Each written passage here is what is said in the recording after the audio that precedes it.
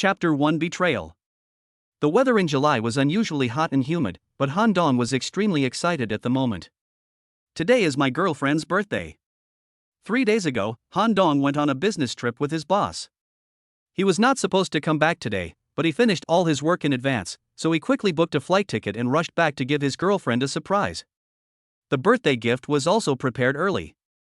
Since it was a surprise, Han Dong did not call his girlfriend, but prepared to go directly to her residence. "Master, let's go to Lido Garden." After leaving the airport, Han Dong called a taxi and went straight to his girlfriend's residence. Han Dong has already made up his mind. Today he will watch a movie with his girlfriend first, and then go to have dinner together. At that time, he will give her the gift he carefully prepared. She had always wanted an LV bag, but unfortunately Han Dong was short of money and had never been able to fulfill her girlfriend's wish. However, this time he directly advanced 2 months' salary in advance, plus his previous savings, and finally it was enough for his girlfriend to buy a second handbag in the second-hand market. Looking at the second-hand LV bag in his hand, Han Dong felt very satisfied. He thought his girlfriend would be very touched when she saw it. "We're here," said the taxi driver. "Okay. Thank you." After getting off the car, Han Dong ran into Lido Garden and then went directly to the house where his girlfriend rented. As soon as he reached the door, Han Dong heard a rustling sound coming from inside the door. Faintly, Han Dong even heard a man's voice. Just as Han Dong was about to push the door open, a familiar voice rang out. "Will Han Dong come back?" "Don't worry, he went on a business trip a few days ago and won't be back in a short time." "Humph. So what if he's back? What can a loser like him do to me? I can strangle him to death with just a flick of my finger." "Master Lu, you are the best." He. "Of course I'm awesome." "Ha ha. Let's continue." "Ah. Master Lu, you're annoying." Then Han Dong heard the sounds of making love coming from the room. Han Dong outside the door stood there in a daze as if he had been struck by lightning. The two people inside were none other than his girlfriend Su Lily and his good friend Lu Zhao. Han Dong didn't expect that these two people would get together. Han Dong's body couldn't help shaking. He couldn't bear it anymore and kicked the door open. Sure enough, Lu Zhao, whom he had always regarded as a good brother, was now lying naked on the bed with his girlfriend Su Lily. Looking at the scattered clothes and two naked bodies in the room, Han Dong felt a pain in his heart. He worked hard to make money just to give Su Lily a future, but now his home has been robbed. Han Dong kicked the door open and the naked man and woman on the bed were startled. Su Lily hurriedly grabbed the quilt on the bed to cover her body.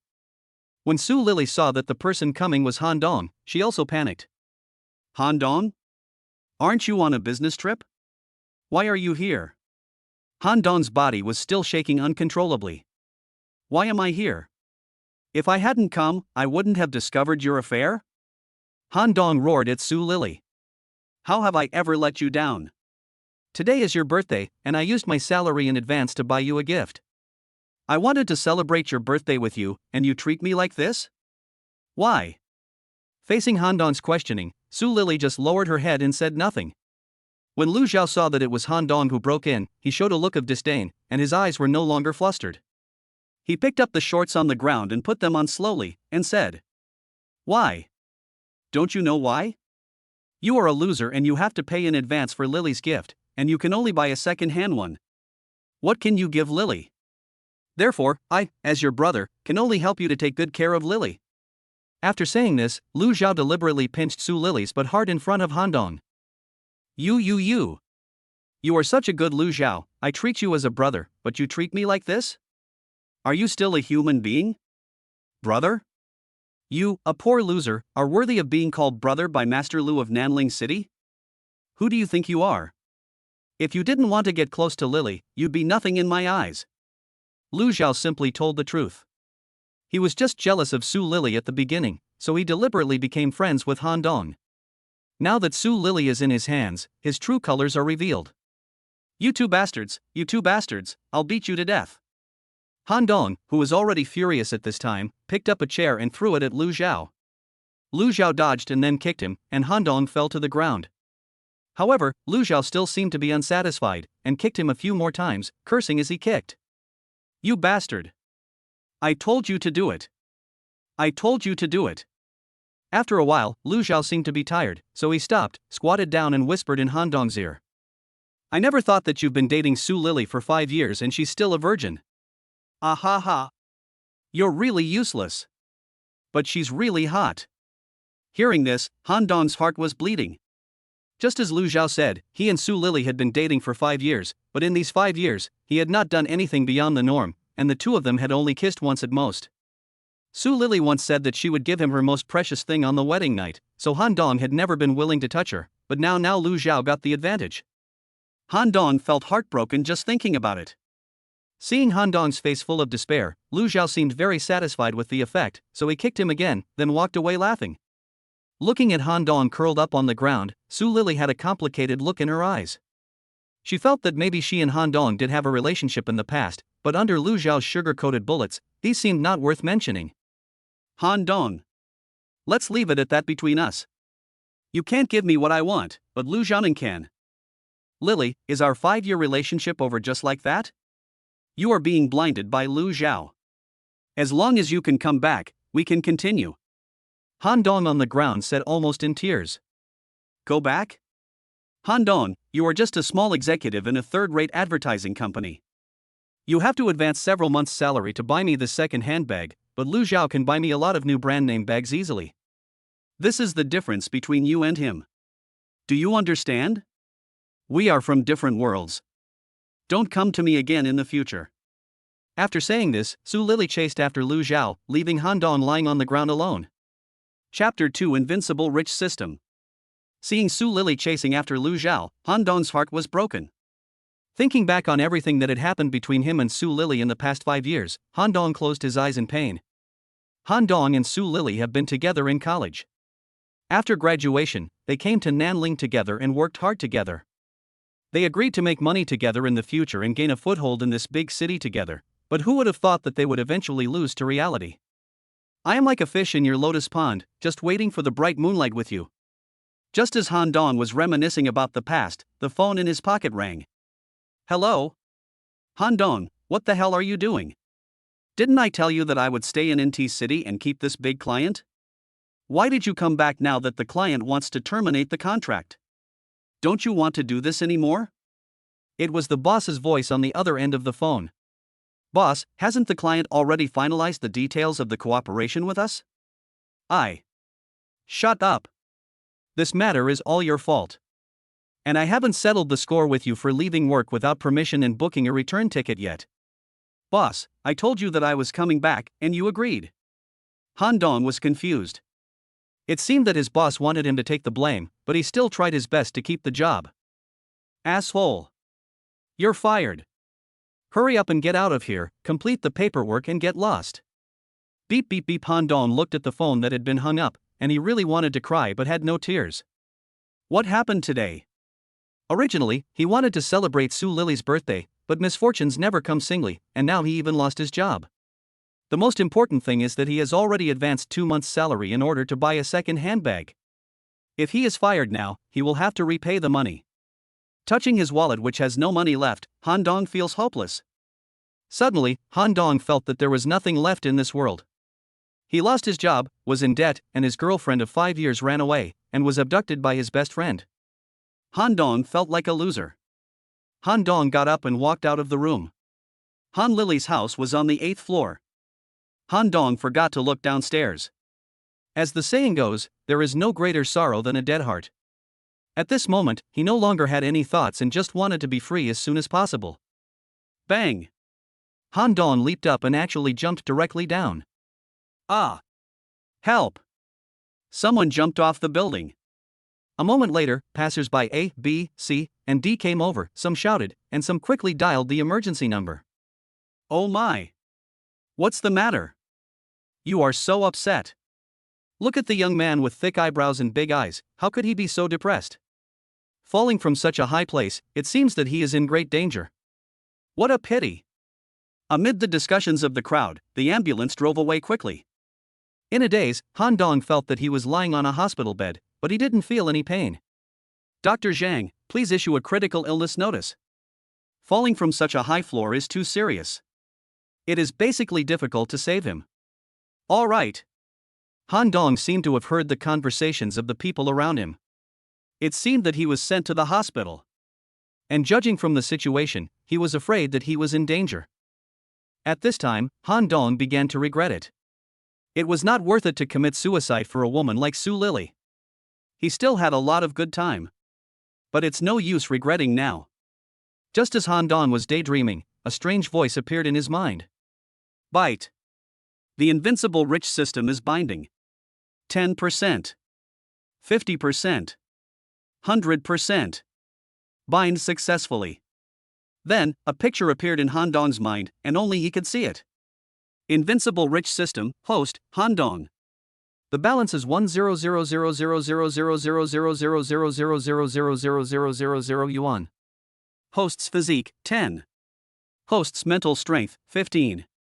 Host appearance, 15. After all, the system is an alien object, and it has high standards and high requirements. The appearance of the system 15 is not low on Earth, and the protagonist will only become more and more charming in the future. Skills, none. You can add skills at will, and each time you add a skill, you will need to consume a certain amount of rich points. Rich points, 0. Note, the host needs to spend money in the real world, and 1 point of rich points can be obtained for every 100 million spent. The system balance can be used at will in the real world, including but not limited to swiping cards, face scanning, fingerprint verification, etc.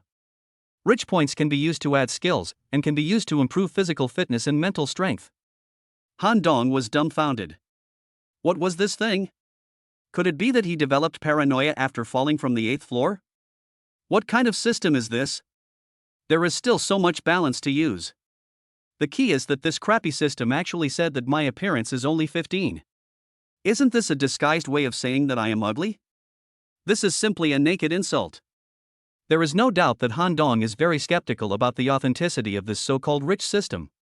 Just when Han Dong was suspicious, the strange voice in his mind sounded again. Ding! The system has detected that the host's body has been severely damaged, and the automatic repair program has been activated. Automatically repairing. Repair completion rate is 1%. Repair completion rate is 10%. Repair completion rate is 20%. Repair completion rate is 30%. The repair completion rate is 40%. Ha! That's not right. What's the matter, Dr. Zhang? Asked the beautiful nurse on the side. This kid is very strange. His damaged internal organs had no vitality just now, but now they are slowly recovering. No way, Dr. Zhang. Several nurses nearby also gathered over. Dr. Zhang stared at the instrument, observing the various values. Repair completion rate is 50%. Repair completion rate is 60%. The repair completion rate is 70%. The repair completion rate is 80%. The repair completion rate is 90%. The repair completion rate is 100%. Repair successful. It's a medical miracle. It really is a medical miracle. Such severely damaged internal organs can actually heal themselves. Dr. Zhang, I think this is entirely due to your superb medical skills. A dying person was brought back to life in your hands. You are the reincarnation of Hua Tuo. Ah. Ha ha. Yes, yes, yes. At this moment, Dr. Zhang was already imagining himself standing on the stage of the Nobel Prize in Medicine to receive the award. However, Han Dong was confused at this time. Looking at the expressions of the doctors and nurses, it seemed that his life was saved. Could it be that there really was some amazing system in his body? Han Dong really began to believe in the existence of this system, otherwise how could he come back to life? If all this is true, then he will have 100 trillion and he will be the richest man in the world. Just thinking about this makes his blood boil. That afternoon, Han Dong was as normal as ever. All the chief physicians in the hospital were shocked and exclaimed that it was magical. Chapter 3. I want to buy this broken company. After a series of examinations, the hospital confirmed that Han Dong was fine, so Han Dong was ready to be discharged. Hello sir, the total is 7,850 yuan. The problem is that he has to pay fees to go through the discharge procedures, but Han Dong is penniless now. It's so damn dark. Looking at the printed bill in his hand, Han Dong couldn't help but curse in his heart. He only stayed in the hospital for half a day, but the bill was so high. Well, miss, I don't have any cash in my pocket right now. Can I mortgage this bag first? Han Dong awkwardly took out a second handbag he had bought at the second-hand market. I'm afraid that won't work. Sir, if you don't have cash, you can pay by card. The girl sitting behind the glass door of the counter still had a smile on her face, but she couldn't hide her contempt. She dealt with these people every day. In her opinion, Han Dong must be a poor loser who couldn't even afford the money for his own medical treatment, and yet he was embarrassing himself here with a fake LV bag. Swipe the card? I need a card to swipe too. Han Dong cursed in his heart again, but he still put on a smile on his face. Girl, this is a genuine LV, worth tens of thousands. Can you mortgage it here first? I'm sorry, sir. We are a regular hospital here. Please pay the fee quickly and don't use these fake products to cheat, okay? The little girl's tone obviously changed. What should I do? Han Dong was so anxious. Oh, right, don't I have a system? And there are 100 billion in it, just in time to check the authenticity. Okay then. I'll swipe the card. Han Dong decided to give driving a try. The little girl was obviously stunned. What's going on? Why is she talking to me about this for so long if she has money? Okay, sir. Then, he handed the POS machine to Han Dong. Han Dong put his bank card with a balance of 0 on it, and prayed silently in his heart, hoping that this system is real. Heaven and earth, please bless me. Otherwise, I will be embarrassed. Han Dong was extremely nervous. If this system was completely useless, he would become a huge joke. Drop. Sir, the card swipe was successful, please sign. The girl handed over the receipt and said. Really? Han Dong breathed a sigh of relief. If the card was swiped successfully, it meant that his system was real. Wow, haha. Isn't this a chicken turning into a phoenix? Han Dong continued to look at the system panel. Invincible Rich System, host, Han Dong. The balance is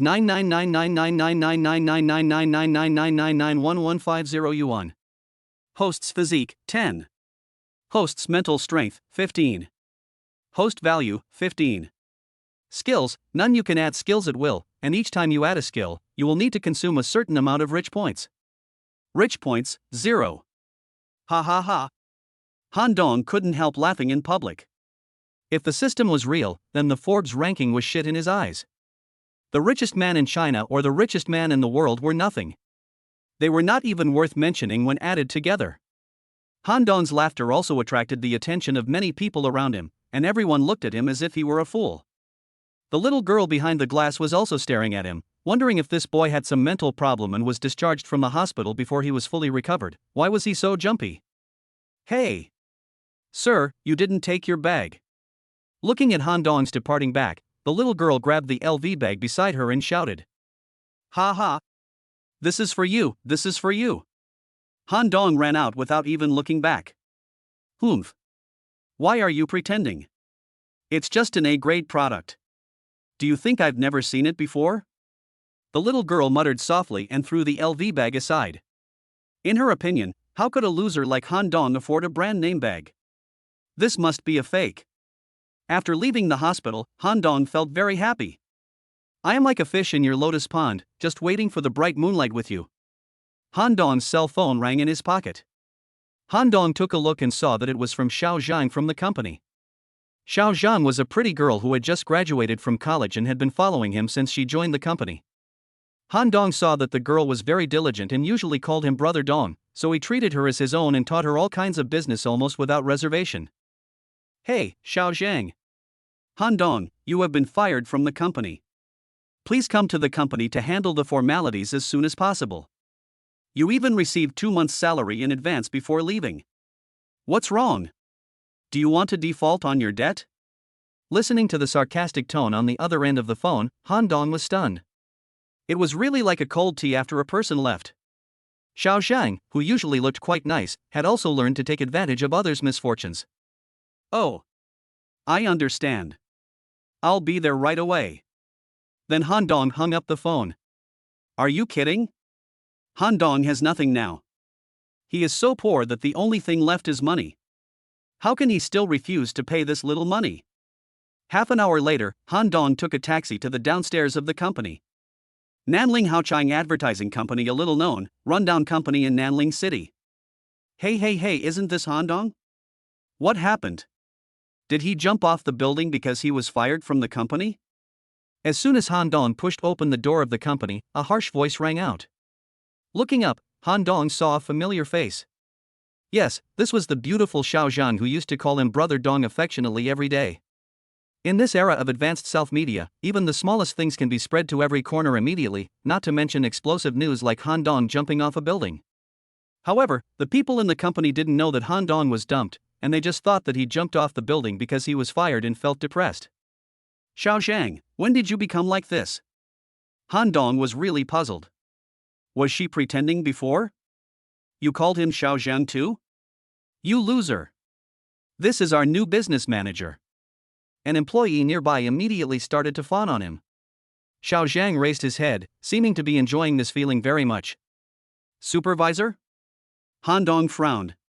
He hadn't even completed the resignation formalities yet, and he was replaced so soon?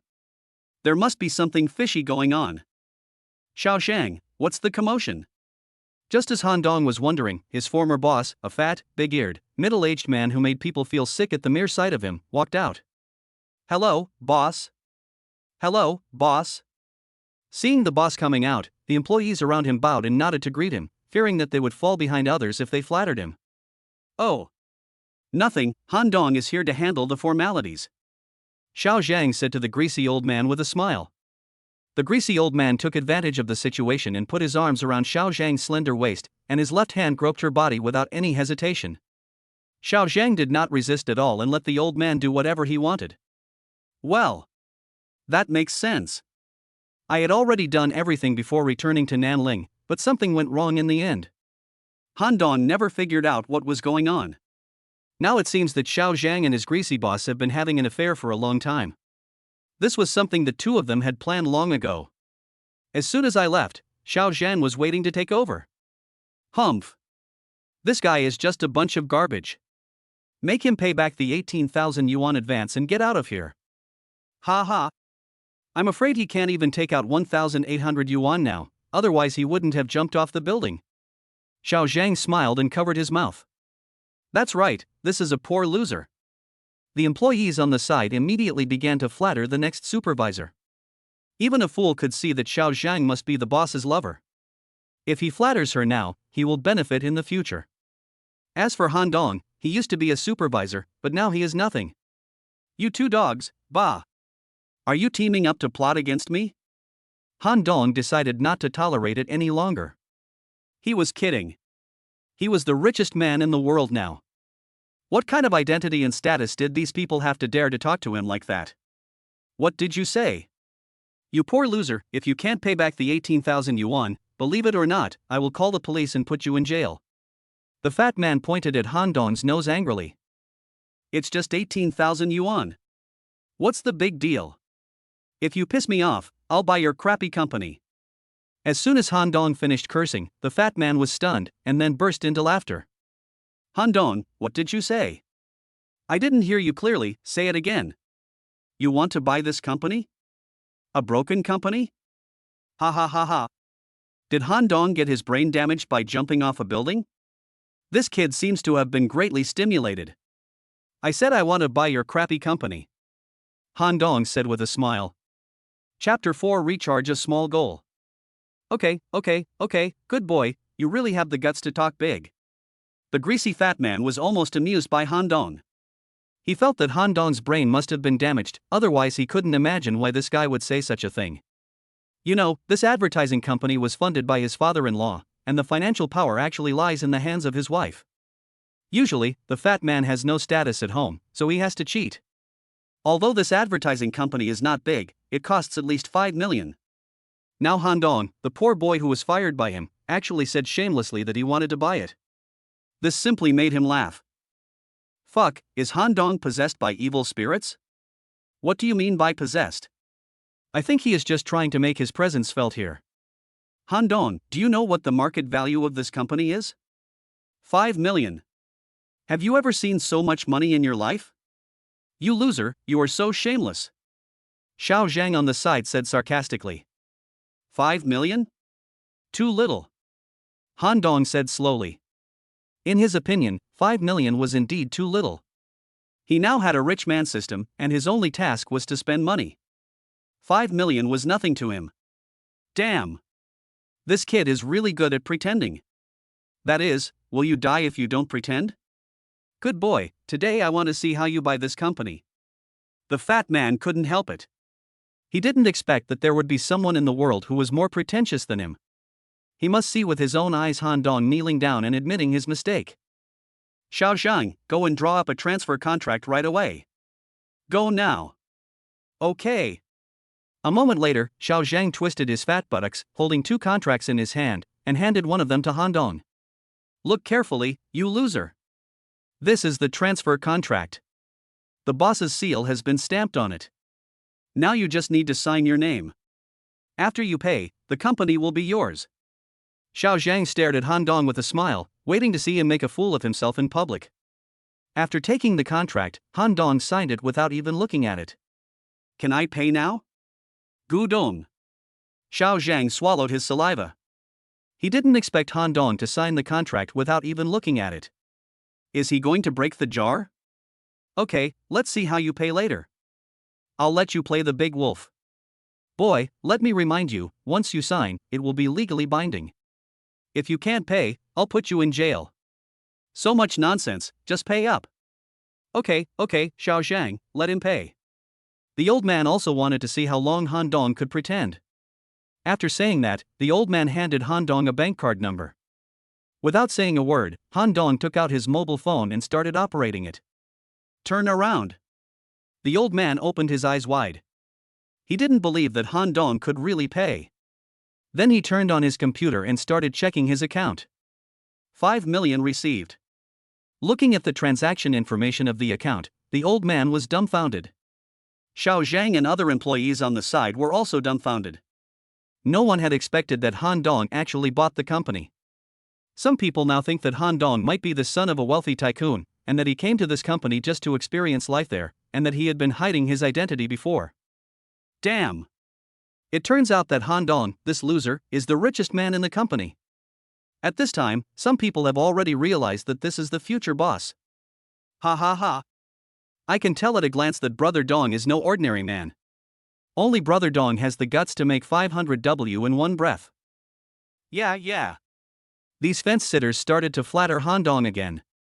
Xiao Zhang, who was standing by with his mouth wide open, hadn't recovered yet. Han Dong really paid out 5 million. In order to get Han Dong's supervisor position, she had gone to bed with that old man who made her feel sick just by looking at him. But now, Han Dong had become the boss of the company. Didn't that mean she got nothing and just gave away the fat old man for nothing? The fat old man was also shocked. His employee turned out to be a hidden rich man? He was really short-sighted. Now that he had sold the company without authorization, he would be skinned by the tigress at home. The key point was that he would not get a penny of the 5 million. When the old man thought of this, he was sweating profusely. He was finished now. It was all because of the woman in front of him. If she hadn't insisted on being in charge, he wouldn't have slandered Han Dong, and he wouldn't have ended up like this. At this time, the old man vented all his anger on Xiao Zhang, the plump woman. Xiao Zhang finally understood that he had nothing now and was in a lot of trouble. Brother Dong, this is all a misunderstanding. After you were fired by this old guy, I have been pleading for you, but this old guy just wouldn't be moved, and I have no choice. Xiao Zhang still wanted to fight to see if he could stay, so he turned around and started cursing at the old man. That's enough, you two are no good. Now, get out of here right now, or I'll have the security guards throw you out. After hearing this, Xiao Zhang and the old man, feeling shattered, had no choice but to leave the company. Starting today, Hao Chang Advertising has a new boss. Hello, boss. Hello, boss. The dozen or so people below began to welcome the new boss, fearing that Han Dong would bear a grudge and fire them directly. Okay, let's all get back to work. Everything in the company remains the same. If you have any questions in the future, just let your supervisor contact me directly. Although Han Dong disliked these guys, he had no intention of firing them all. After all, the company still had to operate. Then, amid the shocked gazes of the crowd, Han Dong left the company. Walking out of the company, Han Dong's stomach growled with hunger. He had been busy all day and had nothing to eat. Han Dong decided to have a good meal first. Now that he had a system, he could walk around freely in this city. My life in the past 20 years was as frustrating as it could be, but in the next few decades, I must live more freely. After calming down, Han Dong went directly to the most luxurious 8-star hotel in Nanling, Lin Tai Hotel. This is also the most luxurious and expensive hotel in the entire Nanling. In the past, Su Lily once said that she dreamed of having a meal in this hotel. "Sir, how many people are you?" As soon as I entered the hotel, a tall waiter came to greet me. "I'm alone." "Okay, this way, sir." The waiter made a gesture of invitation and led the way. It can be said that Lin Tai Hotel is the most luxurious hotel in Nanling. Not only is it decorated in a high-end style, but even the waiters are carefully selected. Each of them is over 1.7 meters tall. Han Dong is distracted by their long legs. No wonder rich people like to spend money here. "Sir, please show us your membership card," another sweet-looking waiter said after arriving at the front desk. "Membership card? I don't have one. Do I need a membership card to dine here?" Han Dong came here for the first time and didn't know that not everyone could come to this most luxurious hotel in Nanling. One must apply for a membership card, and the minimum recharge standard is 1 million. "Sir, I'm sorry. We are the most luxurious restaurant in Nanling. Guests must top up their membership cards before dining. If this is your first time here, please apply for a membership card. The minimum top-up is 1 million. If you top up 3 million, you will automatically become a VIP. That's fine. Please get one for me too." "Excuse me, sir, how much do you want to top up?" "Let's top up 100 million first." "How much more?" "Sir, how much do you want to top up?" "I said recharge 100 million. Can't you recharge a small goal for me first?" "Are you sure the amount you recharged is 100 million? "Sure." "Okay, first, sir, please wait a moment, I will process the formalities for you right away. Please show me your ID card." The beautiful waitress began to stutter with excitement, and quickly began to process the procedures for Han Dong. After a series of operations, the membership card was ready. "Mr. Han, this is your membership card, please keep it." "Can I eat now?" Han Dong was really hungry. He didn't expect that eating would be so difficult. "Oh. Sure, come with me." The waiter took Han Dong into a private room, and a moment later a large table of dishes appeared in front of Han Dong.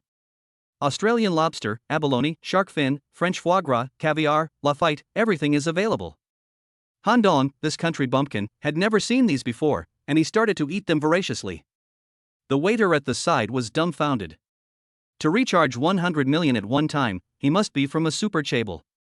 But looking at the way he eats, it is really impossible to connect Han Dong with the chable. Maybe that's how rich people are. Belch. After eating and drinking, Han Dong burped. "I will come over to eat every day from now on. The food must be prepared in advance. If I can't come because of something, you don't have to wait for me. Come here every day?" You have to know that Han Dong spent more than 100,000 yuan on this meal. If he comes here every day, how rich must he be? The waiter stared at Han Dong with his eyes wide open, wishing he could kill him right there. Okay, got it." After finishing his meal, Han Dong left Lin Tai Hotel with satisfaction. Chapter 5, House Purchase Troubles. After walking out of Lin Tai Hotel, Han Dong stretched himself. It felt so good to be rich. You can build an 8-star hotel at will. Before leaving, several waiters with first-class looks and figures sent him directly to the door. This was the first time that Han Dong felt that the world was so beautiful. Now that the food problem has been solved, the next step is to find a place to live.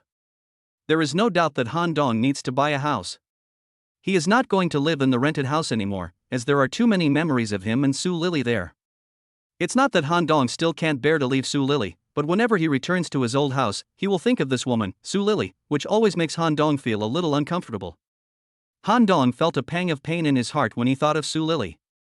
Damn it, we've been dating for 5 years, and the most I did was kiss her.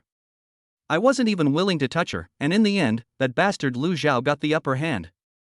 If I had known earlier, I would have forced myself on her. Han Dong thought to himself, feeling very unhappy. I am like a fish in your lotus pond, just waiting for the bright moonlight with you. Just when Han Dong was unhappy, his cell phone rang. Hey, Han Dong, I heard about your situation. Are you okay? The call was from Zhao Peng, who was Han Dong's college classmate and also a good roommate. After graduation, they both happened to work in Nanling, so the two became very good friends. It's okay. I'm fine. Don't think too much about Su Lily's affairs. You can only blame her for being blind. She turned a blind eye to the people who really treated her well, but fell in love with that young man Lu Zhao. Han Dong felt warm in his heart. Since the accident, Zhao Peng was the first person to call in to show concern for him. Don't worry. I'm fine. This matter is over. That puts my mind at ease. If you have any problem, just call me. Okay, get busy. Oh, by the way, have you checked the classmates group? Meng Yao is back, and Song Juchi is preparing to welcome her back, and has arranged for everyone to have dinner at Lintai Hotel next Monday. Just as Han Dong was about to hang up the phone, Zhao Peng suddenly remembered this matter. Oh? Meng Yao is back? Then let's go together next week. Okay, that's it for now, I'm hanging up. After hanging up the phone, Han Dong sorted out his thoughts. Meng Yao, Han Dong's college classmate, is definitely a school beauty. There were many people pursuing her in school, and class monitor Song Juchi was one of them. Han Dong also pursued Meng Yao, and was ridiculed by Song Juchi and others for half a year, saying that he was a toad wanting to eat swan meat. Later, Han Dong pursued Su Lily. Han Dong took out his phone and checked the classmates group, and sure enough, it was in an uproar. The school beauty is coming back. I haven't seen you for many years. I guess Meng Yao has become more beautiful now. Squad leader, let's organize a party to welcome Meng Yao. Okay, this is a good suggestion. Well, let's meet at the Lintai Hotel next Monday. I'll host a banquet for everyone to welcome Meng Yao, and all expenses will be on my account. Wow! The monitor is so handsome. Lintai Hotel. The squad leader is awesome. Han Dong no longer wanted to read on, as it was mostly just some flattering information. The most important thing for him now was to buy a house quickly, otherwise he would have no place to sleep tonight. Currently, the best real estate project in Nanling should be Wanlin Mansion, with the average price basically above 200,000. Han Dong took a taxi and arrived at the sales office half an hour later. The price of Wanlin Mansion is indeed expensive, but the geographical conditions are also excellent, surrounded by rivers on three sides, and the scenery is beautiful. The key point is that Wanlin Mansion is where the wealthy people of the entire Nanling gather. Basically all the important people in the local area live here. It can be regarded as a real wealthy area. After entering the sales office, Han Dong was also surprised by the decoration inside, which was quite luxurious. However, after seeing Han Dong, the sales ladies did not come forward to greet him, and they just chatted with themselves. These sales ladies were all very cunning. As soon as Han Dong came in, they had already judged from his clothes that he was not here to buy a house, so they had no intention of paying any attention to him. Han Dong touched his nose slightly embarrassedly when he saw this. After standing there for a few minutes, he actually didn't know what to do. Just then, a girl in her 20s came over. This girl is called Suya, and she is also a salesperson at Wanlin Mansion. Suya is a child from the countryside, simple and unsophisticated. After moving to the city, she couldn't find a job. Later, with the introduction of her uncle, she finally found a job in the sales office. But after 3 or 4 months, she hadn't closed a single order. Just now, the manager had called her and told her that if she didn't close any orders this month, she would have to pack up and leave. As soon as she walked out of the manager's office, she saw Han Dong standing alone, so she hurried to meet him. Sir, are you looking to buy a house? Yes. Suya was very happy. Han Dong wanted to buy a house. If this deal was successful, her job would be kept. May I ask what are your requirements for a house? For example, the area, the layout, the floor, so that I can recommend it to you. Well, how about this? What's the biggest one you have? Just give me the biggest one. Sir, the largest one is 580 square meters. There is another 580 square meter apartment on the 13th floor of Building 1. However, Building 1 has a good location and the price is higher. How about I take you to see it? Suya was very nervous. This young man who looked plain came to see the 580 square meter building king. It seemed that he was here to have fun. However, Suya still decided to take Han Dong to see it. What if Han Dong really wanted it? But Suya herself did not dare to have such a luxury. Okay, thank you for your help then. As soon as Suya and Han Dong left, the sales office was in an uproar. Suya is really ignorant. How can such a person, who is wearing cheap clothes, afford to buy a house? That's right, building 1. I'm afraid he won't be able to earn the price of 1 square meter of building 1 in his entire life. He's really good at pretending. It's just to fool a fool like Suya from the countryside. Suya is from the countryside, and this guy is probably from the countryside too. I have to say, they are a perfect match. Ha ha ha ha. An hour later, Han Dong and Suya returned to the sales office. How about it, Mr. Han, are you satisfied with this house? Suya said as she made a cup of tea for Han Dong. Not very satisfied. Although the area is okay, I think the lighting is still a little poor. I wonder if there are houses with the same floor plan with higher floors. Han Dong expressed his thoughts. He did feel that the 13th floor was a bit short. But I told you. He's just a poor loser. After looking at the houses, he will definitely have a lot of excuses not to buy one. Sure enough, I was right. Wow, you're so arrogant, you even want a high floor. Do you know how much it costs per square meter? I'm afraid you'll never be able to afford it in your lifetime. When the sales ladies saw that Han Dong didn't plan to buy this house, they were more convinced that he was a poor loser who came here just to find a sense of existence and to take the opportunity to see what a house that he couldn't afford in his lifetime looked like. So they simply started to mock Han Dong in front of him. Oh. It's true. It seems that this order can't be completed. Suya felt very disappointed, but out of respect for her profession and clients, she decided to help Han Dong check it out. Wait a moment, Mr. Han, I'll check it for you again. Suya, you are such a silly girl. Why would you care about this kind of person? It's obvious that he is just making fun of you. It's Suya. Can anyone afford building one? There are only a handful of people in Nanling who can afford building one. Who the hell is this kid? Although Suya also felt that Han Dong was unlikely to buy a house, she still helped him find information about the house. Mr. Han, there is an identical house on the top floor of building 1, but the price is really expensive. I wonder if you... Okay, I'll take it. Han Dong didn't hesitate. He had already seen the apartment plan, and since there was a better floor, he might as well buy it directly. Mr. Han, what did you say? Did I hear it correctly? Han Dong made the order without even asking the price. Suya couldn't believe her ears. Could he be making fun of her? You heard me right, I want this house and I can pay for it now. Okay, Mr. Han, please sit down first. I will go and handle the formalities for you. Please wait a moment. Suya was so happy. She didn't expect that this plain-looking man was actually a big boss. Mr. Han, this apartment costs a total of 413 million. If you think the price is too high, I can try to apply for a better deal for you. Suya spoke cautiously. After calculating the price, she was also shocked. She was afraid that Han Dong would think the price was too high and not buy it, so she said that. No need, that's all. Just swipe the card. After saying that, Han Dong handed over a bank card. Drop. The payment was successful, Mr. Han, here is the key, keep it. At this time, the sales ladies next to him looked at Han Dong with wide eyes. They couldn't believe that a young man in his 20s actually bought their best apartment. The most important thing was that they had just ridiculed him. Now they all regretted it. This is 413 million, the commission alone is 4 million. If they could take the initiative to receive Han Dong when he first came in, how could the 4 million be given to Suya, the country girl? At this moment, they wanted to slap themselves a few times. You know, these sales ladies look glamorous, but it is not easy to sell a house.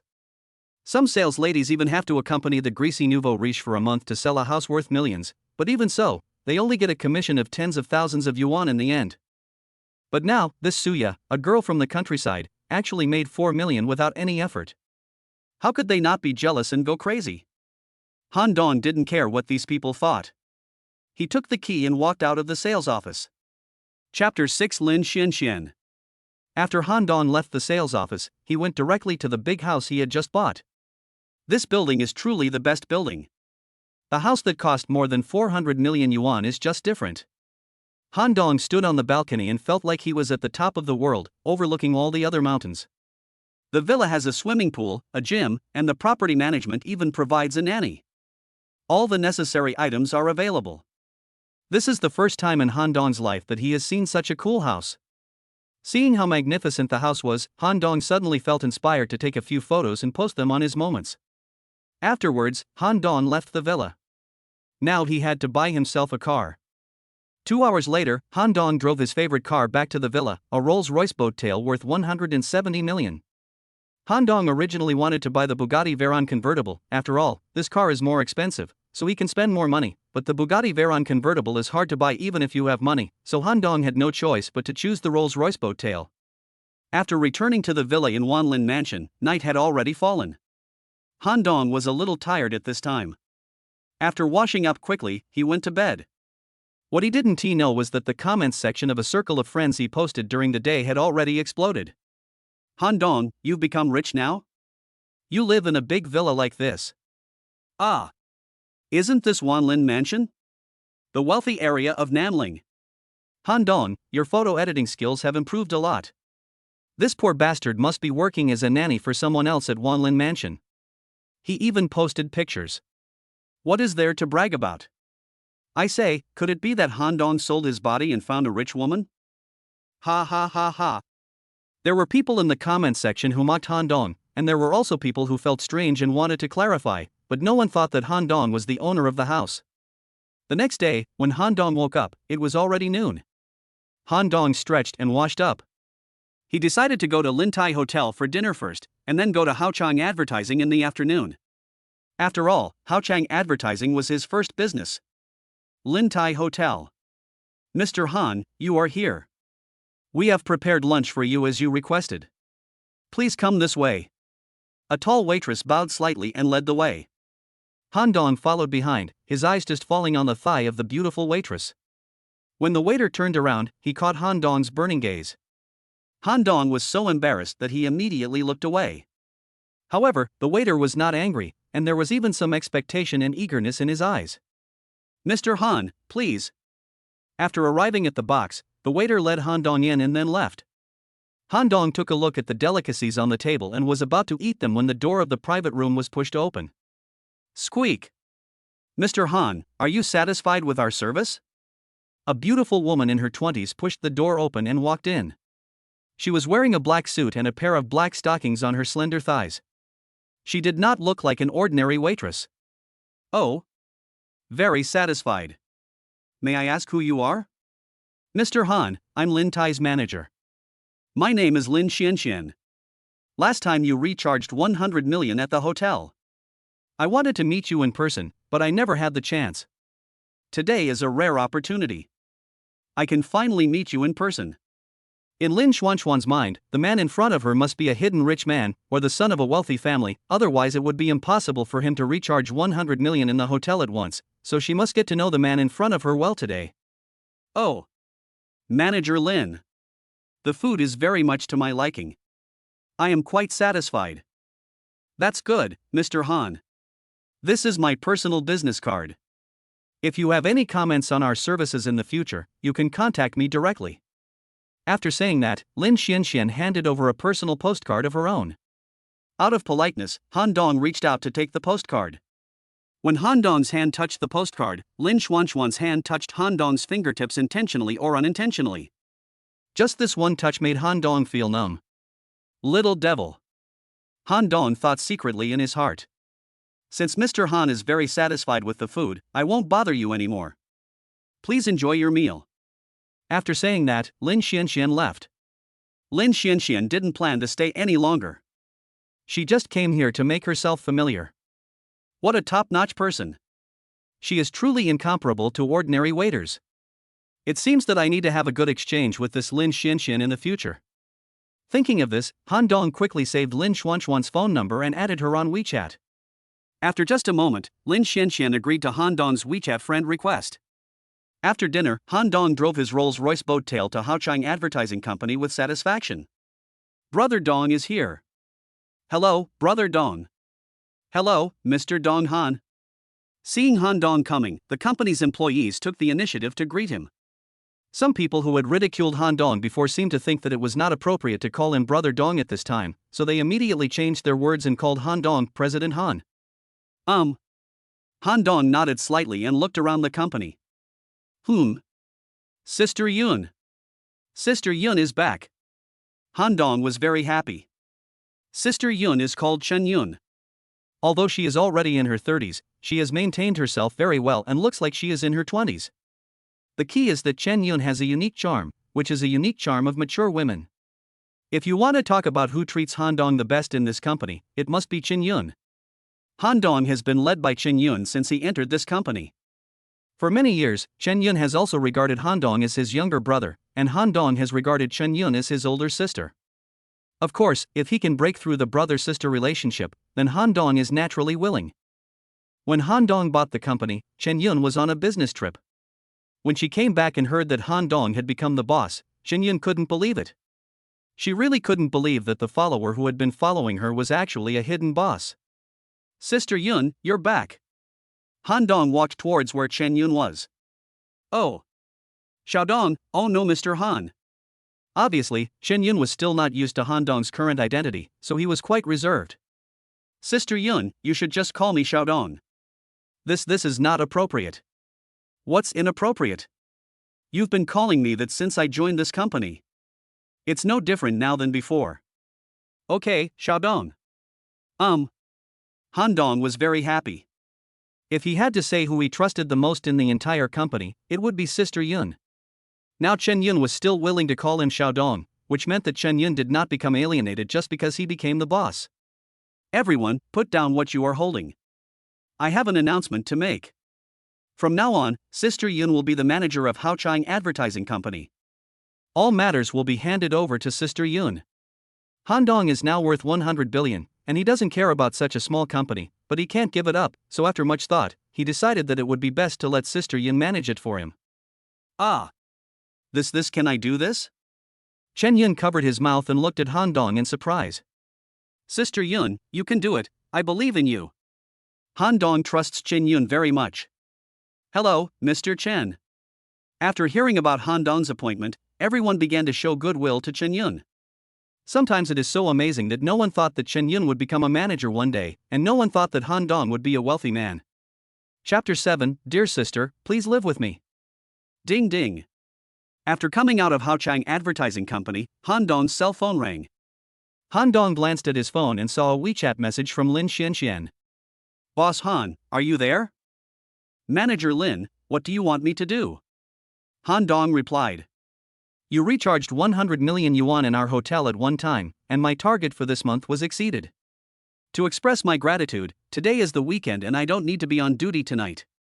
I would like to treat you to a meal at Lin Tai Hotel to show my appreciation. I wonder if you are free.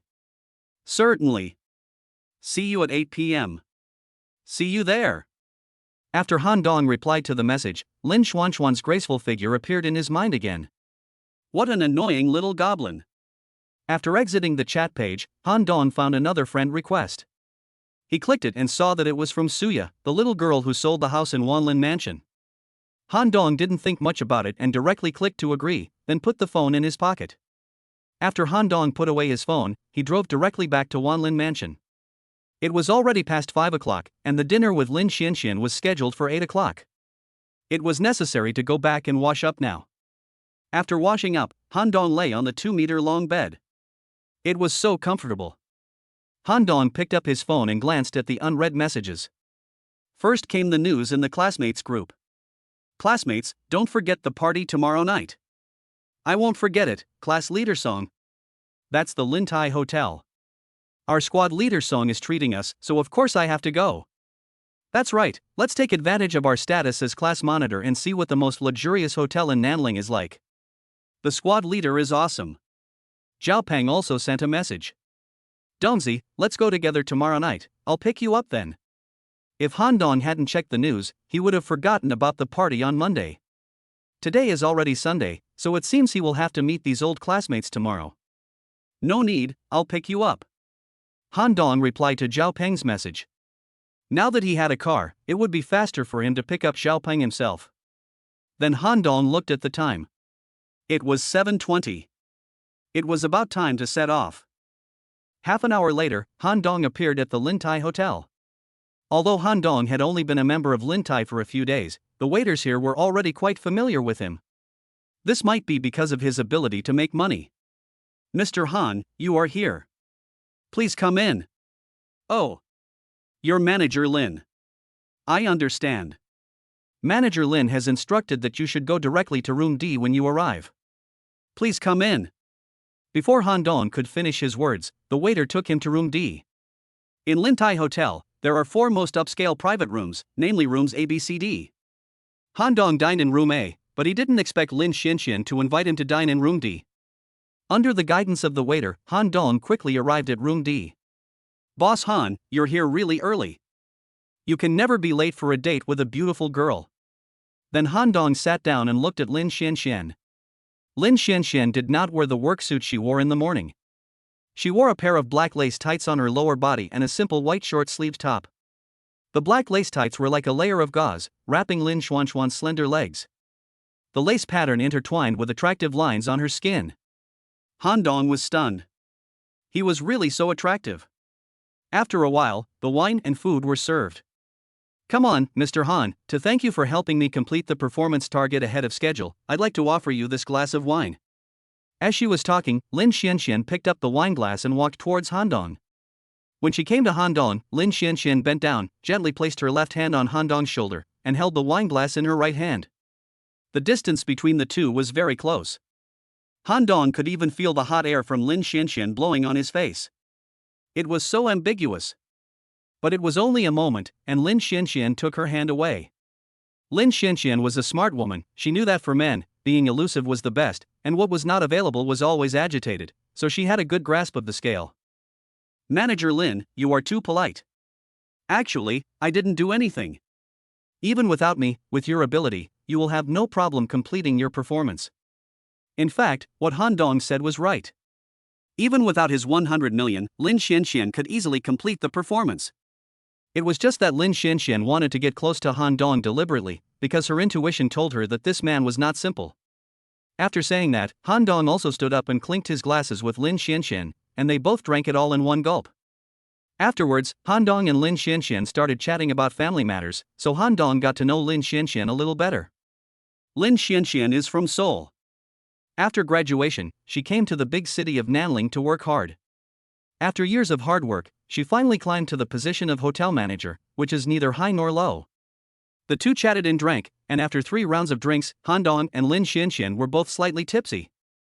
Mr. Han, you and I really hit it off the first time we met. When I see you, it's like seeing my own brother. Lin Xianxian once again placed her jade hand on Han Dong's shoulder. Who says it's not? How about this, don't call me Manager Lin anymore, it's so formal. I'm 2 years older than you, if you want, just call me sister. Of course I am willing. It is my blessing to have a good sister like you who is willing to love me. Sister Xianxian. Yeah, good brother. After eating and drinking, Han Dong and Lin Xianxian left Lin Tai. However, because he had drunk alcohol, Han Dong could only find a designated driver. Fuck. Rolls-Royce boat tail. The designated driver couldn't help but swear after seeing Han Dong's car. Although he had driven many cars, he had only seen the Rolls-Royce boat tail on TV. This was the first time he saw such an awesome car. Not to mention the designated driver, even Lin Xianxian on the side was slightly surprised. Rolls-Royce boat tail, 170 million. It seems that Han Dong is not an ordinary rich man. Boss. Don't worry, I'll get familiar with the car first. This is my first time driving a Rolls-Royce boat tail. The driver was obviously a little nervous. This is 170 million yuan. If it is damaged, even a slight scratch, I won't be able to afford it even if I sell it. After hesitating for a while, the designated driver decided it would be better not to take the order. What? Boss, why don't you find a new driver? I'm afraid of this Rolls-Royce boat tail. Han Dong seemed to have seen the concerns of the designated driver. Just drive it without any worries. If anything goes wrong, I won't ask you to pay for it. Han Dong was speaking from the heart. Apart from anything else, he had so much money that he could not spend it all. He could even buy all the Rolls-Royce boat tails in Nanling. Boss, are you telling the truth? Certainly. Well, boss, miss, please get in the car. The designated driver knew this car, and naturally knew that there were not many people in Nanling who could afford such a luxury car. If he had not received the order today, he would never have been able to drive a Rolls-Royce boat tail in his life.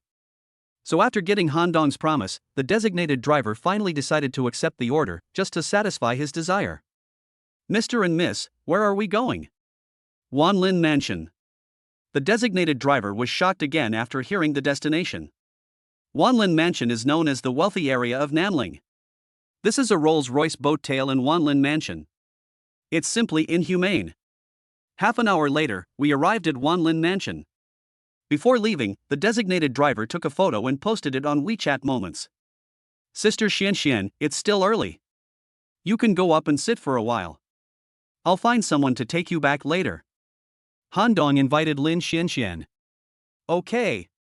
Lin Xianxian was also very interested in this wealthy area in front of her, so she gladly accepted Han Dong's invitation. Lin Xianxian had naturally heard of Wanlin Mansion before. Every time she passed by here, she dreamed of living in such a house one day. The two entered the elevator together and soon reached the top floor. Although Lin Xianxian knew that this place was luxurious, she was still shocked after entering the room. There were various fitness facilities, swimming pools, and extremely luxurious decorations. Lin Xianxian was almost dizzy. If she could live here every day, she could do anything. Sister Xianxian, please sit down and I'll pour you some water. Han Dong said as he poured a glass of water for Lin Xianxian. Brother Han Dong, this is too luxurious. Just make do with it. You call this making do? You really want to piss off your sister to death. By the way, Sister Xianxian, where do you live in Nanling? I'll find a designated driver to take you back later. Oh, no thanks. My apartment complex is not far away. I can just take a taxi myself. Rent a house? Sister Xianxian, your monthly salary is not low, why don't you buy a house here in Nanling? Hey! My salary is not very high, and my parents are back home in Seoul, so I have to send some money back every month. I also have a lot of expenses every month. How can I buy a house? What Lin Xianxian said was not false. Although she was a hotel manager, her monthly expenses were also very high. Various bags, cosmetics, these all cost money. Is that so? If you want, you can come and live with me. Han Dong himself didn't know why he suddenly made such an invitation. He regretted it after he said it. The two had only known each other for a few days, and now he actually asked a girl to come and live with him. Lin Xianxian must think that he was not a good person. But for some reason, he seemed to still hope that Lin Xianxian would agree to his request. Lin Xianxian was also stunned. She didn't expect Han Dong to say such a thing. I'm afraid this isn't a good idea? Lin Xianxian asked hesitantly. What's wrong with that? You can see that this house is so big, it would be a waste for me to live alone. If Sister Xianxian could come, we could have some company. I have to thank you.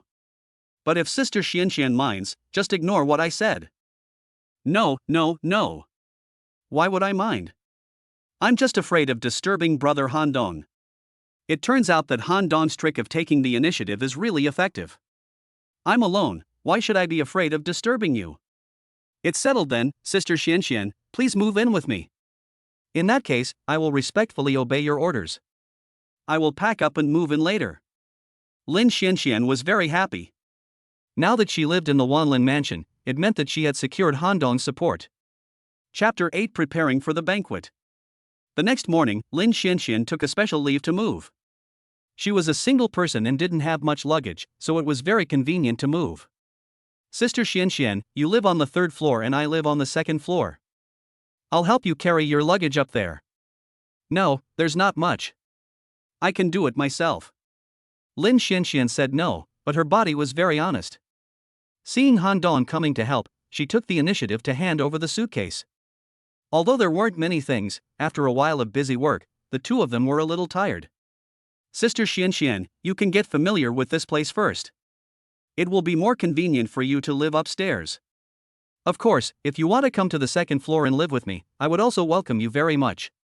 Han Dong said in a teasing tone. Oh. Brother Han Dong, are you so anxious?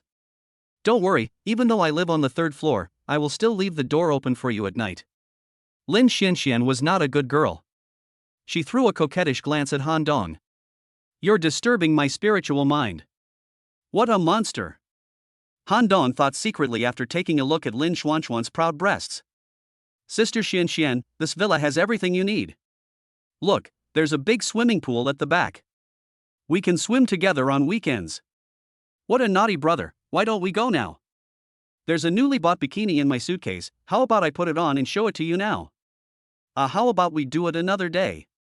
Another day. Han Dong's face was full of black lines. Lin Xianxian was really not a good person. He originally wanted to tease her, but he didn't expect to be teased by her. Han Dong could only escape back to his bedroom in embarrassment. Chuckle. Lin Xuanxuan's giggles came from behind. Brother Han Dong, you are so interesting. Han Dong ran away without looking back. If he continued to pester her, Han Dong was afraid that he would have a reaction. This girl was really too seductive. After lunch, Lin Xianxian went to work at the hotel, leaving Han Dong alone at home, which was really boring. I am like a fish in your lotus pond, just waiting for the bright moonlight with you. Han Dong's cell phone rang again. He took out his phone and saw that it was a call from his cousin Chen Fei. Although Chen Fei was Han Dong's cousin, the relationship between the two was no different from that of siblings. Han Dong lost his parents when he was young, and his uncle had always taken care of him, so Han Dong grew up in his uncle Chen Yiming's home. Hey, Fei. Brother, did you miss me? Chen Fei's voice came from the other end of the phone. This girl was still so mischievous and unruly. I don't want to, not at all. Tell me, what's the matter? Han Dong knew that his sister was the type who would not come to him unless there was something important. She must have something wrong when she called. How boring. Say it or not, if you don't I'll be dead. Wait a minute. I have good news to tell you. I was admitted to Nanling University.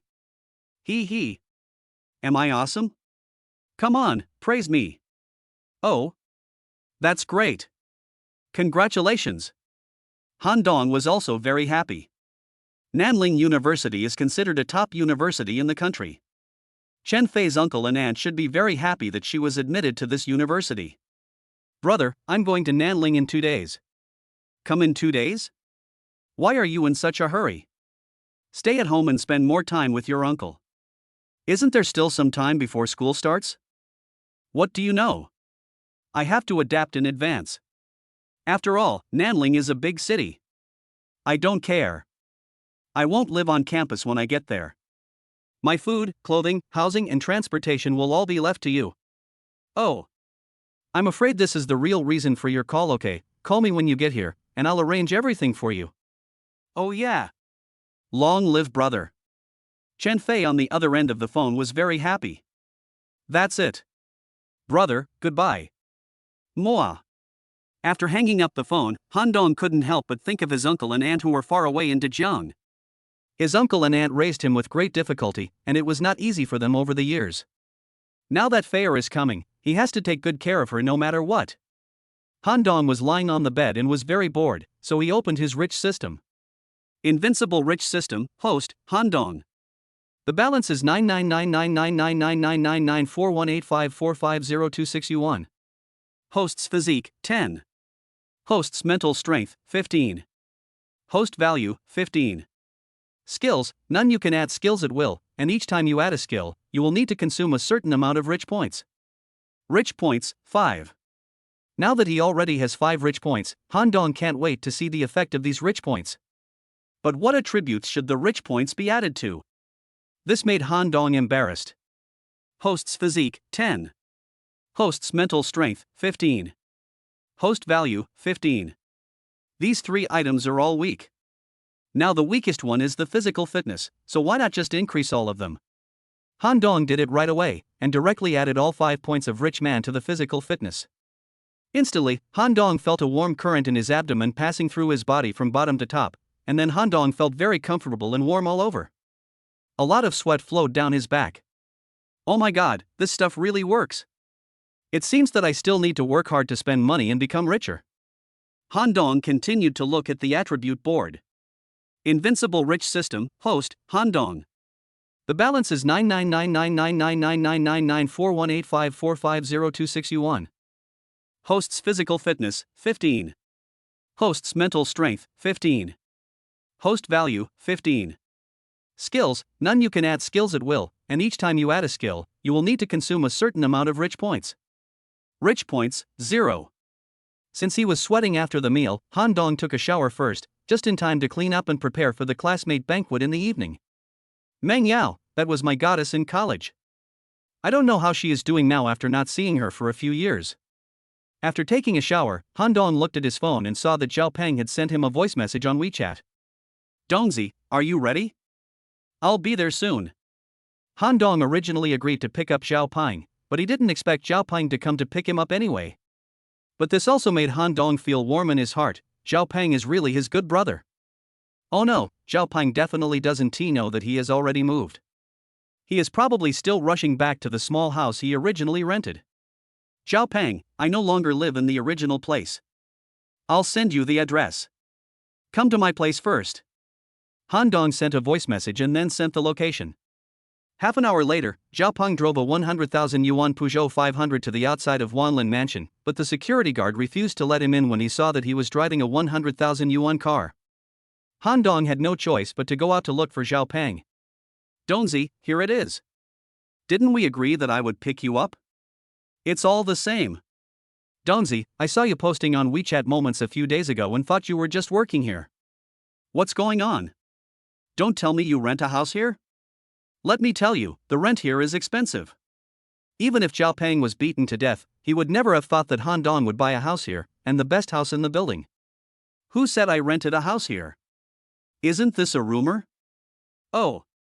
That's good, that's good. If we have any extra money now, we should save it first and don't spend it in vain. Zhao Peng was relieved when he heard that Han Dong did not rent a house here. He was afraid that his brother would be so depressed after being betrayed by a woman that he would spend money recklessly to seek a sense of existence. I bought a house here, not rented one. Buzz. Zhao Peng's brain was dizzy. Did he hear it right? Buy a house here? Dongzi, what did you say? You bought a house here? This is Wanlin Mansion. Are you okay? After saying that, Zhao Peng reached out and touched Han Dong's forehead. Ah. Okay. I know you may not be able to accept this for the time being, let's talk about this later. Now let's get going quickly. Okay, now you've learned to brag, let's go first. Come on, get in the car. Zhao Peng pretended to get in his Peugeot 308.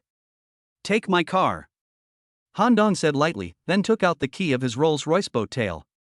Beep. After unlocking the car, Han Dong opened the door and motioned Zhao Peng to get in. Fuck, Dongzi, are you crazy? At this time, Zhao Peng was looking at the Rolls-Royce boat tail in front of him, feeling indescribably shocked. Dongzi, I know that Su Lily betrayed you and you feel bad, but we can't waste money like this. It costs a lot to rent a car for a day, right? Are you crazy? At this time, Zhao Peng still didn't believe that the car was bought by Han Dong. He thought that Han Dong might have rented the car because he wanted to hold himself high in front of Su Lily for the class reunion. Zhao Peng, this car is not rented, it is purchased. Bought it? Zhao Peng's eyes widened like bells. Okay, get in the car first, we'll talk about this later. Han Dong knew that Zhao Peng would not be able to accept it for a while.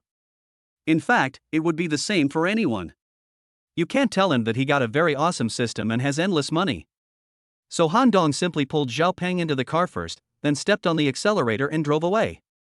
Chapter 9. This meal is mine. Half an hour later, Han Dong and Zhao Peng arrived at Lin Tai Hotel. Han Dong found a place at the entrance, parked the car, and walked towards the hotel gate with Zhao Peng. Han Dong arrived relatively early, at only 7:30, but many classmates had already gathered at the hotel entrance. Look, isn't that Han Dong? It's true. I haven't seen him for so many years, but he's still so frustrated. Have you heard? Su Lily dumped Han Dong. It is said that Su Lily is now together with Lu Zhao, the son of Lu Group. Lu Zhao? Isn't that Han Dong's former good friend? What happened? Was he poached? Ha ha. Han Dong is wearing a green hat. I heard that after Su Lily kicked him, he jumped off the building to commit suicide. Is this true? What's true or false? Don't you watch TV? This matter has been reported on the Nanling News Channel. How can it be false? SHHHHH. Stop it, he's coming. After seeing Han Dong, a group of people started gossiping, and most of them were mocking Han Dong. When Han Dong was in school, he caught up with Su Lily, and many classmates were unhappy. Although Su Lily was not a school beauty, Han Dong was too ordinary in the eyes of everyone, and many people thought Han Dong was a toad. Now that Su Lily kicked Han Dong, everyone would naturally feel very happy. As they were talking, Han Dong and Zhao Peng had already arrived at the hotel entrance. Long time no see. Han Dong first greeted everyone. Hey, isn't this Han Dong? Ha? Didn't your girlfriend Su Lily come with you? The person who spoke was Wang Shuang. He was Su Lily's ardent pursuer in school, but Su Lily eventually chose Han Dong. So even though they had graduated for many years, Wang Shuang still wanted to see Han Dong embarrassed, so he asked even though he knew the answer. Oh. Su Lily and I have broken up. Han Dong said frankly, as if this matter was of no concern to him. I should have broken up with you a long time ago. Lily was really blind to choose you, a loser in nothing. Wang Shuang did not forget to mock Han Dong harshly. Hey, Wang Shuang, that's enough. Do you believe that I can knock all your teeth out? Zhao Peng, who was standing by, was the first to stand up when he saw Han Dong being bullied. Come on, am I afraid of you? Wang Shuang is not a pushover, so he won't be scared by a single sentence. Why is everyone arguing? Just when Zhao Peng and Wang Shuang were arguing, Song Jiaqi arrived. Wow!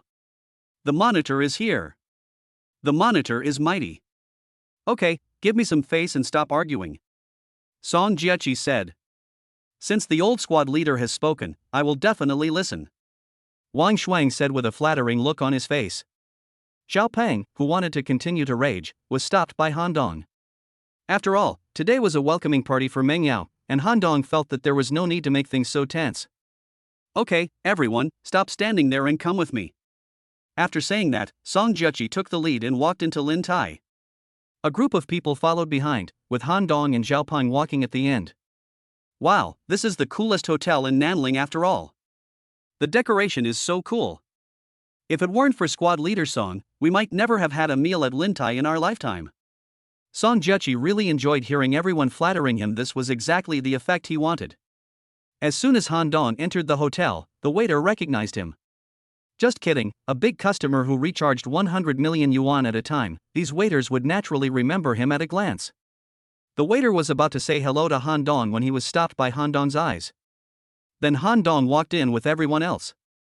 Everyone, I have reserved 3 tables here. Let's go into the private room and chat.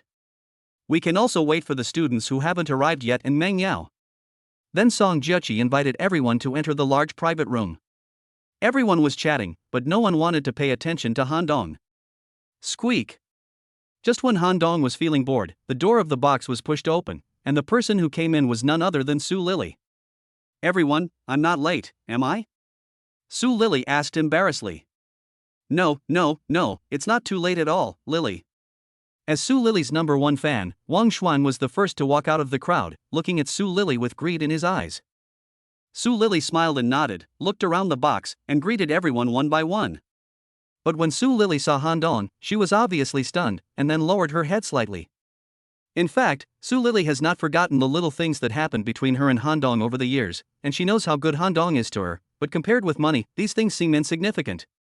But Su Lily always feels that she is sorry for Han Dong, so when she sees Han Dong's eyes, she lowers her head unconsciously and dares not look directly at him. Squeak! Just when the atmosphere was becoming a little awkward, the door of the box was opened again, and this time it was the protagonist Meng Yao who came. I'm sorry to have kept you waiting. Our school beauty is here. Wow, Meng Yao, you are getting more and more beautiful. When everyone saw Meng Yao arriving, they came forward and greeted him. Han Dong glanced at Meng Yao. He hadn't seen her for many years. Meng Yao was getting more and more beautiful. Meng Yao had willow-shaped eyebrows, a tall figure, and long black hair scattered on her shoulders, showing the unique gentleness of southern women. Meng Yao, I haven't seen you for many years, and you are still as beautiful as ever. Song Jiaqi took the initiative to move closer to Meng Yao and said, Thank you. You are still as charming as ever. Ha ha. Thank you for your compliment. Now that everyone is here, let's take a seat. Song Jiaqi took the initiative to greet everyone, and then ordered the dishes to be served. Wow, it's so rich. This is Oran, right? Oh my god, it's so big. This group of people had never seen these things before, let alone eaten them, so they started to wolf down the dishes as soon as they came. Only Han Dong, Meng Yao and Song Jiaqi did not pick up their chopsticks at the table. Song Jiaqi has no appetite now, his mind is on Meng Yao. Meng Yao has been used to eating these things, so naturally he won't do the same as others. Donzi, why don't you eat? Zhao Ping, who was standing by, asked softly when he saw Han Dong not eating. It's okay, just eat. I'm not hungry, maybe I ate too much at noon. Han Dong, have you never seen so many delicious foods before? Are you full just by looking at them? Wang Shuang, who had sharp ears, heard Han Dong's words and started to mock him whenever he had the chance. Wang Shuang, why are you everywhere? Zhao Peng next to him was an impatient person. Before Han Dong got angry, he quit first. What? Am I wrong? This guy is just a country leopard. I don't know how he deceived Lily in school. Fortunately, Lily has come to her senses and left this country leopard. Oh, by the way, this country leopard also pursued Meng Yao. He is really a toad wanting to eat swan meat. I just ate too much at noon and now I have no appetite. Seeing that Zhao Peng and Wang Shuang were about to fight, Han Dong could only stand up and explain. Why are you pretending? You've eaten too much. That's right, you're really good at pretending. Even after being dumped by someone, you're still pretending. Now everyone is unhappy with Han Dong, because everyone is eating voraciously and Han Dong is the only one who doesn't move his chopsticks. This makes them lose face, so naturally they have to mock Han Dong. I say, Han Dong, we are all old classmates, everyone knows each other. There is no need to pretend like this in front of old classmates. Song Jiaqi actually couldn't stand Han Dong. Back in school, Han Dong pursued Meng Yao, and this matter always made him unhappy. Originally, Han Dong didn't want to do anything at this party, so he kept a low profile. But now that he saw everyone was targeting him, he wasn't going to endure it any longer. Hey, class monitor, I just don't have an appetite. There's no need to target me like this, right? Targeting you? Han Dong, don't be ungrateful. We think you are living in poverty and can't afford to eat these things on a regular basis, so we kindly remind you to eat more. It would be fine if you didn't appreciate it, but why are you speaking ill of you now? Song Jiaqi's trick of being the first to complain was really clever. It seems like there's no good feast today. Old squad leader, to be honest, I'm tired of what you ordered. I really can't eat anymore. Pfft, Han Dong, you really are good at pretending. Ha ha. Are you tired of eating? Who do you think you are? A billionaire? Song Jiaqi was amused when she heard this. You know, the prices of these tables today also made her heart bleed. Although the Song family has some properties in Nanling, if the old man in the family knew that he came to Lintai Hotel to treat guests, he would definitely scold him to death. If he didn't want to show off in front of Meng Yao, he would never treat guests here. But now Han Dong, this poor boy, actually said here shamelessly that he was tired of these meals a long time ago. It's ridiculous. Ha! Han Dong is really funny. Is he here to seek a sense of existence today? Is there something wrong with your brain after being dumped? Su Lily, who was standing aside, looked at Han Dong with a flickering look in her eyes. She felt that Han Dong must have felt stimulated in his brain after he left her, which was why he acted like that. Okay, everyone, this kind of food is really low quality. I usually eat in Lin Tai's A box. After Han Dong finished speaking, everyone looked at him as if he were a fool. Even Zhao Ping, who was standing next to him, felt that Han Dong was bragging a little too much and that he would probably be laughed at by everyone today. What? You don't believe it? Han Dong showed a wicked smile and then snapped his fingers. Squeak! The door of the box was pushed open, and the waiter outside walked straight towards Han Dong without even looking at Song Jiaqi and others. Mr. Han, what can I do for you? The waiter asked respectfully. Go and prepare the food according to the previous standards, prepare a few more tables, and send them all to Box A. These are all my classmates, so today's meal is on me. After saying that, Han Dong waved his hand and signaled the waiter to leave. I understand, Mr. Han. Please wait a moment. Then the waiter left. Hiss. Quiet, the entire box fell silent. The waiter actually knew Han Dong and called him Mr. Han. Everyone, if you don't mind, please follow me to Box A. It's more spacious and the food there will be more comfortable. Today's meal is on me. After saying that, Han Dong walked out. Xiao Peng opened his mouth wide, unable to believe it, but soon he followed Han Dong to Box A. Let's go and see what tricks Han Dong is playing. Song Juchi still didn't believe it was true. Yes, this poor boy must have paid the waiter to put on a show here. Let's go and take a look. Everyone agreed and followed Song Juchi out. Su Lily was also a little surprised at this time. After thinking about it, she followed him. In the end, Mang Yao felt more and more that his old classmate was no ordinary person. It seems that I have come to the right place today, Mang Yao thought to himself. Then he followed him to Box A. Chapter 10. He is the real boss. As they were talking, everyone came to Box A. Now, Box A has become Han Dong's exclusive private box. Wow! It's so grand. Zhao Peng was the first to enter the box, and he was instantly stunned by its luxurious decoration. Everyone, please take a seat. The dishes will be served soon. Han Dong arranged for everyone to be seated. After a while, the waiter started serving the food. Bird's nest in clear soup, Buddha jumps over the wall, rock sugar snowbird's nest, Taisher 5 snake soup, braised shark's fin, bamboo fungus liver paste soup, 8 immortals crossing the sea to disturb the Arhat. Looking at the dishes brought by the waiter, everyone felt mixed emotions. They had never even seen these dishes, let alone eaten them, and some of them they had never even heard of. But now, Han Dong, whom they looked down upon, actually ordered all of them at once, and for several tables. How could they feel? Song Juchi and Wang Xuan's faces were red and white.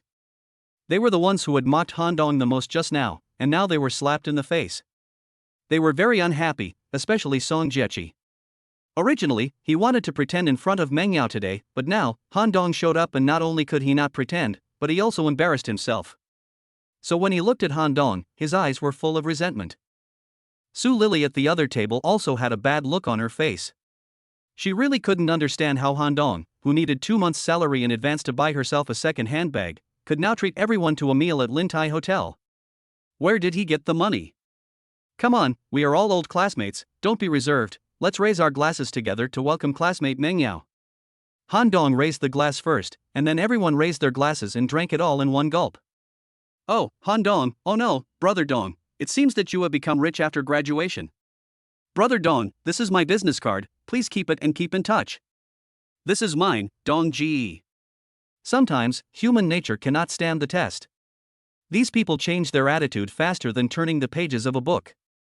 Just now when they were outside, they were all sarcastic and mocking, but now they began to curry favor with Han Dong. Humph. Han Dong, you're not going to borrow money from a loan shark just to show off in front of us old classmates, are you? I'm telling you, it's not worth it. Song Juchi couldn't believe that Han Dong in front of him could come up with so much money, so he firmly believed that Han Dong must have borrowed the money just to show off in front of the goddess Meng Yao. Hey, squad leader, whether I borrowed it or stole it, today's meal is mine. Just enjoy your meal.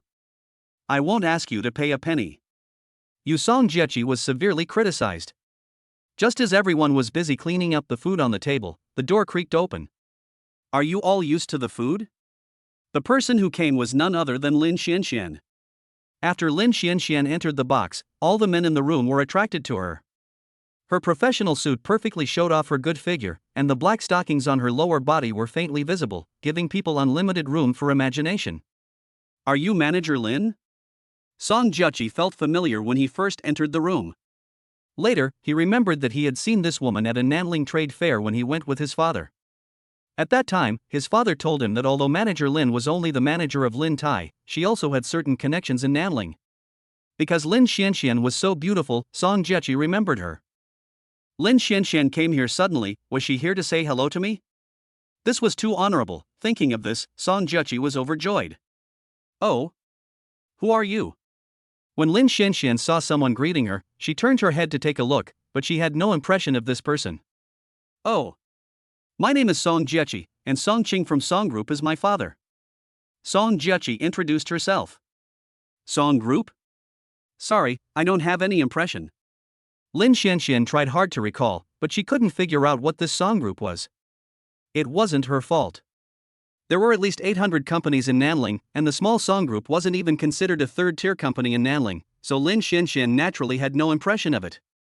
After hearing what Lin Xianxian said, Song Juchi's face was filled with black lines, and she was extremely embarrassed. But you are all Han Dong's classmates, and you will all be my friends in the future, so don't be polite. Lin Xianxian first waved to everyone, and then continued. I am Lin Tai's manager. In public, Brother Han Dong is the super VIP of our hotel. In private, Brother Han Dong is my cohabiting partner, so from now on, you are all my friends. Puff Han Dong was the first to be frightened when these words came out, and the drink in his mouth sprayed out directly. Sister Xian Xian, please speak nicely. What do you mean by living together? We are just living together. No, that's not right. That's Han Dong made things worse. Okay, Brother Han Dong, these are not outsiders, we don't need to explain too much. Lin Xianxian looked at Han Dong with a coquettish smile, then put one of her hands on Han Dong's shoulder and threw him a seductive look. The reason why Lin Xianxian did this was actually to make others misunderstand her so that she could hold on to Han Dong's support. The rest of the crowd was extremely surprised. Was this Han Dong still the Han Dong they knew before? Could it be that Han Dong was some hidden rich man, Lin Tai's super VIP? And it seemed that even Lin Tai's manager had been taken over by him. How amazing! Han Dong himself was also very depressed. He couldn't explain it clearly, but it didn't matter. He was single anyway, so let everyone just let it be a misunderstanding. Meng Yao on the side was looking at Han Dong with great interest, thinking to himself, it seems that my old classmate is not as simple as he seems. After the meal, the waiter brought the bill to Han Dong as usual. Mr. Han, the total is 600,000. Is it okay for you to deduct it directly from the membership card? Can. After hearing the offer, everyone was shocked. How rich is this person to spend 600,000 yuan for a meal? Song Jiuqi looked at Han Dong in disbelief. You know, his 3 tables of meals cost a total of 150,000 yuan, and he had to spend several months of pocket money on this. But Han Dong in front of him actually spent 600,000 yuan on a meal. Isn't this crushing him? Thinking of this, he became even more angry. Mr. Song, the total bill for your 3 tables is 150,000. Would you like to pay by card or cash? The waiter at the side saw that Song Jiuqi was full and hurried forward to ask. Only 150,000? It seems that Brother Dong is even richer. I saw it when I was in school. Brother Dong is definitely an outstanding person. Yes, Dong Ji's main thing is to keep a low profile. After hearing the discussions of the people nearby, Song Jiuqi lost all face and hurriedly paid 150,000 yuan. It was so damn embarrassing. After eating and drinking, everyone prepared to leave, but everyone took the initiative to leave their contact number for Han Dong. In their eyes, Han Dong is now a genuine hidden rich man, so they must maintain a good relationship with him. Han Dong, thank you very much for having dinner with me tonight. Here is my contact information. If there is a chance in the future, let's get together again. Meng Yao, who had not said much all night, took the initiative to give his contact information and said goodbye to Han Dong. Meng Yao, now that you're back, we'll all be in this city from now on. We'll definitely get together again if we have the chance. Okay, it's settled then. It's a deal. Then, Meng Yao got into his sports car. Wow, look! It's a McLaren P1. It must be worth tens of millions. After Meng Yao got into the car, someone nearby recognized Meng Yao's car and exclaimed. Oh my god, it seems that our school beauty is not an ordinary person either. Ha ha. Song Jiuqi wants to treat others to a meal for only 150,000 yuan. How ridiculous. Song Jiuqi felt very upset listening to everyone's discussions. An hour ago, everyone was fawning on him, but now everyone was mocking him mercilessly. The gap was really too big. Han Dong, do you need a ride? Meng Yao asked. Thank you, but no, I can go back by myself. Meng Yao nodded, then stepped on the accelerator and drove away. Watching the McLaren P1 disappear at the end of the street, Han Dong also prepared to leave. Zhao Peng, let's go too. Han Dong called Zhao Peng. At this time, Zhao Peng had not yet come to his senses. Tonight, Han Dong gave him too many surprises. Oh, let's go. Brother Han Dong, wait for your sister. Just as the two were about to leave, Lin Xianxian also came out. She was ready to hitchhike. Sister Xianxian, are you off work so early? Not really, mainly because I got a ride today, so I got off work early. Okay then, let's go together. Then, Han Dong took out his car keys. Beep. The lights of the Rolls-Royce boat tail parked on the side flashed twice. Damn. Isn't this a Rolls-Royce boat tail? Don't tell me this is Han Dong's car? After seeing Han Dong and his 3 companions get on the car, Everyone opened their mouths in surprise. No longer running away, look, they are getting in the car. Oh my god, this is so inhumane. This car must be worth tens of millions, right? Tens of millions? You country bumpkin, a Rolls-Royce boat tail? That's hundreds of millions of RMB. This. It seems that Han Dong is the real boss. Luxury cars and beautiful women. I really want to worship him. Everyone sighed as they watched Han Dong leave. Who could have thought that the inconspicuous Han Dong is doing so well now?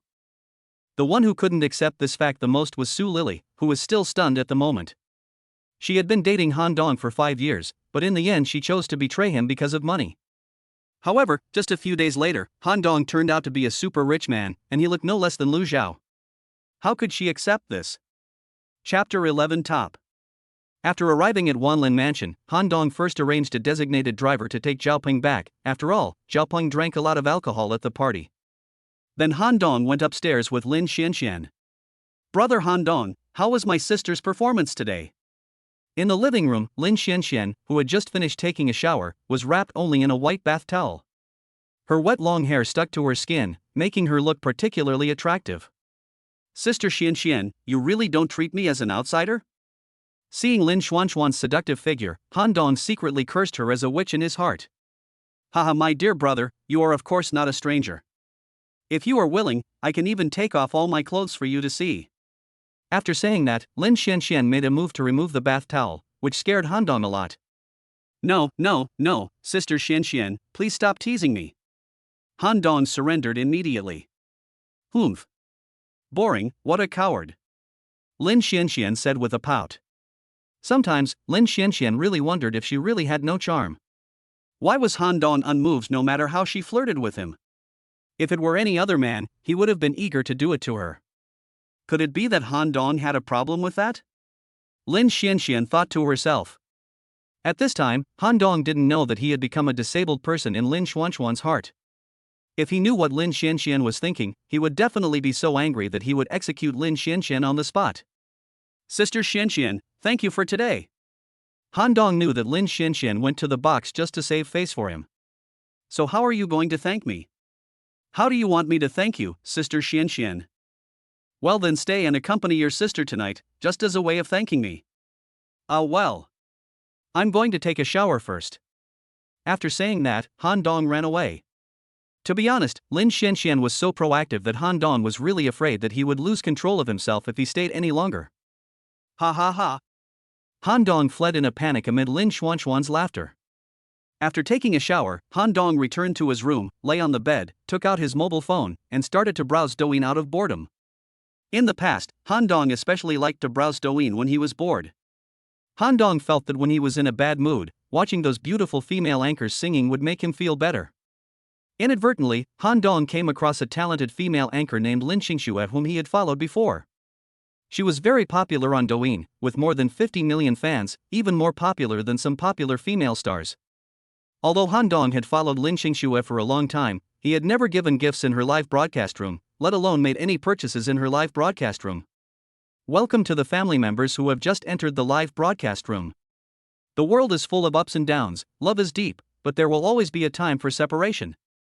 Stay half sober and half drunk, at least you will follow me in my dreams. As soon as Han Dong entered the live broadcast room, he heard Lin Xingxue singing Walk Away with Style. To be honest, Lin Xingxue is definitely a talented singer. Not only is she beautiful, but her voice is also very pleasant. After a song was sung, various gifts in the live broadcast room began to be given again. Thank you for the gift, little homeless man. Thanks for the fireworks from Chenli Museum. Thanks to my sweaty brother for the Peach Blossom Lottery. Thanks to the little ant for the Dream Castle. Thanks for the confession balloon, Piggy.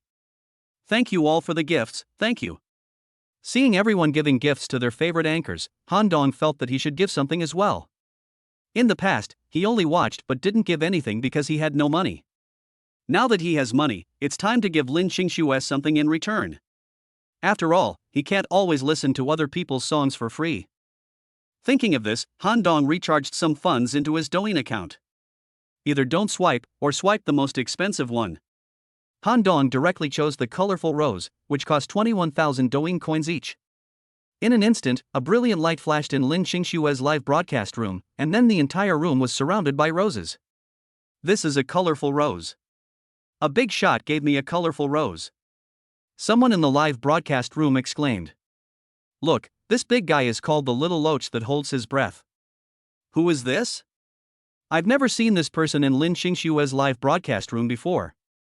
Lin Qingxue also knew that someone had sent her colorful roses. As a host with tens of millions of fans, people often sent her colorful roses, so she was not surprised. However, the colorful light in the live broadcast room had not yet dissipated, and the second light lit up again. Next. The third time. The fourth time. The fifth time. The unique special effects of colorful roses kept lighting up in the live broadcast room. The little loach holding its breath gave the anchor Lin Qingxue a colorful rose 10. The little loach holding its breath gave the anchor Lin Qingxue a colorful rose 20. The little loach holding its breath gave the anchor Lin Qingxue a colorful rose 90. The little loach holding its breath gave the anchor Lin Qingxue a colorful rose 99. Oh my god.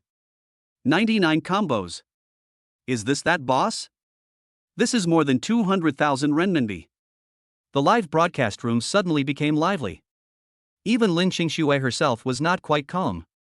In the past, people often gave her colorful roses, and sometimes in combos, but this was the first time she got 99 combos. Thanks to the breath-holding little loach for the colorful roses. Lin Qingxue herself was also very excited. In an instant, the news that the little loach that held its breath had earned tens of millions spread on Douyin, because as long as there were more than 66 combos, Douyin would publicize it on the world channel.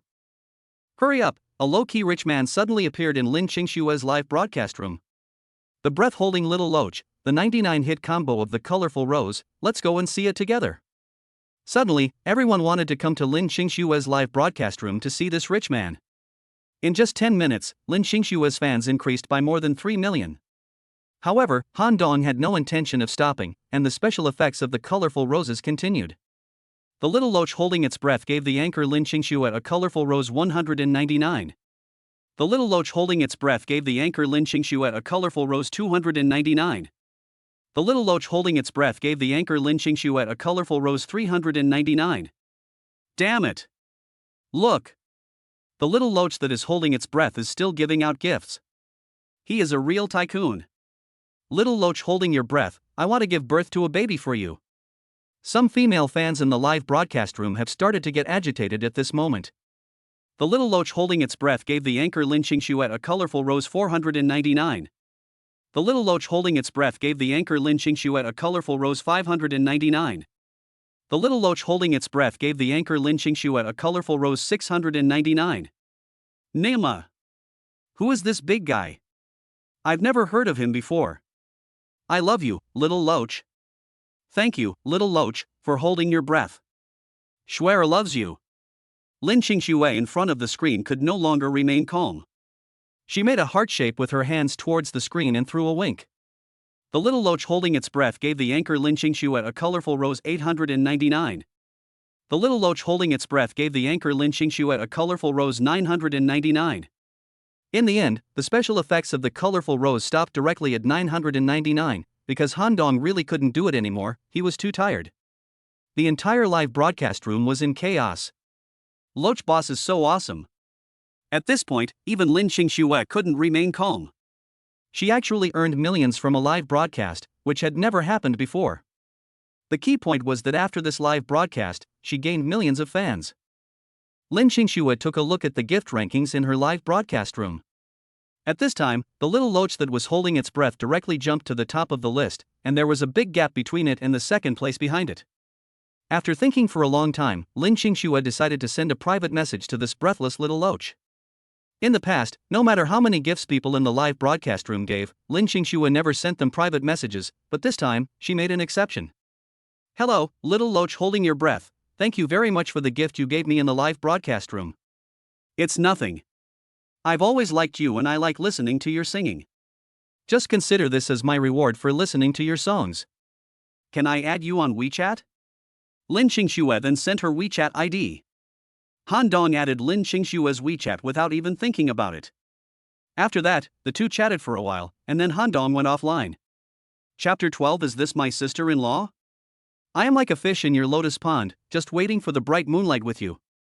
The next morning, when Han Dong was still dreaming, the phone rang. Han Dong took out his cell phone from under the pillow and took a look. It was a call from Chen Fei. Hey, Feier. Han Dong stretched lazily. Brother, what time is it? Are you still sleeping? What's the matter? Han Dong was very unhappy that Chen Fei had disturbed his sweet dream. I'll be in Nanling soon. Will you pick me up? Oh. So soon. What time will we arrive? Around 10 in the morning. Okay, when you get there don't run around, wait for me at the station. Han Dong glanced at his cell phone and saw that it was already 9 o'clock. He then quickly got up, washed up, and left the room. He happened to meet Lin Xianxian, who was about to go to work. Sister Xianxian, are you going to work? Han Dong asked stupidly. At this time, it was obvious that Lin Xianxian was going to work. Yes, can you support me if I don't go to work? Lin Xianxian stared at Han Dong and joked. It's not impossible. How about I buy the hotel and give it to you? Han Dong didn't think buying a Lin Tai was a big deal. He had plenty of money anyway. Oh? Are you so arrogant? Then sister can just wait to be the boss lady. But Lin Xianxian didn't take it seriously. In her opinion, although Han Dong is a super boss, it is not an easy task for him to buy Lin Tai. After all, this is an 8th level hotel in Nanling. Sister Xianxian, if you are unhappy at work one day, just tell me and I will really buy it for you. By the way, do you want me to take you to work? Han Dong asked considerately, remembering that Lin Xianxian took his car last night and did not drive back by herself. No need, I'll just take a taxi myself. Then, Lin Xianxian hurried out. After Lin Xianxian left, Han Dong took care of the couple and went out too. His sister Chen Fei was a little ancestor. If he was late and asked her to wait for him at the station, she would definitely blame him. Half an hour later, Han Dong arrived at Nanling Station. It seemed that Chen Fei had not arrived yet, so Han Dong waited patiently at the exit. After a while. Brother. I'm here. Han Dong heard Chen Fei's voice from a distance. Sure enough, he was still the same as before, in a hurry, and he could hear his voice before seeing him. Han Dong looked in the direction of the voice. Chen Fei was in the distance with her hair tied up in a bun. After not seeing her for a few years, she had grown into a big girl. She was tall and graceful, with white skin like a peeled egg and a pair of big, watery eyes that were twinkling. She was extremely cute. To be honest, Chen Fei was definitely a beauty. At this moment, Chen Fei was waving at Han Dong, as excited as a child. Brother! Seeing that Han Dong had noticed her, Chen Fei trotted to Han Dong's side. Feier, are you tired from the journey? As he spoke, Han Dong took over Chen Fei's suitcase. It's okay. I'm not very tired, just a little hungry.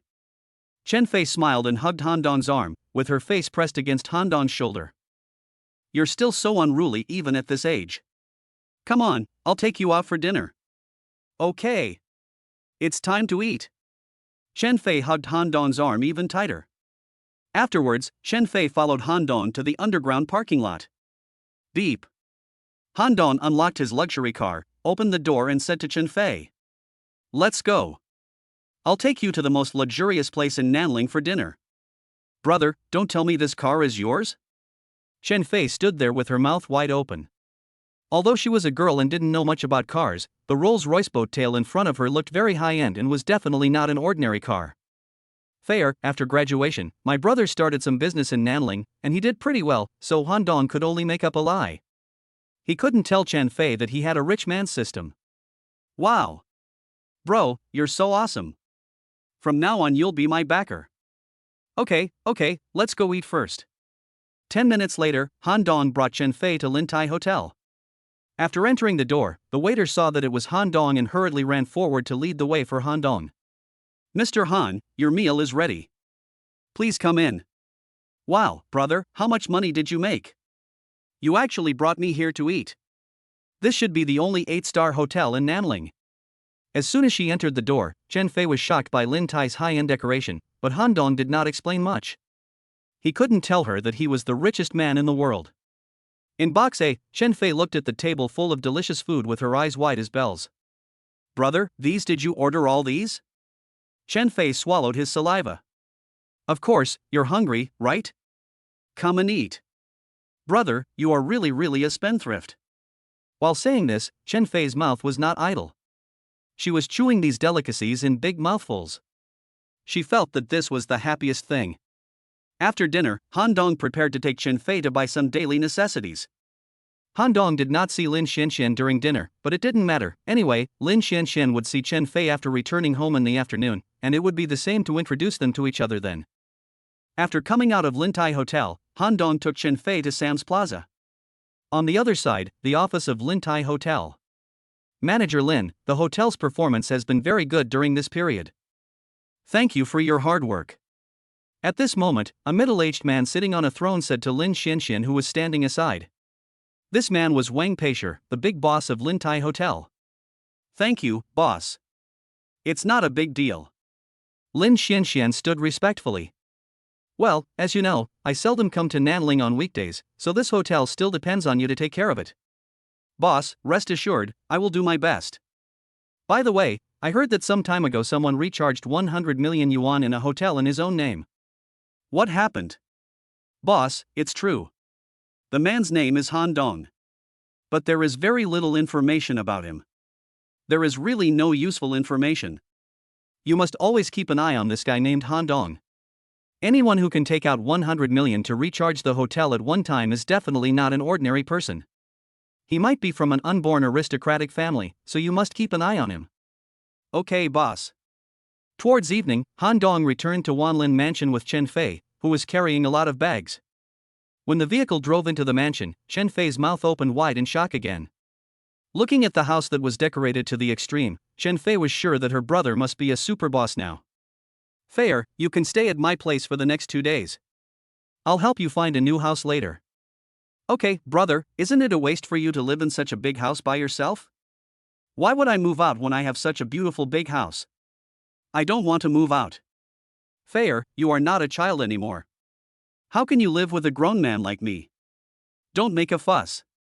I promise that your house is not much worse than this one. Oh well. Just as Han Dong and Chen Fei were talking, Lin Xianxian came back. DD. As the fingerprint lock opened, Lin Xianxian opened the door and walked in. Brother Han Dong, sister is back. Before entering the door, Lin Xuanxuan's numb voice rang out. Ha! There's a guest. Han Dong, who is this? Won't you introduce her to me? Lin Xianxian was obviously surprised when she saw Chen Fei as soon as she entered the room. Now that you're back, I'd like to introduce you to this Chen Fei, my cousin. Afterwards, Han Dong pointed at Lin Xianxian and introduced her to Chen Fei. This is Lin Xianxian. Before Han Dong could finish his words, Chen Fei interrupted him directly. Brother, is this your sister-in-law? Puff Han Dong staggered and almost fell. Brother, you are so mean. My sister-in-law is so beautiful and you did a good job of keeping it a secret. You didn't even tell me. No, I'm going to call mom and dad later. Humph. Fair, stop making trouble. What sister-in-law? Stop yelling nonsense. How could I? You guys are living together, aren't you still my sister-in-law? I thought you insisted on letting me move out. It turns out you were afraid that I would become a second light. Han Dong really had no way to defend himself. So it's my cousin who's here. Han Dong is really something. He didn't tell me earlier and didn't make any preparation at all. Lin Xianxian had lost herself in Chen Fei's repeated calls of sister-in-law. What's there to prepare? She's moving out in a couple of days. She's just staying here temporarily. Sister-in-law, look at my brother, he always wants to chase me away. Han Dong was very troubled. He had already been overwhelmed by Lin Xianxian alone, and now he had to negotiate peace with Chen Fei. If the two women were to act in the same way, wouldn't he be miserable? No, I have to help Chen Fei find a house tomorrow. It's better for this girl to move out as soon as possible. Chapter 13 Free House and Car. Early the next morning, Han Dong called Chen Fei and Lin Xianxian. He planned to buy a house for Chen Fei in Wanlin Mansion so that she would be closer to him and it would be easier to take care of her if anything happened. Originally, Lin Xianxian didn't want to come along, but Han Dong woke her up early in the morning and insisted that she come along, saying that there was a surprise. Before coming, Han Dong sent a message to Suya, telling her that he wanted to buy a house, so Suya was waiting in the sales office early. Mr. Han, you are here. Suya came to greet Han Dong as soon as he and his two companions entered the sales office. Sister Xian, Fair, this is Suya. She was the one who recommended that house to me. Han Dong introduced Suya, and Fair and Lin Xian nodded gently to Suya. Look, who is that?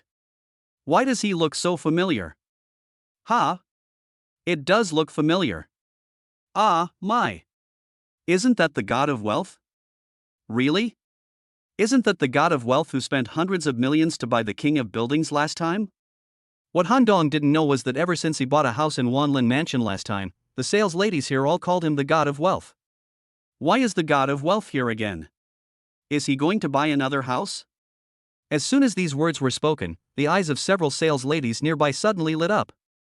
They had missed out on millions of commissions last time, and they couldn't afford to miss the opportunity again this time. Hello, Boss Han, my name is Li Yufei.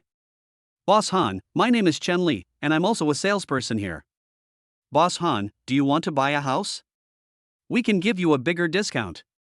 Boss Han, there's a surprise if you buy a house from me. In an instant, these sales ladies swarmed over like flies, and the thin Suya was squeezed out. He. I didn't expect brother to be so charming. Chen Fei, who was holding Lin Xuanxuan's arm, said softly to Lin Xianxian with an expression as if he was gloating. Hey! Everyone, I bought the house from Suya last time, so I won't bother you this time. I'll just go find Miss Su. After finally breaking free from these people, Han Dong quickly called Lin Xianxian and Chen Fei and ran back. After hearing Han Dong's words, Suya, who was standing by, followed Han Dong happily and took them to the independent meeting room. Suya originally thought that Han Dong might not continue to look for her this time to buy a house. After all, she was not as willing as those women outside. She would do anything to sell a house, even sleep with them, but she couldn't do it. The big bosses she had met before were all like this. After buying a house, they wanted to get benefits from them, but Han Dong didn't seem to be that kind of person. It's like this, Suya, this is my sister Chen Fei. She just came to Nanling and has no place to stay, so I'm thinking of buying her a house. Boss Han, do you have any requests? Well, it just needs to be not too far from my current apartment. Also, it doesn't need to be too big. She's alone, and she's still a student, so she doesn't need to be too conspicuous. It's not that Han Dong is reluctant to spend money on Chen Fei, but mainly because Chen Fei is still a college student, and there is really no need for her to live in a house that is too big. Mr. Han, I happen to have a house in Building B, on the 12th floor. It's not too low, and the layout is good, 180 square meters. Would you like to take a look? Can. Led by Suya, Han Dong, and the other two came to the 12th floor of Building B. Fair, what do you think? That's great. Brother, I love you so much. After seeing her new house, Chen Fei was so excited that she couldn't help but hug Han Dong's arm and kiss him on the spot. You're so old, why are you still not in good shape? Han Dong showed a look of disgust and patted Chen Fei on the head. Okay, this one. Let's go back and handle the formalities. Han Dong turned and said to Suya. Okay, Mr. Chen. After a while, Suya had signed the contract, and Han Dong paid directly by credit card, a total of more than 86 million. After getting the key, Han Dong took the two women away. Damn, he's really the god of wealth. Another 80 million, close to 100 W commission. It's really a bargain for Suya, a country girl. Humph. The god of wealth always looks for her when buying a house. I think she must be doing something shameful with the god of wealth. That's right, he pretends to be noble on weekdays, but actually does these dirty things behind the scenes, ugh. Listening to the women cursing at her, Suya was not angry, nor did she take it seriously, because she was behaving properly. Fair, please pack up and move in this afternoon. Han Dong said to Chen Fei as soon as the building was sold. Brother, why are you like this? You just want me to move out earlier so as not to disturb you and your sister-in-law, right? What are you talking about? How can a girl like you always live with a grown man like me? I'm doing this for your own good. Don't bite me. Oh? I can't live with you, then what about your sister-in-law? Isn't your sister-in-law a girl? Chen Fei turned the tables and left Han Dong speechless. Anyway, well, you move here quickly. Humph. You value women over friendship. So now I'll go back and move my things to make room for you? No, don't worry, let's talk about it in the afternoon. Let's go to the 4S store now. Wow, brother, you are incredible. You just bought me a house, and now you want to buy me a car? I love you so much. Dream on. You are still a student, why do you need a car? Do you want to drive to school every day and show off? Han Dong said unhappily. Ha! So he's buying a car for himself. Chen Fei muttered. After coming out of the sales office of Wanlin Mansion, Han Dong first took the two of them to have breakfast. After all, they hadn't even had time to get in the car to eat. Even if he was not hungry, the two girls must be hungry. Then Han Dong took them to the Rolls-Royce 4S store. Would you like to buy a car, sir? Feel free to take a look around and just tell me if you have any needs. There is no doubt that Han Dong did not look like he could afford a Rolls-Royce, so the saleslady was not very enthusiastic. However, out of basic professional ethics, she still received Han Dong. Han Dong looked around and immediately took a liking to the Phantom Abyssinia. Sister Xianxian, what do you think of this car? Well, that's good. But you already have a car, so why are you changing it so soon after you bought it? It's such a waste. Besides, this car is not as cool as the one you drive now. The point is, why do you, a grown man, buy this pink car? Who said this car was for me? If it's not for you, then who is it for? Didn't you just say that Fair is still in school and we won't buy a car? Lin Xianxian also looked confused. It's for you. Look, this pink color suits you so well. I think it suits your temperament very well. Han Dong said with a smile. For me? Brother Han Dong, are you kidding me? Lin Xianxian was confused and shocked at this moment. Do I look like I'm kidding you? I haven't given you any gifts in all the time we've known each other, so I'll make it up to you this time. I promise to surprise you when we get out. No, that won't do. This gift is too valuable. I absolutely cannot accept it. Sister Xianxian, this is nothing. You know that the last thing I lack is money, and this is also a token of my heart. Please accept it. That's right, sister-in-law, why are you being so polite to my brother? Chen Fei on the side also echoed. Well, okay then. Thank you, brother Han Dong. Although Lin Xianxian said no, she was already very happy in her heart at this moment. Her original means of transportation was a 300,000 yuan car, but now she has directly replaced it with a Phantom Abyssinia. How could she not be happy? Miss, I want this car. Where can I pay? Seeing that Lin Xianxian had agreed to accept it, Han Dong asked the saleswoman who had just invited him in. What, sir, you want this car? Yes, is there a problem? No, this car costs 74 million. Don't you want to take another look? The saleslady asked tentatively. No thanks, I just like this car, just pay for it. The saleslady was shocked. 74 million. This plain-looking man didn't even bargain and bought the car without even asking the price. Isn't this too extravagant? Lin Xianxian on the side was also very surprised. She knew that the car must be very expensive, but she didn't expect it to be so outrageously expensive. Originally, she thought that Han Dong would at most give her a car worth about 1 million. Okay, please wait a moment, sir. 2 minutes later, the beautiful saleswoman handed the printed contract to Han Dong. No need, just give it to her, I'll only be responsible for the payment. Han Dong pointed at Lin Xianxian on the side. Oh. Okay. The beautiful saleswoman understood it immediately and quickly gave the contract to Lin Xianxian. This is not good. Although Han Dong said that the car was a gift to her, Lin Xianxian thought that he was just giving her the car to drive. She didn't expect Han Dong to ask her to sign the contract directly. In this way, the car would really belong to her. What's wrong with it? Didn't I say I'd give it to you? Well, okay then. Then, Lin Xianxian took the contract and signed her name on it. Half an hour later. Sir, madam, all the formalities are ready. Here are the car keys. You can drive away directly. Sister Xianxian, let's go. Then Han Dong got up and left. It was already noon when they came out of the 4S store. Lin Xianxian was going to work at the hotel. Han Dong was also hungry, so he took Chen Fei to Lintai for lunch. Chapter 14 I bought it. Just as Han Dong was taking Chen Fei and Lin Xianxian to the hotel. Inside the office of Lintai Hotel. The hotel's deputy general manager Li Xian was standing respectfully opposite Wang Peishi, while Wang Peishi was leaning lazily on the armchair with his feet on the desk. Where is General Lin? Wang Peisher too asked. Boss Lin? I don't know. It's working hours now, isn't Lin Xianxian in the hotel? Wang Peisher seemed a little angry when he didn't hear the answer he wanted. Boss, although I am the vice president, in fact, the hotel is run by President Lin. How could she tell me where she was going during working hours? Naturally, I didn't dare to ask more questions. Li Xian had always wanted to remove the word secondary in front of his name, so he repeatedly troubled Lin Xianxian. He saw that Wang Peisher was somewhat dissatisfied with Lin Xianxian, so he pretended to be exaggerated. Oh, by the way, boss, there is something else I need to report to you. Speak. Wang Peisher said in a stiff tone. Obviously, she was not happy about Lin Xianxian leaving her post without permission.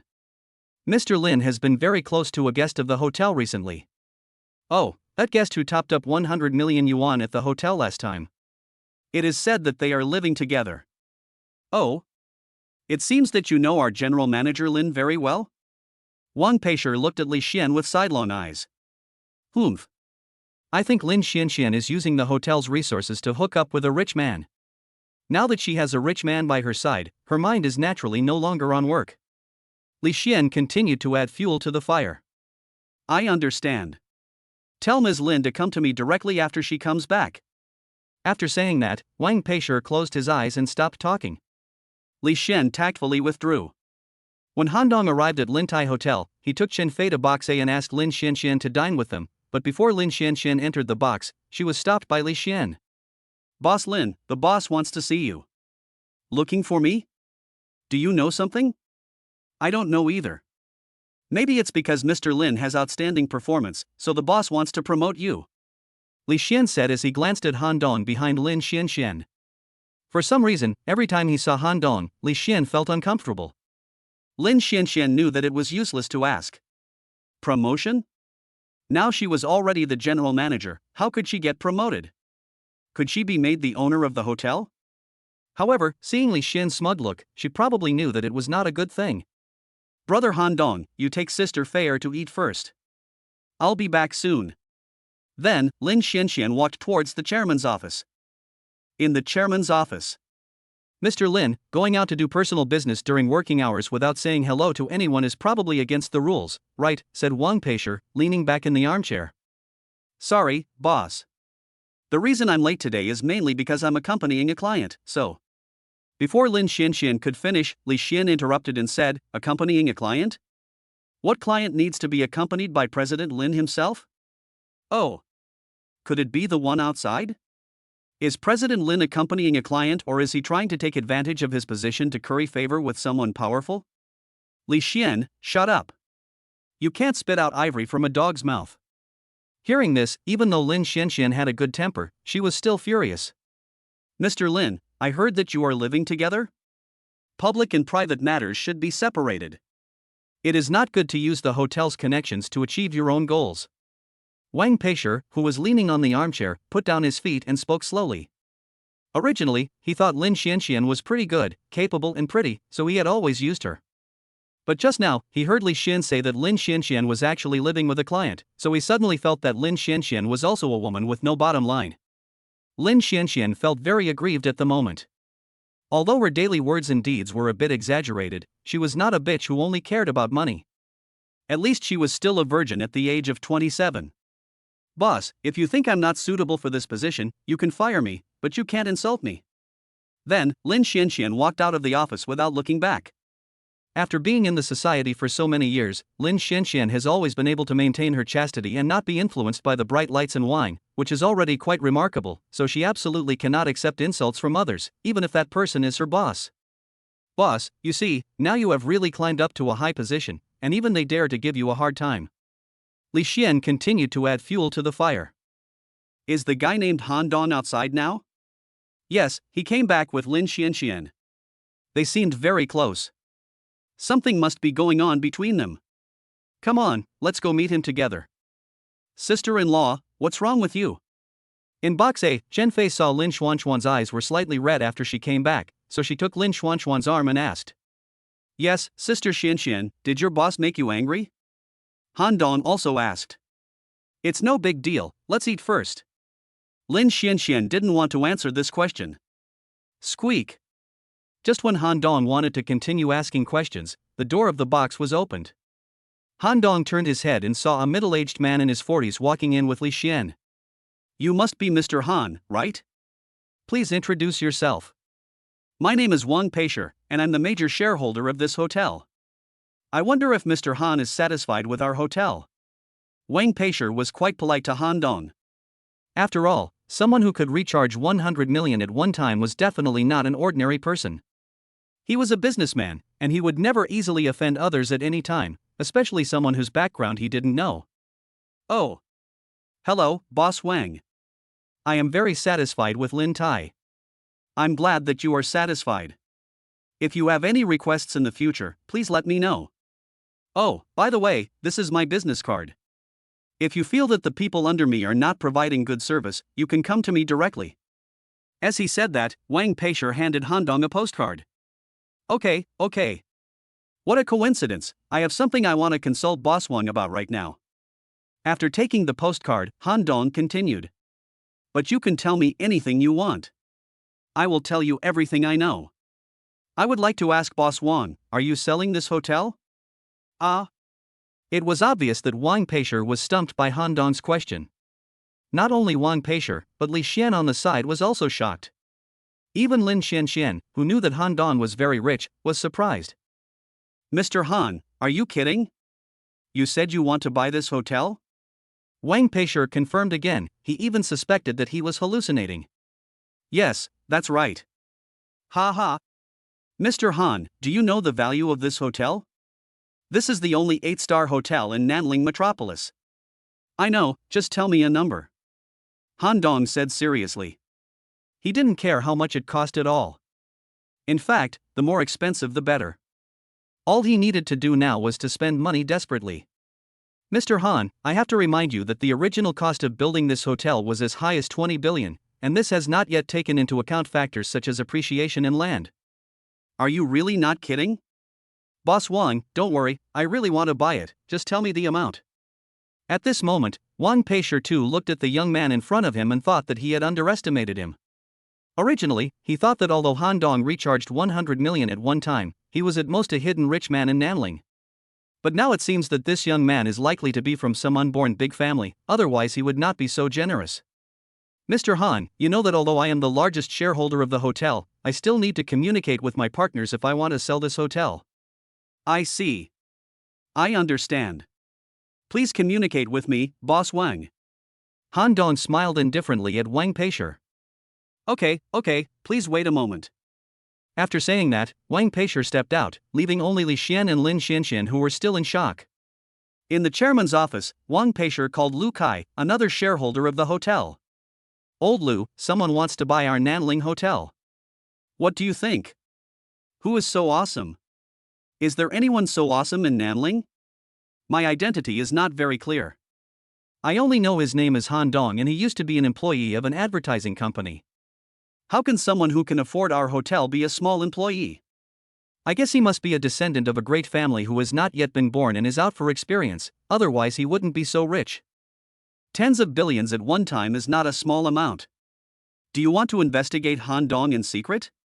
Forget it, if it's really a great family that is yet to be born, it's not something you and I can afford to offend. That's right.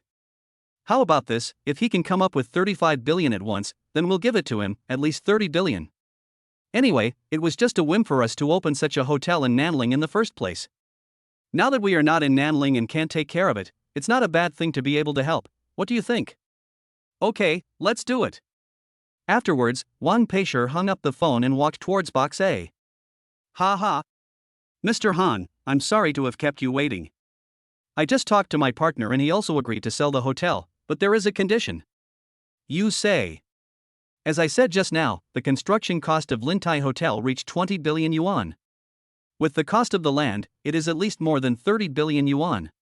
In this way, I will not count the cost of the hotel's appreciation. You need to pay a total of 38 billion yuan, and it must be in cash. Wang Peishi believed that the other party would definitely lower the price, so he directly quoted 38 billion yuan. 38 billion?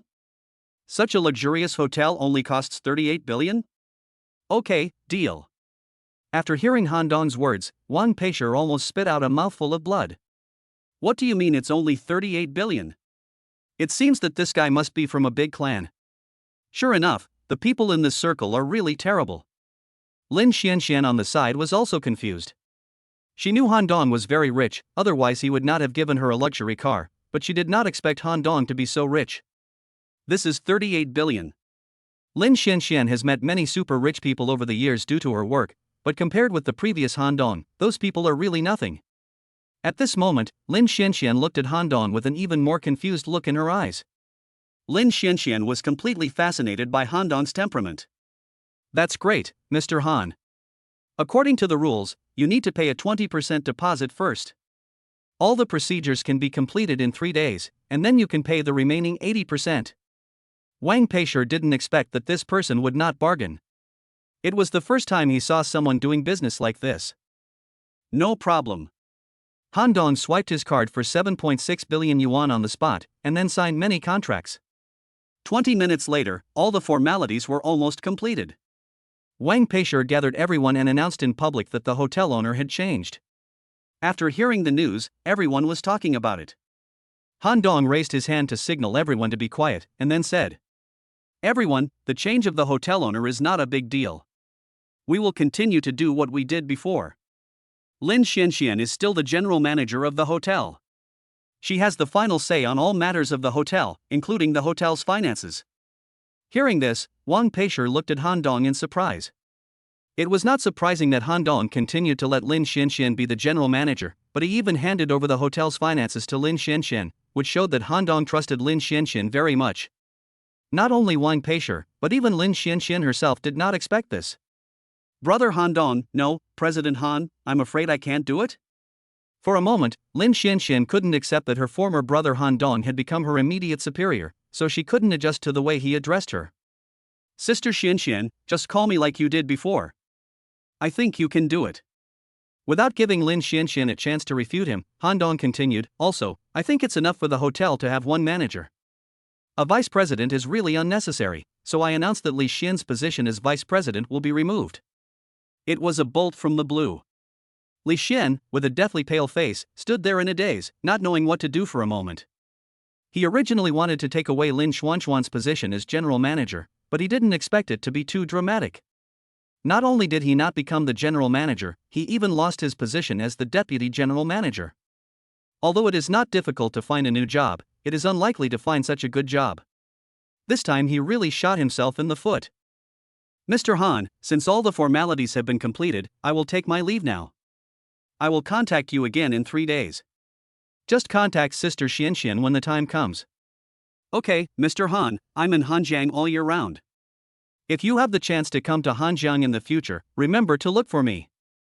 "Don't worry, Boss Wang, I will definitely bother you when the time comes." "Ah, okay, it's a deal, let's say goodbye then." After saying that, Wang Peishi took his people away. After Wang Peishi left, Lin Xianxian looked at the man in front of her who was younger than herself and laughed secretly. It seemed that she would have to serve this naughty brother in front of her well in the future. "Sister Xianxian, I'll trouble you to take care of the hotel in the future." Han Dong felt a little scared when he saw Lin Xianxian staring at him. "You naughty little brother, you give your sister so many surprises." Lin Xianxian gave Han Dong a coquettish look. It turned out that what he said at the beginning that he would buy the hotel if he was unhappy at work was true, and he did not lie to her. Instantly, the corners of Lin Xuanxuan's eyes turned slightly red. From childhood to adulthood, no one had ever been so good to her. Even her parents only treated her as an ATM and never cared about her true feelings. But this stinky brother in front of her was so good to her. It seems that the thigh she has hugged is really the right one.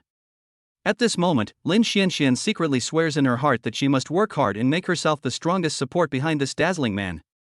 Chapter 15, Financing 1 billion. After finishing the matter of Lintai Hotel, Han Dong brought Chen Fei out. He wanted to take a look at Haochang advertising. "Fair, brother still has some things to take care of, you can take a taxi back first." After saying that, Han Dong used his mobile phone to call a taxi for Chen Fei, and then drove to Haochang himself. The Rolls-Royce is very fast, and it only took 20 minutes to get from Lintai to Haochang. "Hello, Mr. Han." After seeing Han Dong, everyone put down what they were doing, stood up and greeted Han Dong. Looking at these people's respectful appearance, Han Dong felt emotional. Half a month ago, he was just a small supervisor in this company, but half a month later, he became the boss. Those guys who used to ignore him are now rushing to flatter him. This is really a matter of time. Sister Yun. Han Dong saw Chen Yun busy from a distance. Xiaodong, you're here. After seeing Han Dong, Chen Yun's eyes showed a rare tenderness. For some reason, Chen Yun always had an indescribable feeling towards this little guy. Chen Yun had this feeling since the first day Han Dong stepped into this company. You are too competent as a hands-off boss. You haven't come to see me for days, and you haven't even called me. I'm starting to doubt whether you are the boss of this company. Chen Yun gave Han Dong a coquettish look. Sister Yun, I'm here, aren't I? You still have a conscience. Humph. Sister Yun, I came here today mainly because I want to discuss something with you. You say? Chen Yun said while busy with the things in her hands. Although she was the person in charge of the company, there were not many capable people in the company now, so she had to do many things by herself. It's like this, I plan to raise funds for Hachang to expand its scale. Han Dong explained the main purpose of his visit today. Financing? Expansion? Chen Yun put down what he was doing, turned around and looked at Han Dong and asked. Xiaodong, what are your plans? Tell me in detail. Sister Yun, Hachang is still mainly engaged in advertising, but this is far from enough. I plan to raise 1 billion in the first round of financing. The company's business needs to be expanded, not just advertising. I mean to develop into the entertainment industry in an all-round way. What do you think? Entering the entertainment industry? That's a great idea. But we don't have any experience in this area. Isn't it a bit too aggressive to raise 1 billion yuan at once? And Xiaodong, 1 billion yuan is only the first round? Are you kidding me? Chen Yun couldn't imagine how big Hachang would be after raising 1 billion yuan, so he expressed his concerns. Don't worry, Sister Yun, we will definitely be able to do it. After we expand our scale, we must recruit more talents. We can't let you do everything yourself. As for the 1 billion, it's not a big deal for me now, Sister Yun, don't worry. Okay, then I'll do whatever you say. You're my boss after all. Just don't tire me to death. After Chen Yun finished speaking, he did not forget to glare at Han Dong. Don't worry, Sister Yun, let me find you an assistant first. He's very capable and I believe you'll be satisfied. Oh. It seems Xiaodong still cares about me. He. That's natural. After coming out of Hachang, Han Dong called Zhao Peng. Dongzi, what's the matter? To be honest, Zhao Peng really regarded Han Dong as his brother. Although he knew that Han Dong is no longer the same as before, the way he addressed Han Dong has not changed. This is the behavior of a true brother. Zhao Peng, there's something I want to ask you, are you willing to do it? Just tell me what's going on, don't be so fussy. It's like this, I bought the company I used to work for, which is Hachang. After hearing this, Zhao Peng didn't seem to be very surprised. After all, he had seen more awesome things than this. Now I have invested another 1 billion to expand the company, but I am too short of manpower, so I want to ask you for help. What? 1 billion? After hearing that Han Dong invested 1 billion, Zhao Peng was shocked. If he was told that he bought Hachang, he would not be surprised. After all, Hachang's market value was only a few million, but investing 1 billion, what does this concept mean? Yes, I invested 1 billion, so I asked you to come and help me. I'm afraid I can't do it. What if I mess up such a big company? Zhao Peng was a little hesitant. Don't worry, come here and start with the deputy general manager. Sister Yun will take care of you. Oh. The Sister Yun you have seen is the Sister Yun who always took care of me before. Okay. Don't worry, I will do my best and will never embarrass you.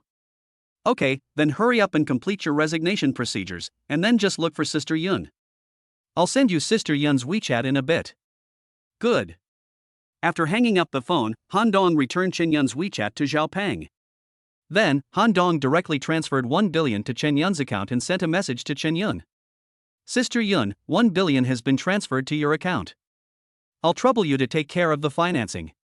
Chen Yun looked down and smiled as she read the message.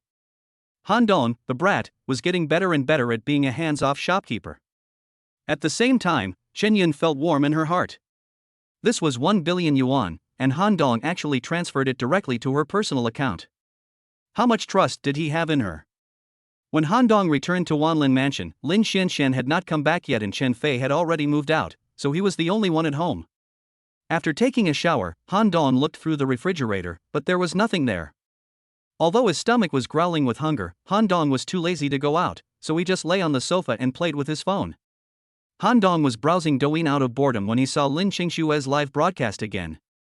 Family members, let me present to you a song called Loneliness of the Night. The world is always changing. My frivolity was not treated well. I see you are a prostitute who has turned good. You and I are still strangers. Just like you and I on the road. Lin Qingshue's voice was as beautiful as ever. In Han Dong's opinion, Lin Qingshue's voice was even more infectious than those of big singers, and Han Dong was intoxicated by it. The little loach holding its breath enters the live broadcast room.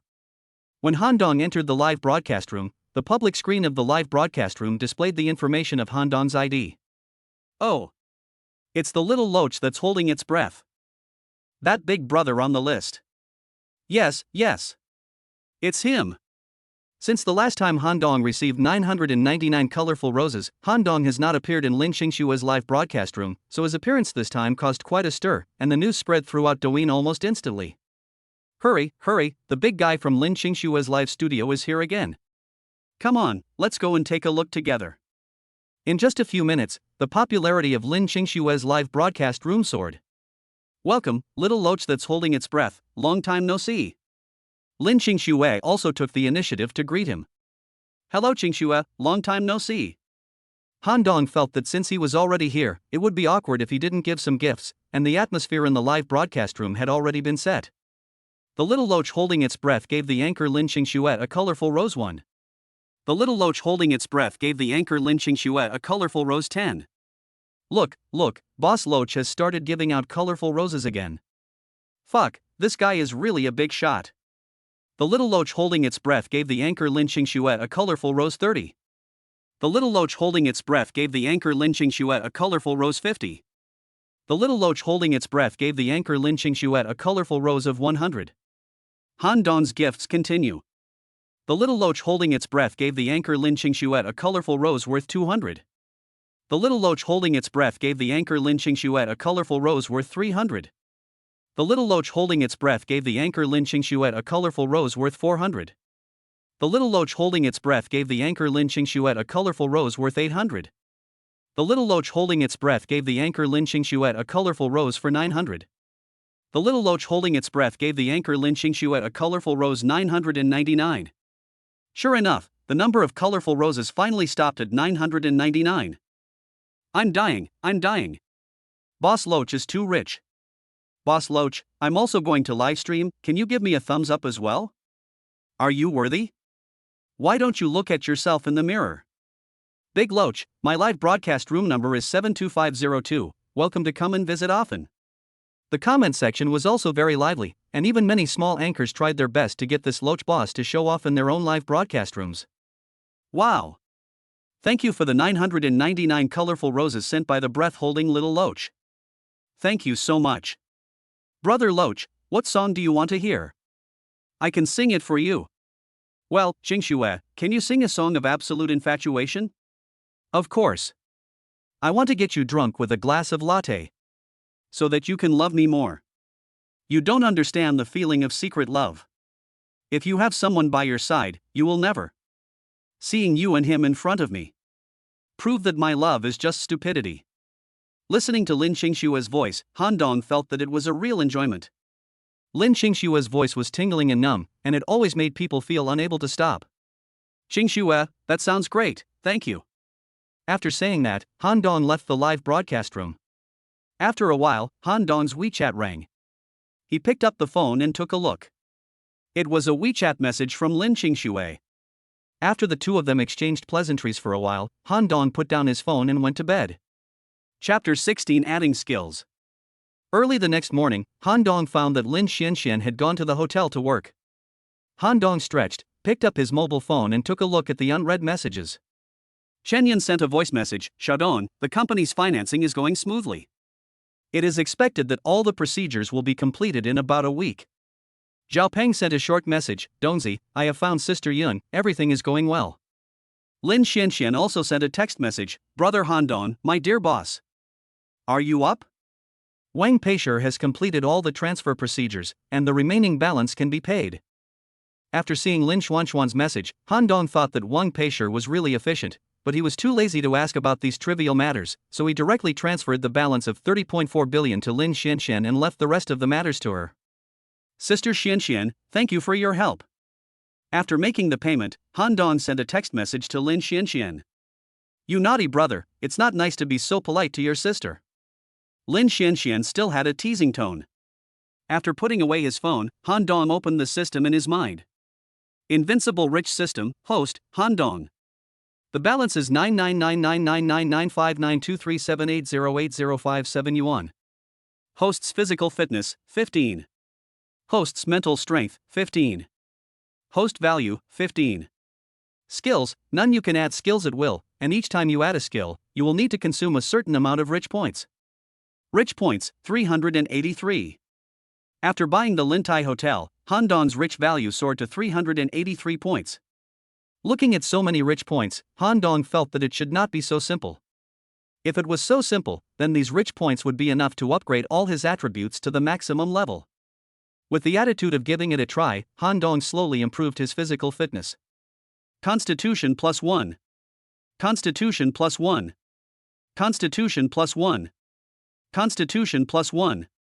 The current physical fitness value has reached 60. Do you want to continue to improve it? 1 point of improvement will consume 10 rich points. When the physical fitness reaches 60, the system prompts you. Damn, as expected. Facts prove that Han Dong's guess was correct, so after seeing the hint, Han Dong couldn't help but swear. Han Dong was not in a hurry to continue improving his physical fitness, but first brought all the attributes to the passing line, consuming a total of 135 rich points. Invincible Rich System, host, Han Dong. The balance is 99999959237808057 yuan. Host's physical fitness, 60. Host's mental strength, 60. Host value, 60.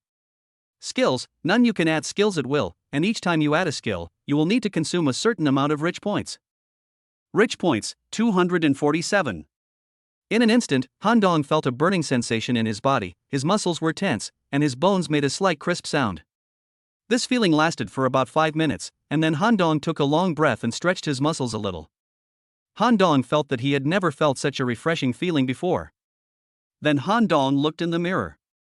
After his appearance reached 60, although his overall appearance did not change much, Han Dong could clearly feel that there were some subtle changes in the contours of his face, and his perception had also greatly improved. This must be the benefit brought by the improvement of his mental strength. Looking at the skill bar, Han Dong fell into deep thought again. What is the skill bar used for? Each time you add a skill, you need to consume a certain amount of rich points, which means that you can add a skill at will. If you add some unique martial arts, you will be invincible in the world, Han Dong thought secretly.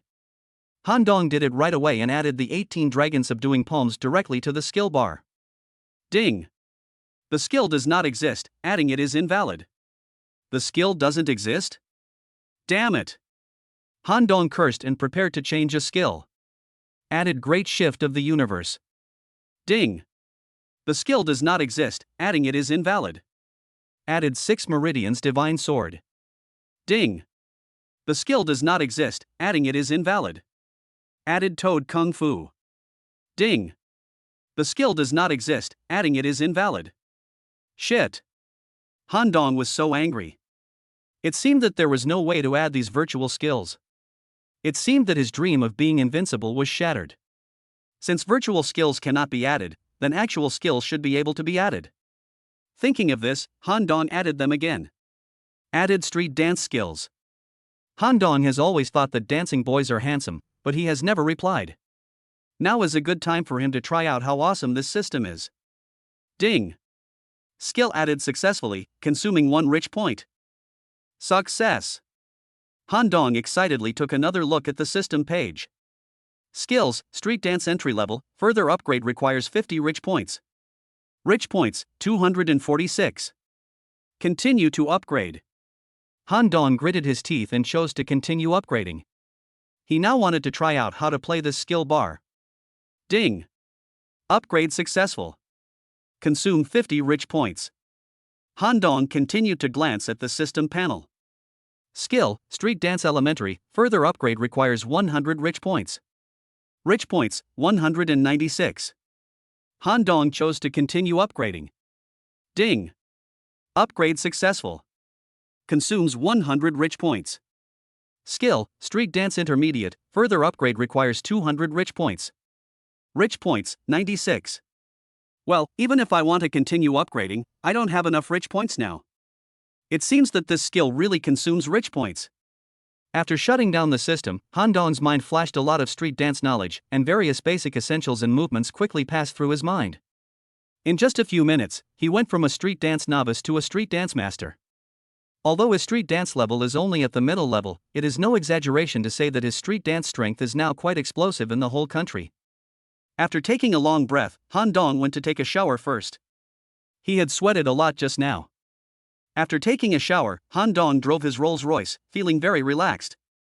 He was going to Lin Tai for a meal. Although it was not the first time he came to Lin Tai, Han Dong's mood this time was different from the past. He used to be a customer, but this time he came as the boss. Look, President Han is here. Wow, why do I feel like President Han has become much more handsome? You slut, stop being so naughty here. No matter how handsome Mr. Han is, he's not your type. Mr. Han likes someone like Manager Lin. Hate it. Manager Lin is so lucky to be liked by a handsome, young, and wealthy super rich man like Mr. Han. Seeing Han Dong coming in, the waiters at the door hurried forward to greet him. They stared at Han Dong like crazy fans, wishing they could eat him up in one bite. With the improvement of his mental power, Han Dong's perception is now very strong, and naturally, every word of these people's conversation fell into Han Dong's ears. Han Dong didn't like the feeling of being surrounded by others, so after buying Lin Tai, Han Dong told the front desk that he didn't need to come and say hello when he arrived at the hotel, so at this time, these reception ladies could only stand aside and whisper about this young and wealthy boss. Chapter 17. The owner of this hotel is called Han Dong. Just as Han Dong was about to leave the lobby to find Lin Xianxian in the back, the hotel door was opened again. Sir or madam, would you like to have a meal or stay at the hotel? Upon seeing guests coming, several receptionists immediately came forward to greet them. Oh. We are here to look for Manager Lin. Looking for Manager Lin? Do you have an appointment? I didn't know I needed to make an appointment to see Manager Lin. Could you please help me tell Manager Lin that Lu Zhao from the Lu Group is here to visit? Lu Zhao. After hearing this name, Han Dong's heart was shocked and he stopped. He looked sideways and saw that it was Lu Zhao, his former good brother who later kidnapped his girlfriend. I'm so sorry, Mr. Lu, if I don't have an appointment, I'm afraid. Before the receptionist could finish her words, Lu Zhao interrupted her and said, please help pass on a message. I really have something urgent to discuss with Manager Lin. Well, I'm really sorry, our hotel has rules. The receptionist was also helpless. The hotel has rules that you can't see Lin Xianxian without an appointment. Besides, her boss is right next to the reception desk, and it is impossible for her to violate the rules in front of him. Lu Zhao, forget it. It seems we won't be able to see Manager Lin today. Let's go back first. Lu Zhao's female companion spoke up. It was Su Lily. Han Dong had been with her for 5 years, and he could recognize her voice at once. Shut up, what do you know? If I can't meet Manager Lin today and beg her to continue cooperating with Luz, the loss of Luz will be too great. You know shit. Lu Zhao slapped away Su Lily's hand that was on his arm and roared at Su Lily. Seeing Lu Zhao getting angry, Su Lily did not dare to talk back, but just stood aside with her head down and said nothing. Isn't this Lu Zhao? Han Dong originally wanted to go directly to the back to find Lin Xianxian, but when he saw an old acquaintance of his, he decided to come out and say hello. There was someone in this place who knew Lu Zhao. He himself felt very strange and looked in the direction of the voice, but saw Han Dong instead. Humph. So it's you, a piece of trash. Originally, Lu's family was engaged in cold chain transportation. 3 years ago, they finally got together with Lin Tai. Relying on Lin Tai's demand for cold chain transportation, they made a lot of money. But now the competition is too fierce. Several cold chain transportation companies in Nanling are trying to show their favor to Lin Xianxian. If Lu's family is really eliminated by Lin Tai, then the glory of the Lu family will no longer exist. So this time he came just to meet Lin Xianxian. But today he failed to get what he wanted and was turned away. Before meeting Han Dong, Lu Zhao vented all his grievances on Su Lily. Before he got Su Lily, Lu Zhao thought about her day and night. Now that he got her, Lu Zhao used Su Lily as his venting bag, and Su Lily did not dare to resist. After meeting Han Dong, Lu Zhao naturally transferred all his grievances to Han Dong. I said that Lin Tai is also a famous big hotel in Nanling. Why do they let everyone in? Even if they want to find servants, they can't find such trash. Lu Zhao said hypocritically to the several receptionists on the side. Mr. Lu, before the young lady could refute, Han Dong stopped them with a look. Han Dong, look at how poor you are.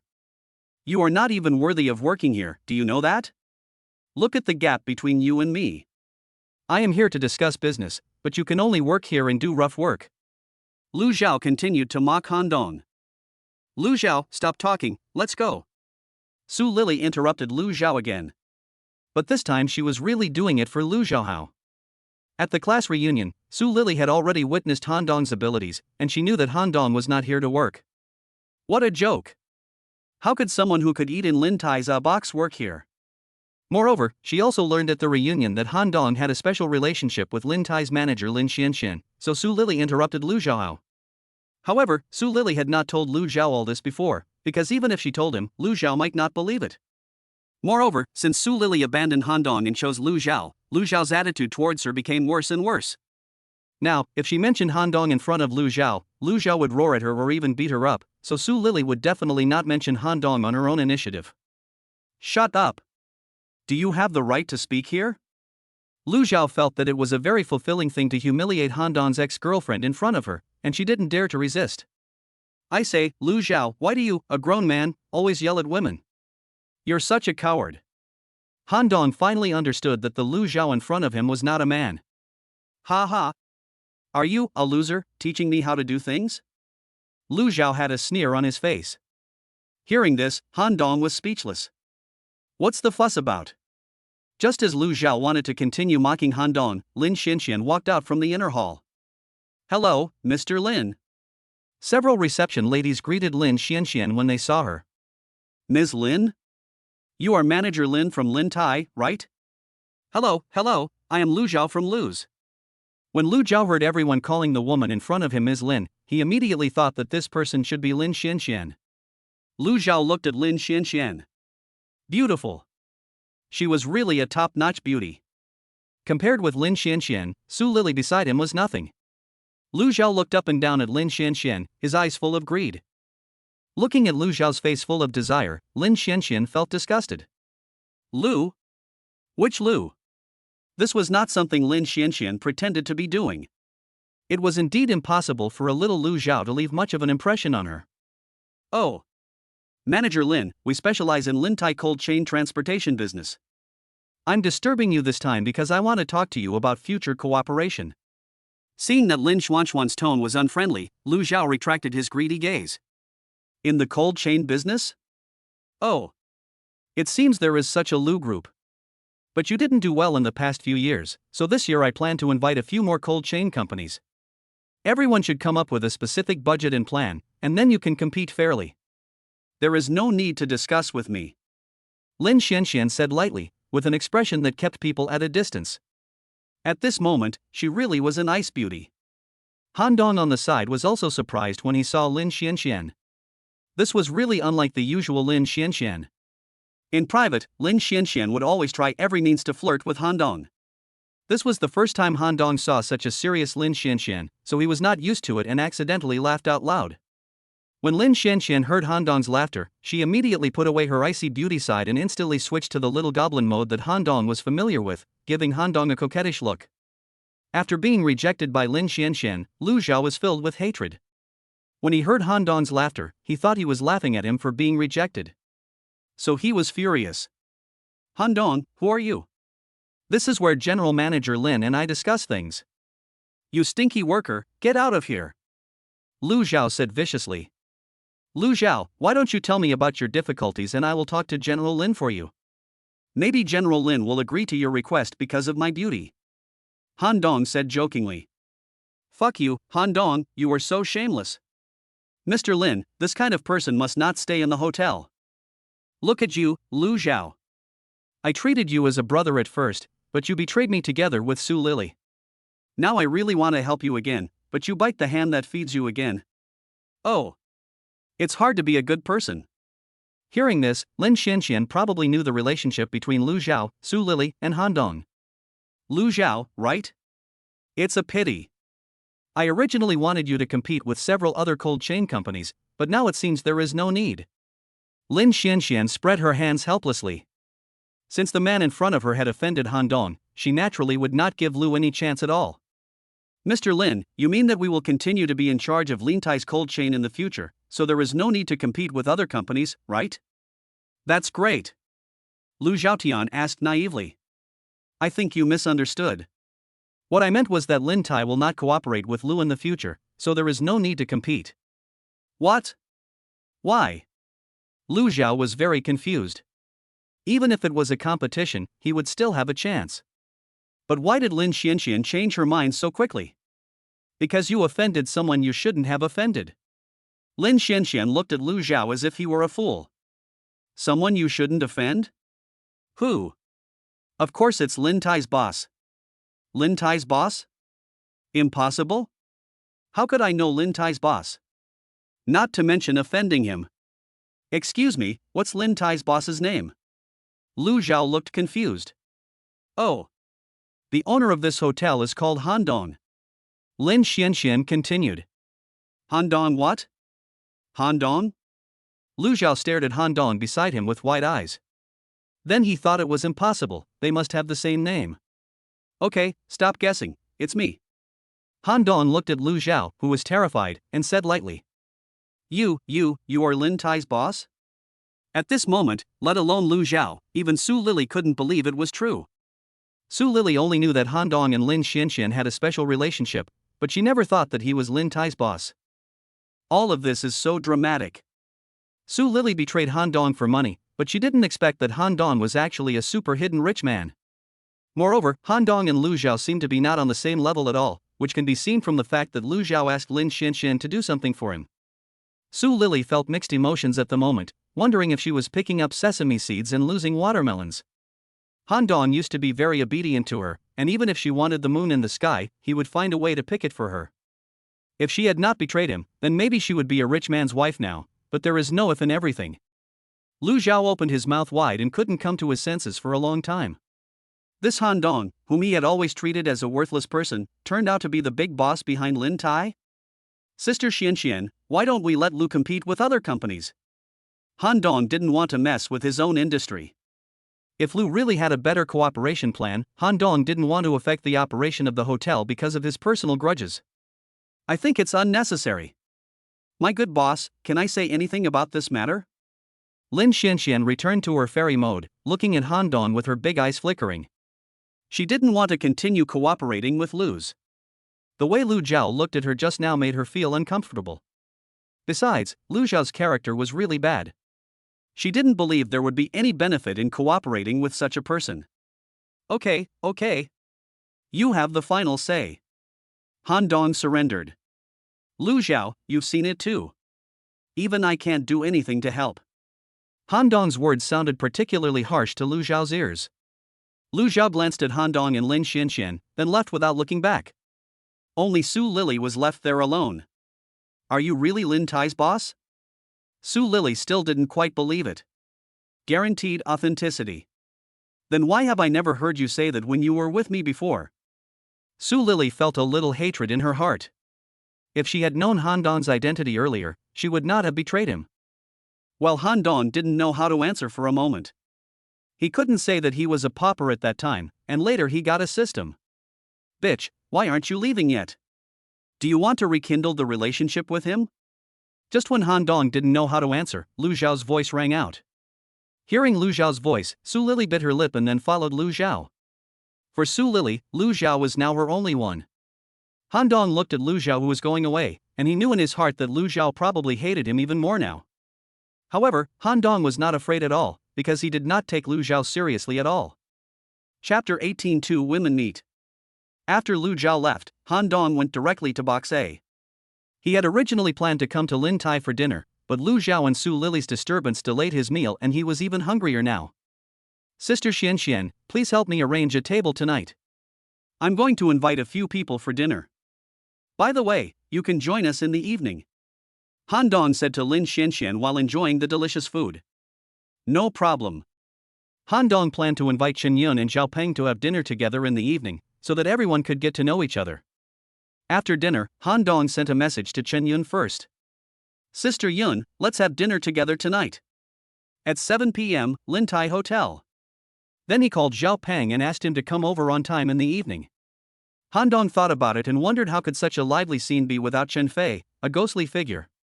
So he sent Chen Fei another message. Feier, where are you fooling around?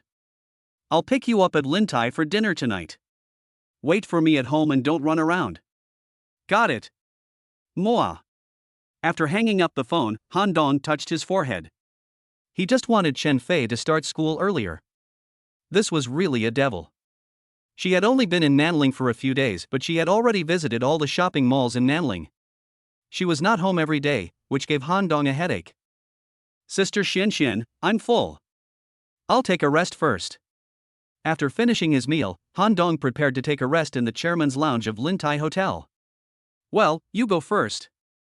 I'll come to accompany you when I finish what I'm doing. After saying that, Lin Xianxian put one of her jade hands on Han Dong's shoulder and put her lips close to Han Dong's ear, gently rubbing it. It's really killing me. A charming little demon. This is Han Dong's most accurate evaluation of Lin Xianxian. Forget it, Sister Xianxian, you should just get busy. Han Dong fled in panic. Humph. You are such a blockhead. Looking at Han Dong running away quickly, Lin Xianxian stamped her feet gently. Sometimes she really doubted whether her charm was really that bad. Why did Han Dong remain unmoved despite her provocations? Arriving at the lounge, Han Dong laid directly on the large double bed. It was so comfortable. This private room is specially prepared for the chairman. There is no need to say much about its luxury. The key is that all the equipment are top domestic brands, so you can imagine how comfortable it is. Han Dong, who was lying on the bed, had trouble falling asleep, so he took out his phone and watched Douyin for a while. But what Han Dong found strange was that Lin Xingxue had basically not been live streaming in the past 2 days, but she used to live stream every day. This surprised Han Dong, but he didn't think much about it. He fell asleep after watching his phone for a while.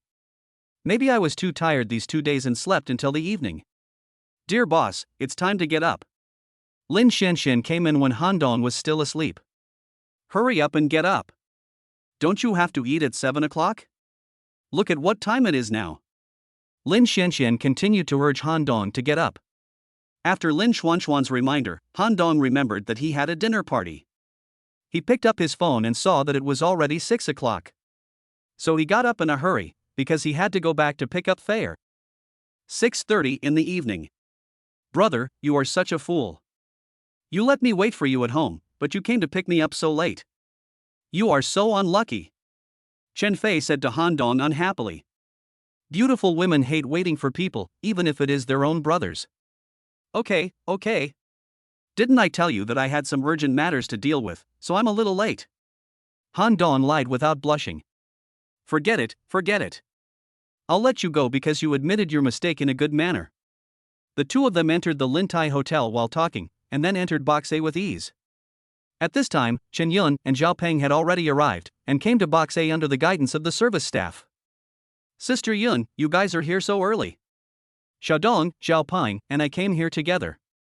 The hotel staff brought us to this box. Yes. Sister Yun, wait a moment and the meal will be ready. As they were talking, Lin Xianxian pushed the door open and walked in. She was not wearing work clothes, but a light purple dress, which was simple but not ordinary. She wore a pair of flesh-colored stockings on her slender thighs, which looked quite charming. Sister Xianxian is here, please take a seat. Han Dong then ordered the waiter behind him to start serving the dishes. Wow, sister-in-law, you look so beautiful today. As soon as Chen Fei opened her mouth, Han Dong suddenly felt a headache. Hearing Chen Fei calling her sister-in-law, Lin Xianxian not only did not reject it, but seemed to enjoy it. However, when Chen Yun heard Chen Fei calling Lin Xianxian sister-in-law, his face changed slightly, but soon returned to normal. Feier, where have you been hanging out these days? I always hear your brother nagging you. Obviously, Lin Xianxian not only enjoys this title, but has even begun to get into this role. My brother? Don't listen to his nagging. Humph. Chen Fei said angrily. Okay, the main purpose of bringing everyone together today is to let everyone get to know each other. Han Dong stood up and gave an opening speech, then began to introduce everyone. This is my sister Fei. She is very clever and eccentric. I'm afraid she will cause trouble for everyone in the future. Han Dong touched Chen Fei's head. Lin Xianxian, Lin Tai's manager. By the way, Sister Yun, I forgot to tell you that Lin Tai is now also my property. Han Dong pointed at Lin Xianxian and continued to introduce. Although Chen Yun had known that Han Dong had a certain relationship with this hotel before, he was still shocked when he heard Han Dong say that he was the boss of Lin Tai. This is Lin Tai, with a market value of at least 30 billion. This is Sister Yun, and this is Zhao Ping, the person in charge of Haochang Advertising. Han Dong introduced to Lin Xianxian. Haochang Advertising is the advertising company I worked for before, but now I have bought it and refinanced it. It should be called Haochang Entertainment now. According to Han Dong and Chen Yun's ideas, Haochang will enter the entertainment industry in the future. Come on, even if we all know each other today, we will all be family from now on. Let's have a toast together. Cheers. After 3 rounds of drinking, everyone was a little tipsy. Sister Yun, my brother Han Dong has always told me that you took good care of him in Haochang. I would like to thank you here today, Sister Yun. Lin Xianxian walked to Chen Yun with a glass of wine and drank the wine in one gulp. Chen Yun looked at Lin Xianxian calmly. She didn't know why, but she always felt uncomfortable when she saw such an outstanding woman by Han Dong's side. The same is true for Lin Xianxian. Chen Yun is a very outstanding woman. Although she is not as charming as Lin Xianxian, she has a more mature beauty and is quite charming. These two women have different styles. The reason why Lin Xianxian said this was actually to declare sovereignty in disguise. However, Chen Yun was not a pushover. Sister Lin, you're joking. Xiaodong and I have known each other for quite some time. I originally had no relatives in Nanling. Over the years, Xiaodong has been like a relative to me. It is my own business to take care of the person closest to me. Why should I ask others to thank me? Chen Yun's words also had a hidden meaning, which was that he had known Han Dong earlier than Lin Xianxian, and that he and Han Dong were very close. Han Dong was very puzzled.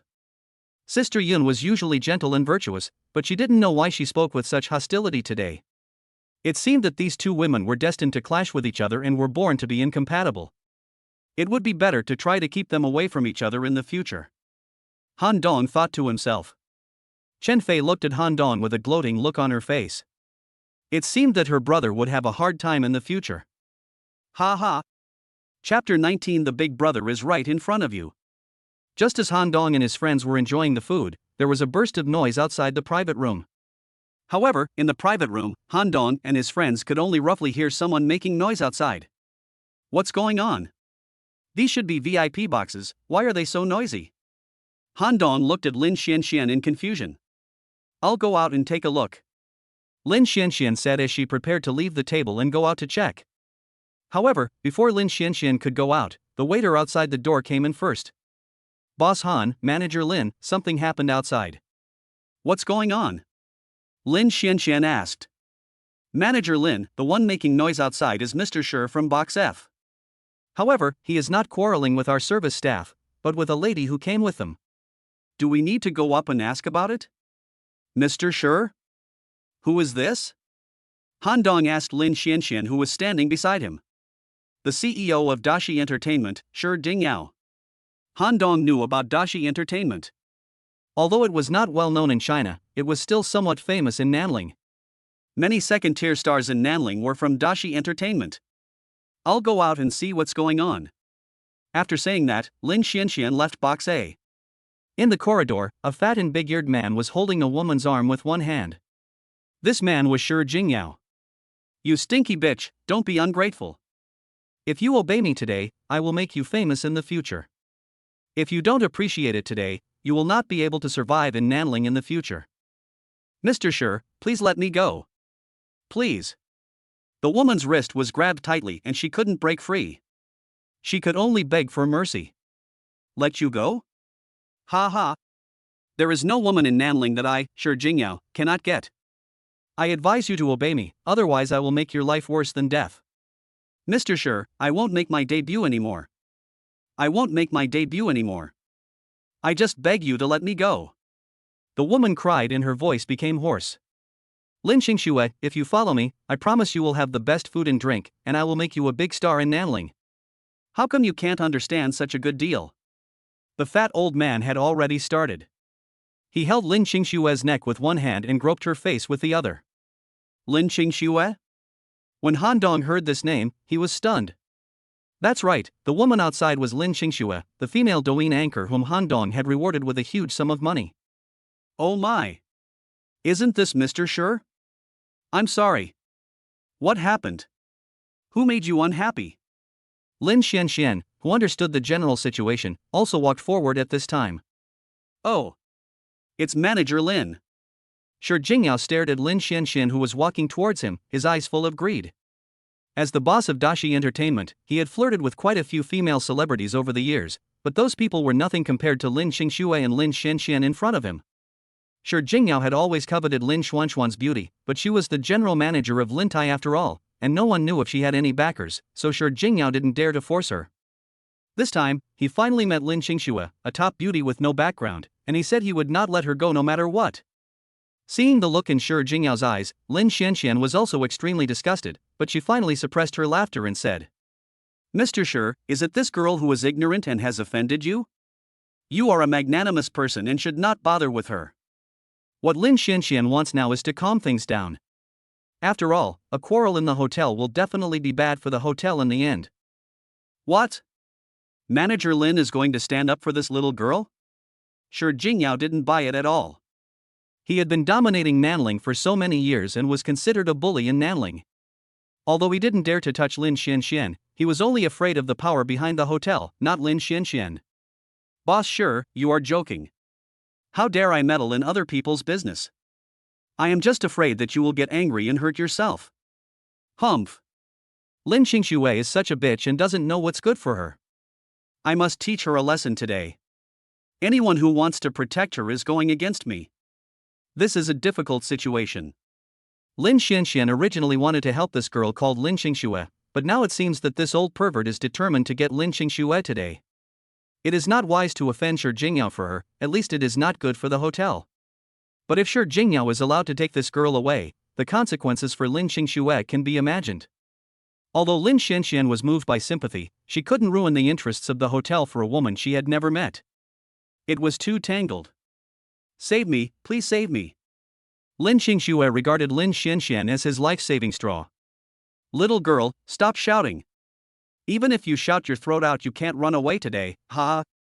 Shi Jingyao expected that Lin Xianxian would not turn against him for a woman, so he laughed triumphantly at this time.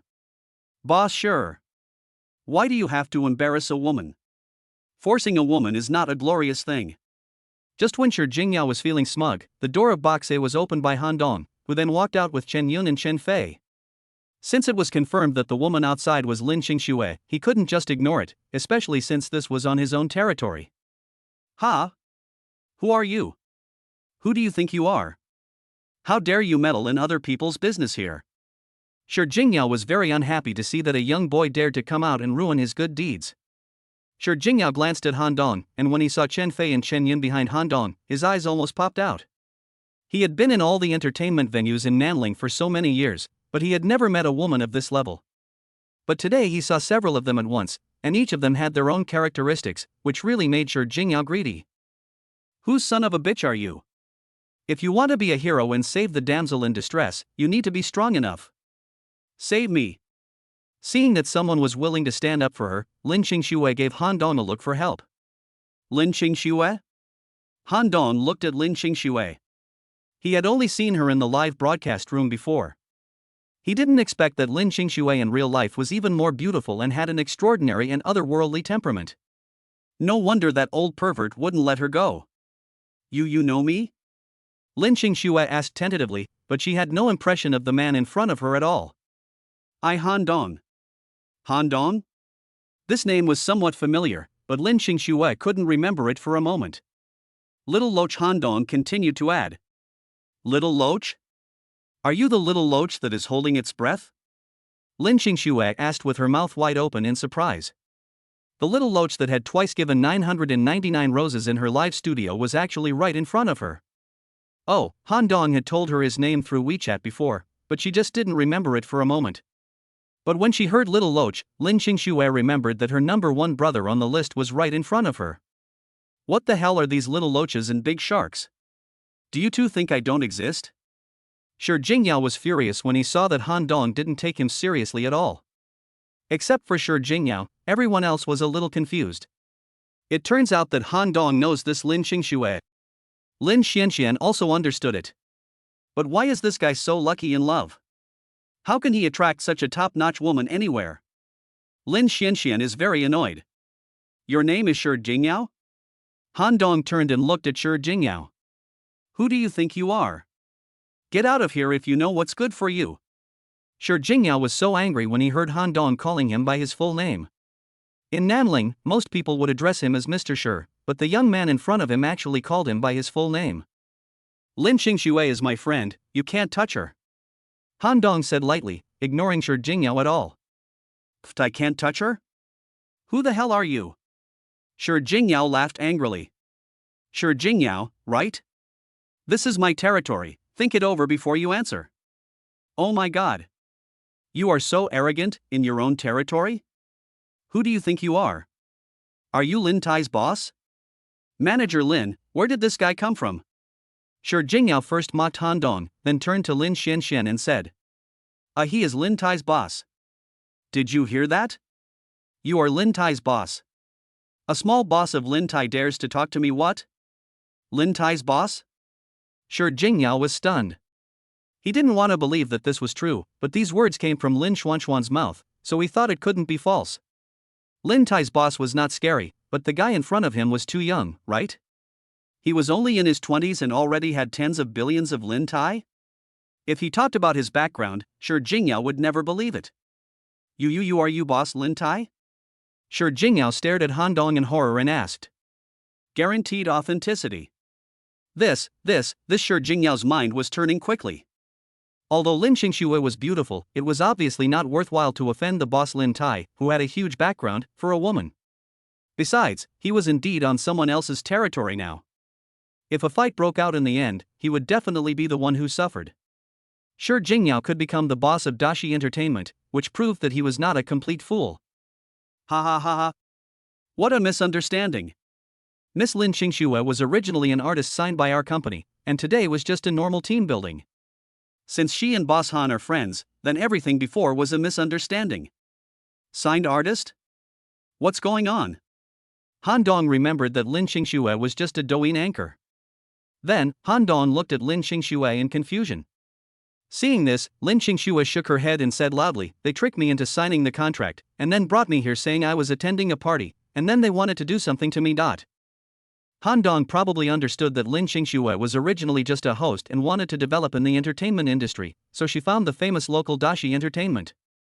Unexpectedly, Shi Jingyao came up with a crooked idea, so there were all these things tonight. Hand over her contract. Han Dong said. This Mr. Han is being a bit unreasonable, isn't it? Both parties have signed the contract.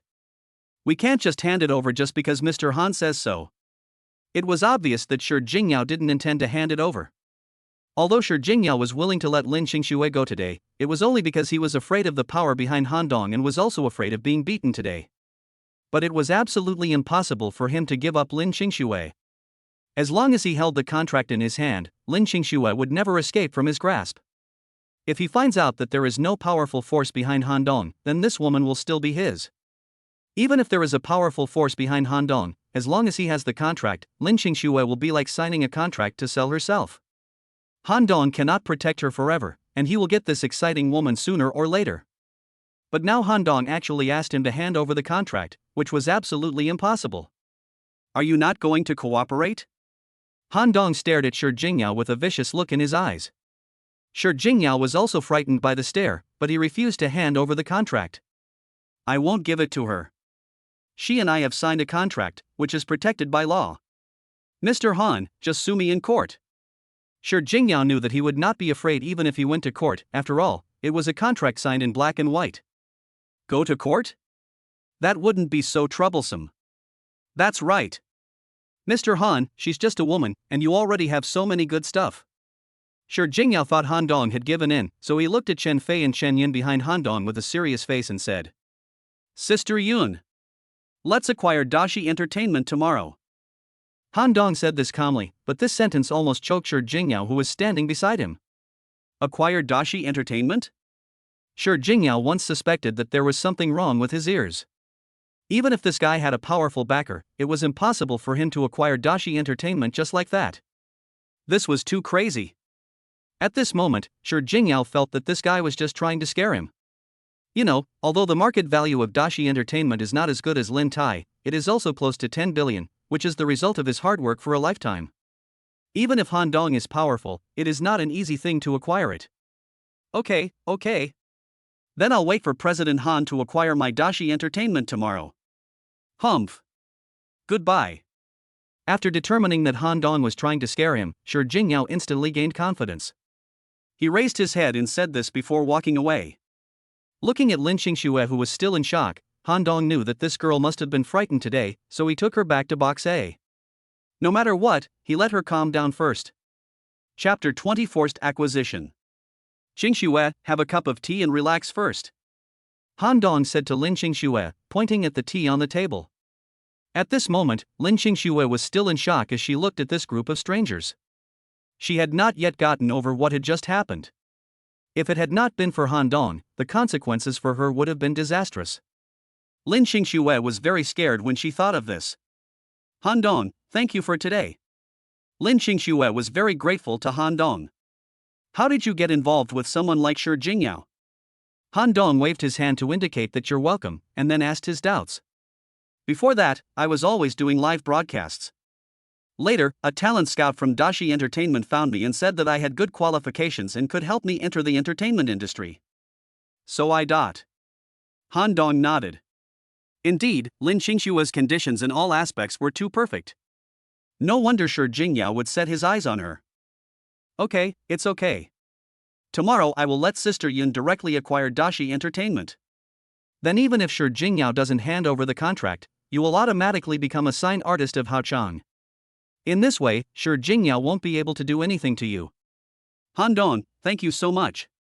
Lin Xingxue really couldn't think of any other words to thank him, so she could only thank Han Dong over and over again. No need to say thank you, but are you still considering developing a career in the entertainment industry? Han Dong really felt that Lin Xingxue had good conditions in all aspects. Now that his Hao Chang Entertainment has just entered the entertainment industry, it is not realistic to sign big-name stars.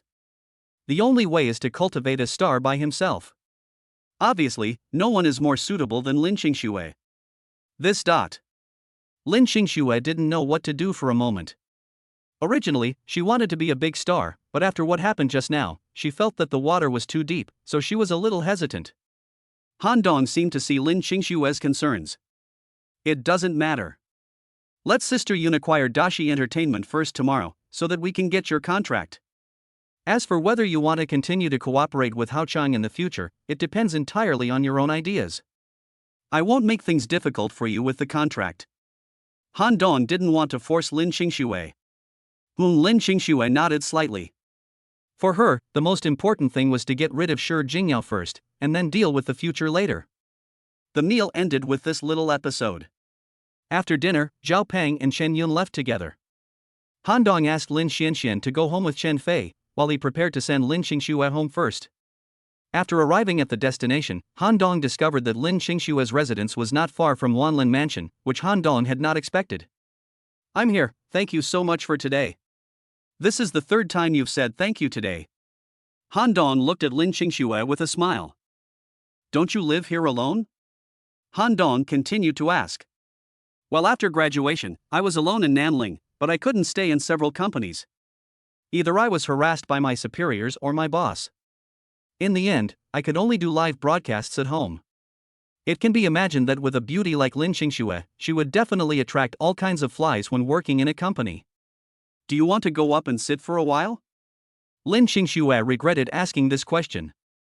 She originally thought that Han Dong had personally sent her downstairs, and he had helped her today, so she should at least politely invite him to sit for a while. But Lin Xingxue had never let a man into her home, so she regretted asking this question. After hearing this, Han Dong was very excited. He swore to God that he was not a gentleman and would not miss such a good opportunity. It was just a pity that he could not delay any longer today because he had to video chat with Sister Yun about tomorrow's acquisition. No, I still have to discuss tomorrow's acquisition with Sister Yun, so I won't stay any longer. We'll talk about it next time we have a chance. Han Dong smacked his lips. It was such a pity. But Lin Xingxue felt relieved. Okay then, bye then? Well, bye. After saying goodbye, Han Dong drove his beloved car back to Wanlin Mansion. When Han Dong came back, Lin Xianxian had also arrived home. There was a loud noise in the bathroom on the second floor, and it seemed that Lin Xianxian was taking a shower. I don't know if Lin Xianxian did it on purpose. The bathroom door on the second floor was only half closed, and Lin Xuanchuan's back was clearly visible through the frosted glass door inside, so Han Dong, who was sitting on the sofa on the first floor, could see it clearly. TSK, TSK, TSK. What a monster! Han Dong swallowed, quickly closed his eyes, silently chanted Umutba 3 times in his heart, then quickly ran to the bathroom on the first floor to take a cold shower to cool down. As soon as Han Dong entered the bathroom, Lin Xianxian from upstairs came out of the bathroom. She wiped her wet hair while watching Han Dong's back as he ran away, cursing softly, "What a stinky brother! He has the heart but not the guts. Humph." After taking a shower, Han Dong returned to his room and then made a video call to Chen Yun. Sister Yun, I'll have to trouble you again with the acquisition tomorrow. There's no need to worry about trouble between us, Xiaodong. I roughly estimated that if you want to acquire Dashi Entertainment, you need to prepare at least 10 billion yuan. Do you have so much liquid funds? Shen Yun was indeed a good hand and had made a budget early on. However, she still underestimated Han Dong's strength. Han Dong now has nothing but a lot of money. Don't worry, Sister Yun, I will transfer 12 billion to the company's account in a moment. Tomorrow you can just go ahead and do your best. Don't worry about the money. As long as we can successfully acquire Dashi Entertainment, it will be a good thing for Sui Haochan's development. Okay, I understand, Xiaodong. Okay, Sister Yun, you should go to bed early. Okay. After hanging up the phone, Han Dong stretched and then lay down on the soft big bed and fell asleep. Too many things happened tonight and he was really exhausted. Early the next morning, Chen Yun began to organize the acquisition of Dashi Entertainment's shares. With the support of the super chaebol Han Dong behind him, Hao Chang acquired 20% of the shares in just half a day. Inside the office of the chairman of Dashi Entertainment. Boss sure, after the market opened today, nearly 20% of the company's shares were acquired. I think this is not normal. The secretary of the chairman of Dashi Entertainment rushed into the chairman's office. What? Shi Jingyao, who was sitting in the boss chair, jumped up after hearing the news. Shi Jingyao felt something was not right, and he suddenly thought of what Han Dong said to him last night. Not good. Shi Jingyao secretly felt that something might go wrong. Hurry up and buy up the scattered shares. He was really anxious. You know, if Han Dong's shareholding reaches 30%, he can then forcibly acquire Dashi Entertainment. But it was obvious that Shi Jingyao realized it too late. On the other hand, Chen Yun had already made preparations and was frantically buying up scattered shares of Dashi Entertainment at a devastating speed. She had already calculated that Shi Jingyao held 55% of the shares and the other shareholders held 10%, so as long as she acted quickly enough, it would not be difficult to get 30% of the shares. Besides, Han Dong had plenty of money and would not worry about not being able to buy shares. Boss Shi, the other party already holds 23% of the shares. Boss Shi, the other party already has 25% of the shares. Boss Shi, the other party already holds 28% of the shares. Boss Shi, the other party already has 30% of the shares. Shi Jingyao slumped on the ground. Last night he didn't believe that Han Dong could acquire his Dashi Entertainment. Unexpectedly, in just half a day, he already had 30% of the shares. It's over. Dashi Entertainment is over. Shi Jingyao is really regretting his decision now. He should have released Lin Xingxue's contract earlier. Now he looks as pale as death. All the hard work he had put in for most of his life is gone. Chapter 21. Donate 1 billion first.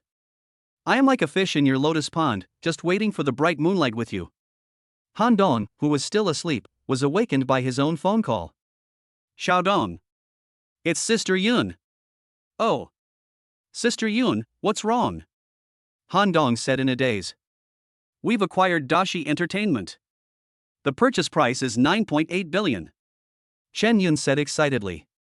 She was very satisfied with the final purchase price, which was completely within her estimation. Thank you for your hard work, Sister Yun. Oh, by the way, please work harder and contact Lin Qingxue and tell her that she doesn't need to worry about the contract anymore. And ask her about her future plans. Han Dong was not too excited about acquiring Dashi Entertainment, because Han Dong had plenty of money, and acquiring Dashi Entertainment was a sure thing. What he cared about most was whether Lin Qingxue was willing to stay in his company, which was very important to Haochang Entertainment. Chen Yun naturally understood what Han Dong meant. Don't worry, Xiaodong. I will definitely persuade Miss Lin to stay. Besides, I think she trusts you very much, so it shouldn't be a big problem. Okay then. Thank you for your hard work, Sister Yun. After hanging up the phone, Han Dong was no longer sleepy. He simply washed up and prepared to have breakfast. I am like a fish in your lotus pond, just waiting for the bright moonlight with you. Just then, Han Dong's cell phone rang again. Han Dong picked up the phone and took a look. It was Chen Fei. Hello? Brother. Do you know what day it is today? Chen Fei on the other end of the phone seemed a little unhappy. Today? What day? Han Dong wondered how he had offended this girl again. From her tone, it seemed like she was not very satisfied with him. Okay. Are you now focusing all your attention on your sister-in-law and not caring about your sister at all? Today is the day I have to report to school. Han Dong patted his head. That was right. Today was indeed the day for new students to report to Nanling University. Fair, I'm just teasing you. How could I, your brother, forget the day you were going to report? Look, I've already washed up, and I'm ready to pick you up. Han Dong once again used his ability to tell lies to the extreme. Humph. That's better. I have almost prepared everything. Come and pick me up. Right there. After hanging up the phone, Han Dong quickly ate a few bites of food, and then went to Chen Fei's house to pick her up. Fortunately, they lived in the same community. In less than an hour, Han Dong drove his car with Chen Fei to the gate of Nanling University. Wow! Look!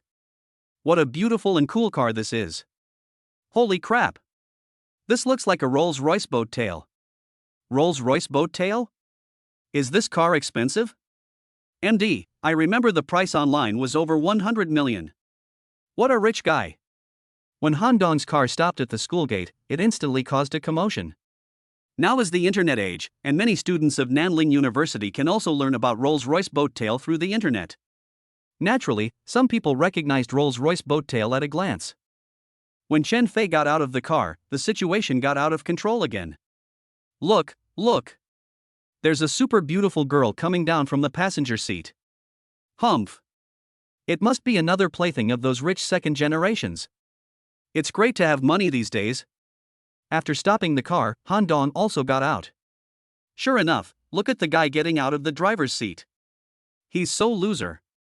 If he didn't have a lot of money, how could he possibly hook up with a beauty of this level, said the male student on the side with deep emotion. What? I think he's very handsome. If I had a boyfriend like him, I would wake up laughing in my dreams. The female student next to her had a crazy look on her face. Bah! You slut! Why don't you look at yourself in the mirror? What kind of rich second generation would like you? Humph you! Rolls-Royce boat tail can cause a sensation wherever it goes. Since Han Dong improved his mental strength, his perception has also improved a lot. Naturally, all the discussions of these students at the door entered his ears, but Han Dong did not care. He took Chen Fei's hand and walked straight into Nanling University. Han Dong looked at Nanling University in front of him, and he thought things had really changed. He also graduated from this university. Although he was the top student in his class, he didn't have many friends in school because he came from a small place and lived in poverty. Most of his classmates looked down on him and thought he was just a bumpkin. However, he did not gain nothing in his college life. For example, he met Zhao Peng. Then he pursued Su Lily. Although Su Lily was not a campus beauty, she was a famous beauty in the school at that time. It was a pity that she was defeated by reality in the end. Su Lily chose to betray him for money. Looking at the campus in front of him and calculating the time, Han Dong has not been back for more than 3 years. Brother, let's go to the new student registration office first. Okay, let's go. Chen Fei pulled Han Dong back to reality from his memories. New student registration office. Hello, classmate. If you are staying here, please pick up your daily necessities here, and then you can go to the dormitory to take a look. Thank you. No, I don't want to stay. Chen Fei does not need to live on campus. She came here today just to familiarize herself with the university environment and adapt to university life in advance. Let's go. Fair, I'll take you around the school. After all, I'm your senior. Then let's go. Senior brother Han. A moment later. Look, this is the freshman class, get familiar with it. Han Dong led Chen Fei to the freshman class. Okay then, I'll walk around by myself and I'll come find you later. After saying that, Chen Fei ran away. Han Dong smiled and shook his head, preparing to look around himself. As soon as he turned around, a middle-aged man came into view. Han Dong recognized him at a glance. It was his tutor, Mr. Jean. Teacher Jean? Han Dong greeted first. The middle-aged man stopped and looked Han Dong up and down. After a long while, he asked, "Who are you?" Obviously, Mr. Jean did not recognize Han Dong, but Han Dong did not care, or it was within his expectations. Although Han Dong's school was top-notch, Mr. Jean was also a person who judged people by their appearance. He thought Han Dong had no power or influence, and was a child from the countryside. Even if he studied well, he would not achieve much in the future. Therefore, he always selectively forgot about such students. Teacher Jean, I am a student of the 19th class. My name is Han Dong. Do you remember me? Han Dong? Class of 2019? Oh. I seem to have some impression of you. Who are you today? Unable to think of such a person, Teacher Jean simply laughed it off. I came here with my sister to register today, and was thinking of coming to see you, but I didn't expect to run into you here. Oh. I'm very busy now. The principal wants to talk to me about something urgent. How about we talk another day? It was obvious that Teacher Jean was really unwilling to waste time chatting with this ordinary student in front of him. Teacher Jean, the school has changed a lot over the years. Great. You go ahead and do your work. I'll talk to you when you're done. When Teacher Jean heard that Han Dong wanted to pester him, he felt overwhelmed and started to speak rudely. Student Han, you have graduated for so many years. You should put your time and energy into meaningful things. Don't spend all day reminiscing about the past in school. It's meaningless. Teacher Jean, you can't say that. I think. Han Dong was interrupted by Teacher Jean before he could finish. What do you think? Look at you. You have graduated for 3 or 4 years and have not achieved anything. At this time, others are working, but you are doing nothing but sending your sister to school. You look like a vagrant. You are too unmotivated. How could Nanling University cultivate a student like you? Also, don't say I am your tutor when you go out. It seems that Teacher Jean does not have a very good impression of Han Dong now, and directly classifies Han Dong as a vagrant and a social parasite. Teacher Jean, you misunderstood. What's the misunderstanding? You are from the 19th class, right? As far as I know, there are some talented people from the 19th class, such as Song Jiechi, who is very outstanding. She is now the head of a company. Look at you, you have achieved nothing. Han Dong finally understood it. It turned out that his teacher only remembered people with status and position, and he couldn't remember anyone like him who had no social background.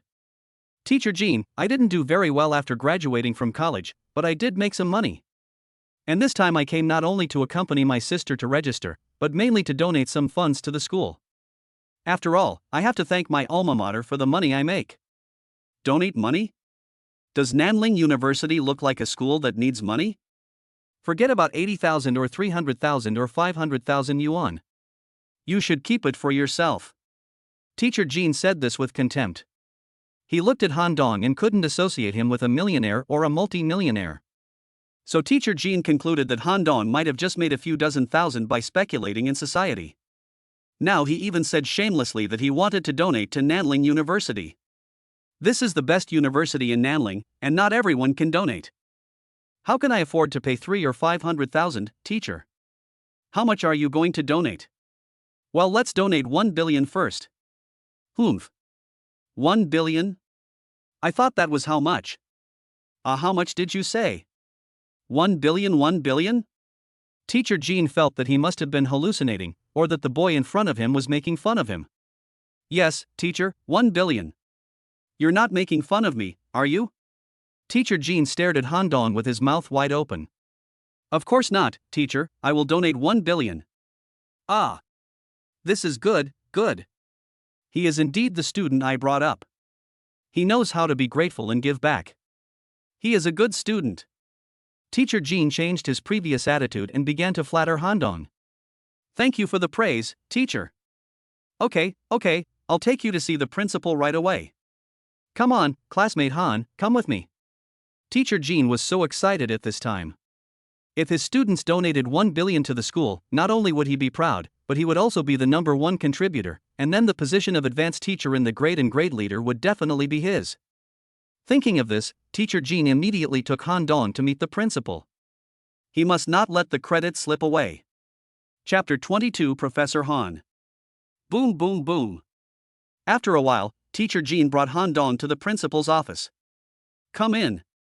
A middle-aged man's voice came from the office. Teacher Jean took Han Dong, opened the office door and walked straight in. Teacher Jean. Is there anything I can help you with? Principal Lee looked up and then went back to his own business. Principal, let me introduce you. This is Han Dong, my former student. Teacher Jean pushed Han Dong in front of Principal Lee and said, Hello, Principal. My name is Han Dong, and I also graduated from our school. Principal Lee just nodded slightly and had no intention of looking up at Han Dong at all. Hello, classmate Han, welcome back to your alma mater. Today is the day for new students to register. I am very busy. Please just walk around the campus. Principal Lee did not take Han Dong seriously, so he was perfunctory. Hey Principal, student Han's performance in school was very good before. The key is. Okay, Teacher Jean, can't you see I'm very busy now? He's just a graduating classmate. Do you really want me to welcome him in person? Obviously, Principal Lee was a little impatient. To him, Han Dong was just an ordinary student.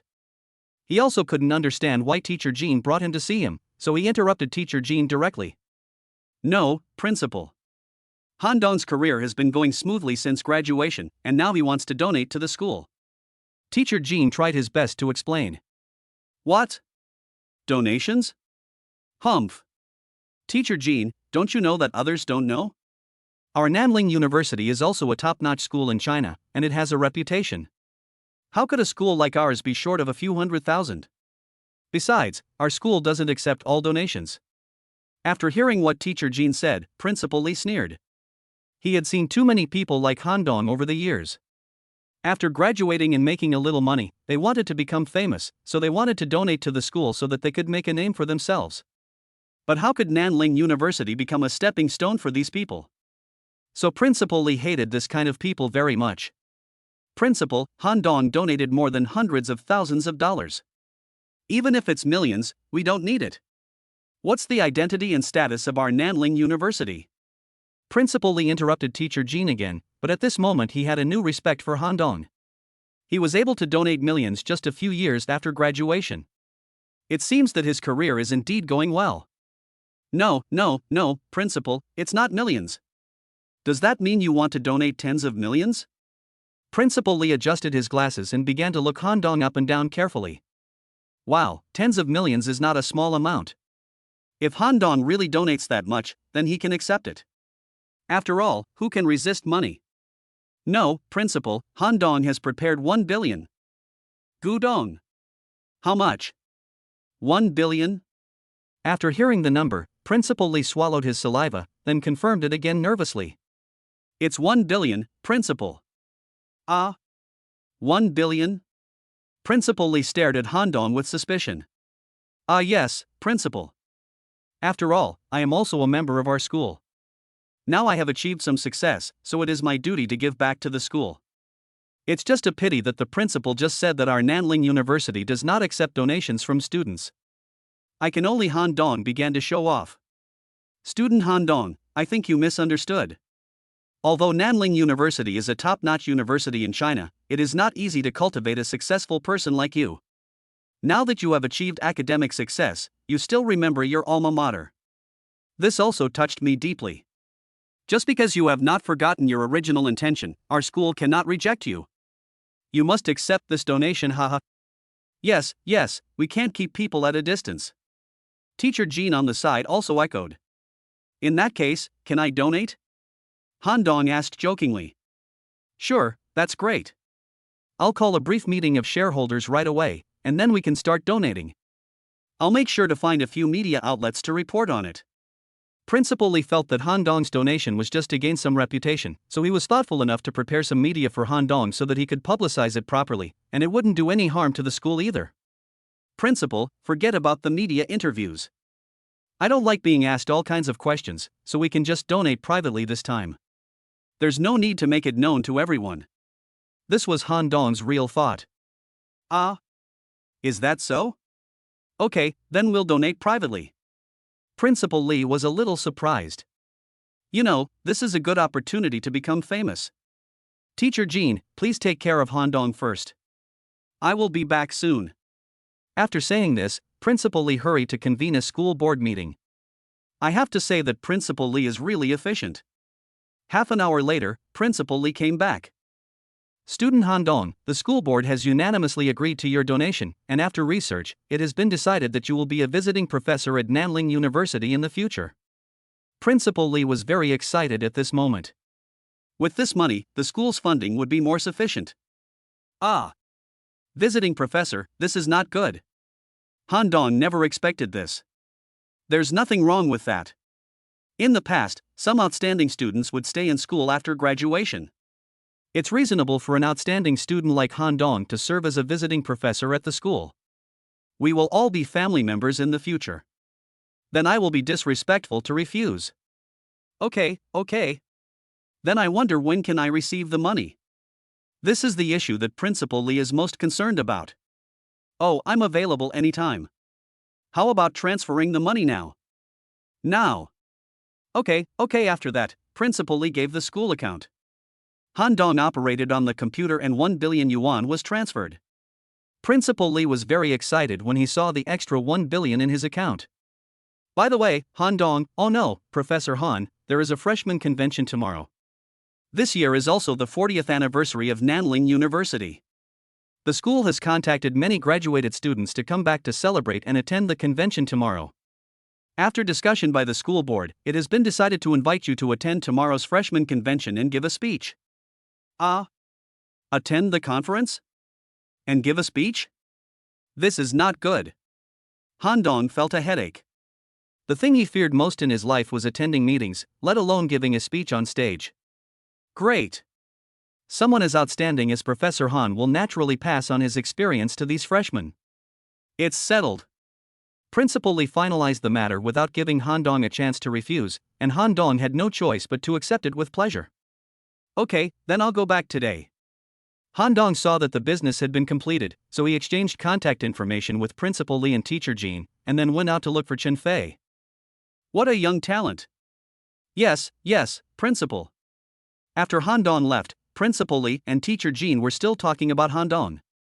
After a while, Han Dong finally found Chen Fei. Brother! Tomorrow is the freshman meeting, and this year is the 40th anniversary celebration. I heard from the teacher that a lot of seniors will come back tomorrow. How about you come over?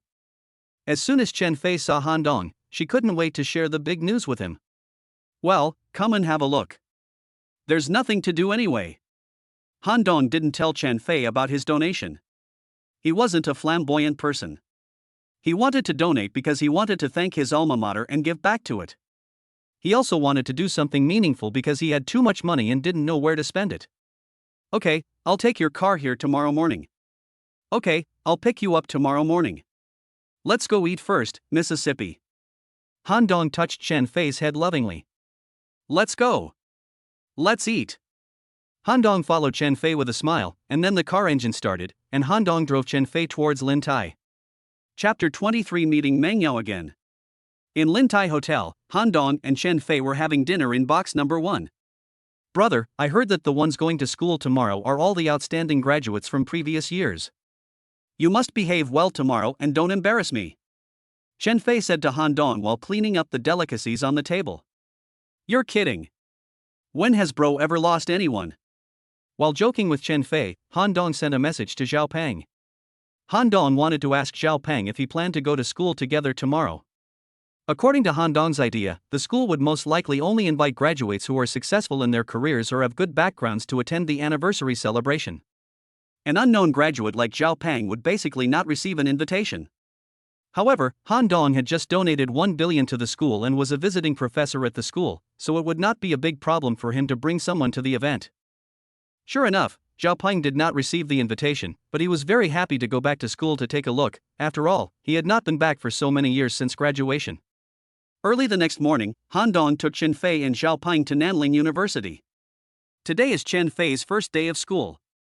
The little girl dressed up carefully, wearing a floral dress and a simple ponytail. She exuded a youthful aura. In addition, Chen Fei herself has a good foundation and is a beauty, so when she got off the car and walked to the campus gate, she naturally caused a small commotion. Look! A beautiful woman with a nice car. Hey! I remember this beauty. She was also riding in this luxury car yesterday. Listening to the discussions of his classmates, Han Dong smiled helplessly. It seemed that his sister was destined not to be too lonely in school in the future, as she would definitely have many suitors. Han Dong. Just as Han Dong was about to take Chen Fei and Zhao Peng into the school, a familiar voice came from behind him. Han Dong turned around and took a look when he heard the voice. The person coming was none other than Meng Yao, the former school belle and the one Han Dong had pursued hard but failed to win. Meng Yao, long time no see. The two hadn't seen each other since the last welcome party for Meng Yao. Han Dong didn't expect to meet her at the school's anniversary party. Long time no see. Let's go together. Good. The four of them walked into the school gate together. Chen Fei held Han Dong's hand, Meng Yao followed quietly, and Zhao Peng followed behind. The group shuttled through the paths of the campus, attracting countless envious glances wherever they went, mainly because Chen Fei and Meng Yao were both stunning beauties. Fuck. Who is this guy? He's definitely a winner in life. Isn't this the real-life version of being hugged by girls? I'm so greedy. Not to mention two super beauties, there are bodyguards behind them? This is too rich. Listening to the discussion of this group of people, Han Dong's face was full of black lines. These guys actually regarded Zhao Peng as their bodyguard. Han Dong cast an apologetic look at Zhao Peng, but Zhao Peng did not take it to heart. As they were talking, several people came to the self-media building under the guidance of the receptionist. Chen Fei was a freshman, so naturally she had to be with her classmates and teachers. Han Dong and other senior students came to the square where the graduates were sitting. Han Dong took a general look and found that today's scene was quite grand. There were quite a few graduates from previous years who came. Song Jiechi had also achieved some success, so she also received an invitation from the school. However, what Han Dong did not expect was that Su Lily also came. It must be because of Lu Zhao. After all, Lu Zhao's loose cold chain is quite famous in Nanling, and Su Lily is also Lu Zhao's girlfriend. After seeing Han Dong's gaze, Su Lily instinctively dodged and then lowered her head deeply. Okay, students, please be quiet. The principal on the stage spoke. I am very glad that all the students can participate in today's event. This year is the school's anniversary, so we have invited many outstanding graduates to come back and participate in the event. This is also to set a good example for this year as freshmen. The principal is the principal. He always has to say a lot of nonsense before the activity officially starts. In fact, there are many outstanding students in our school. Today, I want to introduce one of them to you. This student performed very well in school and has made great achievements in his career after graduation. The most important thing is that this student never forgets the well-digger and has a grateful heart. He has not forgotten his alma mater even after his successful career. Just yesterday, he donated 1 billion to the school at one time. Wow, the principal's words made everyone go crazy. 1 billion? Who is this? So cool? Donating 1 billion in one go, this is too rich.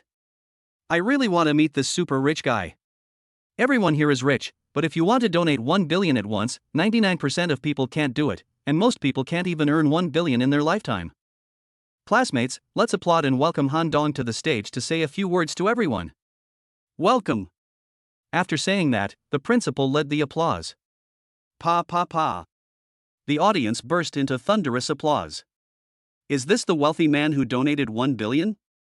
He seems quite handsome. Don't be such a fangirl. Do you think someone likes you? Han Dong stood up and walked to the stage. Looking at the eyes of the crowd, he felt very uncomfortable and even a little nervous. Su Lily stared at Han Dong intently. She really couldn't understand why the poor Han Dong had changed so much after breaking up with her.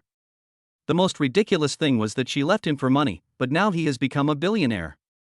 Reality really slaps her in the face. Song Jiechi also looked at Han Dong on the stage with a look of disbelief. At this moment, he felt that he was really a clown before. It seemed that Han Dong's power was beyond his imagination. Thinking of this, Song Jiechi decided to be humble in front of Han Dong in the future. Song Jiechi finally understood that he and Han Dong were not in the same league at all. Meng Yao didn't expect Han Dong to donate 1 billion to the school at one time.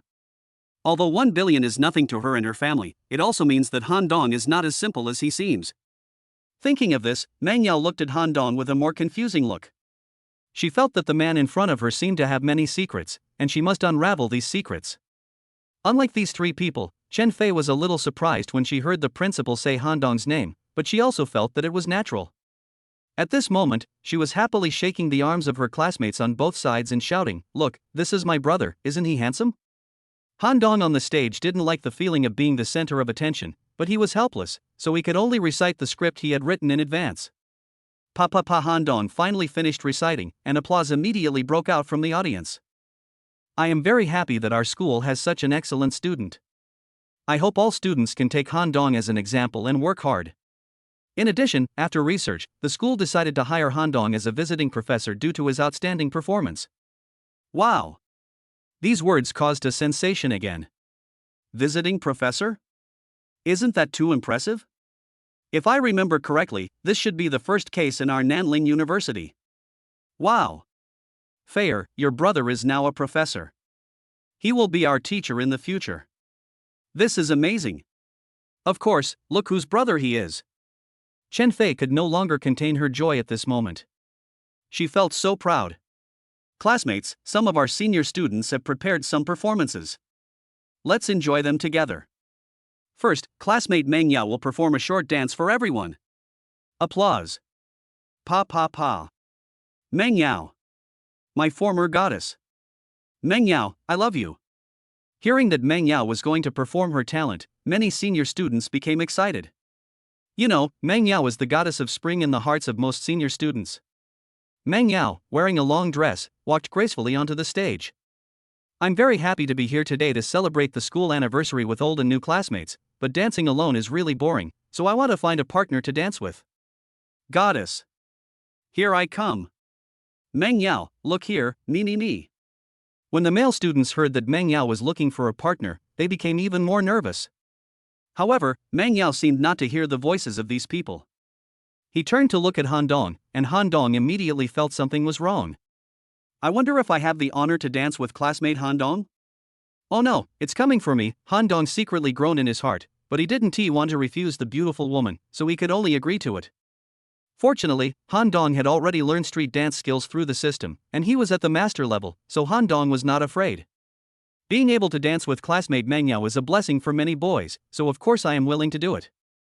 Han Dong said, looking at the eyes of the people in the audience who seemed to want to cut him into pieces. When the music started, Meng Yao took the lead in performing, and her graceful figure once again attracted everyone's attention. Halfway through the music, Han Dong seized the opportunity to join in and dance with Meng Yao. In an instant, all the difficult street dance moves appeared in Han Dong's mind. Han Dong used his hands and feet to perform all these difficult moves. Wow! Han Dong is not only rich and handsome, but he's also a great dancer. What classmate Han? That's Professor Han. That's so cool. Professor Han, I want to give birth to your baby. What? What? Meng Yao obviously dances better, okay? That's right.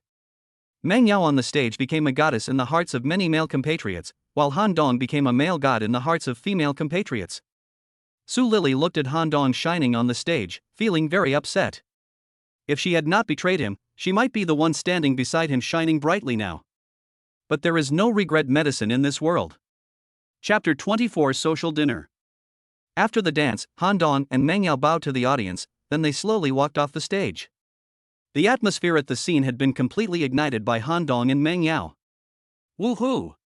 Meng Yao, I love you. Han Dong is so handsome. Professor Han and Senior Meng are such a perfect match. The scene was full of Han Dong and Meng Yao as fans. Wow! Dongzi, you've hidden it so well. For so many years, even I didn't know you were such a good dancer. Zhao Ping, who was standing aside, saw Han Dong coming down and was the first to come up to him and ask. Han Dong just smiled and didn't answer. He couldn't say that he had a super awesome system in his body. About half an hour later, the school anniversary and freshman welcome party finally came to an end, but most people's eyes were still on Han Dong and Meng Yao, simply because their performance was so amazing, not to mention that Han Dong was so rich that he spent 1 billion at once. Before Han Dong walked out of the self-media classroom, Chen Fei and several girls ran towards Han Dong. Great, brother! It turns out you are so talented. And now you are Professor Han. You just realized it now. Your brother's talent is about to overflow. Humph. You're taking advantage of me. Chen Fei curled her lips and then began to introduce Han Dong to her classmates. This is my brother Han Dong. What do you think? I didn't lie to you. He is really my brother. But you don't have much of a chance, because I already have a sister-in-law. Chen Fei was very proud that her brother was so popular and she felt very proud. Brother, these are my classmates. This is Zhao Rou, this is Wang Li, and this is Han Mengmeng. Then Chen Fei began to introduce her classmates. Chen Fei was holding Zhao Rou's hand at the moment, and she was talking non-stop. Han Dong looked at these people. Zhao Rou, who was being held by Chen Fei, had the best temperament and was very shy. It was obvious that Zhao Rou and Chen Fei had the best relationship. Han Dong greeted them one by one out of politeness. Brother! Lily's boyfriend is inviting us to dinner later. It's also a freshman social. They asked me to invite you to go with them. What do you think? Will you honor us? Forget it. I won't join you little girls in eating and chatting. Han Dong really had no interest in joining in. No. Professor Han, from now on we are all nominally your students, so there's nothing wrong with having a meal together, said silly Meng Meng, looking at Han Dong with a silly look. That's it, brother. Let's go together, these are all my friends.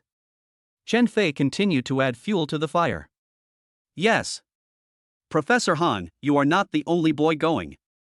My boyfriend is going too. Wang Li said. In that case, I will respectfully obey your orders. Han Dong really couldn't persuade the girls, and there were other men participating. Han Dong was still a little worried about Chen Fei, so he might as well go over and take a look. Senior Meng, would you like to go together? Meng Yao was still standing aside at this time, and Wang Li asked out of politeness. I won't. You guys have fun. Han Dong, let's call each other. After making a phone call gesture, Meng Yao walked out of the self-media classroom. Looking at Meng Yao's back as he walked away, Han Dong always felt that this old classmate of his was not simple. Hey! Your eyeballs are about to fall out. If you continue like this, I will go back and tell my sister-in-law about you. Chen Fei waved her hands vigorously in front of Han Dong's eyes. What nonsense are you talking about? Let's go. The group walked out of the school. Of course, the students didn't have cars, so Han Dong had to work as a driver. Although the girls didn't recognize the car, they all knew it was a luxury car and must be very expensive. After seeing Han Dong's car, he became more handsome in their eyes. Let's go to Lintai. My boyfriend has booked a table at Lintai. Let's go directly there and he will go there by himself later. Wang Li said after taking a look at the text message sent by her boyfriend. Lintai? Wow, your boyfriend is so awesome. That's the most upscale hotel in Nanling. Han Mengmeng was so happy when she heard that they were going to Lintai for dinner. It's just Lintai, nothing special.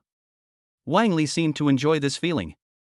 That's right, Lintai is nothing, but my brother is. Chen Fei was about to say that Han Dong was the boss of Lintai, but Han Dong pulled her close to stop her. Han Dong didn't want to be so ostentatious now. Now everyone knew that he donated 1 billion, which was already very conspicuous in the school. He didn't want to cause trouble, so he winked at Chen Fei. But what? Several little girls asked. My brother goes there often too. Chen Fei could only make up an excuse for herself. Han Dong breathed a sigh of relief, then picked up his phone and sent a text message to Lin Xinshan, telling her that he would go to dinner later and asked everyone to pretend not to know him. Amid the chattering of several girls, we soon arrived at the Lin Tai Hotel. Oh my god. This decoration is too luxurious. Thanks to Lily's boyfriend, otherwise how could we afford to eat in a place like this? Han Mengmeng was already shocked by Lin Tai's luxurious decoration. Welcome to Lin Tai. Please come in, everyone. Sure enough, the lady at the front desk led the group as if she didn't know Han Dong, and soon they arrived at the box. Lily, your boyfriend is so powerful and rich, he must have a lot of single wealthy men around him. Can you talk to him and introduce him to us? As soon as they sat down, Han Mengmeng started to pester Wang Li, hoping to catch a rich son-in-law. My boyfriend said he will bring a CEO from an entertainment company with him today, so you guys better behave yourself. Really? Han Mengmeng's eyes lit up. Mengmeng, don't think about rich second generations every day. Wouldn't it be better to find someone with good character and potential? Zhao Rou, who had been silent, interrupted. That's right. Chen Fei also interjected. Zhao Rou, fair, I'm different from you. Zhao Rou, your family is so rich, even if you can't find a rich husband, you can still go home and inherit billions of assets. And fair, Professor Han is so rich, you naturally can't understand the suffering of people like us. If you want to get ahead, you can only find a rich second generation. Mengmeng, don't be so pessimistic. I'm not pessimistic. For students like us who don't have any background, if we want to stand out, we have to pay something. We either have to eat and drink with him or sleep with him. How can it be as easy as just finding a rich second generation guy? After hearing this, Zhao Rou was unable to refute. In fact, it was just as Han Mengmeng said. If her family was not rich, her life would probably not be any better than theirs. Not long after they started chatting, Wang Li's boyfriend brought a middle-aged man into the box. Chen Chu, you're here. When Wang Li saw the person coming, she hurried forward and hugged him. It seemed that this person was Wang Li's boyfriend. Chen Chu, let me introduce them to you. These are my friends. This is Han Mengmeng, this is Zhao Rou, and Chen Fei. By the way, this is Han Dong, a professor at our school and Fei's brother. Wang Li introduced them one by one. Chen Chu's eyes swept across the women, but finally stayed on Zhao Rou for a long time, his eyes full of unbridled desire. Wang Li also saw Chen Chu's abnormality at a glance, but it was only a second. She suppressed her dissatisfaction. For her, it was not easy to hold on to Chen Chu's thigh, she would not lose him easily, so even if she was dissatisfied, she would not show it. Chen Chu, who is this? Wang Li asked after adjusting her expression. Oh. This is my business partner, Li Ping.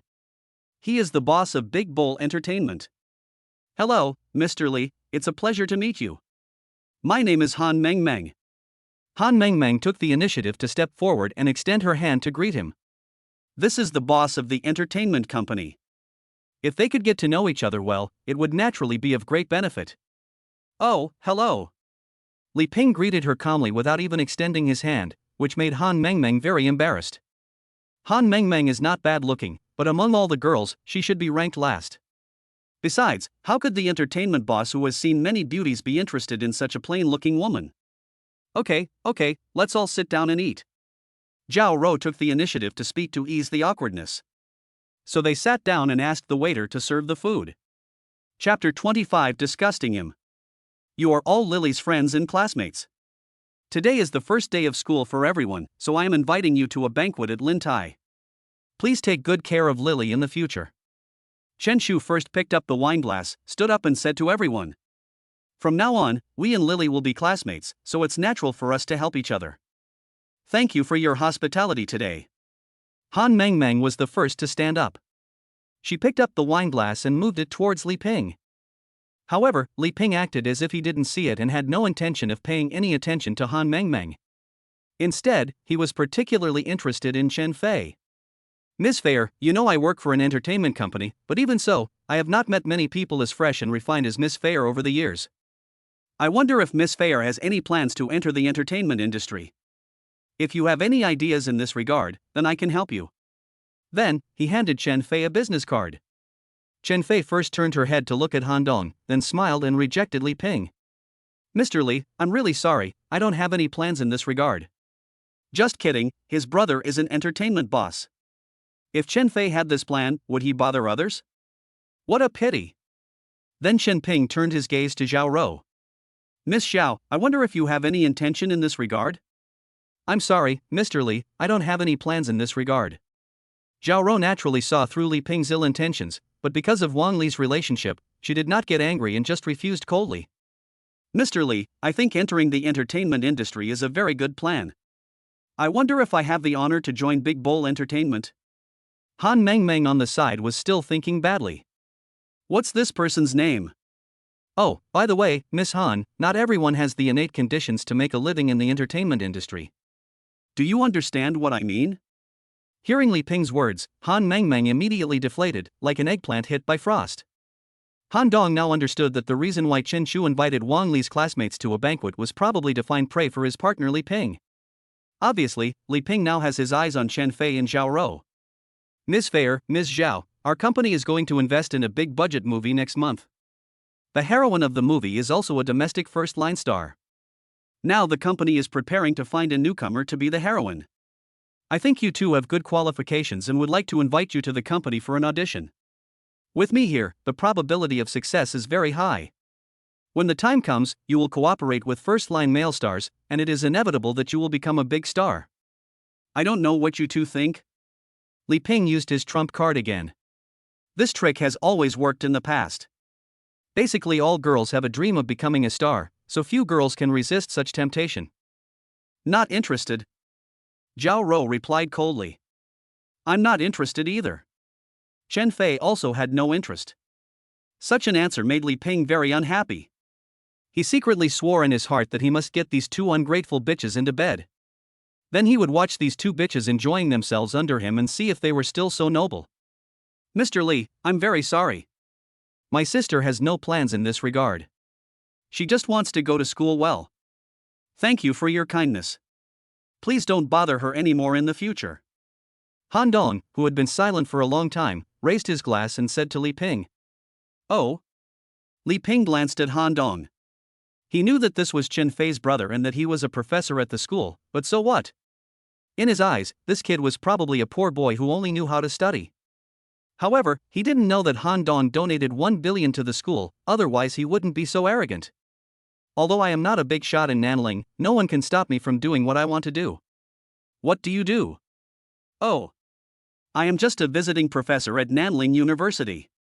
Naturally, I cannot compare to Mr. Li's prominent status. But if Mr. Li does not cause trouble for Fei in the future, today's meal will be mine. It will be my apology to Mr. Li. Ha ha ha. You are so boastful and you are not afraid of biting your tongue. It's yours? You country bumpkin, do you know how much this meal costs? After hearing Han Dong's words, Li Ping laughed. That's right. Lily, your classmate's brother really brags without thinking. Does he know how much this meal costs? I'm afraid he can't even afford it with his annual salary. Chen Shu on the side also echoed. In fact, except for Chen Shua and Li Ping, no one in the room thought that Han Dong couldn't afford the meal because everyone knew that he donated 1 billion to the school at one time, which was not something a poor person could afford. Seeing this, Wang Li anxiously shook Chen Shu's arm, trying to stop him from continuing, but Chen Shu did not seem to understand Wang Li's thoughts. Of course my brother knows how much this meal costs. He can ask for whatever price he wants. Chen Fei, who had been silent, couldn't help it anymore and stood up to protect her brother. What Chen Fei said was not wrong.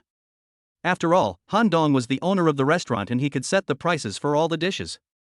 He could just decide how much he wanted the meal to cost. You are so arrogant. You want to charge a certain price for this meal? Who do you think you are, your brother?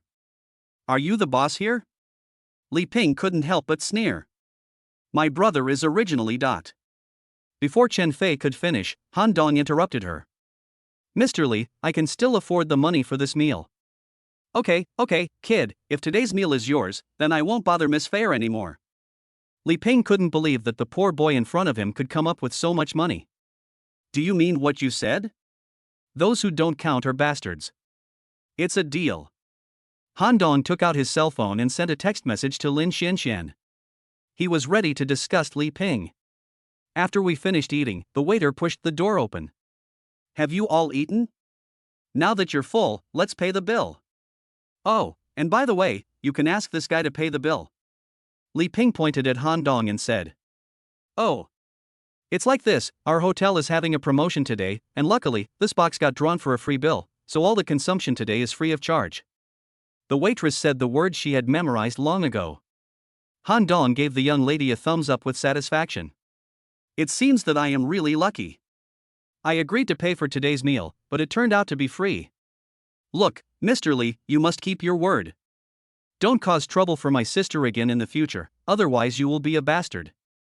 Han Dong really disgusted Li Ping. He had said something before and he had to keep his word, but the key point was that Han Dong didn't pay a penny. He was really angry. You really make me mad. Then Li Ping picked up his coat and ran out. What's wrong with you? Don't you know that you are taking advantage of the hotel? Do you really think you can afford this table of food? Chen Shu was so angry when he saw that his partner ran away that he was ready to take action against Han Dong. But this time Wang Li grabbed Chen Shu in time, pulled him aside, and whispered in her ear. After hearing Wang Li's words, Chen Shu's face turned red and white, and then he looked at Han Dong in surprise. Wang Li also told Chen Shu about Han Dong's donation. Oh. Mr. Han, oh no, Professor Han. I didn't expect you to have such achievements at such a young age. After knowing that Han Dong spent a lot of money, Chen Shu also changed his previous attitude. He is also a businessman, so he naturally knows that the identity and background of someone who can take out 1 billion at a time must be extraordinary. Well, this meal was originally intended to be treated by me, but now I didn't pay a penny, so I might as well host it and let's go sing together. Chen Shu decided that it would be better to get along well with the person in front of him. As for Li Ping, who was angered and left, he was nothing compared to the person in front of him. Okay, let's go together. Wang Li also tried to smooth things over. Okay then. Han Dong had no choice but to agree. After leaving the restaurant, several people went to KTV. Chapter 26 Smart Jiao Rou. Led by the waiter, several people came to the luxurious box of KTV. The light in the box was very dim, so everyone started to let themselves go after entering. Due to the influence of alcohol, it didn't take long for the young couple Chen Shu and Wang Li to hide in the darkest part of the box and start eating each other. But no one cared too much, after all, they were all adults. Chen Fei, Zhao Rou, and Han Mengmeng started singing, and Han Dong was bored sitting on the sofa. He wanted to leave, but he thought it was impolite, and Fei was still here, so he could only enjoy the singing of these beauties by himself. After a while, Han Dong felt really bored, so he quietly walked out of the box. It was too noisy in the KTV, and Han Dong didn't like this feeling, so he simply walked out of the KTV. After coming out, Han Dong sniffed the fresh air outside. What's wrong? Don't you like singing? Han Dong had just walked out when Zhao Rou's voice came from behind him. Oh, I'm just not used to this noisy environment, so I came out to get some fresh air. What about you? Why did you come out too? Same as you. Zhao Rou responded playfully. Let's get to know each other formally. Hello, Professor Han, my name is Zhao Rou. After saying that, Zhao Rou stretched out her slender hand. Han Dong. But please don't call me Professor Han. I'm just a visiting professor in name only. Han Dong also stretched out his hand, and the two shook hands and smiled at each other. Okay, I'll call you Han Dong from now on. Zhao Rou didn't hesitate. Han Dong, Lin Tai Hotel is yours, right? Zhao Rou suddenly asked this, leaving Han Dong at a loss for words. What? Han Dong didn't react at all. Don't try to hide it from me, and don't make excuses. You and Lin Tai must have a special relationship. You know, a woman's sixth sense is very accurate. I don't know what you're talking about. Han Dong answered casually. Han Dong, Lin Tai is the best hotel in Nanling. Even if they are doing a promotion, it is impossible to completely waive the bill. The explanation given by the hoodie is that you ordered the hotel to do this. I really can't think of anyone other than the boss who has such great power. Han Dong really admired the woman in front of him. She could guess his identity with just such a small clue. It was really amazing and her IQ was too high. Okay. Classmate Zhao Rou, you are really amazing. I admit that Lin Tai and I do have a relationship. Han Dong spread his hands helplessly. He could only admit it. So who are you to Lin Tai? Zhao Rou was ready to get to the bottom of it. It's my home. So you are Lin Tai's young master? You could say that.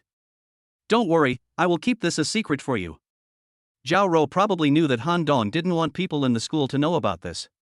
Although Han Dong's donation of 1 billion was already unexpected, if everyone knew that even the most luxurious hotel in Nanling belonged to Han Dong, then Han Dong would really become a celebrity.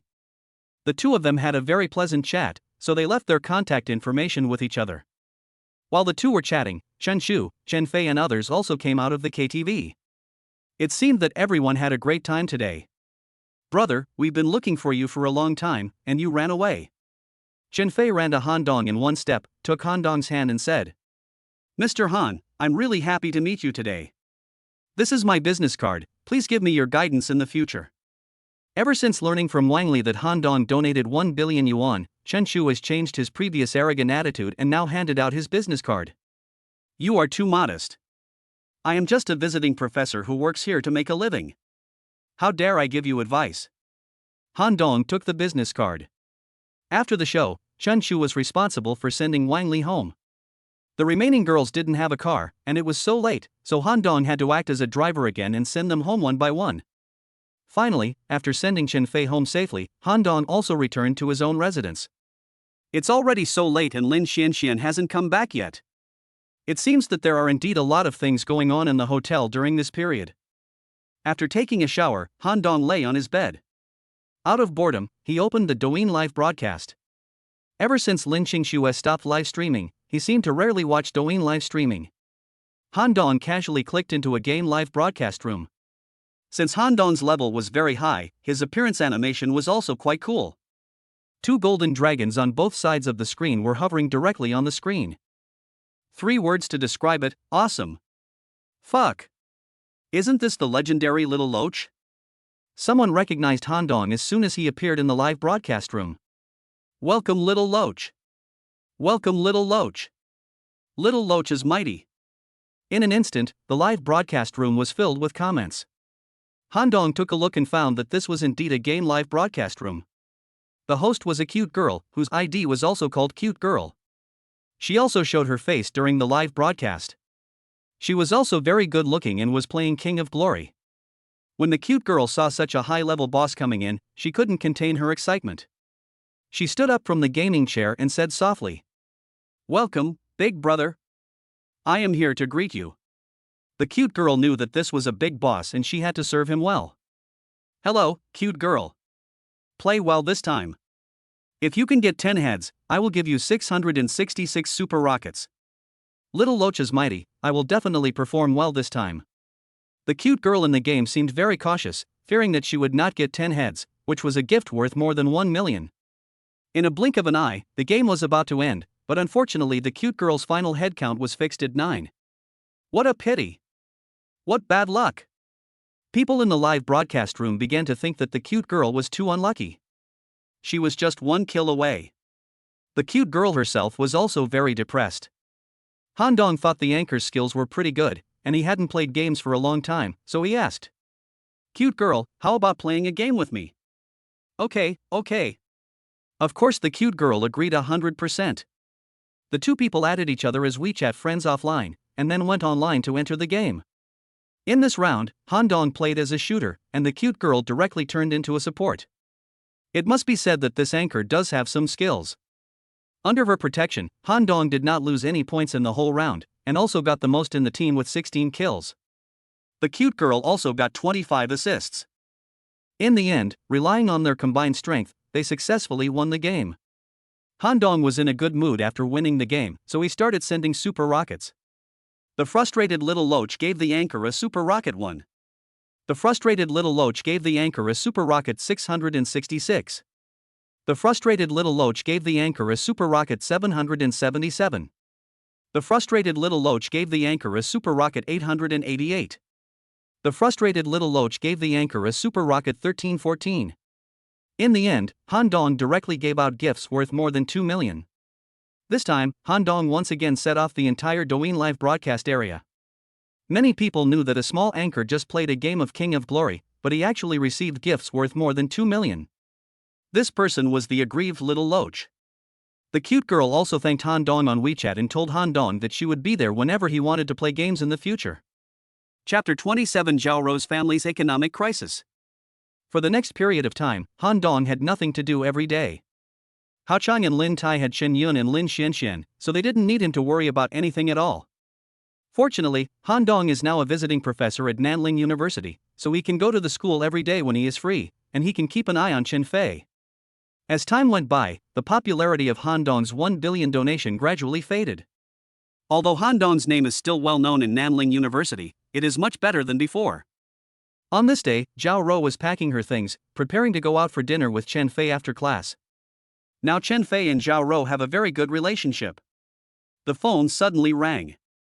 Zhao Rou picked up the phone and saw that it was a call from her mother. However, after answering the phone call, Zhao Rou felt unwell. It turned out that something happened to Zhao Rou's father. He listened to his partner and invested all his assets. Now his partner has run away with the money, leaving Zhao Rou's father alone. Now Zhao Rou's father not only lost all his savings, but also has to bear a lot of debts. Now all the family cars have been mortgaged, and even the only house is being watched by creditors all the time. Zhao Rou's mother called to tell her not to go home, otherwise she would be targeted by creditors. After hanging up the phone, Zhao Rou felt very sad. After briefly telling Chen Fei about her family affairs, she asked Chen Fei to ask for leave for her, and then prepared to go home.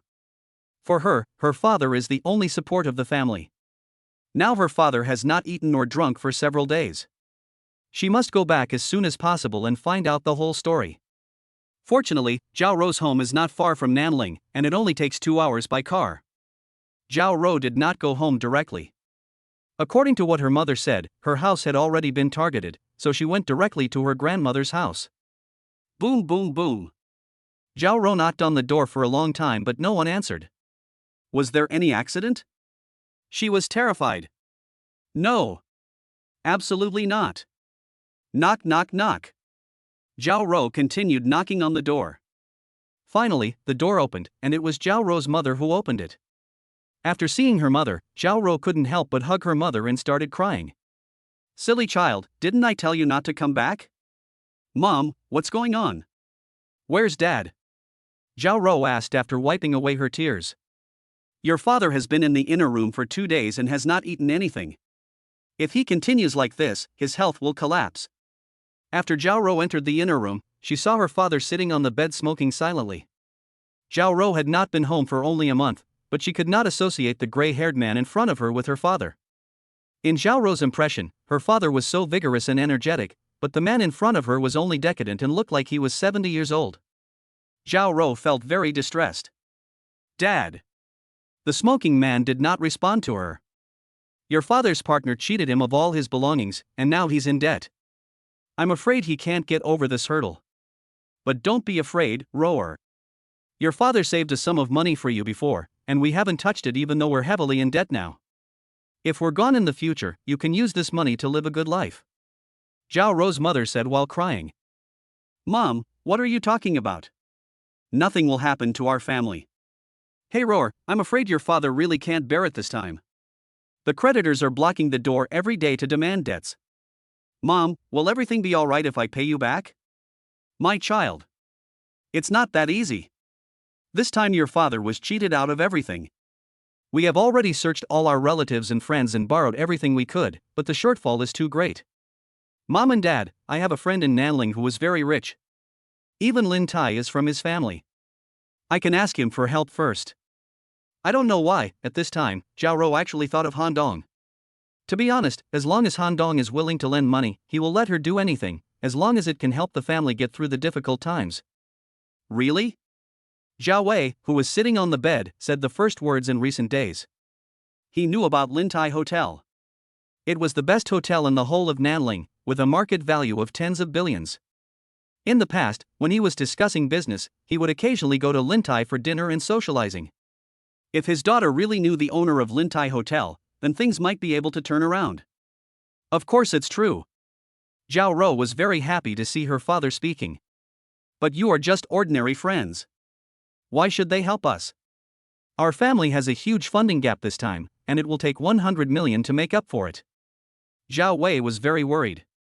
Generally, a big boss of this level would not help strangers for no reason. Click. When Zhao Rou heard that 100 million was needed, her heart skipped a beat. She originally thought that the family's funding gap was only a few million, at most 10 million, but she didn't expect that 100 million would be needed. Although she knew that this amount of money should not be a big deal for Han Dong, it was 100 million after all. I have only known Han Dong for a few days. Will he really lend me 100 million? What should I do? Looking at her father, who was already extremely haggard, Zhao Rou was reluctant to extinguish Wei Yi's hope on the spot. Don't worry. He will lend it to me, because we are in love. There was no other way. Zhao Rou could only make up such a lie to deal with her parents, otherwise they would definitely worry about her. Zhao Wei and Chen Suizue were also stunned. After all, Zhao Wei has been working in the business world for many years, so he was still a little uneasy about this matter. He thought his daughter might have made up such a lie to comfort him. Roar, why don't you give him a call now and see if you can borrow some money? How about we play again tomorrow? It's getting late today, Dad. Zhao Rou answered hesitantly. At this moment, Zhao Wei felt that something was wrong even more. Roar, you can make a call. If we can't borrow money, we can make plans early. There was no other way. Zhao Rou could only bite the bullet and make the call. She just hoped for a miracle to happen. Nanling University. I am like a fish in your lotus pond, just waiting for the bright moonlight with you. Han Dong's cell phone rang. Hello, it's Zhao Rou, what's going on? Han Dong, I want to tell you something, is it convenient for you now? It's very convenient. I want to borrow some money from you. Han Dong was a little surprised to hear that Zhao Rou wanted to borrow money, because Zhao Rou's family was quite wealthy. How much? 100 million. What? 100 million? Why do you want to borrow so much money? Han Dong thought he had misheard for a moment. It's like this. My father lost some money in business, and now the creditors come to his house every day to collect debts. Only 100 million can fill the gap. I know that my request is a bit excessive, but don't worry, I will definitely pay back the money. Zhao Rou has begun to choke up. Alas, Han Dong sighed. He and Zhao Rou had not known each other for a long time, but Zhao Rou gave him the feeling that she was very reliable. Besides, Zhao Rou was also Chen Fei's good sister. Now that something like this had happened, he had to help if he could. If you're in a difficult situation, forget it. Seeing that Han Dong didn't say anything for a long time, Zhao Rou thought that Han Dong didn't want to lend money. No, I mean, is 100 million enough? Is 100 million enough? At this moment, this sentence is so pleasant to Zhao Rou's ears, because this sentence can directly save this family that is about to fall apart. Zhao Wei and Chen Suizue on the side also widened their eyes, unable to believe that this was true. It seems that their daughter is really outstanding, and their future son-in-law is also unfathomable. He can take 100 million yuan at will. They are naturally very happy that their daughter can find such a boyfriend. Enough. Thank you, Han Dong. Zhao Rou was so happy. With this money, her father could get through the difficult times. Okay, give me your account number and I'll transfer the money to you. Okay. Thank you so much. After hanging up the phone, Zhao Rou quickly sent her bank account number to Han Dong. Your account ending in XXXX received 100 million. Hearing that the money had arrived, several people finally felt relieved. Chapter 28 Han River. Just after hanging up Zhao Rou's call, Han Dong's phone rang again. Han Dong picked up the phone and took a look. It was a call from Wang Peishi. Ever since he and Wang Peishi completed the Lintai Hotel transaction, the two of them had rarely contacted each other. Han Dong was a little surprised that Wang Peishi took the initiative to call him this time. Hello, it's Brother Wang. Brother Han, I hope my unauthorized call did not disturb you? No way, is there anything wrong, Brother Wang? It's not a big deal. I just don't know if Brother Han is busy these days. If not, I would like to invite you to come to the Han River to play. This confused Han Dong. Wang Peishi would definitely not ask him to go to Han River to play when he had nothing to do. There must be something going on. Brother, what's the matter? Brother, I'll tell you the truth. Although Nanling is also a big city in China, it is still a little behind Hanjiang. I asked you to come here for good things. If you trust me, you can come without any worries. Brother Wang, what are you talking about? Of course I trust you. I will be there on time at 2 o'clock this afternoon. Since Wang Peishi said so, Han Dong decided to take a look. At least he could be sure that Wang Peishi would not harm him, because he and Wang Peishi had no vested interests. Besides, Hanjiang was a big city after all, so he could take this opportunity to take a look. Okay. I'll be waiting for you at the airport at 2 p.m. After hanging up the phone, Han Dong quickly bought the fastest flight to Han River on his mobile phone. Han River. The top 5 metropolises in the country are indeed stronger than Nanling in all aspects. At this moment, Han Dong was sitting on the plane with his eyes closed, guessing in his heart the purpose of Wang Peishi inviting him to Han River, but he had no clue, so he simply stopped thinking about it and just dealt with it as it came. Comfortable. Han Dong stretched when he woke up. This luxurious first-class cabin was indeed different. Not only were all the food the best, but there were also special people to serve him. At this moment, a beautiful and graceful stewardess was squatting and rubbing his legs. Sun Jiejia, a stewardess in the airline's luxury first-class cabin, is different from ordinary stewardesses. Not only does she have a higher salary and better benefits, but the corresponding airline is also very strict with them. After all, they all provide one-on-one service to customers. In fact, the ultimate goal of most of the stewardesses in the luxury cabin is to find a rich man, then leave with dignity and live the upper-class life of the rich. The stewardess before Sun Jiejia resigned because she hooked up with a rich man. However, Sun Jiejia is an outlier. She has never thought about finding a rich man. She just simply wants this job with a relatively high salary, so she cherishes this job very much. Mr. Han, do you need me to prepare food for you? Sun Jiejia asked while massaging. No, thank you. Okay. Sun Jiejia continued to massage Han Dong's shoulders. Even though her hands were sore at this moment, she still didn't dare to stop. Han Dong also felt very comfortable and turned his head to continue sleeping. 1 hour later. Mr. Han, the plane has reached the Han River. Sun Jiejia patted Han Dong's shoulder gently. It's here, so fast. Thank you so much, Miss Sun. You're welcome. This is what I should do. The plane had come to a complete stop. Han Dong stood up, stretched a little, and prepared to get off the plane. After leaving the airport, Han Dong did not see Wang Peishi, so he called him. It turned out that Wang Peishi was stuck in traffic, so he would be 10 minutes late. Han Dong thought about it and felt that it might be faster to take a taxi, so he walked to the intersection to take a taxi. Mr. Han. Before Han Dong could get a taxi, a familiar voice sounded behind him. Han Dong turned his head and saw that it was the flight attendant Sun Jiejia. Hello, Miss Sunday. Mr. Han, are you waiting for someone? Oh no, I'm going to take a taxi. Take a taxi? Sun Jiejia was dumbfounded. The man in front of her could afford to sit in a luxurious first-class cabin, but he actually took a taxi? Sure enough, the world of the rich is hard to fathom. What a coincidence. I'm also going to take a taxi. I wonder where Mr. Han is going. Do you need to go with me? Han Dong thought about it and decided not to do it. After all, they were not too familiar with each other. But before he could refuse, a voice sounded behind him. Jiejia, who is this? Your boyfriend? A flight attendant who was 3 or 5 years older than Sun Jiejia also walked over dragging a suitcase.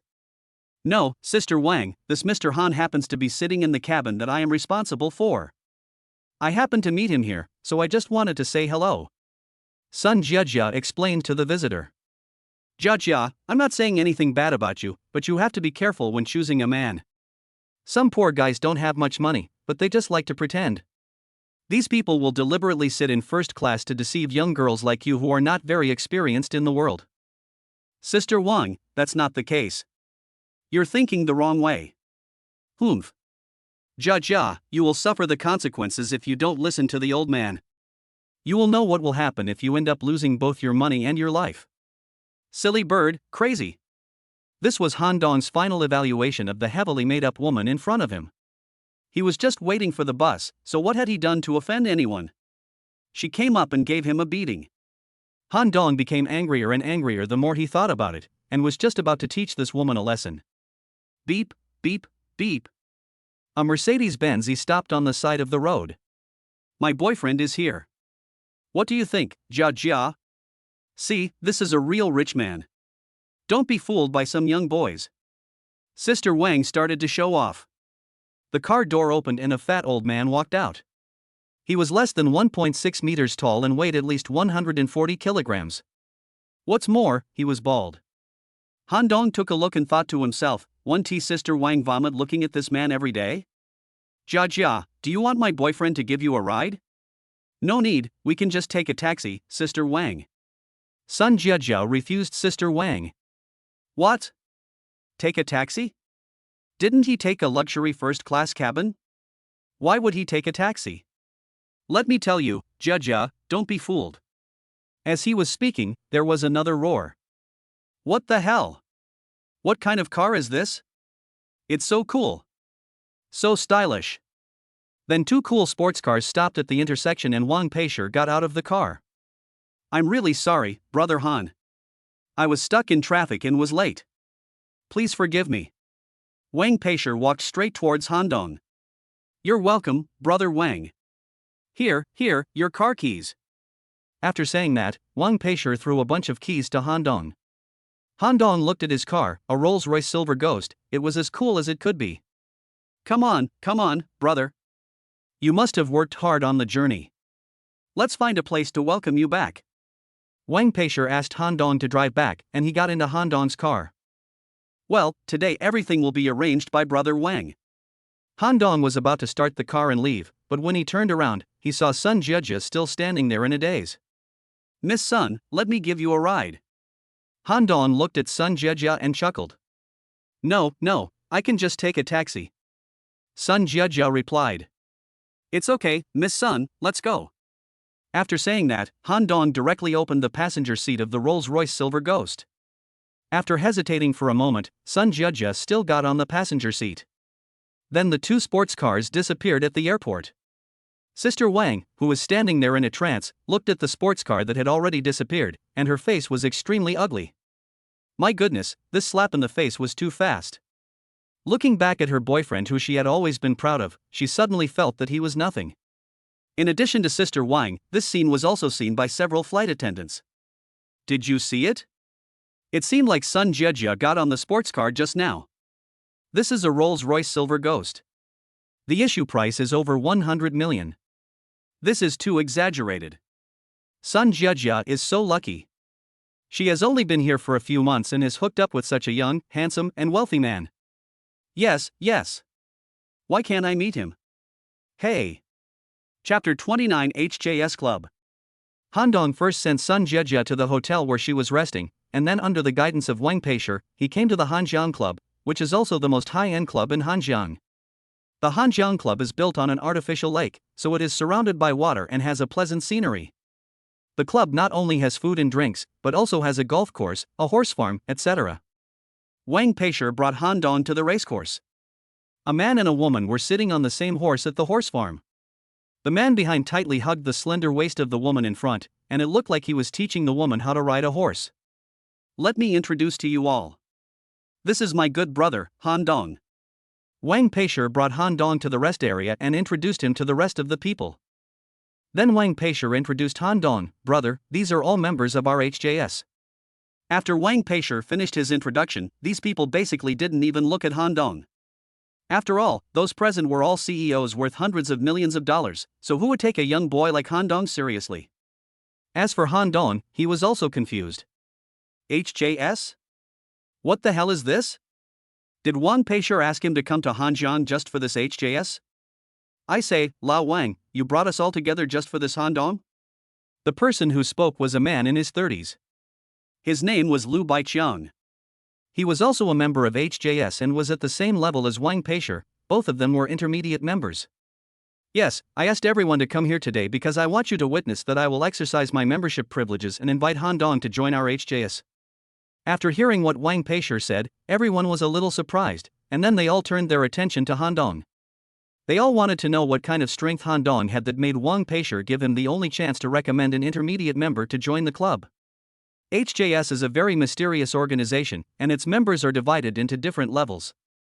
The lowest is junior member, followed by intermediate member, senior member, and core member. The recruitment of HJS members is also quite rigorous. Generally, members can only join through internal introduction. Junior members have no right to recommend, intermediate members have only one recommendation opportunity, senior members have 5 recommendation opportunities, and there is no limit for core members.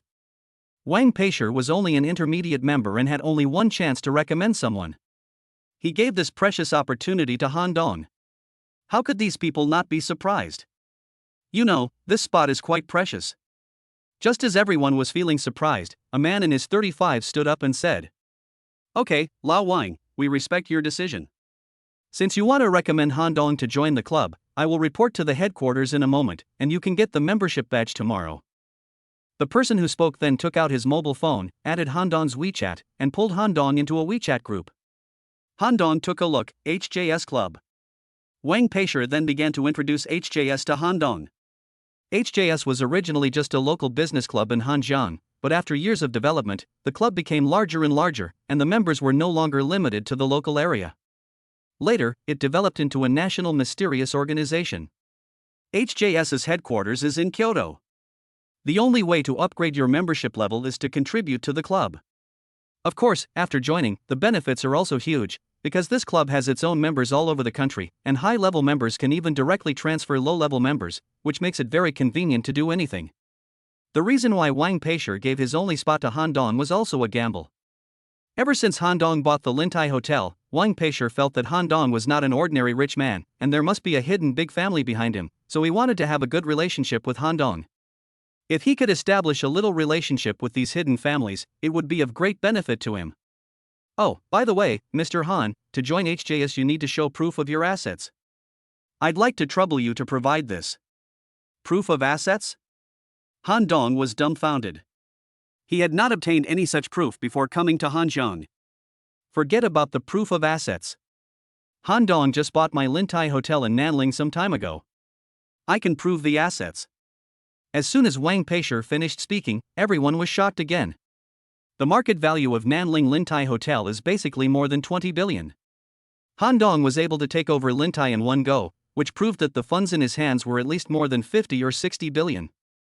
At this moment, everyone put away their contempt and began to look at Han Dong again. Is Mr. Han's family in the hotel business? Why haven't I heard of a person like Mr. Han in Nanling before? Lu Baiqiang asked. Now Lu Baiqiang no longer dares to underestimate Han Dong. On the contrary, he takes the initiative to find topics to chat with Han Dong in order to further improve their relationship. No. Han Dong replied politely. Are you planning to enter the hotel industry? Lu Baiqiang continued to ask. He was also in the hotel business. If Han Dong was planning to enter the hotel industry, then he would want to get a piece of the pie. This would not be a good thing for him, as it would mean he would have one more strong opponent. No, don't get me wrong. The reason I bought Lintai is because the food there suits my taste. I'm not planning to enter the hotel industry. As if he had seen through Lu Baiqiang's thoughts, Han Dong simply got straight to the point. What? This? Everyone present looked at Han Dong in shock. This guy is too generous, isn't he? Just because the food is to his liking, he directly spent tens of billions to buy a hotel? All of the people present were members of HJS, none of them were poor, but it was the first time they had seen someone spend money like Han Dong. Ha ha. Brother Han is so humorous and knows how to joke. Ha ha. Lu Baiqiang could only smile foolishly as he stood aside, because he really didn't believe that a person would spend hundreds of billions just to eat a bite of his favorite meal. However, Han Dong did not explain too much, but just shrugged helplessly. Sometimes it is like this, you tell the truth but no one believes it, and you tell a lie but many people take it seriously. Chapter 30, A Hero Saves a Beauty. In just a moment, Han Dong had completed all the relevant procedures for joining HJS, and the badge would be sent directly to Han Dong when it arrived. Han Dong is now a junior member of HJS. Although it is awesome to be able to join this organization, Han Dong always feels that being a junior member is still a bit low. Han Dong only knew that if he wanted to be promoted, he had to contribute to the organization, but he had no idea how to do it specifically, so he asked Wang Peishi for advice. Wang Peishi was also surprised. Brother, you just joined HJS and you're already thinking about upgrading your level? A soldier who doesn't want to be a general is not a good soldier. I also want to experience the feeling of being a senior member. Brother, it's not easy to upgrade your rank. You must make outstanding contributions. For example, every time HJS organizes an offline event, you need to show up more often and do more things. Only in this way can you slowly accumulate some contribution points. If you can do this for 3 to 5 years, you should be able to become an intermediate member. Wang Peishi told Han Dong everything he knew. After all, that was how he became an intermediate member. 3 to 5 years? This is too slow. Is there any more direct and effective method? It would take 3 to 5 years to become an intermediate member, and Han Dong didn't want to wait like this. There are shortcuts, but the cost effectiveness is too low, Wang Peishi said hesitantly. Brother Wang, you can say whatever you want. In fact, if you want to upgrade, you have to get more contribution points. To put it bluntly, contribution points mean contributing to HJS. The simplest and most brutal way to contribute is to donate money. Wang Peishi continued. Can I donate money to upgrade? Han Dong was very interested. Yes, a junior member needs to donate 1 billion to upgrade to an intermediate member, and an intermediate member needs 10 billion to upgrade to a senior member. As for the core members, they cannot be bought with money. This is very interesting. Han Dong didn't expect that he could settle it with money. It just so happened that he had more money than he could spend, so he took the opportunity to make some more money. Brother, you don't want to donate 1 billion directly to become an intermediate member, do you? This is really unnecessary. Although higher level members have greater privileges, that's 1 billion in real money. It's not worth it. After seeing that Han Dong had the idea of spending money to buy a level, Wang Peishi said with a little pain. No, I don't plan to donate 1 billion. Ha! Everyone including Wang Peishi breathed a sigh of relief. Although everyone present was rich, no one would casually pay out 1 billion to buy HJS membership. I want to donate 11 billion so that I can be directly upgraded to a senior member. Han Dong said in a shocking manner. Puff! All the health tea in Wang Peishi's mouth sprayed out. 11 billion. Did you hear that right? Someone actually spent 11 billion to buy a seemingly insignificant premium membership? Damn, this is too domineering. This is everyone's evaluation of Han Dong at this moment. Of course, most people think that Han Dong's brain must have been kicked by a donkey, otherwise how could he do such a stupid thing? Even for a hidden aristocratic family, 11 billion is not a small sum. Among the people present, Wang Peishi should have the richest fortune, but even so, 11 billion is almost 1/6 of his wealth. At this moment, no one dared to look down on this young man. Wang Peishi was also secretly happy in his heart. It seemed that he had won this bet. In an instant, Han Dong became a senior member of HJS. According to the rules of HJS, Han Dong, who had just joined HJS less than an hour ago, became the highest level member present. Just when everyone was thinking about how to get along well with Han Dong, the cry of a woman on the racecourse attracted everyone's attention. I'm sorry, Mr. Yao. Bitch, you are so shameless, I will beat you to death. Pa.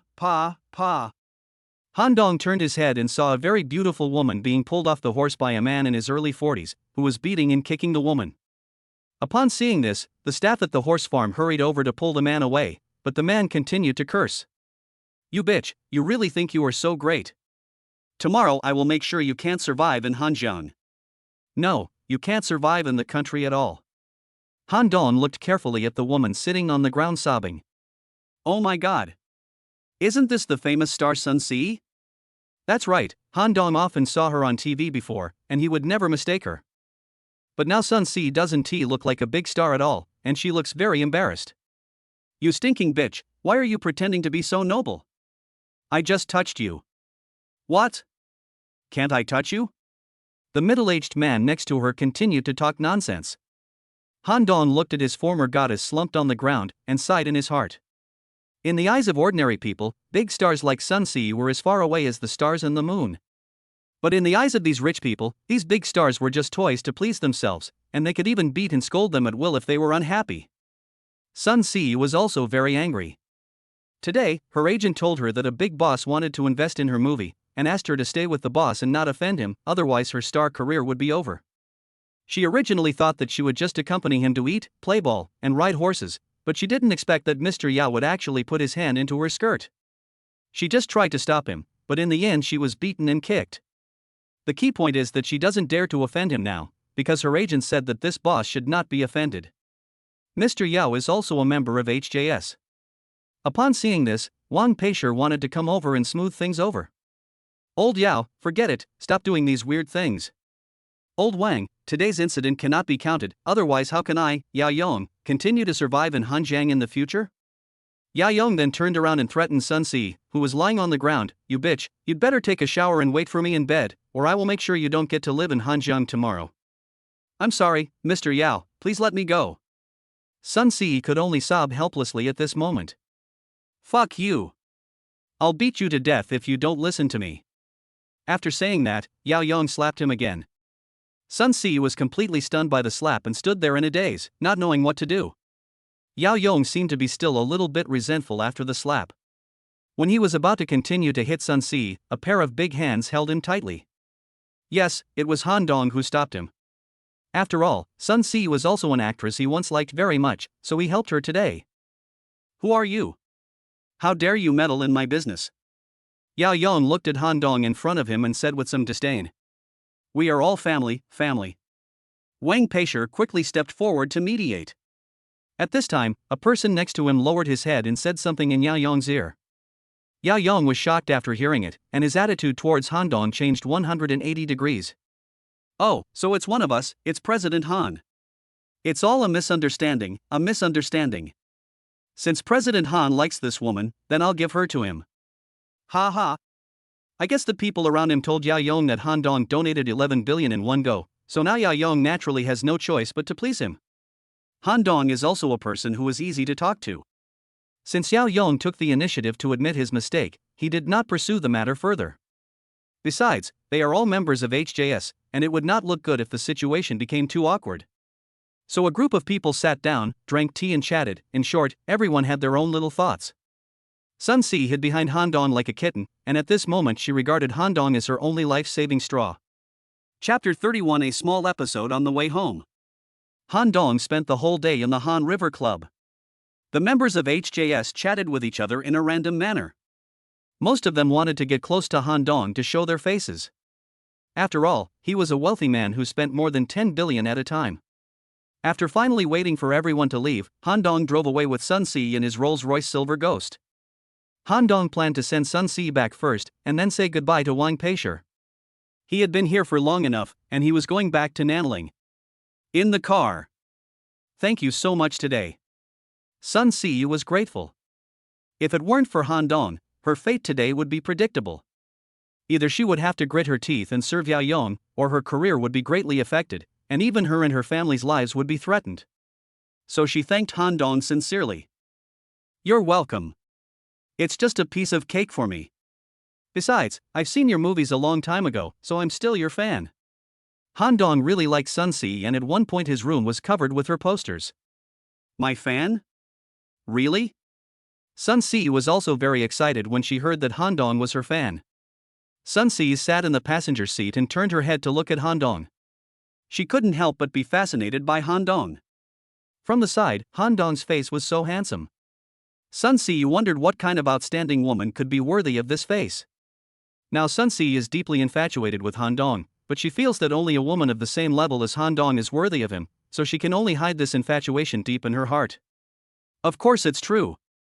You're a rising star, you don't know how much we gay men like you. Han Dong said half jokingly and half seriously. Yes. I am indeed very popular, but so what? In the eyes of the rich, am I not just a plaything? Even a word from them can decide my fate. This is really sad. Han Dong didn't know how to comfort Sun Si. After all, he was not very good at comforting girls. Fortunately, the car was running fast and arrived at Sun Si's apartment in a blink of an eye. Thank you so much today. I've said this several times today. If we meet again next time, you can treat me to a big meal. That should be okay. Han Dong said jokingly. Okay, we have a deal. After seeing Sun Si off, Han Dong called Wang Peishi. Brother Han. Brother Wang, I'm calling to say goodbye to you. I'm going back to Nanling today. Thank you so much for the HJS matter. There's no need for us to be so formal with each other. Have a safe trip. Okay, thank you. After hanging up the phone, Han Dong stepped on the accelerator and drove away. Hanjiang River is not far from Nanling. Han Dong took a plane when he came here, and he plans to drive directly when he goes back, driving this Rolls-Royce Silver Ghost. Han Dong planned his future while driving. Han Dong understood that although he had endless money now, he didn't seem to have anything to show for it except money. Although the people he met now were respectful to him, most of them didn't want to offend him because of the money. Some even thought he had a background and didn't dare to touch him. If you want to truly climb to the top, it is not enough to have money alone. You must also have your own power so that you don't have to rely on others for everything. In addition, you must quickly improve your own strength. However, building a power is not something that can be done overnight. I have money, but I can't find people who are absolutely loyal to me, so I have to take it slow. Next, Han Dong opened his system page and took a look. During this period, he had acquired an entertainment company, bought a car and a house, and donated to the school. Today, he directly donated 11 billion. Han Dong took a look and found that the number of rich people had increased dramatically. Invincible Rich System, host, Han Dong. The balance is 9999999452374595512 yuan. Host's physical fitness, 60. Host's mental strength, 60. Host value, 60. Skill, street dance intermediate, further upgrade requires 200 rich points.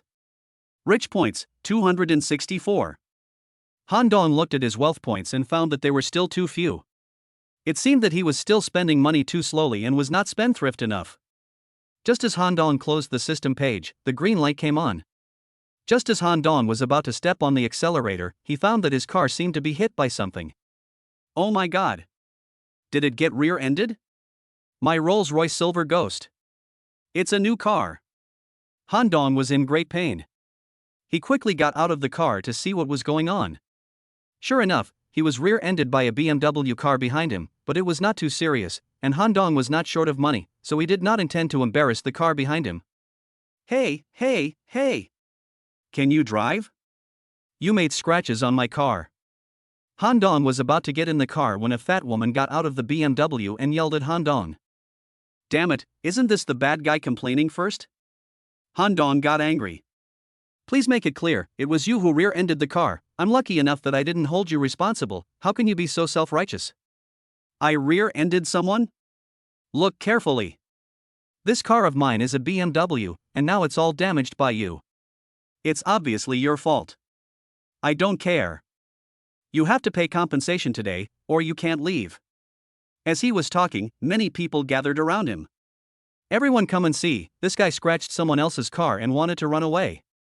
Everyone come and judge what's right. Seeing that more and more people were coming, the fat woman simply turned the tables. Looking at the situation, didn't the car behind us rear-end us? Yes. Why is this woman still so arrogant? Wow, look, the car that was rear-ended is a Rolls-Royce Silver Ghost. Oh my god, it's true. Just repainting a luxury car like this would cost hundreds of thousands. Is it so expensive? Then the BMW behind us is completely at fault. Even if we sell the BMW, it won't be enough to pay for it. I suggest that we should stay away from this kind of luxury car when we see it on the road. If we are unlucky enough to get hit by it, we will be hurt. The passers-by who gathered around were talking to each other. Get out. Can you speak? If you can't, get out. The fat woman saw that no one on the passerby was on her side, so she just started to argue. When Han Dong saw this situation, he was too lazy to continue arguing with this woman and simply called the police. After the police's on-site investigation, it was finally determined that BMW was fully responsible. Ma'am, the current price of this car is over 100 million. According to the current market conditions, the cost of repairing this car will not be less than 1 million. How are you going to compensate me? 100 million? The repair cost is over $1 million? That's outrageous. The onlookers were all shocked because this price had refreshed their worldview. What? You want 1 million?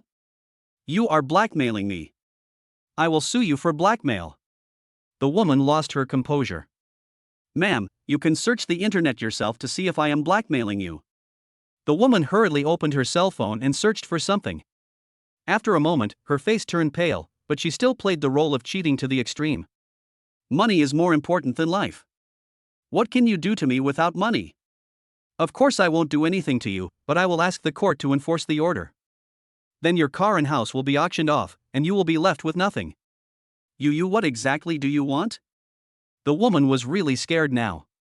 Han Dong also knew that it was probably unrealistic to ask her to take out millions, and he didn't want to spend too much time and energy on such a small matter, but he still had to punish this arrogant woman.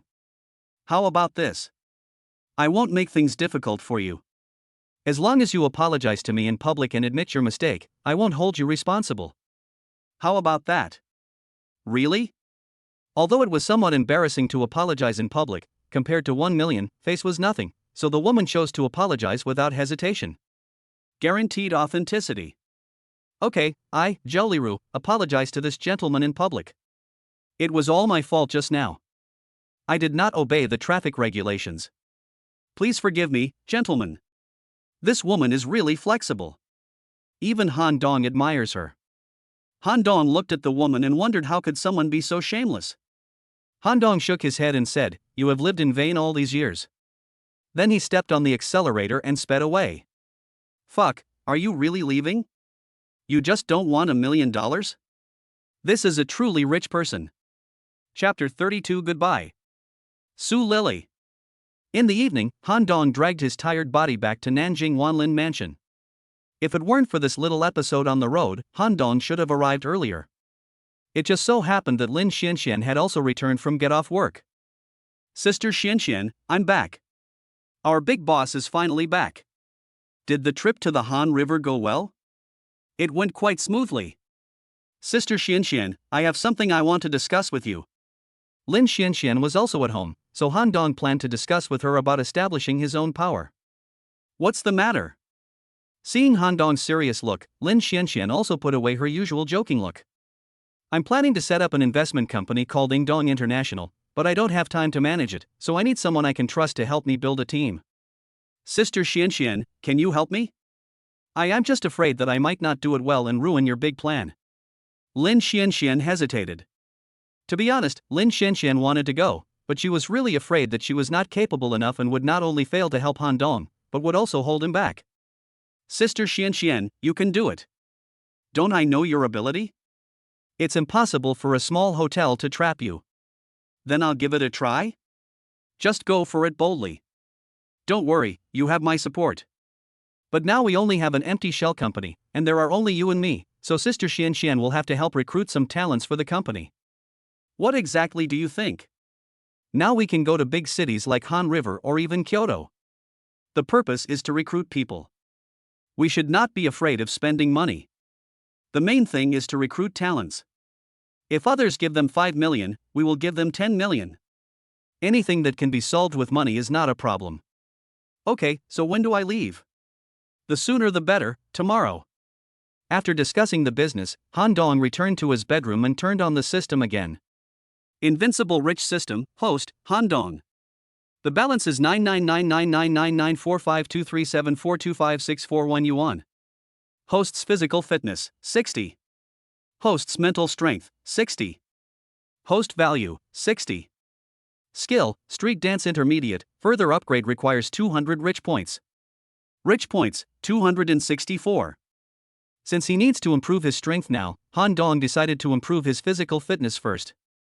Han Dong directly consumed 100 rich points and added them all to his physique. Invincible Rich System, host, Han Dong. The balance is 99999452374255641 yuan. Host's physical fitness, 70. Host's mental strength, 60. Host value, 60. Skill, Street Dance Intermediate, further upgrade requires 200 rich points. Rich points, 164. All of a sudden, Han Dong felt his body crackling and his eyesight became very good. He could even see the bugs on the ceiling clearly. He guessed that this was the benefit brought by the improvement of his physical condition. Han Dong felt sticky all over, so he simply went to the indoor swimming pool for a swim, and then took a nice warm bath. It was so comfortable. Early the next morning, Lin Xianxian packed her luggage and set off. Han Dong did not see her off, because he was not idle either. Han Dong went to register Ingdong International and completed the relevant procedures.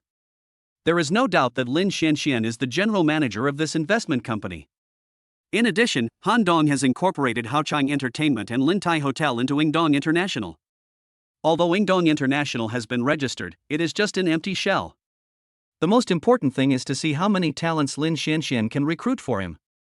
However, Han Dong has great confidence in her.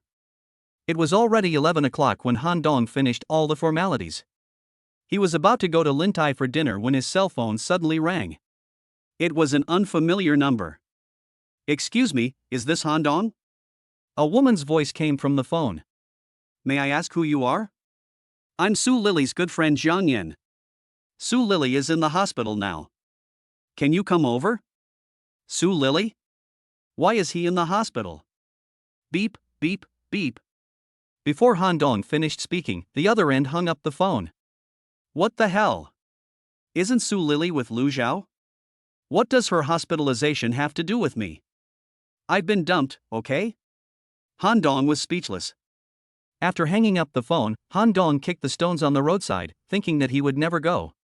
But then he changed his mind and thought that after all, Su Lily had been with him for several years, so he might as well go and see her, just like putting an end to this relationship. Thinking this in his mind, Han Dong went to the fruit shop and bought some fruits that Su Lily liked. He couldn't go to visit a patient empty-handed. Arriving at the hospital, Han Dong quickly found the ward that Jiang Yan mentioned. In the ward, Jiang Yan was sitting beside the bed. It was Su Lily who was lying on the bed. Her face was pale at this moment, and the nurse next to her was examining her. Han Dong walked in. When she saw Han Dong, Su Lily's pale face suddenly flushed, and her eyes were very complicated. She understood that Jiang Yan must have called Han Dong without telling her. You are her boyfriend, right? I'm not saying anything bad about you, but young people should think about the consequences before doing anything. Your girlfriend is 4 weeks pregnant, did you know that? She is so weak, it would be very dangerous if she doesn't take good care of herself. The nurse who was doing the examination saw Han Dong and mistakenly thought he was Su Lily's boyfriend. Pregnant? Han Dong's head was buzzing. He and Su Lily had been dating for 5 years. During those 5 years, they had cried and laughed together, and they had even fantasized about the future together. However, he had never imagined that the final outcome would be like this. In 5 years, Han Dong didn't touch Su Lily at all, but just a few months after she left him, she became pregnant. This is really ironic. Han Dong adjusted his breathing and said to the nurse, I understand. Thank you. Su Lily lying on the hospital bed looked pale. She opened her mouth to say something but no sound came out. Jiang Yan, who was watching her best friend suffer like this, felt very sad. She had advised Su Lily to cherish Han Dong before, but unfortunately Su Lily didn't listen. Jiang Yan knew that Su Lily still had feelings for Han Dong, but now everything was gone. After the nurse left, Jiang Yan followed her out. The ward was quiet. Han Dong, I'm so sorry. Su Lily spoke first to break the silence. You didn't do me any wrong. You just chose the path you thought was right. Everyone has the right to make their own choice. No, it was me who was greedy and vain. I betrayed you, and I'm so sorry. But now my retribution has come. I am pregnant with Lu Zhao's child, but now he doesn't want me anymore. Su Lily began to sob. Listening to Su Lily's explanation, Han Dong felt no emotion at all. Perhaps this was because he no longer loved her. Let's not talk about this anymore. Since there's nothing wrong with your body, I'll leave first. Han Dong put down the fruit in his hand, turned around and left the ward. He left calmly, without anger or resentment. This was the best explanation for this relationship. After walking out of the ward, Han Dong silently said in his heart, goodbye. Su Lily. Chapter 33 Zhouyan. After leaving the hospital, Han Dong let out a long sigh. He had completely said goodbye to this relationship. Han Dong drove to Lintai first. He was busy all morning and had no time to eat. After dinner, Han Dong prepared to go to Nanling University. After all, he was now a visiting professor. Although he was only a professor in name only, it would be unreasonable for him to show up at Nanling University at an inappropriate time. In the afternoon, Han Dong came to Nanling University. He originally wanted to go to the freshman class to see Chen Fei, but Chen Fei didn't know where she went and ran into Zhao Rou instead. Have you dealt with your family affairs? Ever since he lent 100 million to Zhao Rou last time, Han Dong has not had time to ask about Zhao Rou's family affairs. Professor Han, it's been handled. Thank you for lending me the money. I will definitely find a way to pay you back. Originally, Zhao Rou wanted to call Han Dong by his name, but then she thought it was still a bit inappropriate, so she changed her words. It's fine once it's taken care of. From now on, if there are no outsiders around, just call me Han Dong. There's no rush for the money, it's okay. Well, Han Dong, my parents want to thank you in person, so they asked me to invite you to have dinner with me at home tonight. What do you think? Dinner? No need to bother. I appreciate the kindness of my uncle and aunt, but dinner is not necessary. Han Dong is an introverted person. He felt embarrassed to go to Zhao Rujia for dinner alone. Han Dong, you must go to this dinner, otherwise my parents and I will feel guilty. Zhao Rou has already told her parents that Han Dong is her boyfriend. If she doesn't bring him home, she won't be able to get past her parents. Okay then, I'll go there on time in the evening. Having said that, Han Dong had no choice but to force the issue. Okay, it's a deal. Zhao Rou was very happy, and sent her home address to Han Dong, then went to class. Han Dong opened his phone and took a look at the address. Zhao Rujia was not in Nanling, but fortunately it was not very far away, so he could drive there by himself at night. Without finding Chen Fei, Han Dong didn't plan to stay in school any longer. Han Dong walked to the school gate and was about to drive away when suddenly a voice sounded in Han Dong's ears. There's a thief. Catch the thief. Han Dong put away the car keys and looked over. In the distance, a shifty-looking guy was running towards him with a bag in his hand. Behind him, a woman in her 40s was following him breathlessly, shouting "Catch the thief" as she ran. Get out of my way. If you don't want to die, get out of my way. The guy in front pushed the crowd away as he ran. It was just in time. Han Dong was secretly delighted. Ever since he improved his physique, although Han Dong had also felt the changes in his body, he had never had the opportunity to test it in actual combat. Today he could just try his skills on this little thief in front of him. But just as Han Dong was about to go forward, a dark shadow quickly passed by him, and before Han Dong could react, the thief was kicked to the ground. Holy shit! This guy is such a master. Han Dong's first impression of the person in front of him was that he was awesome, and his first thought was to conquer this person. Thank you so much. The auntie who was chasing behind grabbed the stolen bag and kept saying thank you. You're welcome, it's just a small favor, just call the police. Thank you so much. Here's the money as a reward. The old lady took out a large stack of $100 bills from her bag and stuffed it into the man's hand. No, I can't take this money. Although he is very short of money now, there are some money he will not accept. After rejecting the aunt's kindness, the man was about to leave. At this time, a figure blocked his way. Yes, this person was Han Dong. Your Excellency is very skilled. Brother, what do you mean? The man stared at Han Dong. Don't worry, big brother. I don't mean any harm. I just think you are good at fighting, so I want to find a place to have a good chat with you. We don't know each other, there's nothing to talk about. After saying that, the man was about to leave. I can pay lots and lots of money. The man stopped. What he lacked most now was money. The two then found a park next to the school. The man's name was Zhou Yan. He was originally a foreign mercenary.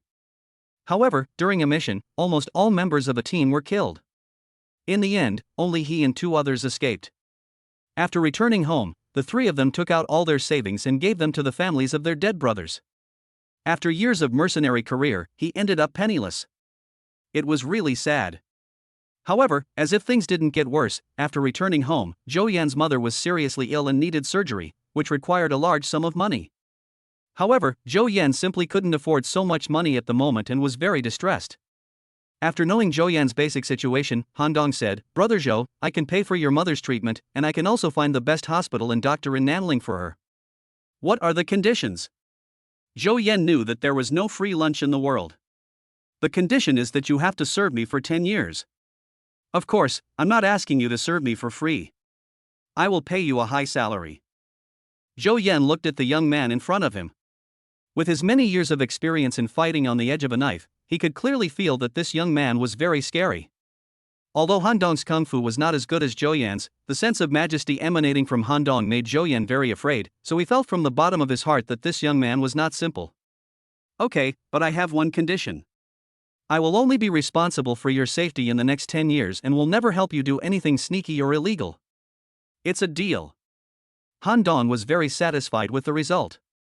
Afterwards, the two held hands tightly together.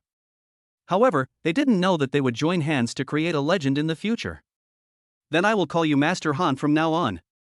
Yeah. Han Dong nodded. Han Dong then took out his mobile phone and asked in the HJC group to see if anyone had the means to find the best hospital in Nanling. After a while, a person named Li Jun in the group took the initiative to add Han Dong as a friend and gave Han Dong the number of the director of the first hospital. Han Dong called and explained his purpose. The dean was very polite. In the afternoon, Han Dong and Zhou Yan transferred his mother to the first hospital and arranged for an expert to perform the surgery. Everything went quite smoothly. In the ward, Zhou Yan held Han Dong's hand tightly. Mr. Han. Thank you so much. It is said that men don't shed tears easily, but Zhou Yan really couldn't help it at this moment. For many days, he didn't know how to raise money for his mother's treatment. If his mother died because of lack of money for treatment, he would spend the rest of his life in guilt. Fortunately, he met Han Dong. We are family from now on, there is no need to say thank you. Han Dong patted Zhou Yan gently and then left the ward. Chapter 34 Teacher-Student Love? I don't know what day it is today, but Han Dong came to the hospital twice in just one day. Han Dong took out his cell phone and sent a message to Chen Yun and Zhao Peng, saying that he had not yet informed them of his safety since returning from Han River. Chen Yun secretly told Han Dong that Zhao Peng was in love. Han Dong did not expect this, but he was still very happy that his good brother could find a girlfriend. Looking at the time, it was already 4 o'clock in the afternoon.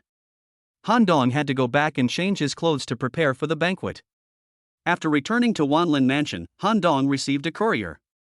When he opened it, he found that it was an HJC badge and a ring with a special logo, which looked quite intimidating.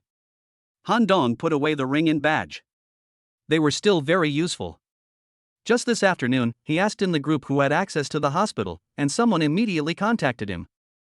It seemed that this HJC was quite powerful. After taking a shower and changing clothes, Han Dong went to the gift shop to buy some gifts. He couldn't go to Zhao Rou's house empty-handed since it was his first time. After everything was ready, Han Dong set off in his Rolls-Royce Silver Phantom. Perhaps he was tired of driving the previous car, so after returning from Hanjiang, Han Dong has been driving the Rolls-Royce Silver Phantom. Han Dong, where have you been? Han Dong took a look and saw that it was a message from Zhao Rou. Almost there, we'll be there soon. Han Dong replied directly to the voice message because he was driving. According to the address Zhao Rou gave, Han Dong quickly found Zhao Rou's home. At this moment, Zhao Rou was waiting at the door. Zhao Rou dressed up well today, and a purple dress outlined her slender legs. Han Dong got out of the car and took out the gift from the back. Han Dong, you're finally here. After seeing Han Dong's car, Zhao Rou trotted over. There's a lot of traffic on the road. Am I not late? No, it's still early.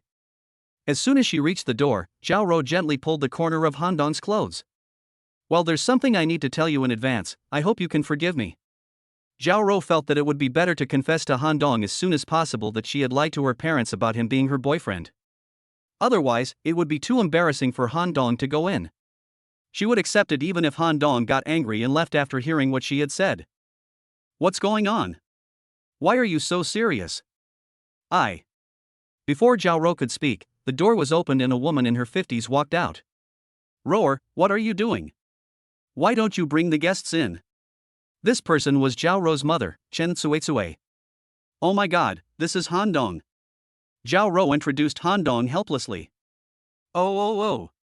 Please come in, please come in.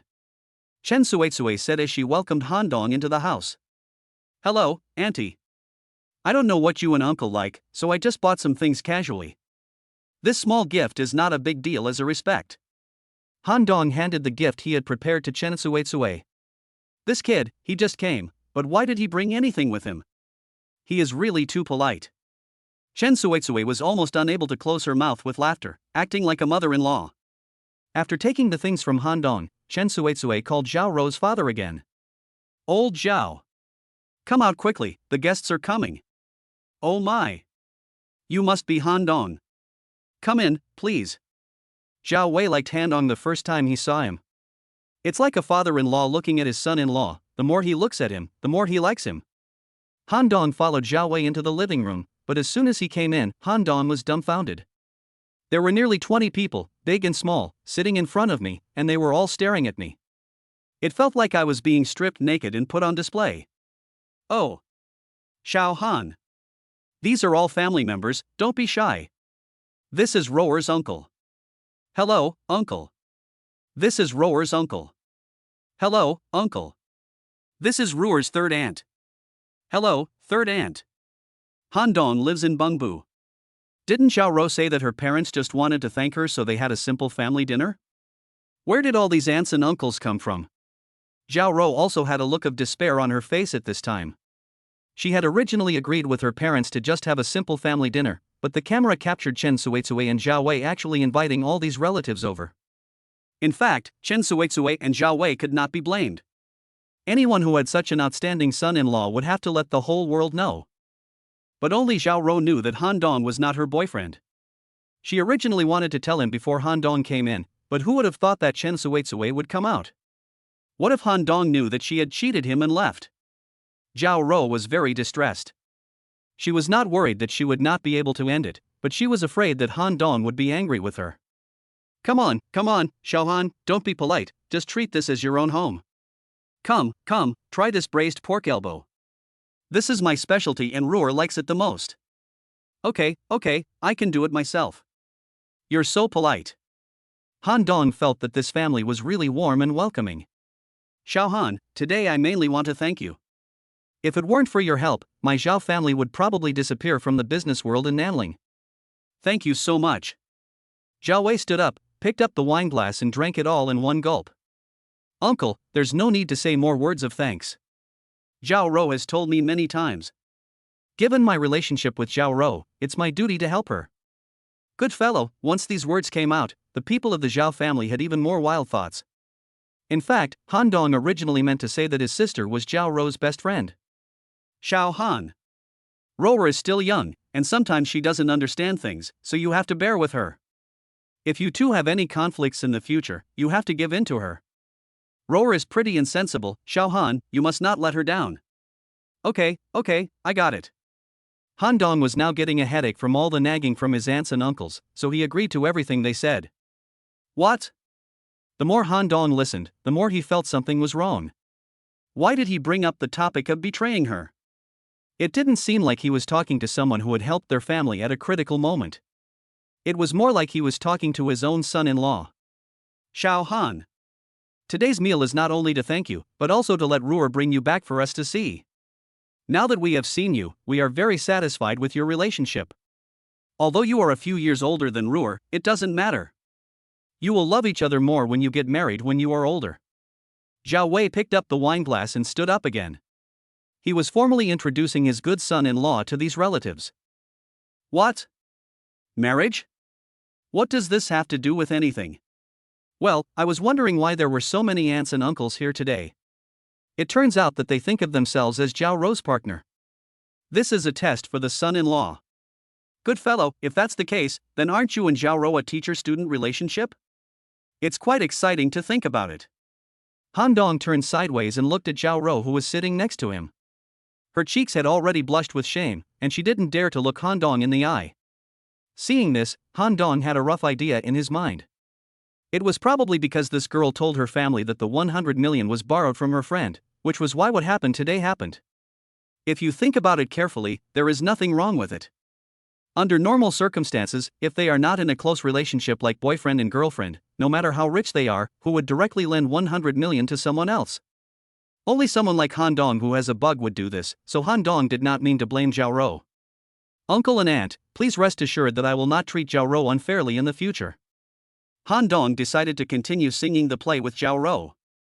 That's good. Zhao Ro, who was beside him, trembled when she heard Han Dong's words. She didn't expect Han Dong to say that. What are your plans? When are you going to get the certificate? Asked Zhao Ro's third aunt. Han Dong staggered and almost spit out the wine in his mouth. Are we talking about getting the marriage certificate now? Her third aunt, what are you talking about? The child is still in school. Chen Suizui hurriedly stopped her sister. Yes, let's talk about it after graduation. Han Dong didn't dare to speak now, he just kept eating. After 3 rounds of drinking, most of the relatives had left. Zhao Wei was happy and drunk, and was carried back to the room by Chen Suizui. After saying goodbye to Chen Suetsue, Han Dong was ready to leave. "Let me take you there," Zhao Rou said. The two went out together. "Sorry," Zhao Rou said guiltily. "What's there to be sorry about? I was afraid that my parents would worry, so I lied and said you were my boyfriend. I wanted to tell you before you went in, but it's okay, I don't take it to heart, and you don't have to take it to heart either." Han Dong gave Zhao Rou a sweet smile, got in the car, made a handsome U-turn, and then drove away. Looking at the Rolls-Royce disappearing at the end, Zhao Rou wanted to think that this was really her boyfriend going home. But was she lucky enough to be the woman standing next to such an outstanding man? Chapter 35. Zhao Peng is in trouble. Late at night. Nanling Entertainment City. Zhao Peng found the box according to the address given by his girlfriend Li Min. Li Min was Zhao Peng's new girlfriend. She called Zhao Peng in the afternoon and told him there was a party in the evening and that all the guests would be her sisters and their partners, so she asked Zhao Peng to come along. The reason why Li Min called Zhao Peng was actually out of vanity. Most of her sister's boyfriends were rich second generations. Although Zhao Peng was not a rich second generation, he was the second in command of Haochang Entertainment after all. Bringing him out would at least earn Li Min some face. Zhao Peng entered a super large box. There were about 10 people inside, both men and women, all of whom were quite good looking.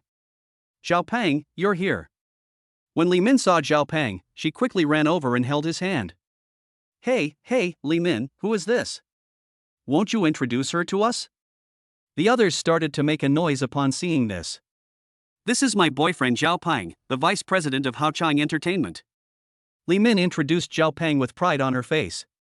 "Wow! It's Haochang Entertainment. And he's the vice president. Mr. Zhao is really young and promising." Recently, Haochang Entertainment has been gaining momentum in Nanling. Many people have heard of it. Some young women even hope that they can develop in Haochang, maybe they can become famous overnight. "Min, you are so mean. You secretly found a tall, rich and handsome man." "That's right, when you become a rich lady in the future, don't forget us." Li Min was enjoying and intoxicated by the envious voices all around her. It was a great feeling. "Hello everyone, my name is Zhao Peng. You have taken good care of Min every day. I would like to offer a toast to everyone. Today's meal is on my table." Zhao Peng picked up the wine glass on the table and drank it in one gulp. Zhao Peng's behavior naturally added points, and the girls at the scene felt that Zhao Peng was a considerate, tall, rich and handsome man. But some boys were very upset. After all, Zhao Min was the most beautiful among them, and she was abducted by a stranger, so she naturally felt bad. After they got to know each other, Li Min asked Zhao Peng to sit wherever he wanted and she went to the toilet.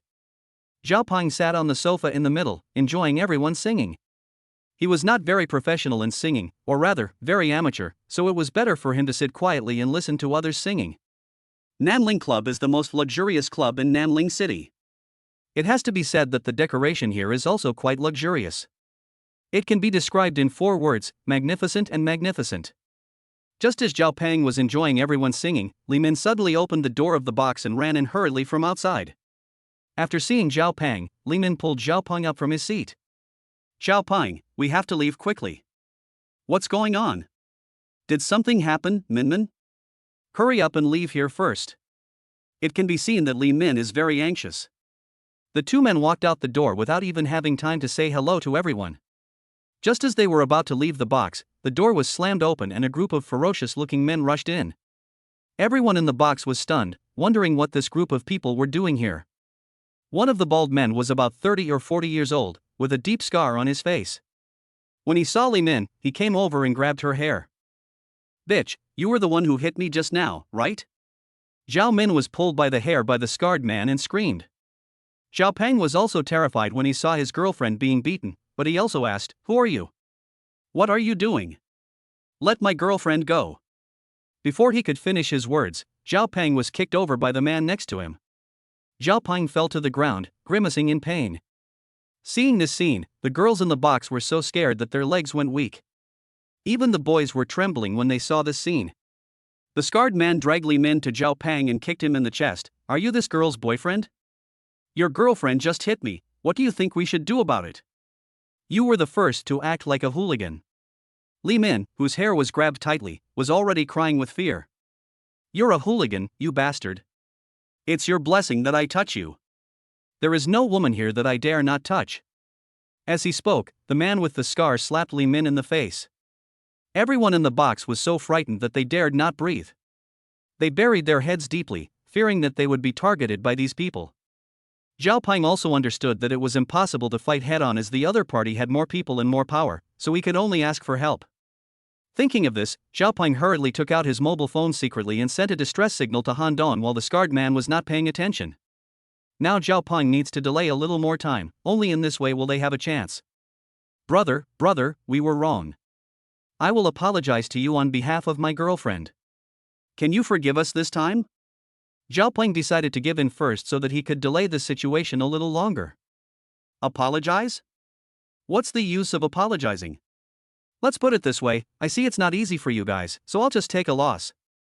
Your girlfriend hit me, so just give me a compensation of 1 or 200,000 and that's it. The scarred man said playfully. 1 million or 800,000? Just give it to me casually? Do you think I'm stupid? Brother, we don't have that much money. Please forgive me. No money? There is another way. Your girl is a top-notch one. How about you give your girl to me and let me enjoy her for a month? I'll give her back to you after a month and then this matter will be over. What do you say? Said the scarred man in a vulgar way. Zhao Peng, don't agree to him, save me. Li Min, who was still being pulled by her hair, cried out hurriedly after hearing the scarred man's request. Seeing that Li Min, who was under his control, was still struggling, the scarred man lifted Li Min up with one hand and reached his other hand directly to Li Min's chest. Ah! Bastard! Stop it! Li Min screamed in horror. Zhao Peng lost his mind upon seeing this. He had been dating Li Min for such a long time and he had never touched her. Now this bastard actually attacked Li Min directly. Zhao Peng was so angry that he picked up the beer bottle on the table and threw it at the scarred man. Bang! With a crisp sound, blood gushed out from the scarred man's head. The scarred man was stunned by the sudden hit of the beer bottle and let go of Li Min in pain. Zhao Peng took the opportunity to pull Li Min over and held her in his arms. The scarred man held his head and stared at Zhao Peng angrily. The other big men also reacted and quickly controlled Zhao Peng and pinned him to the ground. You bastard, I've been in Nanling for so many years, and you're the first one who dares to hit me. Today I have to teach you a lesson. It seems that you love your girlfriend very much. Well, today I'm going to have sex with your girlfriend in front of you, so that you can see with your own eyes how your girlfriend is bullied. After saying that, several big men pulled Zhao Peng's head up. The scarred man hugged Li Min tightly. Li Min resisted for a few times, but the scarred man slapped her twice, knocking her unconscious. At this moment, she dared not and was unable to resist anymore and could only let the scarred man do whatever he wanted. Stop it right there. Zhao Peng, who was being held down, could only shout weakly, but it was of no use. He could only watch the scarred man bullying Li Min. Chapter 36 Third Master. On the other side, Han Dong, who had just driven back to Wanlin Mansion, received a message from Zhao Peng before he had time to go home. Box 33 of Nanling Club, rescue immediately. Han Dong slammed on the brakes. He knew that Zhao Peng would not have sent him such a text message unless he encountered something very difficult. Afterwards, Han Dong hurriedly called Zhou Yan and asked him to pack up and go to Nanling Club and wait for him at the entrance of the club. Soon, Han Dong arrived at the entrance of the club, and after meeting Zhou Yan, he went straight to box 33. As soon as he opened the door, Han Dong saw a disgusting scarred man pressing a pretty woman against the wall and molesting her. Zhao Peng was pinned to the ground by several bald men, with blood flowing from the corner of his mouth. He was staring at the scarred man fiercely. In the corner of the box, there were a dozen men and women squatting, not daring to move. Seeing someone breaking in, the scarred man also looked unhappy and shouted at Han Dong, "Who the hell are you? I'm doing business here, get out now." After approaching, Han Dong found out that the woman who was bullied was Zhao Peng's girlfriend. Han Dong was immediately furious. Damn it, bullying someone else's girlfriend and forcing others to watch, what kind of perverted mentality is this? Seeing that Han Dong had no intention of leaving, the scarred man was very upset. This is looking for death, come on, kill this blind man. Han Dong ignored him and turned to Zhou Yan behind him and said, "I'll leave it to you." "Don't worry, Mr. Han." After saying that, Zhou Yan rushed forward.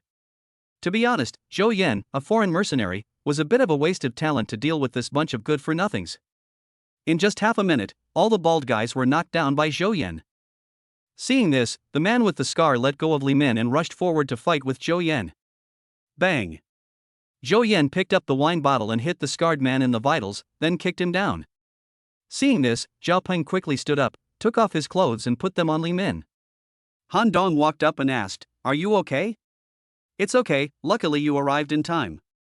"I'm glad you're okay." "Don't worry. I'll take care of the rest. Take her to the side first. I'll definitely seek justice for you." Then Han Dong walked up to the scarred man and stepped on his face. "You beat up my brother and bullied my brother's girlfriend. Tell me, what are you going to do?" With Han Dong stepping on his face, the bald man couldn't speak clearly. "Boy, you are fucked up. Do you know who I'm hanging out with?" "I'm following the third master, and you dare to touch the third master's people. You don't want to stay in Nanling anymore." Bang! Han Dong took his foot away from the scarred man's face and kicked him against the wall. "Third master? Well, don't say I didn't give you a chance. Call your master right now and tell him that his dog has been bullied. Ask her to come and rescue you." The scarred man climbed up and rubbed his chest. He looked at Zhou Yan behind Han Dong and couldn't help shivering. This guy was really too powerful. Okay, kid, you can't blame me if you're looking for death."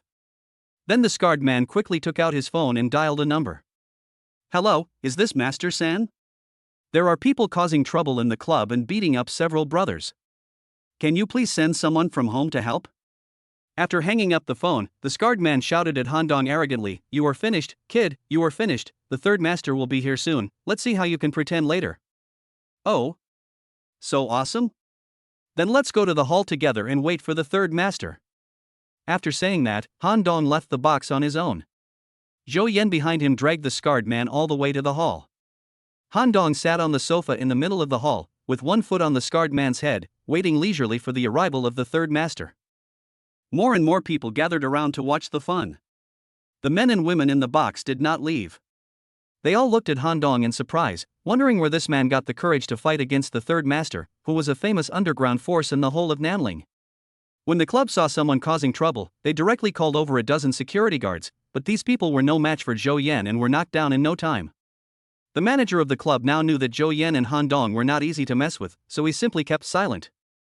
Han Dong has posted a message in the HJC group, asking all the middle and low-level members of HJC in the entire Nanling city to rush to the Nanling club within half an hour as long as they can make it. He himself put on the HJC's senior member ring and badge. He wanted to see how powerful this third master was and whether he could take on his move. During this period, Zhou Yan also introduced the information about the third master to Han Dong. The third master's name is Chen San, nicknamed Third Master. Many years ago, Chen San had nothing, but he made a name for himself in Nanling with his fists. In the following years, Chen San's fame grew, and in the end, he directly integrated the entire Nanling underground forces with his iron-blooded wrist. After that, no matter if they were in the underworld or not, they would respectfully call Chen San Third Master when they saw him. Since he became the boss of the Nanling underground forces, no one dared to provoke him for a long time. But now, his little brother Daoba actually called and said that someone was causing trouble in his territory. This was simply a naked provocation. However, this was not the first time Chen San had been in the underworld. He knew that although Scar was not a big shot, he had more than a dozen capable fighters under his command. But this man took care of all of them, so the opponent's strength should not be underestimated. Thinking of this, Chen San did not take it lightly and directly led 100 or so people to the Nanling Club. After arriving at the Nanling Club, Chen San was shocked when he saw the scene in the hall. There were dozens of people lying in the hall. A young man was sitting in the middle of the hall, and many people gathered around him. Chen San's face felt hot. For many years, no one in Nanling had dared to slap him in the face like this. Today, he had to get back at them, otherwise how could he survive in Nanling in the future? Chapter 37 Jian Lure. Chen San pushed aside the crowd and walked straight to Han Dong. The onlookers around him quietly retreated when they saw Chen San coming with 100 or so people. They were also afraid that if the two sides fought, they would get hurt. There were only 2 people on Han Dong's side. Even if Zhou Yan was very powerful, it would be difficult for him to defeat 100 people alone, so almost no one at the scene was optimistic about Han Dong. Seeing Han Dong surrounded by hundreds of people, Zhao Peng bit his lip, whispered a few words to Li Min beside him, then ran to the center of the venue and found behind Han Dong. Li Min originally wanted to stop Xiao Ping, but after all, this matter was caused by her, and Han Dong was surrounded by hundreds of people just to save herself and Xiao Ping, so she naturally couldn't say anything and could only let Xiao Ping go. At this moment, Li Min couldn't help at all, she could only clench her hands and look at them nervously.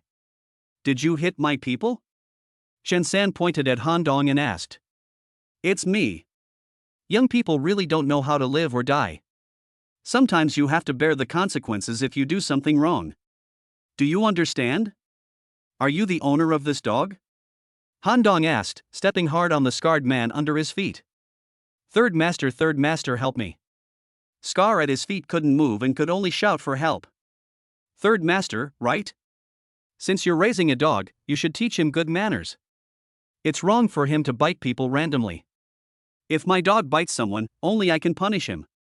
Others have no right to touch him, or they will have to bear my wrath. Okay. The third master of Nanling City is really domineering. I will beat your dog today. What can you do about it? Then don't leave this club today. After Chen San finished speaking, he made a gesture to prepare for an attack. You have to know that the reason why Chen San was able to thrive in the underground of Nanling was not for nothing.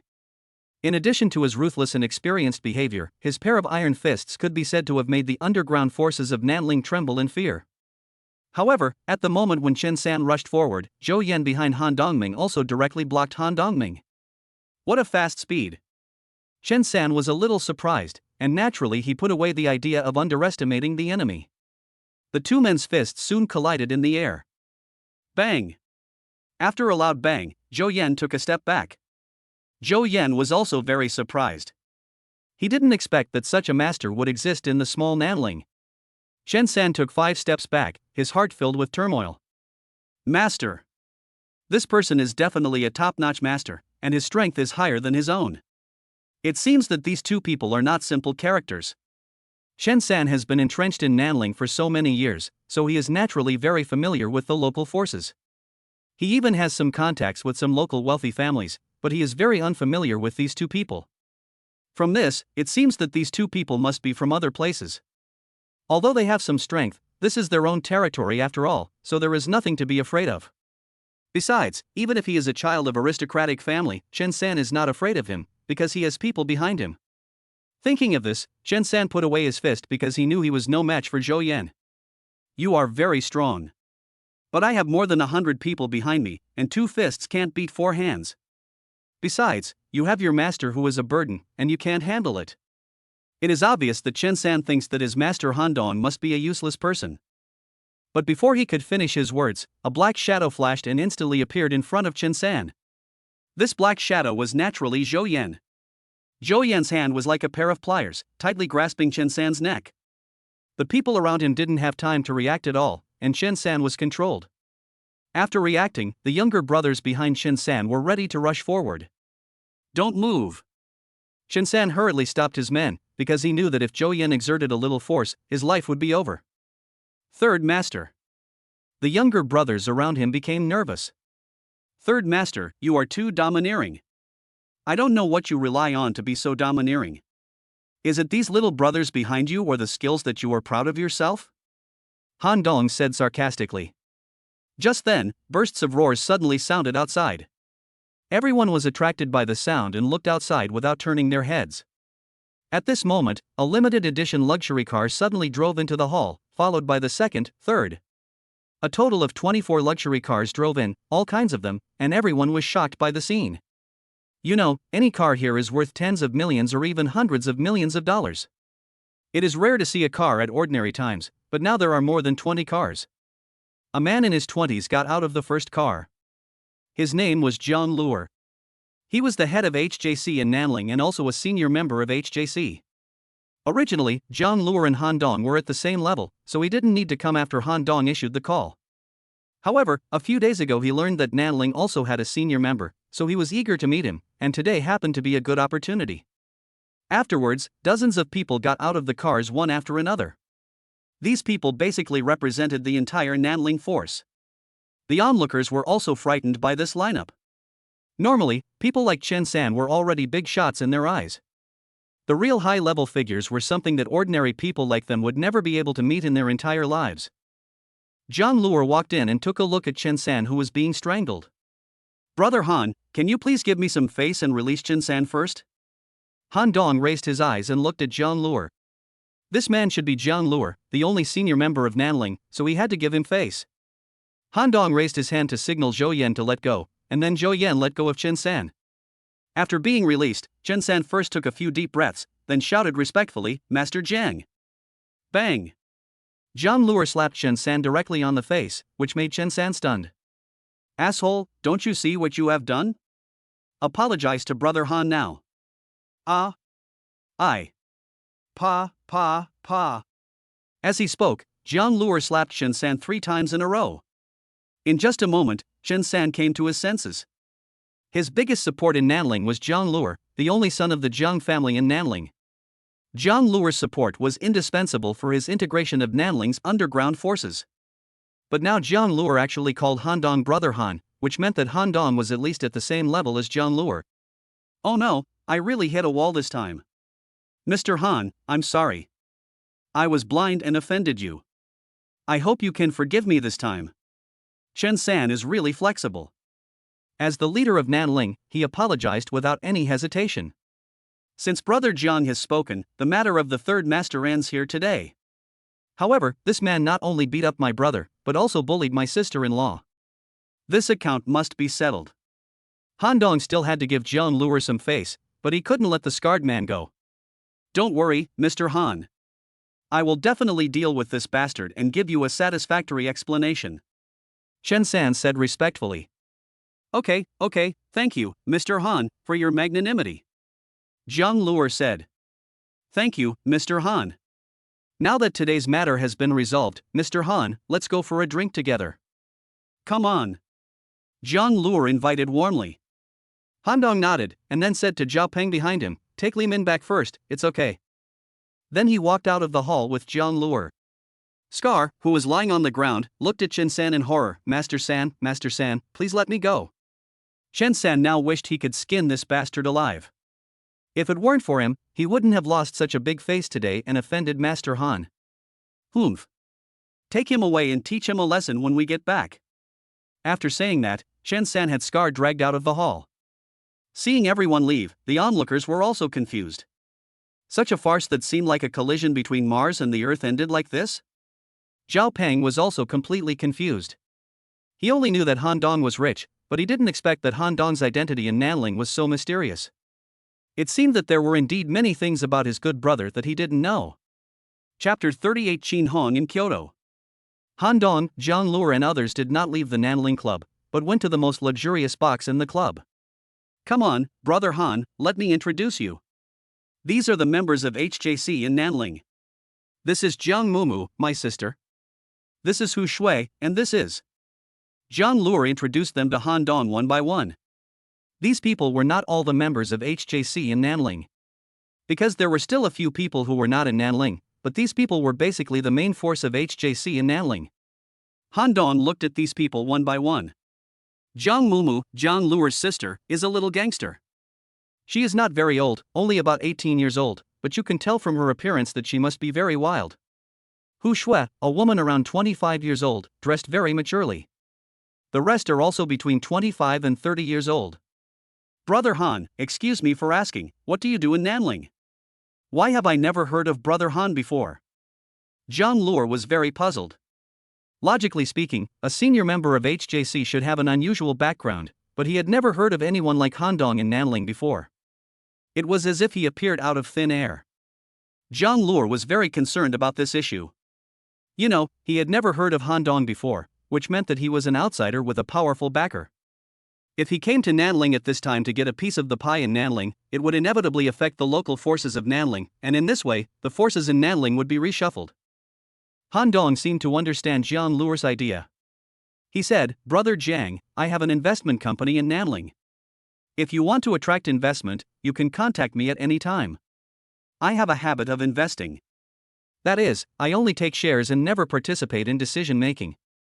Just hold shares and never participate in decision-making? After hearing this, the people present became interested. Doesn't this mean that Han Dong is only responsible for investing money, but will never interfere with any decisions of the company? Good fellow, this is the boy who gives away money. Oh. I wonder what projects Mr. Han mainly invests in. At this time, some people have already started to show interest. I am not picky about investment. I will try any project. Okay, then we can talk about it later when we have time. Yes. In a short while, several people added Han Dong's WeChat. In fact, Han Dong had no choice but to do this. The purpose of establishing this investment company was to spend money, and only by spending more money could he earn rich points. However, Zhang Luer still had some concerns. He was afraid that Han Dong just said this on purpose, or he did not participate in the decision-making in the early stage, but would take other actions in the later stage. It seemed that he sensed Zhang Luer's thoughts. After all, Han Dong's perception was still very strong. Everyone, rest assured. I solemnly promise you today that I have no intention of developing in Nanling. If you want to cooperate with me in the future but are still worried, you can write it down in the contract. Ha ha. Brother Han, what are you talking about? It's too polite. Zhang Luer said with a little embarrassment. Since Brother Han is so straightforward, we must also be frank with each other.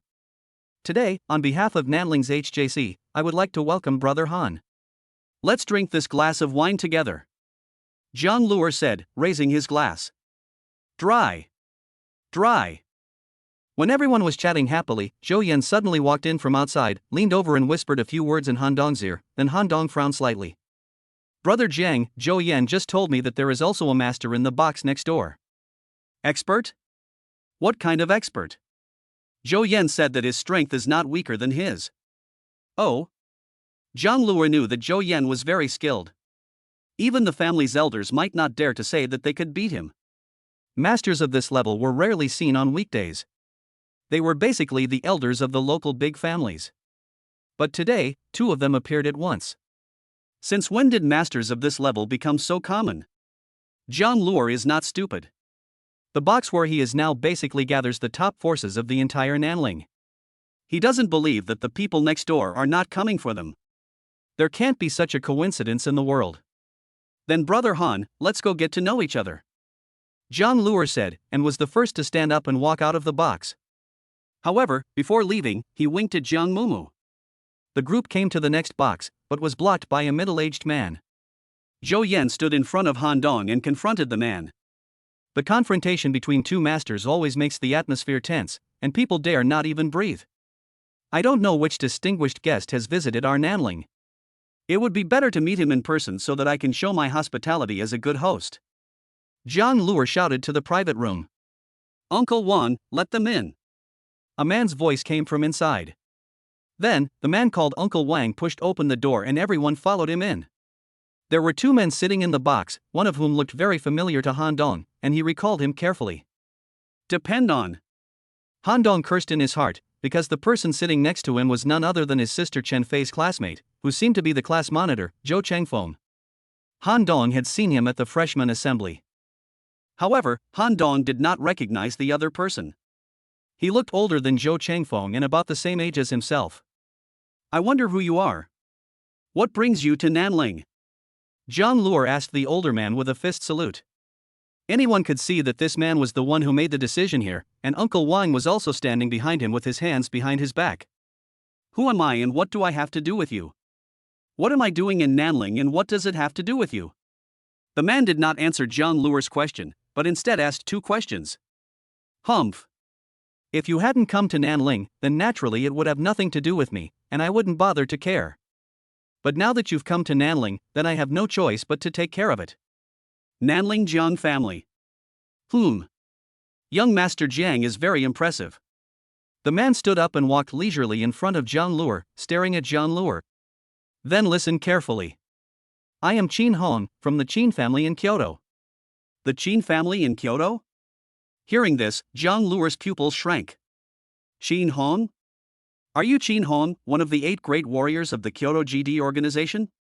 Everyone behind Zhang Luer took a deep breath after hearing this. Han Dong didn't know, but the veteran HJC members knew it very well.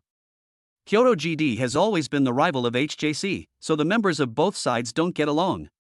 It is said that the reason why the founder of HJC established this organization was to fight against GD, so the two forces are naturally like water and fire. Chapter 39 Conflict breaks out. That's great. It seems that young Master Jiang knows me. I thought our GD's reputation is so weak now, Qin Hong said with a smile. Although a little shocked, Jiang Luo quickly calmed down. Qin Hong, as one of the 8 Vidra of GD, why don't you stay in Kyoto and come to our Nanling? What is your purpose? Although Qin Hong is one of GD's 8 Vidras, he is not afraid. Firstly, he is in Nanling now. As the saying goes, a strong dragon cannot defeat a local snake. This is his territory. Secondly, this is not GD's sphere of influence. Mr. Jiang is indeed domineering, but there is no need for me to report to you where Qin Hong is going. Qin Hong naturally knew that he was in someone else's territory, so although his words were a bit arrogant, he still left some room.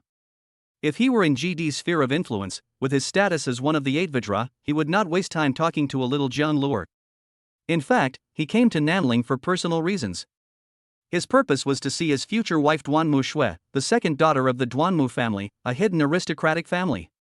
Because Duanmu Shui was studying at Nanling University, their marriage was delayed. As for Zhou Changfeng, he was actually a lackey sent by Qin Hong to monitor Duanmu Shui. Qin Hong was not a generous person. He knew that with Duanmu Shui's beauty, there would definitely be many suitors around her, and Zhou Qingfeng's task was to prevent these people from getting close to Duanmu Shui. Unfortunately, Qin Hong did not meet Duanmu Shui this time, but he happened to hear that a new senior member appeared in Nanling HJC, so the current situation happened. Qin Hong, no matter what your purpose is, please leave Nanling as soon as possible. Otherwise, even if you are one of the 8 Vidra of Kyoto GD, I will ask you for advice today. Mr. Jiang, are you threatening me? Qin Hong was so angry that he laughed. After so many years, this was the first time someone dared to threaten him like this. It seemed that he had to establish his authority today, otherwise how would he survive in the future? Jiang Luo, I have given you enough face today. Since you are so ungrateful, then don't blame me. A small family in a small town dares to talk to me like this now. Humph. You are really courting death. Okay. Then come on. Let me also see how powerful Qin Hong, one of the 8 Vidras, is. Jiang Luo was very angry, because he could hear from Qin Hong's words that Qin Hong didn't take the Jiang family seriously at all. At this moment, the door was pushed open with a creak. Jiang Mumu walked in with 2 people. Brother, the 2 uncles are here. These 2 people are the Jiang family's worshippers. In fact, some big families will spend a lot of money to worship some masters. Young master. The 2 middle-aged men who followed Jiang Mumu and also took the initiative to salute Jiang Luo after seeing him. Uncles, someone is making trouble on Jiang family's territory today. Please help clear the Jiang family's name. Jiang Luo said to the 2 middle-aged men. Uncle Wang, then you should have some fun with these 2. Qin Hong also said to Uncle Wang behind him. The atmosphere suddenly became tense. Bang, bang, bang. The fists of the 3 men collided directly in the air. After only one round, the 2 Jiang family priests retreated 5 or 6 steps, and blood flowed from the corners of their mouths. On the other hand, Uncle Wang stood straight and did not move at all. The strength of the 2 sides was also clearly judged. The 2 priests, relying on the tacit understanding they had developed from fighting together for many years, attacked Uncle Wang from behind again. However, Uncle Wang seemed to be well prepared, and he kicked one of them down, while the other was knocked unconscious by a palm strike. Horrible. This is too horrible. This is what everyone at the scene said about Uncle Wang. Young master, this man is at least a master on the earth list. The priest who was not knocked unconscious said to Jiang Luo while covering his chest. Earth ranking? What is this? This is the first time Han Dong has heard of it. The earth ranking is something that ordinary people simply cannot access, because it is a list of masters, and only true masters are qualified to be on the list. Ha ha ha. Jiang Luo, your Jiang family is nothing but this. I've said it before, it's just a small family in a small town. Now it's because your grandfather is still alive. In a few years, when your grandfather is gone, I'm afraid your Jiang family will be worse than it is now, right? Asshole. Jiang Luo was extremely angry when he heard Qin Hong's rude words against the Jiang family. In addition, his people had just been defeated by the other party, so he was a little irrational at this time. If the members of HJC knew that GD bullied them on their own turf, how would they be able to continue in HJC, let alone go further and become core members? John Luer felt that he must make Qin Hong stay here today, no matter what the cost. Thinking of this, John Luer took out an exquisite pistol from his arms and pulled the trigger at Qin Hong. No! Young master! The bullet flew out before the priest next to him could stop it. But at this critical moment, Uncle Wang flashed and came directly to Qin Hong's side, then hugged Qin Hong and dodged the bullet. The masters on the Earth list are indeed worthy of their reputation. How dare you use a gun? Uncle Wang glared at John Luer and scolded. Although there have been constant frictions between HJC and GD, neither side has ever used guns. This seems to have become a rule between the two sides. But today, John Luer actually broke this rule and shot the young master. Uncle Wang will never let him go. With one quick step, Uncle Wang came in front of John Luer. Snap! Uncle Wang kicked him to the ground, and John Luer fell to the ground with blood flowing out of his mouth, but this kick also made him sober up, realizing that he was indeed impulsive just now. Elder brother! Young master! John Mumu and another priest hurried forward to help John Luer up. I'm fine, don't worry. Uncle Wang still had no intention of giving up. Today he had to make anyone who dared to hurt his young master pay the price. Zhou Yan! Just as Uncle Wang was about to attack again, Han Dong called Zhou Yan. In an instant, Zhou Yan stood in front of John Luer. Who are you? Qin Hong looked at Han Dong and asked when he saw someone stabbing him. HJC senior member Han Dong. Oh? You are the senior member who was just promoted. Interesting. In that case, Uncle Wang, please take the trouble to solve it all at once. As soon as he finished speaking, Uncle Wang moved and came in front of Zhou Yan. Bang, bang, bang.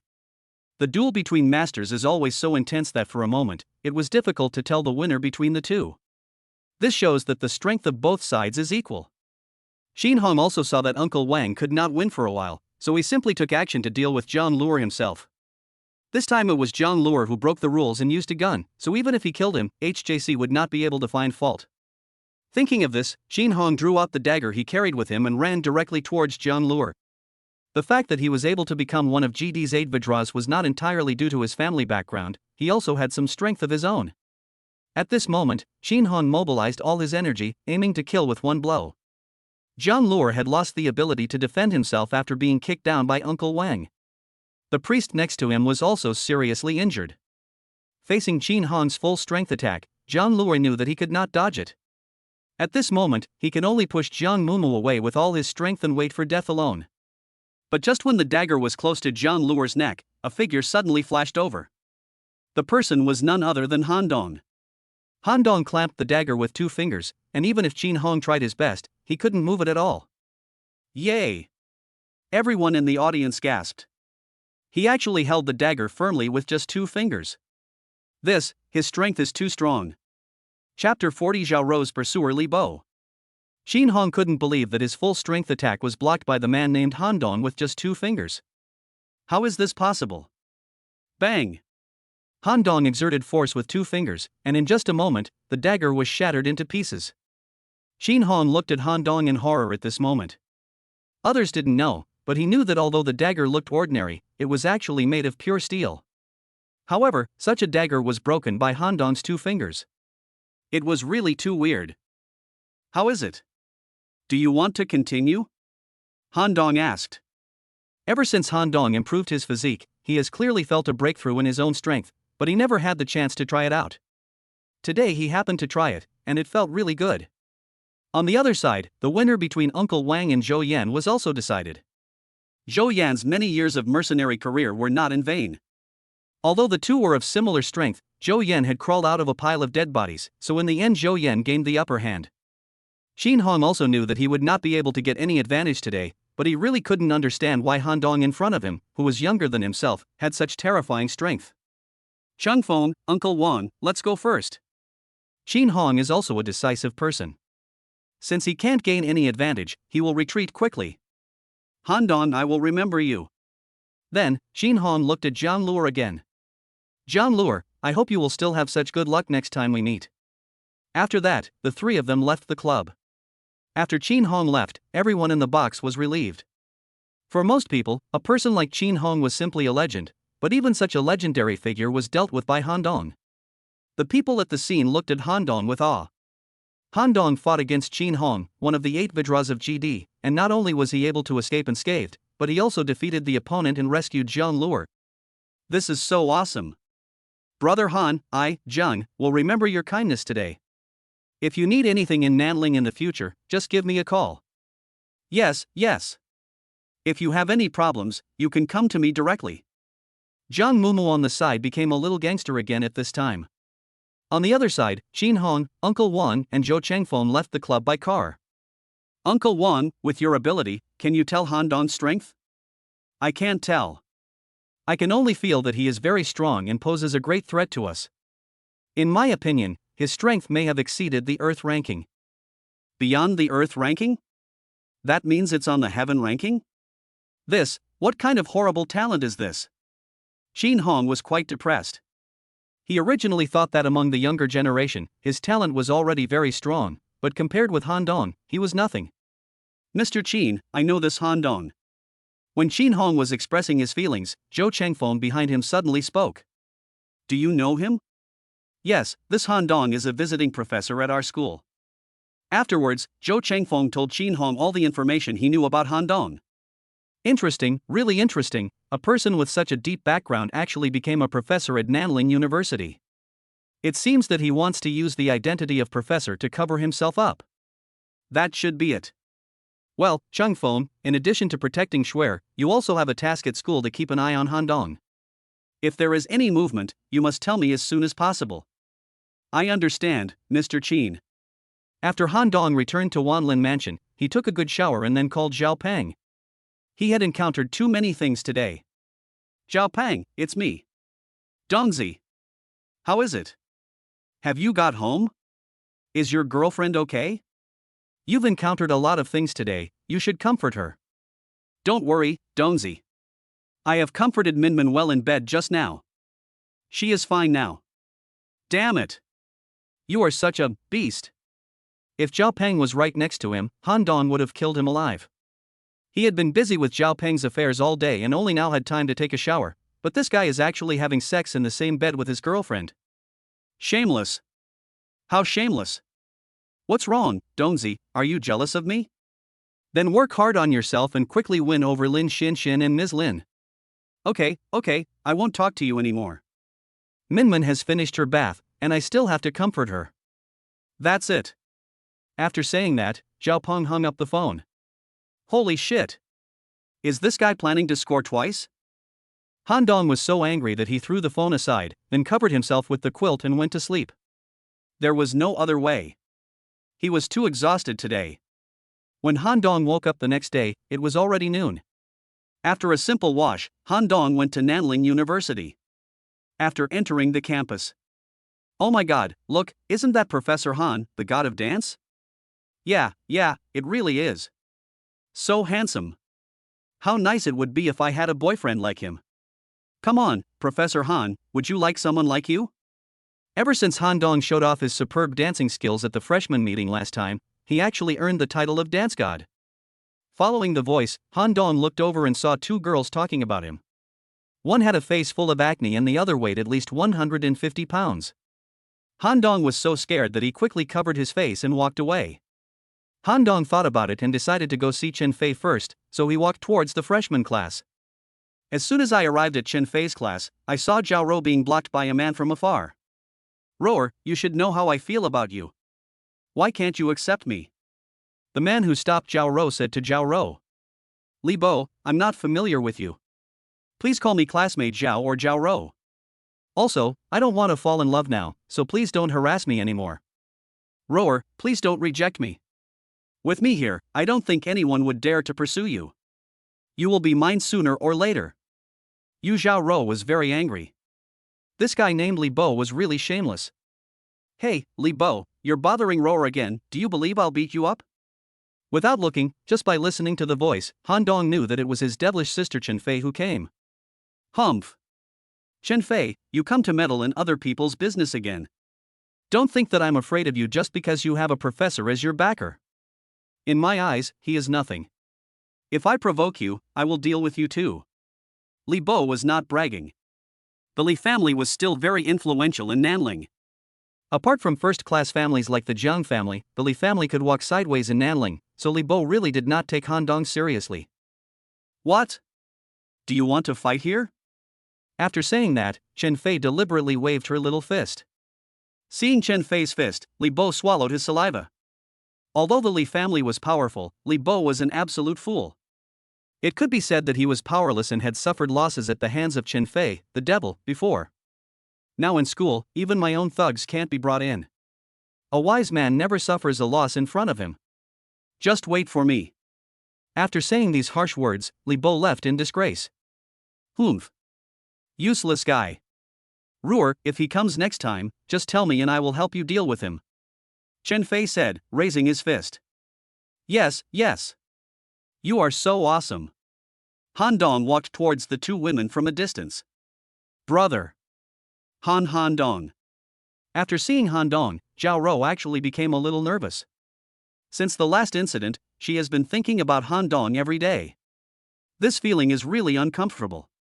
Who is this person? Han Dong asked, looking at the direction Li Bo left. Are you asking about Li Bo? A stinky fly, he hangs around Ruer every day. I heard that his family has some money, but he wants to take advantage of Ruer. Humph. Don't even think about it. Chen Fei looked indignant. Li Bo? Han Dong remembered this name. Chapter 41, Li Bo with a grudge. Han Dong gave Chen Fei some advice. Originally, he wanted Chen Fei to pay more attention to their class monitor Zhou Changfeng. Later, he changed his mind and felt that it would be better not to let Chen Fei be too involved in these things. Besides, Han Dong felt that Zhou Changfeng would not dare to do anything to Chen Fei. After all, this was still on the territory of HJC. After leaving Nanling University, Han Dong came to Lintai and planned to have a meal first. Lin Xianxian has been gone for some time, and I don't know how things are going? Just as he thought of this, as if the two of them had telepathic connection, Han Dong's phone rang. Han Dong picked it up and saw that it was a message from Lin Xianxian. Lin Xianxian was afraid that Han Dong would worry, so she sent a message to tell Han Dong that everything was going smoothly. Attracted by huge amounts of money, Lin Xianxian had already recruited a lot of talents. Seeing that things were going well, Han Dong was in a good mood and ate the food in the bowl with big mouthfuls. After eating and drinking, Han Dong prepared to go to the chairman's office to have a good rest. Ding! Han Dong's phone vibrated again. I picked up the phone and saw that it was a message from Zhao Rou. Changyu Club, number 118 Nanchang Road, come and save me.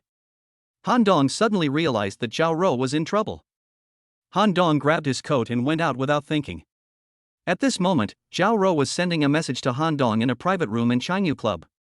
Today is Zhao Rou's birthday. Li Bo took the initiative to find her after school and said he wanted to celebrate her birthday. Zhao Rou naturally refused without hesitation, but Li Bo said that this was the last time he would come to see her, and after celebrating her birthday, he would never bother her again.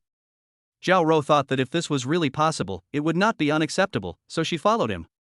But after arriving here, Zhao Rou found that it was not the case at all. Li Bo kept pouring wine for her. Zhao Rou did not know how to drink, and after a few drinks, her consciousness became more and more blurred. She knew that something might happen to her, so she ran to an empty box and sent a message to Han Dong.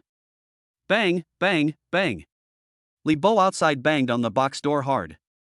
Zhao Rou, what are you doing in there? It's been so long and you haven't come out yet. Everyone is waiting for you. Seeing that there was no sound from inside, Li Bo prepared to break in through the door. Li Bo has been pursuing Zhao Rou for a long time. Almost all his classmates know that he likes Zhao Rou, but this woman doesn't give him any face and has rejected him in public several times. I went to see her this morning, but was humiliated in public again. Li Bo, who was used to bullying others, could not accept this at all. So, Li Bo was ready to take a hard approach and force himself on her. So, after school, Li Bo went to find Zhao Rou and arranged this birthday party. Today, he must get Zhao Rou. Calculating the time, the medicine Li Bo put in the wine should be taking effect soon. Thinking that Zhao Rou is about to make love to him, Li Bo feels so happy. Bang! Li Bo kicked the door open and found Zhao Roujing hiding inside with a cell phone in her hand. The person behind Li Bo came up and snatched the phone from Zhao Rou's hand. Then Li Bo hugged Zhao Rou and greedily inhaled the fragrance from Zhao Rou's body. It smells so damn good. Because she was drugged, Zhao Rou's body was soft at this time. She had no strength to resist and could only let Li Bo hold her. Li Bo directly carried Zhao Rou back into the box. Looking at Zhao Rou's delicate body on the sofa, Li Bo was extremely excited. All his hard work was for this moment. Just as Li Bo's hand reached into Zhao Rou's underwear, the door of the box was kicked open by someone, and the person who came was Han Dong. Li Bo looked outside the door angrily. He wanted to see who had ruined his good fortune. Professor Han? Are you Li Bo? Professor Han, this is not a school. I advise you not to meddle in other people's business. Li Bo is not afraid of Han Dong now. This is outside the school. There are dozens of people around him, all of whom are top-notch experts. Li Bo, you actually did this to your classmates. I don't think you need to stay in Nanling University anymore. Ha ha ha. Do you really think you are so great just because you donated 1 billion to the school? 1 billion may be an astronomical figure to others, but to my Li family, it is actually nothing. My Li family in Nanling wants to crush a nouveau riche like you, but it is no different from crushing an ant. Li Bo said arrogantly. Really? Then let me see how you crush an ant like me to death? Okay, you don't want to drink the wine, right? Then I will teach you a lesson today, so that you will know that there are always people better than you in Nanling City. Then Li Bo called the thugs behind him and asked them to rush forward and teach Han Dong a lesson. Li Bo had never had a good impression of Han Dong, and Shen Fei repeatedly ruined his good deeds, so today he decided to make this crappy professor pay a price. Come on, if you kill him, it's my turn. Han Dong took a look at these people. Now Han Dong's strength has been greatly improved. In his eyes, these people are just a bunch of rotten fish and shrimps and he doesn't need to take them seriously at all. Before Han Dong could take action, Zhou Yan, who was waiting outside the door, rushed out and quickly took care of those dozens of people. Han Dong walked straight to Zhao Rou, picked her up and held her in his arms. Are you okay? Sorry, I'm late. After seeing Han Dong, Zhao Rou couldn't help but shed tears of grievance. If it weren't for Han Dong, the consequences for herself today could be imagined. Zhao Rou shook her head. I'm fine. I'm glad you're okay. Han Dong picked up the coat that was scattered beside him and put it on Zhao Rou. Then he helped her up and slowly leaned her against the sofa. Li Bo on the side looked at Zhou Yan in horror. Damn, what kind of monster is this? He can actually fight 20 alone, and the ones he brought today are all good fighters.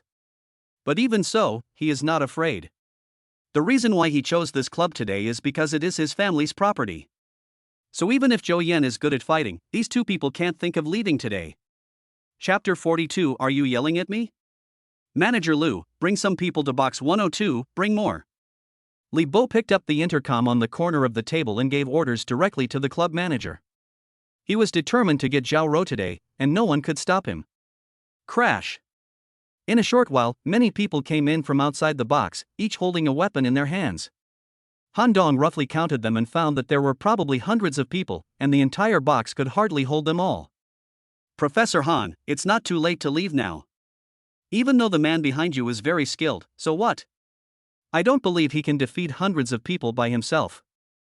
Leave? Even if you want to leave now, it's too late. Okay. I'll see if you'll still be so stubborn later. Li Bo said okay 3 times in a row, which shows that he was quite annoyed at the moment. Come on, brothers, beat these two guys to death. Just as hundreds of thugs were preparing to move forward, the door of the box was opened a little again, and a small head poked in from outside. After seeing Han Dong, it pushed the door open and walked in. Brother Han Dong, you are really here. I saw your car outside and thought you should be here, so I ran around many boxes before I found you. Han Dong looked over and saw that the person who came was none other than Jiang Mumu, that little gangster girl. Jiang Mumu had a big afro, a palm-sized earring on her ear, and a layer of makeup on her face. After Jiang Mumu came in, several people dressed as gangsters followed her. It seemed that these were her followers. Mumu, who is this? Have you been looking for him for so long? Asked a gangster behind him. My brother, this is my brother. Your brother? When did you get a brother like this? How come we didn't know about it? You know nothing. Why are you talking so much? You just need to know that he is just like my own brother. While the two were talking, Li Bo inside got angry and wondered where these thugs came from. What are you guys doing? What's wrong with you, little girl? Who let you in? Get out now. Li Bo roared at Jiang Mumu. Jiang Mumu was a little confused when Li Bo yelled at her. She pointed at her face and asked, "Are you yelling at me?" "Oh. Ha ha. This is really interesting. Who are you talking about?" "Get out of here right now, or I will definitely teach you a lesson on behalf of your parents." Li Bo was almost laughed at by the little gangster in front of him. "You don't recognize me?" Jiang Mumu asked in surprise. "Know you? Why should I know you? Who do you think you are?" Li Bo was really amused by Jiang Mumu. "Look at you, you are so young but still a naughty boy. How is the difference between you and a gangster when you dress like this? Didn't your parents educate you? Or do you have a child but no one to support him?" Li Bo began to ridicule Jiang Mumu. "You are so awesome, are you great?" Jiang Mumu originally wanted to say awesome, but when she saw Han Dong there, she immediately changed her words. "Brother Han Dong, is this your friend?" Jiang Mumu turned her head and asked. If this was Han Dong's friend, then she could let it go, but if not, this kid was doomed today. "No." "Oh, that's easy." Turning around, Jiang Mumu continued to say to Li Bo, "Since you want to know who I am, then I will tell you. Listen carefully, I am Jiang Mumu from the Nanling Jiang family." "Jiang family? What Jiang family?" Li Bo asked without thinking. "What Jiang family? How many Jiang families are there in Nanling?" "The one in front of you is the second young lady of the Jiang family in Nanling." A gangster behind Jiang Mumu stood up and said, "Nanling Jiang family?" Buzz. Li Bo's mind was in a mess. "Oh no, it is said that the second young lady of the Jiang family is a devil." "Judging from the way the girl is dressed, it is almost certain." "What kind of existence is the Jiang family?" "It is an existence that Nanling would tremble 3 times if they stomped their feet. But now, I actually shamelessly said that the second young lady of the Jiang family has a life but no one to take care of her. I also want to teach her a lesson on behalf of her family." "What should I do?" Everyone looked at Li Bo jokingly, waiting for the show. "Hey! Say something. Didn't you want to teach me a lesson just now?" Jiang Mumu asked. "Ordinary." Li Bo knelt down in front of Jiang Mumu, kowed out and said, "Second Miss Jiang. I'm sorry. I was blind. I looked down on you. I offended you, please, forgive me this time." This scene also made many people at the scene confused. How come Li Bo was so arrogant just now? How come he became so cowardly in the blink of an eye? Who on earth was this little girl? How could Li Bo be so scared just by introducing herself? The most important thing was that this little girl actually called Han Dong brother. "Brother Han Dong, who is this guy?" Jiang Mumu asked Han Dong. "Li Bo is from Nanling. It is said that his family has some influence in Nanling. He is a rich second generation." Han Dong explained with a smile. He knew that he didn't need to take action today. It was Li Bo's bad luck to have offended Jiang Mumu, the evil star. Rich second generation? How come I didn't know there was a family with the surname Jiang in Nanling? Jiang Mumu turned to the followers behind him and asked, "Do you know any wealthy people or families with the surname Jiang?" "No. No. No." Several people dressed as gangsters shook their heads. Afterwards, Jiang Mumu said to Li Bo, who was kneeling on the ground, "You haven't even made it into our Nanling circle, and you dare to call yourself a rich second generation? Pa! Yes, it's my shamelessness, please let me go, miss." "Let you go? You just said I have a life but no one to support me? My mouth stinks and I'm mean." After saying that, Li Bo started slapping himself in the face. "Humph. Brothers and sisters, beat them up for me and vent my anger."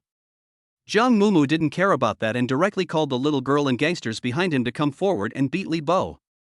Ouch. Li Bo was beaten so badly that he had no power to fight back and could only scream like a pig. After the fight, Jiang Mumu still felt unsatisfied, so he picked up the bottle of wine on the table and prepared to smash it. "Wait." Just as Jiang Mumu was about to take action, Han Dong stopped her. Han Dong grabbed the bottle and asked, "What do you want to do?" "I want to beat him up. This kid scolded me." Jiang Mumu said with some grievance. "He just cursed at you, so you're going to beat him to death? Can't you just hit him a few times to vent your anger? All you do is hang out with these people all day long. Look at what you've become. You only know how to use violence to solve problems. Why don't you put the bottle down?" "Oh. Jiang Mumu reluctantly put down the bottle of wine that was held in the air. Don't come to these places anymore. Isn't this something you should do when you're 17 or 18? Also, don't hang out during class time, okay? Otherwise, I'll teach you a lesson on behalf of your brother. Han Dong looked at Jiang Mumu. What a good girl to dress up like this. If it was Chen Fei, he would break her legs. After hearing Han Dong's words, everyone looked at Han Dong in surprise. Doesn't this guy named Han Dong want to live anymore? Just now, Li Bo wanted to teach him a lesson on behalf of Jiang Mumu's family, but it ended badly. Now Han Dong wants to teach her a lesson on behalf of Jiang Mumu's brother. Jiang Mumu must be furious. The gangsters who had been following Jiang Mumu for years naturally knew her temper, and they all looked at Han Dong with gloating eyes. Oh. I see. Jiang Mumu said aggrievely with his head down. What? The little witch is so obedient? Now everyone's expressions were very interesting, from the initial mockery to the current shock. Has this devil changed her personality? Although Han Dong was mean to Jiang Mumu, she was actually somewhat happy at the moment.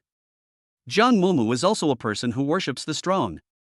Ever since that day when Han Dong broke Qin Hong's dagger with his own hands, Han Dong's figure has been imprinted in Jiang Mumu's heart. Now Han Dong's position in Jiang Mumu's heart has even surpassed Jiang Luer. Even though Han Dong was mean to her today, it at least proved that Han Dong cared about her. How could Jiang Mumu not be happy? But the people around couldn't understand, when did Jiang Mumu speak so softly to others? No one had ever been treated like this. Chapter 43, A lifetime of fame ruined in an instant. Jiang Mumu felt sweet in her heart. Brother Han Dong, can you come over when I'm not in school? You can come over during holidays, but you have to change your outfit. Look at you, with those big earrings and that big afro. What do you look like?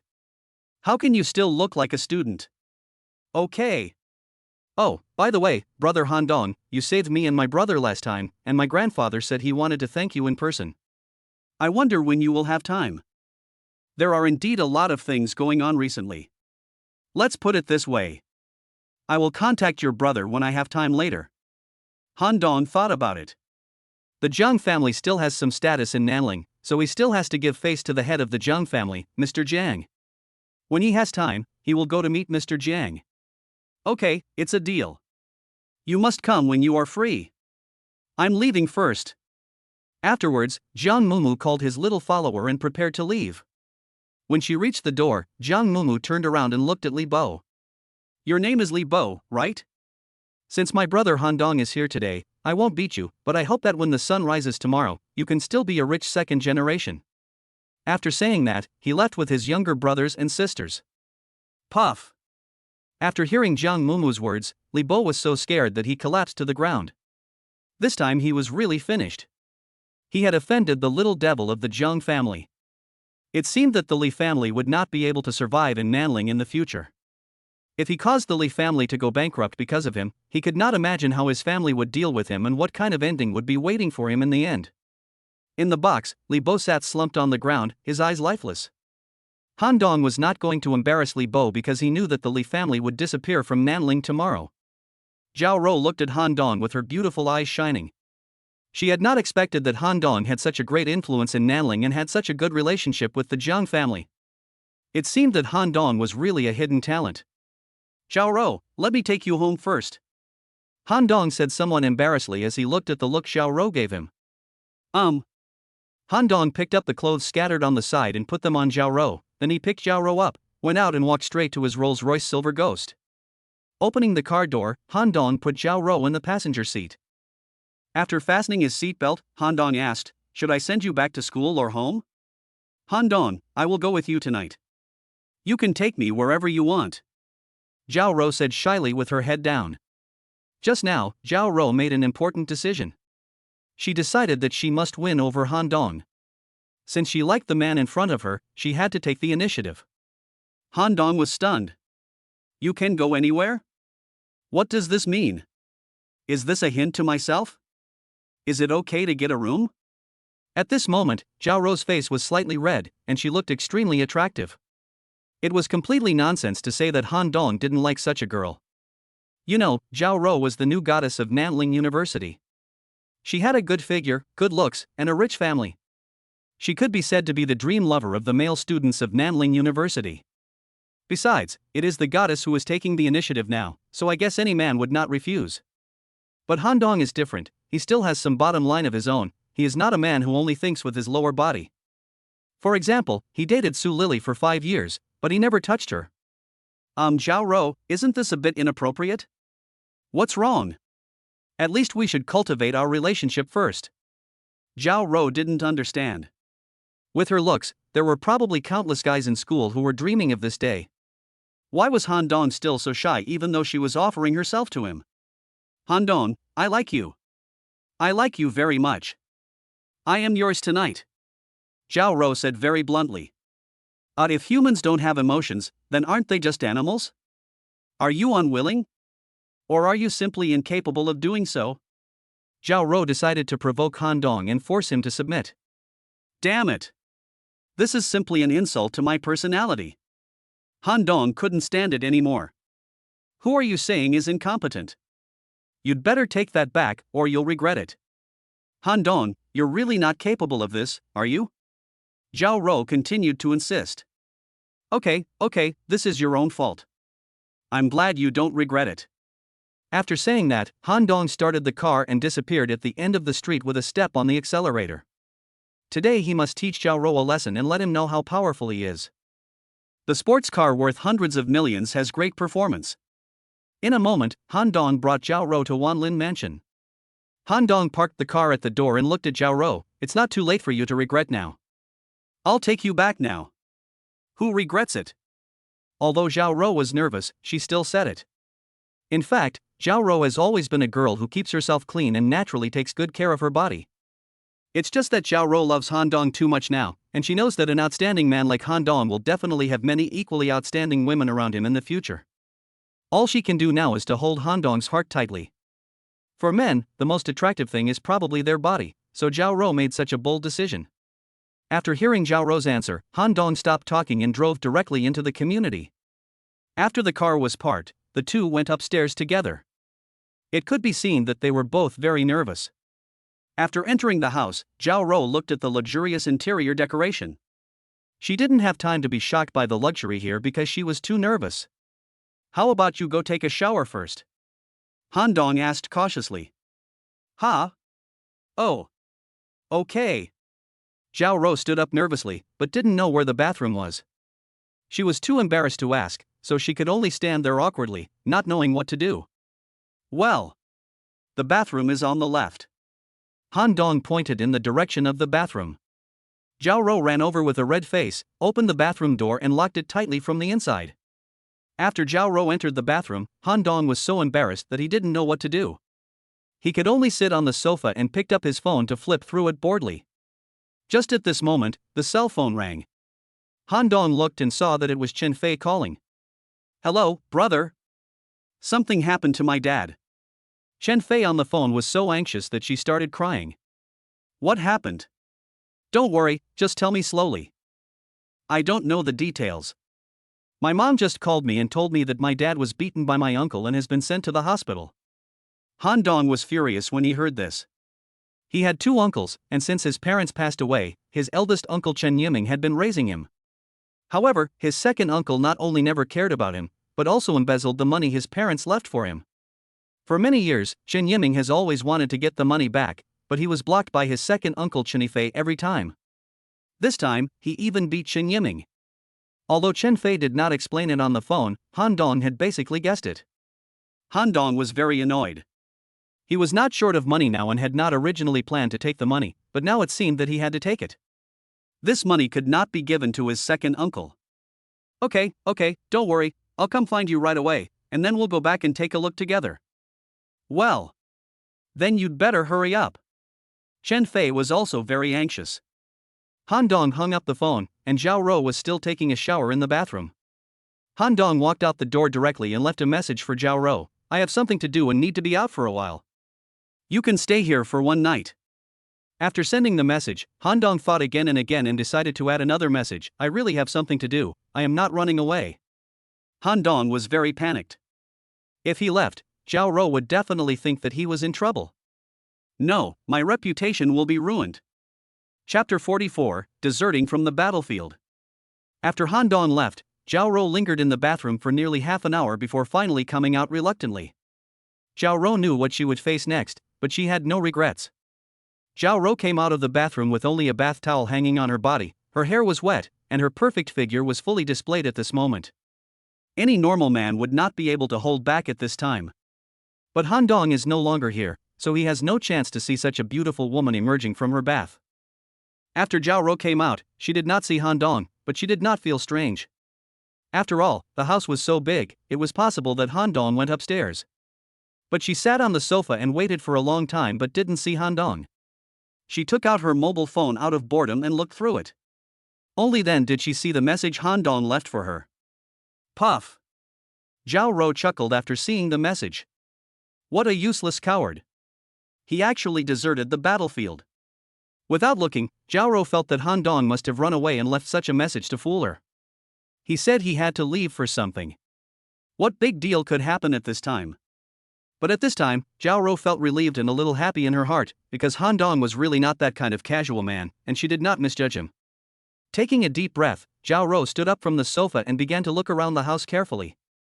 Luxury house. This is a real luxury house. Zhao Rou stood in front of the huge floor-to-ceiling window looking at the brightly lit night view of Nanling outside.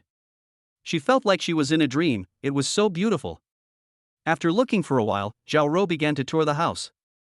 There is actually a private swimming pool here with a glass roof.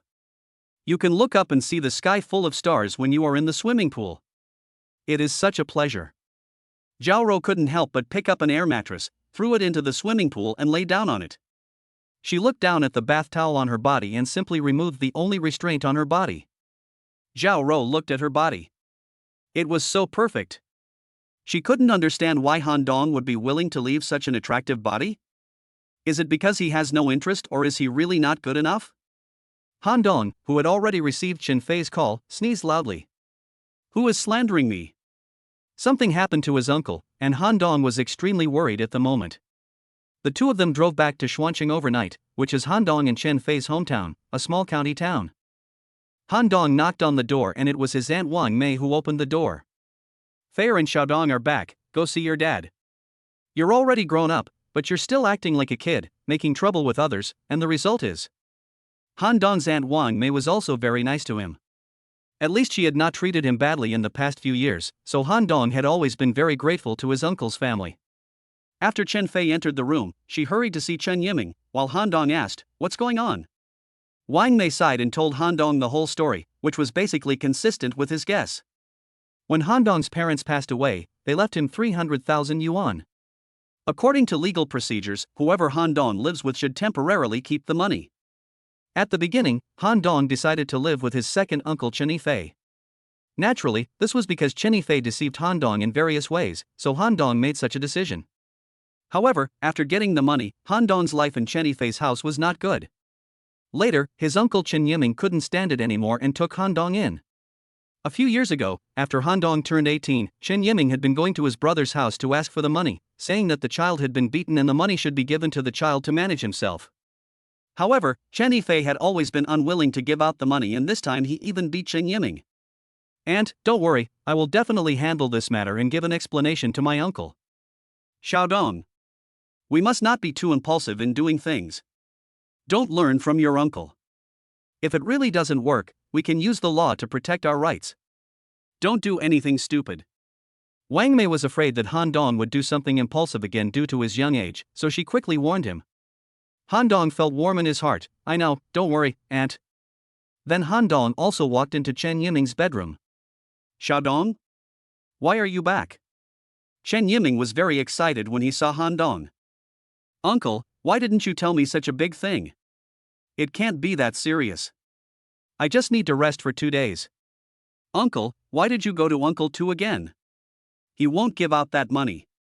"No, that won't do. That's what your mother left for you. No one else can swallow it. Otherwise, I will let your mother down. We'll talk about this later. The most important thing now is your health. Why don't you pack up and go to Nanling together? It's a good opportunity to check on your health." Han Dong decided to bring his uncle's family back to Nanling first. It would be convenient for him to take care of them by his side, and the medical conditions in Nanling were not comparable to those in this small county. I won't go. I don't have any serious problems.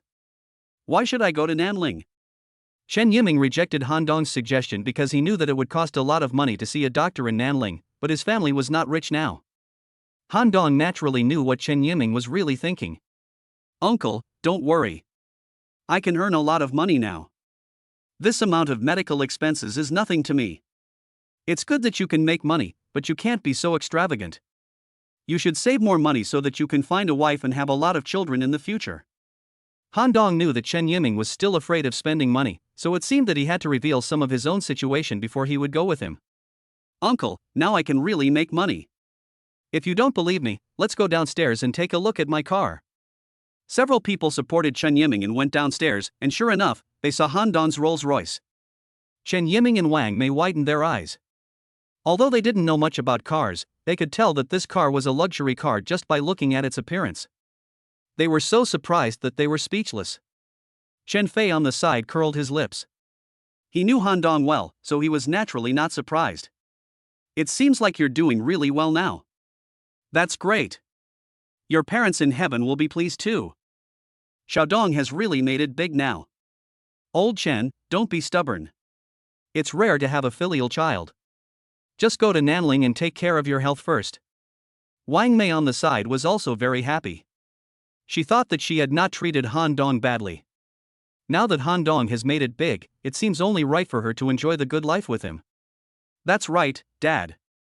You don't have to save money for me. I'm very successful now and can make a lot of money. Chen Fei was also persuading her father. Well, okay then.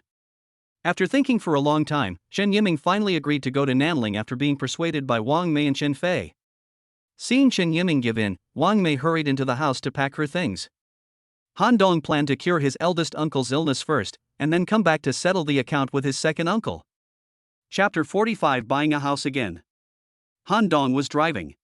Chen Fei sat in the passenger seat, while Chen Yiming and Wang Mei sat in the back.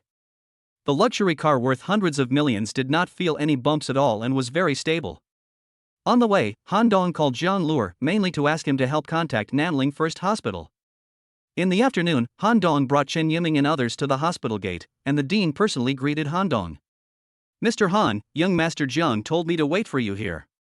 The speaker was Dean Lu. When he saw Han Dong get off the car, he hurried to greet him. "Oh, Dean Lu, thank you for your help this time.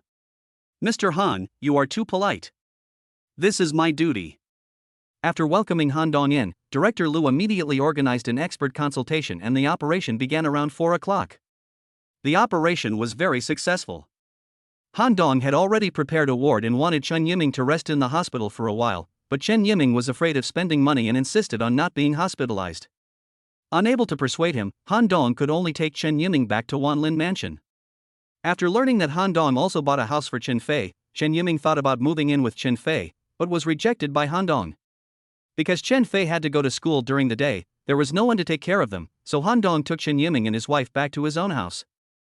However, before entering the house, Han Dong's heart was beating fast. Zhao Rou should have left, right? Otherwise, it's really hard to explain. When Han Dong came back, Zhao Rou had already left, and Han Dong breathed a sigh of relief. Afterwards, Han Dong asked Lin Tai to bring food over. When Chen Yiming and Wang Mei walked into the large flat, they were also shocked by the luxurious decoration here. They couldn't understand how Han Dong made so much money in just a few years. This house should be very expensive. After all, it's a big city like Nanling. How many millions? Tens of millions? They usually wouldn't dare to even think about this number, but now they can actually live in such a house. It seems that Han Dong has really made it. Uncle, aunt, just stay here and treat this place as your home. Xiaodong, is this really the house you bought yourself?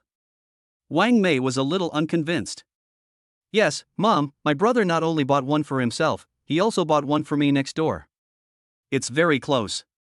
Didn't I just tell you? Chen Fei said on the side. Xiaodong, tell me honestly, where does your money come from? Chen Yiming asked. Don't worry, uncle. After graduation, I set up a company with my classmates, and it's doing pretty well. All this money is earned through hard work. Han Dong said guiltily, because although the money was his, it was not earned through his hard work. It could even be said that it was earned without any effort. Who helped him have such an awesome system? Okay, Xiaodong, we believe you. Uncle, now that you understand my situation, why don't you all come to Nanling to live? Feier goes to school here anyway, and it will be convenient for us to take care of you too. Chen Yiming and Wang Mei looked at each other. To be honest, they were a little tempted. After all, people always strive for higher goals. Who doesn't want to live in a big city? Xiaodong. You know your aunt and I. We don't have any special skills. If we come to Nanling, we won't be able to do anything. I'm afraid by then Chen Yiming expressed his concerns. Don't worry, uncle. All you need to do is come here. I have a hotel. You can just help manage it when the time comes. What? You still have a hotel? Wang Mei asked in surprise.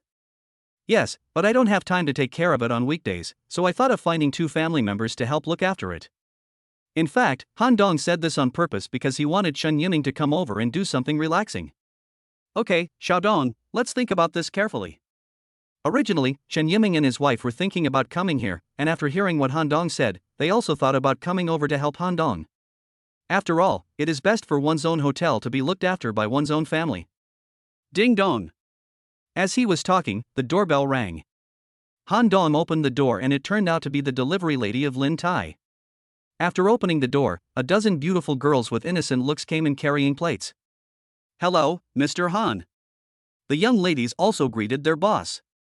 Well, put the food down. Afterwards, the young ladies each took a plate and placed it on the dining table. Chen Yiming and Wang Mei were shocked again. The life of these rich people is really too luxurious. After the ladies who served the food left, Han Dong invited Chen Yiming and Wang Mei to sit down and eat. It was the first time for them to eat such delicious food in their lives. However, Chen Fei, who was standing by, had already gotten used to eating it, so she was naturally not that surprised. Mom and Dad, stop thinking about it and just move in. This way I can go to school with peace of mind, and my brother can work with peace of mind. Seeing that the time was ripe, Chen Fei started to persuade again. Okay then. We'll just listen to Xiaodong. This time Chen Yiming did not insist. The next day, Han Dong asked Chen Fei to return to school for classes, while he contacted Suya, who was selling houses in Wanlin Mansion. He mainly wanted to ask if there were any extra houses in Wanli Mansion, as he wanted to buy a house here for his uncle as well. Suya was naturally very happy after receiving Han Dong's call. She had already earned several million from Han Dong before, and now Han Dong came to her to buy a house. What a big boss. So rich. This is Suya's impression of Han Dong. Han Dong's arrival this time reminded the other sales ladies of painful memories. Last time, it was this rich man who came to buy a house, but they thought he was a poor guy and ignored him. As a result, Suya took advantage of the opportunity and made millions in commission. When they thought of this, they felt extremely heartbroken. After seeing Han Dong this time, everyone rushed over again. Are you buying a house, sir? Sir, I can accompany you to see the house. Sir, this is my business card. Well, I'm sorry. I've already made an appointment with Miss Su. Then Han Dong squeezed out. Mr. Han, let's go see the house first.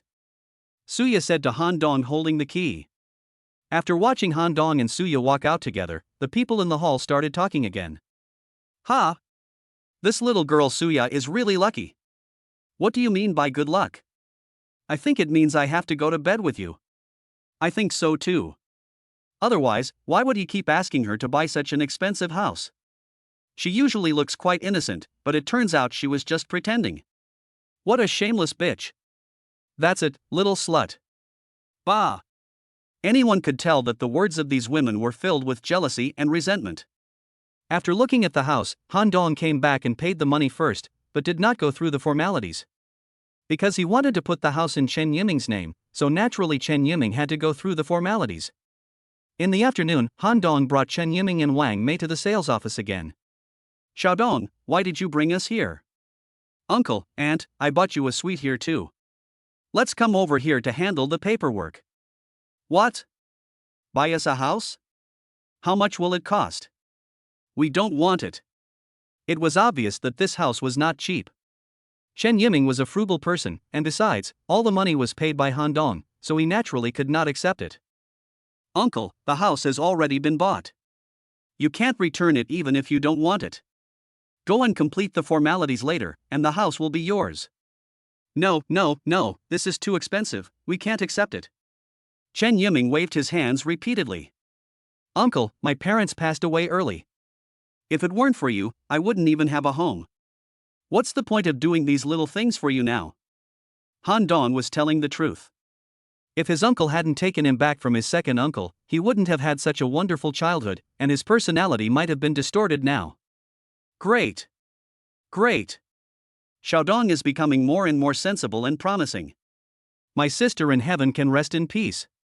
Chen Yiming was very pleased to see Han Dong being so sensible. Under Suya's leadership, the formalities were completed quickly. This time, another 200 million was directly deducted, and 2 points were added to the rich points. But this makes the sales ladies around very jealous, because this is millions of commissions. Suya, a young girl who had just arrived, had earned nearly tens of millions in commissions in just a few months. Some of them might not be able to earn that much money even if they sold houses here for their entire lives. And all this is because of the man in front of me. He is so generous. Chapter 46, First Meeting with Duan Muxue. The next day was Sunday. Han Dong received a call from Lin Xianxian. Lin Xianxian told Han Dong that everything was going smoothly and the basic framework had been set up. Attracted by the high salaries, Lin Xianxian had indeed recruited a lot of people. Before hanging up the phone, Han Dong told Lin Xianxian that if she saw a suitable project, she should invest decisively no matter how high or low the price was, and not be afraid to spend money. There is no other way. Han Dong is in urgent need of spending money and he needs to accumulate more rich points. Judging from the people Han Dong has come into contact with now, although there are no magical skills like the 18 dragons subduing palms in this world, there must be some real kung fu, and there are also many hidden masters. If he couldn't become invincible even with a system and cheats, then what was the point of Han Dong's life? So the top priority is to spend money and then upgrade. Soon, a week passed. On Monday, Han Dong still came to school. This time she planned to secretly learn from the martial arts club of Nanling University. In the club building of Nanling University, Han Dong turned left and right and finally found the martial arts club. Han Dong's current physical fitness has reached 70, which is already very high, but he has not been exposed to much martial arts knowledge, so he wants to try his luck in the martial arts club. The huge hall was full of students.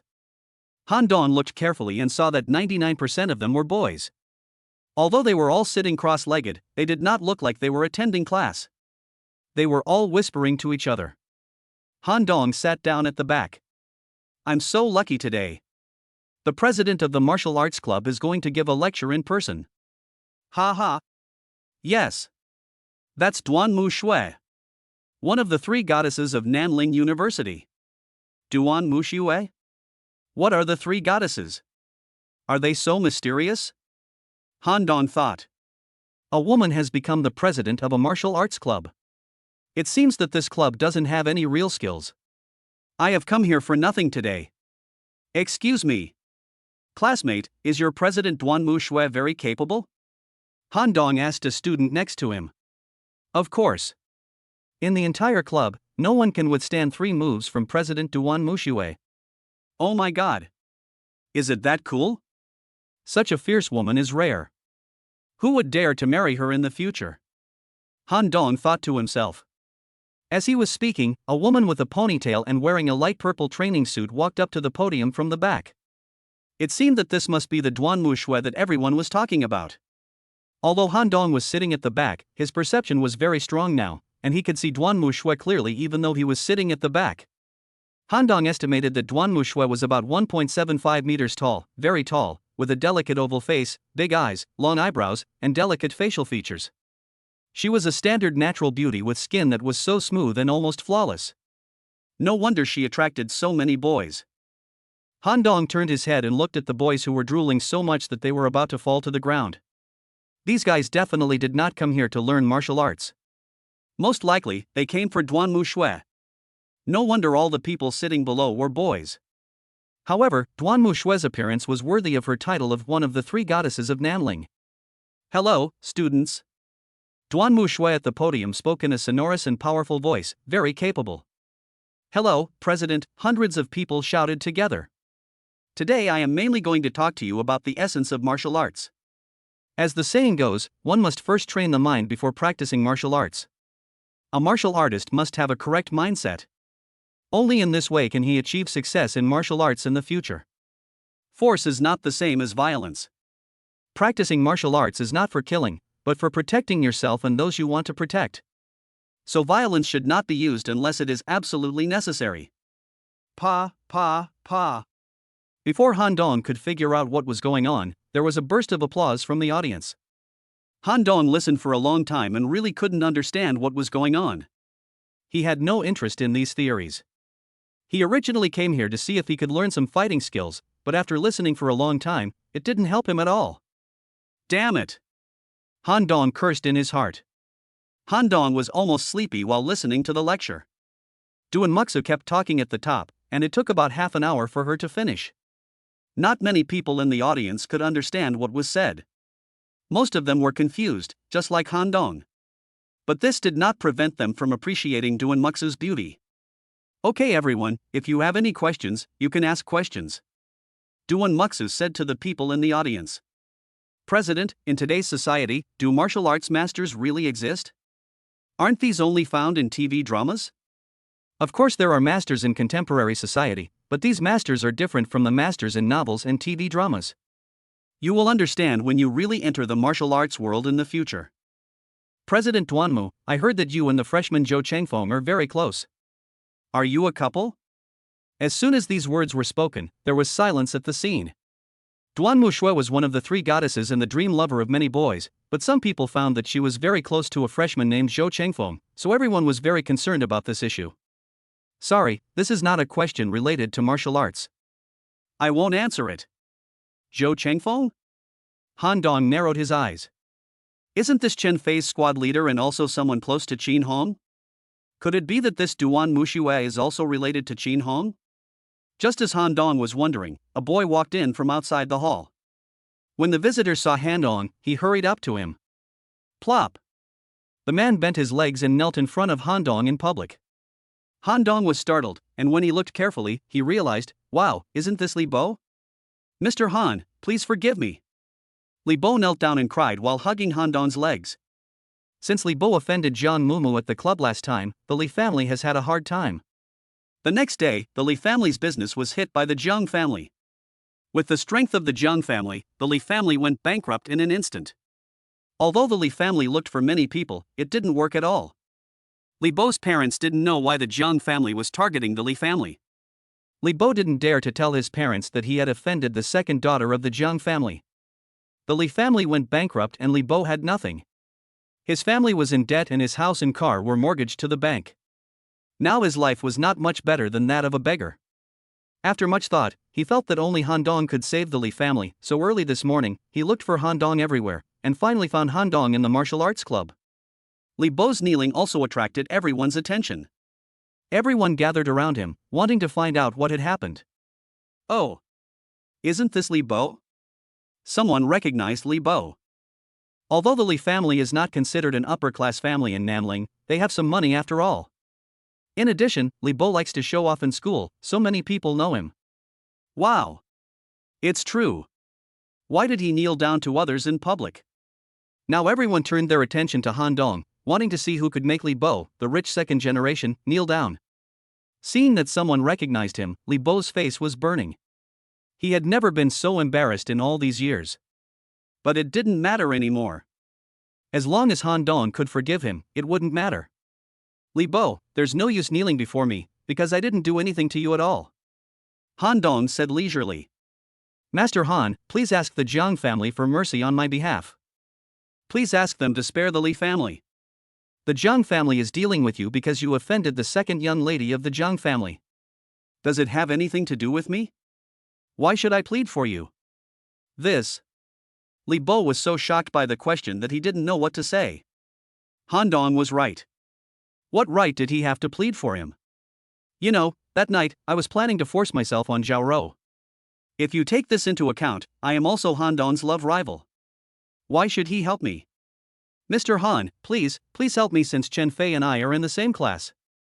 Li Bo didn't know what to say and could only keep begging Han Dong. I'm really sorry, I can't help you with this. It would have been fine if Chen Fei wasn't mentioned, but Han Dong got even angrier when Chen Fei was mentioned. If he wasn't strong enough, I'm afraid Li Bo wouldn't even let Chen Fei go. After saying that, Han Dong was ready to leave. Chapter 47. A real man can be flexible and resilient. Just as Han Dong was about to leave, there was another commotion at the door. Then, a person walked into the hall, followed by a group of people. Han Dong knew this man. It was Zhou Changfeng, Chen Fei's squad leader. Now it seems that he might really be Duan Mushue's lover. Wow! Look, isn't that Vice President Zhou Changfeng? They must be here to see President Duanmu. They are truly a perfect match. I heard that Vice President Zhou became the vice president of the martial arts club just for President Duanmu. This is too infatuated. Listening to everyone's discussions, Han Dong finally understood. It seems that Zhou Changfeng has quite a lot of titles. At this moment, the crowd that was originally watching Han Dong was instantly attracted by Zhou Changfeng's arrival, and Han Dong also followed the crowd and walked over. There were hundreds of people in the hall, and at this moment most of them were watching Duan Muxu, watching how she performed actual combat exercises on the stage. On the stage, Duan Mushue was rehearsing with a member. After this member came on stage, his mouth was grinning like a lotus flower. He had been waiting for this moment for a long time, because only in this way could he have such a close contact with his goddess. But before the member could step forward, Zhou Changfeng from the audience jumped onto the stage. I said that no man is allowed to get close to Duan Mushue. Did you take my words as fart? Oh. I'm sorry, Vice President Zhou. I'll go down right now, the member said tremblingly. In the past, Duan Muxu's practical exercises were always performed by girls, because Zhou Changfeng said that boys were not allowed to have contact with Duan Muxu, but Duan Muxu was so beautiful, so today he couldn't help himself and wanted to go on stage to take advantage of her. Unexpectedly, he was so unlucky that he met Zhou Changfeng. Although Zhou Changfeng is only a freshman, he is very powerful. In the entire club, no one can match him except Duan Mushue, so everyone is afraid of him. Stop, did I let you go? The member who was about to step down was stopped by Zhou Changfeng. He had to make an example of someone today. Vice President Zhou, Bang! Before he could finish his words, he was slapped in the face by Zhou Changfeng. Pa. Then came 3 more slaps. Just as Zhou Changfeng was about to continue, Duan Muxu stopped him. Stop it right there. Duan Muxu shouted at Zhou Changfeng. Miss Duanmu. Young Master Qin asked me to protect your safety, so I will never allow these flies to harass you every day. Don't worry, I will definitely drive away these annoying bugs for you. After saying that, Zhou Changfeng kicked the member to the ground. When the member was about to fall to the ground, Han Dong stepped forward, caught him steadily, and put him on the ground. Zhou Changfeng was very unhappy when he saw someone meddling in other people's business, so he looked down at the stage. He wanted to see who was so bold as to save the person he had beaten. When he saw Han Dong, Zhou Changfeng's pupils shrank and he was shocked. He would never forget this face. It was Han Dong. He still remembers clearly every scene at the Nanling Club that day. The godlike figure in his heart, Qin Hong, was easily controlled by someone and had to run away in shame in the end. And the person who controlled that person was Han Dong in front of him. Even though Qin Xiao, who suffered a great loss, ran back to Kyoto, he still didn't dare to take action to get back his face. It can be seen that Han Dong in front of him must be omnipotent. If he wants to kill him, it would be as easy as crushing an ant. Zhou Changfeng is now in a dilemma and doesn't know what to do for a moment. Apologize to Han Dong? But this is too embarrassing. The image I have worked so hard to build cannot be destroyed like this. But if I don't apologize, will Han Dong take his anger out on me? Even Qin Hong can't afford to offend such a person. Forget it. What face do you need? Your life is the most important. A real man can bend and stretch. After some ideological struggle, Zhou Changfeng came up with an idea. If I take the initiative to apologize to a big shot like Han Dong, I think he will not continue to embarrass me. Thinking of this, Zhou Changfeng walked forward and jumped off the stage and came in front of Han Dong. Zhou Changfeng, stop it. If you continue to be so presumptuous, I will never forgive you even if you are Qin Hong's man. Duan Muxu on the stage thought that Zhou Changfeng wanted to embarrass Han Dong, so she said to Zhou Changfeng. But at this moment, Zhou Changfeng's words shocked everyone at the scene, and their eyeballs almost fell to the ground in shock. Mr. Han, I'm so sorry. I didn't know you were here just now. I was reckless. Please forgive me and don't hold it against me. What? What the hell? I'm not hallucinating, am I? Even Duanmuxu on the stage was confused and stood there stupidly. This is Zhou Changfeng. Although he is only the vice president of the martial arts club, Duan Muxue doesn't usually take care of things. It has always been Zhou Changfeng who is in charge of the club's affairs. In addition, he is handsome and strong, so he has long been a celebrity in the school. It is also said that Zhou Changfeng has a strong family background, so he was nicknamed the #1 male god of Nanling University early on. But such an awesome person was so polite after meeting Han Dong and even took the initiative to apologize to Han Dong? Who exactly is this Han Dong? It was fine that Li Bo knelt down to Han Dong before. After all, there was no comparison between Li Bo and Zhou Changfeng, and Li Bo was not even worthy of carrying Zhou Changfeng's shoes. But now even someone like Zhou Changfeng is afraid of Han Dong, which is very intriguing. Duan Muxu looked at Han Dong in astonishment. It would be fine if others didn't know, but she knew clearly that Zhou Changfeng was a man of Qin Hong, one of the 8 Vidras of GD. The fact that he was accepted by Qin Hong proved that Zhou Changfeng was not simple. Since Zhou Changfeng was sent here by Qin Hong to monitor her, she has never seen Zhou Changfeng so afraid of anyone. It seems that Han Dong in front of her is at least at the same level as Qin Hong. Although the Duanmu family is a hidden family, if they want to come out, they must find a big family to cooperate with. Although the Qin family is a big family in Kyoto, its development in recent years has not been smooth, so they must find external aid. As a result, the Duanmu family and the Qin family hit it off, and both sides intended to let Qin Hong and Duanmu Shui get together, so as to maintain their alliance relationship. However, Duanmu Shui did not like the feeling of being controlled, and hated this kind of marriage based on interests, but she had no way to refuse her family. Since she was still in school, she came to Nanling to study directly, wanting to stay away. But she did not expect Qin Hong to send someone to monitor her. Han Dong didn't expect that Zhou Changfeng would actually apologize to him. This was too unnatural. Originally, Han Dong thought that Zhou Changfeng would attack her. After all, HJC and GD were incompatible, and she was ready to fight back.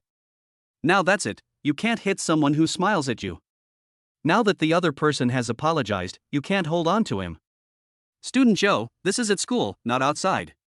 It's better to thank him in a low-key manner. That classmate didn't offend you just now, so there's no need to be so harsh. Yes, Mr. Han, I remember it. This is too boring. Han Dong originally wanted to fight. Shaking his head, Han Dong left. Seeing Han Dong preparing to leave, the students around him took the initiative to make way for him. Looking at Han Dong's departing back, in addition to curiosity, everyone also felt more respect for the strong. Ah! I remember now. This guy seems to be a professor at our school. Yes. I was wondering why he looked so familiar. It must be Professor Han. Yes. I saw Professor Han dancing last time. Suddenly, someone in the crowd recognized Han Dong. Wow! Professor Han is so handsome. Not only is he rich, but he's also so skilled. Even Vice President Zhou had to give way to me. That's amazing. Chapter 48 Promotion to Corps Members. Han Dong walked out of the hall. It was still early and there was nowhere to go, so Han Dong went for a walk in the grove on campus. Han Dong looked at the students in the grove. Once upon a time, he was the same as these students. However, after having the awesome system, he had undergone a drastic change in just a few months, transforming himself from a loser into the richest man in the world. Are you Han Dong? Suddenly a voice sounded behind Han Dong. Han Dong looked back and saw that the person coming was Duan Muxue. Why did this girl come to see me? I am. Have you ever had contact with Qin Hong? Yes. You are friends? I consider him an enemy. Really? Duan Muxu seemed very excited when she heard the answer. What's going on? Han Dong was very confused. Was this girl's brain stuck in the door? He and his man were enemies, why was she so excited? Would you consider joining the martial arts club? Not interested. Why? First, I'm not a student, so there's no need for me to join the club. Second, you can't learn such things by joining this club. Han Dong showed no mercy. He originally thought that this club was very cool, so he wanted to come here to learn from them, but he didn't expect it to be just some fancy stuff. Duan Muxu was a little angry when she heard this answer. Han Dong looked down on the society, which meant he looked down on herself. Han Dong, if you don't want to come, I won't force you, but I think we can join forces. Join forces? Why would Chin Hong's fiancée join forces with him? What was going on? No fun. Han Dong replied. You. Duan Mushua calmed herself down and continued, Han Dong, I am Chin Hong's fiancé, and you are Chin Hong's enemy. Don't you want to disgust him? Disgusting him? What does this girl mean? Is she looking for me to cheat on Chin Hong? What do you mean? I don't like being used as a gun by others, nor do I like being a shield for others. Han Dong is not stupid. He doesn't want to end up not getting any benefits but getting himself into trouble. Back then in the Nanling Club, he did beat Chin Hong, but that might have been luck. If the other party had really tried his best to deal with him, it would be difficult for him to deal with it now. After all, Chin Hong's background was not comparable to that of Han Dong now. I don't mean to use you as a pawn. I mean that we can form an alliance. Chin Hong is your enemy, and I don't want to marry her. We can form an alliance and each of us can benefit from it. You should consider my proposal carefully. Duan Mushua originally wanted to trick Han Dong into joining the club, so that Zhou Chengfeng would not dare to intervene because he was afraid of Han Dong.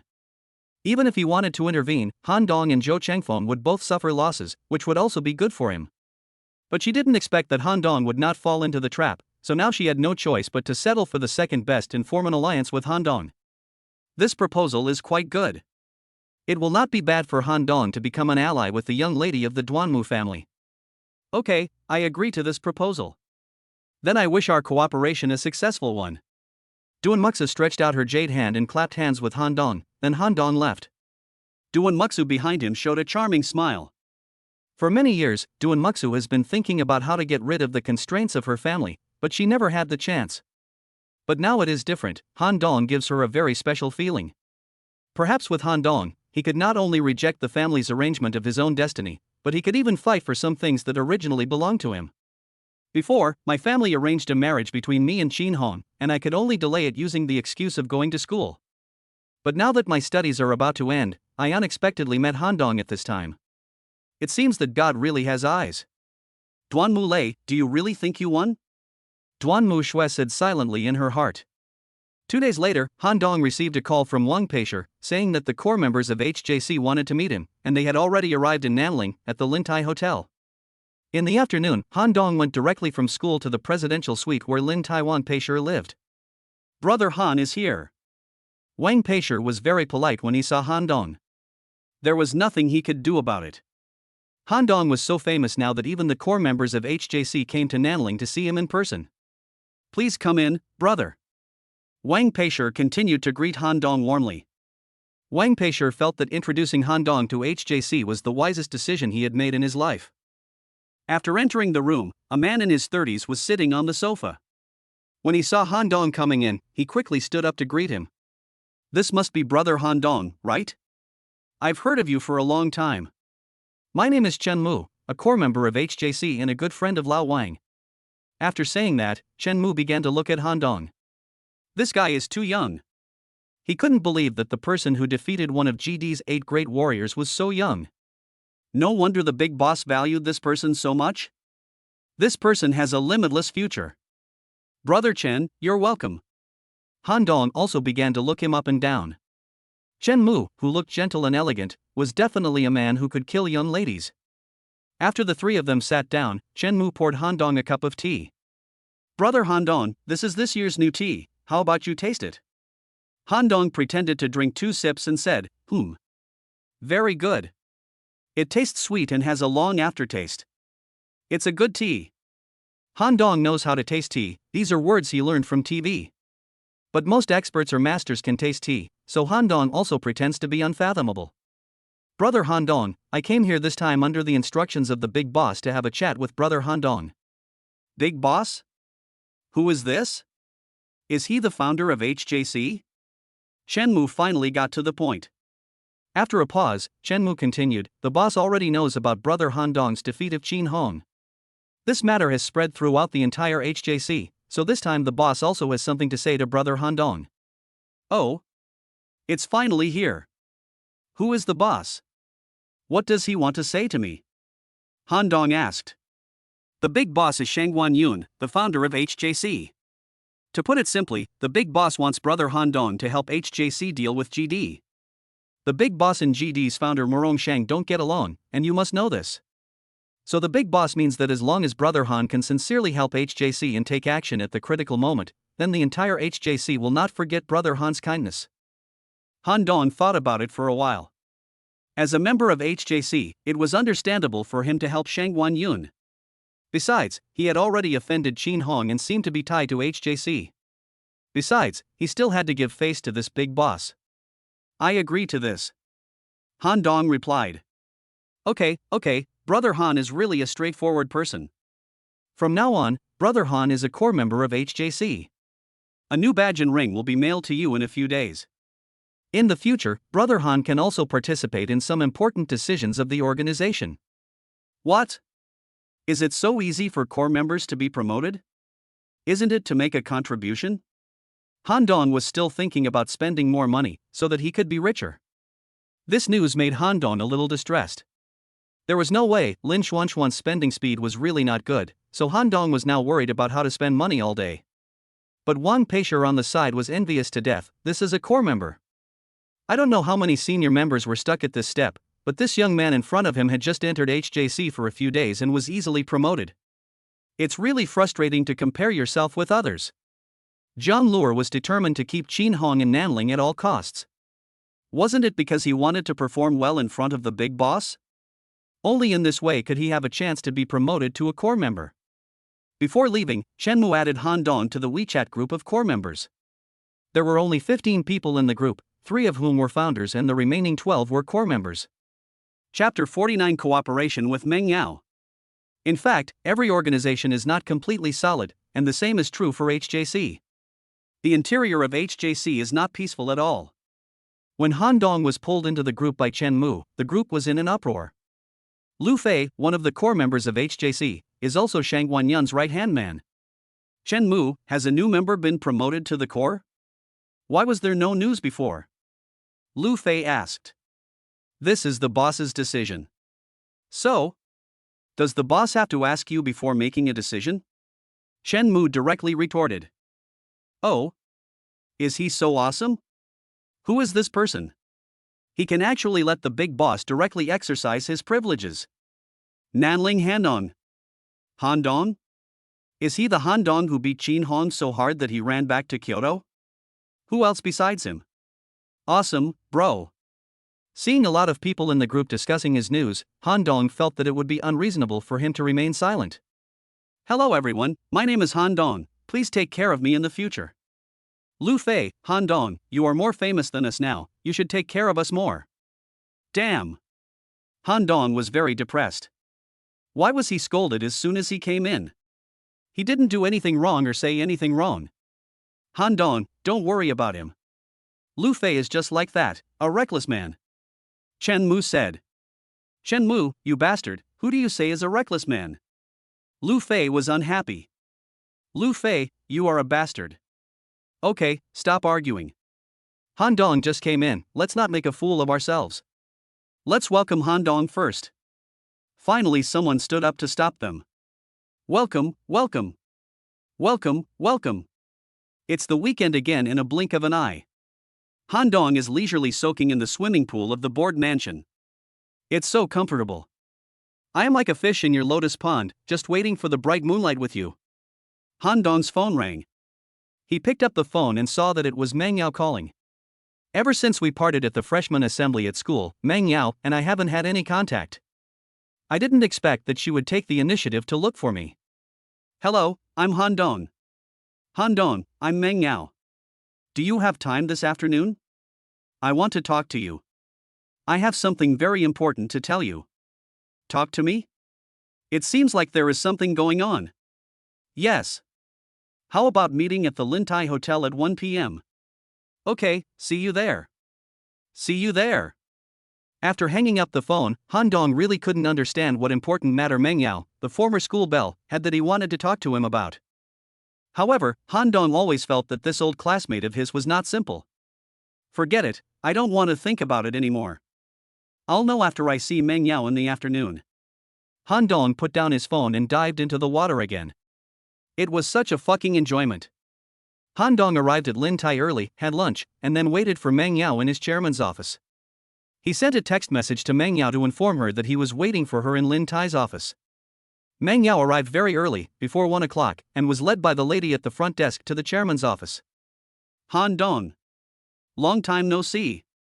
Yes, long time no see, please sit down. Han Dong hurriedly invited Meng Yao to sit down after seeing her. Meng Yao was dressed very capable today, and at first glance she looked like a strong woman in the workplace. Meng Yao was wearing a beige professional dress with the collar of her shirt slightly open, revealing her snow-white skin. Her long hair was neatly tied behind her head, with a pair of delicate pearl earrings hanging from her ears and a pair of high heels of the same color on her feet. She exuded a calm and powerful aura. So beautiful.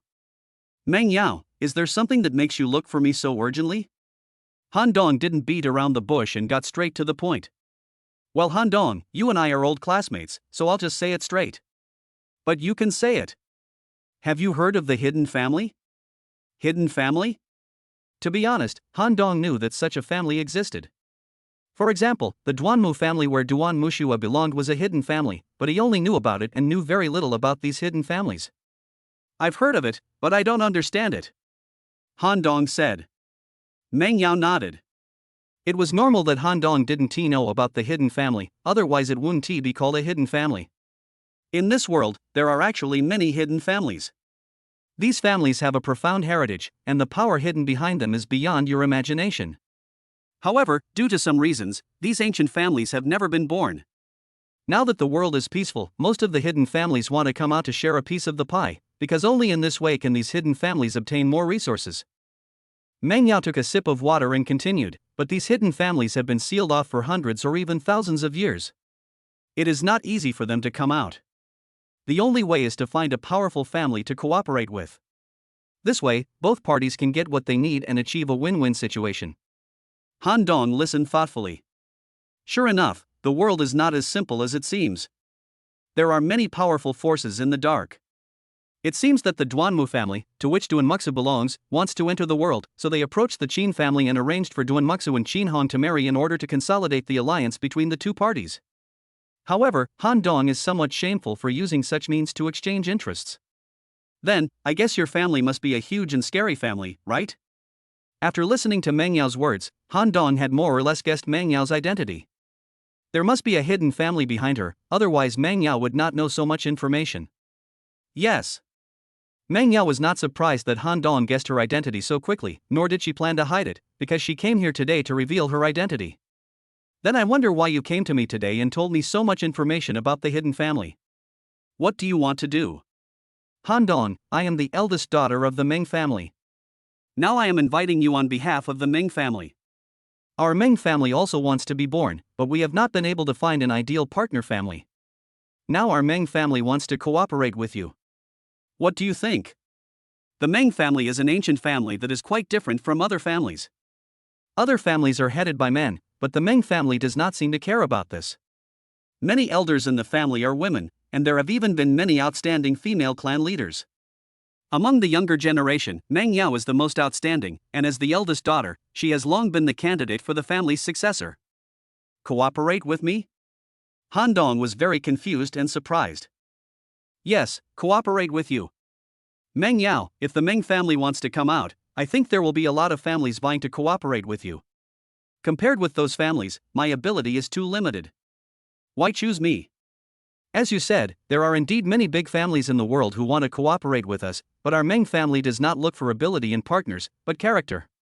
We don't want our allies to stab us in the back at a critical moment. Besides, you don't need to belittle yourself. You can fight Qin Hong alone, so you are not a fool, right? It seems that Meng Yao understands himself very well. Han Dong's brain was working rapidly. Cooperating with the Meng family would be beneficial to him in every way. According to his current situation, it would be a great thing to get the support of such a hidden family. Okay. That's settled then. My abilities are really limited, and I don't know what I can do for the Meng family. But if there's a place where I can be used, I will definitely do my best. Okay. It's a deal. After that, Han Dong and Meng Yao high-fived each other and swore an oath, thus forming an alliance between them. In fact, within the Meng family, there are still many voices opposing cooperation with Han Dong. These people think that the Meng family should at least seek cooperation with a large family in Kyoto, at least like the Qin family. Although Han Dong has good talent and mediocre strength, he cannot compare with these big families after all. However, Meng Yao always felt that her vision was not wrong. She firmly believed that Han Dong's future achievements were limitless. She also firmly believed that Han Dong's ability was definitely not what he appeared to be. Chapter 50 Being a Guest. After seeing Meng Yao off, Han Dong sat alone in the office. The most urgent task now is to work hard to improve your strength. Although you have endless money, if you are not strong enough, blindly spending money will only attract the covetousness of those old forces hiding in the dark. Wouldn't it be embarrassing if you don't even have the ability to protect yourself? Han Dong opened the system panel. Invincible Rich System, host, Han Dong. The balance is 99999942563225546 yuan. Host's physical fitness, 70. Host's mental strength, 60. Host value, 60. Skills, street dance medium. Rich points, 266. With only 266 rich points, this number is far from enough. Now I can only pin my hopes on Lin Xianxian. Sister Xianxian must work harder and spend money. Han Dong said silently in his heart. I am like a fish in your lotus pond, just waiting for the bright moonlight with you. Just when Han Dong was lamenting that his strength was improving too slowly, the phone rang again. It was Zhang Luer calling. The main purpose of Zhang Luer's call was to invite Han Dong to visit his home, and the old man of the Zhang family still wanted to thank him in person. In fact, Zhang Luer had invited Han Dong many times, but he was delayed every time because of something. Fortunately, there was nothing important after meeting Meng Yao today, so he simply went to the Zhang family. Following the address Zhang Luer gave him, Han Dong finally found another wealthy area in Nanling Longying Mansion. The housing prices here were also ridiculously high. Any villa was priced at more than 30 million. The environment of Longying Mansion is pretty good. It is some distance away from the city center, so the air is very good and it is not noisy. Han Dong drove quickly to the gate of Zhang's villa, and Zhang Luer and Zhang Mumu were already waiting for Han Dong at the gate. Brother Han, you are finally here. The old man talks about you every day and says he wants to see you. My ears are getting calluses from hearing so much. Zhang Luer came forward and said. Brother Zhang, I'm so sorry. I've been delayed because of too many things during this period. I will apologize to the old man in person later. Ha ha. Brother Han, you're too polite. We're already very happy that you can come. Come on, let's go in first. The old man is waiting inside. After saying that, Zhang Luer was ready to lead Han Dong into the house. Zhang Mumu immediately closed the car door for Han Dong and said, Brother Han Dong, let's go in.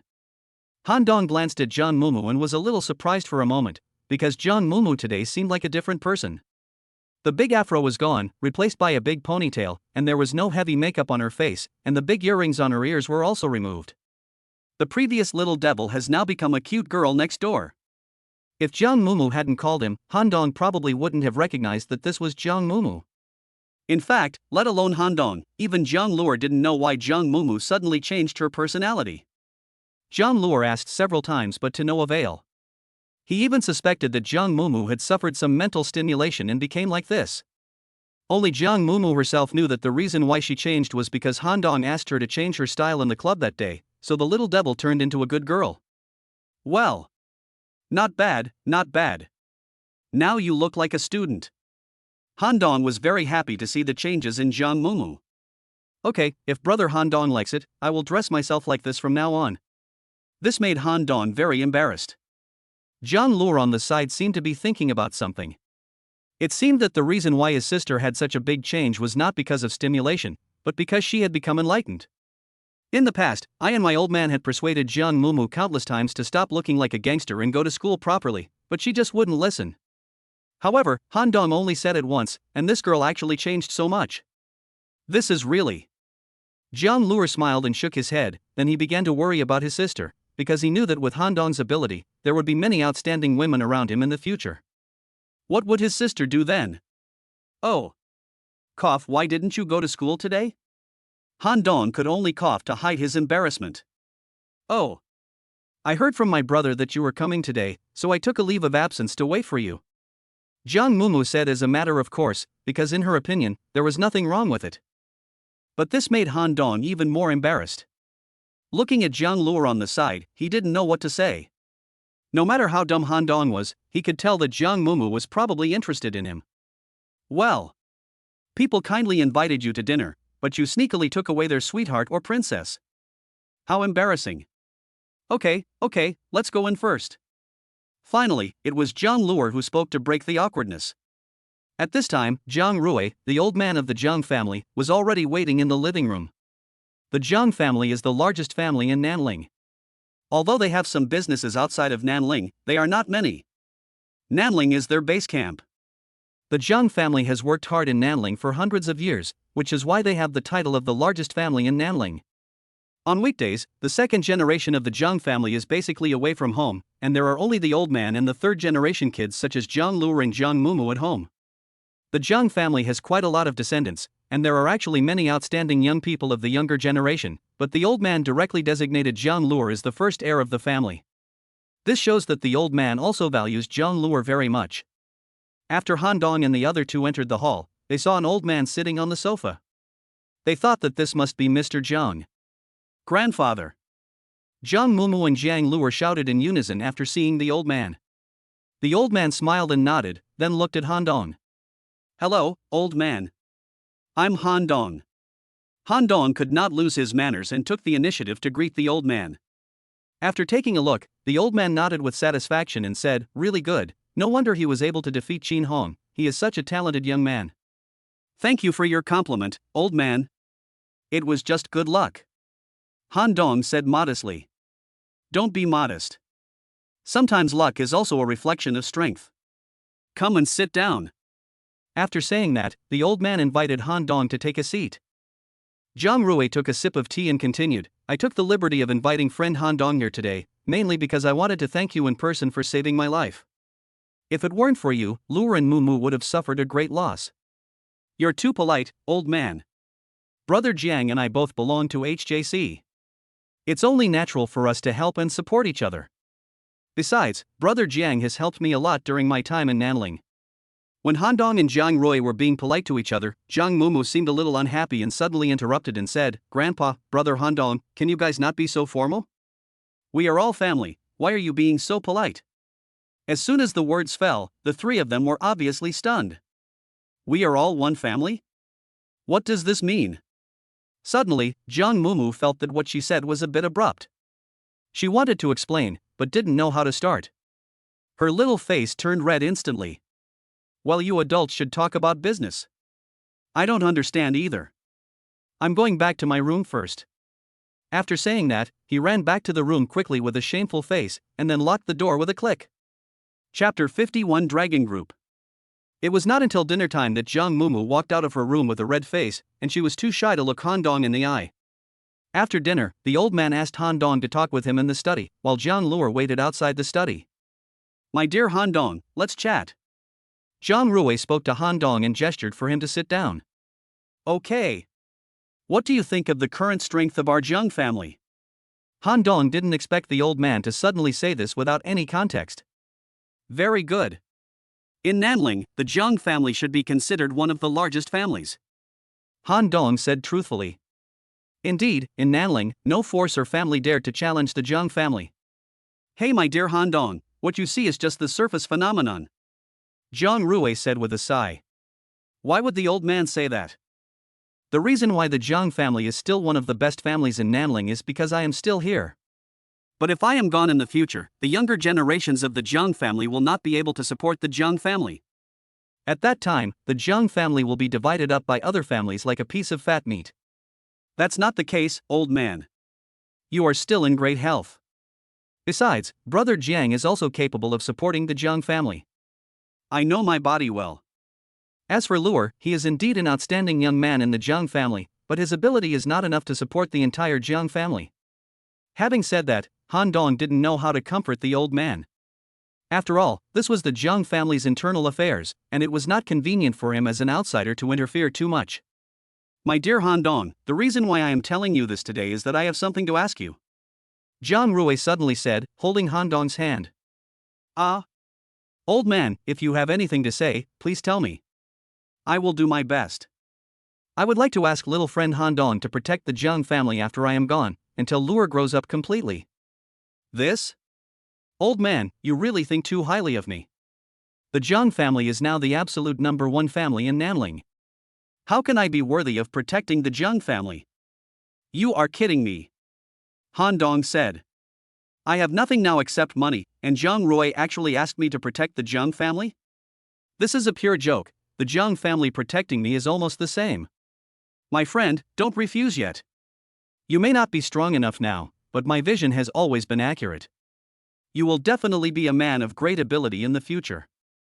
Besides, this old man will not let you protect the Jiang family in vain.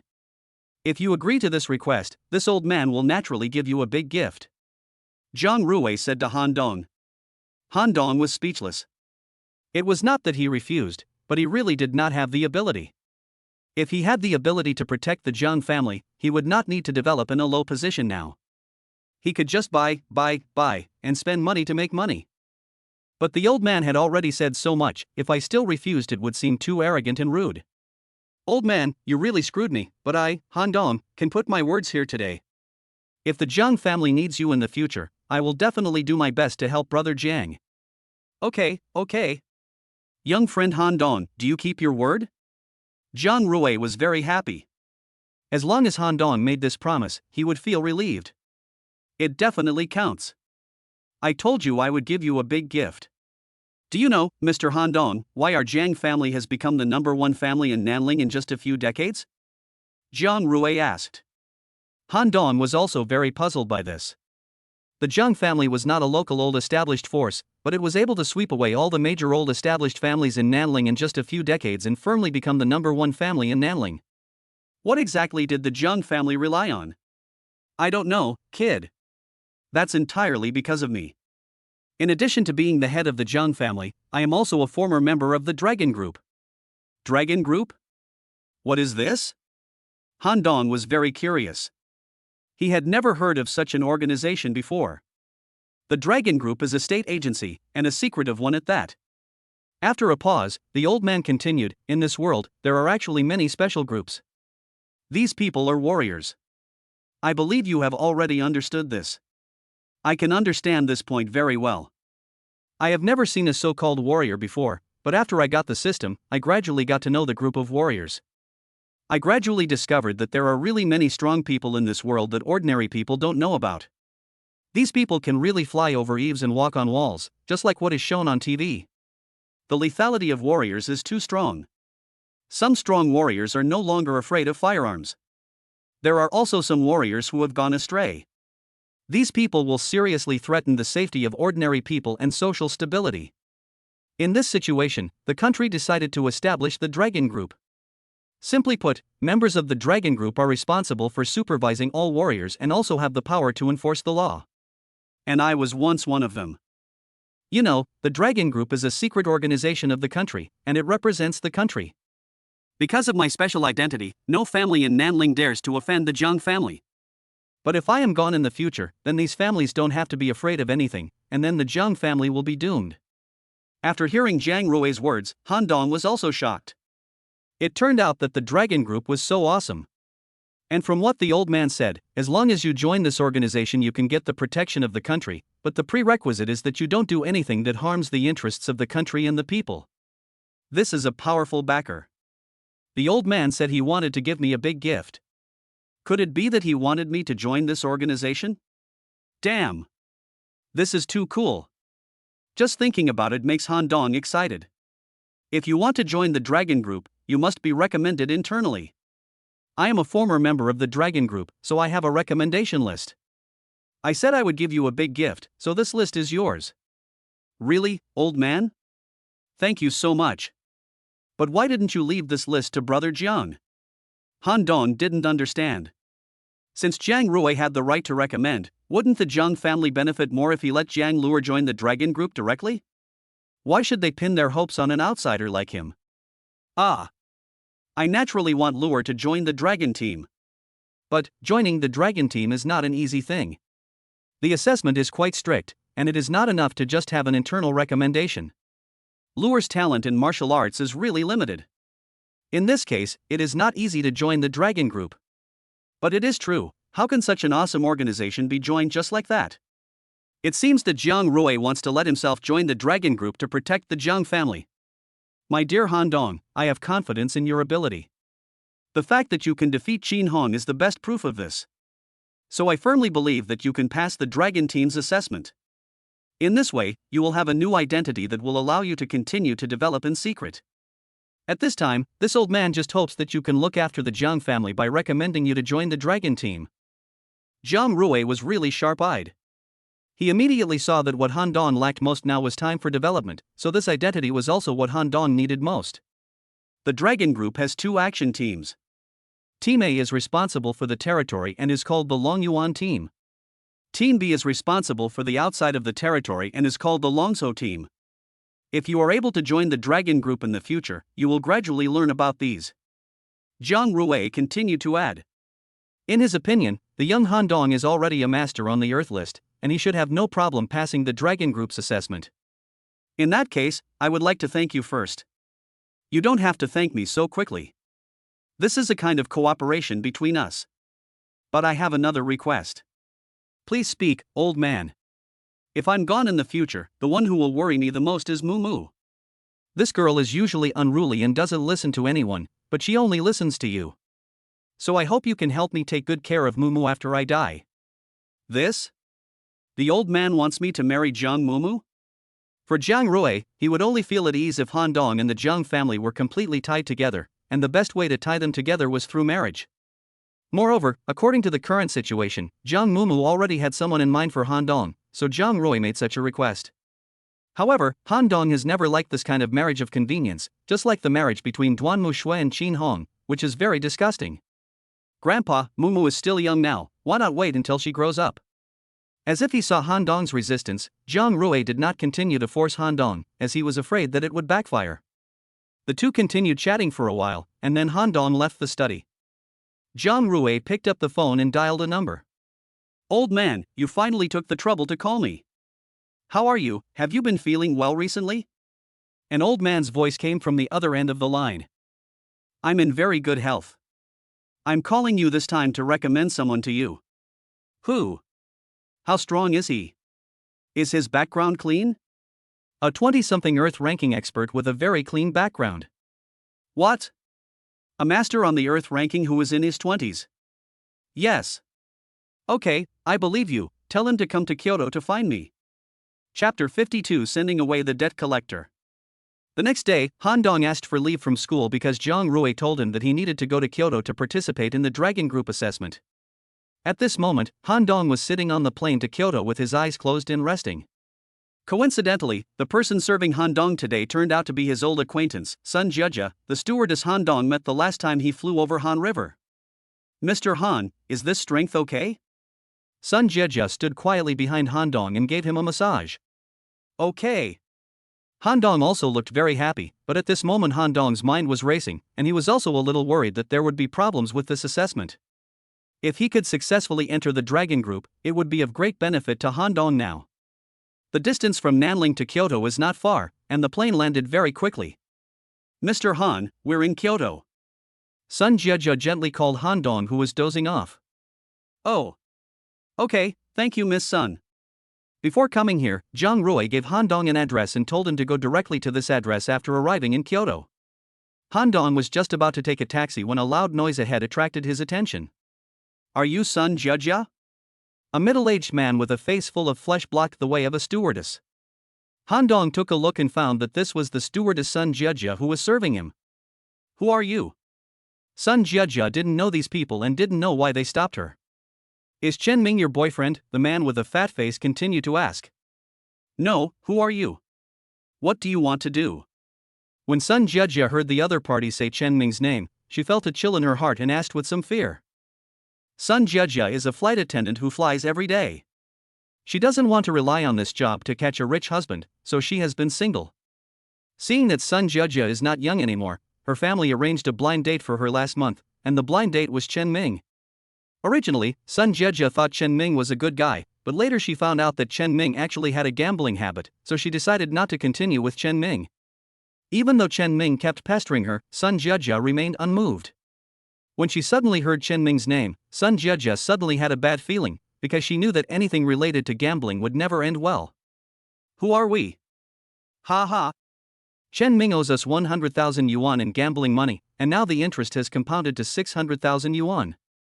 He told us that he has a girlfriend who was a flight attendant named Sun Jiejia, and he also told us your flight information, so we have been waiting for you here early. Miss Sun, you can't just ignore your boyfriend's gambling debt, said the fat man. Chen Ming is not my boyfriend. If he owes you money, you should go to him to ask for it. Why are you looking for me? If you really can't do it, call the police, but please get out of the way now. Sun Jiejia regretted it very much at this time. If she had known that Chen Ming was such a person, she should not have gone on this blind date. Hee hee. We don't care about that. We just want to collect your debt. The fat man glanced at Sun Jiejia. This woman was so beautiful and had an amazing figure. He has played with many women over the years, but none of them can compare to Sun Jiejia. She is simply the best of the best. No, I must find a way to get this woman into bed. The fat man thought. I have no money. Even if I did, I can't pay off Chen Ming's gambling debts. He and I are not even ordinary friends. Although Sun Jiejia was a little angry, she was more afraid. After all, she was a girl and had never experienced this. No money? That's easy. I'm the most reasonable person, and I love women the most. Miss Sun, why don't you stay with me for 2 days? Don't worry, I'm much better than that useless Chen Ming. As long as you stay with me for 2 days, I won't bother you anymore in the future. Ha ha. What do you think? The fat man looked at Sun Jiejia with a lewd smile. In his opinion, Sun Jiejia was already his. You are so outrageous. If you behave like a hooligan again, I will call the police. Sun Jiejia was so angry that she could not speak. Who did this man think he was?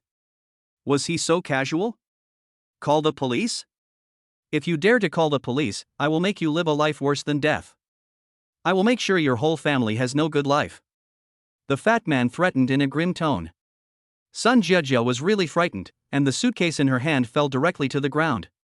If the other party was just threatening her, she would never give in, but the other party actually threatened her with her family. What should she do? That's right. Just obey me obediently, and I promise that you won't be hurt, and I won't ask you for this money in the future.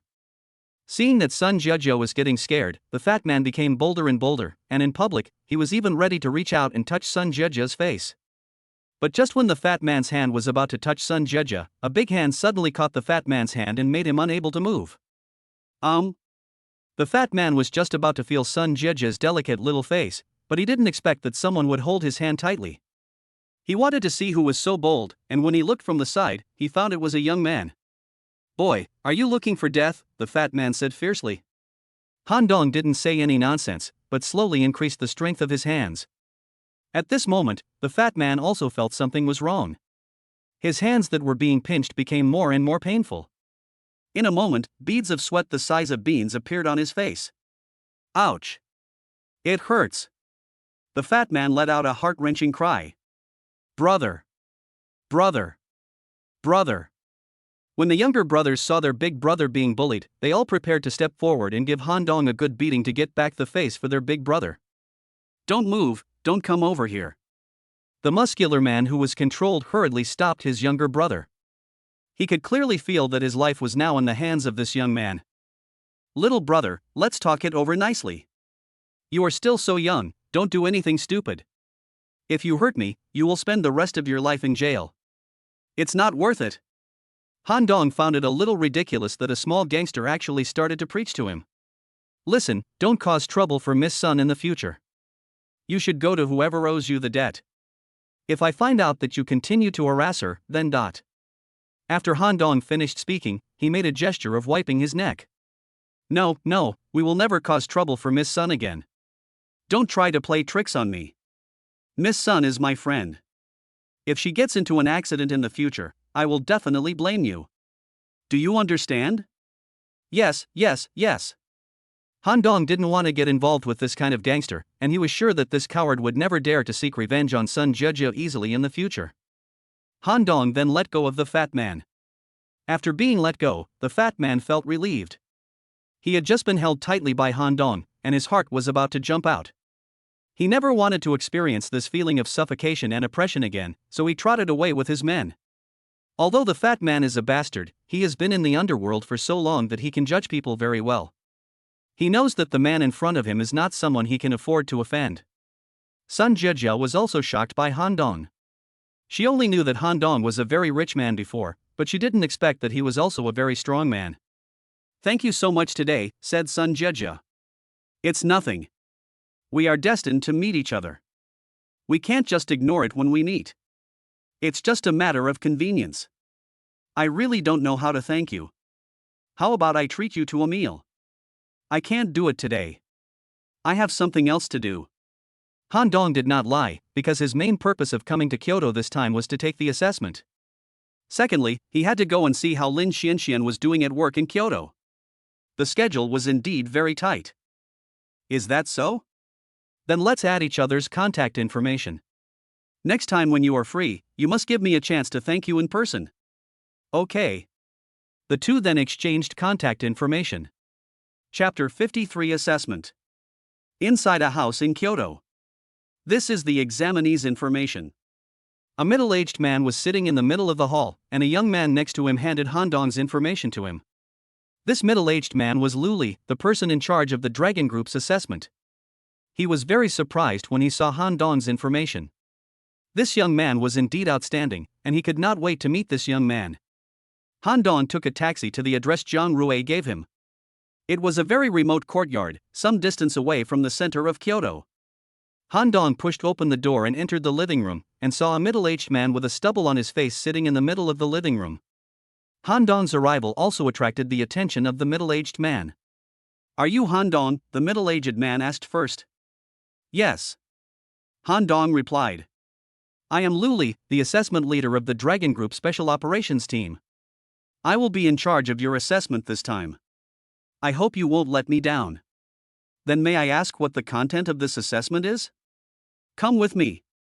After saying that, Lu Li stood up and left the hall, and went to an open space in the backyard, followed by Han Dong. Lu Li came to the center of the open space. "This test is very simple. You just need to attack me with all your strength."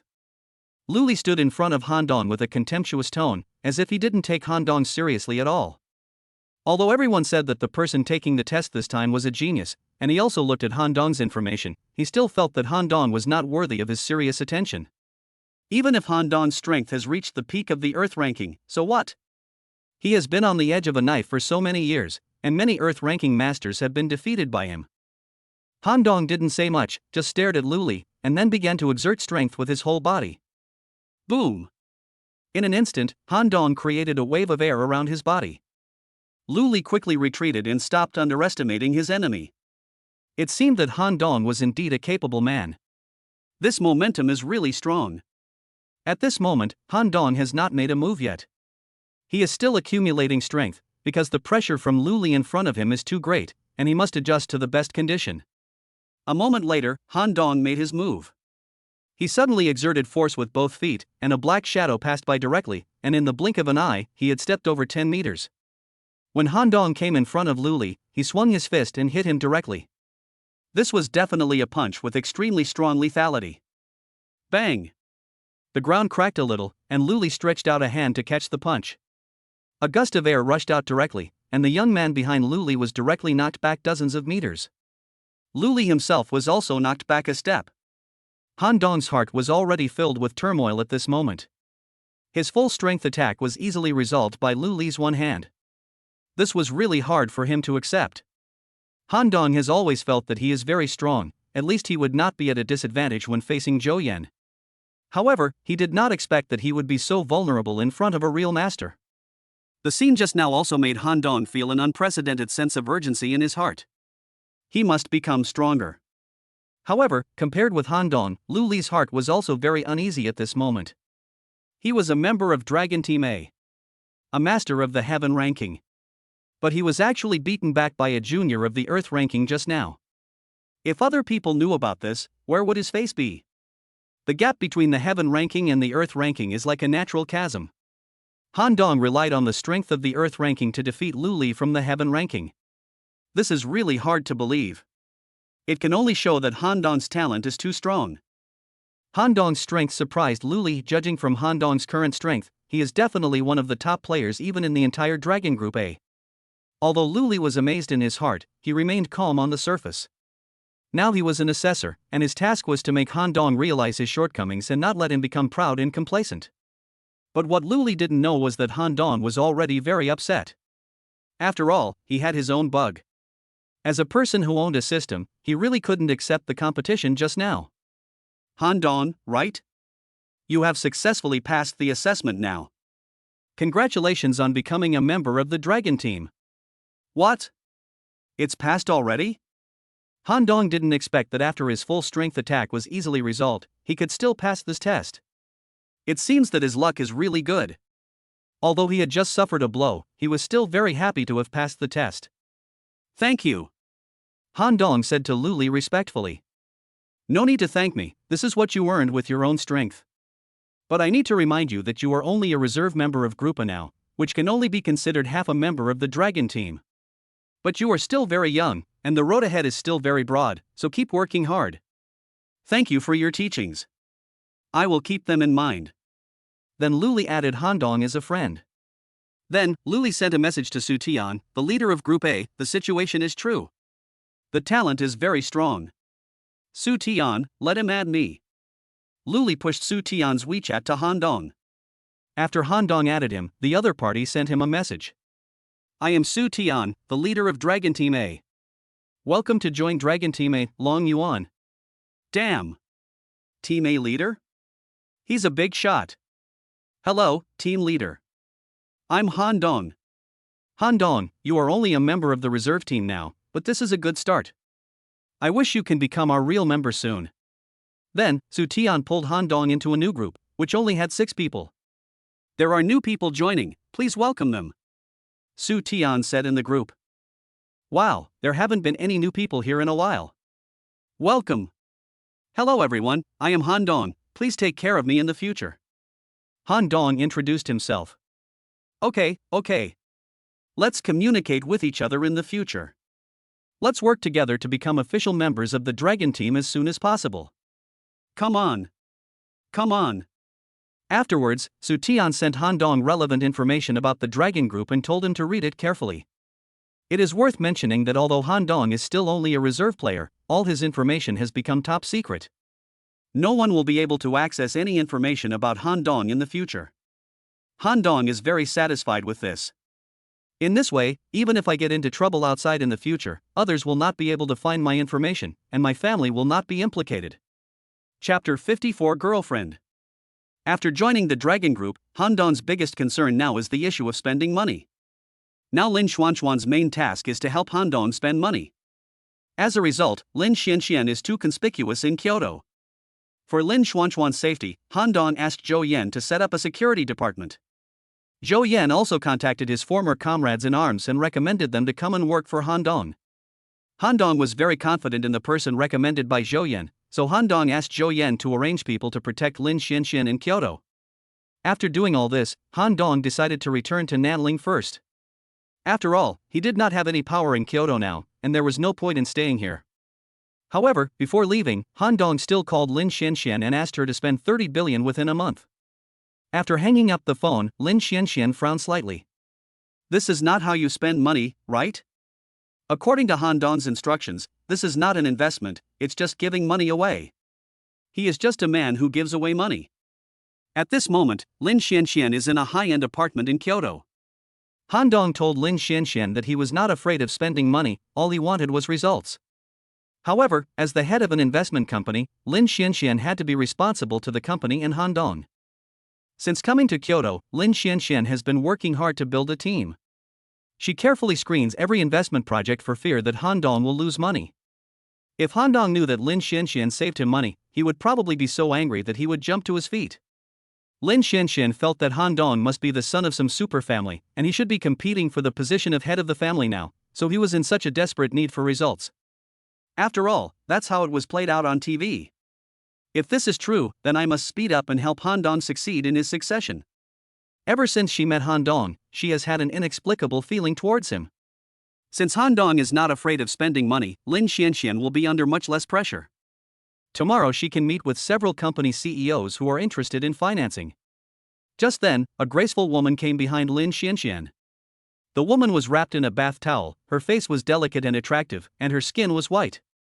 Great, Xianxian. I finally caught you. Are you calling your lover? You slut, you've only been in Kyoto for a few days and you're already missing a man so much? I must serve you well tonight. After saying that, the woman walked straight to Lin Xianxian, put one hand on Lin Xuanxuan's shoulder, and lifted Lin Xuanxuan's chin with the other hand, looking extremely charming. Lin Xianxian directly knocked away the hand that was hooking on her body and said unhappily, "Luo Shuang, can you speak normally?" This person was Lin Xianxian's best friend. The two met in college and had a very good relationship.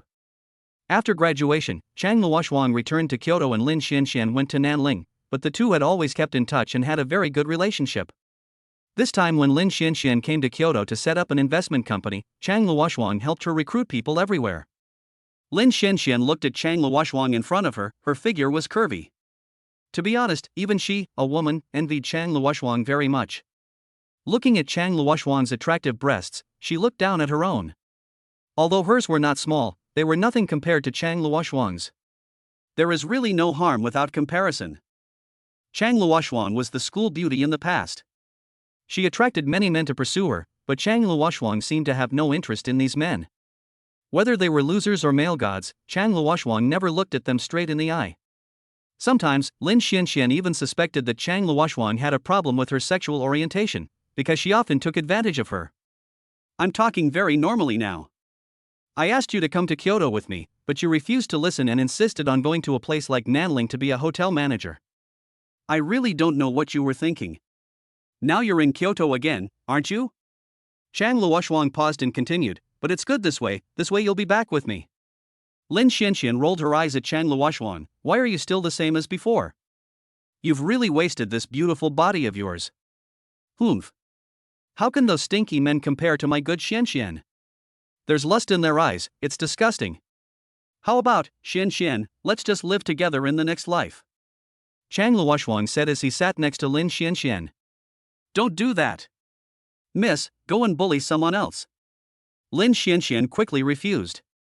Okay. Are you with someone? Was it your man who called you just now? When did you two get together? How far have you two progressed? Did you have sex?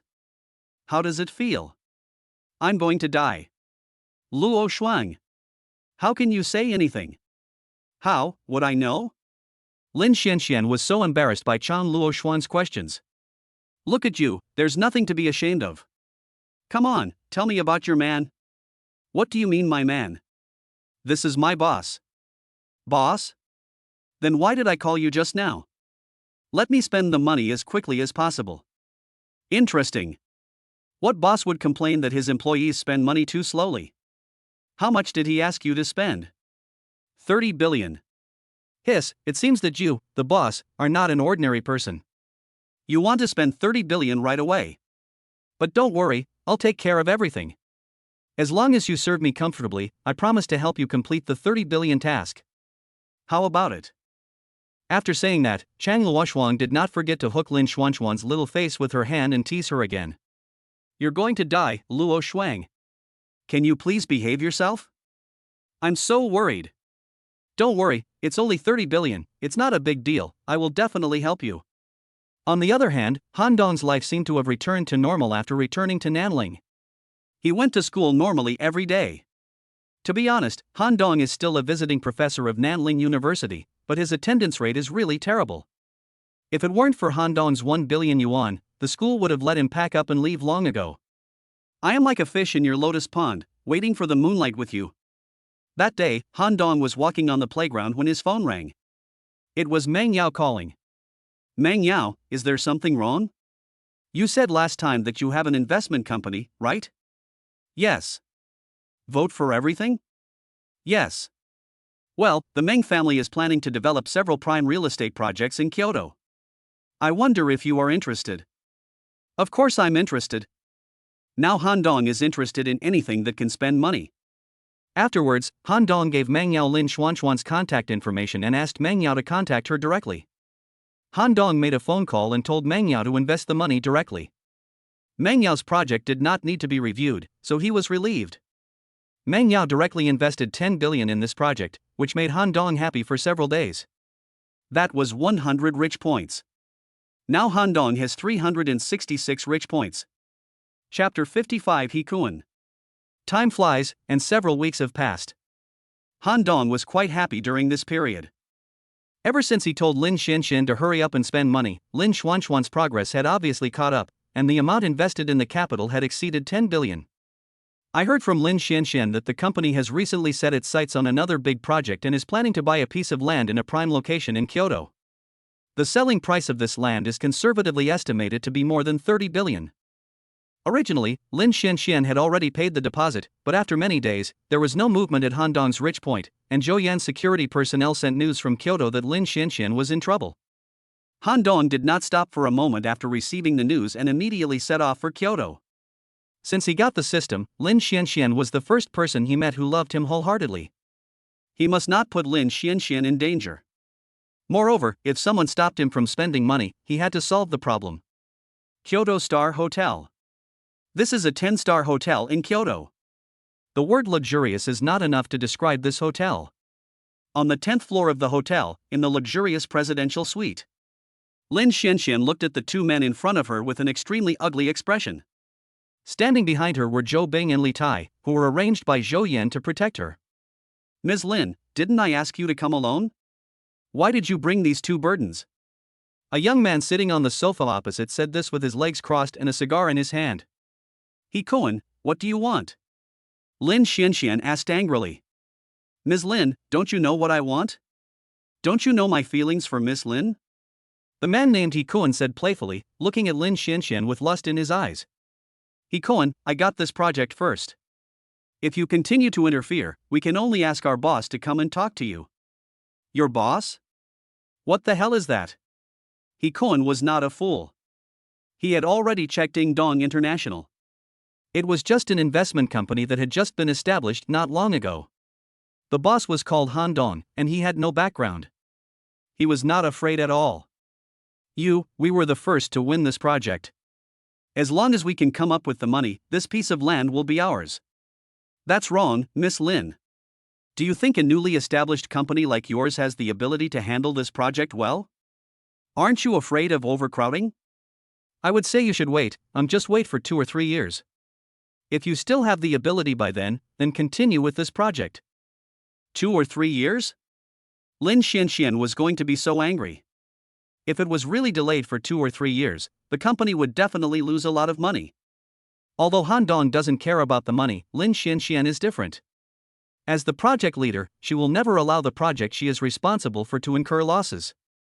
Ms. Lin, this is in Kyoto, and you are an outside company. To be honest, as long as I don't give the order, no one dares to cooperate with you. He Kuan said fearlessly. Lin Xuanxuan's face turned red with anger, and her chest heaved. To be honest, she had never met such people before in the hotel, at most they were just some rogues. But after coming to Kyoto, she came into contact with too many upper-class people and experienced some big scenes, and she seemed to be a little overwhelmed to deal with these people. Ms. Lin, I am determined to get this piece of land. If you are smart, tell your boss to transfer the land to me at half price. In addition, you have made me very unhappy about this matter, and you must compensate me well. As for the method of compensation, that is that you have to go to bed with me obediently, otherwise I will definitely drive your company out of Kyoto. He Kuan threatened. He Kuan is also a well-known figure in Kyoto. He had originally set his eyes on this piece of land, but he didn't expect that a Chang Yao Jin would appear halfway and an investment company from another place would actually bid for the land at a price of 30 billion. This really made him lose face. He had to make this foreign company pay the price. After meeting Lin Xianxian, he was fascinated by her and vowed to get this woman into bed. So there's nothing to talk about? In that case, I will tell our boss the truth. I'll have to trouble our boss to come and talk to you in person. Lin Xianxian didn't plan to stay here any longer, so she prepared to get up and leave. But after taking a few steps, he was stopped by several big men outside the door. What do you think this place is? Can you come and go as you please? He Koan also walked over at this time. He Koan, do you still want to force me to stay? You are breaking the law. Breaking the law? Miss Lin, are you so naive? Now I am the law. I will be gentler later and I promise to leave Miss Lin with an unforgettable night. Ha ha. As soon as He Koan finished speaking, the big men on both sides attacked Zhou Bing and Li Tai directly. As long as they could deal with these two people, Lin Xianxian would not be able to escape even if she had wings. He Koan looked at the woman with a curvy figure in front of him. When he thought that he was about to ravage this woman and become his plaything, his heart was filled with distraction. In the past, he could get any woman he liked, but Lin Xianxian was unmoved, which made him very annoyed. At the same time, it also completely aroused He Koan's desire to conquer Lin Xianxian. Just as He Koan was imagining what a strong woman like Lin Xianxian would look like under his crotch. Bang, bang, bang. A loud bang directly shattered his imagination. It turned out that the people he brought were beaten away by Zhou Bing and Li Tai. Damn it! The fighting power of these two people is too strong. He Koan was also quite surprised. Although these big men were not masters, they were also good players carefully selected by him, but they were all knocked down by the two people in front of him. Originally Lin Xianxian was a little nervous, after all, she was just a woman. However, he didn't expect that the two bodyguards Han Dong gave him were so skilled that they knocked down all the opponents in one go. In an instant, only Lin Xianxian, He Koan, Zhou Bing, and Li Tai were left in the room, and the rest of the big men all fell to the ground wailing. Lin Xianxian glanced at He Koan, then signaled Zhou Bing and Li Tai to leave together. Although she has the upper hand now, Lin Xianxian did not attack He Koan, but reason told her that she could not do so. Because He Koan still has some background in Kyoto, he is a local tyrant. If she kills him now, it will definitely cause trouble for Han Dong, which is not what Lin Xianxian wants to see. After a while, He Koan came back to his senses. Interesting, it seems this girl is not simple. It's getting more and more interesting. He Koan played with the red wine glass in his hand, smiling and talking to himself. Chapter 56 Visit and Guide. After returning to the apartment, Lin Xianxian first called Han Dong to report the situation, but Lin Xianxian didn't know that Han Dong was also rushing to Kyoto at this moment. Xianxian, what's wrong? You seem to be in a bad mood these days. Did you break up? Your big boss doesn't want you anymore? Don't worry, you still have me. Chang Luoshuan walked out of the room and saw Lin Xianxian, who looked worried, and asked jokingly. Put. What are you talking about? It's just that things at work have been too annoying these past 2 days, and things haven't been going smoothly. But I've already told the boss, and he will take care of it himself. At this moment, Lin Xianxian felt that she was somewhat incompetent. She was in a very low mood as Han Dong had to personally take care of this matter. Luoshuan, do you know He Koan? Lin Xianxian asked. After all, Chang Luoshuan is also from the imperial capital, so maybe she knows something about He Koan. He Koan? The second son of the He group? Why? Do you know this man? I've only heard of him, but I don't know him. He's a tough character. And he's very lustful. Xianxian, you're so beautiful, he will definitely not let you go. You won't be taken advantage of by him. Go away, what are you talking about? My boss assigned me bodyguards, and I probably did it. I just beat those guys to a pulp. It's good. It's good. If he really did that to you, I won't sleep with you again, or I'll feel sick. But at this time, Chang Luoshuan's eyes were a little cold. He Koan? Although his brother He had some ability, he dared to touch his woman, which was really a death wish. Chang Luoshuan was just about to deal with He Koan, but then he thought, didn't Xianxian say that her boss was coming? Then he would wait and see what methods this boss who Xianxian thought about day and night had. If Lin Xuanshuan's boss can really be dealt with, then he won't have to do anything.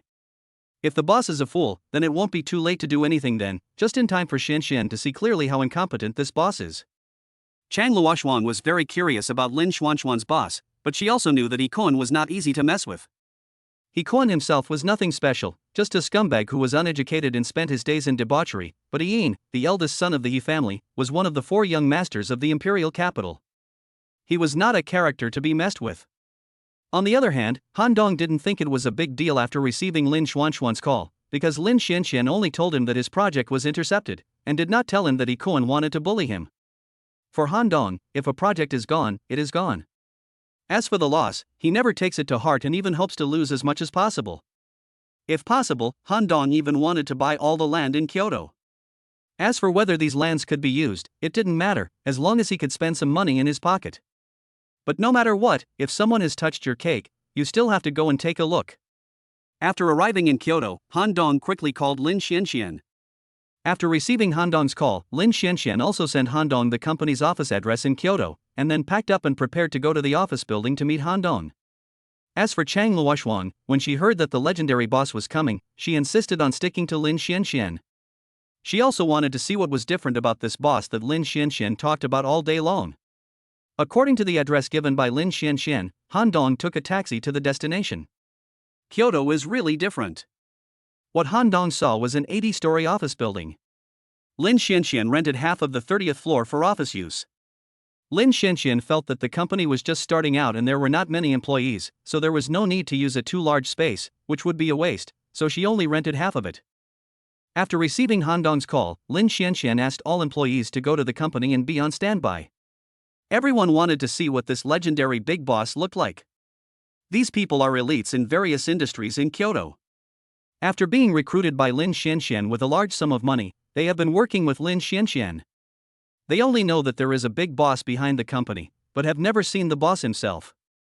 This time, they heard that the boss was coming, so they were naturally full of energy and hoped to leave a good impression on the big boss. When Han Dong came over, Lin Xianxian was already waiting in the hall with everyone. When Han Dong got out of the taxi, everyone was so shocked that their jaws almost dropped. This is their boss? Isn't he too young? You know, everyone has probably invested tens of billions of dollars in projects during the time they followed Lin Xianxian. So how rich must the boss behind this be? At least he should be a middle-aged man. But the man who got off the car was only in his 20s. Besides, shouldn't a billionaire travel in a very impressive way? If not by helicopter, at least by luxury car. But what about this guy? He actually took a taxi? This is the real low-key, luxurious, and profound rich man. Even Chang Luoshuang, who was standing behind Lin Xianxian, found it very strange. She had met too many big bosses in her daily life, but this one was really too low-key. After seeing Han Dong, Lin Xianxian trotted over to greet him, and dozens of people behind her followed her footsteps. Master Han! Master Han! Zhou Bing and Li Tai, who were responsible for protecting Lin Xianxian, also took the initiative to step forward and say hello. Thank you for your hard work, both of you. Welcome Mr. Han to come and give us your guidance. Welcome Mr. Han to come and give us your guidance. The others also shouted loudly. Thank you all for your hard work. Han Dong looked at the group of people. Lin Xianxian was indeed amazing. These people were the elites among the elites. Ingdong International would depend on them in the future.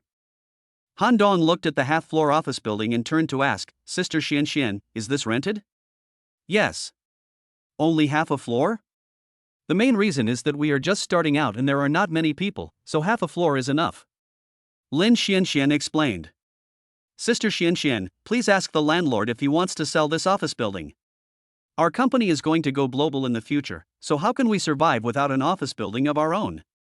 As soon as Han Dong finished speaking, the people at the scene were petrified instantly. Even Lin Xianxian couldn't react. What did this mean? Was he going to buy the entire office building? Isn't it a bit too extravagant? These people can be considered elites in society. They have naturally seen various wealthy tycoons before, but no boss spends money like Han Dong. It seems that I really followed the right boss.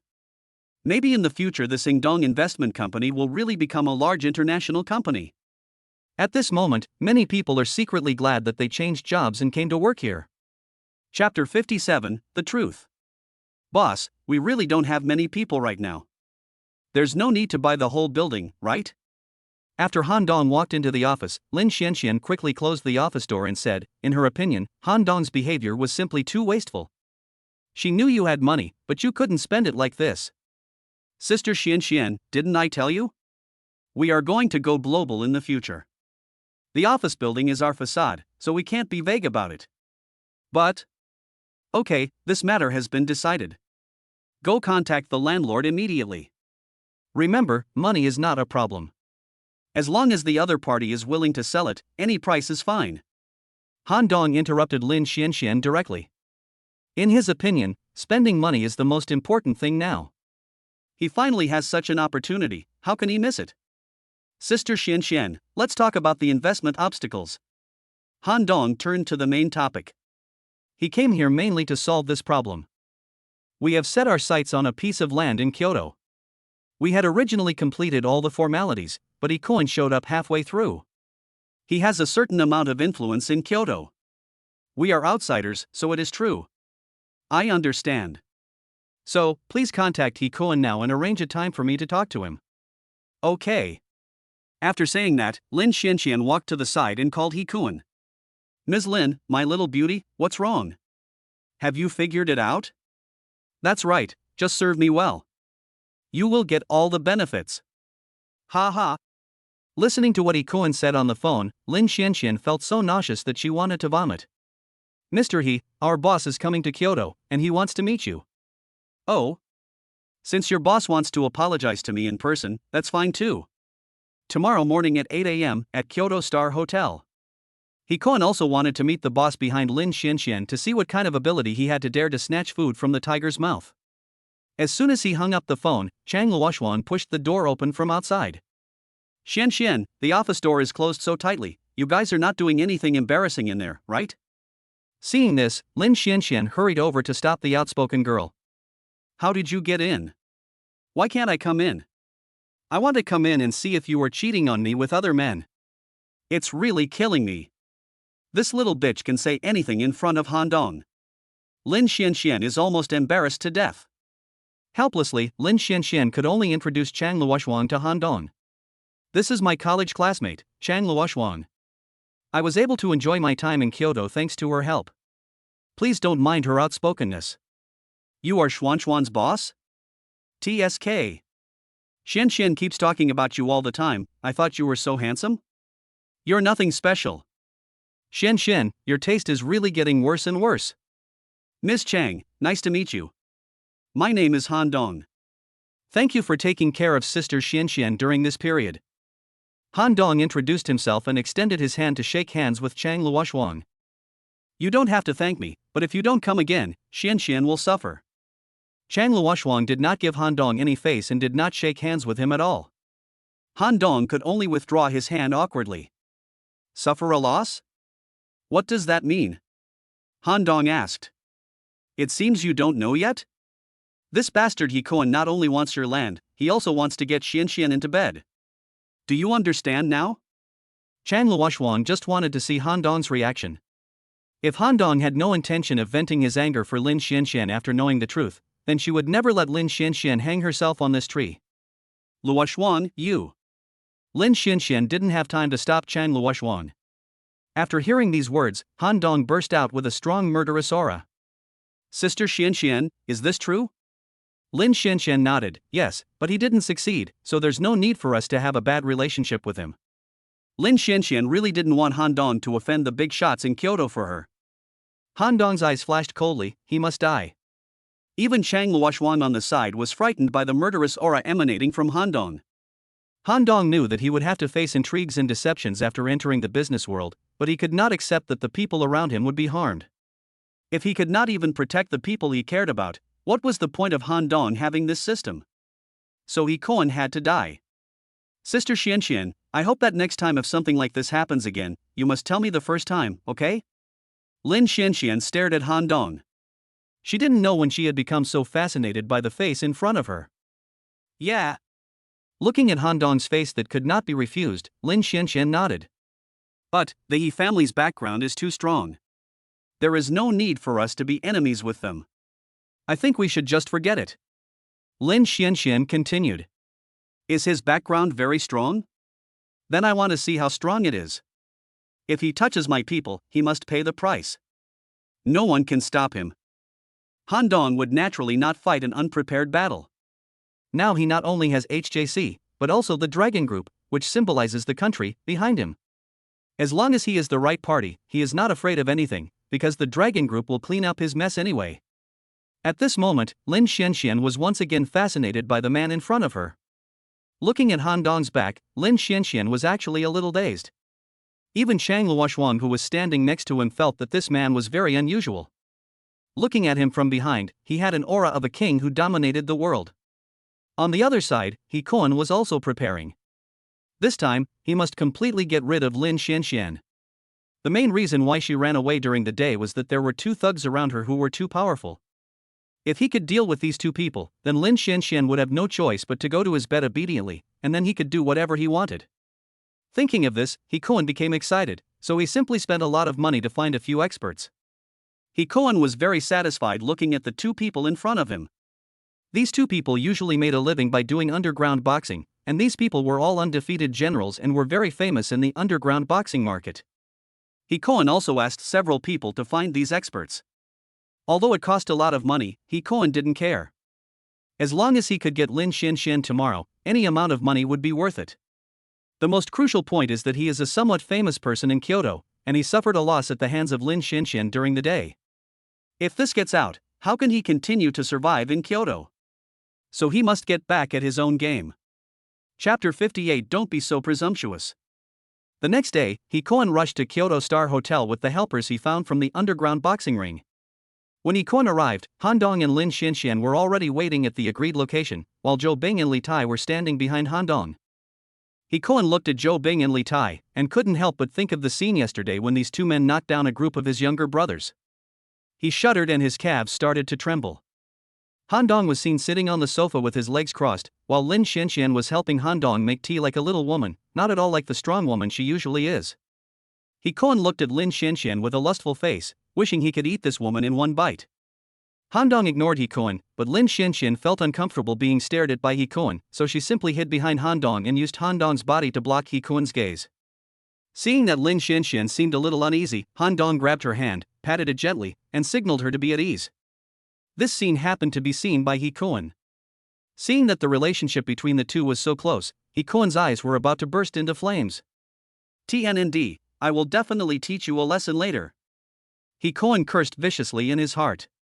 In He Kuan's eyes, Lin Xianxian is already his woman, but the boy in front of him is actually being affectionate with Lin Xianxian in front of him. He doesn't take him seriously at all.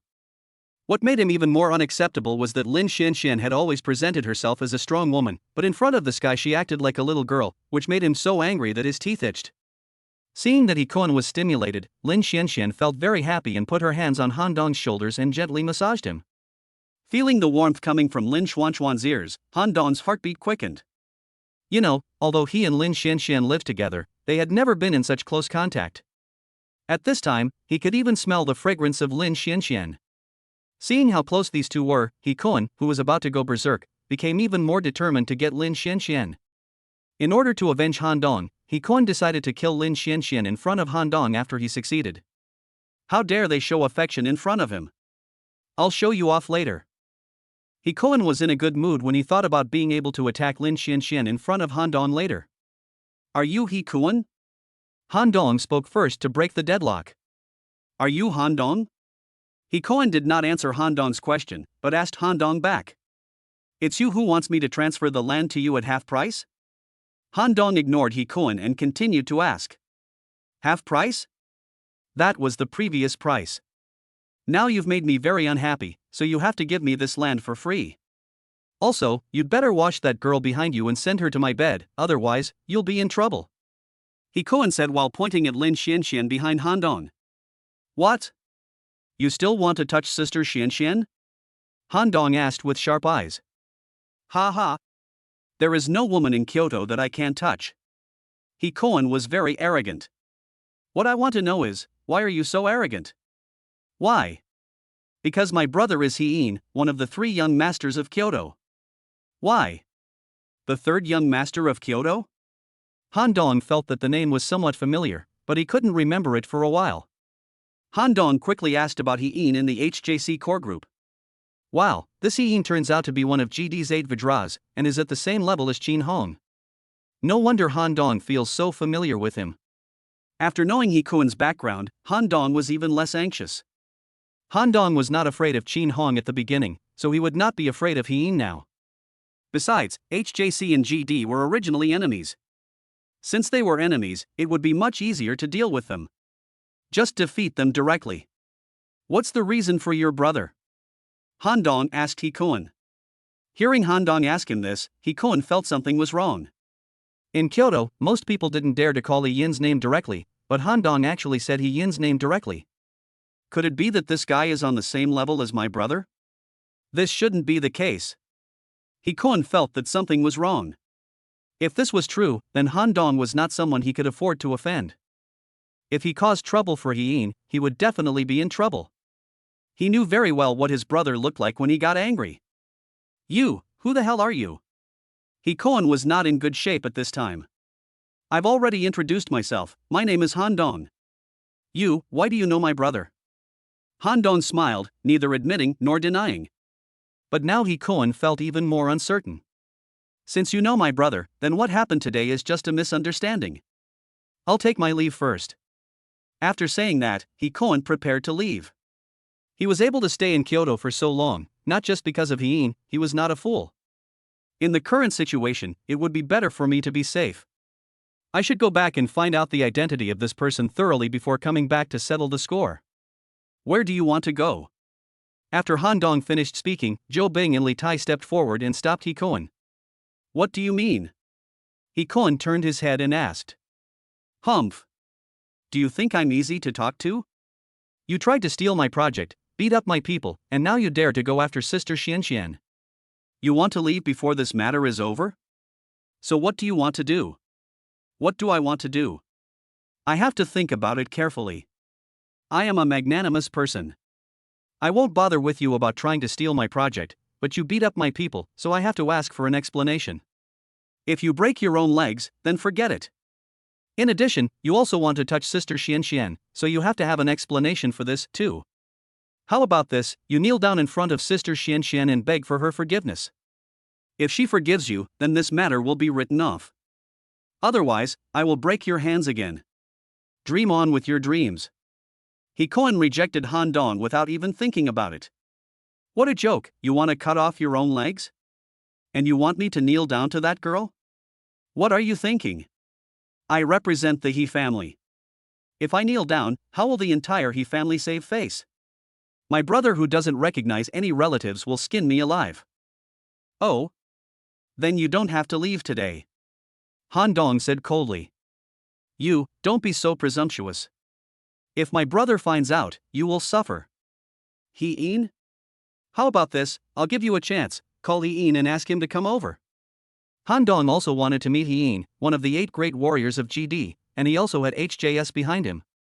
Even if HJS didn't work, he still had the Dragon Team. It was a good opportunity to see how awesome the Dragon Team was. Do I need my brother to help you, a jerk? Come on. He Kun could now conclude that Han Dong was not a simple person. Wouldn't it be asking for trouble if he called He Yin now?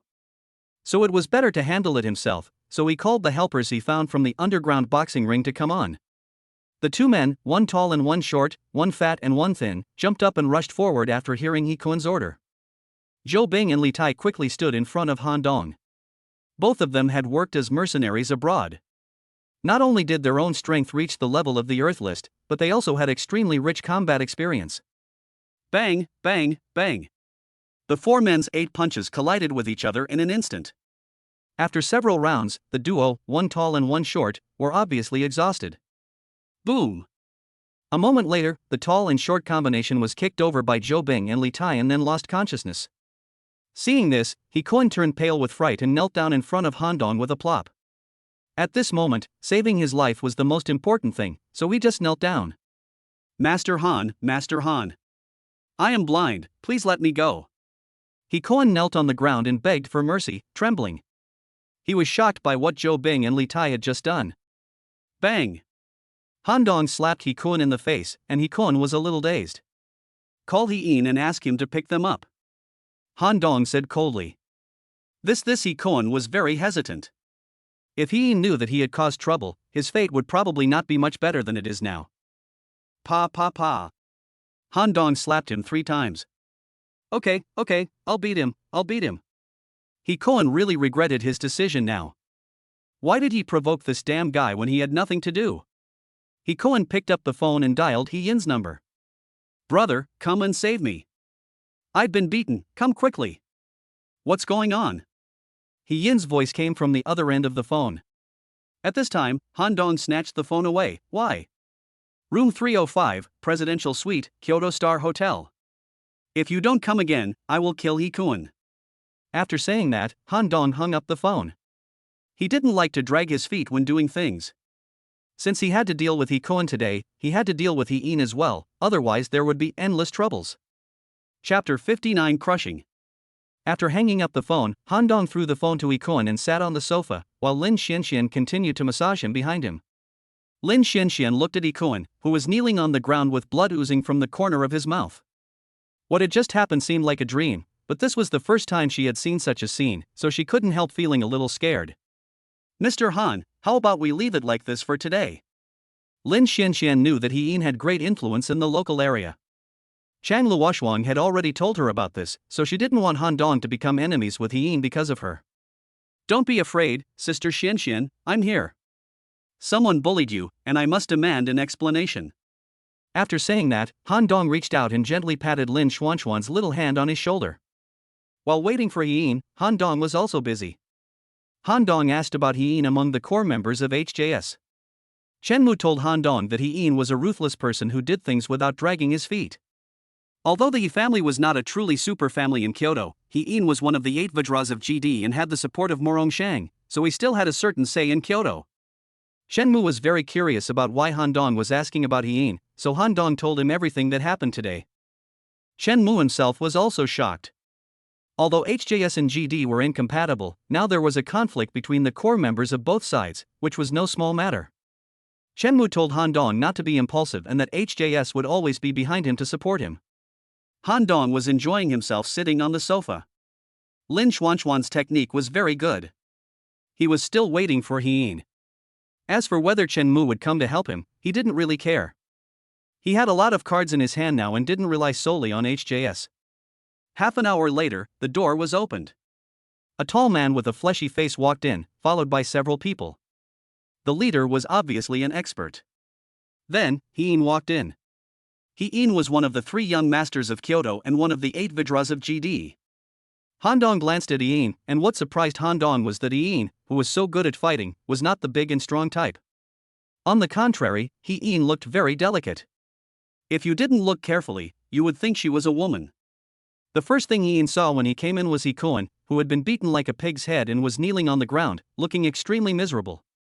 Opposite Hee-kun, a young man was sitting on the sofa with his legs crossed, 2 men were standing behind him, and a young woman was giving him a massage. After seeing Hee-in, Hee-kun crawled to Hee-in's side and said, brother, save me. You are such a waste. You have brought shame to the He family. Hee-in didn't even look at Hee-kun, and kicked Hee-kun to the ground. As soon as he entered the door, he saw Hee-kun kneeling on the ground, which made Hee-in very angry. If this got out, the He family would have no chance to stay in Kyoto. So after seeing Hee-kun, Hee-in kicked him hard. Then, Hee-in sat down slowly and looked at Han Dong. What he could confirm was that the man in front of him was not from Kyoto. He knew why he had been in Kyoto for so long, and he knew everyone with a little bit of strength. But such an outsider actually dared to cause trouble in his own territory. This is simply a provocation. Who are you? Why did you hit me? You'd better give me a reasonable explanation today, otherwise you won't be able to bear my anger. There was a chill in Hee-in's eyes as he spoke. My name is Han Dong. Shouldn't you first ask why your people were beaten? Your people wanted to take away my business for no reason and wanted to touch my people, so they deserved to be beaten. Ha ha. Your business? In this part of Kyoto, anything that my He family takes a fancy to must have the surname He. Do you understand? Good guy, he is really arrogant. Han Dong curled his lips. It is always unnecessary to reason with such people. The most effective way to communicate with them is with fists. Wait, this person's name is Han Dong? Hee-kun felt that this name was very familiar. By the way, Shin Hong was defeated by a man named Han Dong.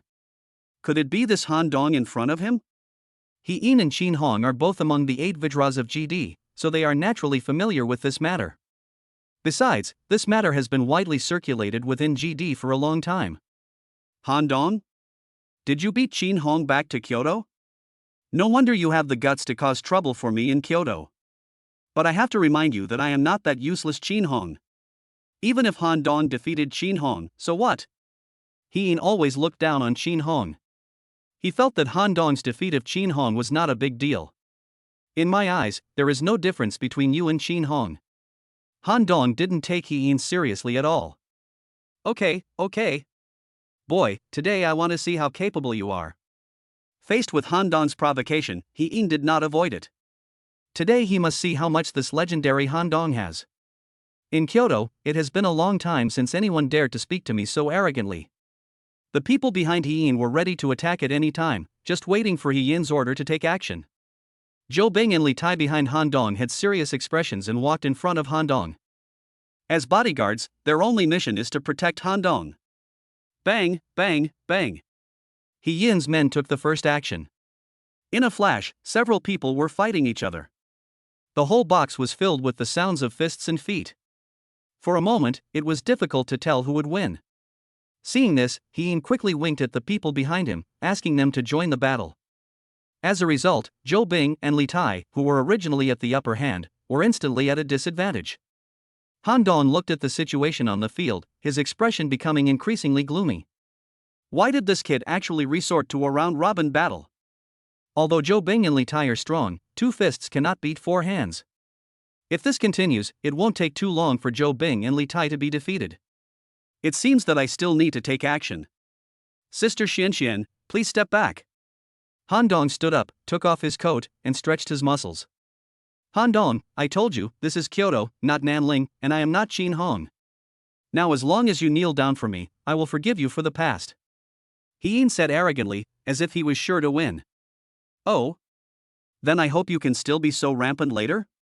As Han Dong finished his words, a tremendous momentum suddenly burst out from his body. Han Dong rushed forward with one step and instantly came in front of He Yin. Han Dong stretched out his hand to grab He Yin's neck. The speed was too fast. He Yin didn't even react. At this critical moment, a strange old man appeared behind He Yin and blocked Han Dong. Bang! The old man's fists collided with Han Dong's in the air, and the old man was knocked back dozens of meters. After stabilizing his body, the old man spat out a mouthful of blood. Han Dong continued to sit on the sofa as if nothing had happened, and Lin Xianxian came up to him obediently and continued to give him a massage. Crush. This is the only word that everyone present can think of at this moment. Chapter 60. I can't be a man anymore. What was most shocking at this time was the cause. Others didn't know, but He Yin knew it clearly. This old man was a top master on the Earth list, and ordinary weapons could hardly hurt him at all. But now he was beaten back by Han Dong with one move and was injured. It seems that it was no coincidence that Qin Hong was defeated by him. At this point he had to admit that among the younger generation, Han Dong's talent should be considered the strongest. At least he had never seen such a monster before. Judging from the momentum that Han Dong had just displayed, his strength had probably already surpassed the Earth ranking and entered the Heaven ranking. Facing a master of this level, they no longer had the courage to continue fighting. Mr. Chen. At this time, He Yin hurriedly went forward to support the old man who was repelled by Han Dong. Hurry! We have to leave here quickly. The old man was very weak and barely squeezed out these words from his mouth. The oppressive feeling that Han Dong gave him was too strong. This young man was not someone he could defeat, so he had to leave quickly. Want to leave now? I'm afraid it's too late? Han Dong said leisurely while sitting on the sofa. What do you want? At this moment He Yin no longer had the arrogance he had just now. He really didn't expect Han Dong's skills to be so good. This time he hit a hard wall. Didn't you just ask me to kneel down and kowtow? Now you should kneel down and kowtow to me too. Isn't my request too much? Don't go too far. This is Kyoto, the headquarters of our He family. No matter how powerful you are, you can't fight against the entire He family, and there are so many burdens around you. Since he was unwilling to kneel, he could only threaten him verbally. Although Han Dong himself is very strong, there are many ordinary people around him, and he also has a company, so He Yin wants to use this to threaten Han Dong. You're right. Han Dong nodded. He Yin gave him a reminder. If he just killed the 2 brothers, the He family would definitely seek revenge on him. He was not afraid, but what about Lin Xianxian and the others? Now it seems that if one wants to solve the problem once and for all, the best way is to uproot the entire He family. This will also serve as a warning to others, and no one in Kyoto will bother him anymore in the future. That's right. It's always better to have more friends in Kyoto than more enemies. Hien thought Han Dong had figured it out and was ready to let him go. Ha ha. Everyone, listen up. The He brothers usually bully men and women in Kyoto and act tyrannically. They are simply unforgivable. So I, Han Dong, decided to eliminate them in the name of justice. What? What the hell is this? It represents justice?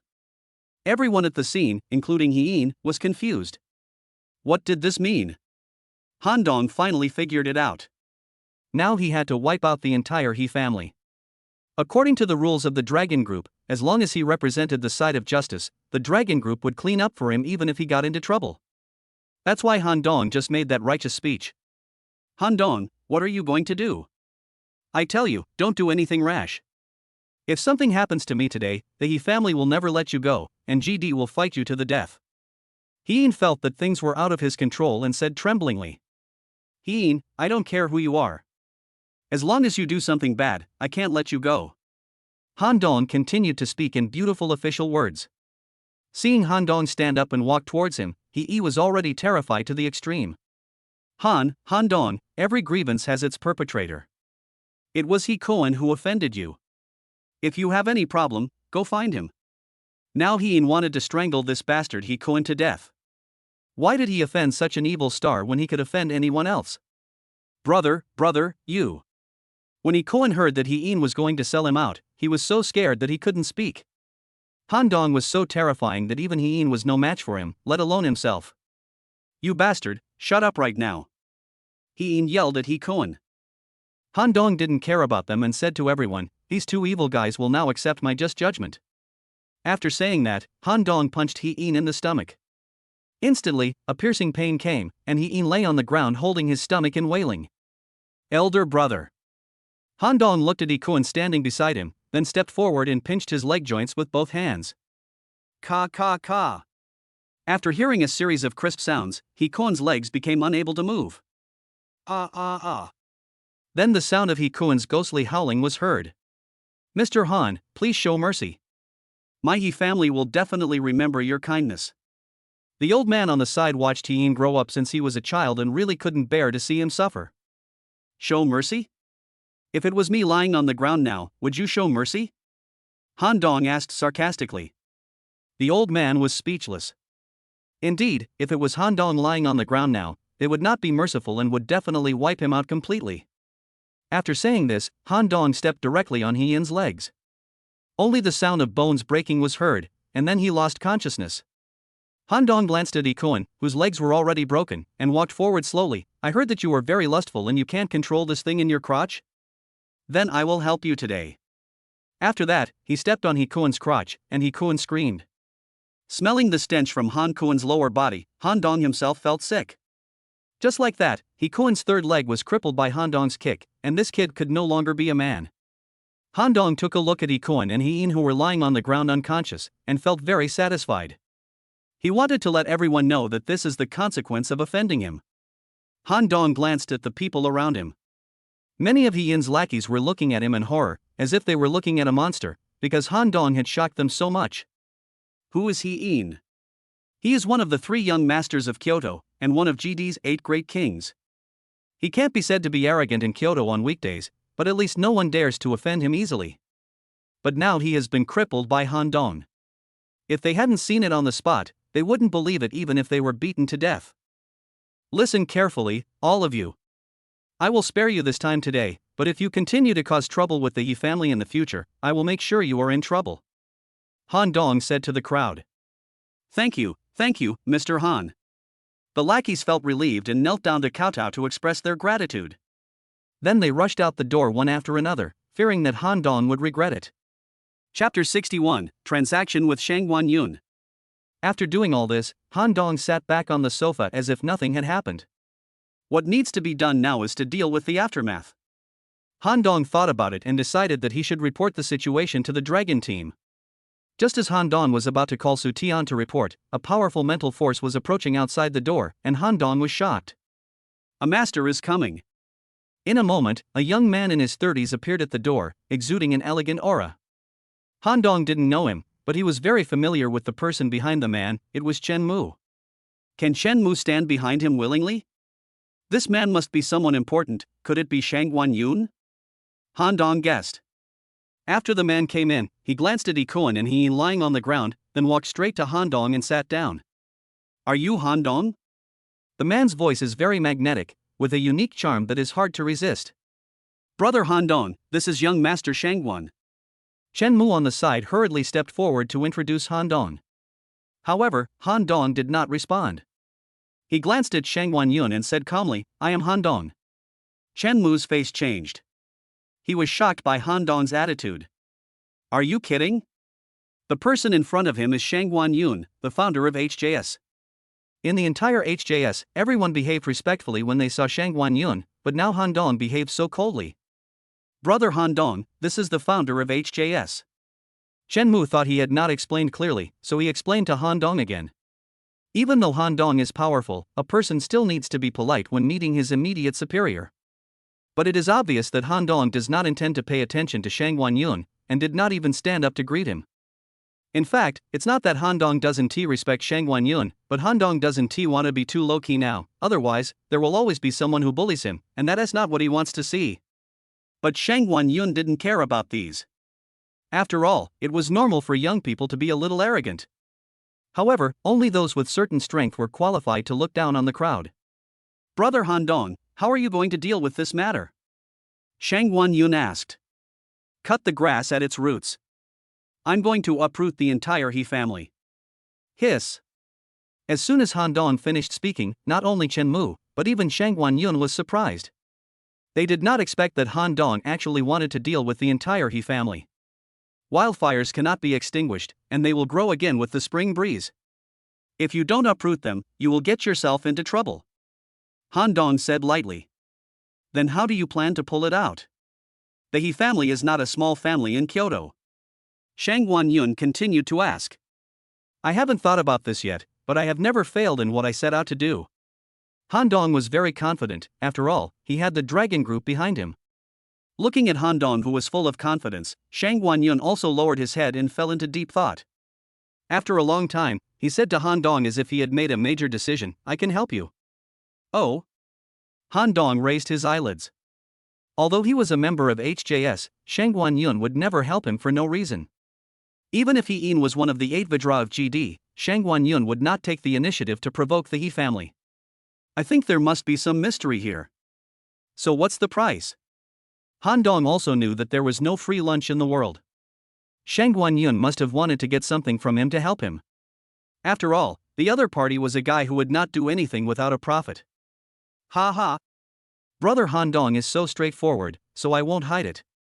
If I help Brother Han Dong deal with the He family, I only ask Brother Han Dong for one thing, that is, Brother Han Dong can lend me a helping hand when I duel with Morong Sheng in the future. As for the grudge between Shang Guanyun and Morong Sheng, Chen Mu had already told him roughly about it when he was promoted to a corps member last time, and the prerequisite for his successful promotion to a corps member last time was to help Shang Guanyun in the future. Now, Shang Guanyun put forward the same condition again. It seems that the duel between him and Morong Sheng is very important to him, so he wants to win over Han Dong at all costs. The fact is just as Han Dong expected. In order to prepare for the future duel, Shang Guanyun is now desperately accumulating strength. Judging from the strength Han Dong has shown now, he is indeed worthy of Shang Guanyun's recruitment, so Shang Guanyun looks at him differently. No problem, we have a deal. Now I'll leave this to Brother Shangguan.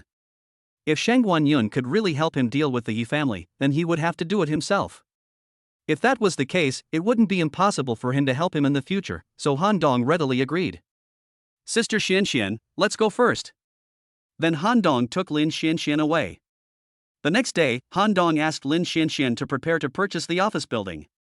Lin Xianxian was very efficient and made an appointment with the landlord to negotiate on the same day. On the other hand, He Tong, the head of the He family, was on the verge of a rage. His 2 sons had been crippled, and right within his sphere of influence. This was simply a naked provocation. Who brought the news? He Tong asked the servant beside him. They are from the hospital. The 2 young masters have been sent to the hospital. How is it going? Master, the hospital staff said the situation is very bad, the two young masters may be crippled. Investigate it for me. Find out who did it. I will skin him alive. He Tong screamed hysterically. Yes, yes, yes. Get out. He Tong's eyes were red. He only had these two sons and he had originally counted on them to take care of him in his old age and see him to the end of his life. But now they had been abandoned. How could he not be angry? At the same time, Shang Guanyun also began to act. The He family's industries in Kyoto have all encountered problems to varying degrees. Even some projects that had already signed contracts were broken by the other party, who would rather pay liquidated damages than cooperate with the He family, not to mention those projects that were under negotiation. At this time, He Tong already felt that something was wrong, but he couldn't tell what was wrong. Moreover, these things now are not enough to cause serious damage to the He family. After all, the He family has been dominating Kyoto for so many years. But what happened next made He Tong no longer able to remain calm. Because the bank actually started to collect debts, and the gray industries that the He family was secretly engaged in were also severely damaged. This directly caused major problems in the entire He family's capital chain, which was the most fatal thing. Now, He Tong is certain that there must be someone behind the scenes plotting against him, and that this person has great power and can cut off all his funding chains in such a short time. This is not something that ordinary people can do. However, he really couldn't think of who he had offended. Chapter 62 Killing He Tong. In just one day, the once prosperous He family became a pariah. Some families that previously had good relations with the He family are now trembling with fear, fearing that they will be implicated, because anyone with a discerning eye can see that the He family must have offended a big shot. The next day, the heads of companies under the He family and some project managers all found He Tong, because the impact on the He family's industries was too great. Basically, all projects of the He family had to be suspended. The hall of the He family was packed with people, and He Tong was standing in the middle. He really couldn't stand it anymore. Bang! He Tong threw the teacup in his hand heavily to the ground. Mad, who is it? Who wants to make things difficult for the He family? It's me. Before He Tong finished speaking, a voice came from the door. Everyone looked in the direction of the voice and saw Shang Guanyun and Shan Mu walking in. No one knew Shang Guanyun, but He Tong's eyes narrowed when he saw Shang Guanyun. He knew Shang Guanyun very well. His son Ian is one of GD's 8 Vajras, and GD's mortal enemy is HJS. The Shang Guanyun in front of him is the founder of HJS. Shang Guanyun? It's me. Shang Guanyun, although HJS and GD are sworn enemies, over the years, the open and covert fighting between the two sides has never affected the families behind them. Why are you so cruel this time?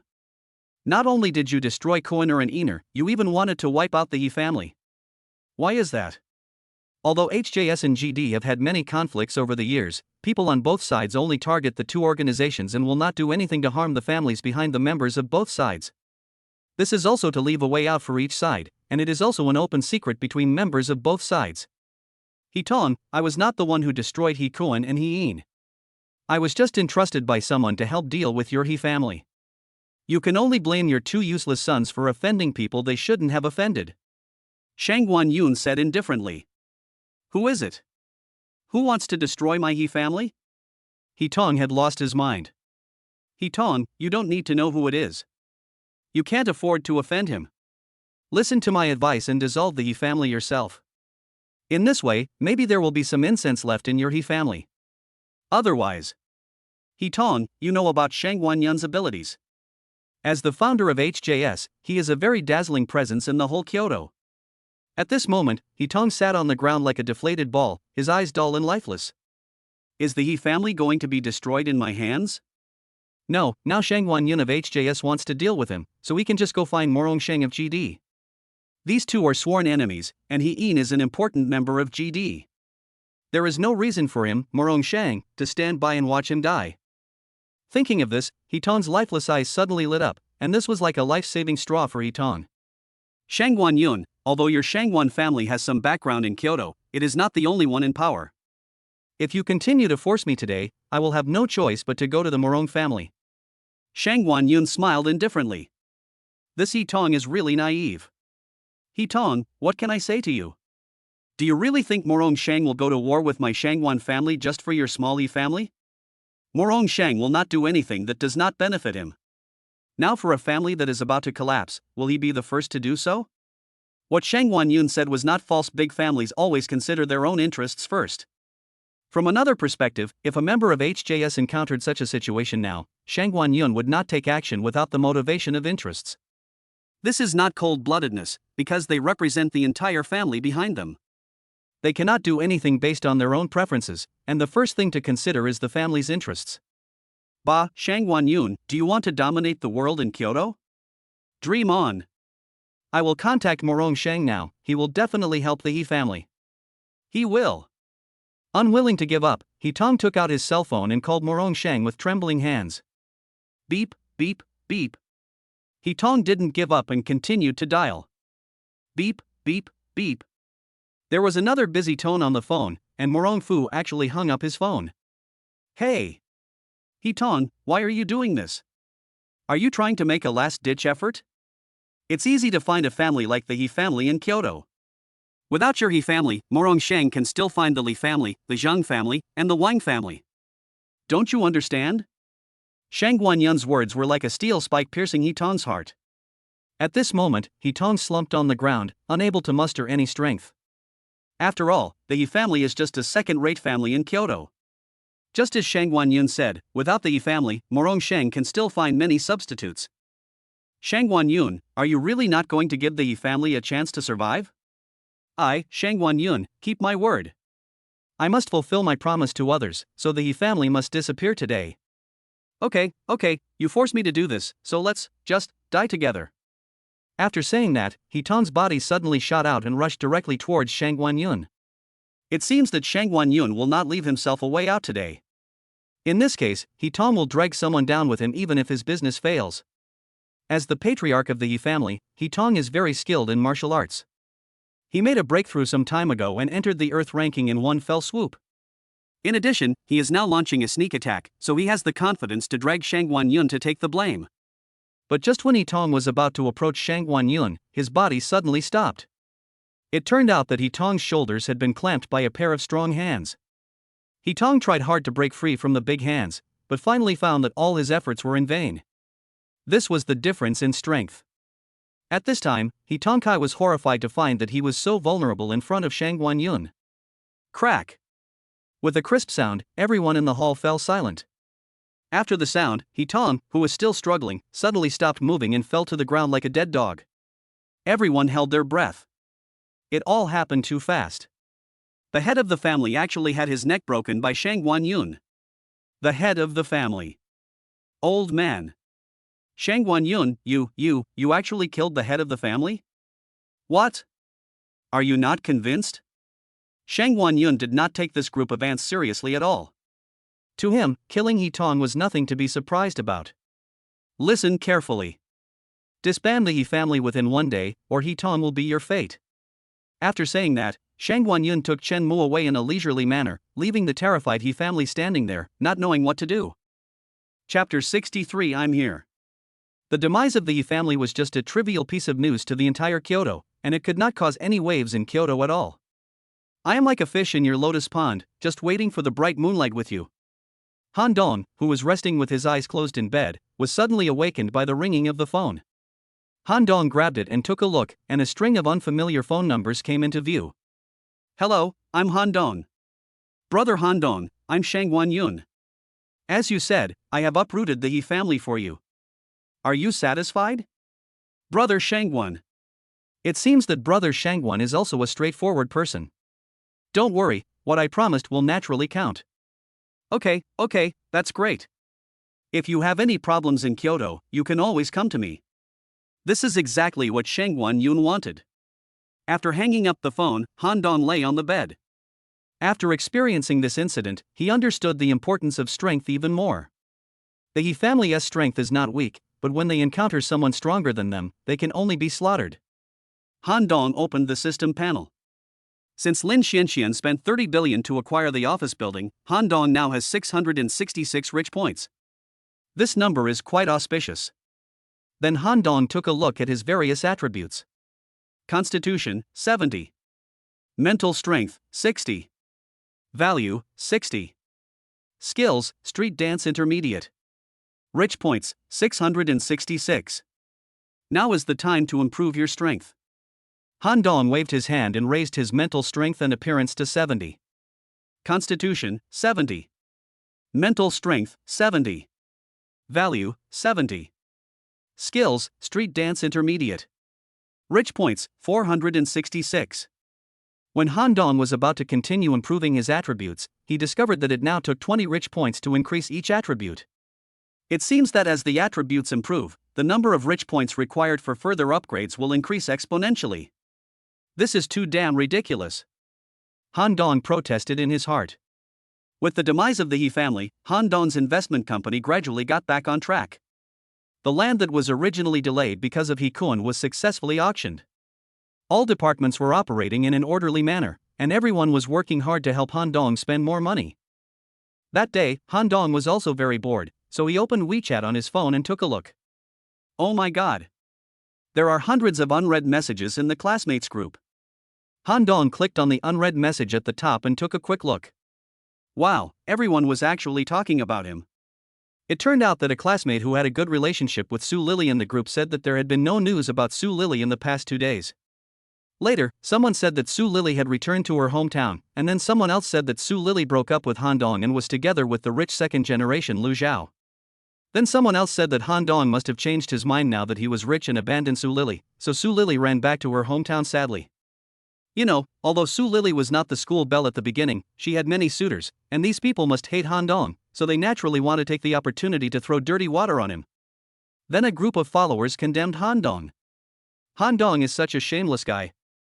That's right, he was able to pursue Su Lily. The key is that he doesn't cherish her and actually cheats on her. How shameless. However, there were also people in the group who spoke up for Han Dong, such as Zhao Peng, who was the first to stand up. Just shut up and stop spreading rumors here. That's right, let's stop making wild guesses. What kind of random guesses are you talking about? We've been talking for a long time, why doesn't Han Dong come out and explain? He must be guilty. Han Dong took a look at the information and was speechless, but he didn't want to explain anything, so he just sent a short message in the group. Su Lily and I have officially broken up. Then Han Dong turned off his phone. At this time, in a mountain villa in Kyoto, Meng Yao was in her boudoir, holding her cell phone and reading the messages in the class group. Meng Yao originally wanted to sleep in today, but was woken up early by his cell phone. When he picked it up, he found it was a message from his classmates. When they were in college, Han Dong also pursued Meng Yao, but at that time Han Dong was just being chased for fun by everyone, and Meng Yao didn't think that Han Dong was any different from other boys.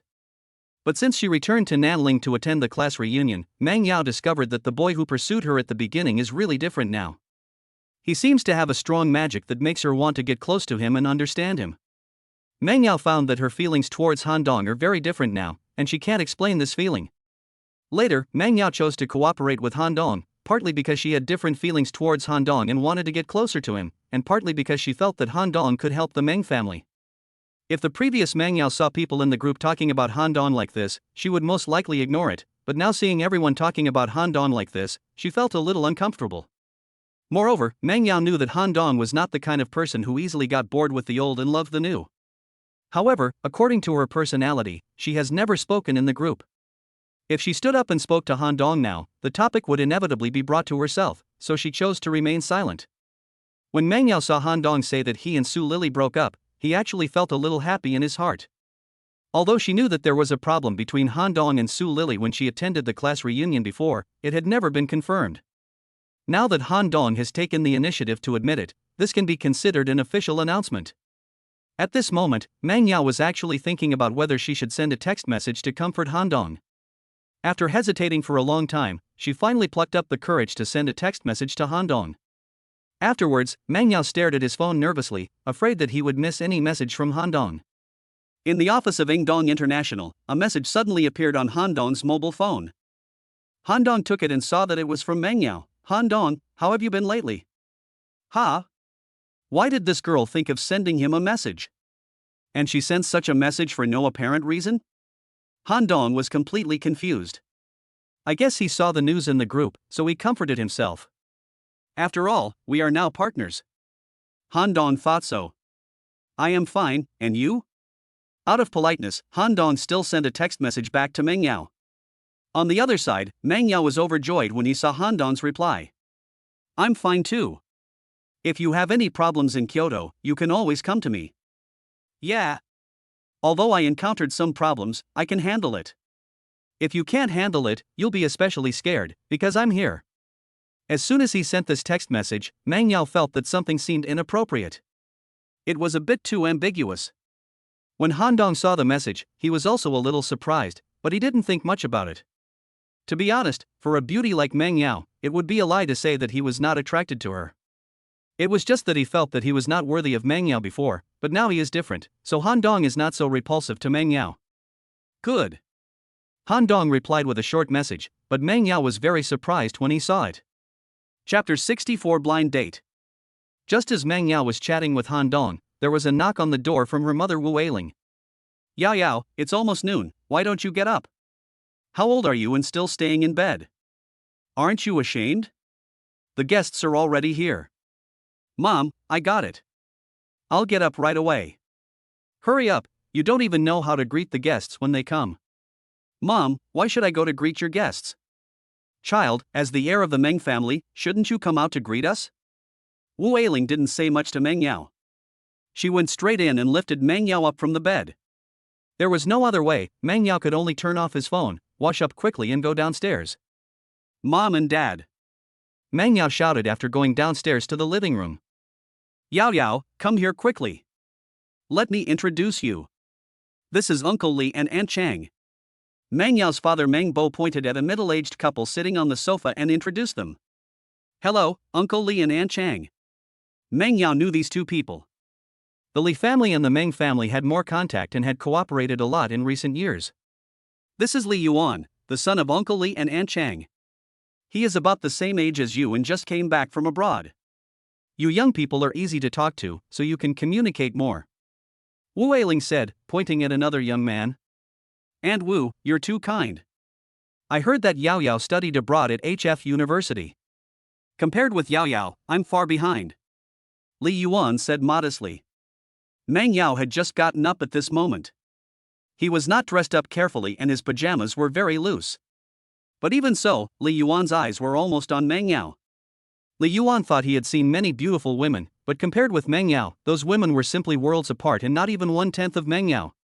It is rare nowadays to find a woman like Meng Yao who can charm a large number of people without makeup. Some so-called beauties are simply unbearable to look at once they take off their makeup. Originally, his mother said she wanted to bring him here for a blind date, but he was totally unwilling. In his impression, the woman who studied at HF University was most likely a nerd, wearing glasses and looking very old-fashioned, and he didn't like looking for such a woman. But if I don't come, my parents will cut off their pocket money. How can I pick up girls and go to nightclubs? I had no choice but to follow him to do my job. However, the moment he saw Meng Yao, his eyes could not leave Meng Yao's body. Hello, brother Li Yuan. Seeing the look in Li Yuan's eyes, Meng Yao was filled with disgust, but out of politeness, she still greeted him. In Meng Yao's opinion, Li Yuan's eyes were full of lust, and he called in Yao Yao as soon as they met, which was really disgusting. However, the Li family and the Meng family have some business dealings. Even though the Li family is dispensable to the Meng family, as the eldest daughter of the Meng family, she still has to have this bit of grace. After the two sides chatted with each other for a while, Meng Yao really couldn't sit still anymore. It seemed that his parents had arranged a blind date party for him today. This is an attempt to bring me and Li Yuan together. So she simply made an excuse that she was going out shopping with her best friend. Okay, Yao Yao, you and Li Yuan go out for a walk together. Young people should move around more. We still have things to discuss. Wu Ailing took the opportunity to say. What, Mom? I'm shopping with my bestie, why is Li Yuan following me? It's just right that you girls are going out shopping and are in need of someone to run errands. I can help you run errands. Li Yuan, who was standing by, saw Wu Ailing winking at him and immediately understood and said. That's right. Wu Ailing was determined to create opportunities for them. Li Yuan on the side was also eager to get along with Meng Yao. He was now secretly swearing that he must get Meng Yao. His father told him that although Meng Yao is a girl, she will definitely be the one to helm the Meng family in the future. The Meng family is an extremely mysterious family. If the Li family can get close to the future helmsman of the Meng family, then the Li family will surely soar in Kyoto in the future. Besides, Meng Yao is so charming. Meng Yao pouted. It seemed that no matter what Wu Eiling said, she would ask her to take Li Yuan with her. After going out, Meng Yao asked Li Yuan to wait while he drove. This made Li Yuan very happy. He originally thought that Meng Yao seemed to be somewhat resistant to him. But now Meng Yao wanted him to ride in her car and go together. Was this a hint to him? When he thought of this, Li Yuan's heart was filled with joy. I said, with my charm, wouldn't any woman be obsessed with me? Even Meng Yao would have to run to my bowl obediently. Ha ha ha. When he thought about going to the mall later, Meng Yao would hold his arm, followed by a group of Meng Yao's girlfriends, and passers-by would cast envious glances at him. Li Yuan's mouth smiled like a flower. Not long after, Meng Yao drove a big red Ferrari and stopped in front of Li Yuan. Damn! This car is so cool. Li Yuan thought, it seems that what my father said is right, the Meng family is indeed a super family. I must take down Meng Yao, so that I won't have to worry about food and drink in my next life. Just as Li Yuan was about to open the passenger door and get in the car, Meng Yao opened the window of the cab. I'm sorry. I think we'll be shopping with a group of girls, so it might not be convenient for you to follow us. You must be embarrassed to refuse my mother, but don't worry, I've already thought about it for you, so you don't have to go with me, I can go by myself. After saying that, Meng Yao stepped on the accelerator and drove away. Watching the Ferrari disappear before his eyes, Li Yuan was a little confused standing alone in the wind. Wipe. I didn't expect that this bitch would give me such a way to escape. She never intended to take me away from the beginning. Moreover, this woman was really calculating. If I had driven the car at the beginning, she would definitely not have been able to get rid of me. But now it was too late even if I drove the car myself. The key is, what should I do now? If I turn back, it would be so damn embarrassing. Forget it, I'd better drive myself to the bar and have some fun. Meng Yao, you bitch, don't fall into my hands in the future, or I will kill you. Li Yuan thought viciously. In the evening, Meng Yao finally returned home. She tiptoed and prepared to go upstairs secretly without disturbing her parents. Stop. Oops, I was discovered again. Mom and Dad. Meng Yao turned back awkwardly. Yao Yao. We're not rushing you. You said you're not a child anymore, and you. Wu Eiling looked as if she was disappointed in him. Mom, I make my own decisions. You, okay, we are kind enough to help you get together, but you don't appreciate it, so we will just stop caring about it from now on, okay? Mom, this Li Yuan is just a rich second generation who has no knowledge or skills, a typical drunkard, don't be fooled by his appearance. Hey! That's enough. We won't be involved in your affairs anymore. Okay, Mom and Dad, let's make a deal. Don't interfere in my affairs from now on. You said so yourself. You kid, hey? Something's not right. Yao Yao, do you already have a boyfriend? Wu Eiling suddenly asked. What? Mom, what nonsense are you talking about? I don't have a boyfriend. Meng Yao was extremely nervous. Look at you, you're so nervous and yet you still say no. Come on, tell me, who is it? Do we know each other? Mom, really not. After saying that, Meng Yao ran back upstairs with a red face. Chapter 65, Chang Luoxuan's identity. Since the demise of the He family, Lin Xianxian quickly acquired the land and planned to use it to build an entertainment mall. In order to build the largest and most luxurious entertainment mall in Kyoto, Lin Xianxian is also preparing to cooperate with the Chang family in Kyoto. The Chang family is a famous construction tycoon in Kyoto, and 3/4 of Kyoto's construction industry is basically controlled by them. But the strange thing is that after Lin Xianxian contacted the Chang family, they asked to negotiate with Han Dong. You know, outsiders don't know that Han Dong is the actual helmsman of Ingdong International. Although she felt strange, Lin Xianxian still told Han Dong the other party's request truthfully. Han Dong didn't think much about it. After all, for a behemoth like the Chang family, it wouldn't be difficult for them to investigate him. All right. Just one person. According to the agreed time and place, Han Dong arrived at Kyoto Hotel and entered a private room under the guidance of the waiter. The other party had not arrived yet, so Han Dong was waiting alone in the box. After a while, the door of the private room was opened.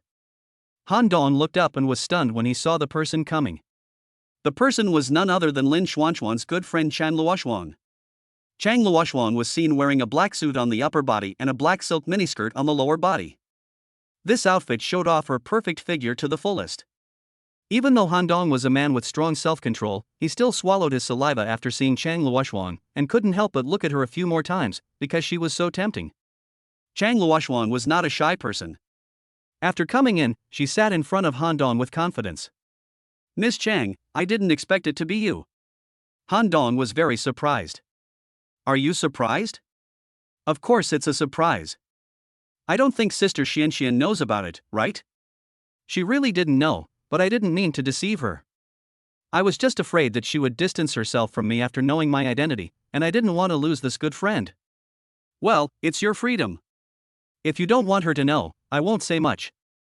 But what we want to discuss today is not this issue, but our cooperation. Before discussing this issue, I have one more thing I'm curious about." "What is it?" "How did you get Shang Guanyun to help you destroy the He family?" This may be because of my personal charm." In the end, the two reached a cooperation agreement, and the new entertainment mall will be built by the Chang family. But Han Dong really couldn't understand why Chang Luoxuan, a businessman, finally chose to give him a 10% discount. In the end, Chang Luoxuan only charged 15 billion yuan for the construction fee. This was also a headache for Han Dong.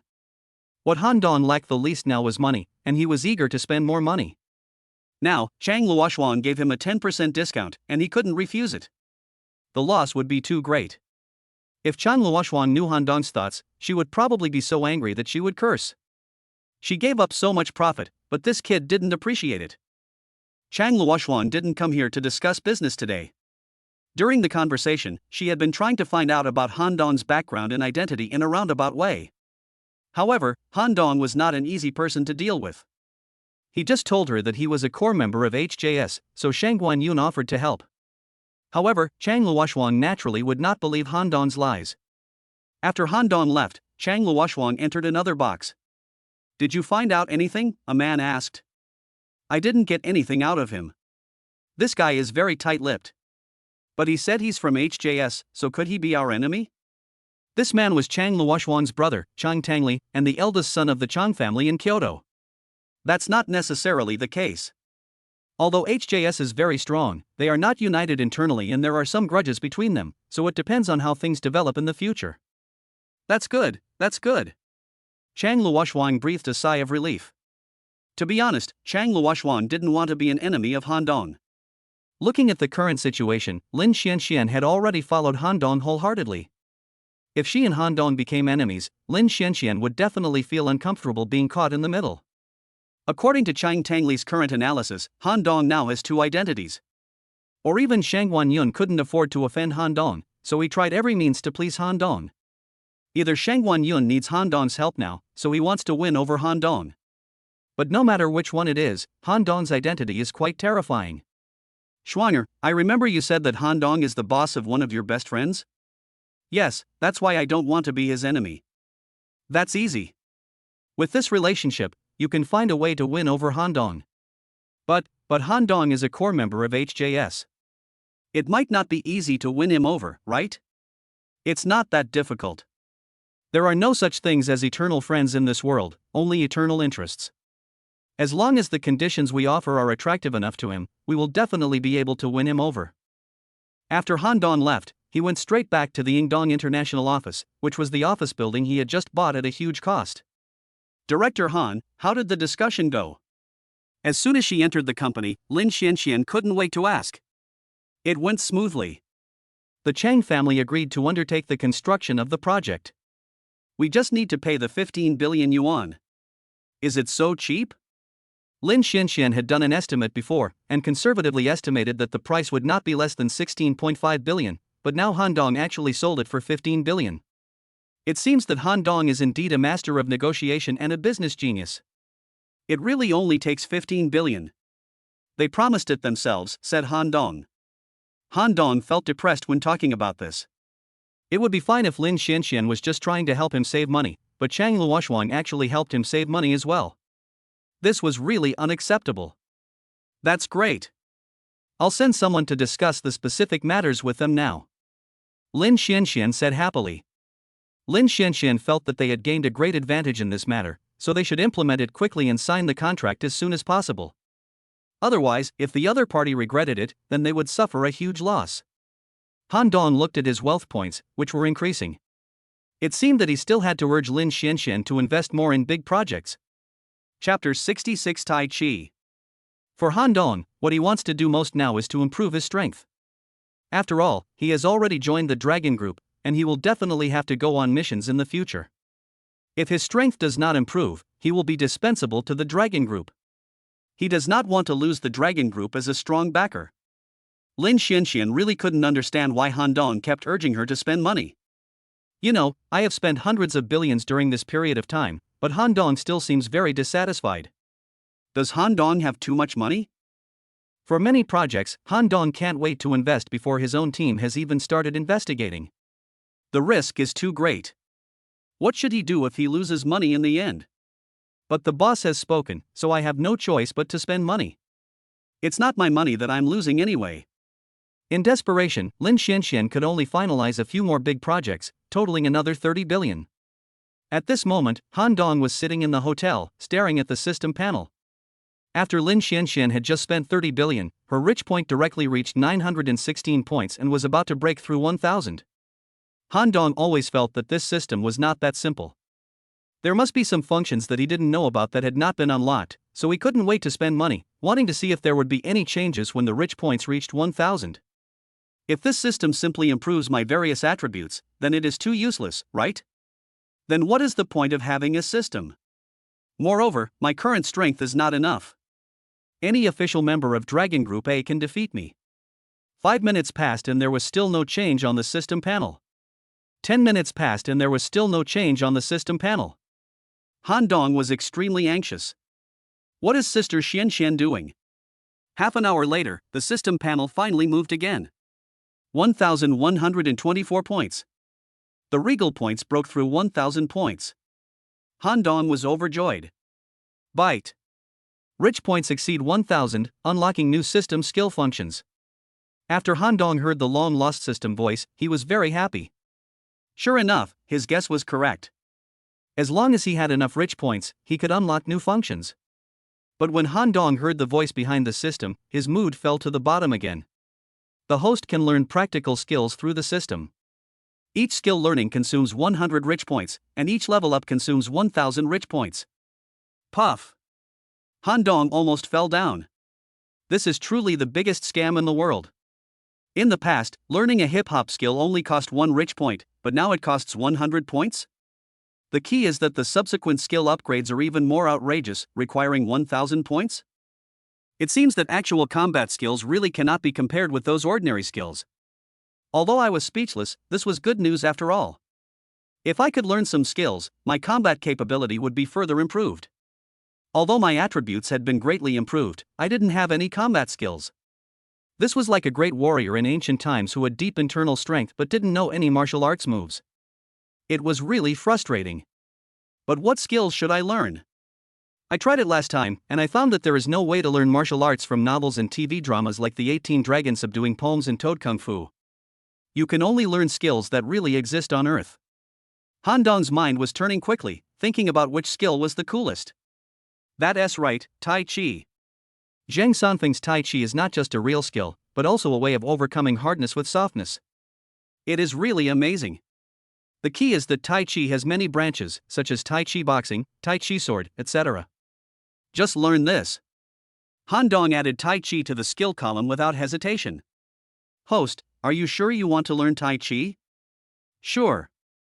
Han Dong can't wait any longer. Ding. Successfully learned Tai Chi skills. Current level is elementary. In an instant, many Tai Chi techniques emerged in Han Dong's mind, and his body seemed to have some unexpected changes, and his whole body became light. Elementary? How can this be possible? Han Dong directly upgraded his skills to the intermediate level. Wow, 1,000 rich points were deducted directly. 1,100 points of the rich man disappeared in an instant, leaving only a pitiful 24 points. Han Dong felt very painful, because he had worked so hard to save them. But in order to make himself stronger, this was not a problem. Now Han Dong only feels that his body has been strengthened too much, but he doesn't know to what extent. He really wants to find someone to verify it. From now on, Luli, who was responsible for assessing him, should be the strongest person he has ever met. At this moment, he can't wait to fight with him to see if Luli can still withstand his full strength attack. Learning skills can be considered as improving strength, so this can be considered as a reassurance to Han Dong. Although a lot of rich points are needed later, having hope is better than anything else. And as your strength increases, you will naturally spend more money in the future, so it will be easier to earn rich points. Although Han Dong was rich in the past, he didn't dare to spend tens of billions or hundreds of billions because he was afraid that someone would investigate him. But now, he is not afraid even if he spends hundreds of billions. This is the benefit brought by increased strength. While Han Dong was fantasizing about this, the reputation of Ingdong International was growing in Kyoto. Many newly established companies in Kyoto had Ingdong International behind them, so more and more media began to pay attention to this investment company. Later, someone did the math for this emerging company, and the final result surprised many people. In just 1 month, this investment company spent hundreds of billions of dollars in Kyoto. What kind of strength does this company have? Who is the boss behind it? After this news was exposed, it instantly made the headlines of the Kyoto Daily. Afterwards, some media and large families began to investigate Ingdong's background. Unfortunately, they were not able to find much information in the end. The only thing they could find was that Ingdong owned Lintai Hotel and Haochang Entertainment, an office building in Kyoto, and some companies that it had recently invested in. However, what no one expected was that the boss of this investment company was just a young man in his 20s. For a time, many media and big families became very interested in Han Dong, but no one could find any information about Han Dong. Lin Xianxian attends all Ingdong's press conferences and all important occasions. Lin Xianxian has become the spokesperson for Han Dong. Taking advantage of Ingdong's current reputation, Ingdong is also recruiting talents. Many fresh graduates have submitted their resumes, dreaming of being able to join Ingdong International. Chapter 67 Exchange Meeting. During this period, the entire Ingdong International developed very quickly. Because the Dragon Group had taken away all of Han Dong's information, outsiders had no way of looking up information related to Han Dong. With the support of the Dragon Group, Han Dong naturally had to seize the time to develop. Han Dong was so happy that he almost burst into tears every day when he saw his rich points rising. But after a long time, Han Dong became very bored. That day, Han Dong opened up his skills and prepared to study them carefully. Tai Chi. A simple skill name, but the content is extremely rich. Tai Chi has 6 major combinations and 8 major moves, and its power is quite amazing. According to the content of Tai Chi in his mind, Han Dong performs various exercises and deductions in the hotel every day. Now he has basically mastered the basic essentials of Tai Chi and can apply them in actual combat. During the time when Han Dong was practicing hard, Ingdong was also developing rapidly in Kyoto. This naturally alarmed many forces, because Ingdong, the outsider, had begun to touch their cake and eat it. Ingdong International Investment never cares about the cost, so it has snatched many projects from local forces, which makes those investors very annoyed. So this group of people united and prepared to ban Ingdong International in Kyoto. After learning the news, Lin Xianxian immediately reported it to Han Dong. Han Dong heard this and realized that this wouldn't work. If the development of Ingdong International was hindered, it would inevitably affect the improvement of his own strength, so he had to think of a way. After much deliberation, Han Dong finally decided to release the news that he had destroyed the He family. This way, it would serve as a warning to others. However, if I release this news myself, it will inevitably be like Wang Po boasting about her own achievements, and it will not be able to truly deter those who have ulterior motives, so I need to find someone who has influence in Kyoto to help me with this matter. Obviously, no one is more suitable than Chang Luoshuang. So Han Dong called Chang Luoshuang directly. After getting Chang Tangli's consent, Chang Luoshuang also agreed to Han Dong's request. When this news was released, it instantly scared those who wanted to ban Ingdong. Are you kidding? The He family is a very powerful force in Kyoto. Even such a force was destroyed by Han Dong, so who am I?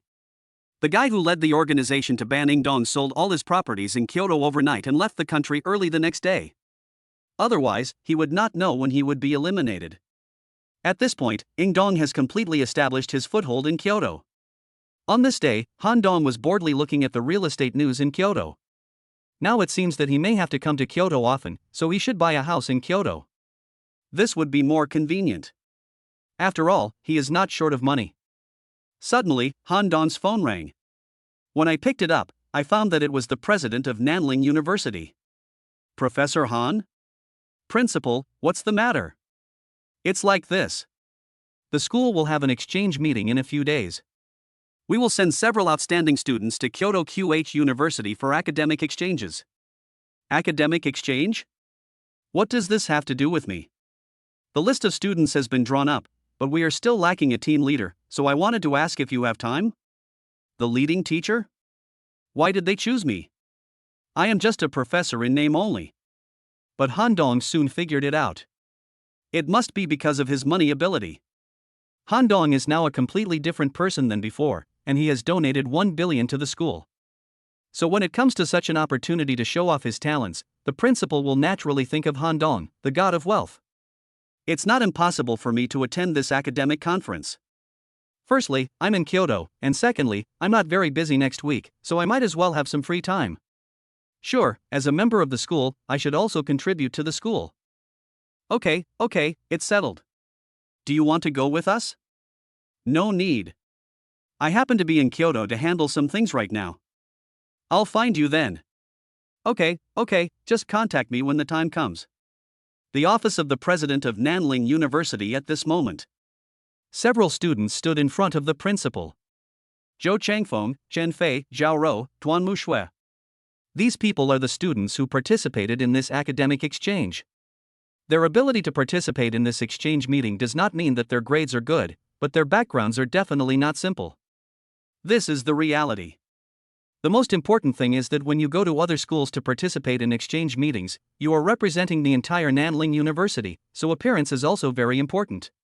If we send some unqualified people, it will definitely affect the reputation of the school. Students, please go back and prepare well. We will set off on time tomorrow afternoon. The principal said to them. Yes. Except for Duan Mushui, the other three were very excited about being able to participate in this exchange meeting. What's wrong, Duan Muxu, are you in any trouble? Asked the principal. Principal, can I not participate? I can give this opportunity to other students. As soon as these words were spoken, the other three people and the principal looked at Duan Muxu in surprise. Going to QH University for academic exchange, what a rare opportunity. Duan Mushui was unwilling to go? Duan Mushui, opportunities like this are rare. Don't you need to think about it again? Asked the principal. Principal, I'm so sorry. Duan Mushui didn't want to participate in this academic exchange, but there were too many people in Kyoto whom she didn't want to see, such as Qin Hong and Duan Mulei. Although she will have to face these problems sooner or later, Duan Muxu is now like hiding in a tortoise shell, so it is better to face them one day later. Well, since you have made up your mind, I won't force you. There are many outstanding students in Nanling University. Although it is a pity that Duan Mushui is not going, it will not affect the overall situation. We can just pick another one. Principal, will you take us there personally this time? Zhou Changfeng asked. Yes, but besides me, there is another leading teacher who will also go with us. Who is it? Several people were very curious. Professor Han. Professor Han? Han Dong? Zhou Changfeng shouted when he heard the name. Han Dong? Zhao Rou was delighted when she heard the name. She hadn't seen this guy for a long time since he deserted the battlefield last time. But she was embarrassed to contact him. After all, they almost had an actual relationship last time. She didn't expect that he would go with her this time. Chen Fei was naturally very happy. The main reason why Chen Fei was selected this time was because of Han Dong. Only Zhou Changfeng had a bitter look on his face. He knew Han Dong's strength, but he was Qin Hong's man, and the two sides were enemies. Wouldn't this make things difficult for him? What's the matter? Does Zhou Changfeng have any objections? The principal stared at Zhou Changfeng and asked. No opinion. Okay then, if there's no problem, then you guys should go and get ready early. Just as everyone was about to leave, Duan Mushui suddenly spoke up. Principal, I've thought about it and this opportunity is really rare, so I decided to participate in this exchange meeting to bring honor to the school. What? Are you going to participate again now? The principal looked at Duan Muxu in confusion and asked. Yes, principal. I have thought it over carefully. I think the school should be the most important thing. That's right, okay, you should go and get ready too. Several people were very confused. Anyone could see that Duan Muxue was unwilling to attend this exchange meeting, but why did she change her mind when she heard that Han Dong was also going? Is there any mystery in this? Chen Fei muttered to herself, it seems that I will have another sister-in-law. In fact, when Duan Muxer heard the news that Han Dong was also going, she was extremely excited, because the two of them had formed an alliance last time, and she also had a very bold plan when she returned this time. Chapter 68 Assassination Website. Han Dong took a nice shower in the hotel and changed into clean clothes. After lying on the bed, he decided to send a text message to Meng Yao. I promised her that I would look for her after I was done with my work, so a man should keep his promise. Meng Yao, I'm almost done with my work in Kyoto. I will attend an academic exchange at QH University in a couple of days. In just 10 seconds, Meng Yao's text message arrived. You're coming to QH University? That's great. After graduating from Nanling University, I returned to Kyoto to take care of family affairs, but I also have a temporary position at QH University. I'll be waiting for you. Oh my god. Is it such a coincidence? Meng Yao is also a temporary teacher like me. Could it be that Meng Yao also donated money to QH University? What a coincidence. Then we'll be colleagues again. Yeah. It makes me happy just thinking about it. Okay then. You should go to bed early. I will try to register at QH University as early as possible. Good night. After closing the phone, Meng Yao's mouth corners involuntarily curved up. This scene happened to be seen clearly by Wu Ailing, who was sitting behind Meng Yao, and the content of the text messages on her mobile phone was naturally also visible. Yao, who is this Han Dong? This gave Meng Yao a big fright. Oh mom, why are you still peeking at other people's messages? Meng Yao was a little dissatisfied. What do you mean by peeking? I was watching openly, okay?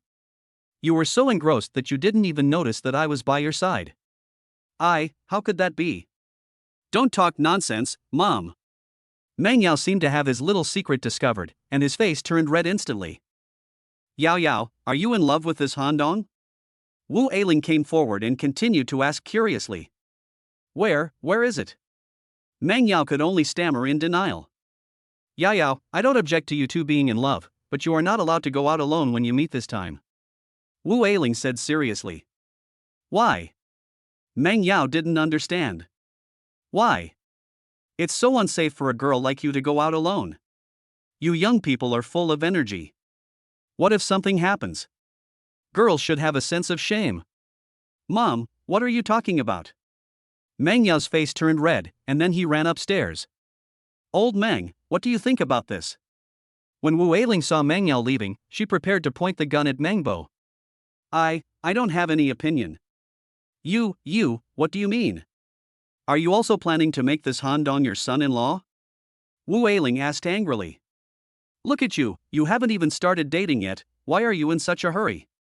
Besides, even if there is a start, as long as Yao likes it and Han Dong is a good kid, I don't think there's anything wrong with it, right? Are you and your daughter trying to piss me off to death? Do you know this Han Dong's background? What if he's a pauper? Is he worthy of Yao? Wu Ailing asked 4 soul-searching questions in a row. Can we not be so anxious for now? We can talk about everything after we meet Han Dong. Maybe this kid is very good. Meng Bo is worthy of being the helmsman of the Meng family. His demeanor is truly extraordinary. On the other side, Xin Hong was lying comfortably on a big bed, and 2 young women were giving him a massage. Ding ling ling. The phone nearby rang. A massage girl picked up the phone and put it to Xin Hong's ear. Who is it? It's me, Zhou Chengfeng, Master Qin. Oh. It's Chong Feng. What's the matter? Mr. Qin, this is the case. Nanling University has organized an academic exchange event with QH University. Miss Duanmu and I will both attend. We will be in Kyoto tomorrow. Schwer will come too? That's great. I didn't get to see her the last time I went to Nanling. This is a good opportunity. It's just. Zhou Chengfeng said hesitantly on the other end of the phone. Just what? Just say it. Mr. Qin, Han Dong will also participate. Han Dong? He's coming too? Isn't he a student attending the exchange meeting? What is he doing here? After hearing Han Dong's name, Shin Hong sat up with a somersault, which scared the two masseuses. He came here as the team leader. Okay, I understand. If everything is alright, let's leave it like this for now. After saying that, Shin Hong hung up the phone. Seeing that the atmosphere was not right, the two massage girls tactfully walked out. Shin Hong was the only one left in the room. Han Dong, since you have come to Kyoto, let's settle all the old and new accounts together. This is my territory, not Nanling. If you dare to come, don't blame me for being cruel. Shin Hong is one of the 8 Vajras of GD. When has he ever suffered such a big loss? Now not only outsiders laugh at him, but even the people inside GD laugh at him. And all this is caused by this kid Han Dong. This time he must make Han Dong get back his money with interest. Now Han Dong doesn't know that Shin Hong already knows that he has come to Kyoto, but even if he knows, Han Dong has nothing to be afraid of. After all, Han Dong's current strength is not to be underestimated, and he has the support of a behemoth like the Dragon Group behind him. The members of the Dragon Group have considerable power. No matter which province they go to, they will become the governor's guests of honor. No one will offend them. This is the benefit of power. However, Han Dong didn't know at this time that Shin Hong was already offering a bounty for his head. In a garden villa in Kyoto, Shin Hong logged into a foreign website on his computer. This was a foreign assassination website. Many professional mercenaries and some professional killers would accept missions through this website and would receive rewards after completing the missions. After entering the website, Shin Hong quickly posted a message. The reward amount is 1 billion. The goal is to assassinate the top people on the Earth list. The location is Kyoto, China. Shin Hong didn't know that Han Dong had already entered the heavenly ranking at this moment. After sending it, Shin Hong lit a cigarette, tapped his fingers on the table, and waited quietly for the killer to accept the order. However, half an hour passed and there was no movement on the website page. Shin Hong scratched his head, not knowing what was going on. Logically speaking, the average transaction price of this assassination website is 500 million, but the price he offered has reached 1 billion, and the person he assassinated is only a top person on the Earth list, so why is no one taking the order? In fact, what Shin Hong didn't know was that foreign killers and mercenaries were most reluctant to take missions from China, because China has been known as the graveyard of mercenaries since ancient times. Many mercenaries who came to China to perform missions basically never returned, because the Chinese government's crackdown on mercenaries and killer organizations was too severe. Although the price Shin Hong offered is high, you still have to be alive to spend it. I waited for another half an hour, but still nothing happened. Shin Hong became furious and directly increased the reward amount to 2 billion. Sure enough, after the commission was increased, people soon paid attention to this task. 2 billion is an astronomical figure for many people. China is a place that many mercenaries and killers are reluctant to come to. However, driven by the huge profits, some people still want to take a gamble. In addition, there are some newbies who have just entered the industry. They are like newborn calves who are not afraid of tigers. They don't believe that China is a forbidden place at all. Shin Hong was very happy to see that many people were willing to take the task. According to the regulations, 2 billion was deposited into the designated account of the assassination website. Within 3 days, the platform would assign a killer to come to Kyoto to carry out the task. If the task failed, the funds would be fully refunded. Next, Shin Hong sent all the information he knew about Han Dong to the assassination website. Chapter 69 Investment Property. The next day, Han Dong went directly to the Mercedes-Benz 4S store in Kyoto. It seemed that he would come to Kyoto often in the future, so Han Dong thought that he should buy a suite here and a car. After all, it was really inconvenient to stay in a hotel every time, and he couldn't take a taxi every time he went out. Han Dong took a fancy to the S650 Pullman, which was priced at 13 million yuan and had a very impressive appearance. Han Dong liked it very much. Afterwards, Han Dong drove his new car around QH University and drove around for several circles without stopping. Han Dong is naturally looking for a house. Since he wants to buy a house in Kyoto, he will try to buy one near QH. Firstly, housing and school districts will definitely appreciate in value. Secondly, Mang Yao happens to be working at QH and should come to the school frequently on weekdays. It is always good to live closer. However, Han Dong looked around for several times but failed to find a satisfactory house. School district houses have always been in high demand, and new houses around QH University have basically been sold out. Although there are some second-hand houses for sale, Han Dong did not consider second-hand houses. As a last resort, Han Dong could only expand his search range and finally found a newly developed real estate project, which was about a 15-minute drive from the school, which Han Dong could accept. Kyoto is Kyoto, and the housing prices here are much more expensive than those in Nanling. The average price is basically over 500,000. However, the property Han Dong purchased was not in a wealthy area, but just an ordinary property, so he simply picked a large flat and eventually bought it for 120 million yuan. After paying the money, an idea suddenly popped up in Han Dong's mind. Since the housing prices in Kyoto are so expensive now, why doesn't he buy more houses? Wouldn't he have more money this way? Han Dong did what he said. He spent the whole afternoon wandering around the prime location of Kyoto. Whenever he saw a new property for sale, he would go and buy one. At the end of the day, he was really exhausted. Although it was very tiring, Han Dong's results were still very gratifying. He spent nearly 5 billion in one day. Looking at the piles of house purchase contracts and keys in the car, Han Dong was very happy. As for how many houses he bought, he hadn't counted them. What he cared about most was how much money he spent. There was no other way. The number of rich points required to upgrade skills was too high. The goal of 1,000 was still a long way to go. In the next 2 days, Han Dong learned his lesson. He felt that if he continued to buy a house by himself, the efficiency would be too low. Fortunately, there is an industry that specializes in this, and that is real estate agency. Han Dong also contacted several well-known real estate agencies in Kyoto and told them that he was planning to invest in houses in Kyoto and asked them to help him buy more properties. In addition, after a whole day of house buying, Han Dong found that the price of courtyard houses in Kyoto was extremely expensive, so in the next 2 days, he simply bought a courtyard house. There is strength in numbers. Plus with commissions, these agents are incredibly efficient. In 2 days, Han Dong spent 28 billion yuan.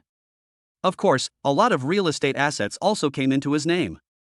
He had more than 10 courtyard houses alone, and all of them were located in prime locations. Han Dong was very excited to see that his rich points had risen to 356 again.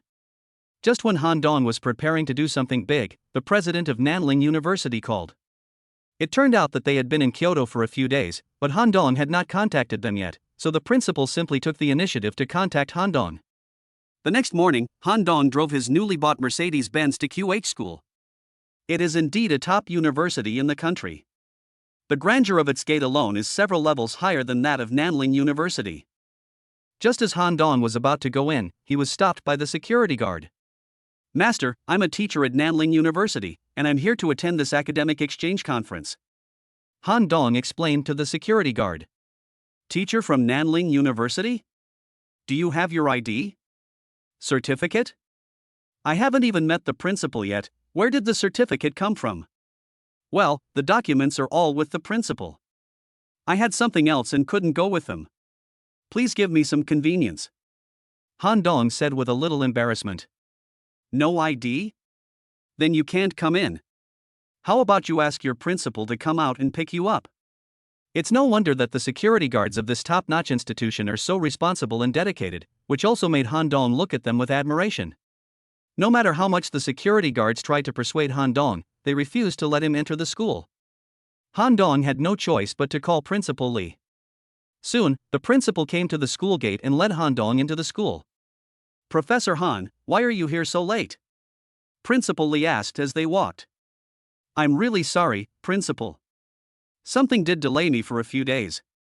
"Well, young people are like that. It's understandable that you put your career first. But you still need to combine work and rest." "I understand, Principal. I will pay attention to it." "Then let's go quickly."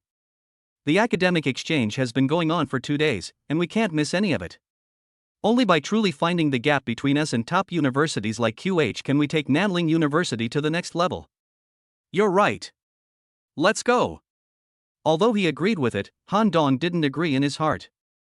Although Nanling University was also very good, there was indeed some gap compared with world-class universities like QH, and this gap could not be changed in a day or two or through 1 or 2 exchange meetings. Apart from anything else, just in terms of the school's hardware and software facilities, there is no way to compare the two schools. In other aspects, QH directly crushes Nanling University. Walking on the small path of QH University, Han Dong attracted the attention of many girls in the school.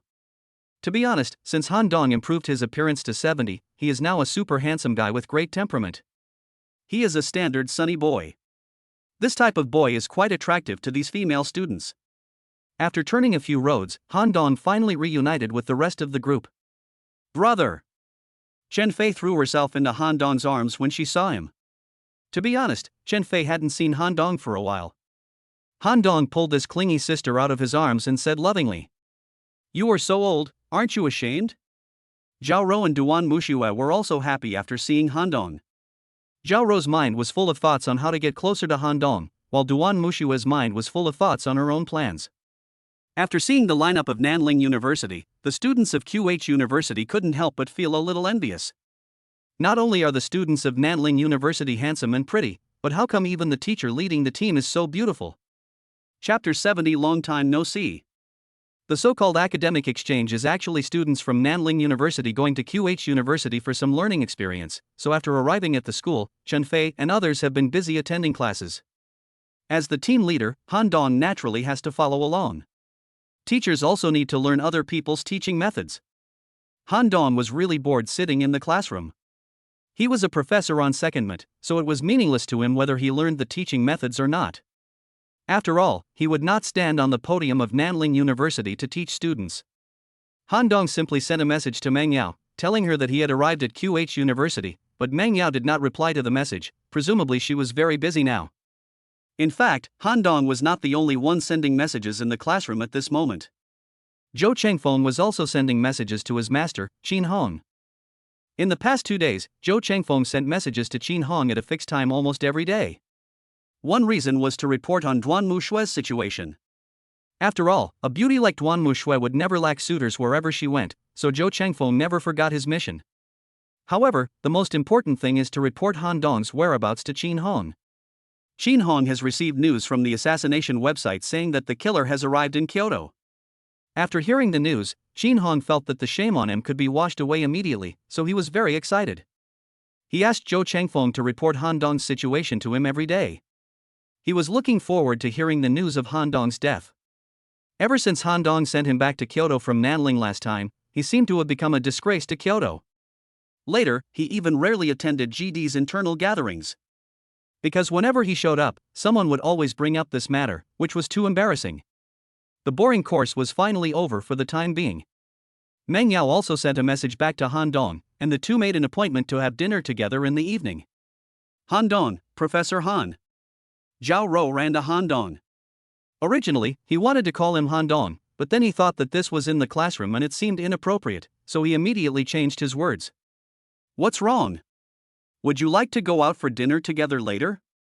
Ever since Han Dong deserted the battlefield last time, Zhao Rou felt that the distance between him and Han Dong was too far, so now he had to narrow the distance between himself and Han Dong. How about next time? I have a date tonight. Who is it? Zhao Rou asked sensitively. An old classmate happens to work at QH University, so we had dinner together. Han Dong replied. Oh, okay then. But you have to treat me next time. Zhao Rou breathed a sigh of relief. But at this moment, Zhao Rou still felt a little frustrated. Whether in terms of figure or appearance, she should be considered a top beauty. Over the years, countless boys have wanted to pursue her, but she has never been rejected like this by others. But this Han Dong, I took the initiative like that last time, but he ran away in the end, and now he has rejected my invitation. Is he a blockhead who doesn't understand romance, or is there really something wrong with him? Okay, I'll definitely treat you next time. Han Dong replied. If he knew what Zhao Rou was thinking, he would probably find an opportunity to prove that there was nothing wrong with him. As soon as Zhao Rou left, Duan Muxu ran to Han Dong again. Han Dong, don't forget our agreement. Duan Muxu didn't think too much like Zhao Rou, and called Han Dong by his name. Agreement? What agreement? Han Dong wondered when he had made an agreement with this woman. Didn't we agree to deal with Qin Hong together? Oh, you're talking about this. Don't worry, we are in the same trench on this matter. Humph. That's good. Duan Muxu came back this time not for this boring academic exchange. She had a bigger plan in her mind, and the basis of all this was to get Han Dong's help. I am like a fish in your lotus pond, just waiting for the bright moonlight with you. While Duan Muxu was talking to Han Dong's cell phone rang again. It's a call from Meng Yao. Hello, Meng Yao. Handong, I'm here. Are you done with get out of class? Get out of class is over. Wait, I'll be right out. After hanging up the phone, Han Dong ran out of the classroom. Outside the classroom, a beautiful figure was waiting for Han Dong. This person was naturally Meng Yao. Maybe because she was at school, Meng Yao was dressed very simply today, a formal dress with a ponytail on her head. But even so, she was still a super beauty. Most of the boys coming and going kept looking back at Meng Yao. Han Dong walked towards Meng Yao. At this moment, Meng Yao was also a little excited, his cheeks were flushed, and he looked even more attractive. In the past, Meng Yao only met Han Dong as an old classmate, so he didn't think there was anything wrong. But today, Meng Yao's feelings towards Han Dong have changed, so he is naturally a little nervous. Long time no see. Yeah. Long time no see. At this moment, Han Dong could clearly feel the love in Meng Yao's eyes for him. It was impossible for Han Dong not to be moved when an excellent girl fell in love with him. In fact, when Han Dong was in school, he admired Meng Yao very much, but at that time, Han Dong was nothing, so he naturally did not dare to express his feelings. Later, everyone urged him to pursue Meng Yao, and he was naturally eager to try, but the pursuit failed, and then he got together with Su Lily. The moment he saw Meng Yao, Han Dong had an urge to hold her in his arms and cherish her, but Han Dong resisted the urge to do so. The reason was very simple, because now they were still just old classmates, or at most new colleagues, and the two parties had not yet confirmed their romantic relationship. After saying hello, the two walked out of QH University side by side. After they left, the school was in an uproar. Fuck. Wasn't that our school's goddess teacher Meng Yao? Yes. Who is that boy walking with her? Why haven't I seen him before? That person seems to be the teacher leading the exchange students from Nanling University. His name is Han Dong. Nanling University? What the hell? Isn't this just a waste of money? I heard that the girls from Nanling University who came this time are all beautiful girls, and their figures and looks are no worse than teacher Meng's. Their teacher poached our teacher, so why don't we poach the girls from their school? Isn't that fair? That makes sense. Let's go, and see the young lady from Nanling University. Chapter 71 Confession. Han Dong and Meng Yao walked on the campus, attracting the attention of many students and teachers. However, the two of them didn't care about other people's eyes at all. They walked out of the campus side by side and found a secluded place to have a meal together. Afterwards, Meng Yao brought Han Dong back to QH University. She decided to take Han Dong around this top university. The two sat down at the central lake of the school, which is an artificial lake and a paradise for QH lovers. Many young couples would date here. Especially at night, you could always see couples around the central lake. Han Dong. Meng Yao shouted at Han Dong. What's wrong? You have really changed a lot now. Meng Yao said. Change? What has changed? How should I put it? He's stronger, more handsome, and more charming than before. Meng Yao said with a blushing face. Han Dong touched his face awkwardly. It seemed that the appearance points added by the system were not added in vain. This thing really brought great changes to him. Before the system came into being, Han Dong was actually a little inferior, but now his self-confidence is about to burst. Actually, it's not just me who has changed, you've changed too. Han Dong said to Meng Yao. Me? How have I changed? You are more beautiful than before. Han Dong said with a smile. Ah. How come you've become so smooth talking now? I'm not being glib, I'm speaking from the heart. Han Dong looked at Meng Yao seriously and said. Looking at Han Dong's fiery eyes, Meng Yao's heart suddenly began to beat fast. She had never had this feeling before. Could this be love? Meng Yao's face turned red and he didn't know how to respond. Han Dong knew that he should do something at this time. As a man, it is better to take the initiative. Meng Yao, I used to have low self-esteem. When I stood with you, I always felt that I was not worthy of you. But now I will forget my low self-esteem. From now on, I want everyone to know that I like you. Han Dong, you, me, this. After hearing Han Dong's sudden confession, Meng Yao's smiling face turned red with shame, and she didn't know what to say for a moment. Yao Yao, are you willing to stand with me? Han Dong stretched out a hand and asked Meng Yao with his eyes fixed on him. Is he confessing his feelings? Meng Yao's heart was pounding. From childhood to adulthood, many boys had confessed their love to her, but no one had ever made her feel this way. Meng Yao looked at Han Dong. Once upon a time, she didn't think the man in front of her was so outstanding, but now she thinks this man is really charming. Meng Yao put her left hand in Han Dong's right hand, which meant that she had agreed to Han Dong's pursuit. Han Dong took Meng Yao's shoulder and let Meng Yao lean directly on his arms. But this scene happened to be discovered by a young couple in the distance. The boy recorded this scene directly with his mobile phone. Oh my god! This is the explosive news of the year in our school. Meng Yao, who has been obsessed by all the male students and teachers of QH University, is actually dating a mysterious man, and the two of them even hugged each other. If this news were to be released, the entire campus network would probably be in an uproar. Crack, crack. Thinking of this, the boy took a few more photos from a distance. At this moment, Han Dong was completely immersed in joy and didn't notice that someone in the distance was taking pictures of Meng Yao crazily.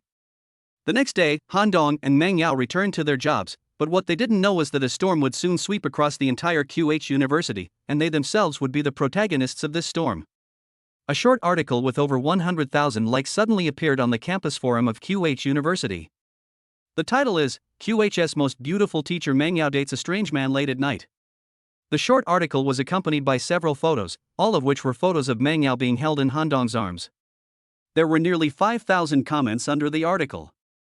In an instant, this short article became the most popular article on the forum. Almost all classes were discussing it. The curious boys have already started to search for the mysterious man in the photo. Finally, all the evidence shows that the mysterious man in the photo is Han Dong, the teacher in charge of Nanling University. 2 hours later, another short article with a very high number of likes appeared in the forum. Title: Han Dong, the teacher in charge of Nanling University, seduced Meng Yao, a teacher from QH University. Meng Yao is very well known in QH. He has always given people the impression that he is noble and cold, and should be kept away from others. But this time, he was picked up by a man from another school. How embarrassed are the boys in QH? There have been many rumors about Meng Yao in the past, but they have always been rumors without any substantial evidence. But this time it is different, as there are many photos to confirm it. In the afternoon, when the academic exchange class ended, Han Dong, Chen Fei and others were surrounded by a group of people as soon as they walked out of the classroom. These are all students of QH. They just want to come and see who this Han Dong is and how he could win over Meng Yao, the thorny rose. However, Han Dong and others were confused. After all, they were not students of QH, so they did not log into the QH campus forum and were unaware of what had just happened. Han Dong wondered when he became so famous? On the other hand, Meng Yao was not having a good time either. Her colleagues kept asking her whether the mysterious man she was dating was Han Dong.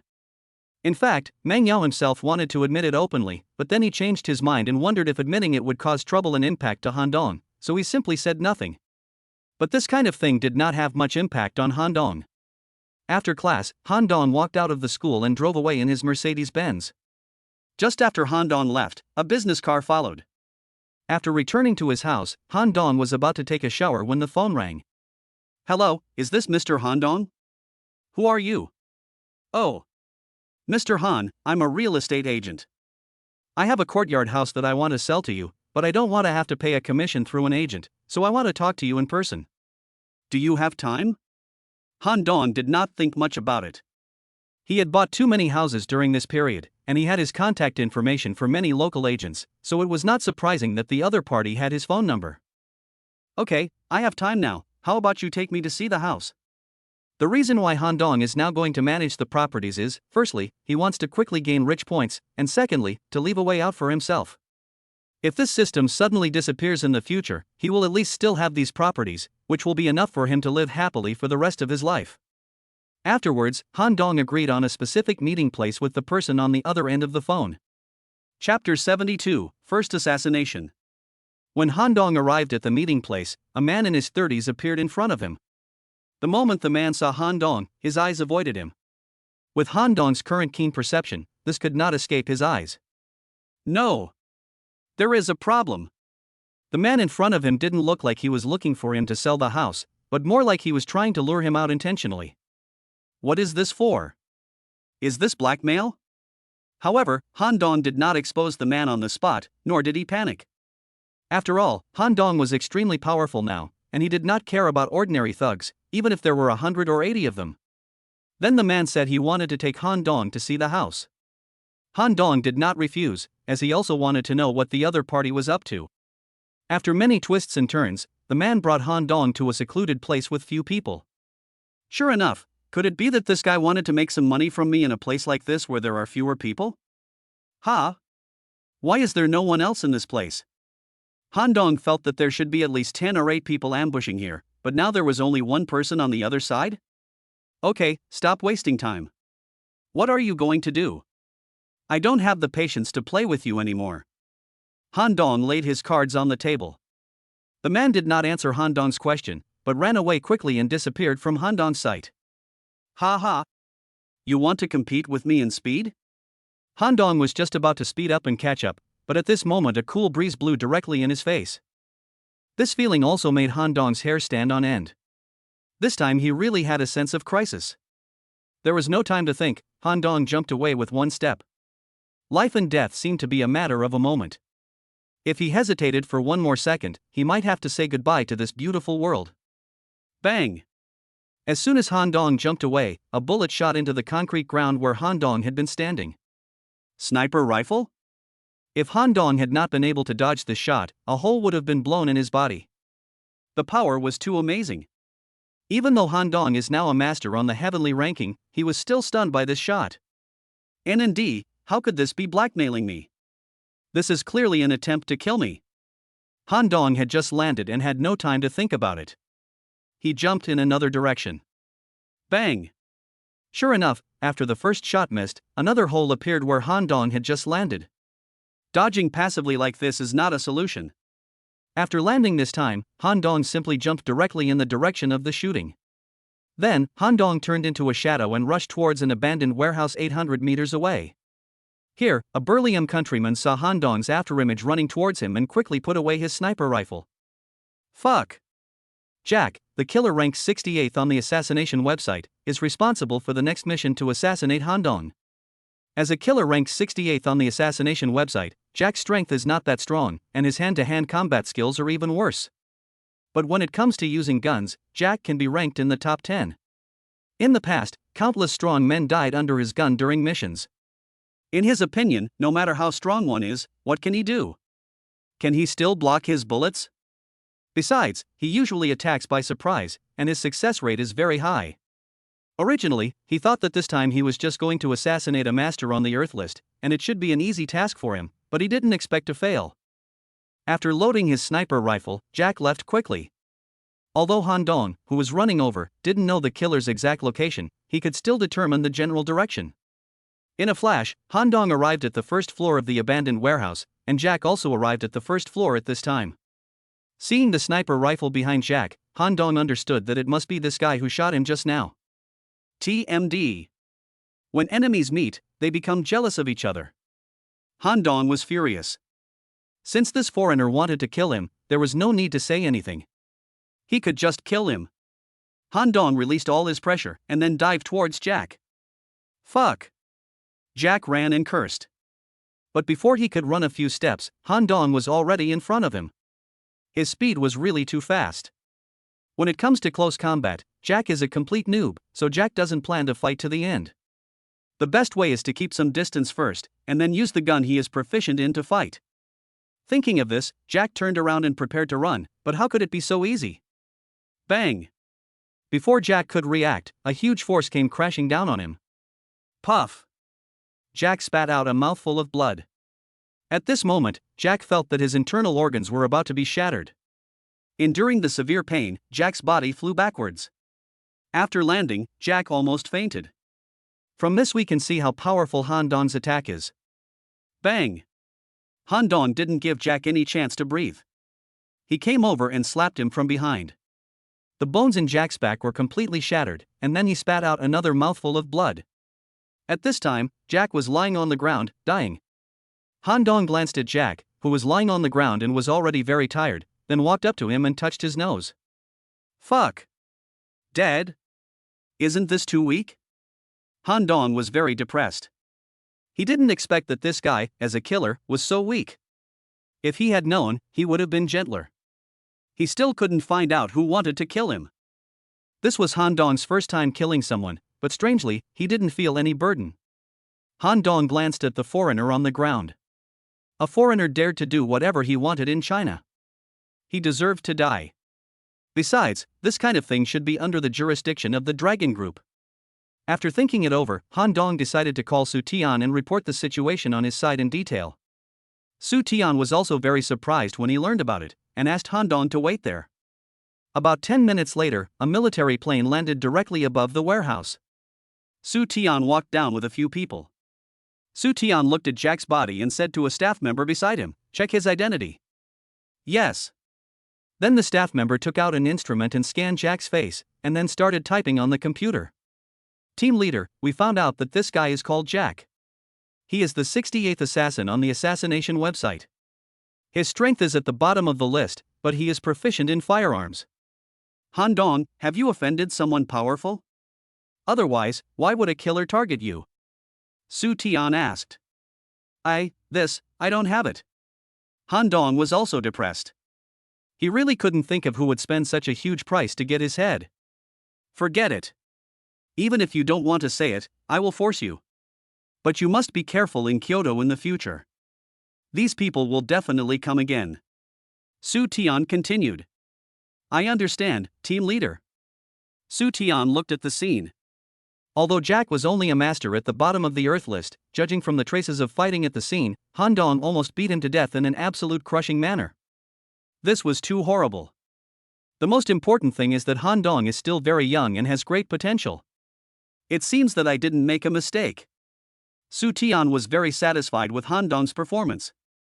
Chapter 73: Improving Strength. After Su Tian arrived at the scene, Han Dong left directly. He knew that the Dragon team would definitely take care of the rest of the matters for him. After returning home, Han Dong was still frightened. Although I was lucky enough to escape because the killer today was much stronger than me, if the other party sends a supermaster next time, wouldn't my life be in danger? Although Han Dong is very powerful now, that is only compared among the younger generation. If the other party directly sent a master of Su Tian's level, Han Dong would have no chance of escape. Therefore, the top priority is to work hard to improve our strength. If you want to improve your strength, you must have a lot of rich points. Spend money. Spend money. Spend money. Now spending money is the way to go. But how can I spend more money? Han Dong has already bought houses everywhere, but the speed of spending money is still not ideal. Is there anything more expensive than a house in Kyoto? That's right. An object suddenly flashed through Han Dong's mind. Islands. If I could buy an island, I would definitely spend a lot of money. Thinking of this, Han Dong hurriedly called Lin Xianxian. "Sister Xianxian, I want to buy some things now. Can you please ask someone to keep an eye out for me?" "What?" "Islands. We also need some cruise ships, helicopters, and the like. Remember, I don't need to compare price performance, I just want the best and most luxurious." "Ah.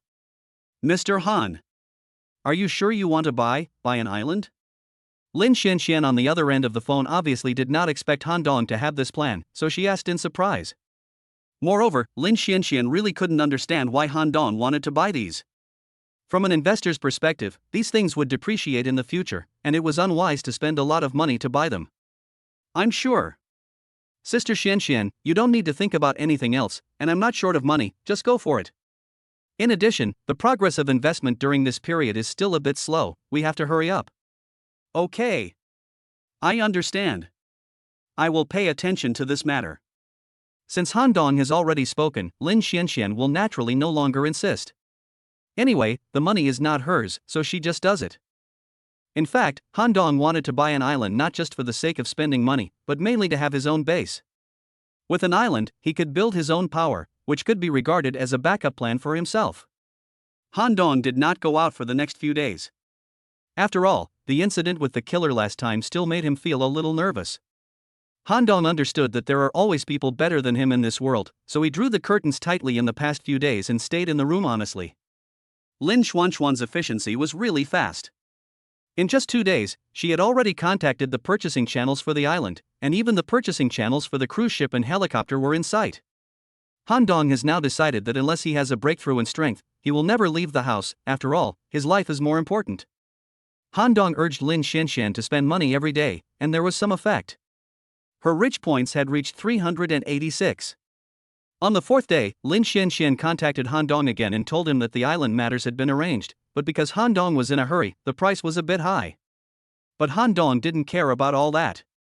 The last thing he lacked was money, and he even hoped the price would be as high as possible. After transferring all the funds for purchasing the island, helicopter and cruise ship to Lin Xianxian, Han Dong quietly waited for changes in his wealth point. It was not until the afternoon that Han Dong's rich points finally changed, soaring to 1247 points. But Han Dong looked at the Fuao store, it was still not enough. What should I do? What else is more valuable? Oh, right. You can buy a mine. This thing is worth a lot of money. If I want to buy a mine, then I must choose Feibang. There are a lot of mines in Feibang, but I don't have any connections there. What should I do? Shangguan Yun. You can find him. Han Dong acted immediately and called Shangguan Yun, asking him to help find a way to buy a few mines in Feibang country for fun. Brother Han, is there something wrong? Brother Shangguan, I have something to trouble you with. But you can say it. I wonder if you have any connections in the non-state countries who can help me buy a few mines for fun? Brother Han wants to buy a mine? Shangguan Yun was not very surprised. After all, he knew Han Dong's strength. Let alone a few mines, even dozens of mines would not be a problem. Ha ha. I just have some spare money and I don't know how to spend it, so I might as well buy a few mines. Han Dong explained. That's really a coincidence. I have a friend over there, and he has a newly discovered mine, and he wants to sell it now. But this mine has just been discovered, and no one knows what's inside, so the risk is not small. Oh? That's great. I'm not afraid of risks, so please ask for me. It would be best if I can buy it right away. Han Dong doesn't care what's under the mine. Even if there's nothing, it doesn't matter, as long as the money is spent. Okay, I'll help you find out the situation and contact you later. Shangguan Yun said. Okay, I'll wait for your call. Seeing that Han Dong was very anxious, Shangguan Yun immediately took action. Soon, Shangguan Yun called. Brother Shangguan, how is it? Han Dong asked anxiously. Brother Han, my friend's price is a bit high. He wants 30 billion. No matter how much I persuade him, he won't give in. I think the risk is too high. Why don't we look at other mines? Take your time. There's no rush. No need, this is it. As long as he agrees to sell it to me, the price is not a problem. I want this mine. Brother Han, this is 30 billion, have you thought it through? I've thought it through, let's do it. Well, okay then. I'll contact him now and try to finalize the contract as soon as possible. Well, thank you for your help, Brother Shangguan. After hanging up the phone, Han Dong breathed a sigh of relief. Now he should be able to make a breakthrough in his strength. The next day, Shangguan Yun had indeed gotten everything done, and Han Dong's rich point reached 1632 points. Han Dong opened the system panel. He should upgrade his skills first. Han Dong spent 1000 rich points to upgrade the Tai level to the intermediate level. Afterwards, Han Dong raised his physique, mental strength, and appearance to 80 points. My goodness, after each attribute reaches 80, if you want to continue upgrading, you will need 50 rich points for each improvement. It will cost 2000 points to continue improving the intermediate skills. This is really a huge pit. After the operation was completed, Han Dong lay directly on the sofa. His head was dizzy, his bones were rustling, and he even felt a little bloated and painful.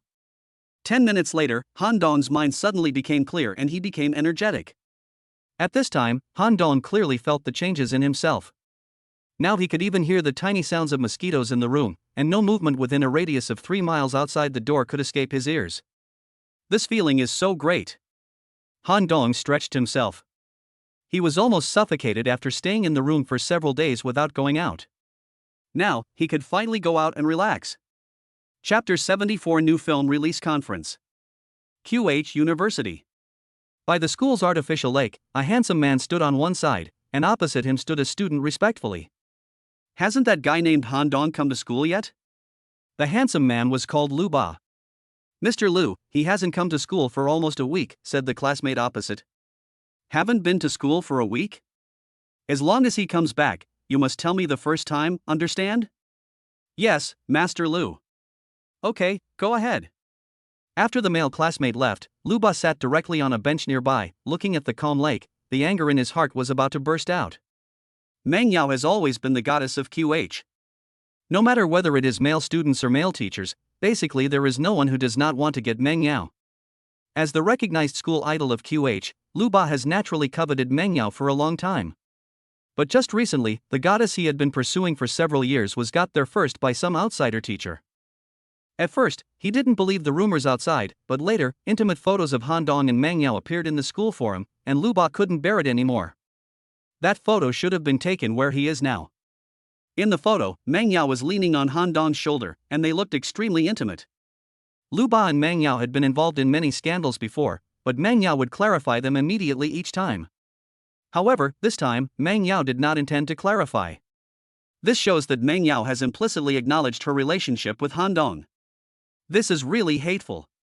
I am one of the 3 famous sons of QH. I have good looks, talent, and I am from Kyoto. I am far better than Han Dong in every aspect, but Meng Yao actually chose that loser. Before coming to QH, he had slept with countless women, but since he met Meng Yao, Lu Ba felt that the women he had played with before were far inferior to Meng Yao. Lu Ba swore that he would get Meng Yao into bed. Moreover, according to gossip, Meng Yao's identity and background are not simple. It is said that he is from a big family. If he can take down Meng Yao, it will be of great benefit to the Lu family. In order to get Meng Yao, Lu Ba did not hesitate to break up with all the women in his past and pursued Meng Yao wholeheartedly, but in front of Meng Yao, he was repeatedly humiliated. Now in front of Han Dong, this bitch Meng Yao actually showed such a tender side. The more Lu Ba thought about it, the more he hated it. If he couldn't get it, no one else could get it. Another 2 days passed. These past 2 days, Han Dong has been busy buying houses as usual. There is no other way, he is in urgent need of more rich points. I finally contacted another seller, and he arranged to have a talk with me at the Kyoto hotel. Han Dong also arrived at the hotel at the appointed time. The 2 sides had a good discussion, and after signing the contract, Han Dong prepared to leave. As soon as I walked out of the hotel gate, I found that there were many luxury cars parked at the door. There were also many people gathered at the door. Some of them were holding signs in their hands. It seemed that some star was coming. Out of curiosity, Han Dong asked the hotel staff and found out that there really were many big stars coming. A director was holding a new film launch at the hotel today, so many stars would be present. Han Dong had nothing to do anyway, so he decided to join in the fun. After all, there aren't many opportunities to meet big stars offline. Following his fans, Han Dong came to the 20th floor of Kyoto Hotel. Han Dong glanced at the hall. Wow, the decoration was so beautiful. Han Dong found a corner and sat down. His arrival did not attract much attention. There are so many celebrities in the hall, and these people can only be seen on TV. However, there was one person Han Dong looked very familiar. After taking a closer look, he found that it was Sun Si, the female star he had rescued in the Han River.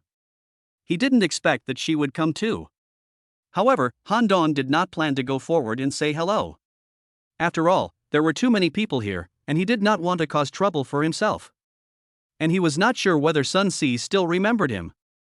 At this moment, Sun Si was sitting opposite a bald old man. To outsiders, Sun Si is a popular star and enjoys unlimited glory, but only she herself knows that this road is not easy. In the eyes of capitalists, you are just a plaything. I spent a lot of energy before and finally got myself a role, but in the end, I was replaced just because I didn't want to sleep with the investor. I have encountered too many similar things over the years. I encountered such a thing when I was in the Han River. Fortunately, I met Han Dong who saved me, otherwise the consequences would be disastrous. She heard that there would be a lot of investors coming to today's conference, so she thought of trying her luck. Maybe she could get investment for her new film. Mr. Wang, the film we are going to shoot this time is very good in every aspect. It is a big production. If you can invest in it, you will definitely make money. Well, Miss Sun, I still need to think about this matter carefully. As for the final result, it depends on Miss Sun's own performance.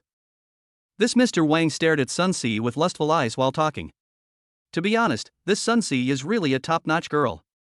Besides, she came to me on her own initiative. I have to take her down tonight no matter what.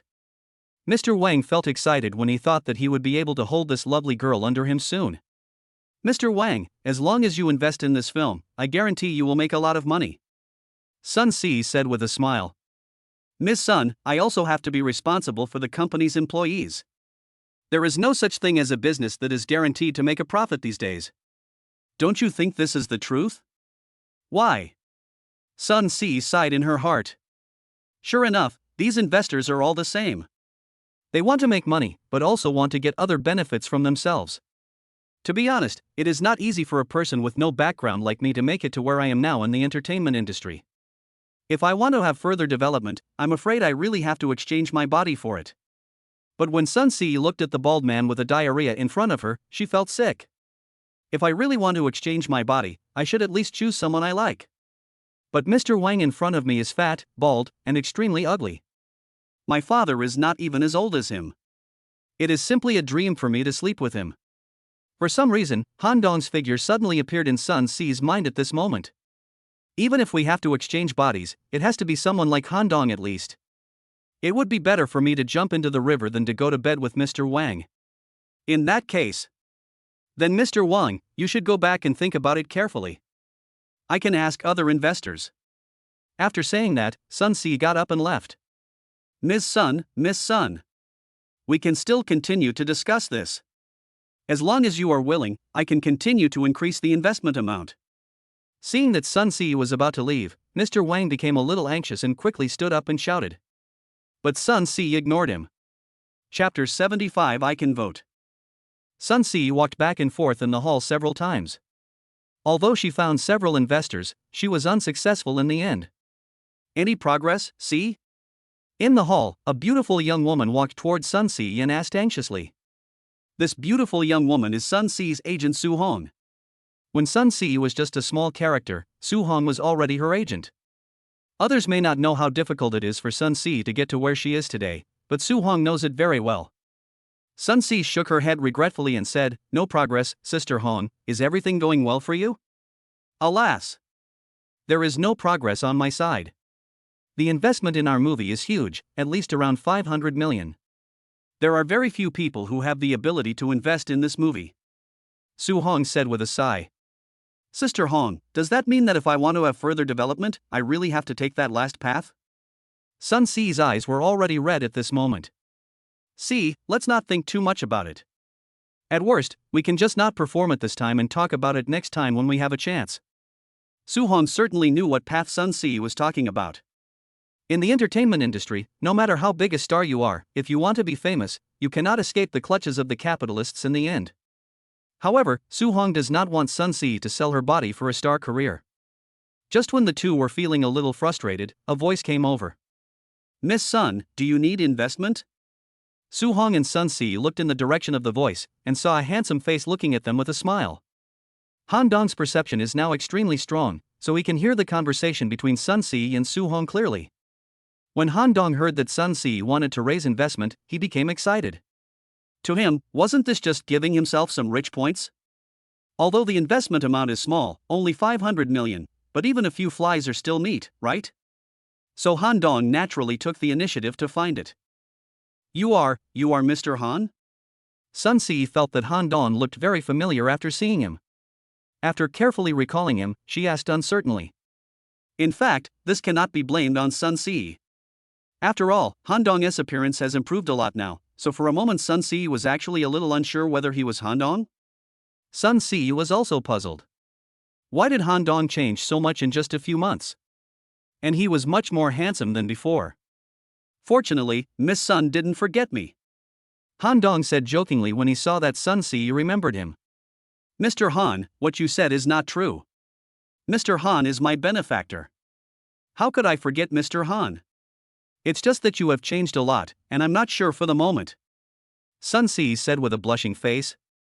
Su Hong, who was standing by, was meeting Han Dong for the first time, but she was still amazed by the young man in front of her.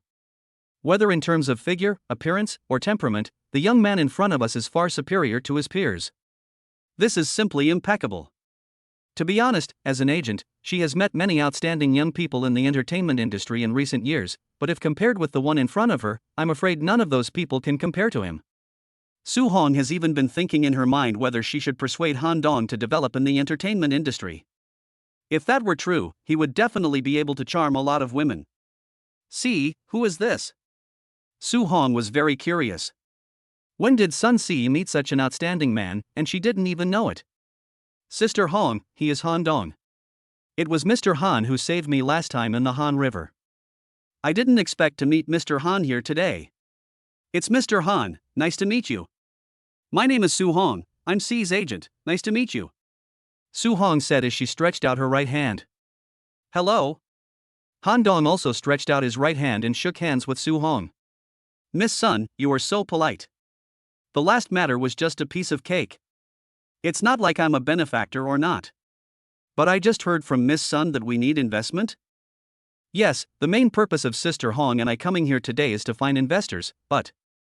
Sun Si lowered her head after she finished speaking. I can vote. After hearing Han Dong's words, Sun Si was also stunned. Mr. Han, are you still involved in the entertainment industry? Oh. I also have some businesses in the entertainment industry. Although I have never invested in a movie before, I am now ready to test the waters. Han Dong did not lie.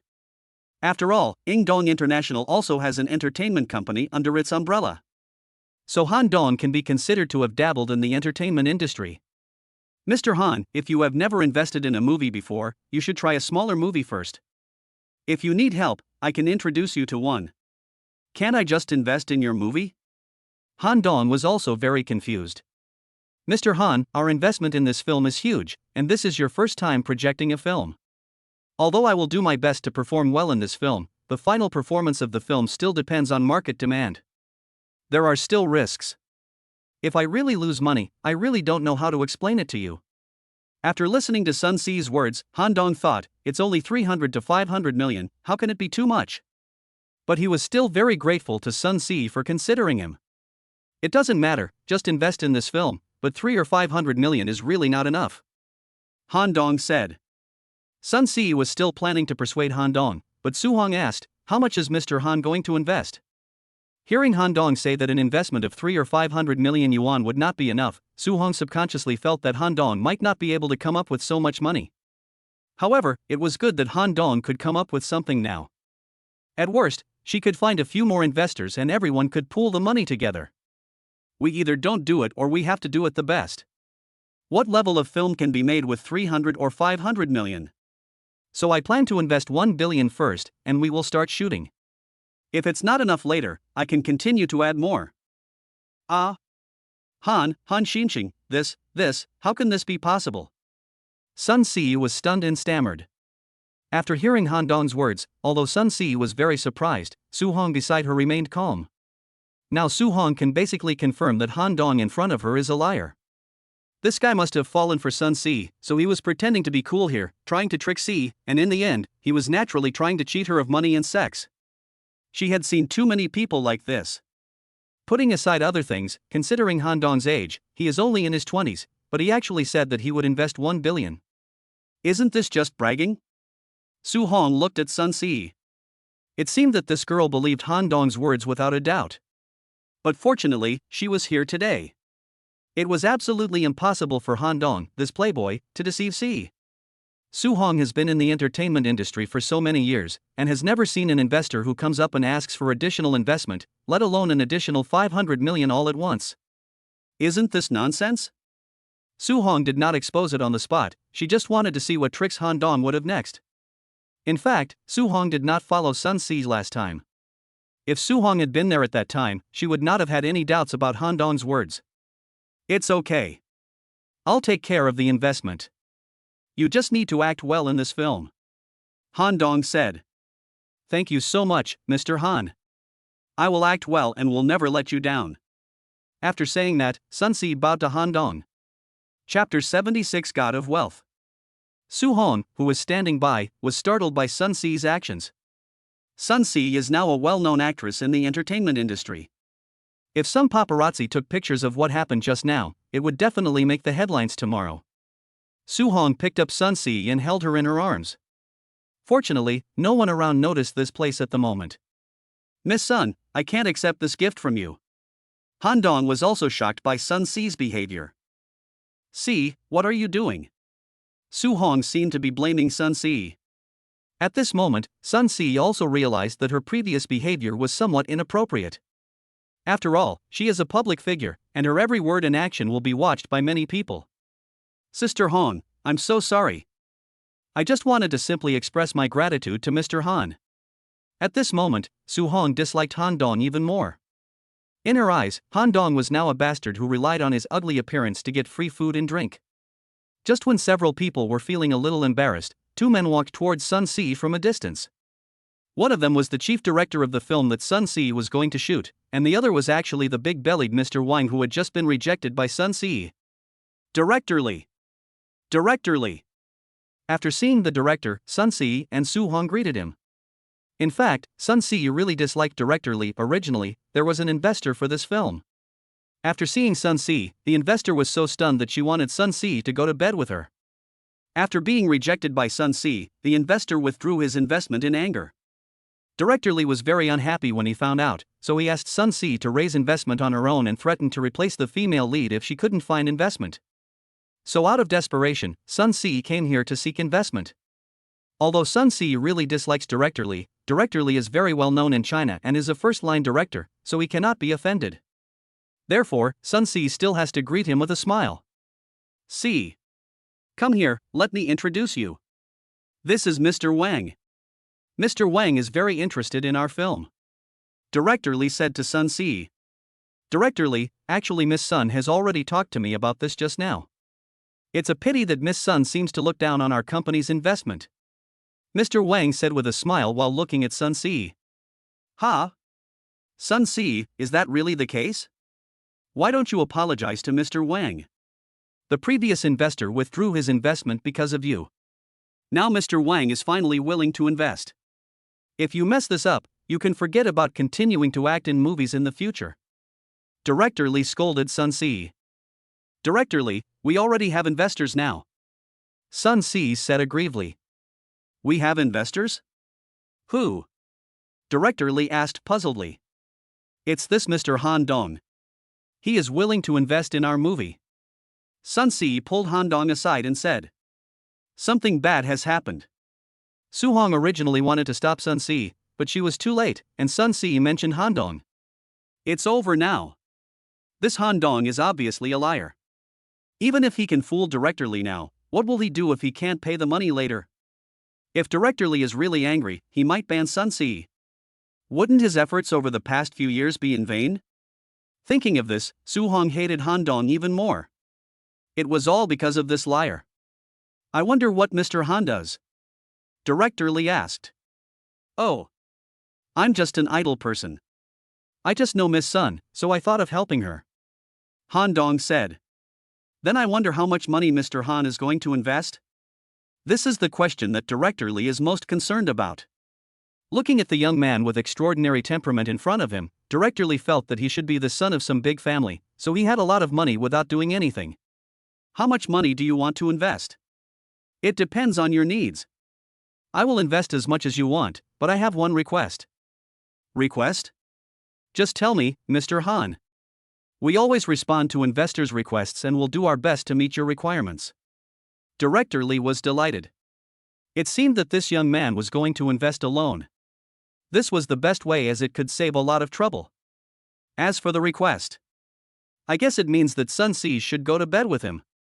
He has seen this kind of thing too many times. My request is very simple, I just want to change a director. Han Dong said slowly. What? Director Lee looked at Han Dong in confusion. Su Hong and Sun Si on the side also looked at Han Dong in surprise. After being confused, Director Lee finally figured it out. He thought that it was because he had just scolded Sun Si that Han Dong was holding a grudge against him. Director Lee was now a little panicked. Although he was very well known in the circle, everyone knew that the most important thing in a project was the investor. As long as there was money, the investor could find any director to replace him. Mr. Han, just now, well.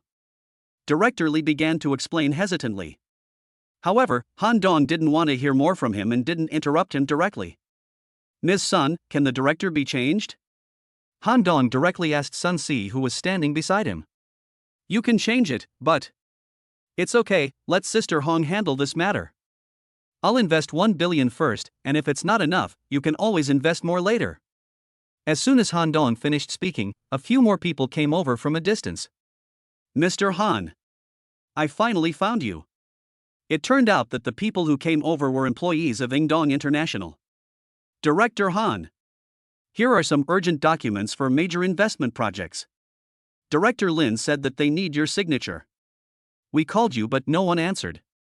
We finally found you. Han Dong took out his cell phone and saw that it was out of battery. Han Dong took the documents and signed them without even looking at them. He was very confident that Lin Xianxian could do the job. Go back and tell Sister Xianxian that she can make the decisions on these matters from now on. There's no need to ask me for my signature. Han Dong then continued, today I invested in a film, with an initial investment of 1 billion, and I can continue to add more later. It just so happens that you are here, so you can contact the Sister Hong about this matter and come up with a contract as soon as possible. Got it. Director Han. Then he said to Su Hong, hello, I'm Zhang Changming. I'm in charge of the boss's various investment matters in Kyoto. Zhang Changming did not mention Ingdong's name. After all, his fame was so great that Han Dong did not want to show off. Hello. My name is Su Hong. Su Hong said stutteringly. Now her mind was in a mess. It turned out that she was blind. The liar she had identified turned out to be a big boss. The key lies in the way Han Dong speaks and acts. This 1 billion is not a big deal for him. Oh my god. How did CE know Han Dong, the god of wealth? Not only is he young and handsome, but most importantly, he is rich. Chapter 77 Additional Commission. At this time, Director Lee was already standing there in a daze. 1 billion. That's 1 billion. And Han Dong just said that we can continue to add more later. If he could get this money, he would definitely have the confidence to make this film into a blockbuster, or even an international blockbuster. By then, my status will surely rise and I will become an internationally renowned director. Although I am now relatively well known in China, it is nothing if I were to put it in an international context. But now it seems that I have been kicked out. I have nothing to lose with the 1 billion. What should I do about this? Director Lee was extremely anxious at the moment. If he wasn't in front of so many people, he would have wanted to kneel down to Han Dong, the god of wealth. Being able to become a top domestic director, Director Lee is not a fool. He knows that Han Dong can come up with 1 billion at a time, so his identity must be extraordinary. If he offends such a person, his future life will probably not be easy, and he may even have difficulty in the entertainment industry. 1 billion was just a drop in the bucket for Han Dong, so after the explanation, Han Dong didn't plan to ask any more questions. All matters could be handed over to Zhang Changming and Su Hong. Han Dong sat in the corner and continued to enjoy the food in front of him. The press conference was basically coming to an end, and Han Dong had no plans to stay any longer. He said hello to everyone and left. Director Lee looked at Han Dong's departing back with lifeless eyes. Although he was very unwilling, he was helpless. He knew that he couldn't afford to offend someone of Han Dong's level. And Mr. Wan was the most embarrassed. From beginning to end, no one took him seriously. At first he was very annoyed, but later after seeing Han Dong's strength, he shut up obediently. Now that Han Dong was gone, he naturally left the press conference in disgrace. See, you silly girl, when did you get to know Han Dong? After Han Dong left, Su Hong grabbed Sun Si and asked in a low voice. It was last time in Han River City. Why haven't I heard you say that? Why didn't I tell you? Didn't I tell you last time that I was troubled by several investors when I went to Hanjiang? Thanks to Han Dong's help, otherwise I would have been in trouble. You were very impatient when I told you about this last time. You probably didn't listen to me. Sun Si said. Su Hong was also very embarrassed. At first she thought Han Dong was a liar, but who would have thought that he was actually a super rich man? It seemed that she was short-sighted. In the Qin family's villa in Kyoto. At this time, Qin Hong was sitting in front of the computer waiting for the results of the assassination website. Zhou Changfeng had just called to report Han Dong's situation to him, saying that Han Dong had not been to school for several days. Xin Hong was a little excited when she heard the news. Could it be that the assassin from the assassination website has succeeded? However, the assassination website has not given him any reply yet, so Han Dong sat in front of the computer and stared at it, waiting for the reply message from the assassination website. Ding ding ding. Finally, the news from the assassination website came, and Xin Hong quickly opened the mailbox inside the website. Mission failed. Failed? Xin Hong couldn't believe it was true. This assassination website was well known all over the world, but it couldn't even deal with a small person like Han Dong? May I ask if the employer wants to continue the division's pursuit mission? Or he can choose to cancel the assassination mission. If the order is cancelled, the previous commission will be fully refunded. If the pursuit continues, the employer will have to pay additional commission. This is the rule of the assassination website. Undo? Absolutely not. I must make Han Dong disappear in Kyoto, otherwise the shame on me will never be washed away. As long as Han Dong is alive, I will be laughed at by everyone. Thinking of this, Xin Hong directly chose to continue the pursuit. The amount of the commission was directly increased to a terrifying 3 billion. The 3 billion commission directly ranked the assassination mission posted by Xin Hong as the second on the website. In an instant, almost all the killers saw the assassination message. At this very moment, everyone in the Kyoto Dragon Group's communications base was busy. Captain, we have discovered that the target is increasing his commission for hunting him down. Okay, let's see if we can determine the location. Captain, the intrusion program has been intercepted. After all, it is the most powerful underground assassination website in the world. Its response speed is fast enough. Captain, although the program has been intercepted, we can now confirm that the mission's release address is in Kyoto. Very good, inform Han Dong of this news immediately. Yes. Ever since Su Tian met the killer Jack last time, he always felt that the assassination of Han Dong would not be easy, so after he came back, he asked the Dragon Group's communication team to find the mastermind behind the scenes. And just when Xin Hong increased the commission, the Dragon team quickly locked down his approximate location. Han Dong, who was taking a bath in the villa, was the first to receive the information from the Dragon Group. According to investigation, the person behind the assassination mission against you is in Kyoto, but the exact location cannot be pinpointed. Now the person behind the scenes has increased the bounty to 3 billion. There may be more powerful assassins coming to Kyoto in the near future. You need to be prepared. After seeing the warning message sent by the Dragon Group, Han Dong's mind suddenly became much clearer. Who wants to take my life? It is true that Kyoto had offended some people, but none of them cost him his life, right? He Tong and others were also wiped out by me, so who else is there? Xin Hong? This name suddenly flashed through Han Dong's mind. But although there are some conflicts between Xin Hong and me, it has not reached the point of no return, right? Moreover, I heard from the Dragon Group that the person behind it spent 3 billion to assassinate me.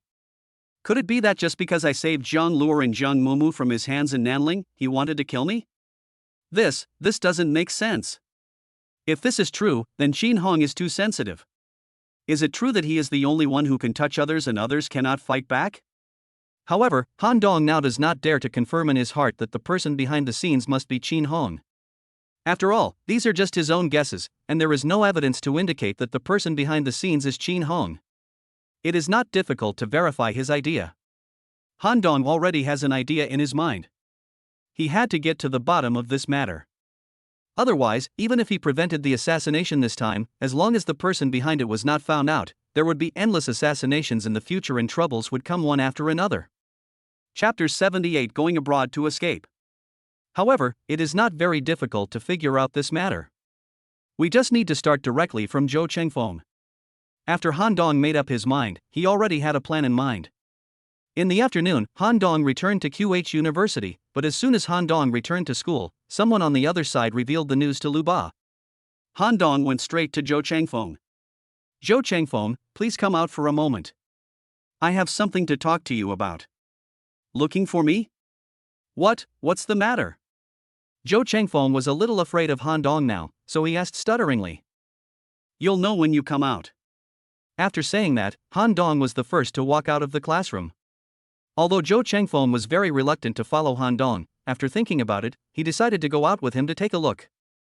Zhou Chengfeng actually didn't know that Xin Hong had hired someone to assassinate Han Dong, otherwise even if he had the courage, he would not dare to reveal Han Dong's whereabouts to Xin Hong. Oh my god. Was that Han Dong, the teacher at Nanling University? As soon as Han Dong and Zhou Changfeng walked out of the classroom, it was already in chaos. Yes, that's him. I heard that Han Dong just came to our school and he won over the school goddess Meng Yao. That's right, there are intimate photos of them on the school forum. I heard that young Master Lu Ba had been pursuing Meng Yao for several years, but in the end, an outsider got there first. Then this Han Dong is too uncultured. Doesn't he know the principle of first come first served? Humph. I don't think young Master Li will let Han Dong go easily. He should be taught a lesson so that he knows his place. For a time, Han Dong seemed to be unpopular in QH University, especially among the boys and teachers in the school. They were quite hostile to Han Dong, an outsider. After all, the goddess of their school was taken away by a teacher from a school in another province, so they naturally felt uncomfortable. Han Dong took Zhou Changfeng directly to a relatively remote place on campus. Zhou Changfeng. Although I, Han Dong, have some unpleasantness with you, I have never done any small moves behind your back. Even though you are Qin Hong's man, I have never done anything bad to you. I have done my best to you, right? But why did you secretly tell Qin Hong my whereabouts and let Qin Hong find someone to assassinate me? Han Dong asked first. What? After hearing Han Dong's words, Zhou Changfeng was completely stunned. Qin Hong actually hired someone to assassinate Han Dong? I swear to God, he really didn't know about this. However, Zhou Changfeng was not prepared to admit it, otherwise he would be in danger. Professor Han, I really don't understand what you are saying. Zhou Changfeng is not a simple character either. After calming himself down, he said lightly, as if these had nothing to do with him. You really don't know? Do you think I wouldn't dare to do anything to you in Kyoto? When did it become your turn to interfere in the affairs between Qin Hong and me? I think you are tired of living. After saying this, Han Dong instantly emitted a powerful pressure from his body. This pressure made Zhou Changfeng very nervous, and he even felt his breathing become rapid. At this moment, Zhou Changfeng felt that Han Dong's strength seemed to have greatly improved. Oh my god! What kind of freak is this? His strength improves so fast. Zhou Changfeng felt that if Han Dong wanted to kill him now, he only needed to move his fingers. This kind of pressure made him breathless. This is the difference in strength, and also the deterrent effect brought about by mental oppression. Professor Han. No. Master Han. Believe me, I really didn't know Qin Hong would hire someone to assassinate you. Some time ago, Qin Hong only asked me about your whereabouts, and I didn't know anything else. Please let me go. Please. After saying that, Zhou Changfeng knelt down in front of Han Dong. So, it was you who told that bastard Qin Hong about my whereabouts? I really didn't know he wanted to kill you. Get up. This is a school. It would be bad if others saw us. And I won't do anything to you here, don't worry. Han Dong came to Zhou Changfeng just to verify whether Qin Hong was behind it. Of course, he knew that Zhou Changfeng didn't have the courage to assassinate him. Now that he had gotten the answer he wanted, there was no need to continue wasting time with Zhou Changfeng. After saying these words, Han Dong turned and left. Only Zhou Changfeng was left kneeling on the ground. At that moment, Zhou Changfeng really felt that Han Dong was going to kill him, so he knelt down to Han Dong involuntarily. Seeing Han Dong walking away, Zhou Changfeng took out his cell phone from his pocket tremblingly and dialed a number. Changfeng. Is there anything wrong? There was a woman's voice on the other end of the phone. Mom, I want to study abroad. Going abroad? Why do you suddenly have such an idea? Don't worry about that for now. Find someone to help me with the formalities. The sooner the better. Are you in such a hurry? Changfeng, going abroad is not a trivial matter. We still have to take it slow and make more preparations. Oh, Mom. Please listen to me. Do it quickly, otherwise your son's life may be in danger. Zhou Changfeng was almost crying out of anxiety. Okay. Changfeng, don't worry, Mom will do it right away. As if she had also realized the seriousness of the matter, Zhou Changfeng's mother immediately hung up the phone and went to prepare for Zhou Changfeng to go abroad. After hanging up the phone, Zhou Changfeng's eyes were empty. Han Dong was definitely a super scary character. Now that he had offended him, the only way out was to go abroad and hide. After returning to the villa, Han Dong became angrier and angrier the more he thought about it. It turned out that Qin Hong was behind this matter. Although he knew the guy behind the scenes, Han Dong was still troubled by how to deal with the matter. If it was someone else, Han Dong would just kill him directly, and he would be able to get rid of the problem once and for all. However, the Qin family is a super family in Kyoto, and Qin Hong himself is one of GD's 8 Vidras. If Qin Hong suddenly disappears in Kyoto, it will probably cause some unnecessary trouble. Therefore, killing Qin Hong directly is obviously not advisable. It seems that I still need to think about this matter carefully. Oh, right. I am not a member of the Dragon Group. I can make good use of this identity. Han Dong suddenly had an idea in his mind. This idea could not only get rid of Qin Hong, but also test whether the identity of being a member of the Dragon Group was useful. Thinking of this, Han Dong took out his cell phone and called Su Tian. Chapter 79 Killing Qin Hong. Han Dong, is there anything wrong? Su Tian's voice came from the other end of the phone. Team leader, I have found out who wants to kill me. What should we do now? Han Dong threw this question directly to Su Tian, meaning that I have found the guy who bullied the members of the Dragon team, and you can decide what to do. Su Tian naturally understood Han Dong's meaning. What else could he do? He must avenge his members. You must know that the members of the Dragon Group are all nationals, and they all represent the country. Now someone is so bold as to assassinate members of the Dragon Group. This is not only a provocation to Han Dong, but also a provocation to the Dragon Group and even more a provocation to the country. So this fight must be fought back. You little rascal, since you already know who the real culprit is, there's nothing more to say. Just fight back. Team leader, but the other party's background is quite strong. He is a descendant of a big family in Kyoto, so... What family? The Qin family in Kyoto. Ha ha ha ha. After hearing this, Su Tian burst into laughter and said, Kyoto Qin family? In the eyes of ordinary people, the Qin family may be a big family, but in the eyes of the Dragon Group, this Qin family is nothing. Han Dong, just go ahead and do it. I will hold up the sky for you if it falls. Team leader, I'm going to move the heir of the Qin family. Can you handle this? Get lost. A small Qin family is nothing in the eyes of the Dragon Group. Remember, just do your job and don't worry about anything else. Then I'll take action. Go ahead. You represent the country. If you dare to touch the country's people, he must pay the price. Oh. Han Dong got the result he wanted, and was quite excited after hanging up the phone. It seems that the identity of a member of the Dragon team is indeed very impressive. Now I have someone to back me up. Qin Hong.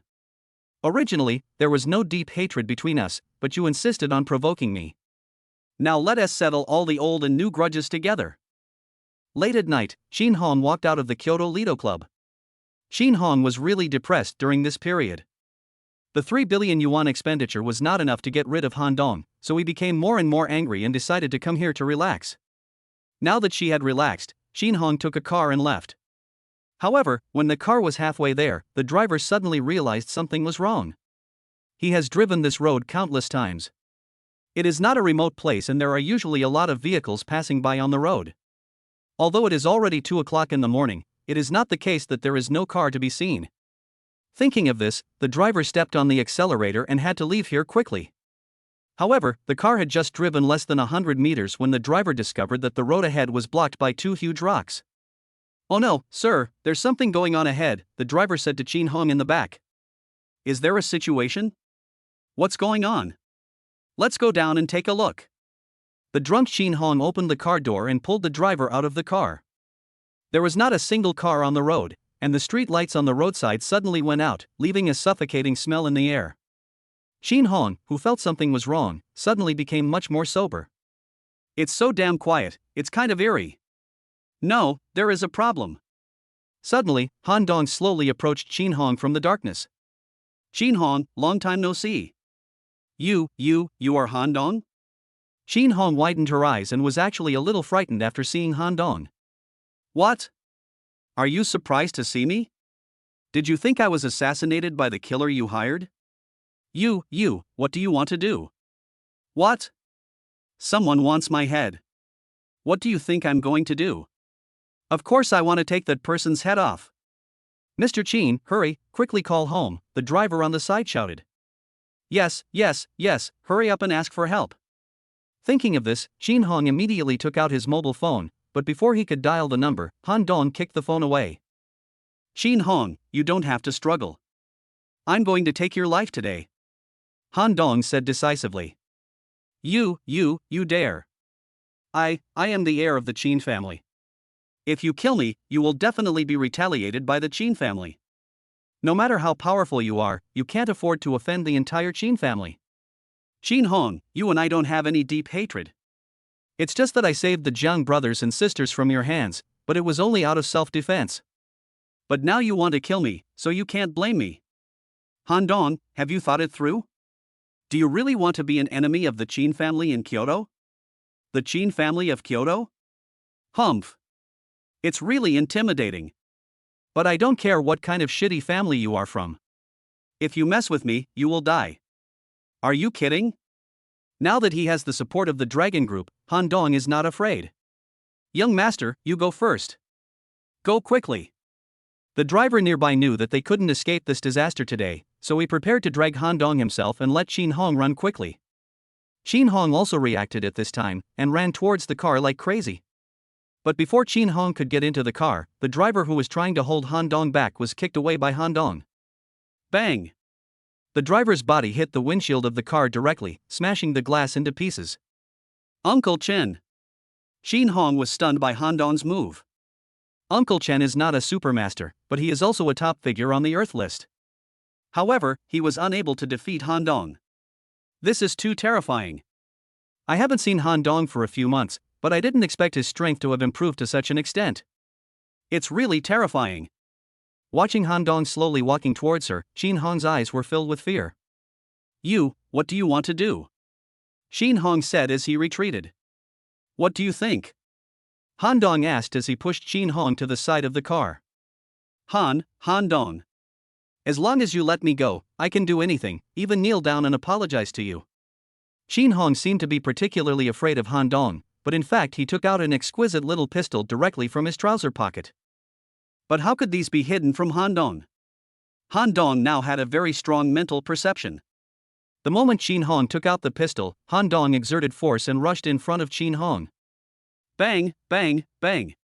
Qin Hong only felt a burst of sharp pain in his chest, and then his whole body flew out, flying about 20 meters before falling down. After landing, Qin Hong wanted to continue struggling and tried to stand up. However, Han Dong's kick was so powerful that Qin Hong's internal organs were shattered by it. Qin Hong just lay on the ground and struggled for a few times, then his whole body drooped down, and there was no life left. Poor thing. The heir of the Qin family in Kyoto was killed just like that. Since then, Qin Hong, one of the 8 great diamond lights of the GD organization, has ceased to exist. Chapter 80, Can't Provoke. The Qin family in Kyoto. Qin Hong's body was placed in the hall. Next to the body, a beautiful middle-aged woman was sitting and crying. Honger, oh my Honger, you died in such a tragic way. Behind the beautiful woman stood a middle-aged man. He was Qin Ma, the head of the Qin family. At this moment, Qin Ma also had a murderous look on his face. What is going on? Who is so bold as to kill Honger in Kyoto? Qin Ma asked his younger brother angrily. Master, we just received a call asking us to pick up the young master, but when we got there was only the young master's body, nothing else. Have you checked the number you called? I checked, but I didn't find any useful information. Asshole. From now on, check all the people in the Qin family. You must find out the truth. I want to see who dares to touch anyone in my Qin family in Kyoto. Yes, sir. Just as the younger brothers below were about to leave, a voice suddenly rang out. Etc. The person who came was none other than Qin Xuan, the previous head of the Qin family, who was also Qin Ma's father. Ancestor. When everyone saw Qin Xuan, they bowed respectfully. Father, Honger, he was murdered. This is a provocation to our Qin family. I must find this person and cut him into pieces to relieve my hatred. Qin Xuan looked at Qin Ma without saying anything, then looked at Qin Han's body again, closed his eyes, and said with a slightly open mouth. Hurry up and dispose of Honger's body. Also, tell the Qin family that Honger died of illness. From now on, the Qin family will not allow anyone to talk about revenge. What? Everyone present was confused. What did this mean? Father, how can this be possible? Honger can't just die in vain. I must find the person who killed Honger, and I want him to be buried with me. Qin Ma looked at Qin Xuan with a ferocious face and roared. Father, you must make the decision for Honger.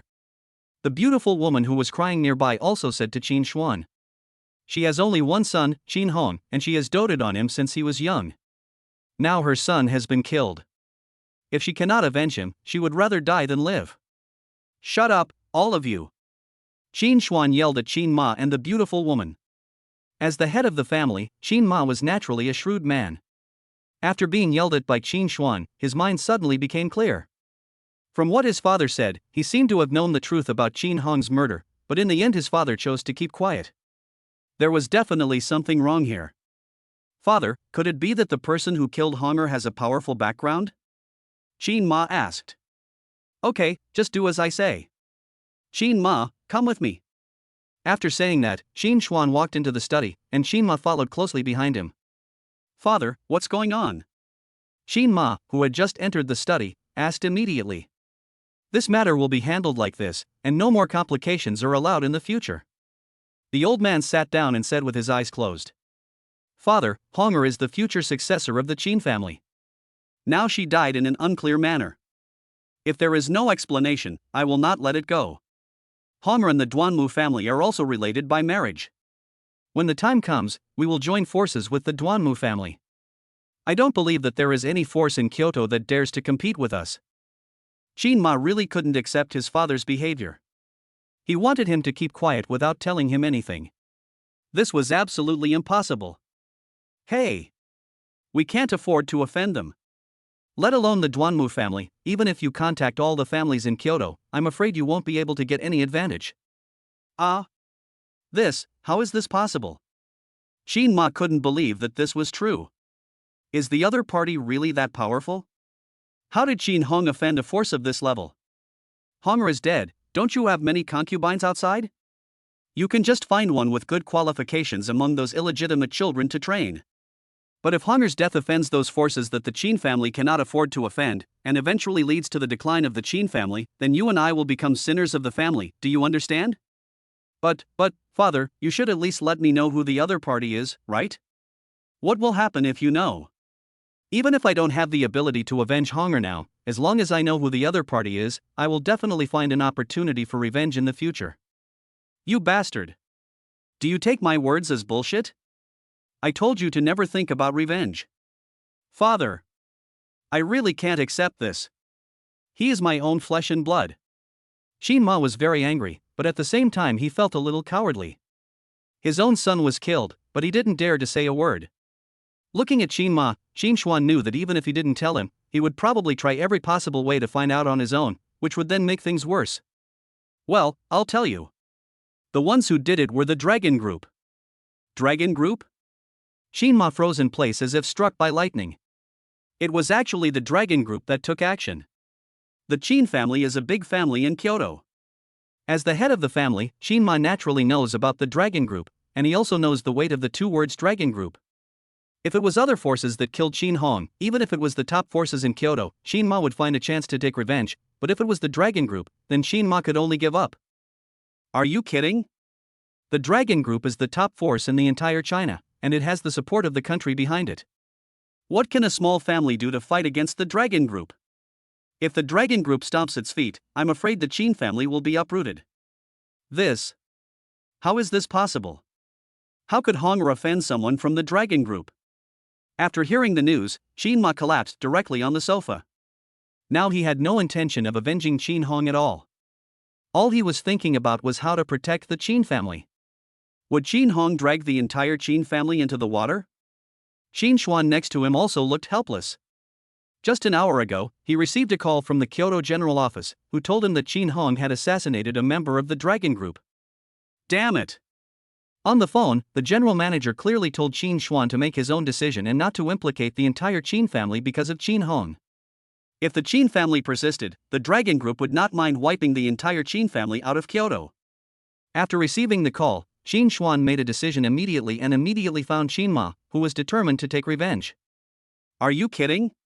He did not doubt whether the other party had the strength to uproot the Qin family. Moreover, this call came from the general office of the highest leader in Kyoto, which was quite important. Chapter 81 Running Away. On this day, the entire upper-class circle in Kyoto seemed to have been shaken by a major earthquake. Shin Hong, one of GD's 8 Vidras, died suddenly, and the reason given by the Chin family was sudden death. This is too much. You have to know that Shin Hong is also a first-rate master, and all aspects of his physical functions are definitely top-notch. Moreover, the Chin family is a first-class family in Kyoto, and Shin Hong is the eldest son of the Chin family and the future heir. With such status and position, he basically goes for a physical examination every year. How could he suddenly die of illness? But the fact is that the Chin family did declare this to the outside world, and the head of the Chin family directly brought the illegitimate child back and trained him as the next head of the family. This proves that Shin Hong must have died, but most people in Kyoto have doubts about the cause of Shin Hong's death. What this world has the most is people who like to meddle in other people's affairs. These people inquired everywhere just to know the real cause of Shin Hong's death, but in the end they got nothing and could not find any useful information at all. Shin Hong's death was a huge blow to GD. In just a few months, GD lost 2 great King Kongs. A club in Kyoto. GD's core members gathered together. Master Morong, what exactly happened to Shin Hong's death? The Chin family said that he died of illness, but that's impossible. We have been looking for news everywhere these days, but to no avail. Shensen, one of the 8 Vidras, asked. That's right. The Chin family released this smoke bomb. Obviously there is some hidden secret. Another King Kong said. Master Morong, please help us solve this puzzle. The others also spoke up. Morong Sheng picked up the teacup, took a sip slowly and said, Shin Hong offended someone he couldn't afford to offend, so he ended up like this. The reason why the Chin family threw a smoke bomb was because they couldn't afford to offend this person, so they had to let it go. After hearing Morong Sheng's words, everyone was shocked. Although everyone knew that Shin Hong's death was not simple, no one expected that the person who killed Shin Hong would have such a background. Even the Chin family had to give him some distance. Now the future heir of the Chin family is dead, but the entire Chin family is like a coward, not daring to say a word. This shows how powerful this man is. Except for Morong Sheng, the other families present were basically the same as the Chin family, and some were even inferior to the Chin family. This meant that if they provoked this person, their final fate would be the same as Shin Hong's. Holy shit! This is too scary. It seems that I should keep a low profile during this period. If I offend this evil star, it would be more trouble than gain. Even if you want to go out, you can't be too arrogant.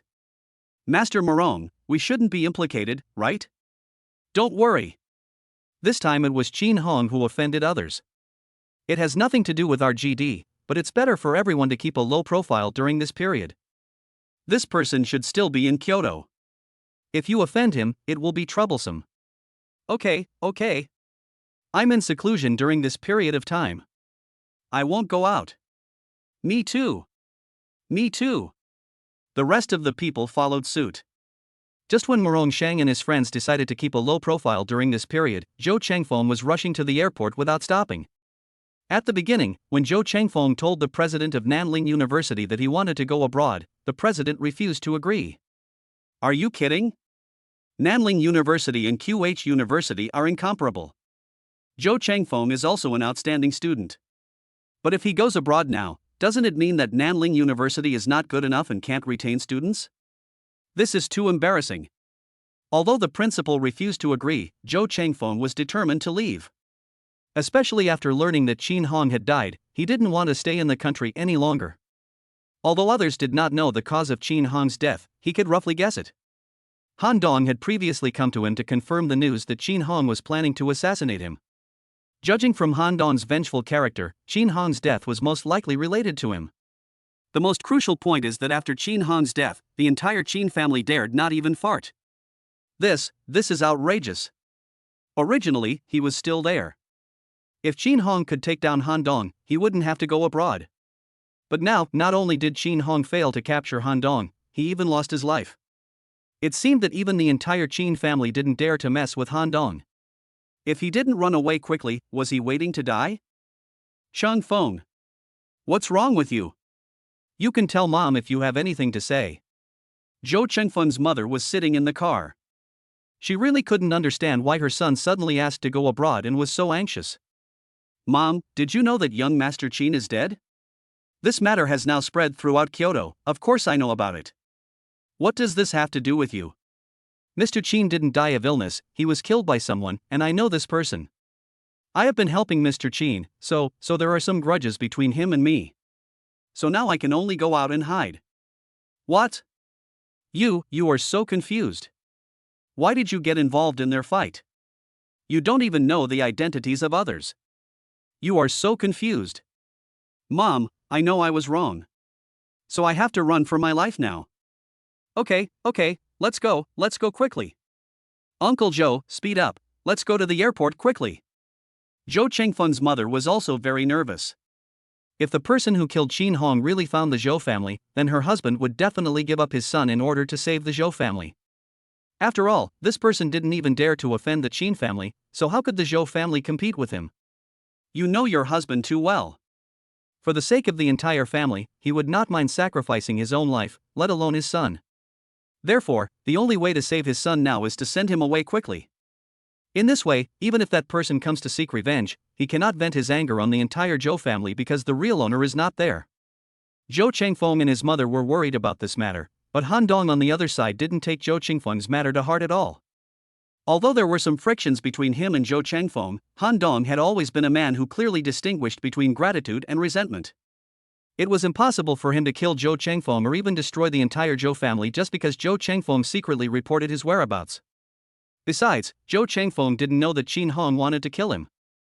After Qin Hong died, Han Dong's life began to return to normal, and every day he just tried to find ways to spend money and earn some money.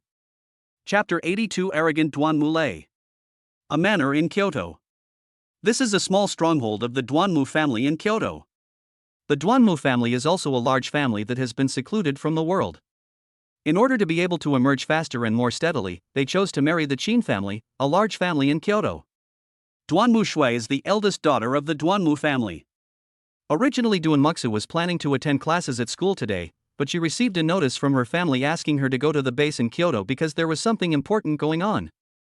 Although Duanmuxu didn't like these people in the family, this was the family's order and she couldn't disobey it, so she had to drive over. Miss. After seeing Duanmu Shui, the servant bowed respectfully. As soon as Duanmu Shui walked into the hall of the villa, she saw a young woman lying on the sofa with a man next to her. The woman was wearing a light green sheer skirt, and judging from her figure, she was definitely a stunning beauty. The man next to him also called out respectfully after seeing Duanmu Shui, Miss. This man was the Duanmu family's steward in Kyoto, named Sun Hu. Uncle Sun, what's the matter that you called me over here in such a hurry? Duanmuxu asked. Just as Sun Hu was about to answer, the woman next to him interrupted him and said, My dear sister, you are finally back. I asked you to come back because I have good news for you. Your fiancé has passed away. Didn't you dislike him? How about it? Are you so happy now? Qin Hong is dead? Duanmuxu was shocked. She had been in QH University all this time, so she was naturally out of touch with the news. Ha ha. But don't be too happy too soon. Although Qin Hong is dead, the family plan will not change. The marriage between the Duanmu family and the Qin family will remain the same. It's just that your husband, dear sister, has changed from that loser Qin Hong to Qin Lang. Oh, by the way, you may not know who Qin Lang is. He is Qin Ma's illegitimate son outside. After hearing this, Duanmu Shui's expression was obviously not right. She turned around and asked Sun Hu, Uncle Sun, is this true? Miss, what Miss Second said is indeed true. These are the family's decisions. Sun Hu said. Ha ha. What am I in the eyes of my family? A bargaining chip? A pet? Duanmuxu asked with some self-mockery after sneering. Miss, you know that the family is not in a good situation right now. Only in this way can we. Then why is it me and not Duanmu Lei who is being arranged to marry? Duanmu Shui pointed at Duanmu Lei standing aside and asked loudly. Why? Ha ha. Duanmu Shui, don't you know that I have been trained as the heir of the family since I was a child? I was already a master near the Earth ranking when I was less than 10 years old. What about you? As the heir of the family, of course I can freely choose my future husband. As for you, it is also your job to make some sacrifices for the family. Duanmu Lei, don't be too happy too soon. It's still unknown who will win. Let's wait and see. After saying that, Duanmu Shui walked out without looking back. She didn't want to stay here any longer. Uncle Sun, she just said that it's still unknown who will win. What does that mean? Does she have a backup plan? After Duanmu Shui left, Duanmu Lei asked Sun Hu. Second miss, you just need to concentrate on breaking through the Earth ranking. The eldest lady may have said this just to confuse you. As long as you can enter the Earth ranking as soon as possible, then the eldest lady will naturally have no way to turn the tables. Okay. I understand. After saying that, Duanmu Lei went upstairs swaying her graceful body. After coming out of the villa, Duan Muxa drove away directly. Thinking back to what Duanmu Lei had just said, Duanmu Shui couldn't help but shed tears. In the past, in order to be born faster, the family used me as a bargaining chip to marry into the Qin family.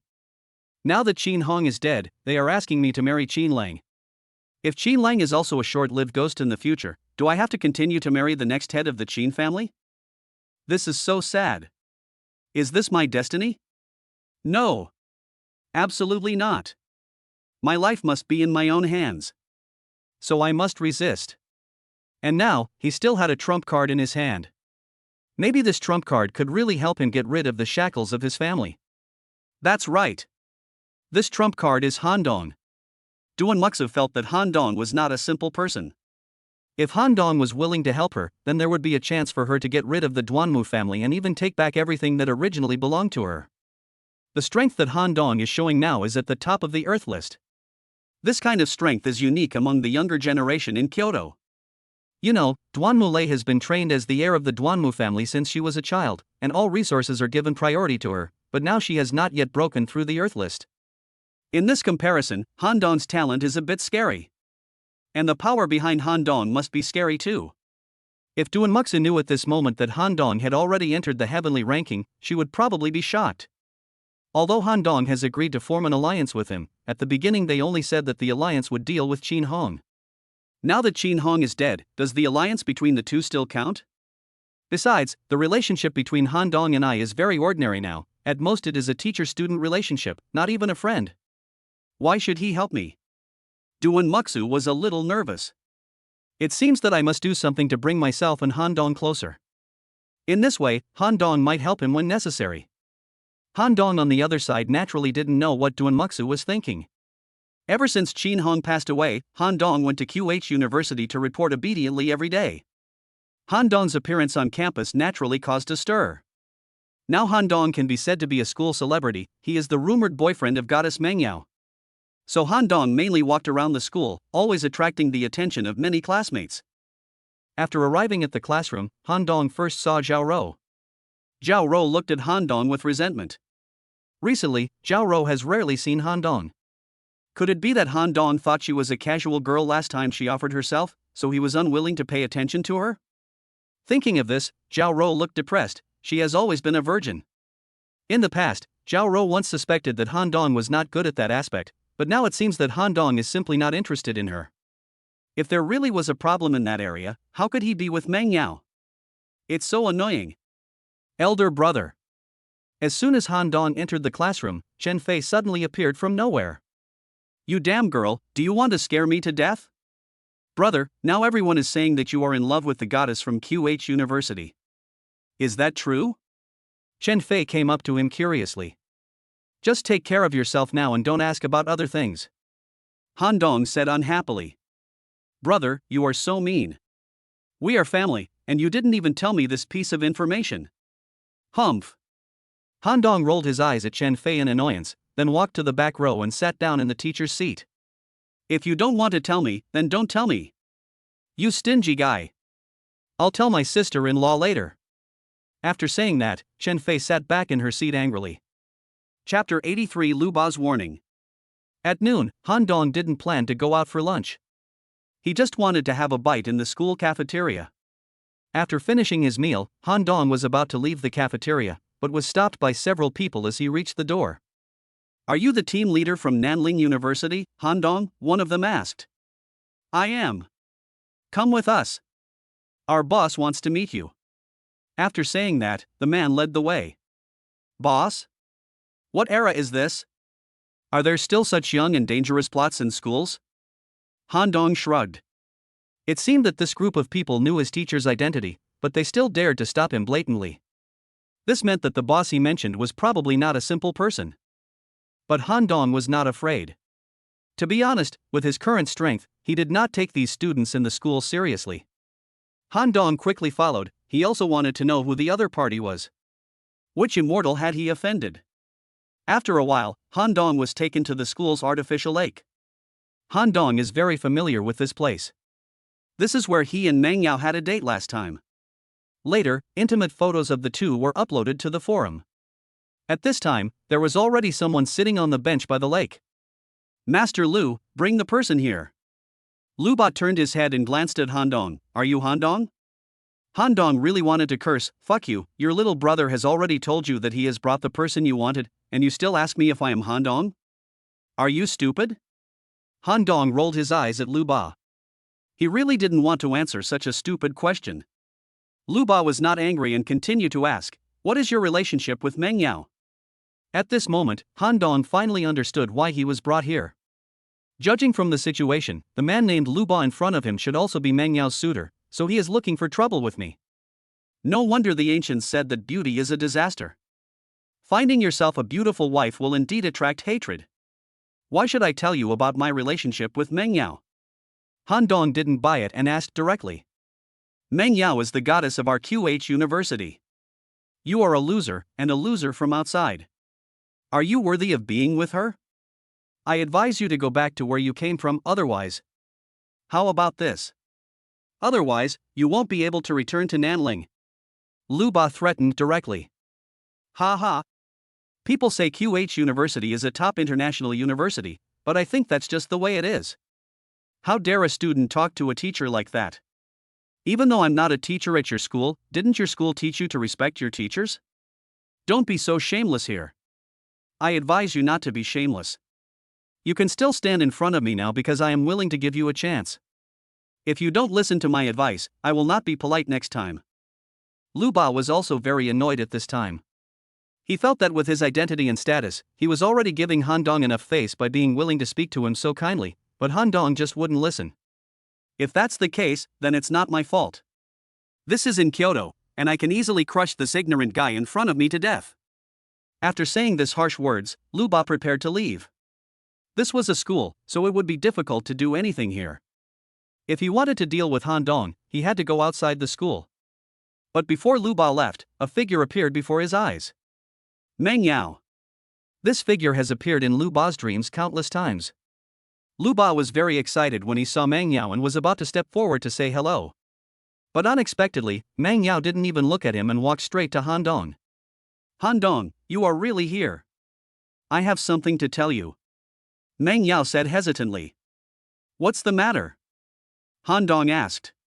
Here, this place is not very convenient, let's go to another place. Okay, let's go. Then Han Dong took Meng Yao's hand and left. Only Lu Ba was left alone, disheveled in the wind. Lu Ba was so angry. Meng Yao walked past him without even paying attention to him, and in the end he even walked away hand in hand with that guy. This was simply challenging his bottom line. Han Dong and Meng Yao walked hand in hand to a more secluded place. What's wrong, Yao Yao? What happened? Meng Yao looked at the people in the distance, and after making sure they couldn't hear him, he said embarrassedly, my parents want you to have dinner at their house.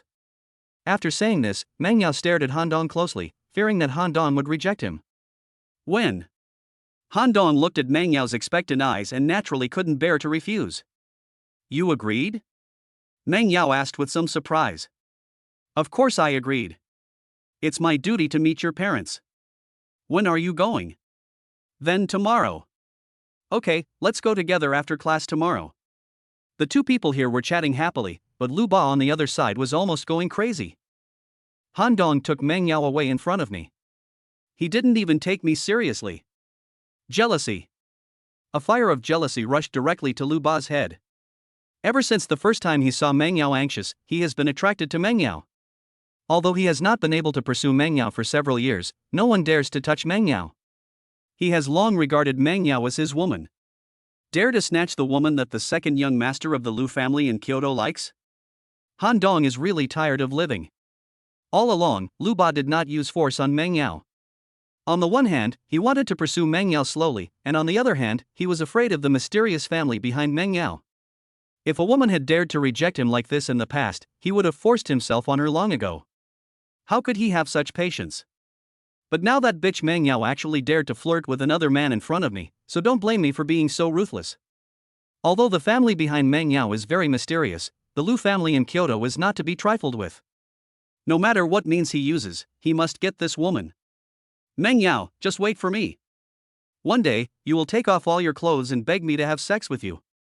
Lu Ba thought viciously in his heart. At this time, Lu Ba also revealed his true face.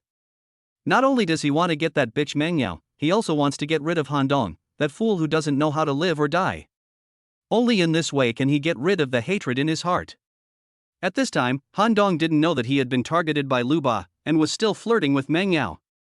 Chapter 84 Kyoto Lu Family. The next afternoon, Han Dong was waiting for Meng Yao at the school gate early. After a while, Meng Yao also came out of QH University. Yao Yao, here. Han Dong had already driven the Rolls-Royce to the school gate, waiting for Meng Yao to come out. Han Dong. Isn't it a bit too ostentatious to drive this car to school? Meng Yao asked. After all, this is a school. I don't think it's a big deal. We're not students, what do you think? Yeah. Meng Yao nodded, then got into Han Dong's car. What Han Dong said was not wrong. They had already entered society a long time ago, and now he was just a nominal employee of QH. It didn't really matter what kind of car he drove. This period of time happened to be the school's dismissal time, so there were already many students at the school gate. Hey! Did you guys just notice that a Rolls-Royce Silver Ghost drove away? I saw it.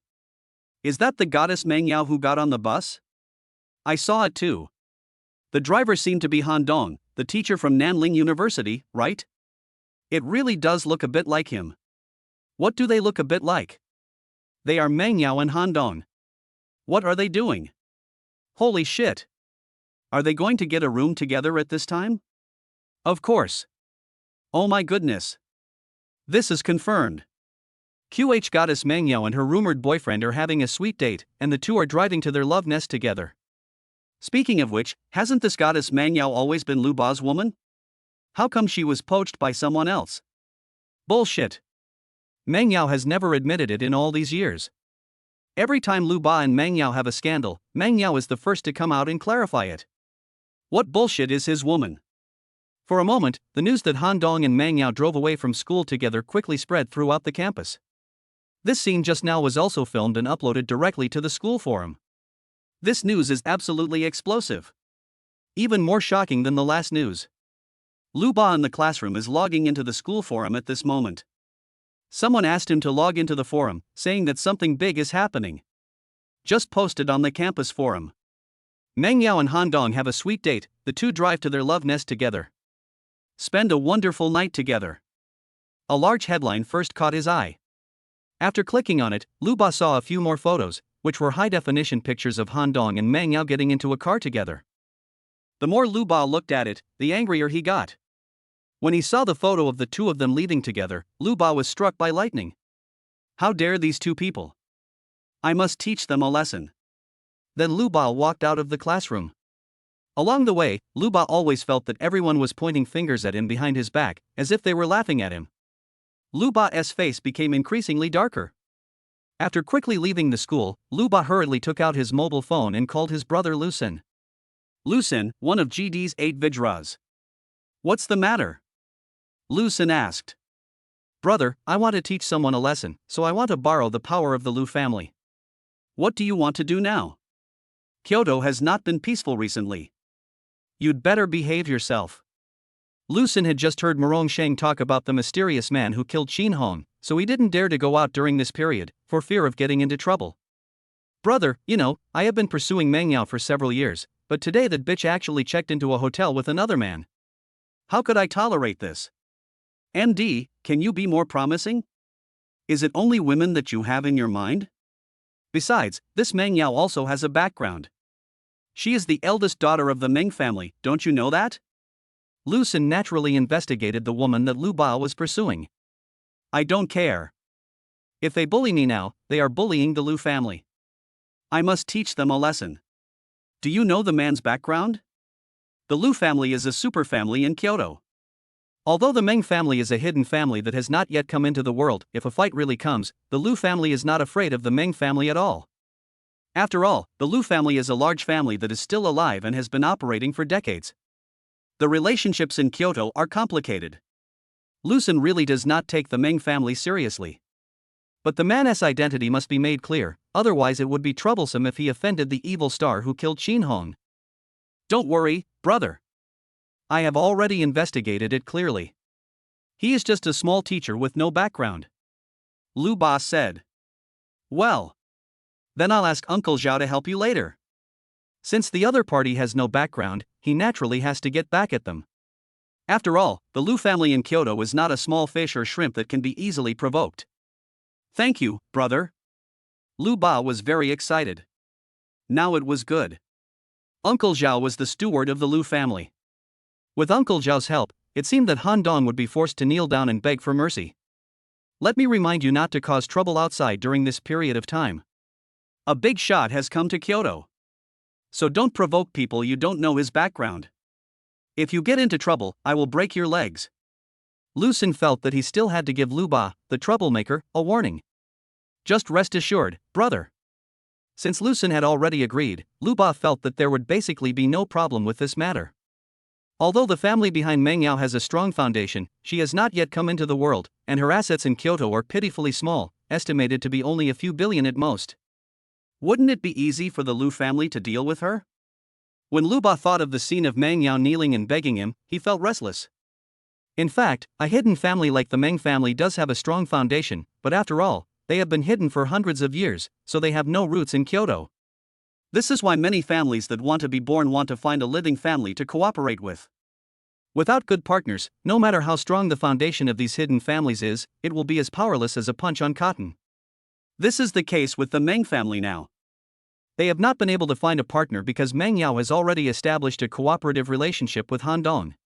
To outsiders, the Meng family is a hidden family without a partner. That's why Lucen is so fearless. After a while, Lu Ba received a call from Uncle Zhao. Uncle Zhao. Second young master, the eldest young master asked me to cooperate with you to do something. What exactly do I need to do? I will send you a few companies later. What you need to do is to break the capital chain of these companies. I can make them bankrupt at any time. It is best to spread my information and let the other party know that it is me who is doing this. Only in this way can they come to me for help. I understand, don't worry, second young master. I'll do it right away. After hanging up the phone, Lu Ba was in a good mood. It won't take too long before that bitch Meng Yao will come to me in person to beg me, and then I will make her take off all her clothes herself. Ha ha ha. You bitch. I've wasted several years of my time on you, and this time I'm going to get it back with interest. Oh, right. The forum said they were going to get a room. No. This is absolutely not possible.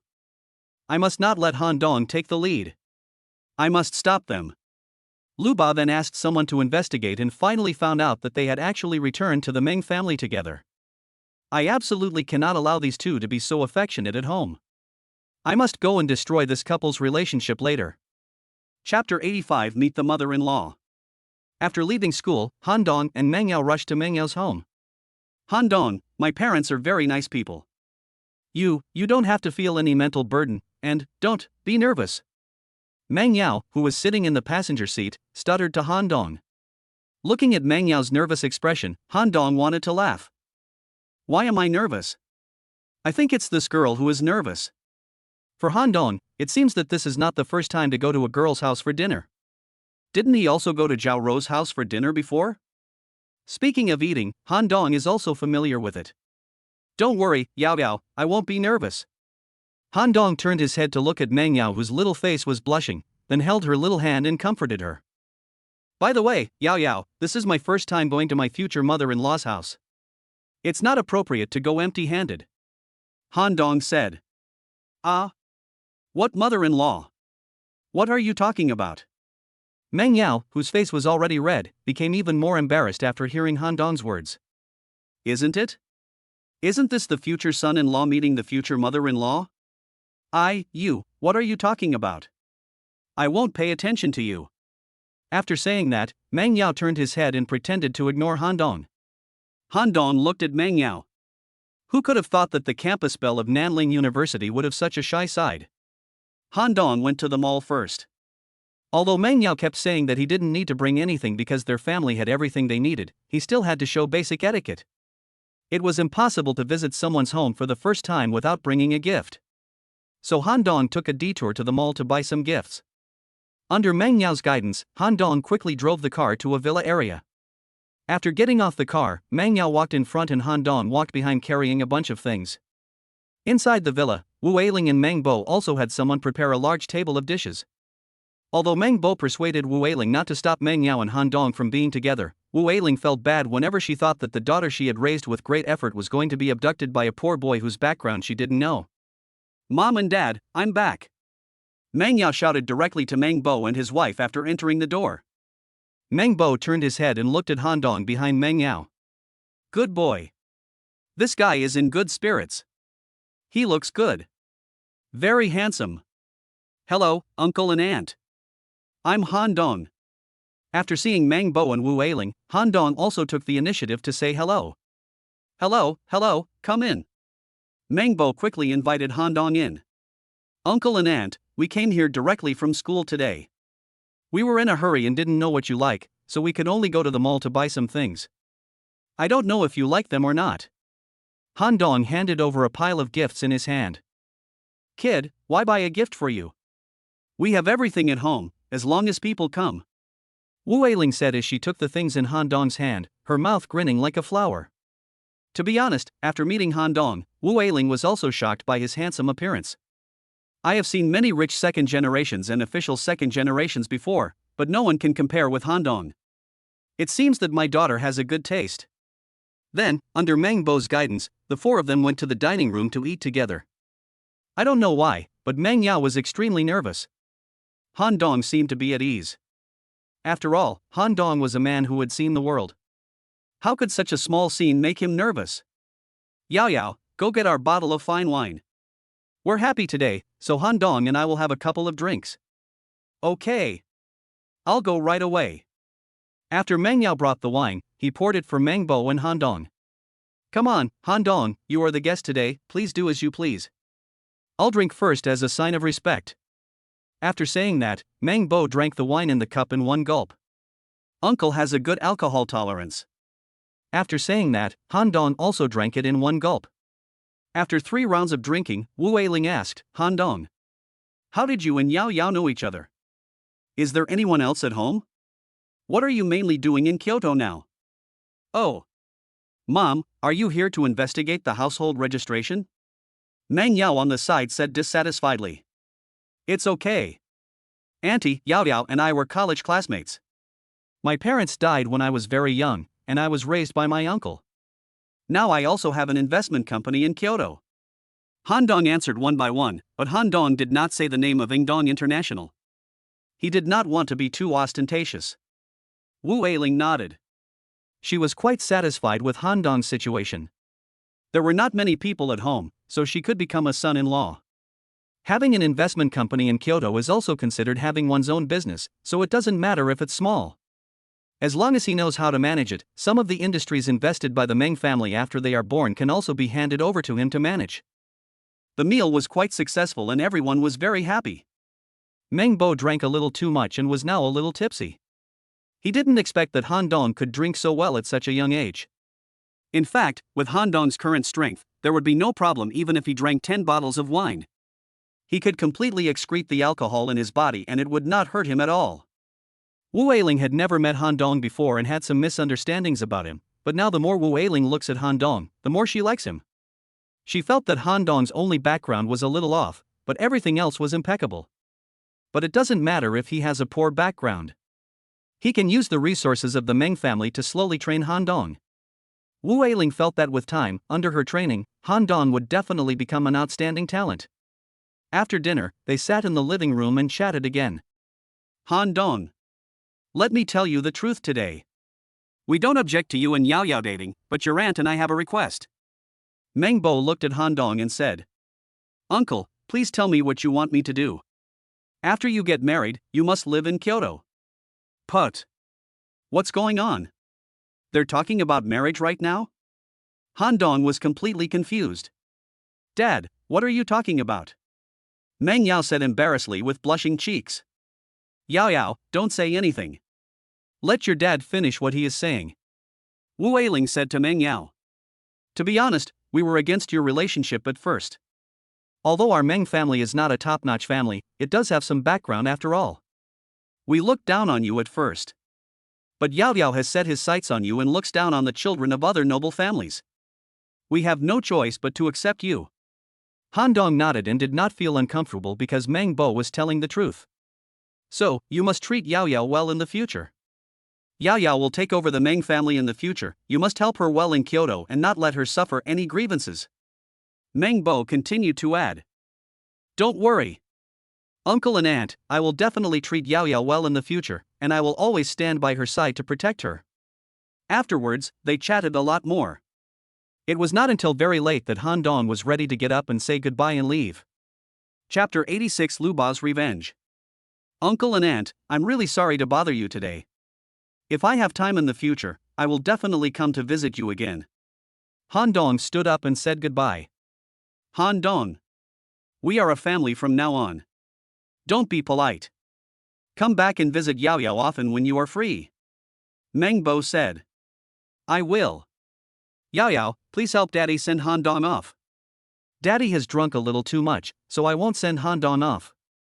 Meng Bo said to Meng Yao. Okay, Dad.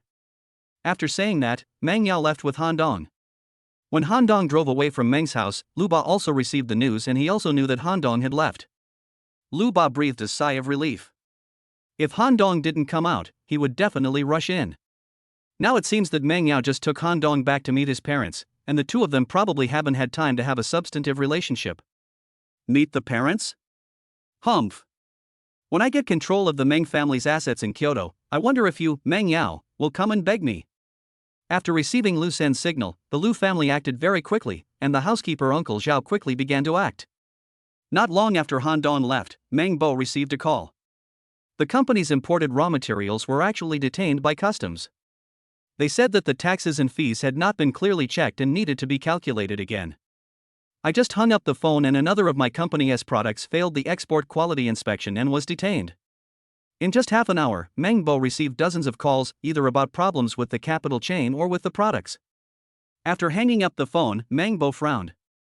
Based on his experience, this matter was not that simple. There must be someone behind it. As the patriarch of the Meng family, Meng Bo reacted quickly and immediately began to smooth things over through the Meng family's connections. However, the Meng family is an unborn family after all. It has some background but no roots in Kyoto, so no one can be found at this time. Meng Bo was very anxious, so he could only go to various companies to check the situation, so he took Wu Weiling out. When Meng Yao sent Han Dong home, the house was empty. Meng Yao took a shower and lay on the bed, feeling bored, so he just stared blankly by himself.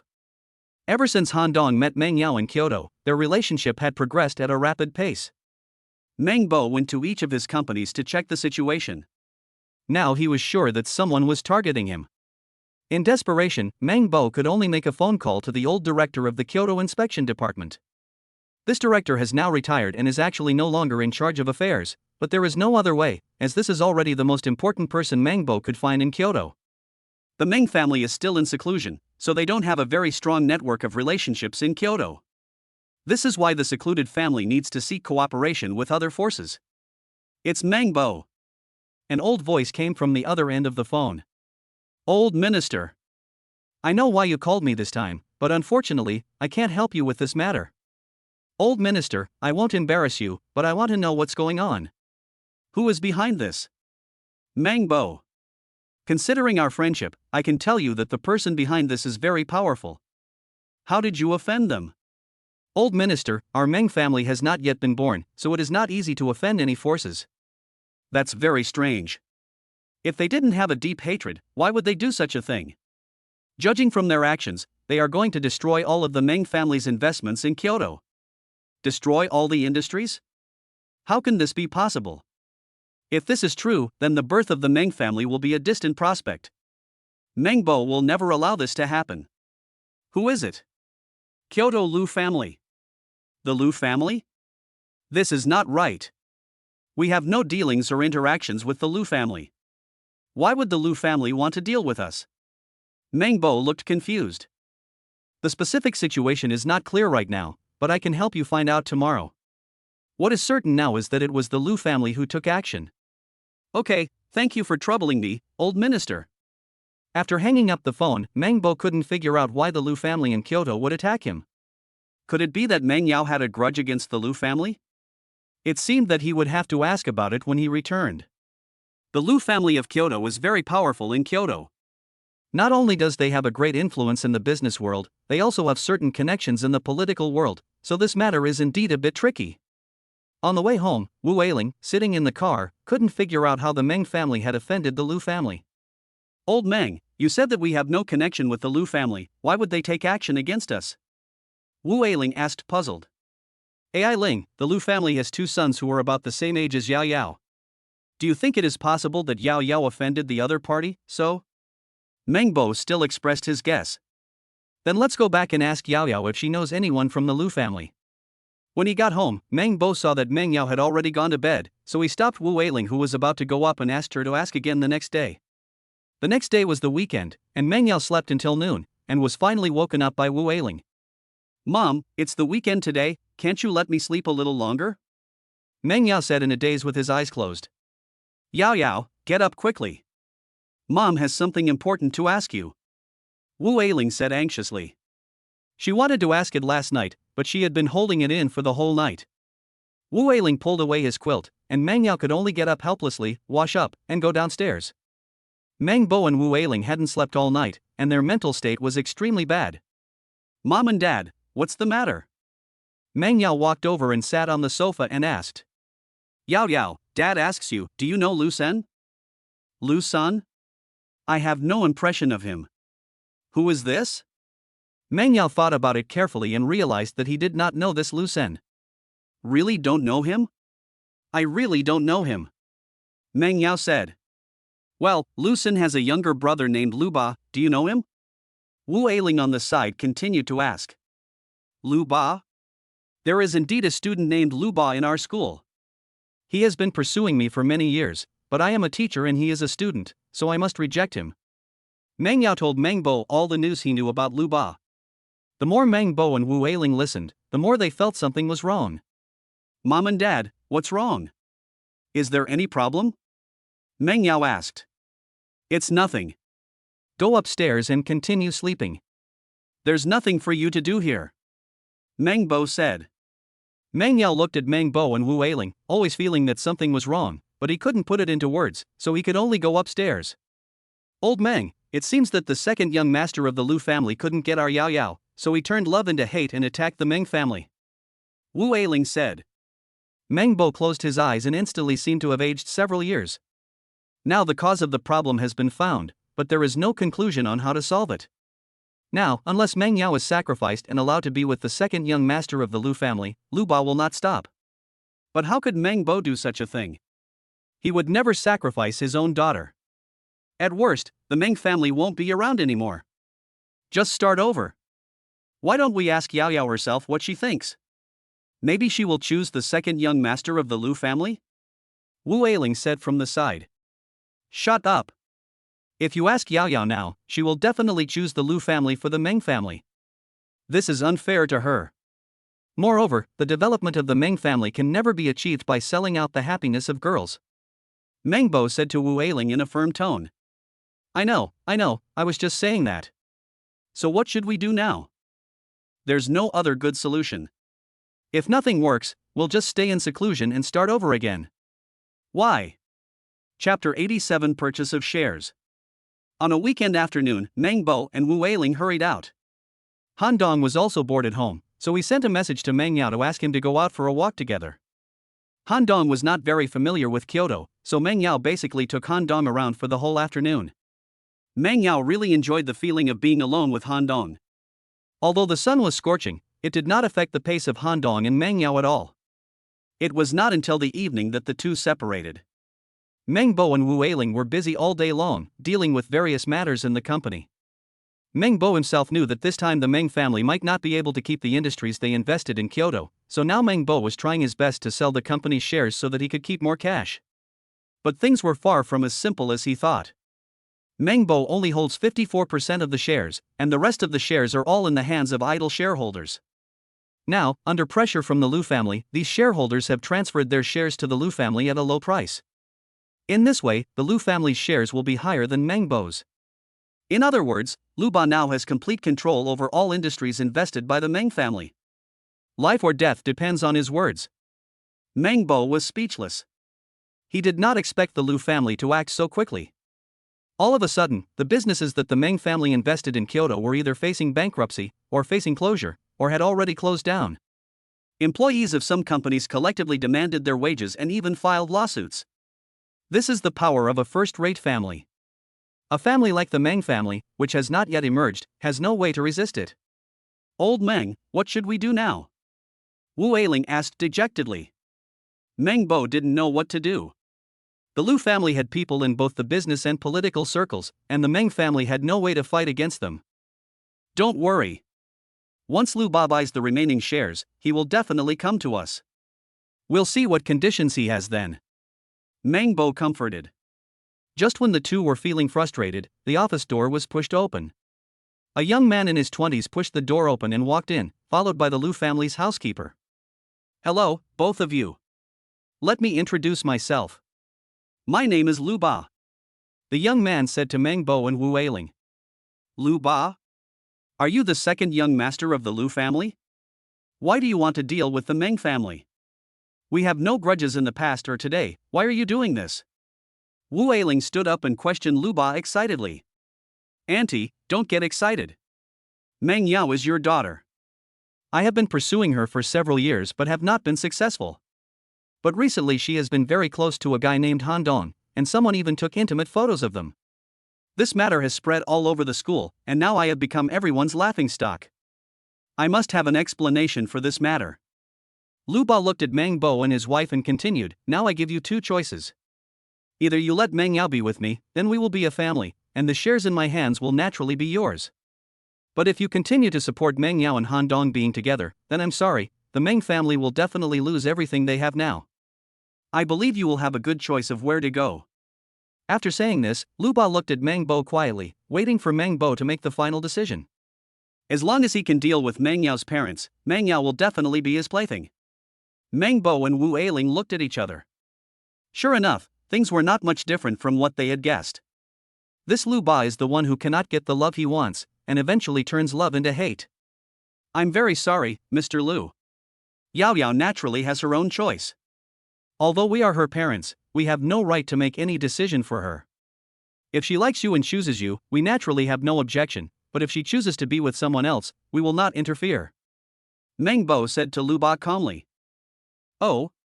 So you're going to choose the second path? It seems that we don't have the right to choose, right?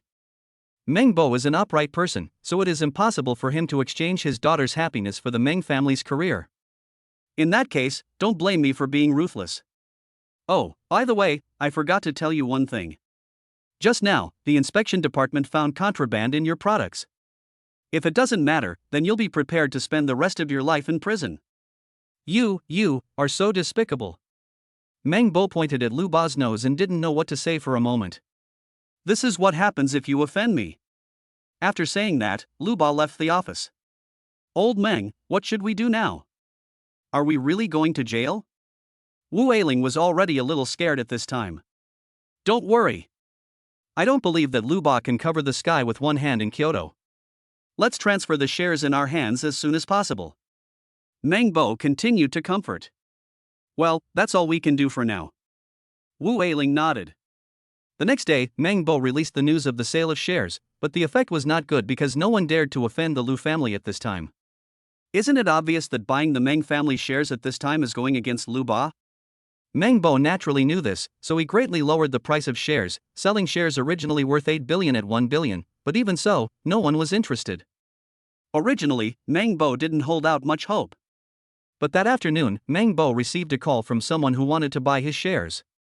This person is none other than Zhang Chengming from Ingdong. Zhang Chengming was also very confused as to why Meng Bo would sell his shares at 1/8 of the price, and Meng Bo just said that he had offended someone he shouldn't have offended. Zhang Chengming felt that this matter was not that simple, but he didn't care. Zhang Chengming is the main person in charge of Ingdong's investment in Kyoto. Now he can use 1 billion to buy 8 billion worth of Meng's company shares. This is a profit for Ingdong. After the deal was done, Zhang Chengming and Meng Bo made an appointment to sign the contract that day. After signing, 1 billion was transferred to Meng Bo's account. The next day, Lu Ba was preparing to continue to make Meng Bo heavily in debt, but he suddenly discovered that the owner of Meng's company had changed. What's going on? Who dares to take over the Meng family's shares at this time? Is he seeking death? Lu Ba hurriedly checked and finally found out that it was a company called Ingdong International Investment. This is an investment company that has just emerged in Kyoto in the past 2 months. In 2 months, this investment company has spent about 500 billion in funds, and the company's market value is nearly 1 trillion. This data also shocked Lu Ba. This is not something an ordinary investment company can do. But at this moment, Lu Ba was already blinded by anger. He thought, what could a foreign company do in Kyoto? Besides, he had worked so hard to force Meng Yao to surrender, but now everything was ruined by Ingdong. How could he accept this? Now he wanted to see what right this outsider had to fight him. Chapter 88, Shang Yaojin shows up. After receiving 1 billion in cash, Meng Bo and his wife also bought plane tickets. Now that they have offended the Lu family, it is impossible for the family to be born in Kyoto. Now they can only withdraw from Kyoto and go to other second-tier cities to see if there is any opportunity. Lu Ba became a little uneasy after learning that Meng Bo was about to leave Kyoto. Meng Yao must not be allowed to leave Kyoto. In Kyoto, the Lu family is very powerful, but if they leave Kyoto, it is hard to say. Once I leave Kyoto, it will be more difficult for me to get Meng Yao. MD, my original plan was perfect, but it was all the fault of the Ingdong International Investment Company. What should I do now? Lu Ba is now extremely anxious. He is determined to get Meng Yao. Suddenly, an evil plan appeared in Lu Ba's mind. Since Meng Yao wants to leave now, why not just make it a fait accompli? When he thought of this, Lu Ba became extremely excited, and immediately asked someone to keep an eye on Meng Yao and confirm her whereabouts. Meng Yao happened to have some free time today, so she went shopping in the mall with her best friend. At noon, Meng Yao was about to drive away after saying goodbye to her best friend, when she happened to meet Lu Ba. Meng Yao, what a coincidence! Lu Ba said to Meng Yao with a smile, looking harmless. Hello, classmate Lu. Meng Yao didn't know what was going on at home, so he greeted him politely. It's fate that we met. How about we have a meal together? I'm so sorry, I've already eaten and I need to go home now. After saying that, Meng Yao was about to leave, but was stopped by Lu Ba. We are old acquaintances after all, can't you even give me a little face? Lu Ba said, suppressing his anger. I'm really sorry, we don't know each other very well, please let me go. Meng Yao tried to break free from Lu Ba, but Lu Ba was too strong and she couldn't get rid of him. The two of them pulling each other in the mall naturally attracted a lot of people's attention. I'm sorry, everyone. This is my girlfriend. I just made her angry, so she's throwing a tantrum here. Now I'm taking her away. After saying that, Lu Ba forcibly dragged Meng Yao away. The onlookers thought they were just a young couple having a tantrum, so no one stepped out to stop them. Lu Ba forcibly pulled Meng Yao and prepared to take her to his car.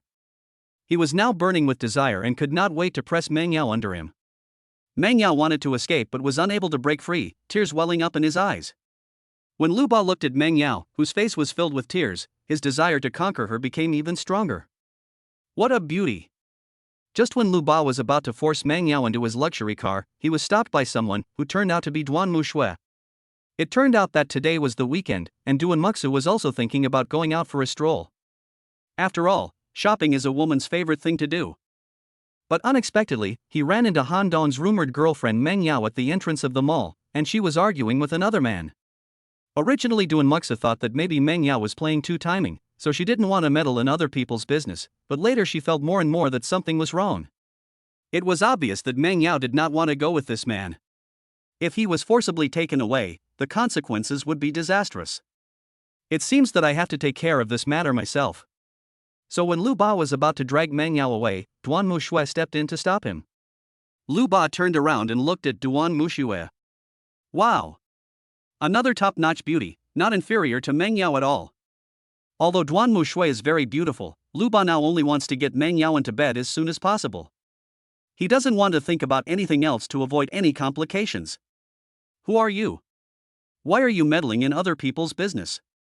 Lu Ba asked. Meng Yao didn't know Duan Muxu, but at this time Duan Muxu had become her only lifeline. Save me. It doesn't matter who I am. What matters is that you dared to drag a girl by force in broad daylight. Do you want to seize her? Duan Mushui stepped forward and asked loudly. This attracted a lot of onlookers. Please help me, I don't know him well and he wants to take me away by force.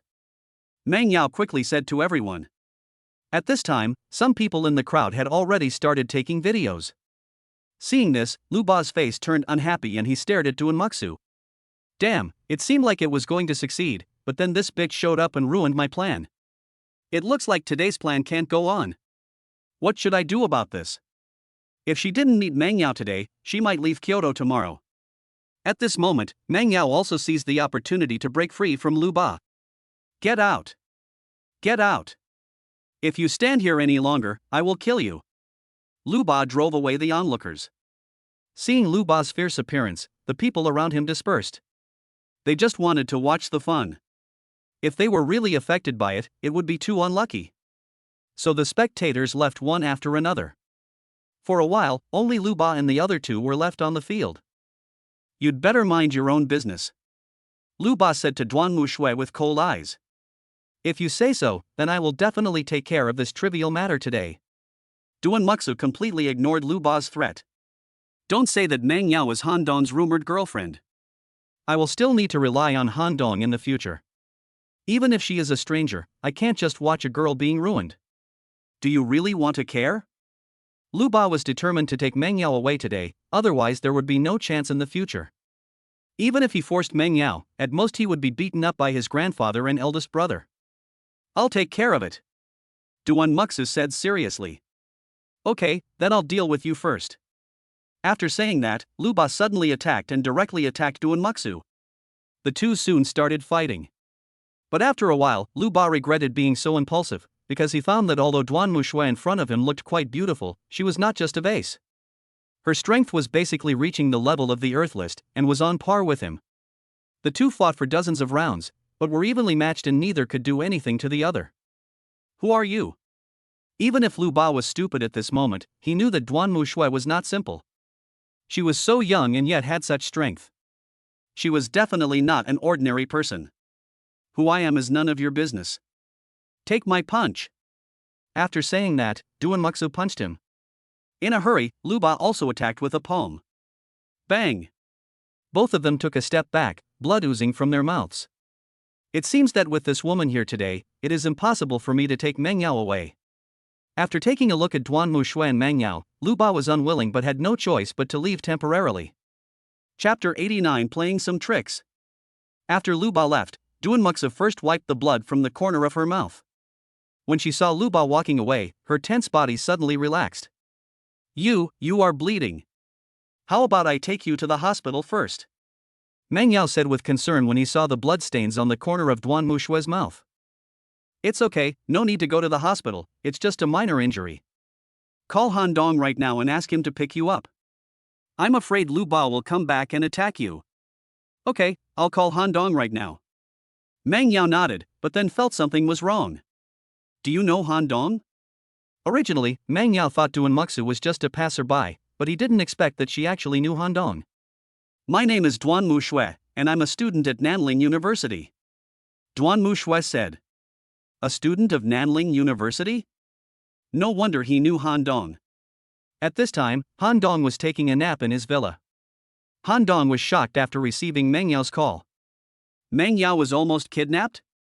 When Han Dong arrived at the mall, he found Duan Mushui was there too. After seeing Han Dong, Meng Yao's nose felt sore. He went up to hug Han Dong and told him what had just happened with grievance. Duan Mushui, who was standing by, was secretly delighted when she saw the close relationship between the two. It seems that these two people are really in a relationship as the rumors say. This is good.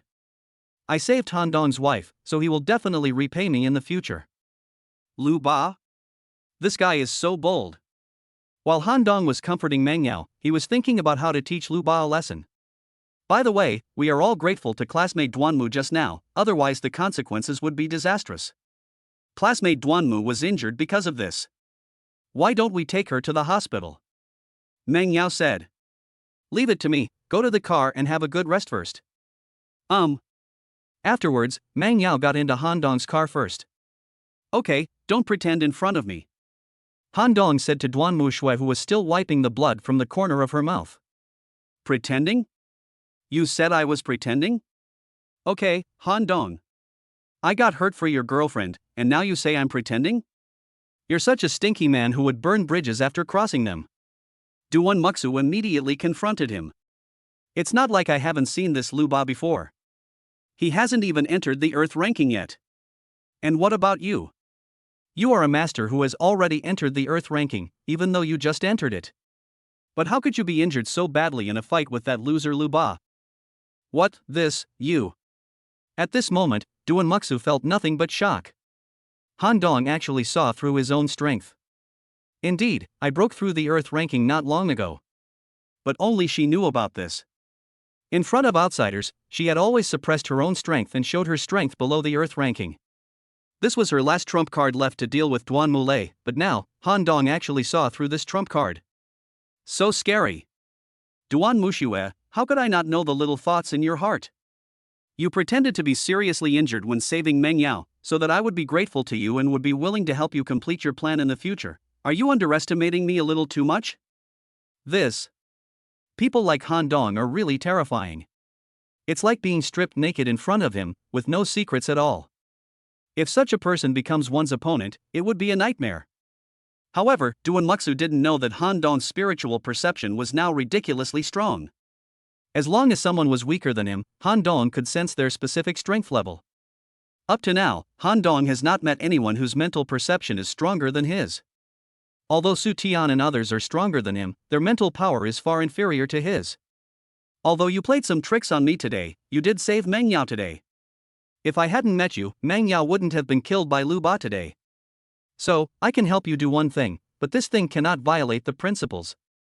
Also, don't play these tricks in front of me in the future. After saying that, Han Dong got in the car and left with Meng Yao.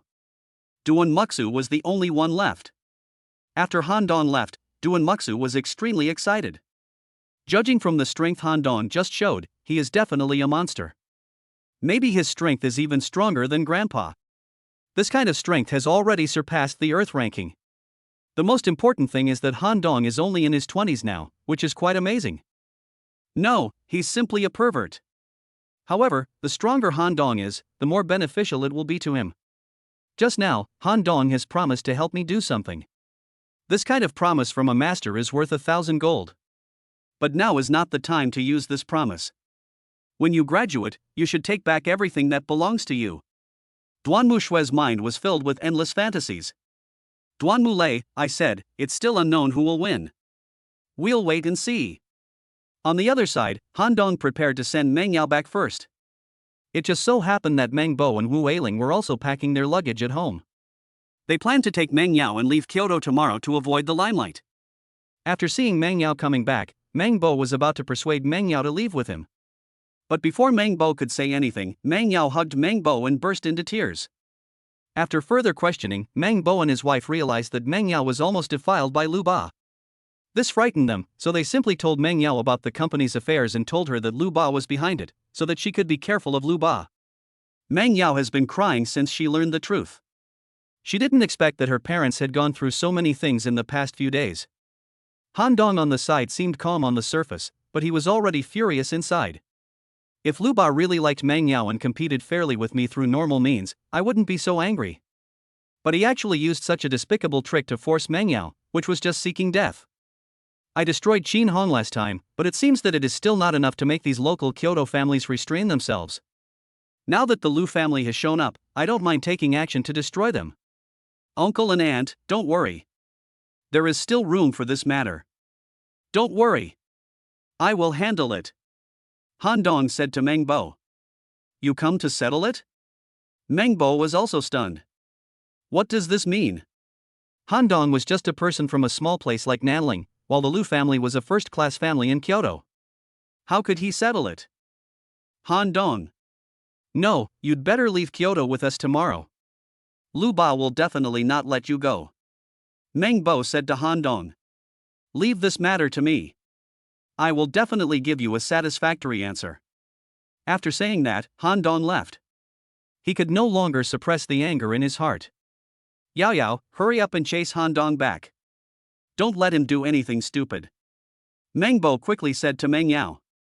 Young people are easily impulsive, and Meng Bo was really afraid that Han Dong would seek revenge on Lu Ba. However, Meng Yao did not chase after him. For some reason, he trusted Han Dong very much. Since Han Dong said it can be solved, then it can definitely be solved. Dad, don't worry. Han Dong can definitely handle it. I believe in him. Watching Han Dong leave, Meng Yao chose to trust him unconditionally. Chapter 90 Lu Yi. After Han Dong left the Meng family, he asked the intelligence department of the Dragon Group to help him confirm Lu Ba's whereabouts. The Dragon Group was very efficient, and soon, information about Lu Ba's whereabouts was transmitted to Han Dong's mobile phone. According to the information provided by the Dragon Group, Lu Ba and Lu Sin are currently in a villa in the western district of Kyoto. Both of them are here? That's great. I don't have to look for them one by one. Now I can just catch them all at once. After the intelligence personnel of the Dragon Group passed the news to Han Dong, they immediately told Su Tian the news that Han Dong was investigating the Lu family. Han Dong investigated the Lu family? Could it be that someone from the Lu family had offended Han Dong again? Lu family? Damn! Han Dong wants to touch the Lu family? Su Tian's heart also skipped a beat. I quickly called Han Dong. However, Han Dong had no intention of answering the call. Su Tian called it this time, most likely to stop him from taking action. If he really answered the call, he would really have no way to take action, so he simply did not answer it. You little brat, you deliberately didn't answer my call. You're such a hassle. Su Tian cursed to himself. Would Han Dong be going to attack the heir of the Lu family? If he really killed the heir of the Lu family, then this matter would be a big deal. Thinking of this, Su Tian stepped on the accelerator and decided to stop Han Dong, the brat. Lu Sin has been keeping a low profile since Qin Hong was murdered, and has basically spent all this time in this villa. After Lu Ba failed in his attempt to abduct Meng Yao, he was very angry, so he went to Lu Sen's residence. Brother, that bitch Meng Yao is leaving Kyoto tomorrow, what should we do? You bastard, what a disgrace. Lu Sen cursed. I have no choice. I was going to succeed today, but it was ruined by a bitch. I can't beat her, so I can only retreat. What do you think about all day long? Is it only women? Brother, you have to help me, I must get Meng Yao. Have you really checked the background of that guy named Han Dong? Don't worry, brother. I have checked it out clearly. He is just a poor teacher. He doesn't have any background. Otherwise, he wouldn't be running away. Lu Sin thought so too. If the other party really had a background, how could he be planning to run away? That's not easy to do. Why don't you just take people to the Meng family and get your sweetheart back? Ha ha. Yes, brother. Why didn't I think of it? I will bring more people to the Meng family to snatch the person away. Lu Ba said happily. At this moment, a voice suddenly spread throughout the villa. You want to rob someone? The person who came was naturally Han Dong.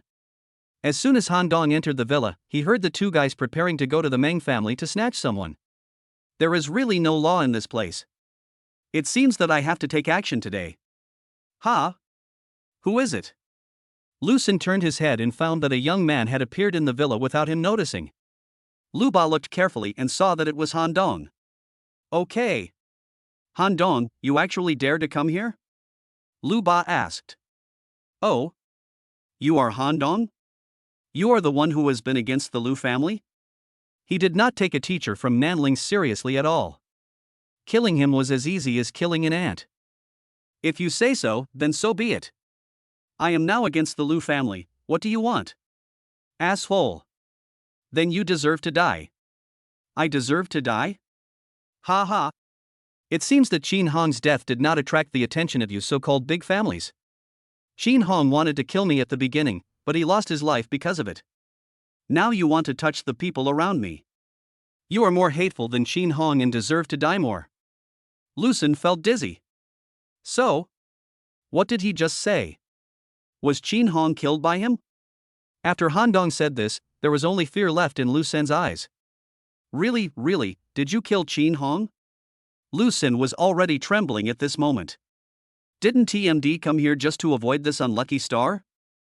Morong Sheng said last time that the Qin family can't afford to offend the person who killed Qin Hong. The Lu family can't be offended. Now, this evil star was actually attracted by myself. I killed Qin Hong, and now I'm going to kill you too. Boom! Lu Xun was stunned for a moment. He did not doubt the credibility of Han Dong's words at all. Because not many people knew about this matter, the outside world thought that Qin Hong died of illness, and only a few people knew the truth. Now that Han Dong said this, it meant that he really was the one who killed Qin Hong. Besides, no one would dare to casually admit to such a thing. Wow! As he spoke, Han Dong released his coercive power. Lu Xun and Lu Ba instantly felt a pressure coming at them. This pressure directly made Lu Xun lose the will to resist. This is the gap between the top masters of the Heaven List and the Earth List.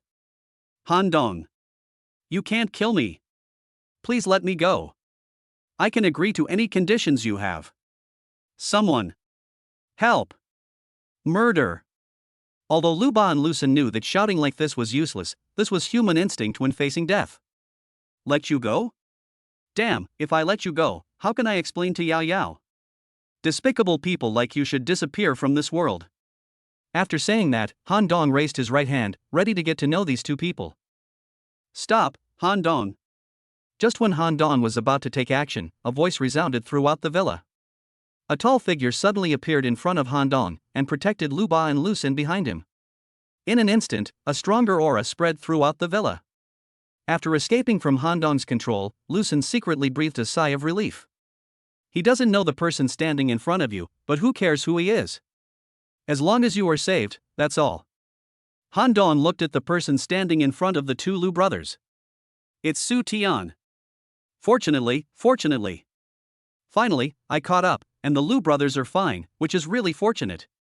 Su Tian also breathed a sigh of relief. Are you okay? Su Tian turned to Lu Ba and Lu Xun and asked. Fine. That's good, you two go first. Su Tian continued. Thank you. The Lu family will never forget your kindness. After saying that, Lu Xun hurriedly helped Lu Ba up. After looking at Han Dong, the two of them hurriedly left the villa. I want an explanation. Han Dong stared at Su Tian and said coldly. Su Tian knew that with Han Dong's personality, he would never look for trouble, so this time it must be the two boys from the Lu family who provoked Han Dong. But now the heir of the Lu family cannot die. Do you know who Lu Xun's uncle is? What does who his uncle is have to do with me? Lu Xun's uncle, the son of the current Lu family patriarch, is named Lu Yi.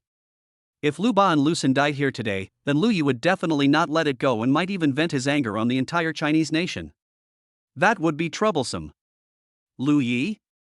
Is he good? At least I'm no match for her. Hiss. Even Su Tian is not his match, so this Lu Yi is really scary. Han Dong, if you want to touch the Lu family, you must go through Lu Yi. Otherwise, you can't afford the consequences, and even Hua Xiao will take the blame for you. It seems that the Lu family has a very complicated background. Han Dong sat down slowly. He wanted to hear who this Lu Yi was. Chapter 91, Guardian of China. Afterwards, Su Tian told Han Dong about Lu Yi's situation. More than 20 years ago, Lu Yi emerged out of nowhere and became a prominent figure in Kyoto with his absolute talent in martial arts. In Kyoto at that time, Lu Yi was at the height of his popularity, and even several wealthy heads of Kyoto could not overshadow him. Originally, Lu Yi could have become the next head of the Lu family, but Lu Yi was a vicious and cruel person. Anyone who offended him or the Lu family would be madly retaliated by him, and his final death was extremely miserable. Later, Lu Yi also attracted the attention of the Dragon Group. In order to save Lu Yi, Lu Genoa, the head of the Lu family, spent a huge amount of money to send him to the United States. After arriving in the beautiful country, Lu Yi did not behave himself. He caused a lot of trouble in the beautiful country and was finally ordered to be expelled by the beautiful country. In desperation, Lu Yi had to go to the Delta. The Delta is a very magical place, or it can be said that it is a paradise for many foreign criminals. The delta is located in the center of China, the United States and Japan. Due to its special geographical location, the delta is almost a lawless area. But what he didn't expect was that after arriving here, Lu Yi would be able to build his own force like a fish in water by relying on his own talents and means. This force is the cold-blooded mercenary group. After years of management by Lu Yi, the cold-blooded mercenary group has long become one of the top mercenary groups in the world, and its strength should not be underestimated. Of course, if it was just a mercenary group, the dragon group would not take it so seriously. The most important thing is that Lu Yi can be described as a monster. Now Lu Yi has reached the top of the heavenly ranking. Even Su Tian is not his opponent. In addition, Lu Yi had already had tens of thousands of members of the cold-blooded mercenary group occupy the delta.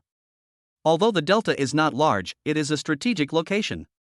Both the United States and China attach great importance to the delta. The delta is a magical place. The entire delta is wrapped in a magnetic field. As long as you enter the delta, all electronic equipment will become ineffective. Although it is not difficult to take over the delta, no matter who takes the first step, it will break the balance. Besides, there is also a Japanese country next to it, so the United States and China have not taken action against the delta for so many years. In other words, the reason why Lu Yi was able to control the delta was actually because neither China nor the United States wanted to let the other side take advantage of it, and Lu Yi found a good balance between the two sides. Although Lu Yi is doing well abroad, he is still a descendant of the Lu family after all.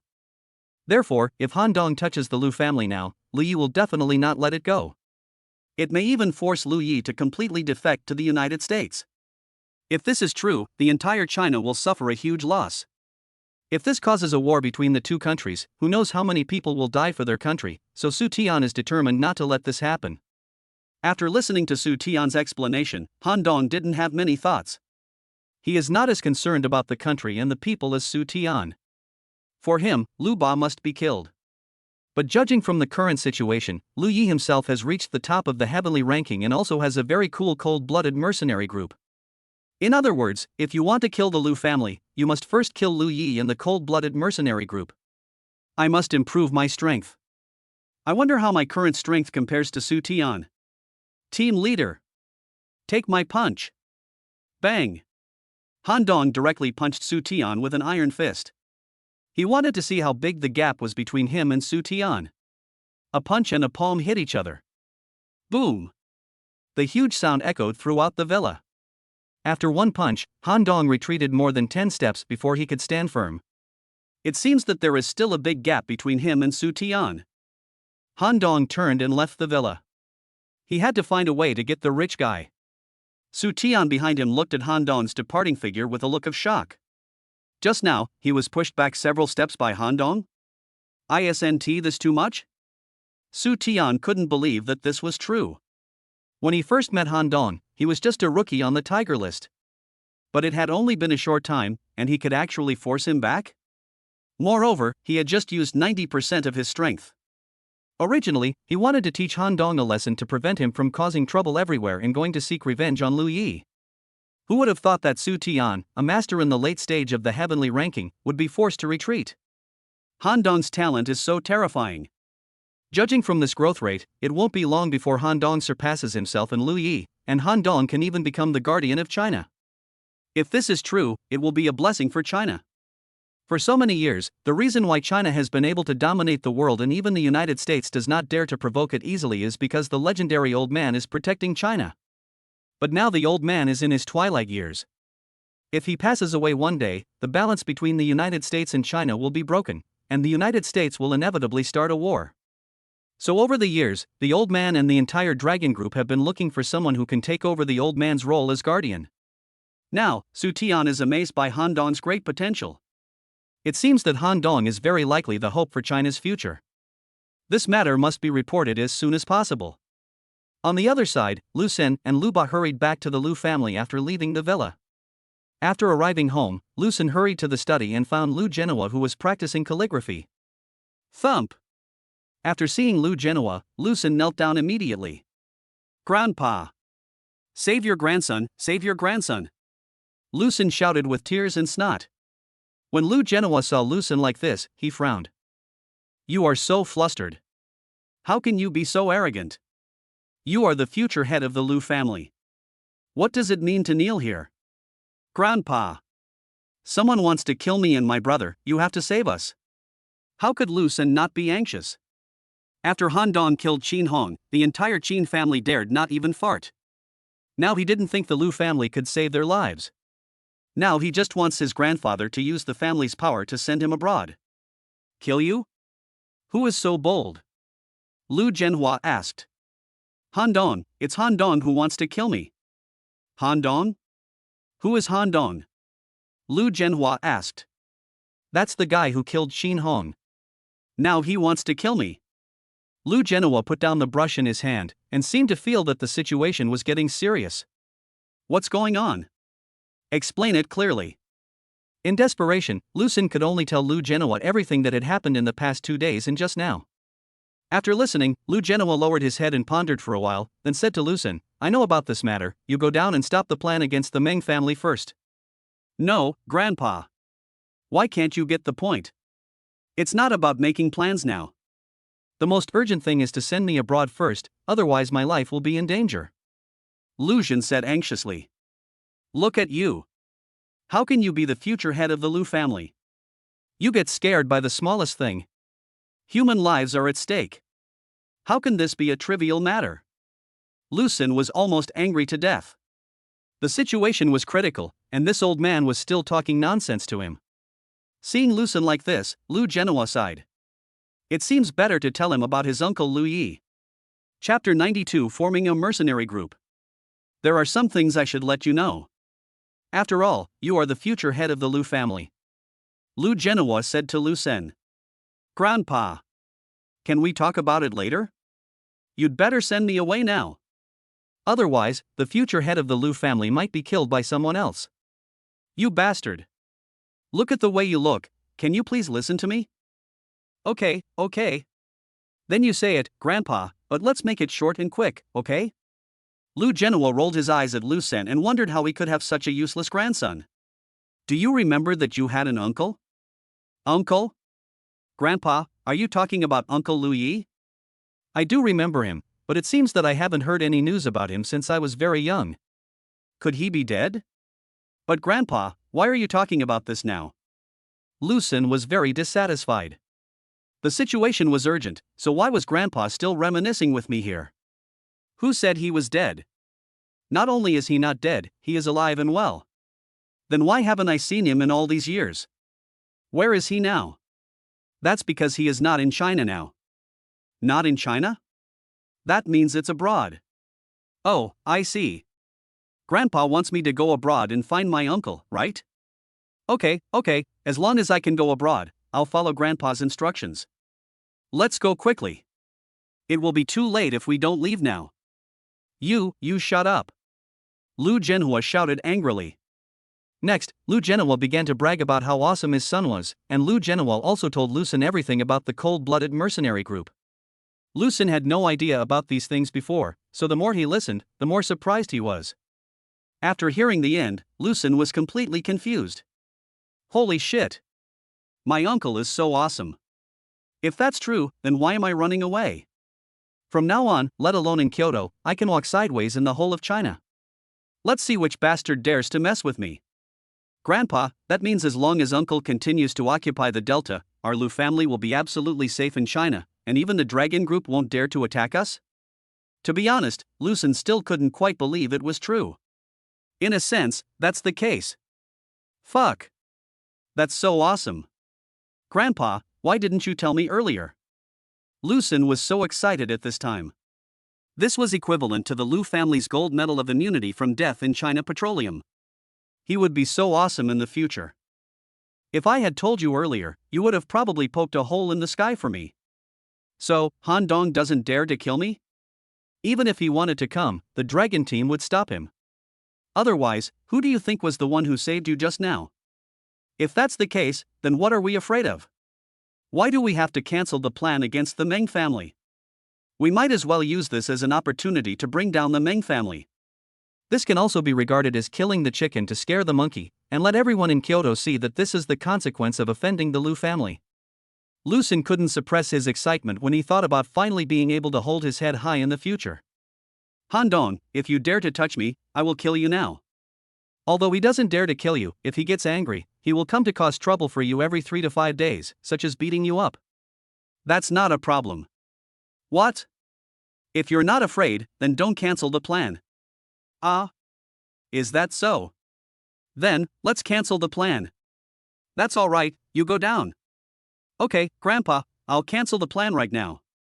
After leaving the study, Lucien hurriedly called the butler and asked him to cancel all plans. Although I have a golden ticket to avoid death in China now, if Han Dong really beats me up every now and then, it would be really ridiculous. After all, I can't beat Han Dong. On the way back, Han Dong first called Meng Yao to report that he was safe. After hanging up the phone, Han Dong kept thinking about Lu Yi. To put it bluntly, the reason why the Dragon Group dare not touch Lu Yi now is because they are afraid of Lu Ye's strength. This strength not only includes Lu Ye's own strength, but also includes the mercenary group created by Lu Yi. This incident gave Han Dong a lot of inspiration. Han Dong understood that if he wanted to achieve something, it would be difficult to achieve it by relying on himself alone, and he must have his own power. After making up his mind, Han Dong called Zhou Yan. Master Han.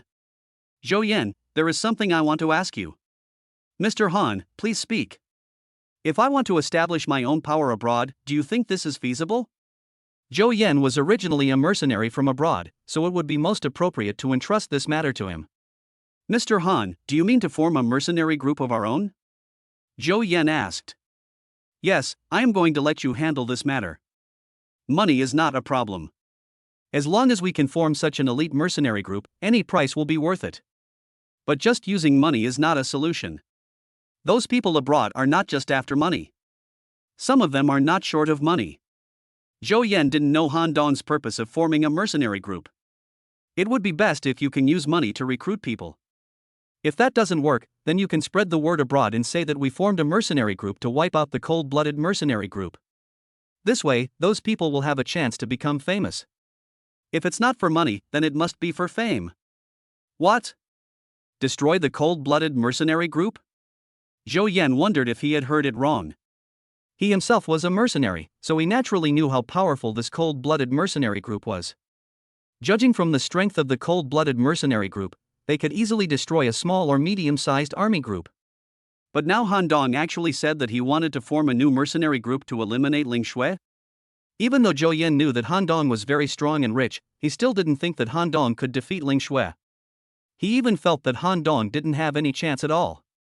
Not to mention that Cold Blood has tens of thousands of members, they also occupy the Delta. This place is very strange, with a special terrain, easy to defend and difficult to attack. Moreover, all electronic equipment cannot be used, so it is too difficult to take over the Delta. The most crucial one is the cold-blooded team leader Lu Yi, who is the #1 expert on the heavenly ranking.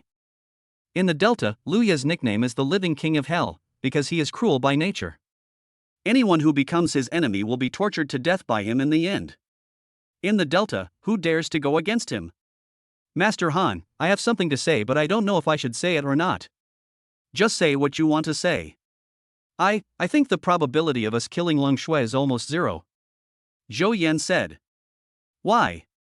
Because the cold-blooded leader is the #1 expert on the heavenly ranking. If we want to destroy the cold-blooded army, we must first destroy him, but it seems that no one on our side has the strength to do so now. You are talking about Lu Yi, right? Don't worry, I have my own way to deal with him. Well, since young Master Han said so, I will follow young Master Han's arrangements and set off to the Delta immediately to build a force. To be honest, he still has the blood of a mercenary who loves adventure in his bones, so Zhou Yan is eager to form a mercenary group. If this thing really succeeds, then his name will surely resound throughout the mercenary world. What is the name of this mercenary group? Zhou Yan asked. Let's call it the Dark Knight Mercenary Group. Han Dong said after thinking for a while. Understood. Lu family. Humph. I'll let you guys jump around for a while longer. 1 month, I only need 1 month, and then I will uproot you all. No one can stop me. Chapter 93 Foundation. After Han Dong returned to Meng Yao's house, the Meng family was having dinner. Han Dong was very hungry after being busy for most of the day, so he sat down and ate with them. Han Dong, why don't you leave Kyoto with us tomorrow? Meng Bo said. Yes, Han Dong, the Lu family is powerful and we can't defeat them. Let's leave here first. We will have a chance to come back in the future. Wu Ailing agreed. Before Han Dong could speak, Meng Bo's cell phone rang. After answering the phone, Meng Bo was a little confused. It turned out that the Lu family was willing to return all the shares to Meng Bo, and all the seized products had been returned. The Lu family actually stopped? This doesn't make sense. You know, Meng Bo is now at his wit's end and is preparing to leave Kyoto tomorrow. Although Meng Bo and his wife were very surprised, no one expected that the noise was caused by Han Dong, who was working hard to eat. In the eyes of Meng Bo and Wu Ailing, Han Dong is just a person from a small place. Although he has certain abilities and seems to have a small investment company in Kyoto, compared with a behemoth like the Lu family, Han Dong is nothing. Meng Bo felt that it might be the old director of the inspection department who helped, so the Lu family stopped. According to Han Dong's personality, he naturally would not take the initiative to explain this matter. However, Han Dong also knew that Lu Xun was probably afraid that he would cause trouble, so he gave in. But this matter cannot just let go like this, because the Lu family has not yet paid the price for it. If Meng Yao met Duan Muxu today, the consequences would be serious. Even if the entire Lu family was destroyed, there would be no way to reverse the situation. After learning that the Lu family had stopped and they didn't need to leave Kyoto, Meng Bo and Wu Ailing's appetite improved. After the meal, Han Dong prepared to say goodbye. Before leaving, Han Dong still called Zhang Changming and asked the company's security department to send a few people to protect Meng Yao. He was really afraid that Lu Xun or Lu Ba would do something secretly. Although my current strength is not enough, I have plenty of patience. When I become strong enough, the first thing I will do is to destroy the Lu family. After returning to the villa, Han Dong opened his system. Now his various attributes have reached 80. If he wants to continue upgrading, the amount of rich points required will be very huge. Han Dong looked at the remaining rich points, and there were still 678 points. During this period, Lin Xuanxuan's spending speed has increased a lot, but it is still not enough. Han Dong wanted to see how many rich points it would take to add a level to the attributes after level 80. Bite. The host's current attributes have surpassed the limits of Earthlings. Do you need to continue adding attributes?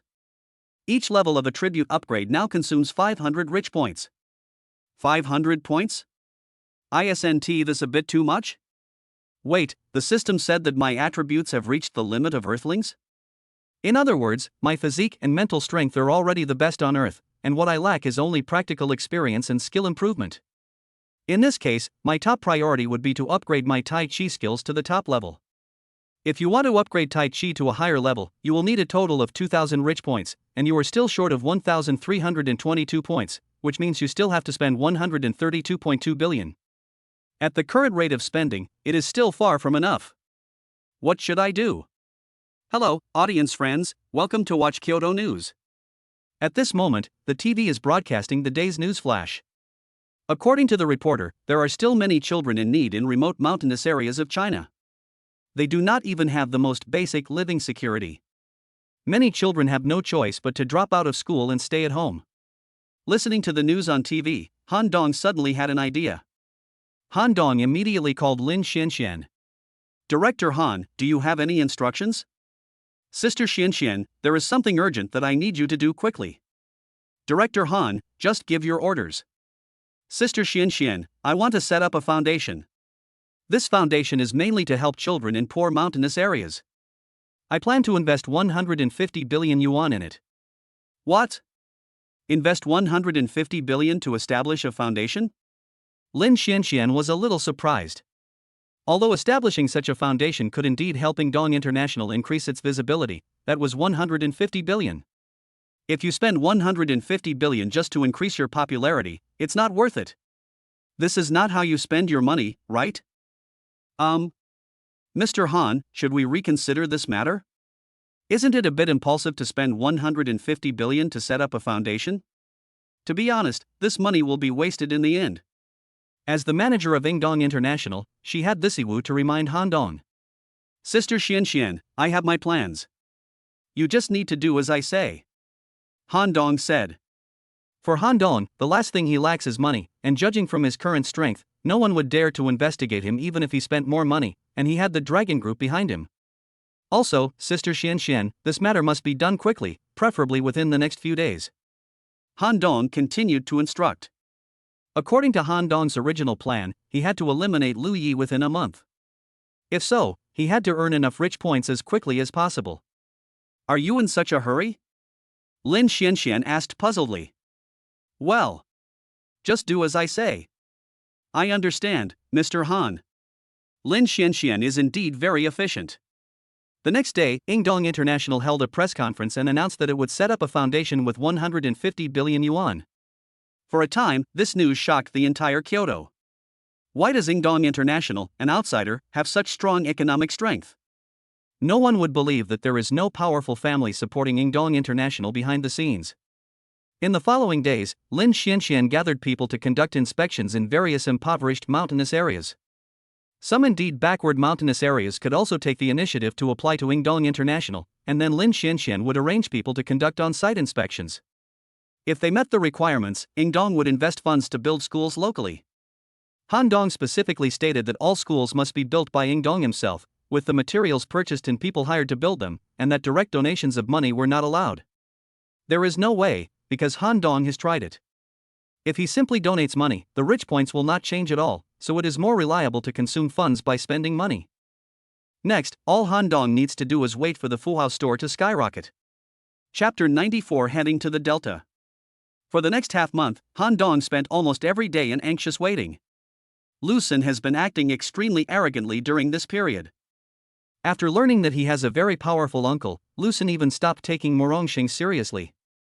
During an internal meeting of GD, Lu Xun even proposed to become the vice president of GD.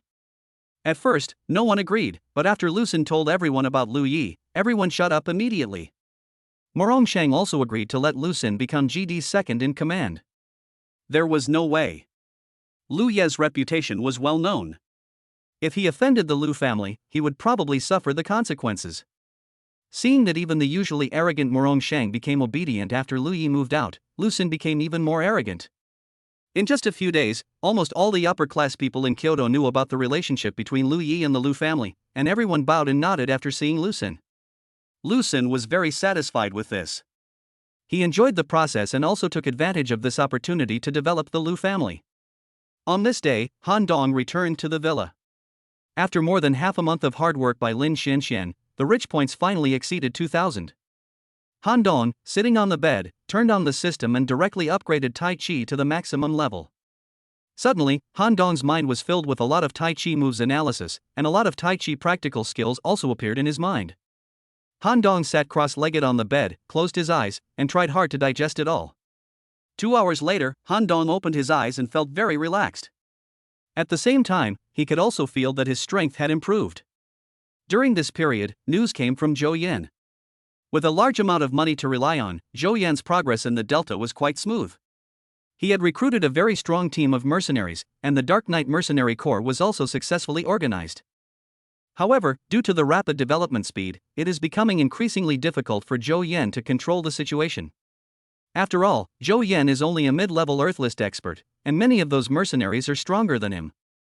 In their opinion, a mid-level Earthlist guy is not worthy of being a team leader, so some people have begun to plot to undermine Zhou Yan. Han Dong naturally knew the news that Lu Xun became the second in command of GD, but Han Dong was not in a hurry. As long as Lu Yi fell, he would not even have to do it himself, because Morongxing would be the first one who would not let Lu Xun go. The most urgent task is to rush to the Delta to take charge of the situation. I'm afraid Zhou Yan won't be able to hold on for much longer. Before leaving, Han Dong first went to the black market to get himself a fake foreign identity, which was very important. Because now is not the time to expose himself. Also, if he took over Delta as a Chinese, it would inevitably cause dissatisfaction from the United States, and the balance between the two countries would be broken. Therefore, he had to use a fake identity to take over Delta. Everything was ready, and Han Dong finally boarded the plane to go abroad. Inside an abandoned building in Delta, Zhou Yan sat on the ground, and there were about 10 people sitting below him. They were dressed differently, but one thing was certain, they were all masters. The hall was in chaos and very noisy. Everyone was chatting among themselves, and it seemed that they did not take Zhou Yan, the team leader, seriously at all. Zhou Yan sat in the main seat, and he also had a headache. As Dark Knight was developing too fast, it now had thousands of people. However, due to his limited strength, these people did not obey him at all. If it were not for his money, people would have rebelled long ago. Captain Zhou, when will the Captain Han you mentioned arrive? Asked a young man in his 30s with his eyes closed. That's right. With our current strength, we still want to attack cold blood? Isn't this just wishful thinking? I'm afraid Lu Yi can wipe us all out by himself. I said that we brothers did not join the Dark Knight to die. Ha ha. I don't care when Captain Han will come. What I care most about is Captain Zhou. How much secret cash do you have? A man with a scar on his face said to Zhou Yan with a smile. In my opinion, we don't need to fight in the Delta. Why don't we just take out the money and divide it among everyone? Yes, yes, yes. That makes sense.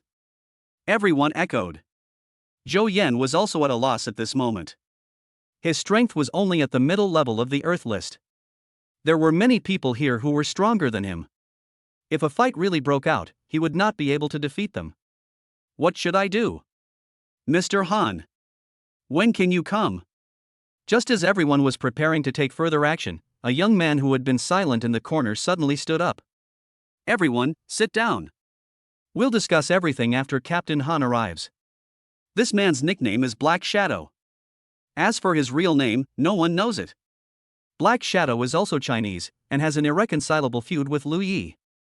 Black Shadow's parents were murdered in cold blood in the Delta and their money was stolen, so Black Shadow vowed to avenge his parents. However, after arriving here, he discovered that Leng Shui was the only one in power in the Delta, and he had no chance of revenge. This time, someone suddenly announced that he wanted to kill Leng Shui, so Black Shadow joined in with the attitude of giving it a try. Now, the Black Shadow is waiting for Han Dong's arrival. He wants to see how strong this Captain Han is. If he is very strong, then maybe he can really take revenge. Black Shadow, don't think we don't know that you want revenge, but we don't have any deep hatred with Lu Yi. We come here just for money. If you want to die, don't drag us down with you, said the scarred man. I said, let's wait until Captain Han arrives. After saying that, the Black Shadow looked at the man with the scar. The man with the scar shuddered and instantly felt a chill, feeling very uncomfortable all over. The scarred man, who was about to say something, immediately shut his mouth. Well, I'll give you a favor, but if Captain Han doesn't arrive within 2 hours, don't blame your brothers then. After saying that, the man with the scar sat down. Seeing this, Zhou Yan breathed a sigh of relief, but he was still worried. He was not sure whether Han Dong could arrive in time. What if these people really rebel? Soon, 2 hours passed, and beads of sweat the size of beans appeared on Zhou Yan's forehead. Black Shadow, we brothers have given you enough face. Now this Captain Han is nowhere to be seen. I think we should just divide the money and disband, said the scarred man, standing up. The Black Shadow shook his head. It seemed that Captain Han was not reliable. There was no hope for revenge this time. Then he closed his eyes and leaned against the wall. Seeing that the shadow stopped asking questions, the scarred man walked directly to Zhou Yan and said, I advise you to hand over the small treasury in your hand, otherwise we will not be polite. What to do? Or just hand over the money? After all, they are outnumbered now, and saving your life is more important. But Mr. Han trusts me so much, how can I do this? Zhou Yan thought to himself. Just when Zhou Yan didn't know what to do, a voice came from outside the door. Who do you want to be rude to? Chapter 95 Expansion. After hearing the sound, everyone looked outside the hall in the direction of the sound. A young-looking guy was standing at the door. Zhou Yan breathed a sigh of relief when he saw the person coming. Great! Han Xiao finally caught up. MD, where did this little bastard come from? Is he looking for death? The man with the scar couldn't help but curse when he saw someone going against him. Han Dong glanced at the scarred man, pushed hard with his feet, and instantly floated to his side. Boom! Afterwards, Han Dong kicked the scarred man out. The scarred man's body flew out of the door and slid on the ground for about 10 meters before stopping. The dark shadow looked at the figure. Fast. Too fast. Even I can't catch up with this speed. This person is definitely a super strong person. After killing the scarred man with a kick, Han Dong floated directly to the main chair next to Zhou Yan and sat down leisurely. The scarred man struggled to get up from the ground and looked at Han Dong. I am a master in the early stage of the heavenly ranking, but now I was defeated by a young boy with just one move. I didn't even see the opponent's movements clearly. Isn't this too horrible? If the other party had not kicked me just now but wanted to cut my neck, my body would probably be cold by now. Thinking of this, the scarred man felt a chill on his back. Who is this kid? He looks like he is at least at the top of the heavenly ranking, but he is so young. In addition to the scarred man, the black shadow was also staring at Han Dong, because he didn't see Han Dong's movements clearly just now. Such a young person at the top of the heavenly ranking. Who is this person? The hall was silent, and everyone was waiting for the young man who had just broken in to speak. Everyone, I am Han Shao, the leader of Dark Knight. Han Dong did not reveal his real name, but used a pseudonym. As for the fake identity information, he had already prepared it in the country. Han Dong looked around the hall and continued, I know that many of you are dissatisfied with Zhou Yan, but now I will tell you that Zhou Yan will be Lang Yi's deputy leader from now on. Are you dissatisfied? Everyone below looked at each other. They were all shocked by Han Dong's move just now. Naturally, no one dared to stand up and object. Captain Han, I have something to say. The black shadow on the side stood up and said to Han Dong. You say. Han Dong had actually been paying attention to this person for a long time. After entering the hall, Han Dong released his powerful mental perception and finally confirmed that the guy in front of him had reached the middle stage of the heavenly ranking. In the hall, apart from myself, this guy should be the strongest. Do you really want to kill Long Shui? Asked the black shadow. What else? Do you think I spent so much money to gather all of you for fun? But with all due respect, it is impossible to destroy Cold Blood with our current strength. Cold Blood now has tens of thousands of members, while we only have a few thousand. The gap is too big. The most important thing is that Lu Yi is already the strongest on the heavenly ranking. If we can't deal with him, then destroying Cold Blood would be a joke. Han Dong nodded. This black shadow was indeed a talented person. He was very good at speaking and doing things, and he was very strong. If he was trained well, he would definitely be of great use in the future. You are right, so our next mission for Dark Knight is expansion, and this depends on everyone present. Depend on us? Everyone was puzzled as to what this meant. Yes, from today on, all members of my Dark Knight should help recruit members for the Cold Knight Mercenary Group. Anyone who recruits 3 people will receive a bounty of 1 million, and anyone who recruits more than 5 people will receive a bounty of 5 million. Oh my god. Is this true? Of course it's true. In an instant, the hall was in an uproar. Although several million was not an astronomical figure for these people, this job was easy. These people had been in the Delta for many years and naturally knew a lot of people. It was not difficult for them to find a few people to join. Who wouldn't like to make money easily? As for Lu Yi, the living devil, don't worry. I will take care of him when the time comes. I guarantee that the living devil will die when the time comes. Although the young man in front of him seemed not as strong as Lu Yi, for some reason, Black Shadow felt that a miracle would happen. The Black Shadow was quite satisfied with Han Dong's answer. After all these years, he finally found an organization that was willing to truly fight against cold-bloodedness. Even if the chances of success are not very high, Black Shadow is willing to give it a try. At least there is still a chance. Okay, we feel relieved with the captain's words. We will definitely be able to complete the task assigned to us by the leader. Yes, I can, too. Afterwards, everyone dispersed, leaving only Han Dong and Zhou Yan in the hall. Master Han. Thank you for your hard work during this period. Han Dong patted Zhou Yan's shoulder and said. It's not hard work, but if young Master Han doesn't come, I won't be able to control these guys. They have been living on the edge of a knife for years, fearless, so how could they listen to the orders of someone like me who is at the level of the Tiger ranking? Well, now that I'm here, you don't have to be afraid. You are still the deputy leader of the Dark Knight. But from now on, you have to seize the time and strive to break through the Tiger list as soon as possible. I understand, Mr. Han. Zhou Yan was an old mercenary. He naturally knew that in the Delta, the strong were king. If one wanted to gain a foothold, he had to speak with strength. There is another thing I need you to do. Mr. Han, please give me your instructions. You try to get me more weapons. These are all problems. How about it? Do you have any ideas? Don't worry, Mr. Han, I will get this done within 3 days. Well, you should go down and prepare as well. In a few days, we will attack Cold Blood. Yes, Mr. Han. A week passed. Today is the day of the Dark Knight gathering. Han Dong sat in the middle of the hall, with He Ying and Zhou Yan standing on both sides. Below are the leaders of each team, about dozens of people. Dark Knight now has nearly 10,000 people. Although most of them gather together for profit, this is enough for Han Dong. Everyone, I will reward you according to your merits in this attack on the cold-blooded mercenary group. As long as you really contribute, I will never treat you unfairly afterwards. Han Dong said to everyone. Please rest assured, Captain. We will do our best. Yes, I will do my best. These people came here for profit in the first place, and now that they hear there are benefits, they are naturally interested.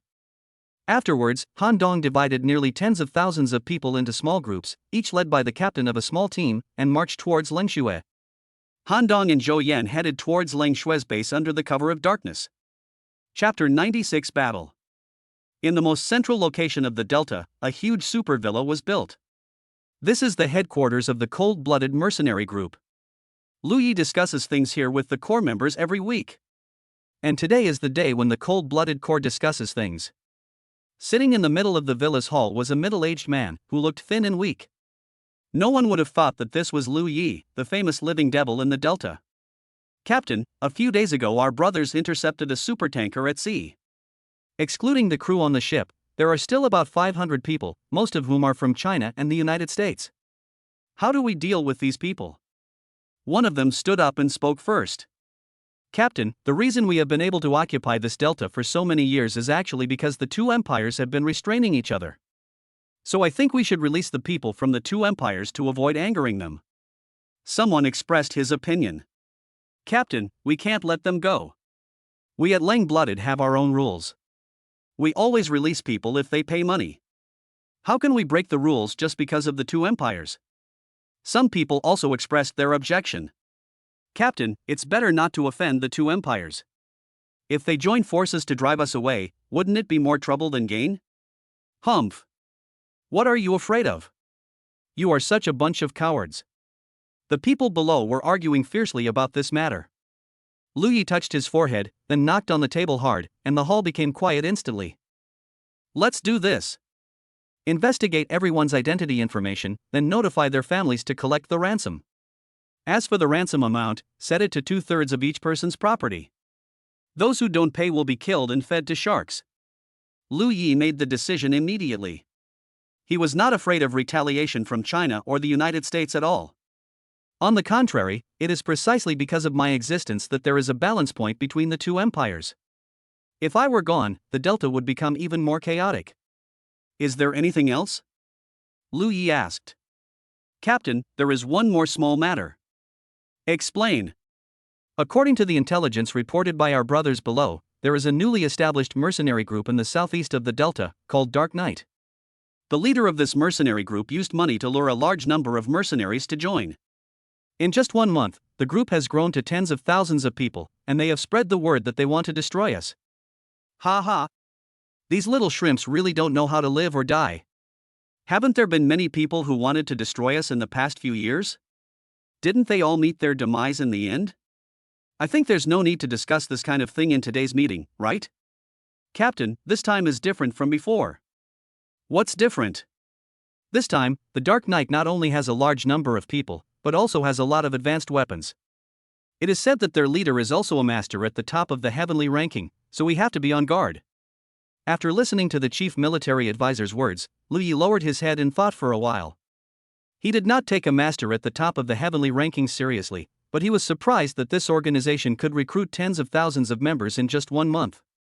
In addition, as far as I know, they have several masters in the early stage of the heavenly ranking, the chief military advisor continued to add. Hiss. When these words were spoken, everyone in the hall was a little surprised. A master at the top of the heavenly ranking plus several masters at the early stage of the heavenly ranking, this lineup is considered quite luxurious. If the team leader gets entangled during the battle, the outcome of the frontal battle will be uncertain. Captain, why don't we be more cautious? Yes. It's better to be cautious. Suddenly, everyone on the field changed their attitude. From today on, brothers, be more careful. If they really dare to attack, throw them all into the sea to feed the sharks. Lu Yi said relaxedly while sitting on the sofa. To be honest, he really didn't take this hastily put together crappy mercenary group seriously. He just simply thought that the other party's leader was very interesting. Being able to gather so many people in a short period of time, he was also a role model. Yes. On the other hand, the news that Han Dong's Dark Knight was going to attack the Delta also reached China and America, but they did not know Han Dong's true identity. They only knew that the leader of the Dark Knight was called Han Shao. Both China and the United States attach great importance to the Delta, so they must know all the information behind this Dark Knight. However, since Han Dong had hidden his identity information early on, people on both sides were unable to find any valuable information. But whether it is China or the United States, they can confirm that this Han Shao is not the other party's man. In this case, both sides decided not to take action for the time being and wait and see how the situation develops. Time flies, and 3 days have passed in the blink of an eye. Han Dong has already stood in front of the headquarters of the cold-blooded mercenary group. Han Dong was very puzzled. According to their understanding, the other party should have received the news of his attack on the Delta a long time ago, but he did not encounter any resistance along the way. Han Dong arrived at the headquarters of Lang Shui smoothly. Captain, isn't our journey a little too smooth? Yes, Captain, is there any conspiracy here? Everyone in the Dark Knight also felt it was very strange and expressed their concerns. Don't be nervous, everyone. In the face of absolute strength, any conspiracy or trick is just a paper tiger. As long as we kill Lu Yi first, this damn cold-blooded person will be nothing. Han Dong said. Then when the battle starts, please make sure to deal with Lu Yi as soon as possible. Inside the villa. Is everyone ready? Asked Lu Yi, who was sitting in the middle. Captain, we're ready. Well, let's go out and fight. Afterwards, the cold-blooded people returned to their posts, while Lu Yi brought a few people to the gate. The moment the shadow behind Han Dong saw Lu Yi, the hatred in his heart instantly burst out. Are you the living king of hell, Lu Yi? Han Dong asked. Who are you? Lu Yi looked at Han Dong in the distance and was surprised. This kid is so young, but he already has such strength. He is really a monster. Don't worry about who I am. You just need to know that I'm the one who's going to take your life. Han Dong said arrogantly. Ha ha ha ha. There are so many people who want to kill me, so who do you think you are? Be careful that in the end you don't kill me, but end up throwing me into the sea to feed the sharks. You talk too much nonsense, let's just get started. Okay. In all these years, you are the first one who dares to be so arrogant in front of me, so let it be as you wish. I will let you die more painlessly. Chapter 97 Killing Lu Yi. As Lu Yi finished speaking, he shot out of the villa. When his body landed on the ground, he rushed directly towards Han Dong. Seeing this, Han Dong naturally went forward to meet him. At this moment, everyone's attention was on these two people. Even though the combined number of troops on both sides is nearly 40,000 to 50,000, the two people fighting on the field are actually the ones who can really decide the outcome. Whoever of these two people has the last laugh, then the forces they represent will naturally have the last laugh as well. The two figures flew towards each other at an extremely fast speed. Bang! The two palms came into contact, causing a huge noise. Afterwards, the two of them retreated about 10 meters each. The masters on the heavenly ranking were indeed extraordinary. Just a tentative attack caused such a big commotion. It seems that you are indeed at the top of the heavenly ranking, but if your strength is just this, then I'm afraid you will have to die here today. Lu Yi said slowly while looking at Han Dong, who was dozens of meters away. Oh? What a coincidence. If this is all your strength, I will take your life today. Humph. You sharp-tongued brat. After saying that, Lu Yi no longer held back and quickly flew towards Han Dong. In a flash, the two of them fought again. Bang bang bang bang bang. The sound of the two men fighting resounded through heaven and earth, and a cloud of dust was raised around them. Although the situation on the field was dangerous, Han Dong did not use all his strength. He still wanted to use Lu Yi to practice. What he lacked most was practical experience, and a sparring partner who was ranked first on the heavenly ranking was not easy to find.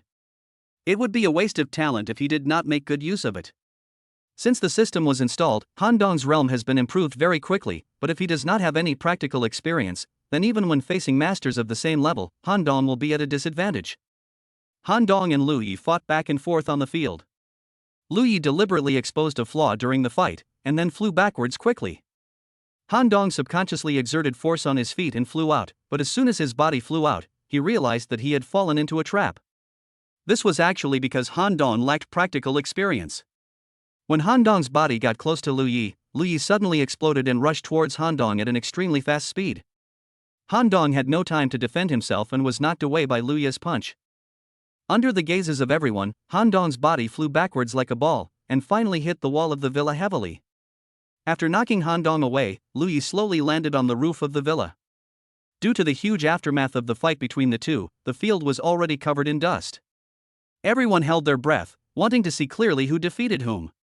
When the smoke cleared, Lu Yi's figure appeared before everyone's eyes. Captain is awesome.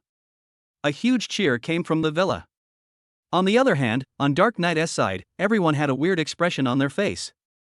The leader was defeated? And he was defeated so quickly? The Black Shadow was very confused.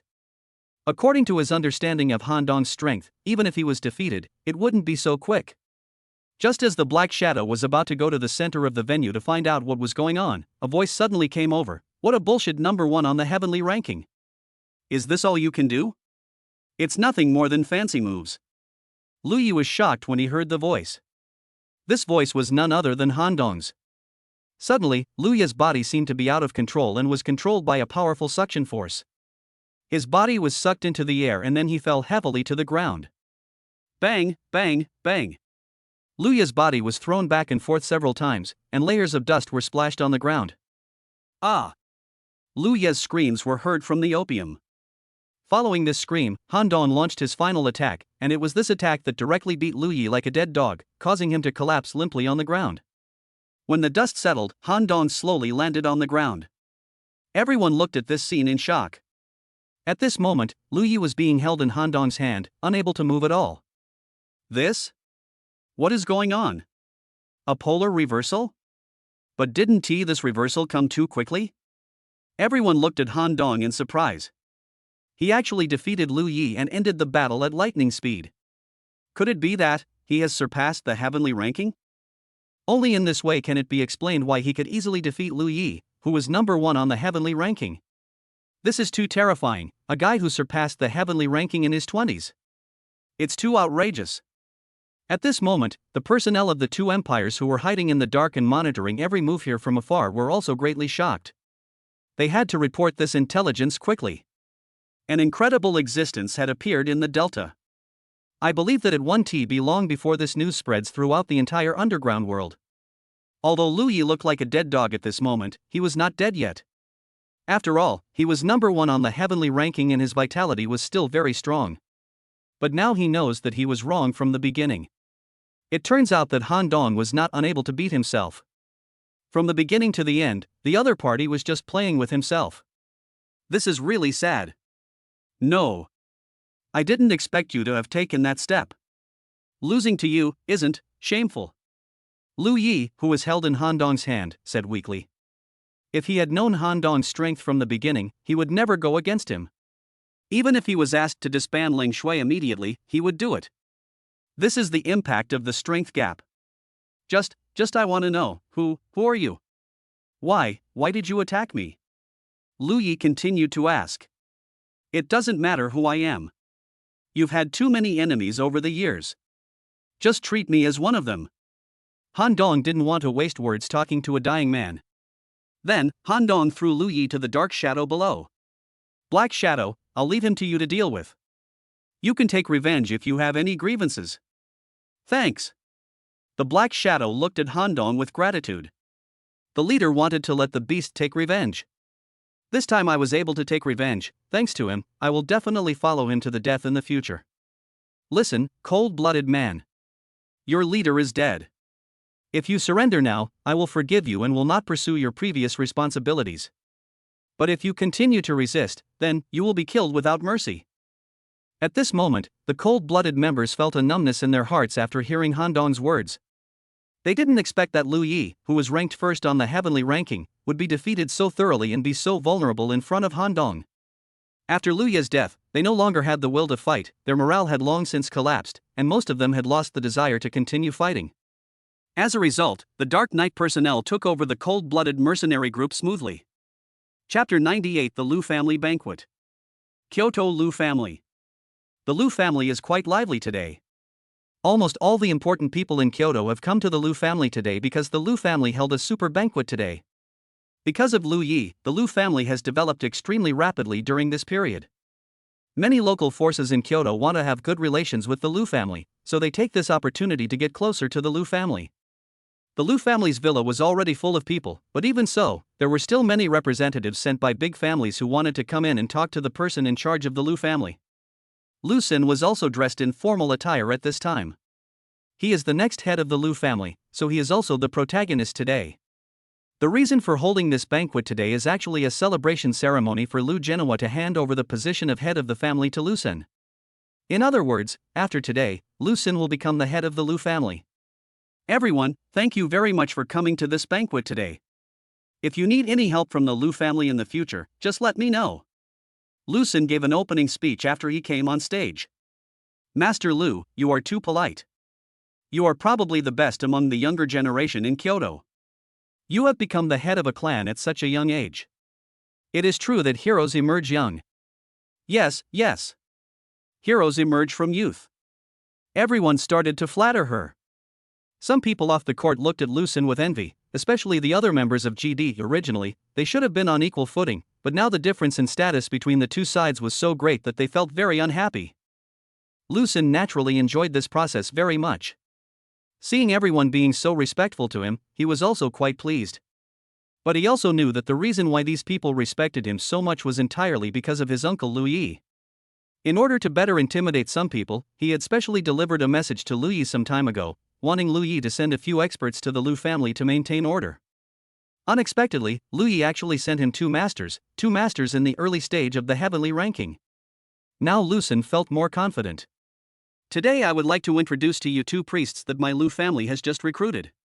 These two were specially sent by my uncle to assist the Lu family. Then, Lu Xun pointed to the two elders sent by Lu Yi and said, in fact, this is also one of Lu Xun's main purposes today, to directly reveal the Lu family's trump card, so as to better intimidate those big families. A master on the heavenly ranking? It's actually the heavenly ranking? Warong Shang, who was sitting below at this moment, was also very surprised. This Lu Yi was indeed not simple. The two people he sent casually actually had such strength. It seemed that they were indeed not easy to mess with. Lu Xun stood proudly in the main seat, with two worshippers standing on his left and right, looking so majestic.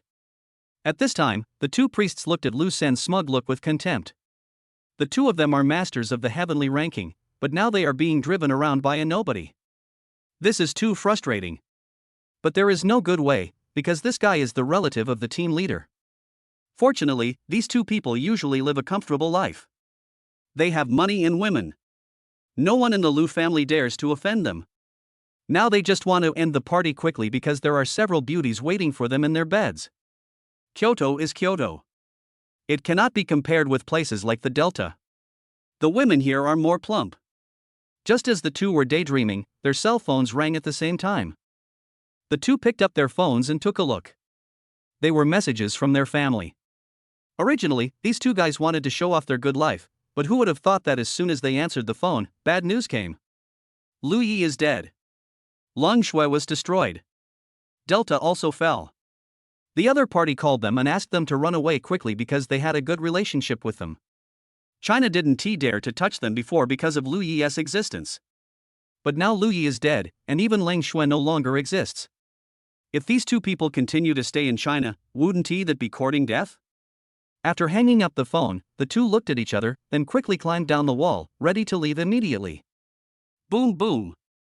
As the two men landed, Lu Xun and everyone present were stunned. What is this for? However, the two cold-blooded elders had no time to care about these things and started to run away. Just then, the people from the dragon group suddenly arrived. Where are you two going? I think you should come with us first, said the leader of the dragon group. After receiving the news that Lu Yi was dead, Su Tian immediately sent people to intercept the two priests of the Lu family. Who are you? They are from my Lu family. What do you want to do? Lu Xun asked. Dragon Group is doing business. When Lu Genoa heard the word Dragon Group, he trembled all over. The Dragon Group actually took action? Why? Could it be that something happened to Lu Yi? The experienced Lu Genoa immediately thought that something had happened to Lu Yi. I'm sorry everyone, I have some things to deal with today, so I can't continue to entertain you. Lu Genoa quickly began to order them to leave. No matter what, no one must know that Lu Yi was in trouble. But now, even a blind person should be able to see that the Lu family is probably in trouble. How could anyone miss this opportunity to watch the fun? So no one left at all. What is going on? Seeing that no one left, Lu Genoa had to give up and turn to ask the members of the dragon team. However, the members of the dragon team ignored him and just stared at the two priests. Helplessly, Lu Genoa could only call Lu Yi himself, but no one answered the phone after several calls. Lu Genoa's heart sank. It's broken. Something really happened. Has something happened to Lu Yi? Lu Genoa asked the members of the dragon team. Sorry, no comment. Just as Lu Genoa was about to continue asking questions, Morongsheng shouted, Lu Yi is dead, and the Delta has been captured by a mysterious person, so these two priests are running away. Just now, Morongsheng also received news from his family and learned what happened in the Delta. During this period of time, Morongsheng was also severely suppressed by Lu's senator. Now after learning this news, Morongsheng is probably the happiest person, so he deliberately released this news. As soon as the words were spoken, everyone present was shocked. Morongsheng, stop talking nonsense here. My uncle is the #1 expert on the heavenly ranking, who can kill him? Lu Xun immediately began to refute. It's just a heavenly ranking. There are always people better than you. It is said that the person who killed him has surpassed the heavenly ranking. Lu Zhentian, who was standing by, knew that this was true when he saw the expressions of the two worshippers. Lu Zhentian staggered and almost fainted. Because of Lu Yi's existence during this period, the entire Lu family developed too fast and offended many people. Now that Lu Yi is gone, I'm afraid the entire Lu family will be implicated. In addition to Lu Genoa, the brothers Lu Xin and Lu Ba were also very panicked. It seems that my good days are coming to an end. Chapter 99 Escape. Delta. Han Dong sat in the main chair in the villa. Today, the Delta has been completely controlled by Han Dong's Dark Knight, and Han Dong has kept his promise to reward people according to their merits. Anyone who has made an important contribution in this encirclement and suppression can receive a large reward. Black Shadow, report the situation. Han Dong said. After taking control of the Delta, Black Shadow immediately ransacked Cold-Blooded's lair. Captain, we found a large number of prisoners in the villa. Most of them are hostages that Lu Yi had kidnapped before. Some are from China, some are from the United States, and a small number are from Japan and other countries. Find out the identities of these people. If they are innocent, let them go. Okay, I'll do it in a moment. In addition, a large amount of gold and silver jewelry and various antique calligraphy and paintings were found in the villa's warehouse. Let's seal all of these up temporarily and consider them as Dark Knight's development funds. Han Dong was not interested in these, as he was not short of money. In addition, I have a decision, that is, all taxes and fees within the Delta will be waived in the future. Han Dong continued. What? This? Captain, if this is the case, then our regiment's source of income will be cut off. Although Lang Shui left us a large sum of money, we can't just sit there and eat it all. When some people below heard that taxes and fees were going to be cancelled, they immediately became unhappy. The reason why most of them put their heads on the belt and followed Han Dong to fight against the cold-blooded Lu Yi was that they wanted to destroy Lang Shui and replace him, so that they could enjoy a peaceful life. But now they want to cancel taxes and fees. How can this be possible? Don't worry, everyone. I will be responsible for all the development funds of Dark Knight in the future. I promise that you will not be short of money. Han Dong said to everyone. In addition, I plan to purchase a large number of advanced weapons to arm the Delta. I will build the Delta into a solid military fortress. Han Dong continued. Captain, if that's the case, then funds are a bit tight. Zhou Yan sat on the side. He really doesn't have much money in his hands now. It doesn't matter. Money is not a problem. What you need to do now is to recruit more outstanding people so that our strength can grow. However, there are requirements for recruiting people in Dark Knight. Those who are heinous must not be recruited. Yes, Captain. Han Dong looked at everyone in the hall, then looked at Zhou Yan and the Black Shadow. Now these two were the people he trusted the most. Everyone, I will be away from here for a while.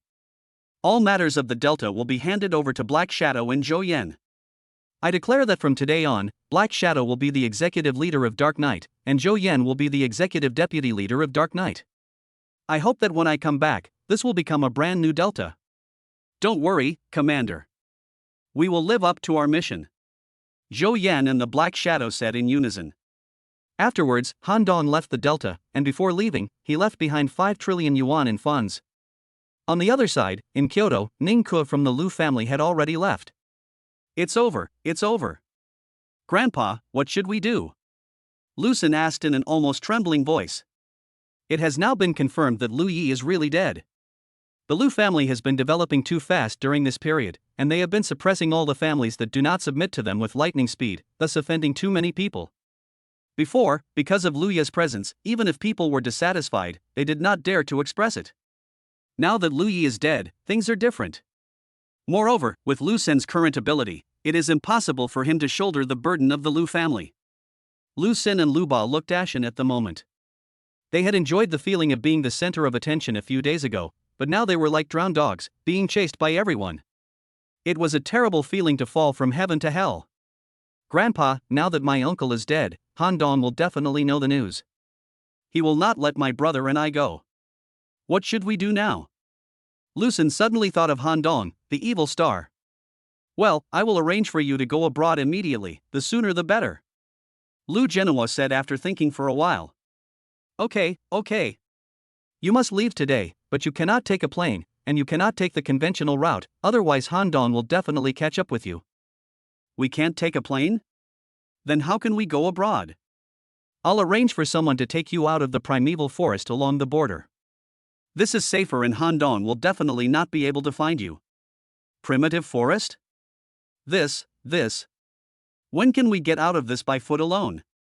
Asshole, it's already this hour, do you want to enjoy yourself or to die? Okay. I'll listen to Grandpa in everything. Now that Lu Yi is gone, Lu Genoa must find a way to keep these two good-for-nothings, so that the Lu family may have a chance to turn things around in the future. Afterwards, the Lu Xun brothers left in a hurry. The next day. After several transfers, Lu Xun and Lu Ba finally entered the primeval forest. Now, as long as they can get through this forest, they can reach the beautiful country, where Lu Genoa has prepared everything for them. Now they had to hurry and hike through here. At night, the two did not rest. With the help of moonlight, they continued to move forward. Now all they were thinking about was how to survive. On the third day, the two finally reached the end of the forest. As long as they made a little more effort, they could pass through the forest. Brother, can we come back in the future? Lu Ba asked. Who knows? I don't know if Grandpa can handle this crisis alone. It would be such a shame if I can't come back. Oh. If only my uncle hadn't died, I would have been able to sleep with Meng Yao. What a pity. If I can't come back in the future, then won't I never get Meng Yao? You bastard, it's already this hour, and you're still thinking about women? Anyway, I'm going to sleep with that bitch Meng Yao. Even if I have to come back secretly in the future, I'm going to sleep with her. You bastard. But before Lu Xun could finish his words, a voice suddenly came. I'm afraid you won't have a chance to come back in the future. Hearing this voice, Lu Xun and Lu Ba's hair stood on end and their eyes were filled with fear. Because they are so familiar with this voice. That's right, Han Dong is here. Chapter 100 Doubt. Although they had not seen Han Dong yet, the Lu brothers knew that it was Han Dong who came just by the voice. Han Dong, is it Han Dong? Swish. At this moment, a figure suddenly stopped in front of them. Long time no see, you two. Han Dong said to Lu Ba and Lu Xun, his voice as ghostly as a ghost. You, how come you are here? What do you want to do? Lu Xun asked in horror. He really couldn't understand why his grandfather deliberately arranged such a route for them in order to avoid Han Dong, but how did he still know about it? Han Dong, don't mess around. If you hurt us, my uncle will never let you go, and he will drag the entire China down with him. You, get away from here. Lu Ba said tremblingly. Your uncle? Lu Yi? Isn't he dead? Han Dong said jokingly. Who said that? My uncle is not dead at all. He just got injured and escaped. If you kill us, he will definitely seek revenge on you in the future. Lu Xun began to make up lies, trying to scare Han Dong away. Is that so? But isn't it said outside that Lu Yi is dead? Han Dong pretended to be very confused and said, How is that possible? We have to go meet up with my uncle now. If you don't leave, my uncle will be here soon, and you won't be able to leave even if you want to. Ha ha ha ha. Han Dong couldn't hold it in anymore and burst into laughter.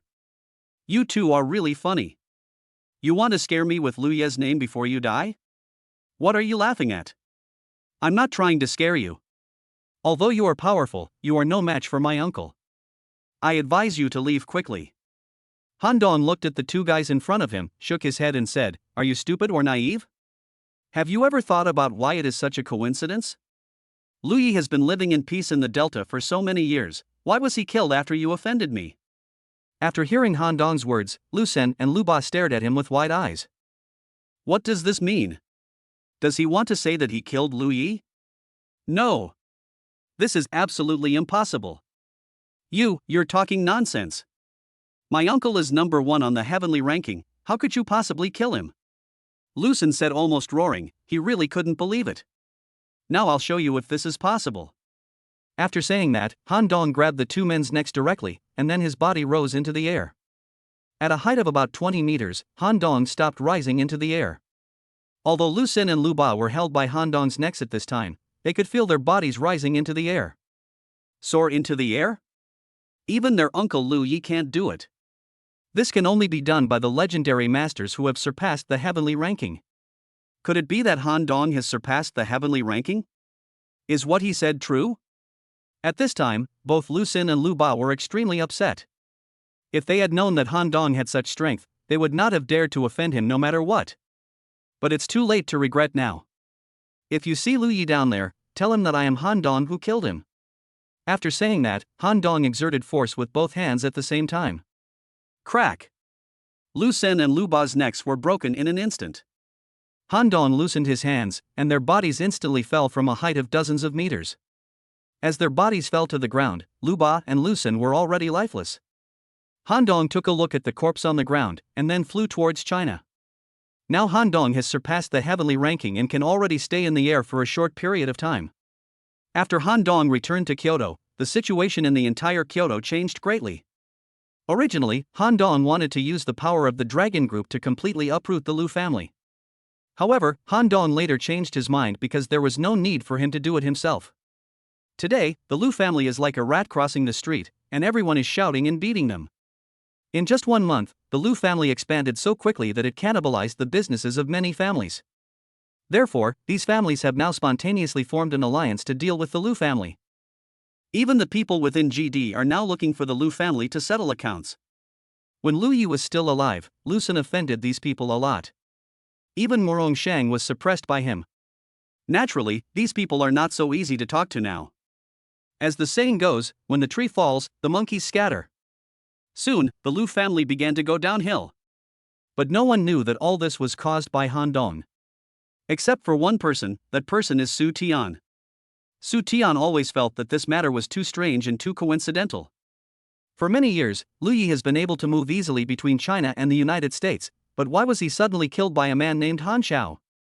The key point is that before Lu Yi died, the Lu family offended Han Dong, and when Lu Yi was killed, Han Dong was not in Kyoto. Isn't this too much of a coincidence? There is just one thing Su Tian can't figure out. Lu Yi is the number 1 expert on the heavenly ranking, and I am no match for him. If it was really Han Dong who killed Lu Yi, how did he do it? Could it be that Han Dong has already taken that step? Impossible. Although Han Dong is gifted, he is only in his 20s. How could he have taken the legendary step at this age? Su Tian really couldn't believe this. Forget it, I should think of a way to investigate the Dark Knight mercenaries in the Delta and see if I can find some useful clues from them. At this time, Han Dong still thought that he had done everything perfectly, but he didn't know that Su Tian had already begun to doubt him. Now Han Dong still needs to work hard to spend money to earn rich points. The only way is to improve his strength. After returning to Kyoto, Han Dong learned that the academic exchange of QH had ended, so Zhao Rou and others returned to Nanling with the principal first. As for Zhou Chengfeng, he was so scared that he left the country a long time ago, and he probably doesn't dare to come back for the time being. As for Han Dong, he still doesn't want to go back to Nanling for the time being, because he still has a lot of things to do in Kyoto. At first, the principal was a little dissatisfied with her behavior, thinking that it was inappropriate for her to be absent from school since she was just a nominal professor. However, when Han Dong donated another 1 billion to the school, the principal immediately changed his mind and claimed that as long as Han Dong was willing, he could return to the school at any time, and the position of nominal professor of the school would always be reserved for him. It seems that money is still effective. And it never goes out of style, and it works immediately when used. Chapter 101: Confirming Identity. During this period, Ingdong International has also made steady progress under the leadership of Lin Xianxian. However, Han Dong feels that the current pace of spending is still a bit slow, and he still needs to make Ingdong bigger and stronger. Now we not only want to build Ingdong into a first-class domestic investment company, but it would be best to build Ingdong into an internationally renowned investment company. It seems that I need to discuss the expansion of overseas business with Sister Xianxian when I have the chance. Han Dong opened his system page. Now Han Dong's attributes have reached 80. Han Dong wants to know what level he will reach if he continues to improve his attributes. Unable to suppress his inner restlessness, Han Dong tried to click to improve his physical condition. Bite. The system voice sounded. Currently, the various attributes of the system have reached their limits. If you want to continue to improve the attributes, you need to work hard to earn rich points. When the rich points reach 10,000, the system will automatically unlock the next level. Damn it! Han Dong cursed in his heart. 10,000 rich points, this is too much of a ripoff. Han Dong took a look at the remaining 2,684 rich points. It seemed that he was still a long way off. It's time to put Ingdong's overseas business expansion on the agenda. The next day, Han Dong drove to Meng's house. Since coming back, Han Dong has not had time to see Meng Yao. When he went in, Han Dong happened to meet Wu Ailing going out. After seeing Han Dong, he said, "Han Dong, I have something to go out now. If you don't have anything urgent, wait for me at home. I will talk to you when I come back." "Okay, you go ahead and do your work, I'll wait for you," Han Dong said. Then Wu Ailing left in a hurry. She had been very busy during this period. At the beginning, because he did not agree with Lu Ba and his daughter's relationship, he was retaliated against by the Lu family. Later, for some reason, the Lu family let them go. Afterwards, it was said that the Lu family had established a relationship with an important figure. Those who had cooperated with the Meng family heard that the Meng family had offended the Lu family, and they cancelled their cooperation one after another. As a result, the Meng family also suffered a heavy blow. But a few days ago, the Lu family suddenly collapsed, and now the Meng family has a chance of survival again. The key point is that Ingdong International, which has been very popular recently, is actually willing to cooperate with the Meng family. With the support of this big money sponsor, the development of the Meng family can be said to be smooth sailing. After Han Dong parked the car, he entered the villa. At this moment, Meng Yao was watching TV at home. "Han Dong, you're back?" After seeing Han Dong, Meng Yao jumped up from the sofa happily and hugged Han Dong's neck. Han Dong touched Meng Yao's forehead lovingly and said, "How is it? Have you been feeling depressed for a while?" Before Han Dong went to the Delta, he specifically told Meng Yao not to go out to prevent any accidents, because Lu Xin and Lu Ba had not been killed at that time, so it was always a good idea to be careful. "Well, I listened to you during this period and didn't go out. So good? Then I'll take you out for a walk today as a reward." "Okay. Wait a minute, I'll go change my clothes and be right back." Soon, Meng Yao changed his clothes and came down from upstairs. The two played outside until very late and didn't come back until dark. When I came back, Wu Ailing and Meng Bo had also returned. They had a meal together and then sat down in the living room. "Han Dong, the school is going to be on holiday soon, right?" Wu Ailing asked. "Yes, Auntie. Don't go back to Nanling during this holiday. Stay in Kyoto and learn how to do business from me. Your uncle and I will step back and the affairs of the Meng family will be handed over to you and Meng Yao." Now Wu Ailing and Meng Bo already regard Han Dong as their son-in-law. There is nothing they can do about it. Who told their precious daughter to like him so much? "Well, Auntie, I have something to do when I go back." Han Dong wanted to take advantage of the holiday to go back and see his uncle. What could possibly happen? How can a small place like Nanling compare to Kyoto? This matter is settled. "Han Dong, since you have decided to be with Yao Yao, you must work harder, at least you must be able to help Yao Yao in the future." "Good man. Do you think you are a gigolo?" "Auntie, actually Han Dong decided to confess. But before Han Dong could finish, he was interrupted by Wu Ailing. Okay, but it's settled. If I have time, I will take you to meet more people from the upper class.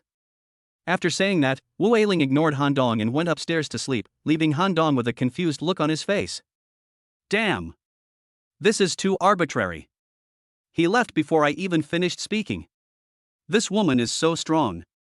Fortunately, Meng Yao is not like her mother. Otherwise, she would have suffered in the future. At this time, Meng Yao looked at Han Dong with an apologetic look. Han Dong originally thought that it was not a good idea to keep hiding it like this, so he was ready to come clean, but now, his plan has been ruined. Han Dong had no choice but to get up and say goodbye. It seemed that he would have to wait until another opportunity to discuss the showdown. The next day. Inside the Kyoto Dragon Group's headquarters villa, Su Tian stared at the materials in his hands in a daze. These days, in order to verify his guess, he collected evidence everywhere. Finally, based on the materials in his hands, he was basically certain that Han Dong was Han Xiao from the Delta. The reason why Su Tian is so sure now, in addition to some previous coincidences, is that he has investigated Long Yi. It was discovered that Zhou Yan, one of Long Yi's current team leaders, had actually been to Kyoto before and was Han Dong's bodyguard. On many occasions, Zhou Yan followed Han Dong and helped him with his work. So now it all fits together. But he still couldn't understand how a young man in his 20s could kill a master who was ranked number 1 on the heavenly ranking. After confirming that Han Dong was Han Xiao, Su Tian did not sit idle. He immediately erased all the file information related to Zhou Yan. We must never let the people of the United States know that the Delta is now controlled by the Chinese, otherwise they will never sit idly by and wait for death. But this matter is so serious that Su Tian doesn't dare to make a decision on his own, so he must report it. Thinking of this, Su Tian took out his cell phone and made a call. Hello, I'm Su Tian, I want to meet the Guardian. Don't you know that the Guardian has been in poor health recently? I found out the identity of Han Xiao from Delta. What? Wait, I'll send someone to pick you up right away. After hanging up the phone, Su Tian was very excited. He would soon be able to see the legendary person, the Lord Guardian. Chapter 102 Business Investment Meeting. Early the next morning, Han Dong was woken up by a call from Meng Yao before he even got up. Yao. Han Dong, my mother said there is a Kyoto Business Investment Conference today, and asked you to come early, saying that she would take us with her. Wow, Aunt Wu really keeps her word. She is going to take me to see the upper class so soon. However, Han Dong also knew that Wu Ailing did this for his own good, but this method was indeed a little hard for him to accept. Okay, don't worry, I'll be there right away. After hanging up the phone, Han Dong got up, washed up, and then went out. On the way, Han Dong called Zhang Changming of Ingdong and got a general understanding of the Business Investment Conference. This Business Investment Conference is held every 2 years. All the important people in Kyoto will attend. Ingdong will also go this time. Han Dong thought, it seems that he still needs to find a chance to confess his identity. Otherwise, it would be really uncomfortable to be looked down upon by his future mother-in-law. Wu Ailing always said that she came from a small place like Nanling. What would her expression be if people knew her true identity? Thinking of this, Han Dong felt secretly happy. After a while, Han Dong arrived at the Meng family. At this time, Meng Yao and Wu Ailing were already ready. They attach great importance to this banquet. If they can get to know a few local families in Kyoto at the banquet, it will be of great benefit to the development of the Meng family. Afterwards, several people drove to Kyoto Diamond Club, where the banquet was held. After arriving at the club, under the guidance of security, Han Dong parked the car, and several people entered the club one after another. I have to say that although Wu Ailing is a bit harsh, she is indeed well maintained. When she walks with Meng Yao, they get a lot of attention. This combination can be said to be popular with both young and old. When I walked into the hall, I saw a lot of people already gathered inside. The purpose of the Business Investment Conference is actually to promote exchanges among local businessmen in Kyoto. As soon as I entered the hall, a person came towards me from a distance. Mr. Meng, you are finally here. We have been waiting for you for a long time. The person who came was Mr. Li, who had brought his son to the Meng family for a blind date. Hello, Mr. Li. Meng Bo responded angrily. Hello Aunt Wu, hello Uncle Meng. Yao, long time no see. Li Yuan said to them. After saying this, Li Yuan looked at Meng Yao with his eyes almost spitting flames. When entering the hall, Han Dong followed Mang Bo all the time, and no one noticed his presence at all. "AI Ling, let's go over there and let the children chat with them," said Li Yuan's mother. When the Meng family encountered a crisis, they originally wanted to help, but later heard that the Meng family had offended the Lu family. In order to avoid getting involved, they chose to turn a blind eye. Now they heard that the Lu family was finished, and that the Meng family had Dong's support behind them, so they naturally hoped that the two sides would restore their previous relationship. "Sorry. It's not convenient today. Let's talk again when we have a chance." "Han Dong, come here," Wu Ailing said. "Auntie, I'm here." Han Dong walked forward and said, "Let me introduce you, this is Yao Yao's boyfriend, Han Dong, the future son-in-law of our Meng family." Wu Ailing deliberately emphasized the word son-in-law. After that, Wu Ailing took everyone away, leaving only Li Yuan's family with grim expressions. Wu Ailing had her own reasons for doing this. When the Meng family encountered difficulties, Mang Bo called the Li family, hoping that they would give some help because of their past friendship. However, he did not expect that in order to protect themselves, they not only refused to provide help, but also asked Mang Bo not to contact them in the future, in order to draw a clear line. Now that the Meng family's crisis has been resolved, they are coming to try to build relationships again. "No way." In the hall, Mang Bo and Wu Ailing took Han Dong to greet others everywhere. They hoped that Han Dong could get to know more people so that he could take over the Meng family's business in the future. Just as Han Dong was trying hard to find Zhang Changming, Han Dong saw an old acquaintance. Sun Si. Strictly speaking, Han Dong should be considered Zhou Si's investor now. Last time, Han Dong invested 2 billion yuan in Sun Si to shoot a movie. "Hello, Miss Sun." Han Dong walked up to Sun Si and greeted her. "Mr. Han? You are here too?" Sun Si was originally chatting with a few friends in the circle. When she heard the voice, she turned around and found out it was Han Dong. "Han Dong, I finally found you. My mother is looking for you." Meng Yao ran over at this time. "Wow. You are the Queen Sun Si, right?" Meng Yao was extremely surprised when she saw Sun Si. As a little girl, she always liked some stars. With Han Dong's investment last time, Sun Si successfully filmed a blockbuster and became a superstar-level actress with the help of this film. "Who is this?" Sun Si asked Han Dong. "Oh, this is my girlfriend Meng Yao." After hearing Han Dong's introduction, Meng Yao's face turned red with embarrassment, but she felt very sweet in her heart. "Hey. Hello, Sister Yao Yao." Sun Si took the initiative to extend her hand. "Hello, Sister Si." The two women had a very pleasant conversation and felt that they had met too late. At this time, Wu Ailing came over and said, "Han Dong, Yao Yao, what's wrong with you? I've been looking for you for a long time. Now is the time to build good relationships with local families. Why did you come here to chase stars?" After saying that, she took Han Dong and Meng Yao, one in each hand, and left. Wow, my future mother-in-law is still so strong. He had no idea whether he was just chasing a star or they already knew each other, and he took himself away arbitrarily. "Hello everyone, I am Wang Chong, the organizer of this banquet. Thank you all for coming." At this moment, a voice came from the stage. Han Dong looked and saw a middle-aged man standing on the stage. This person is Wang Chong, the initiator of this business investment conference and also a well-known investment tycoon in Kyoto. In addition to thanking everyone for coming today, I would also like to introduce someone to you. After saying that, a man walked up to the stage from the audience. Han Dong looked carefully and found that it was Zhang Changming. Wow! This guy is really capable.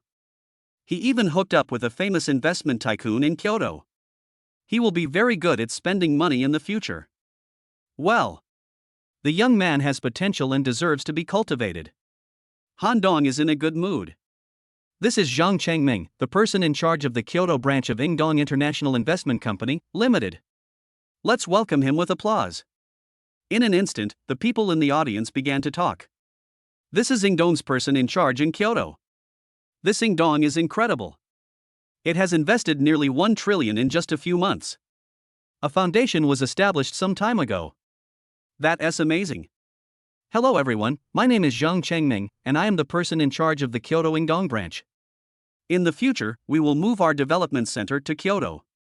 If you have any investment needs, you can come to me. Pa. As soon as Zhang Changming finished speaking, thunderous applause broke out from the audience. Han Dong, Yao Yao, this is Zhang Changming. He's the general manager of Ingdong in Kyoto. He has a huge amount of cash. And he also takes care of our Meng family's business. You must be polite when you speak to him later. Do you understand? Meng Bo said to Han Dong and Meng Yao. Got it. Meng Yao and Han Dong answered in unison. Han Dong found it funny when he thought about it. It turned out that after all this time, Wu Eiling wanted to introduce Zhang Changming to him. After Zhang Changming stepped down, Meng Bo and Wu Eiling seized the opportunity to take Meng Yao and Han Dong to find Zhang Changming. But unfortunately, after Zhang Changming and Wang Chong came down, they went into a private room to discuss things. Helplessly, Meng Bo had to wait with everyone there. Chapter 103 Showdown. After waiting for half an hour, Zhang Changming still didn't come out. So Wu Eiling simply went to chat with some acquaintances, and Han Dong and Meng Yao also left here and wandered around. Where are we going? Meng Yao asked. I'll take you to see someone, Han Dong said mysteriously. Afterwards, Han Dong took Meng Yao into Zhang Changming's private room. At this time, Wang Chong was discussing cooperation with Zhang Changming when the door was suddenly opened. Wang Chong looked at Han Dong. Whose young man is this? He doesn't know the rules. Just when Wang Chong wanted Han Dong to leave, Zhang Changming spoke first. Boss Wang, our cooperation is settled. The contract will be signed later. Now I have something important to discuss with this young man. Wang Chong was stunned. This is Zhang Changming, Ingdong's general manager in Kyoto, but judging from this, his attitude towards this young man is very unusual. Could it be that this young man has a very high status? Although Wang Chong was a little confused, he still said to Zhang Changming, then you guys talk, I'll leave first. Thank you very much, said Zhang Changming. After Wang Chong left, Han Dong sat directly on the sofa. Xiao Zhang, you've done a great job. I'll make sure Sister Xianxian gives you a bonus at the end of this year, Han Dong said to Zhang Changming with a smile. Mr. Han, thank you for your praise. This is what I should do. Please sit down. Don't be so reserved, we are all family. Han Dong said, pointing at the sofa. Okay, Mr. Han. Zhang Changming sat down next to Han Dong. Yao Yao, I told you before that I have an investment company in Kyoto, which is actually Ingdong Investment Company, Han Dong said to Meng Yao. In fact, Meng Yao had already guessed most of what happened when Han Dong entered the box and Zhang Changming's attitude towards Han Dong, but when Han Dong said it all in person, Meng Yao was still shocked. This is Ingdong. Although Meng Yao has always felt that Han Dong is not an ordinary person, but now that he knows Han Dong's true identity, Meng Yao still feels like he is dreaming. Xiao Zhang, are you familiar with Meng Bo from the Meng family? Han Dong asked. Meng Bo? I don't know him. Zhang Changming tried hard to recall, but he couldn't think of any information related to Meng Bo. Then did you acquire Meng's enterprise in Kyoto? Oh yes. The cost was very low when I acquired it, so I bought a part of the shares. Zhang Changming remembered this incident. That's right. It seems that Zhang Changming didn't know Meng Bo. He only helped the Meng family after he accidentally acquired part of the shares of Meng's enterprise. His purpose was to recover the principal as soon as possible. The person in charge of Meng's enterprise is outside, please let him in, Han Dong said. Okay, Mr. Han. Then, Zhang Changming walked out and found Meng Bo and Wu Eiling. You are Mr. Meng, right? Zhang Changming finally found Meng Bo.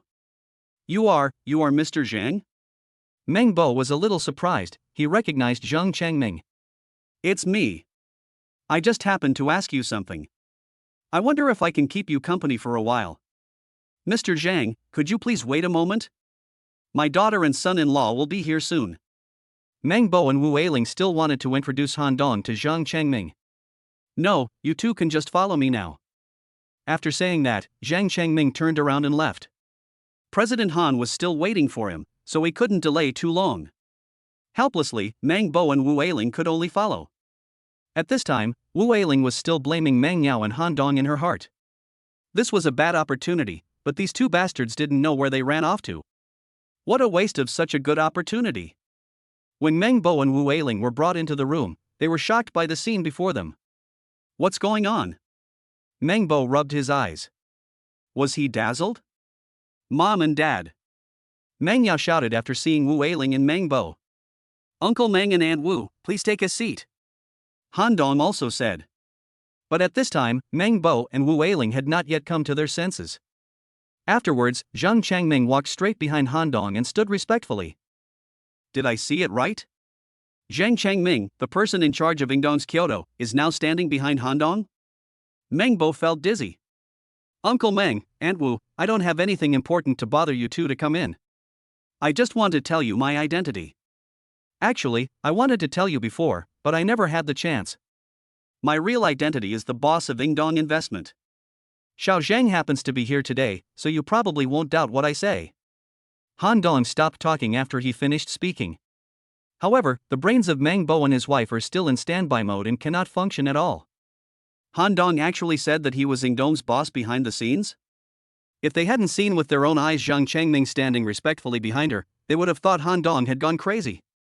Especially Wu Eiling couldn't believe it was true. Han Dong, who came from a small place in his eyes, has now transformed himself into the boss of a company with a market value of over 1 trillion? If I tell this to others, I'm afraid no one will believe it, but it really happened before my eyes. Han. For a moment, Wu Eiling didn't know how to address Han Dong. Just call him Han Dong like before? It seems inappropriate. Call him Mr. Han? But after all, he is my future son-in-law, so it doesn't seem appropriate. Aunt Wu, Uncle Meng, you should call me Han Dong from now on. Han Dong seemed to see what Wu Eiling was thinking, so he said to them. Han Dong, are you really the boss of Ingdong? Meng Bo asked. It's absolutely true. Although I am a hands-off manager and don't care about anything, it is true that I founded Ingdong. Meng Bo and Wu Eiling didn't know what to say. Han Dong in front of them was no longer a poor guy in their eyes, but a wealthy tycoon. Wu Eiling looked at Han Dong and then at Meng Yao. Yao is such a good judge of people. Over the years, I introduced so many young men from big families to her, but she didn't like any of them and only chose Han Dong. I originally thought that Han Dong was a poor boy, but I didn't expect that he was the boss behind Ingdong. It seems that Yao is really a blessed man. Thinking of this, Wu Eiling felt particularly happy. As a mother, she certainly hoped that her daughter could have a good home. She, as a mother, naturally felt happy that such an outstanding boy liked Meng Yao. Aunt Wu, I'm not revealing my identity this time to show off. I just want to tell you that I really don't have time to take over the Meng family's business. But don't worry, if you need me in the future, I will definitely help you and Yao to build Meng's business into a super enterprise. Really? Of course it's true. Auntie, you don't need to doubt Ingdong's ability. Okay. Thank you so much. With Ingdong's support, the birth of the Meng family was secure. Okay, now that everything is clear, let's go out first. After saying that, Han Dong took Meng Yao out, and Meng Bo and Wu Eiling followed them out. Chapter 104 Personality Match. After several people came to the hall. Meng Bo and his wife no longer have any intention to attend this so-called business investment conference. Today's events have shocked them too much. Their future son-in-law is actually the behind-the-scenes boss of Ingdong International Investment Company? They are now thinking about going home and digesting this matter, and at the same time they have to think about how to get along with Han Dong in the future. As for Han Dong and Meng Yao, they didn't like this kind of occasion in the first place.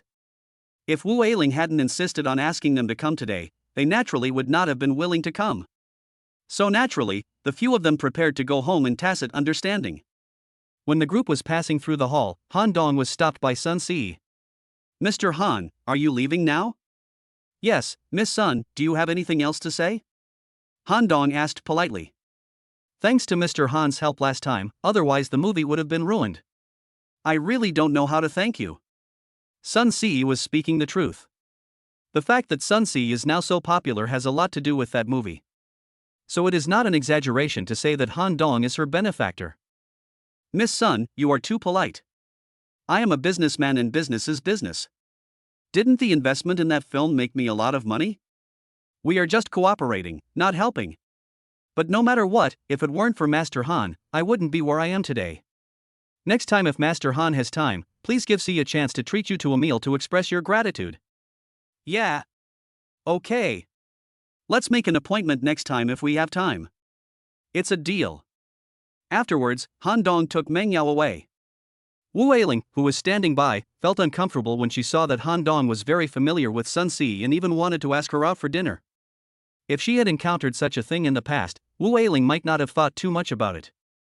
But now that Han Dong's identity is known, whenever Wu Eiling sees women approaching Han Dong, she thinks that these women are trying to steal Meng Yao's husband, especially beautiful women like Sun Si. After sending Meng Yao's family back home, Han Dong also went home. As soon as she got home, Wu Eiling chased Meng Yao and asked, Yao, did you know Han Dong's identity a long time ago? No, Mom. I just found out about this today. I only knew that Han Dong had his own company before, but I never thought that this company was Ying Dong. Wu Eiling was very excited when she thought that her future son-in-law would be a super rich man. But when she thought about the past period of time when she was always yelling at Han Dong and sometimes even making fun of him, Wu Eiling's face turned red. In the past, I actually wanted to train Han Dong well and let him manage the Meng family's business in the future. Now it seems ridiculous.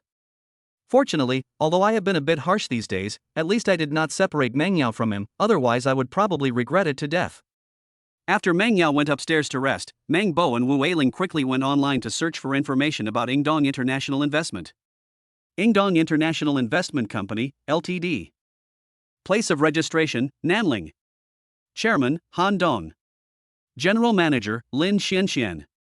The two of them looked through all the information about Ying Dong International Investment. So far, Ying Dong International Investment has invested in thousands of projects of all sizes, with a total investment of more than 1 trillion yuan. The key point is that Ying Dong International Investment has a huge amount of cash and will continue to make various investments in the future. This is too scary. How much real money does Ying Dong International Investment have? Is he really rich enough to rival a country? After all, Meng Bo is the head of the clan. After seeing this information, he immediately felt that Han Dong's identity might not be that simple. How could an ordinary university professor accumulate so much wealth? This is simply unbelievable. Moreover, Ying Dong International Investment is a company that was established only a few months ago, but its net assets have exceeded 1 trillion. If there is no powerful force to support it, he would never believe it. AI Ling, Han Dong is the boss of Ying Dong International Investment. Do you think he is the person that the Lu family offended? Is it possible that Han Dong has been helping us to get rid of the Lu family? Meng Bo had basically guessed most of it at this time. Now that you mention it, I think it's very possible. Wu Eiling also felt that this matter was very strange. If it wasn't Han Dong, she really couldn't think of who would offend the Lu family and who had the ability to eliminate the Lu family. This way, everything can be explained. Last time, Meng Yao was almost kidnapped by Lu Ba. At that time, Han Dong said that he would handle the matter, but they didn't believe that Han Dong had the ability to do so at the time, and even scolded Han Dong. It's really embarrassing to think about it now. Ailing, I wonder if you were a little too harsh on Han Dong in the past? How do I know that he is the boss of Ying Dong International Investment? Yao Yao said that he was a professor from Nanling, so I thought he was just a poor boy from Nanling. I am naturally not happy that my daughter, whom I have worked so hard to raise, was defrauded by such a poor boy. Wu Eiling said, even a little aggrieved. Okay, let's not talk about the past. Fortunately, we didn't break them up abruptly. We just need to treat him well in the future. I think Han Dong is not a petty person. Meng Bo comforted. It's just that Han Dong is a man of status and position, and there must be many women around him. Our Yao Yao has a soft personality and is not competitive. I'm afraid she will suffer. You are really worrying about nothing. I think Han Dong is a good kid and he will not let our Yao Yao down. Meng Bo said. Didn't you see how close that female star named Sun Si was to Han Dong at the business investment conference today? They even had dinner together. Wu Eiling became angry when she thought of this. Okay. I don't think there's anything wrong with it. It's because of work needs, and Sun Si also clearly said that she wanted to thank Han Dong, so she invited us to dinner. What are you thinking about here? Glancing at Wu Eiling, Meng Bo shook his head and continued, if you keep a close eye on Han Dong, it will only backfire and he will want to escape. But if you give him some space, he will feel very comfortable. I think Yao Yao's personality is just right for him, so don't interfere. It seems to make some sense. After listening to Meng Bo's analysis, Wu Eiling also felt that it made some sense. Since you think what I said makes sense, let's not interfere in their affairs from now on. Okay. Got it. Chapter 105, Half Transformed.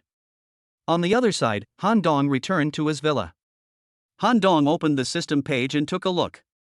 Although the rich points were still rising in the past 2 days, there was still a big gap from 10,000. Han Dong thought about it and decided that he must find a way to get the delta back on track as soon as possible.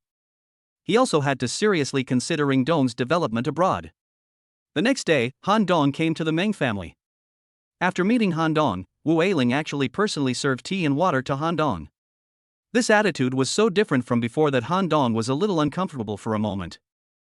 After meeting Meng Yao, Han Dong told her that he might need to leave Kyoto for a while. Meng Yao naturally understood Han Dong. After all, Ingdong International Investment Company, Limited had such a big mess that needed Han Dong's handling, and Meng Yao couldn't selfishly tie him to his side. In the afternoon, Han Dong bought the plane ticket. Just when Han Dong was about to go see Lin Xianxian first, Su Tian called first. Han Dong, are you in Kyoto? Team leader is here. Okay, then don't go anywhere now. I'll have someone pick you up. What's the matter? I have to leave Kyoto now. Can you talk about it after I come back? Han Dong asked. He felt that the most important thing now was to earn rich points. No, I want to take you to see someone. Meet someone? Who? You'll know when the time comes. All right. After hanging up the phone, Han Dong could only wait obediently in the villa. Judging from Su Tian's appearance, the person he was going to meet seemed very unusual and seemed to be a big shot. Half an hour later, a car stopped at the door of the villa. Han Dong took a look at the license plate and found that it was indeed the Dragon Group's special vehicle. Han Dong walked up and got into the car. Team leader, who is this person? So mysterious? Han Dong asked again when he saw Su Tian was also in the car. Don't ask so many questions, just follow me. Su Tian said seriously. Han Dong looked at the serious Su Tian and stopped talking. A few minutes later, Su Tian spoke again to break the dull atmosphere. Han Dong, you are Han Xiao, right? Han Dong's heart skipped a beat. Su Tian actually knew Han Xiao's identity. How did he know? Han Dong thought he had done it perfectly. He had hidden all his identity information, but Su Tian still knew it. It seemed that the Dragon Group was indeed worthy of its reputation. Team leader, how did you know? Boy, you did hide your identity information very well, but you forgot the people around you. Su Tian said maturely. Oh no. It was Zhou Yan. I was so careless. Zhou Yan has followed me for too long, but I haven't changed his identity, so as long as I investigate carefully, I will definitely find some clues. Well, I didn't hide it from the organization on purpose, I was afraid that the organization would not allow me to do so, so I hid it. Han Dong lowered his head slightly. It felt bad to be seen through by others. Not letting you? Why not? In the past, we wanted to maintain a balance, so neither we nor the United States took the lead in taking the Delta. This allowed Lu Yi to take advantage of the opportunity. But I didn't expect that a pervert like you would suddenly appear. Su Tian said. Now that my identity has been exposed, should I call Zhou Yan back first? Han Dong asked. No matter what, Zhou Yan's safety is the most important. If the United States also knows that he is Han Xiao, then they will definitely not let the Delta fall into the hands of the Chinese. Then Zhou Yan and the others will be in danger. That's not necessary. After I found out your true identity, I wiped out all traces of Zhou Yan in China. So now Zhou Yan is just a mercenary. He has nothing to do with you or China. No one can find out. That's great. Thank you, team leader. Han Dong breathed a sigh of relief. You don't have to thank me. I didn't do this for you, but for Delta. No matter what, Delta is now in the hands of China. At this point, I should thank you on behalf of China. Actually, I just wanted to destroy the Lu family at that time. As for other things, I didn't think too much about it. Han Dong scratched his head embarrassedly and said, Hey! You are such a pervert. You have surpassed the heavenly ranking at the age of only 20-something. I am really curious about how you did it. At this time, Su Tian stared at Han Dong with wide eyes.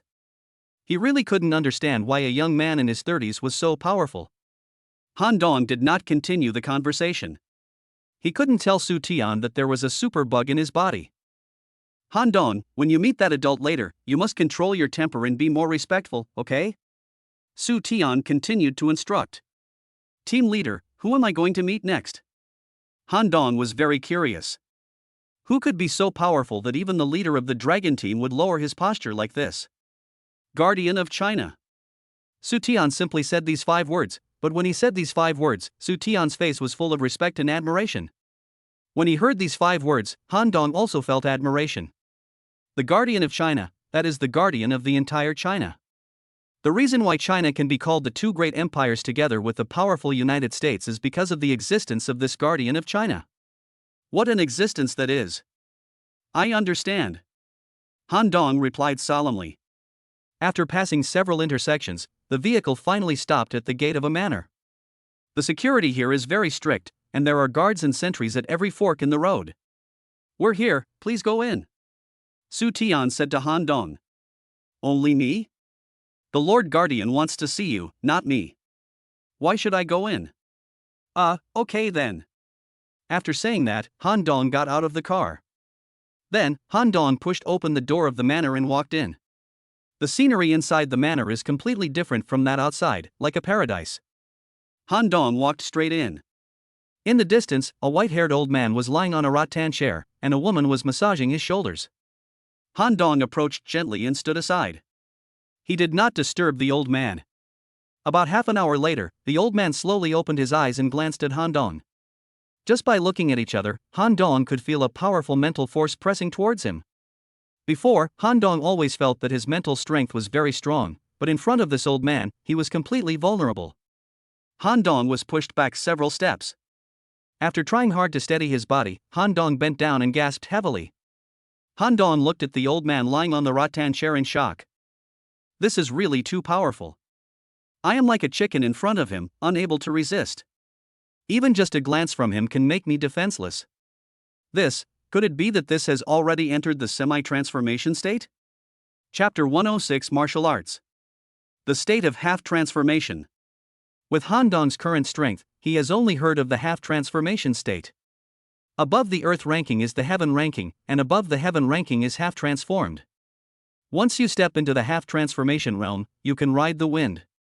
Although it is only half-transformation, it is completely different from the heavenly ranking. Although Han Dong has now crossed the heavenly ranking, he has not entered the semi-transformation realm. He is merely hovering on the edge of the semi-transformation threshold, and is still far from the true semi-transformation realm. I just don't know what level of half-transformation the old man in front of me is at. Han Dong, you are really good. You have reached this level at such a young age. You are a rare genius in a century. The old man spoke slowly in his magnetic voice.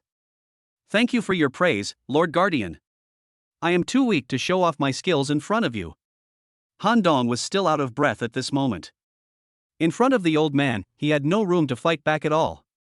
This is the difference in strength. Ha ha.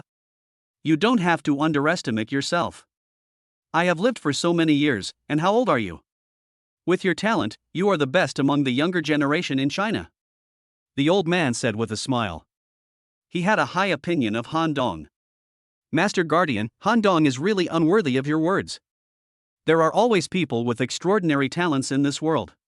Maybe there are people with talents stronger than me in some corner of China at this moment. I dare not be arrogant. Good. Really good, not arrogant or impatient. Boy, you are very much to my taste, said the old man with satisfaction. There are many young people with great talents in China, but there are very few who are as talented and humble as Han Dong. Han Dong, my name is Chen Gongming. You can call me Old Chen. This way you won't be at a disadvantage. Yes. Mr. Chen. Han Dong called respectfully. Han Dong, I have basically understood your situation. The fact that you were able to easily take over the Delta proves that you are indeed a shrewd person with great potential. Thank you for the compliment, Mr. Chen. But Han Dong, do you know why the 2 empires attach so much importance to the Delta? Chen Gongming asked. Because the Delta has a special location and great strategic significance. Han Dong replied. That's just one of the reasons. The more important point is that the Delta is a very magical place. Any electronic device is useless here. I'm sure you've understood that, right? Han Dong nodded. He had actually discovered this when he first entered the delta.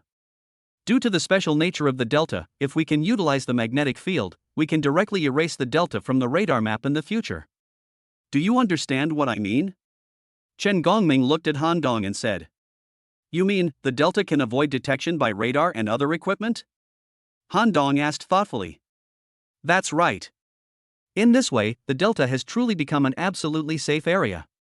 Mr. Chen is right, but... Han Dong also knew that if the delta was built into such a fortress, there would be too many benefits. However, if one wants to turn the delta into a fortress that cannot be detected by radar, it will require a lot of scientific research technology as a foundation, as well as a large number of scientific research talents. Han Dong has more money than he can spend now, but where can he get these high-end technologies and scientific research talents? Chen Gongming on the side seemed to see Han Dong's concerns. Han Dong, since you have already taken control of the delta, I will give you a great gift. A big gift? What big gift? Now all countries in the world are focusing their scientific research on magnetic field gravity. Over the years, China has naturally invested a lot of time and energy in this area, so it has made some progress in this area. Now, if you need it, I can dispatch a scientific research team for you to use and help you build the delta into a solid fortress. Oh my God. Whatever you think will come true. This is really a great gift. Thank you very much, Mr. Chen. Han Dong understood that Chen Gongming was helping him because he wanted to keep the delta firmly under China's control, but no matter what, this gift was indeed what he needed most at the moment. Well, what I'm going to say next is the most important content of our conversation today. I hope you can remember it firmly. Are all the things I talked about before not important? Mr. Chen, please speak. I am all ears. Nowadays, with the maturity of magnetic field technology, more and more countries have begun to study this technology. With this technology, those thermal weapons will no longer be effective in the future, so each country is paying more and more attention to the cultivation of martial arts talents.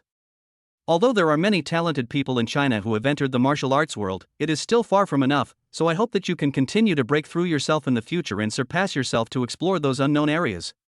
Don't worry, Mr. Chen. I will definitely work hard. In the future, martial arts will gradually become mainstream. The reason why I tell you this is actually to give you a basic understanding of the current situation. I also hope that you can join the big family of martial arts and make a contribution to China in the future. Looking at Mr. Chen's determined eyes, Han Dong felt filled with emotion. The old man has sharp eyes and exudes the aura of a super strong man. The old man has devoted his entire life to protecting China, which is truly admirable.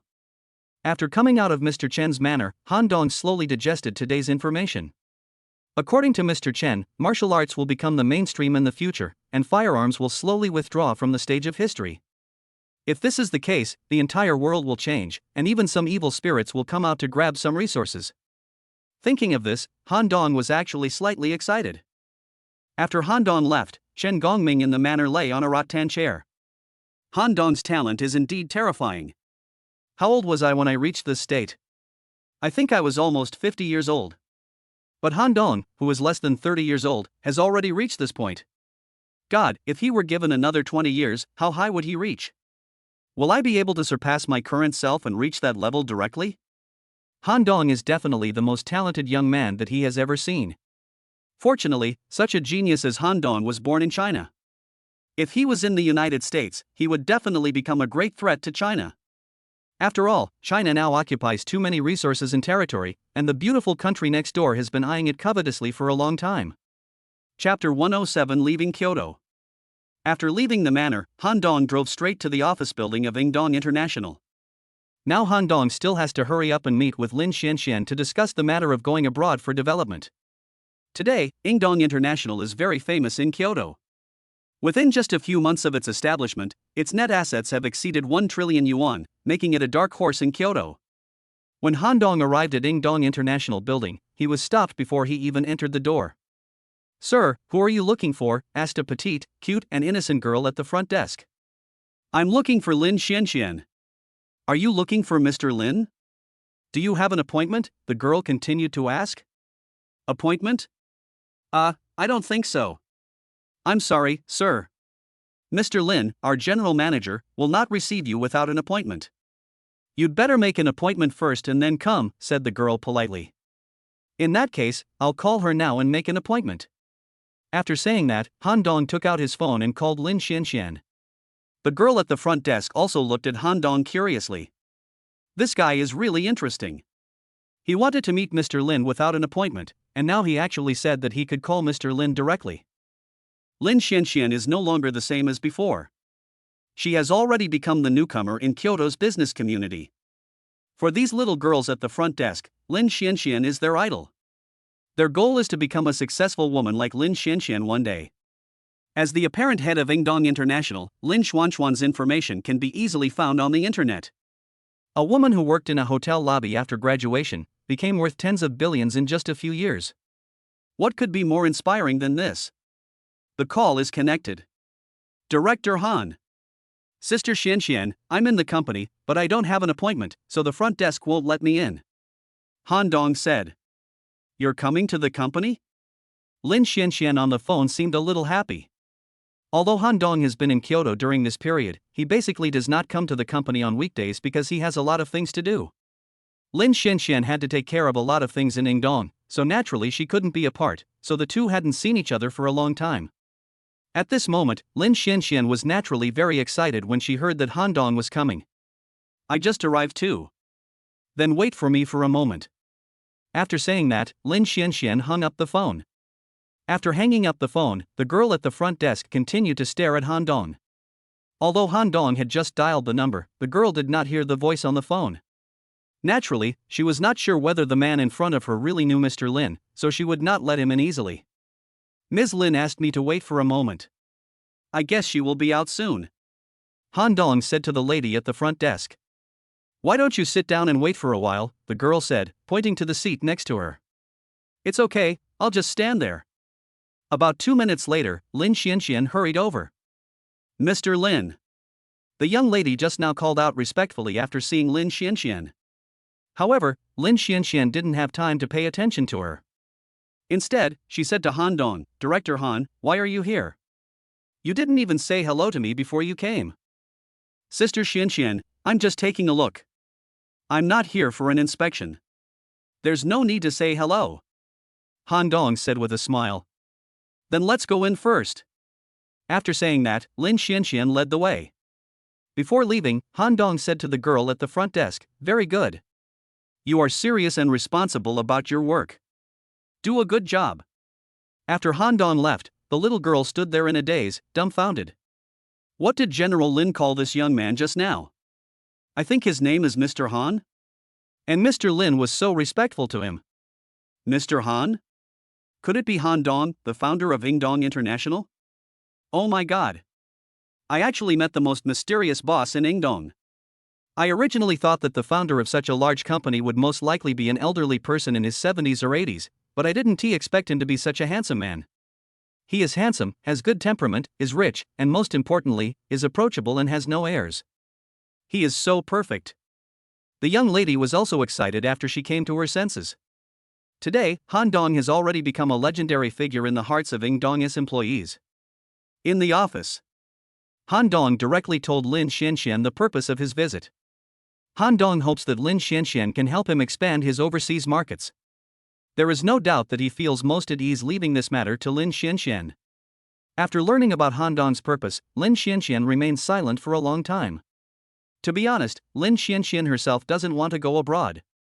With her own efforts during this period, Ingdong has finally gotten on the right track. In the future, Ingdong's development in China will get better and better.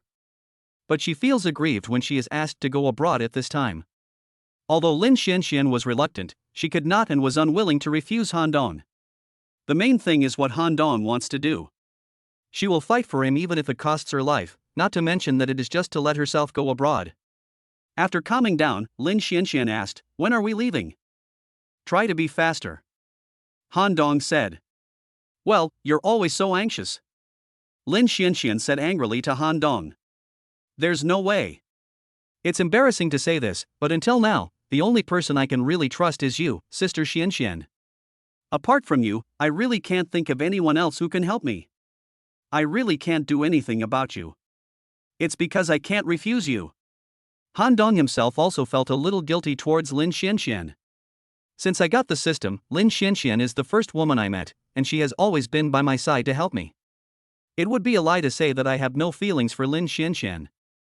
But now that he already has Meng Yao, Han Dong himself doesn't know what identity he should use to face Lin Xianxian. Whenever he thought of this, Han Dong felt a headache. Because he could feel Lin Xuanxuan's affection for him. The next day, Lin Xianxian selected an elite team from the company. When she arrived at the airport, Han Dong was already waiting there to see her off. Sister Xianxian, have a safe trip. As long as the framework is built over there, you can come back. I will be here to welcome you then. Han Dong said. I don't want any reception. What do you want?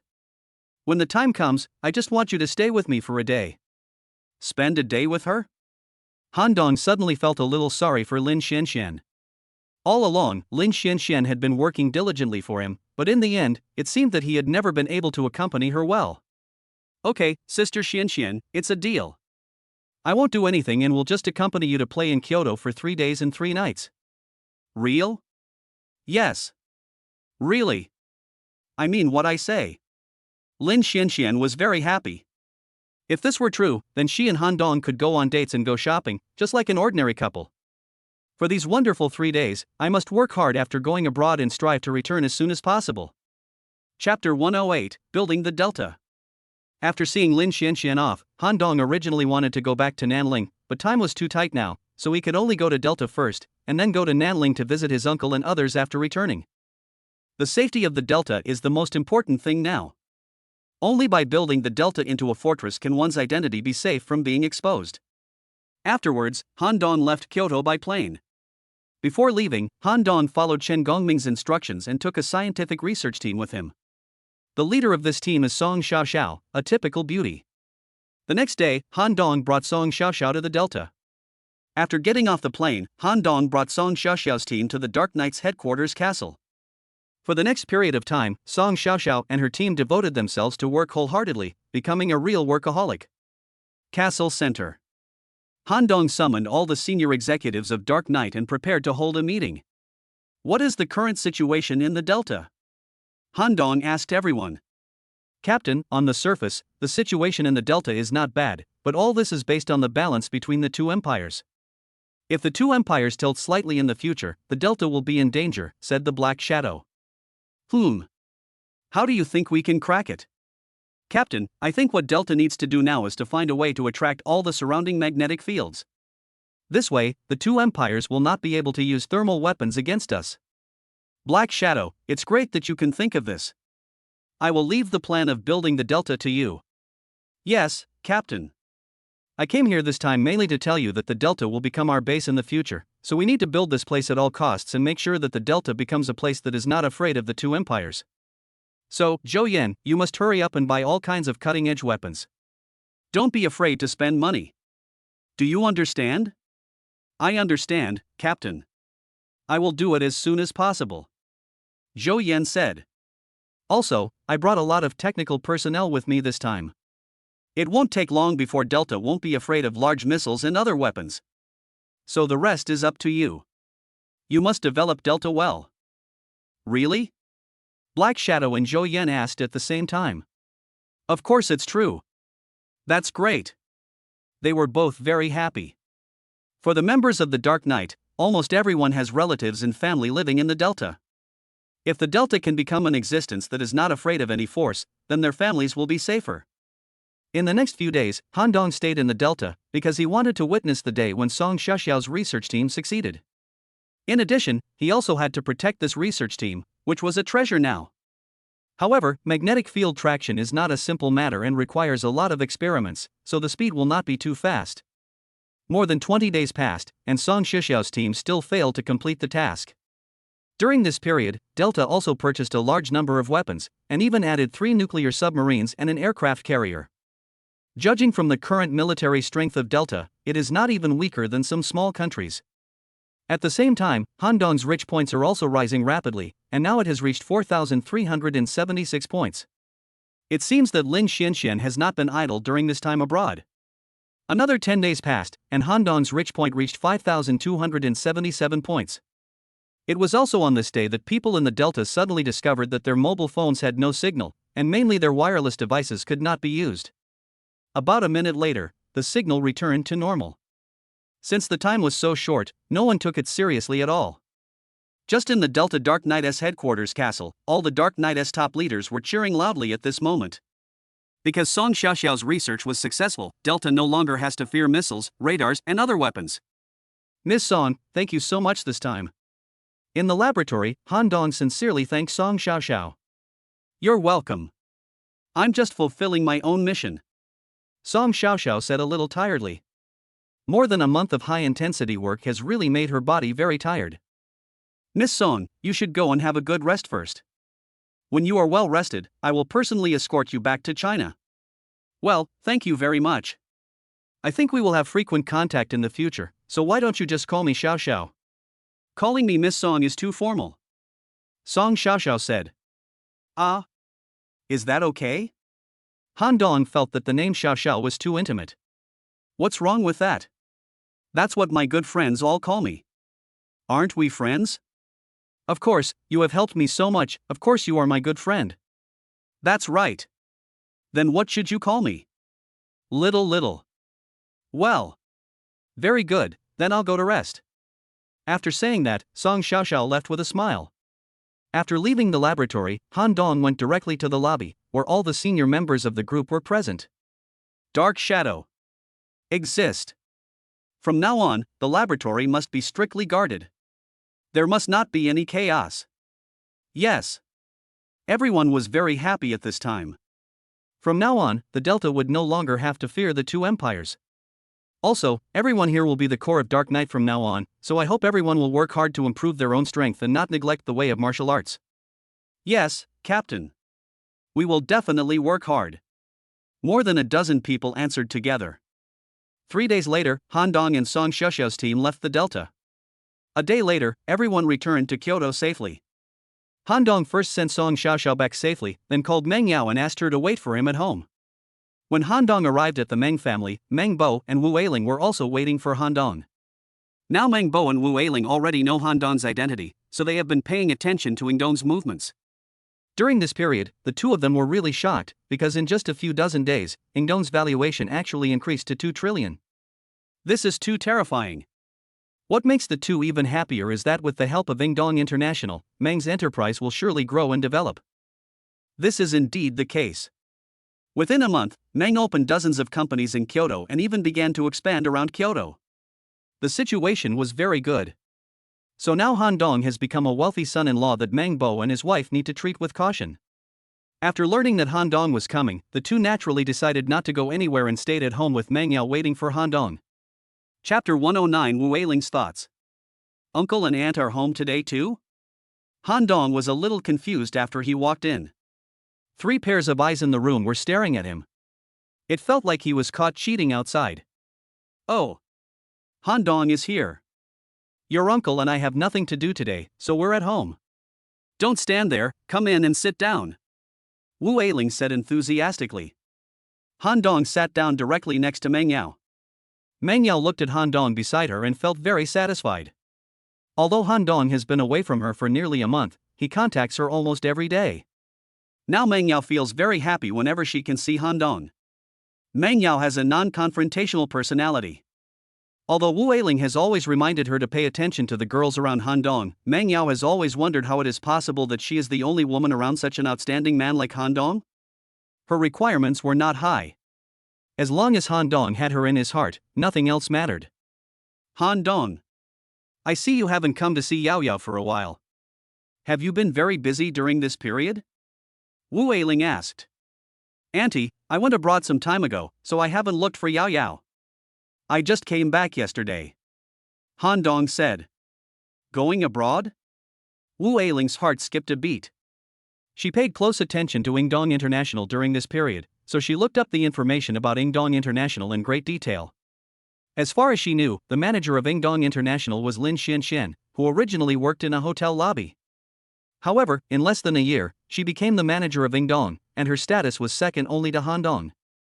When Wu Ailing found this information, she felt that this Lin Xianxian was no simple matter. She even felt that there was some secret relationship between Han Dong and Lin Xianxian.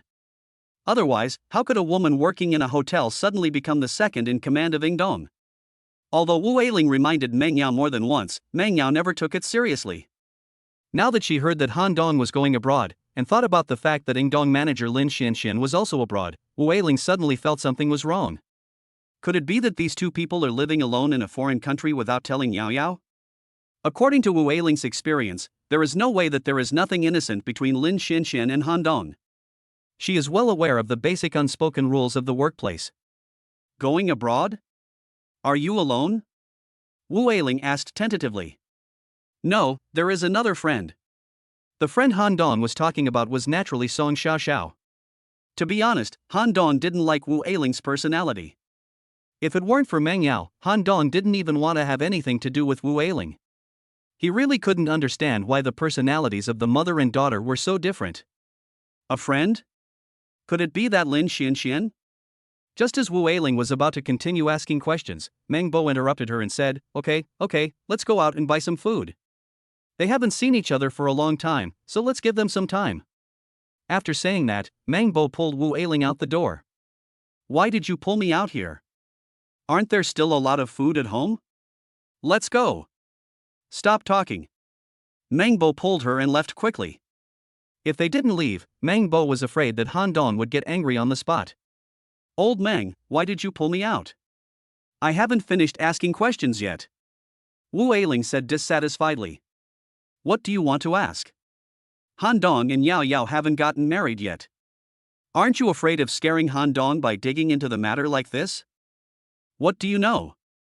Han Dong just said that he was going abroad with a friend. I think he was fooling around abroad with Ingdong's manager Lin Xianxian. Wu Eiling said indignantly. So what? Are you going to force Han Dong and Yao Yao to break up? Meng Bo's words made Wu Eiling dumbfounded. Yes. Even if this is true, should we force them to break up? Han Dong is now a rich son-in-law. Wu Eiling is afraid of losing this rich son-in-law, so how could she let them break up? So don't talk nonsense if you don't have evidence.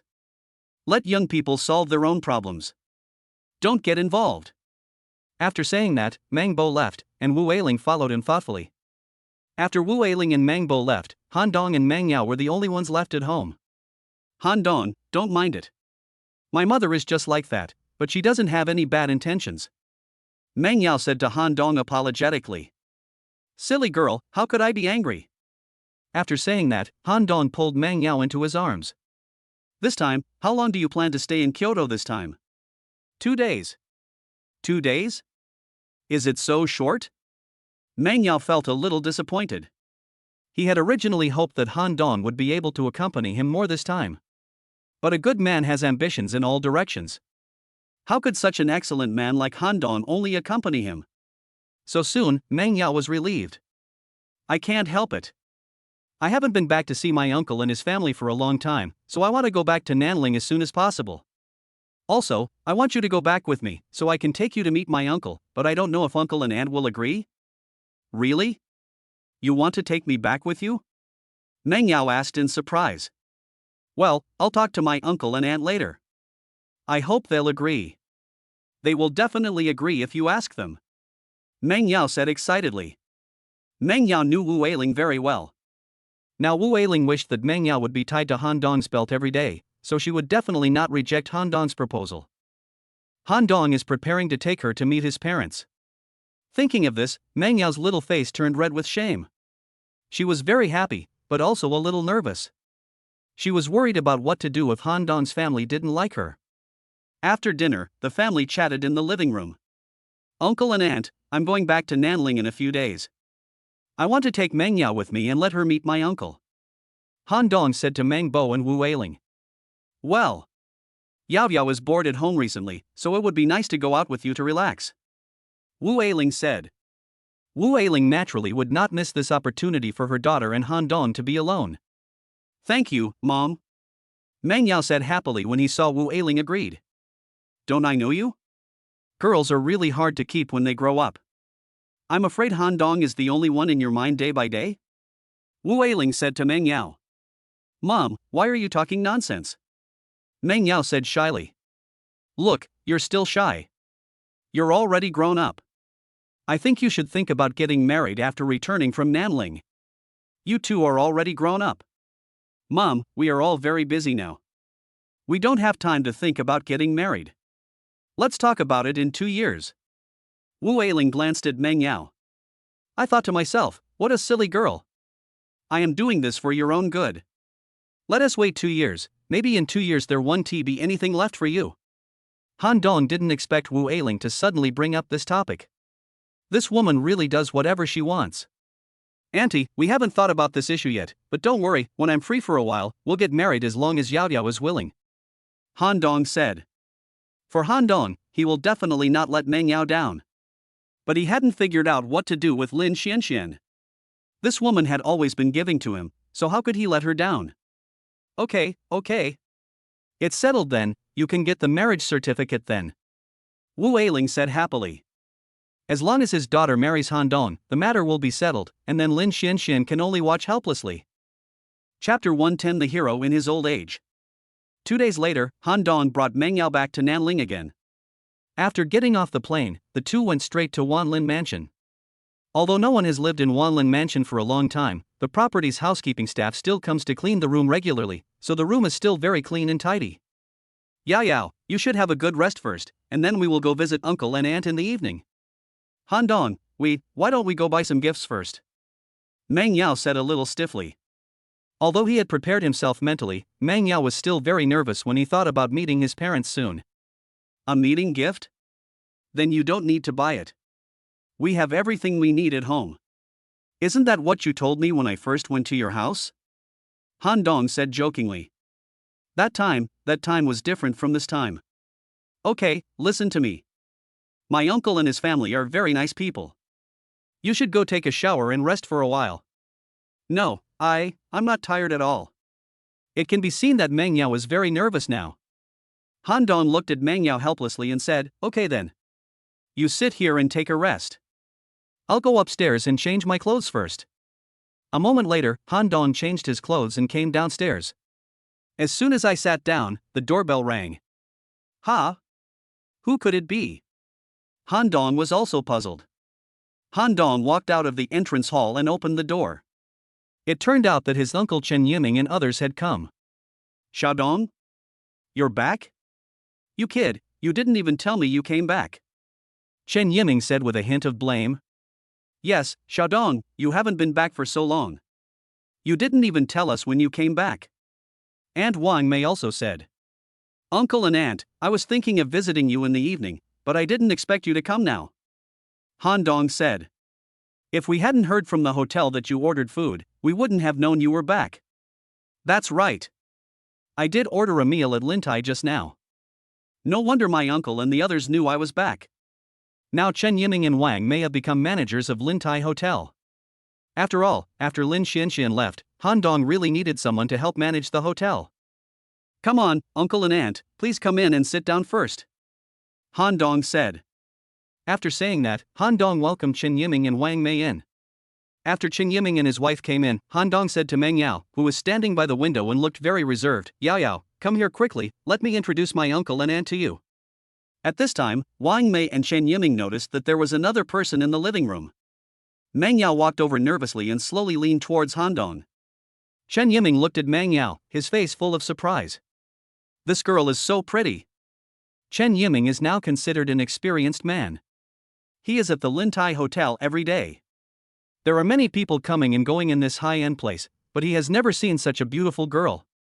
Xiaodong is such an outstanding kid, he actually found such a beautiful girlfriend. Han Dong introduced Chen Yiming and Wang Mei to Meng Yao, and Meng Yao called them one by one. Aunt, where is Fair? Han Dong asked. It's holiday time now. In the past, if Chen Fei knew that I was coming back, she would definitely come, but she didn't come today. It's vacation time, and I don't know where this girl went crazy. Xiaodong. You brought your girlfriend back without telling us in advance, and your uncle and aunt haven't prepared anything. Chen Yiming said. According to rural customs, when you bring your girlfriend home for the first time, the elders in the family have to give her a big red envelope. Han Dong's parents are no longer around, so Chen Yiming must be the one to do this. Uncle, you don't need to prepare anything. I will bring Yao Yao to your house for a meal later. Okay, let's make an appointment to go to my uncle's house for dinner some other day, and then I'll ask your aunt to prepare some of her signature dishes for you. The next day, at Chen Yiming's invitation, Han Dong brought Meng Yao to visit his home. When Chen Fei heard that her new sister-in-law was coming, she also waited at home early. Before leaving, Meng Yao received 2 big red envelopes. Meng Yao was very happy, not because of how big the 2 red envelopes were, but because she felt that Han Dong's family really valued her, which was a very good feeling. In the next few days, Han Dong took Meng Yao to travel around Nanling. Meng Yao used to study at Nanling University, so this time could be considered a revisit to an old place. The two of them traveled all over Nanling City together. Later, the two went to Nanling University together. To be honest, Han Dong is still a nominal professor at Nanling University, but the president has not seen him for several months. Han Dong himself feels very ashamed, so he donated another 1 billion after returning to the school this time. On the 5th day after arriving in Nanling, Han Dong received a call. It's Chen Gongming calling. Chen Gongming told Han Dong that the delta magnetic field is now usable, so Han Dong no longer needs to rely on Han Zhao's identity. Chen Gongming asked Han Dong to return to Kyoto as soon as possible and told him that there was something important to announce. Originally, Han Dong wanted to continue playing with Meng Yao. After all, there were too few carefree days like this. But now Mr. Chen called, and Han Dong had no choice but to take Meng Yao back to Kyoto. After arriving in Kyoto, Han Dong first sent Meng Yao back home safely. Afterwards, he immediately called Chen Gongming and told him that he had arrived in Kyoto. Half an hour later, a car stopped at the door of Han Dong's villa. After Han Dong got in the car, he was taken directly to the manor where he had been last time. Mr. Chen. After seeing Chen Gongming, Han Dong shouted respectfully. Han Dong has always admired this old man. You're here, said the old man with his eyes closed. Yes. Sit down. Good. After saying that, Han Dong sat down opposite Chen Gongming. Han Dong, let me ask you, what do you think of the current situation in China? Chen Gongming asked. Huaxia is one of the 2 great empires. I think the situation in China is not bad. Han Dong said after thinking about it. In fact, this is just a superficial phenomenon. In fact, China is now in a precarious situation and in danger. Ah? How is this possible? Han Dong asked in surprise. You know, China is now able to compete with the United States. But why did Mr. Chen say that China is in danger? Although I also want China to become a world-class existence, it is a pity that China has not reached that stage yet. The reason why the United States does not dare to attack us now is entirely because I am still alive. But once I die, the United States will definitely attack China, and even some forces in China will take the opportunity to get a piece of the pie. Then China will face a disaster. Han Dong was shocked after hearing this.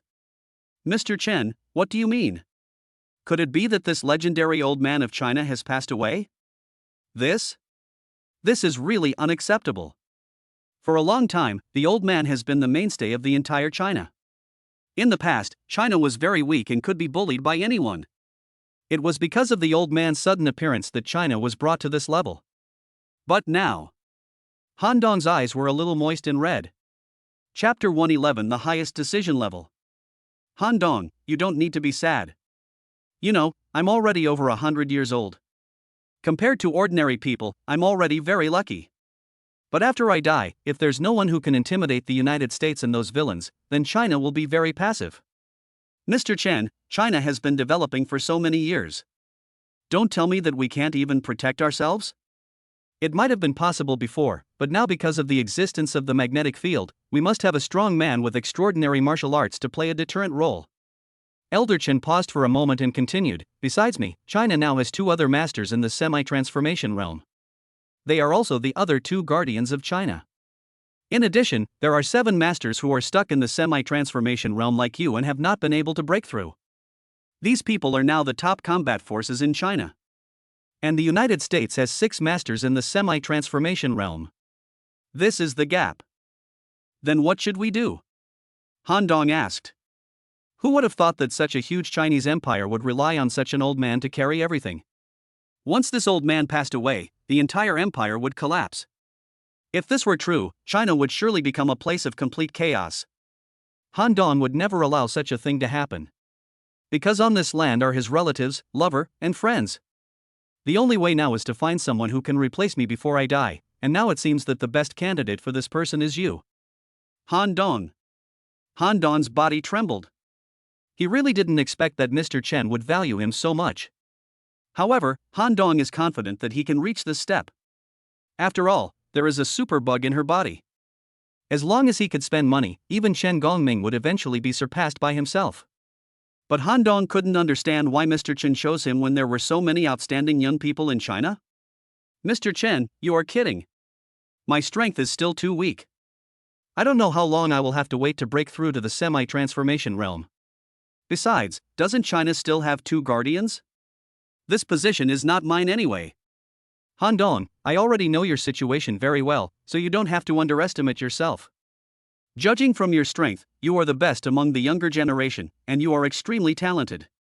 As for the other 2 guardians, their upper limits are limited, and they may not be able to continue to improve their strength in the future, so this position belongs to you. Han Dong looked into Chen Gongming's eyes. He could see expectation in the other's eyes. Faced with this old man who had dedicated his entire life to China, Han Dong was reluctant to let him leave with regrets. Mr. Chen. China is my hometown and my family is here, so I will never let anyone invade here. Han Dong answered seriously. Good, good, good. Very good. Ha ha ha. Mr. Chen said several good words in a row, which shows that he is really happy. Han Dong, China's highest decision-making body, is actually composed of 3 guardians and 7 masters who are about to enter the semi-transformation realm. Here, this person can discuss and decide all the affairs of China. The highest decision-making level? This was the first time Han Dong heard of this organization. In this way, isn't this highest decision-making body the most awesome existence in all of China? Now I declare that you are the 11th member of the highest decision-making layer. However, the ceremony of joining the highest decision-making layer will be temporarily omitted. The main reason is that you are too young. You should understand the principle that a tree that stands out in the forest will be destroyed by the wind, right? Everything is subject to Mr. Chen's arrangements. Han Dong said. This arrangement by Mr. Chen was exactly what he wanted. After all, he didn't want to expose himself yet, so it would be better for him to keep a low profile for the time being. Facing a master at the half-transformation stage, Han Dong had no power to resist. However, once you have enough rich points, it will be time for you to break through. By then, I will also have entered the semi-transformation realm. Han Dong, this world is actually far from as simple as you see. Some ancient families have a strong foundation and they can even control some small and medium-sized countries. What? A family controls a country? And judging from the tone, it seems to control multiple countries at the same time? Isn't this too outrageous? Han Dong received too much information today, and he had to digest it carefully. He has always felt that the country is the biggest, followed by home, but now it seems that he was too naive. It seems that there should be many super families in China. The reason why these families were in hiding in the past was because of the existence of Old Chen. But if Old Chen really left, no one could guarantee that these super families would not come out to make trouble and try to control China. It seems that my strength is still too weak. I must find a way to spend money. After Han Dong left, Chen Gongming summoned all the highest decision-making members and informed them that there would be a meeting tomorrow. He also required all provincial-level cadres to participate in the meeting via video. Chen Gongming needed to announce the joining of the 11th member of parliament at the meeting, but in order to protect Han Dong, he did not plan to let Han Dong come forward. The next day, Han Dong arrived at the office building of Ingdong International early. He would be in charge personally for the next few days and direct everyone to spend money wisely. On the other side, the meeting at the highest decision-making level also officially began. The purpose of this meeting is to announce one thing: a new member of parliament has been added to the highest decision-making level. When these words were spoken, the other 9 congressmen and dozens of provincial-level officials who were watching the live broadcast were all extremely shocked, but no one raised any questions. However, due to the special status of this congressman, he will not attend the meeting in the short term. It is enough for everyone to know about this matter. In addition to this matter, there is another thing. That is, during this period of time, many wealthy families have emerged one after another. We can ignore this, but if these families do not abide by the Chinese system, they must be severely punished. Okay, that's all I have to say today. Does anyone else have anything to say? Next, several members of parliament gave speeches one after another, and the meeting lasted for an hour. Just after the meeting ended, the United States received the news: China has gained a new congressman. At the same time, some super families also received the same news. For a time, undercurrents were surging both in China and abroad. Everyone is investigating the identity of China's 11th congressman. Chapter 112 Urgent Mission. That day, Han Dong received an urgent task while strolling in Kyoto with Meng Yao. It turned out that a large number of people appeared on the border of China. The identity information of these people was unclear, so the superiors asked Han Dong to go over and take a look. In fact, the reason why there were abnormalities on China's border was mainly because the 11th member of parliament suddenly appeared in China. Many forces in some foreign countries were very unsure, so they sent people to find out whether the 11th member of parliament who had not appeared really existed. Of course, this attempt was led by the United States. After all, China is now the biggest rival of the United States. If the guardian of China died, the United States could sweep across China and seize more resources and land. But now a congressman has suddenly appeared in China, so the United States has to be more cautious because no one knows how strong this congressman is. Of course, maybe this is just a smokescreen released by China to confuse the United States. This 11th congressman does not exist at all. That's why there was this test on the Chinese border. Han Dong's task now is to clean up all these small fish in the vast forests on the border of China. Bang, bang, bang. Several gunshots pierced the air. Since ordinary firearms can no longer pose a substantial threat to masters above the Earth list, these firearms have been modified and are extremely powerful. Bang, bang, bang, bang. Another burst of gunfire. Then people from both sides started fighting. Crack. With a crisp sound, the neck of a Chinese man was broken by a burly and beautiful Chinese man. Ha ha ha. Is this the limit of China's strength? They actually let you good-for-nothings come here to die. When that old immortal Chen Gongming dies, all you ants will become slaves of the beautiful country. Ha ha ha. Just you? You're not worthy. Go to hell. Just then, a cold voice came. At the same time, the beautiful Chinese man felt a sharp pain in his chest. He looked down and saw a dagger inserted into his chest. Bright red blood dripped along the dagger. Afterwards, the big man who had been so arrogant just now fell down instantly. The man put away the dagger and wiped the blood. This man was Chen Xiong, another guardian of China. This time, the battle on the Chinese border was on a large scale. There had never been a conflict of this scale before. Even masters at the half-transformation level had been dispatched. Chen Xiong, you seem to have made some progress after so many years. Then let me play with you. A creepy voice came over. The person who spoke was Sorbonne, a master of the half-transformed realm from the beautiful country. Just as Chen Xiong was about to step forward to meet the enemy, a person suddenly appeared on the other side. Sorbonne, let me meet you. Sorbonne glanced and saw that the person coming was Xue Bao, the last of the three guardians of China. Snow Leopard and Sabin faced each other directly in the air. In an instant, all the grass and trees within a radius of hundreds of meters were shattered and turned into countless wood chips that flew away. The semi-transformed state is so terrifying. Everyone stared at the two people on the battlefield in amazement. So strong. Xue Bao, you're still okay. Come on. Let's keep going. Okay. As you wish. Then there were several loud noises in the air. Bang, bang, bang. Sorbonne in the air was knocked down by Xue Bao's punch. After the Sorbonne landed, it was pushed back dozens of meters by aftershocks. Xue Bao, you are indeed very powerful. But so what? As long as Chen Gongming dies, the whole of China will belong to our beautiful country, and you will become the target of public criticism. Otherwise, you can surrender to me now, and I will plead for you and let you join the beautiful country. Sorbonne looked at Xue Bao and said. To be honest, Xue Bao is indeed very talented. He has already entered the semi-transformation realm at the age of 40. If he has a few more years, his achievements will definitely be greater, but the United States will not give him the opportunity to continue to grow. Has anyone ever told you that you talk a lot of nonsense? Xue Bao said coldly. Before he finished speaking, Xue Bao suddenly jumped up and came directly in front of Sorbonne. Bang! The two of them immediately started fighting again. Although Shuabao's strength is stronger than Suabong's, it is still limited, so the two fought hard in the air, and Suabong was only slightly at a disadvantage. For a moment, the air and the ground were in chaos. On the other side, Han Dong finally arrived at another battlefield according to the instructions. In fact, when the Chinese top leaders felt that there was something wrong with the forest, they had already sent many people in to check out the situation. However, because the forest had long been enveloped by a magnetic field, the information inside could not be transmitted at all. In addition, all the other Chinese masters who were not at the half-transformation level had gone to other places, so Han Dong could only come and take a look. Looking at the large forest in front of him, Han Dong plunged into it. After entering the forest, the light became dimmer. According to the news, China has sent several small teams in, but no one has reported back so far, so Han Dong must rescue these people and must not let these elites be wiped out.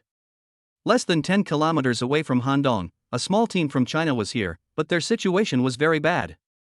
There was a 6-man team, 2 of whom were seriously injured and 2 were killed in battle. In other words, there are only 2 people left who are still capable of fighting. The loss is really too great. However, the team now has no good solution. They did not expect that there were so many masters on the opposite side, and they would kill them right away. Now they have to find a way to get out and spread the news outside. China must send more powerful warriors here, otherwise those who enter the forest will probably die here. The team leader Zhang Hao sighed silently in his heart, not knowing what was happening with the other teams. As soon as they entered the forest, they were attacked. The enemy was very strong. If it weren't for the 2 team members who desperately covered them, the 4 of them would never have escaped. Now the other 2 teammates are also seriously injured and have no way to speed up their pace, and he will never abandon his teammates. Captain Zhang, you go first. We are both going to die here. You must go out and report the situation here to your superiors. Remember to kill all these bastards. At this time, a seriously injured team member said to Zhang Hao. Nonsense. When have I ever abandoned my comrades? We either go together or stay here together, said Zhang Hao. Captain, please stop wasting time. If you don't leave now, you really won't be able to leave. Just as Zhang Hao was about to speak, a joking voice came, want to leave? None of you can leave. Ha ha ha. Chapter 113, Buried. Who? Come out quickly. Zhang Hao and his companions quickly stood up and looked around vigilantly. Swish, swish, swish. Suddenly, several masked men appeared on the opposite branch. Who are you?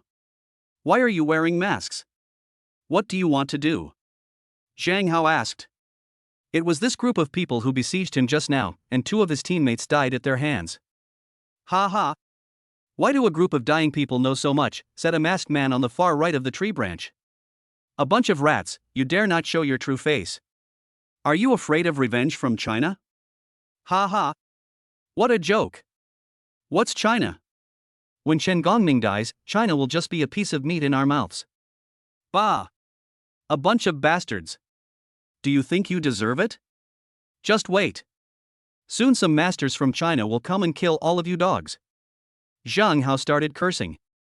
Zhang Hao understood that the gap between himself and the people in front of him was too huge. He thought he would not be able to escape today. However, if he could take someone with him before he died, it would be worth it. You are a bunch of ants. Are you still expecting someone to rescue you? Ha ha ha. Now all the masters of your China are in another forest dealing with the masters of the beautiful country. How can they have the time to take care of you? As for us. Ha ha. We are great. Shut up. Before the man could finish his sentence, the masked man in the middle immediately stopped him. Yes. I'm sorry, sir. The man who was bragging just now said respectfully to the man in the middle. We must not expose our identities. Now, we must make a quick decision. After dealing with them, we will deal with the others. This time, we must keep all the Chinese people alive. Yes, sir. Just as the masked man on the right was about to make a move, he felt a chill on his neck, and all the strength in his body disappeared. He quickly covered his neck and wanted to shout for help, but he couldn't say anything, and his body fell directly from the tree branch dozens of meters high. At the same time, the masked man on the left suffered the same fate and also fell down. In just a few seconds, the 2 bodies fell to the ground, raising a cloud of dust. Blood gushed out directly from their necks, soaking the surrounding weeds red. All this was done in a very short time. The masked man in the middle had no preparation at all, and it all happened. Just as Zhang Hao and others below were about to take action to defend, the bodies of the two people opposite rolled down. Zhang Hao looked up and saw a figure standing on a tree branch, pinching someone's neck with his hand. This person was the masked man in the middle of the front. The masked man looked at this man with fear in his eyes. He knew that he was a master on the heavenly ranking, but in front of this man he did not have the slightest ability to fight back. He did not even notice when the other party approached him and killed the other two. This speed is simply unbelievable. Now my life is in the hands of the other party. As long as the other party exerts a little force, I will be dead. But I don't want to die yet. The person who arrived at the critical moment was naturally Han Dong. At this time, he was standing on the treetop, holding the masked man's neck with his hands. Who are you? What is your purpose in coming to China this time? Han Dong asked coldly. Woo woo. The masked man's neck was strangled so tightly that he couldn't speak at all and could only make woo woo sounds. Han Dong loosened his grip a little. The masked man got a chance to catch his breath and took a few deep breaths. If Han Dong didn't let go, he might suffocate to death in no time. You, as long as you let me go, I will tell you. The masked man's voice was a little hoarse. What qualifications do you have to negotiate with me at this time? After Han Dong finished speaking, he exerted a little more strength in his hands. You don't have to scare me. If you tell me, you'll die, and if you don't tell me, you'll die too, then why should I tell you? Boy, the power we're using this time is stronger than you can imagine. If you can't get my information, then you'll all die. You should think about it carefully. After saying that, the masked man looked at Han Dong, waiting for Han Dong's reply. Humph. I hate it most when people threaten me. Since you don't want to say it, then don't say it. Just go down and be buried with the heroes of China.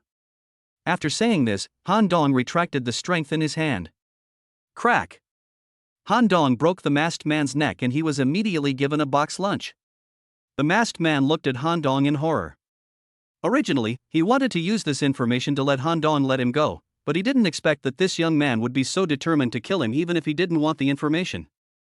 Han Dong threw away the corpse in his hand and fell to the ground in one step. Are you the captain of this team? Han Dong looked at Zhang Hao and asked. Yes, my name is Zhang Hao, I wonder who you are. My name is Han Dong, and I was sent here to pick you up. Han Dong replied. Han Dong, how many of you are here? It's just me. Ah?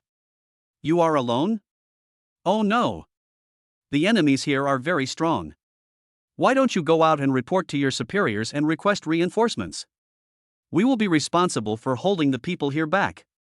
Zhang Hao felt that the man in front of him was very strong, but it was really a fantasy to want to fight the enemies in the woods by himself. So he made a decision right then and there. He would risk his life to cover Han Dong's retreat and go back to get reinforcements to save everyone here. Captain Zhang, take the wounded out first. As for the other teams, I'll go take a look. Han Dong, the other party came prepared this time. It may be difficult for you to rescue the people inside by yourself, so I think we should report it first. My superiors already know what's going on inside, so they sent me here. Okay, stop wasting time, get out of here quickly, leave this to me. Well, okay. Then you better be careful. Then, Zhang Hao left with several teammates. Han Dong walked forward to take a look at the corpses and took off his mask. At the same time, he searched the corpses for a while, but did not get any useful clues. It seems that the enemy is really well prepared this time. After looking at the backs of Zhang Hao and others leaving and confirming that they were safe, Han Dong directly took off into the air and flew towards a farther direction at a high speed. Chapter 114 Rescue. Han Dong quickly passed through the primeval forest. He needed to find the Chinese team members as soon as possible. If he delayed for one more second, a member of the dragon group would be killed. Just after Han Dong left, Zhang Hao, who was about to leave, was still worried, so he turned around and took a look at Han Dong's position. This sight frightened him so much that he was stunned. What? What did I see? Han Dong actually took off into the air? He flew? Zhang Hao is shocked. Han Dong has already broken through the heavenly ranking? At the same time, Zhang Hao felt relieved. Originally, he was worried that Han Dong would never come back if he went in alone, but now it seems that Han Dong's strength is unfathomable, and the team members inside may be saved. Han Dong quickly explored the depths of the forest. In order to improve efficiency, Han Dong also increased his mental power to the limit. But unfortunately, after searching for a long time, no breath of living people was sensed. Along the way, Han Dong saw a lot of corpses, most of which were from the Chinese dragon team. Helplessly, Han Dong could only continue to expand the scope of the search. Soon, Han Dong felt that there were two teams confronting each other in front. Han Dong was cheered up and flew towards his destination at the fastest speed. At this time, on one side in front were the Chinese people, and on the other side was a group of mysterious people wearing masks. There are about 10 people in the dragon team, led by the captain of the 7th team, named Long Shan. There were probably less than 30 mysterious masked men on the other side, led by 2 top masters from the heavenly ranking. Who are you? You actually sent out 2 masters of the heavenly ranking to deal with us. That's really a big deal. Long Shan was already injured. At this moment, he was enduring the severe pain in his body and said to the masked man opposite him, China is almost finished. I think you are a talented person, so I advise you to surrender. As for who we are, you will naturally know after you surrender, said a masked man who was the leader. Humph. A bunch of clowns. Do you think that Mr. Chin is about to die, so you want to get a piece of the pie? You are delusional. To tell you the truth, this is actually a trap set by China. The purpose is to lure you guys who are ready to make a move into the trap so that you can be uprooted in one go. What? You're talking nonsense, this is impossible. Chen Gongming is now 140 years old. He has reached the limit of his lifespan. He has no fighting ability at all now, let alone catching us all in one swoop. One of the masked men said calmly. Impossible? Ha ha ha. Then why are you still wearing masks? Aren't you afraid of China's retaliation? The 2 masked men leading the opposite side were visibly shocked. What Long Shan said is not unbelievable. Now the whole world attaches great importance to the construction of magnetic fields. If under the influence of a strong magnetic field, it may really have the effect of prolonging life. But the most important thing now is to find a way to pass this message back. Just as the masked man fell into deep thought, Long Shan knew that his chance had come. The reason why he told them so much just now was that he was waiting for such an opportunity for him to make a final desperate fight. What he just said was actually all made up by him, just to make the other party let down his guard. His own strength was at the top of the heavenly ranking, and he was injured. The opponent had 2 top heavenly ranking masters, so he had no chance of winning this time. But there is no other way, he must hold these 2 people back so that the team members behind him will have a chance of survival. Long Shan has already thought it through. This time, even if it means death, he will make the other party pay the price. The other side has more people and more power, and you only have one chance. At this moment, Long Shan didn't care about his injuries. He released his mental power with all his strength, came in front of the 2 masked men at the fastest speed, and used all his strength to deliver a final blow. Bang! Long Shan shouted loudly, then punched the man in black who was closest to him. This move is extremely powerful. If it can hit the target, even those at the top of the heavenly ranking would find it difficult to withstand it. The masked man didn't expect Long Shan to attack suddenly. By the time he reacted, Long Shan was already in front of him. The masked man closest to Long Shan had no time to dodge and could only move his body slightly, causing the punch that was supposed to hit his heart to hit his shoulder instead. But even though he dodged Long Shan's fatal blow, the masked man's body was still blasted 10 meters away. The younger brothers behind were knocked to the ground by the aftermath. Grown-ups! Grown-ups! Are you okay? Those younger brothers who were not affected rushed forward to support the masked man who was flying away. Another masked man at the top of the heavenly ranking saw his companion being knocked away, and immediately launched an attack on Long Shan. After launching the final attack, Long Shan's body had been hollowed out. At this moment, he could not exert any strength at all and could only watch the masked man attack him.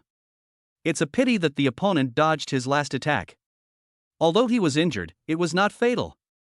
Just as Long Shan closed his eyes and waited for death. Pa, pa, pa. After a few crisp sounds, the man in black who was about to attack Long Shan was actually blown away. Suddenly, a figure appeared in front of Long Shan. The captain of the dragon team is really capable, Han Dong said after helping Long Shan up. The masked man who was blown away by Han Dong was shocked. This person is too strong. Just now, I didn't even notice someone approaching me, and I didn't even see the other person's appearance clearly before my body flew away. At this time, Han Dong felt a little relieved. Fortunately, I made it in time, otherwise Long Shan would have really died here. If that were the case, China would have lost another powerful general. You guys help Long Shan down, and leave this place to me, Han Dong said to the Chinese warriors behind him. Everyone looked at Han Dong and felt very strange. I have never seen this young man before. But his strength is so strong. Long Shan was also puzzled. He had never seen Han Dong among the 10 counselors. So who is he? Could it be that he is the 11th newly added member of parliament? It seems like it's 9 out of 10. The 2 top masters on the opposite side also slowly stood up and wiped the blood from the corners of their mouths. You, who are you? One of them asked. You bunch of thieves actually dared to launch a sneak attack on China. You are really brave. Han Dong did not answer the question, but stared at the 2 masked men and said, China is now just a toothless tiger.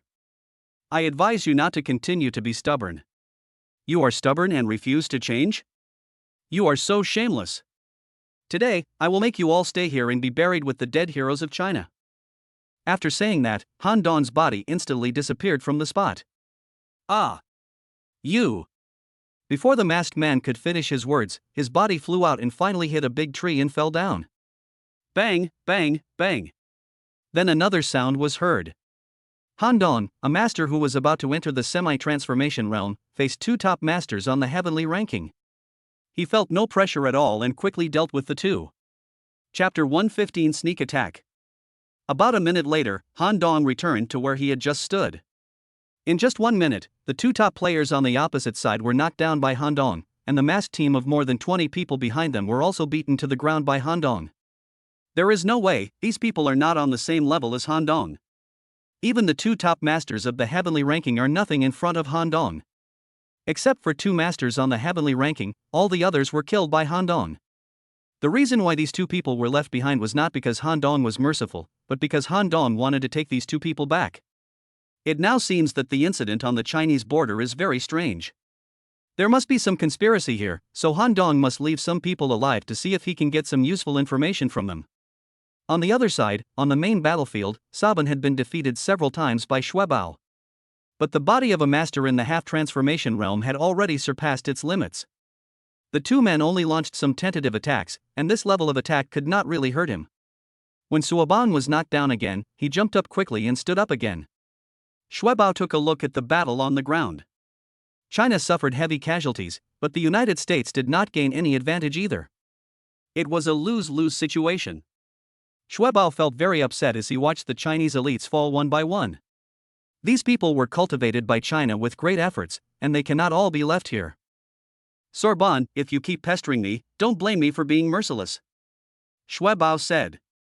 As one of the 3 great guardians of China, Xuebao really couldn't bear to see the Chinese warriors die in front of him, so he was ready to take action, a real attack, and no longer test it. Oh? Then come on. Let me also see how strong your Chinese guardian is, Sabin said with a slight smile. Although Sabin said it lightly, he knew that the man in front of him was very strong. It was just a tentative attack just now, but he couldn't withstand it. If he fought with all his strength, he might not be the opponent either, so he looked very solemn. But their mission today is to find out China's bottom line, so that they can make corresponding plans after Chen Gongming's death, so this battle is inevitable. Only through a battle can we know Xuebao's strength. In any case, there is no need to know Xuebao's limits today. Everyone listen up, retreat 50 steps. After hearing Xuebao's order, the Chinese warriors who were fighting below withdrew from the battle and retreated 500 steps. You should retreat too, Sorbonne said to the people of the beautiful country below. If 2 masters at the half-transformation level were to engage in a duel, the power could be imagined, so in order to avoid hurting innocent people, personnel from both sides withdrew from the battlefield. Xuebao and Suabang were the only ones left in the huge field. After both sides withdrew, Xuebao waved his right hand and a spear flew from behind and fell into his hand. At this moment, Xuebao's body shook and his momentum burst out instantly. Sorbonne. Since you don't want to retreat, don't blame me. After saying that, Xuebao pointed the spear in his hand at Sorbonne. As if sensing Xuebao's murderous intent, Suabang quickly took out his ring knife. Stop talking nonsense and come on. Xuebao took a step in the air and instantly came in front of Suoban, stabbing him with his spear. Seeing that the situation was not good, Sorbonne immediately blocked his chest with a knife. When the two weapons collided, and the sound was extremely harsh. Xuebao's attack failed, so he retracted his spear and concentrated his mental strength to stab at Sorbonne again. When a loud bang resounded through the sky again. This time, although Suobang still blocked Xuebao's attack, he was knocked back dozens of meters. He finally managed to steady himself, but a mouthful of blood spurted out of his throat. The two looked at each other, no one spoke, and moved closer together again as quickly as possible. Bang bang bang bang. Dang dang dang. The sounds of weapons colliding intertwined again. Bang. Suoban was once again swept away by Xuebao and flew dozens of meters away. At this moment Xuebao stood there with a gun in his hand, looking intimidating without even getting angry. Master Shui is mighty. Master Shui is mighty. Master Shui is mighty. Seeing that Xuebao had the upper hand, the Chinese people a few hundred meters away began to cheer. Sorbonne, take your people away quickly. Xuebao said. He. Xuebao, do you think that's all my strength? I want you to retreat, but I don't know if you have the strength to do so. After saying that, Suobang teleported in front of Xuebao, raised the ring knife in his hand and chopped directly at Xuebao. Xuebao reacted quickly and held his spear across to block in front of him. When this made Xuebao's hands numb. He staggered and the knife in Suobang's hand fell out. Xuebao was a little puzzled. How could Suobang, a master of the half-transformation realm, make such a low-level mistake on the battlefield? Losing the weapon was equivalent to cutting off both his arms. However, the situation on the battlefield changed rapidly. Xuebao had no time to think and directly seized the opportunity to stab Sorbonne with his gun. But when the tip of the gun was about to approach the Sorbonne, Xuebao's heart trembled. Oh no! I fell into a trap.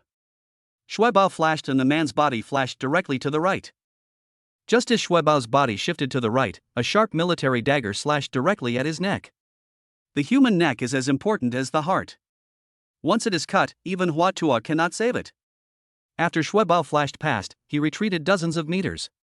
After stabilizing herself, blood slowly dripped from her body. He had no time to defend himself just now, and in desperation, he could only use his arm to block the dagger. Fortunately, he reacted in time and tilted his body to the right, so the dagger did not hit his neck but only scratched his arm. However, the force of this blow was so strong that his left hand was almost cut off. Although his life was saved, his left hand could no longer move normally. Ha ha!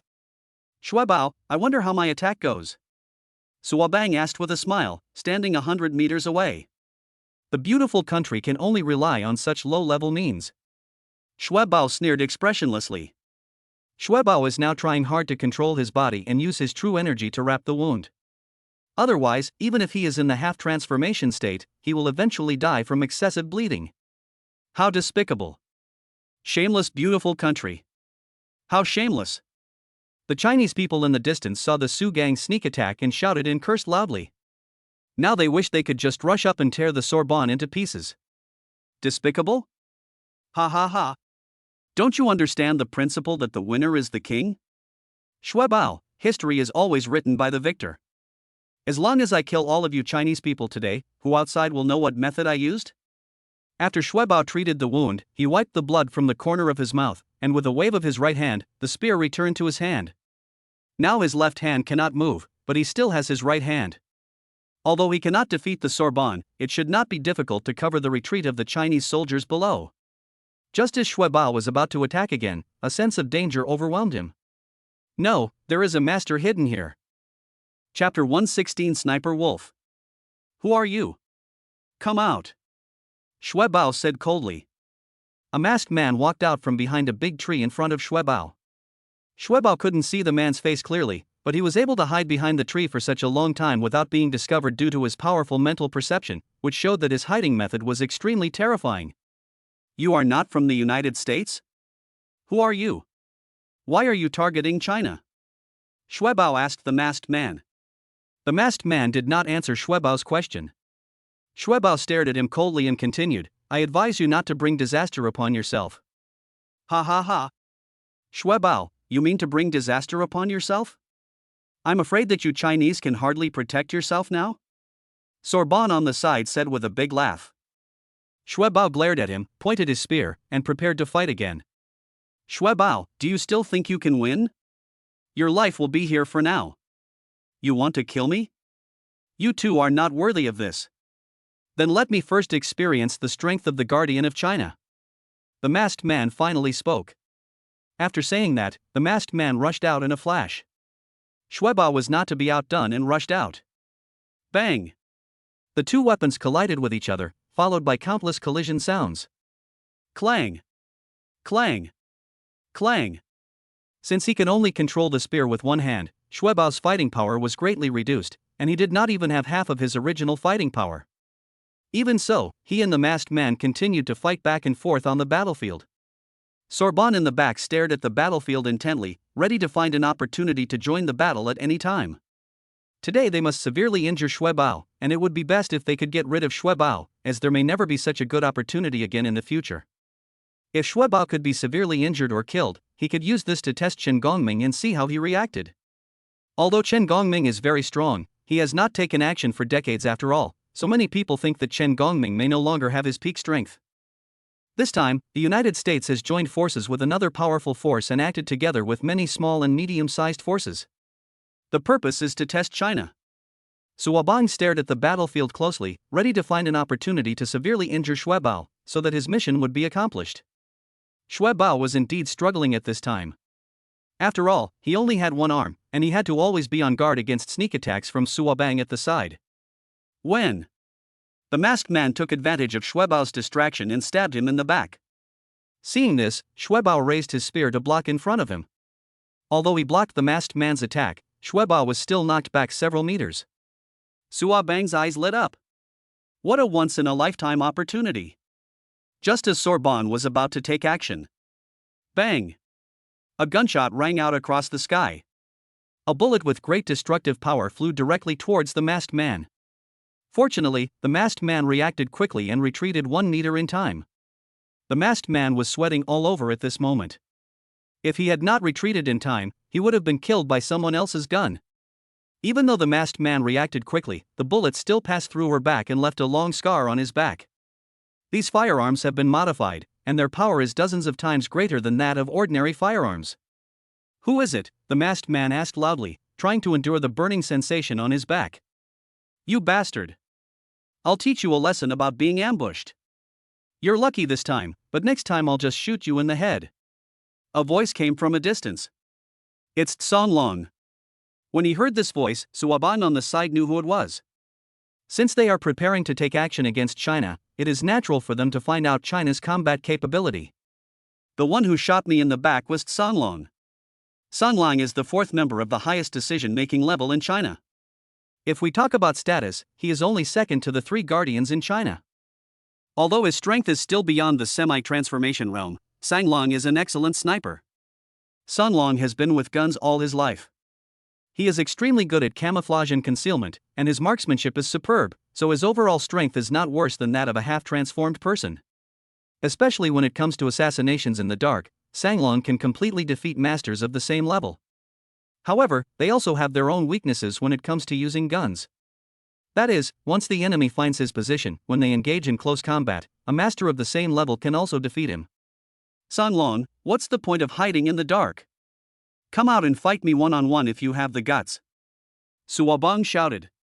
Being stared at by such a sniper is really not a comfortable thing. However, Tsong Long did not reply, because he knew that if he said too much, it would be easy for others to find his location. Tsong Long. Are you mute? You are such a coward. You can only do sneaky things. Sabin provoked him again with words. But the wolf in the distance ignored it. Seeing that Tsong Long ignored him, Suobang was helpless and could only come to the masked man. Although Sabin couldn't see the masked man's expression, he could clearly feel the masked man's body trembling slightly. It seems that this shot is very powerful. At this time, the masked man is trying hard to endure the pain. Sabin and the masked man looked at each other, and both of them saw the intention to retreat in their eyes. With Tsong Long watching in the dark today, it seems there is no way to seriously injure Xuebao. Humph. I'll keep this in mind for now. When we conquer China in the future, I'll definitely take revenge on this. Xue Bao. That's it for today, but China is already at the end of its strength. You guys can't save China, so give up resistance as soon as possible. Sabin said to Xue Bao. You have no say on whether it is the last gasp of a powerful force or not. How about we fight again? Okay. I won't argue with you. We can wait and see what happens in the future. After saying this, Sorbonne retreated with the people of the beautiful country and the masked man. After seeing Sabin leave completely, Xue Bao also breathed a sigh of relief. As his body relaxed, Xue Bao collapsed to the ground. After being ambushed, Xue Bao had to face Sabin and the masked man with his crippled body. Originally, he might have died here today, but fortunately, Sanglong arrived in time.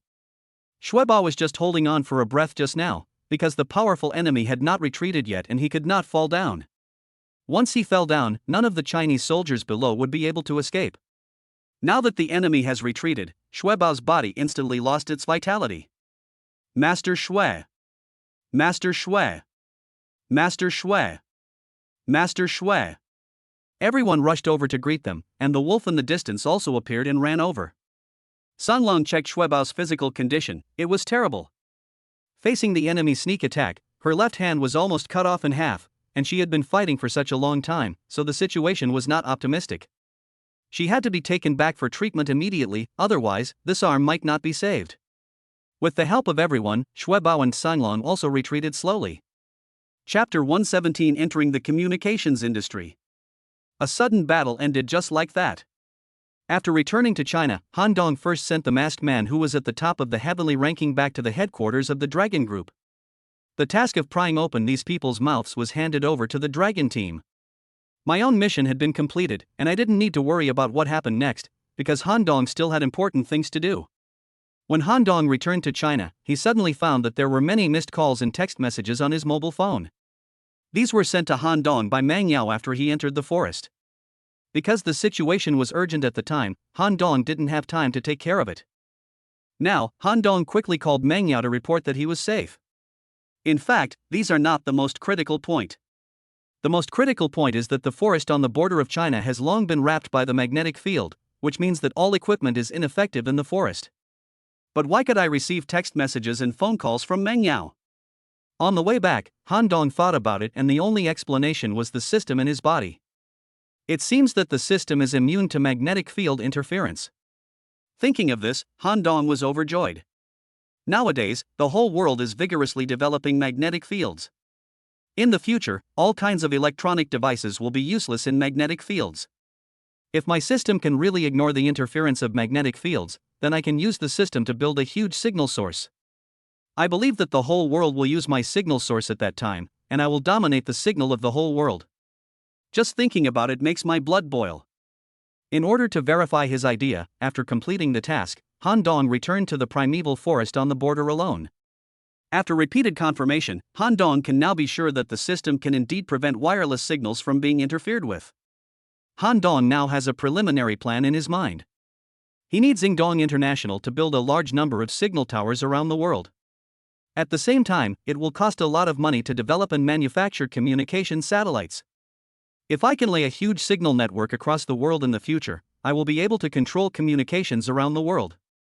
Han Dong immediately did what he said. He transferred some people from Kyoto Yingdong International to establish Yingdong International Communications. In addition, Han Dong allocated 500 billion yuan to this newly registered communications company. As a result, these people quickly dispersed to all corners of China and began to build signal towers. It's not enough to have signal towers, we also need communication satellites. Building a satellite is a technical job that requires more than just money, so Han Dong contacted Mr. Chen immediately and asked him to arrange for a scientific research professor to help him build the satellite. Now everything is ready, just waiting for the satellite to go up and the signal tower to connect the signal. If this day really comes, the whole of China will not be affected by the magnetic field and can use various electronic devices normally. Han Dong planned to make arrangements at home first and then expand to the world. He understood that one cannot become fat in one bite. Since building satellites and signal towers requires a lot of manpower and material resources, Han Dong's rich points have increased rapidly during this period. However, many people within Yingdong International did not understand Han Dong's move. Now Han Dong rashly stepped into a new communications field, which was really a bit risky. Although many people did not understand Han Dong's approach, no one raised any doubts. This is not only because Han Dong is the boss, but more because of everyone's trust in Han Dong. Many times, Han Dong's commands seemed to be disorganized, but in the end it always helped Ing Dong to reach a higher level, so everyone trusted him. Han Dong had just finished his work when Lin Xianxian called. Sister Xianxian, has everything been going well these days? Are you used to being alone abroad? Everything is going well here. I guess we'll be able to go back in a while. Then Sister Xianxian needs to work harder. Of course I will try my best. Do you remember what you promised me before I left? Lin Xianxian suddenly asked. Remember, of course I remember. Han Dong said with a little embarrassment. To be honest, after confirming his relationship with Meng Yao, Han Dong really didn't know how to get along with Lin Xianxian. I don't know since when I became so indecisive in relationships. Han Dong has feelings for Lin Xianxian, and he knows exactly how Lin Xianxian feels about him. But now that he has Meng Yao, what should Lin Xianxian do? He really doesn't want to hurt these two women. When he thought of this, Han Dong felt a headache. Just remember it. Director Han. I heard that you are planning to enter the communications field? Yes, the domestic situation has basically been arranged. Once the domestic situation is stable, we will start to expand into the world. Han Dong replied. Mr. Han, although there is money to be made in the communications field, this field has long been controlled by a few giants. Isn't it a bit late for us to enter the market now? And the risk is too great. Lin Xianxian reminded. Lin Xianxian trusts Han Dong unconditionally, but as the manager of Ing Dong, she needs to inform Han Dong of the real situation in the market as well as Yiwu. As for the final choice, that is Han Dong's own business. Nowadays, no matter which country it is, the communications industry is basically controlled by real giants. Pick any one of them, its background and strength are much stronger than Ing Dong. Lin Xianxian really couldn't understand how Han Dong would compete with these world-class chaebols for the market. Han Dong pondered for a moment and decided to tell Lin Xianxian something. Sister Xianxian, do you know about magnetic fields? Han Dong asked. I know. Now all countries are vigorously developing magnetic fields. In the near future, magnetic fields will surely cover the entire world. By then, the current wireless devices will be unusable, so we don't need to seize the current communications market at all. Is this true? Lin Xianxian had never heard of magnetic fields before, but since becoming the manager of Ing Dong, she has been exposed to more and more new things and has learned something about magnetic fields. But Lin Xianxian did not expect that the magnetic field would have such a great impact on everyone's daily life. Of course it's true. Now I have a way to prevent communication equipment from being interfered with, so I will vigorously build communication towers. By then, the entire communication market will be directly monopolized by Ing Dong. This. Lin Xianxian was so shocked. What Han Dong just said had a huge impact on her. If this is really accomplished, Ing Dong Communications will become the only communications company in the country, no, in the world. At that time, everyone will have no choice but to use Ing Dong's network signal. Sister Xianxian, only the two of us know about this. If it gets leaked out now, it will definitely cause a lot of unnecessary trouble. Han Dong warned. I understand. Then I will start secretly building communication towers abroad now. This will save a lot of time. Lin Xianxian said. Okay. Sister Xianxian, don't be afraid to spend money. Clear. After hanging up the phone, Han Dong began to look forward to the future. If that day really comes, Ing Dong will surely soar to heaven. Chapter 118 Poisoning. Han Dong basically spent the next few days with Meng Yao, and occasionally he would go to Ing Dong's office building to urge Zhang Chengming and others to spend the money as soon as possible. That day, Han Dong and Meng Yao were shopping. A strange phone call came to Han Dong's cell phone. Han Dong looked at it and didn't recognize the number, but he still answered the call. Hello. Is that Mr. Han? A female voice came from the other side. Han Dong felt that the voice was very familiar. I'm Han Dong, who are you? I'm Sun Si. Last time I promised to treat you to a meal to thank you. Do you have time today? It turned out to be Sun Si. Han Dong had Sun Si's WeChat, but he didn't have her mobile phone number saved. No wonder Han Dong felt that the voice was familiar. Last time at the business investment conference, Sun Si did say that she would treat Han Dong to a meal if she had the chance, as a way of thanking Han Dong for investing in her movie. I didn't expect that after such a long time, Sun Si still hasn't forgotten this matter. Miss Sun, I really don't have time during this period. How about next time? Han Dong said. My schedule is already very tight, how can I have time to go out for dinner with this big star? I just agreed casually last time. Mr. Han, you have stood up for me many times when I was in trouble. Now you don't even want to give me a chance to thank you? Sun Si said into the phone. Miss Sun, you misunderstood. I am really busy these days. I will definitely keep the appointment later. How about that? Okay then, we have a deal. Seeing that Han Dong had given in, Sun Si couldn't continue to insist and could only talk about it next time. Who is it? Meng Yao asked curiously after hanging up the phone. Sun Si, oh, she's the female star we met at the business investment meeting last time. I invested in a movie with her for some reasons before. Now she insists on treating me to a meal to thank me, but I turned her down. Han Dong explained. Ah? Sun Si? Is that the popular actress Sun Si? Meng Yao immediately stood up and asked with a little surprise. Yes, right. It's that Sun Si. She wants to treat you to dinner? Meng Yao confirmed again. That's what she said, but I said I'm busy. Oh my, what a pity. That's the big star Sun Si. You don't know how much I like her, Han Dong, can you bring me with you next time you have dinner together? I promise, I won't interfere with your work, I just want to see her. Unexpectedly, Meng Yao is also a fan. Well, okay then. Next time she calls to invite me to dinner, I will definitely tell you. Yeah. When Meng Yao heard that he could get close to his idol, he was as happy as a little kid. In the following period of time, Han Dong continued to spend time with Meng Yao every day. Recently, the rate of increase in rich points has been very fast, and there are only more than 2,000 points left to break through 10,000. Han Dong is looking forward to what changes will happen after breaking through 10,000. Now that Han Dong wants to continue to improve his strength, he can only temporarily improve it by adding skills. But what kind of skills should be added? After much thought, Han Dong felt that he could consider adding some other skills, such as non-combat skills, which would be very good. It would be best if it was a skill that could save your life at a critical moment. For example, the ancient Chinese medical skills are very good. Han Dong couldn't hold back his excitement when he thought of this. How about learning one and giving it a try now? Han Dong did it right away. He opened the system page and added Chinese medicine directly to the skill column. Ding! Host, are you sure you want to learn Chinese medicine? This study will cost 1,000 rich points. WC. Han Dong cursed. This is too much of a ripoff. Before, whether I was learning hip-hop or Tai Chi, I didn't need so many rich points, but now I need 1,000 points. Han Dong even suspected that the system was playing a prank on him, knowing that he now had a lot of rich points, so it raised the price. I worked so hard for so long to save up these rich points. Is it easy? Now it takes 1,000 points just to learn, won't it be even more outrageous to upgrade later?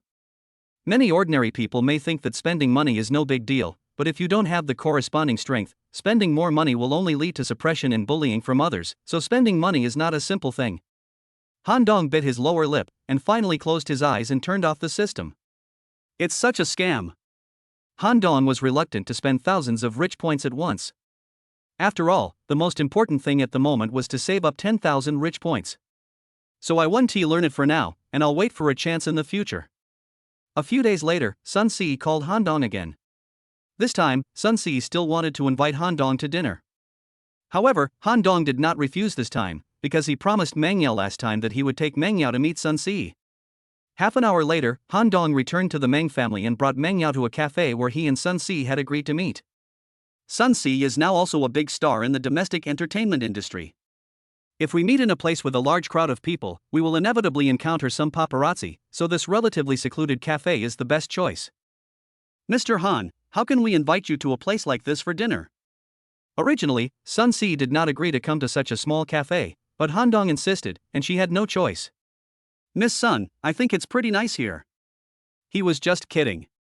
If the paparazzi took pictures of him and Sun Si having dinner together, he would never be able to clear his name even if he jumped into the Yellow River. He didn't want to be that famous. By the way, let me introduce you, this is my girlfriend Meng Yao. See, Sister C, my name is Meng Yao, can I call you that?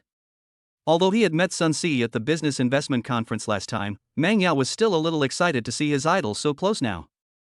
Of course. Yao Yao.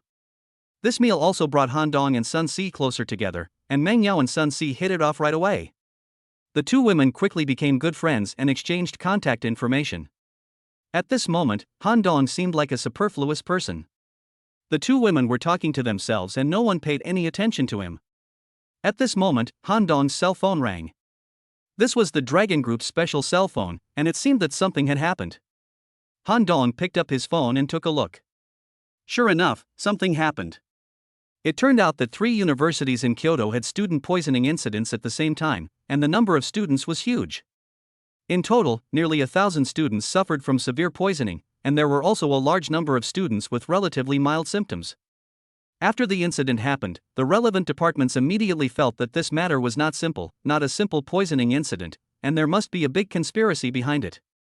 Especially after the border incident, the relevant departments felt that the poisoning of students was very strange, so they decided that the Dragon team would be responsible for this matter, so Han Dong accepted the task.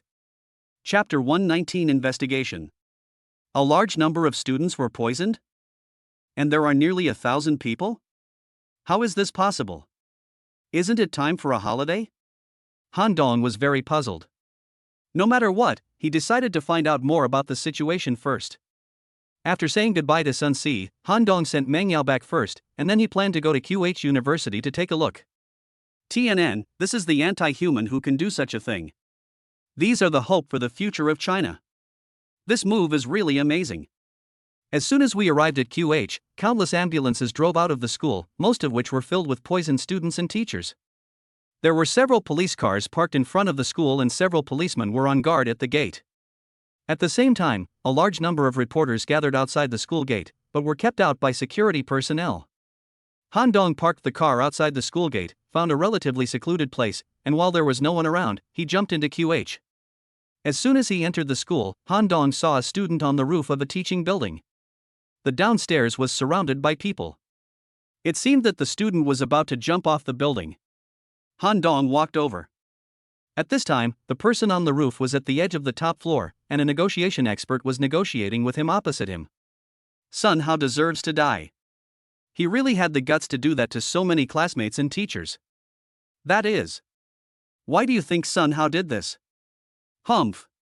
I heard that his family is very poor, his parents died very early, and he has 2 younger brothers and sisters who need medical treatment. Do you think this kid is a psychopath who hates society, so he did such a heinous thing? Yes. It's very likely. This kind of people are extremists and should be arrested and locked up for life. Listening to the discussions of the people below, Han Dong roughly understood that it seemed that this man named Sun Hao was the one who poisoned QH. Han Dong kept staring at Zhang Hao upstairs.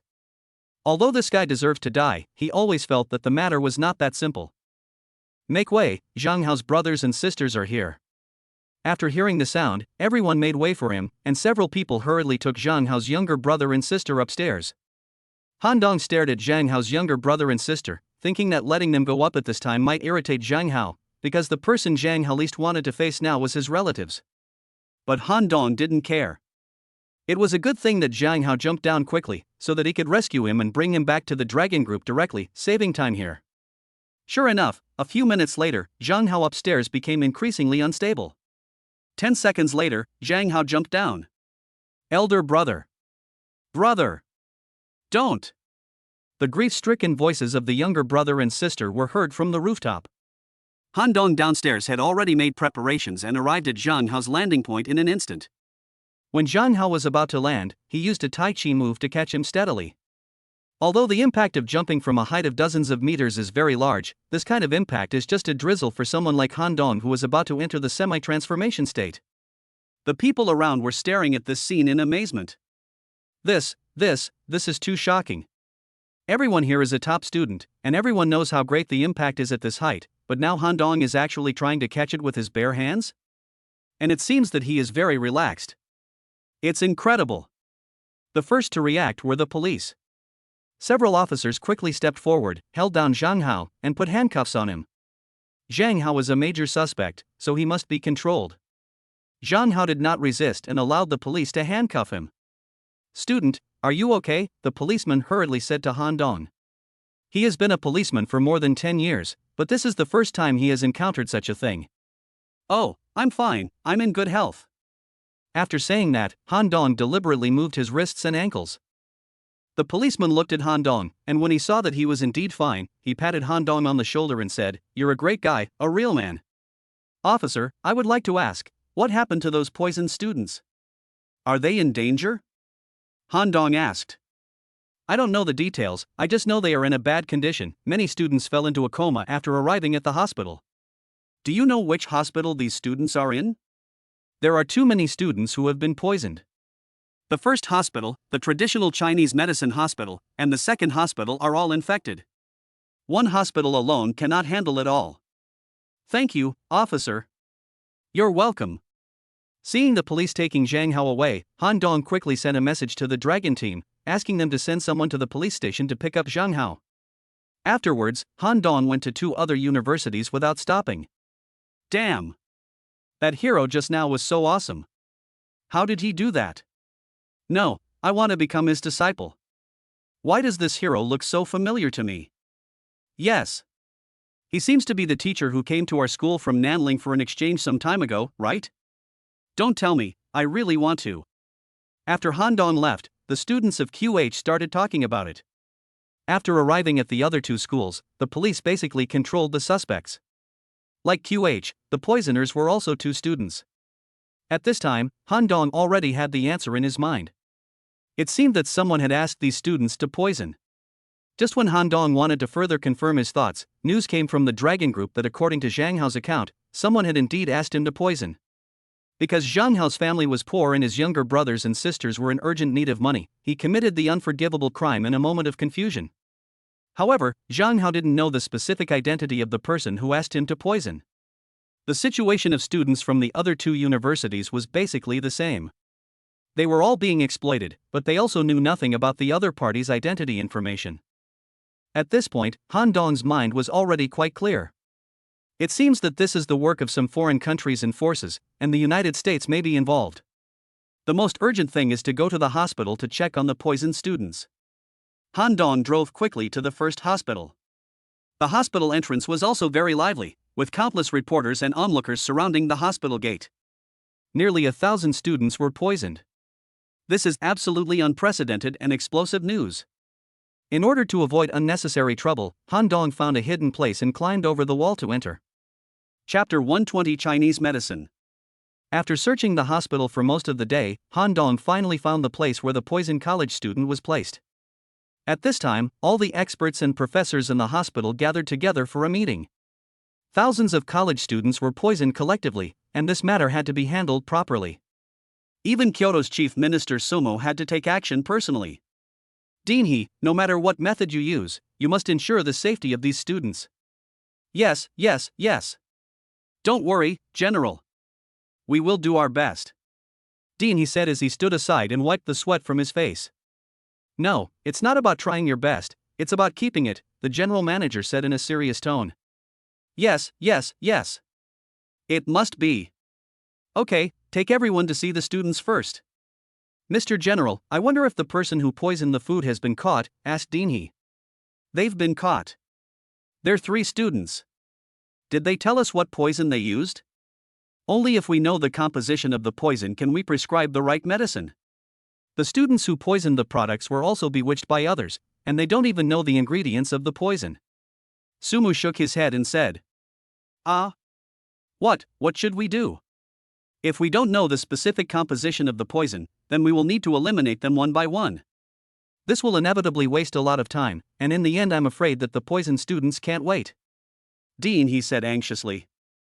"Then you guys start investigating right now. I'll check again to see if I can find some useful clues." "I understand, Master General." Afterwards, Dean He and a group of professors and experts left. Sumu paced back and forth in the conference room, feeling very anxious, because he knew that if this matter was not handled properly, the entire Kyoto would be in turmoil. After thinking for a long time, Sumu felt that he should go and check on the poisoned students first. Han Dong also found doctors and nurses at the scene and asked them for a long time. It now seems that the doctors can only provide routine treatment for these poisoned people and there is no reliable detoxification method. Han Dong used his mental power to check on several students who were seriously poisoned. Their conditions were not good. These students who were already unconscious might not wake up at any time. Who are you? What are you doing here? At this moment, He came over with a group of experts. Oh, I'm their classmate, so I came to take a look. Han Dong didn't want to reveal his identity as a member of the Dragon Group for the time being. Isn't this nonsense? This is the intensive care unit, anyone can come in? Get out quickly, said Dean He. Dean, I'm studying medicine, and the hospital is short-staffed right now. I can stay and help everyone. Oh? Are you studying medicine? Then why don't you stay and help out? There are too many people poisoned now, the hospital is already full, and there is indeed not enough staff. Afterwards, Dean He no longer paid attention to Han Dong, and asked all the experts and professors to disperse and begin examining the poisoned people. Dean, the student seems to be dying. Hearing this, the dean and everyone else gathered around, and Han Dong followed. After a detailed inspection, everyone began to express their opinions. Dean, now that we don't know the composition of the poison, it's difficult for us to develop a specific antidote. Yes, Dean, it is too dangerous to blindly guess the composition of the poison based on the symptoms of poisoning. Using the wrong medicine may cause serious consequences. There is still no final result from the laboratory, so we can only wait. Sumu listened to what everyone said and felt helpless. Everyone, you heard what the general manager said just now. If we cannot guarantee the safety of these students, then you and I will be in trouble in the future. Why? Han Dong looked at everyone who was at a loss and had already made a decision in his mind. It seems that I can only learn Chinese medicine. Even though rich points are precious, I can't just watch these students never wake up again. Han Dong opened the system panel and looked at the rich points that were about to break through 10,000. He closed his eyes and stomped his feet, and directly added Chinese medicine behind the skill bar. Host, are you sure you want to learn Chinese medicine? This will cost 1,000 rich points. Sure. In an instant, a lot of ancient Chinese medicine knowledge appeared in Han Dong's mind, as well as many ancient formulas that he had never heard of, some of which could save people, and some could harm people. The names of many Chinese herbal medicines also appeared in Han Dong's mind. However, Han Dong roughly sorted out that these were relatively simple recipes and did not involve any clinical poison identification technology. What's going on? Is it because my skill level is not high enough? Han Dong glanced at the skill bar. Damn. Sure enough. The current Chinese medicine skills are only at the entry level. Holy shit. 1,000 rich points is just the beginning. Host, are you sure you want to upgrade your skill level? This will cost 2,000 rich points. Damn. 2,000 rich points? Han Dong was really heartbroken. But there was no other way. This was probably the only way to save these students. Confirm.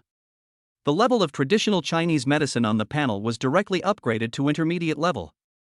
A lot of traditional Chinese medicine knowledge appeared in Han Dong's mind, including the technology of clinical poison identification. Many poisoning symptoms and detoxification formulas flooded into Han Dong's mind, and this time it finally made sense. Han Dong directly recommended the expert professor and came to the front. Why don't I come and take a look? Han Dong said. What? You? Come and take a look? Dean He looked at Han Dong and asked. Dean, I am a medical student, and my family has been practicing Chinese medicine for generations. Let me take a look and maybe I can find some clues. As he spoke, Han Dong began to examine the poisoned students. Dean, in my opinion, they were poisoned by arsenic trioxide. Han Dong said to everyone confidently. Arsenic trioxide? Yes, it's actually what is commonly known as arsenic poisoning. Han Dong explained. Let the laboratory verify and see if it is arsenic trioxide, the dean ordered hurriedly. Dean, I can confirm that it is arsenic trioxide. Let's prepare for the appropriate treatment now. If we delay any further, these students may not be able to hold on. Han Dong said. Dean He thought for a moment and then said, then quickly prepare the equipment and drugs for treatment. Once the laboratory confirms it, we will start saving lives immediately. Yes.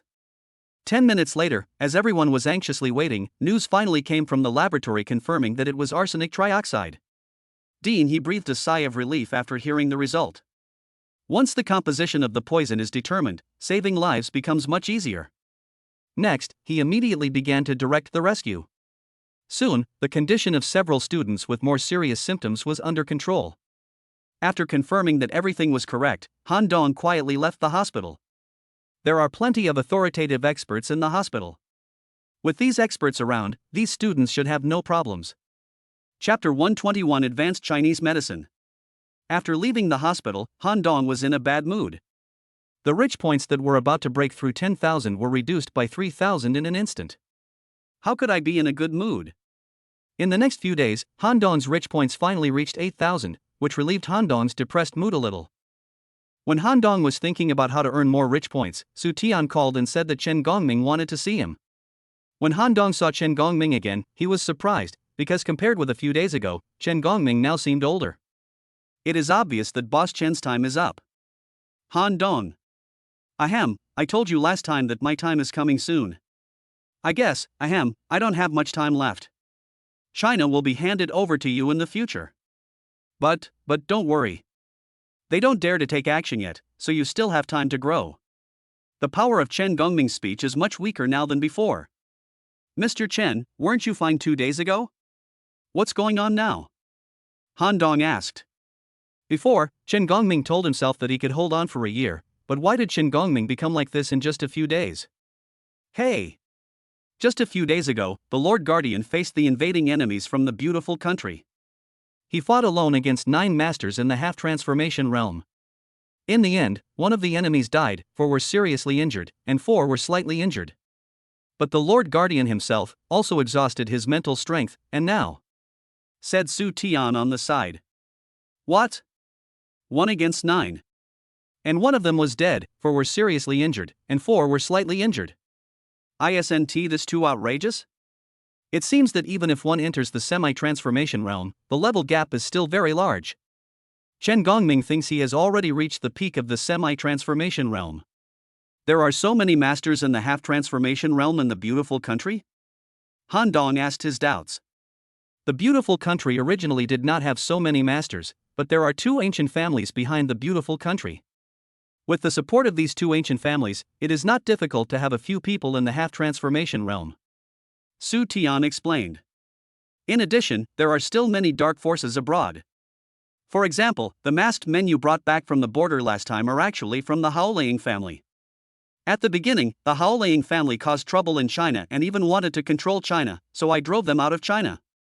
I didn't expect that they would revive now. Chen Gongming added. It seems that the current situation is very chaotic. This Haolong family is really abominable. Last time at the border, Chen Xiong and Xue Bao were almost attacked from behind by them, and now they have joined forces with the United States to seriously injure Chen Gongming. Han Dong, I took the initiative to provoke the fight this time, just to help you before I leave. Now the news that I fought 9 people alone must have been passed back to the United States. This will shock them. As long as the confidentiality is done well, they will not dare to attack China in a short time. Looking at the old man in front of him, Han Dong had nothing but admiration. This old man dedicated his entire life to China, and even before he died, he was still thinking about the whole of China. It was truly moving. Mr. Chen, is there really no way to save you? Han Dong said. There's no other way. Chen Gongming shook his head, his face seemed to have aged even more. After my death, China will surely face internal and external troubles, but it will take time for you and Xue Bao to grow up. If it is really not possible, you can consider giving up some of China's resources and land and defend one side first.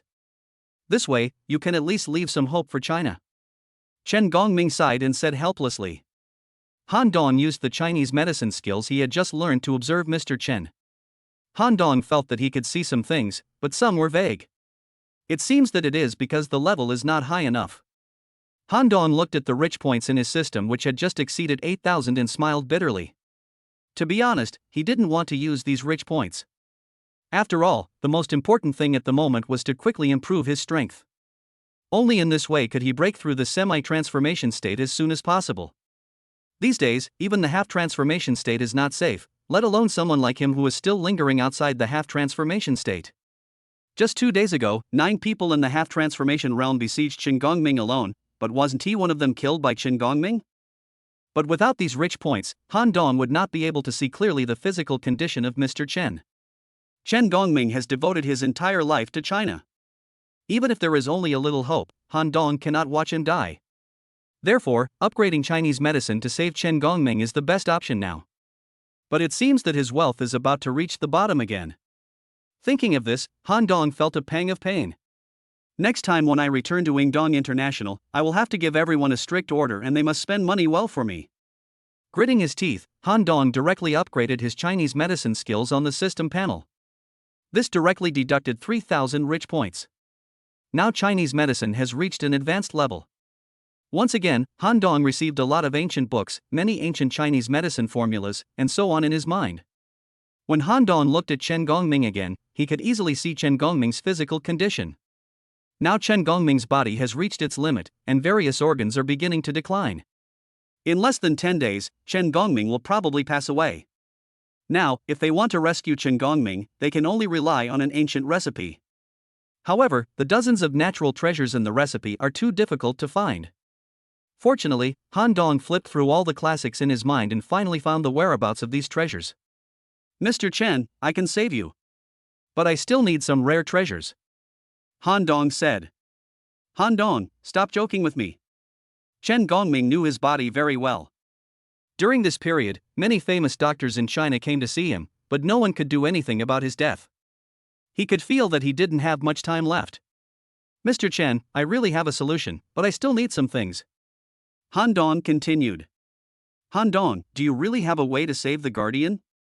Su Tian asked from the side. There really is a way. Well, what do you need? 1,000-year-old Ganoderma lucidum, 10,000-year-old blood ginseng, Tianshan snow lotus. Han Dong named more than a dozen medicinal herbs in one breath, but each one was extremely precious. Okay, I'll start looking for these herbs right away. I will definitely find them. After saying that, Su Tian prepared to go out. Su Tian, stop. Su Tian, who had not yet walked out, was stopped by Qin Gongming.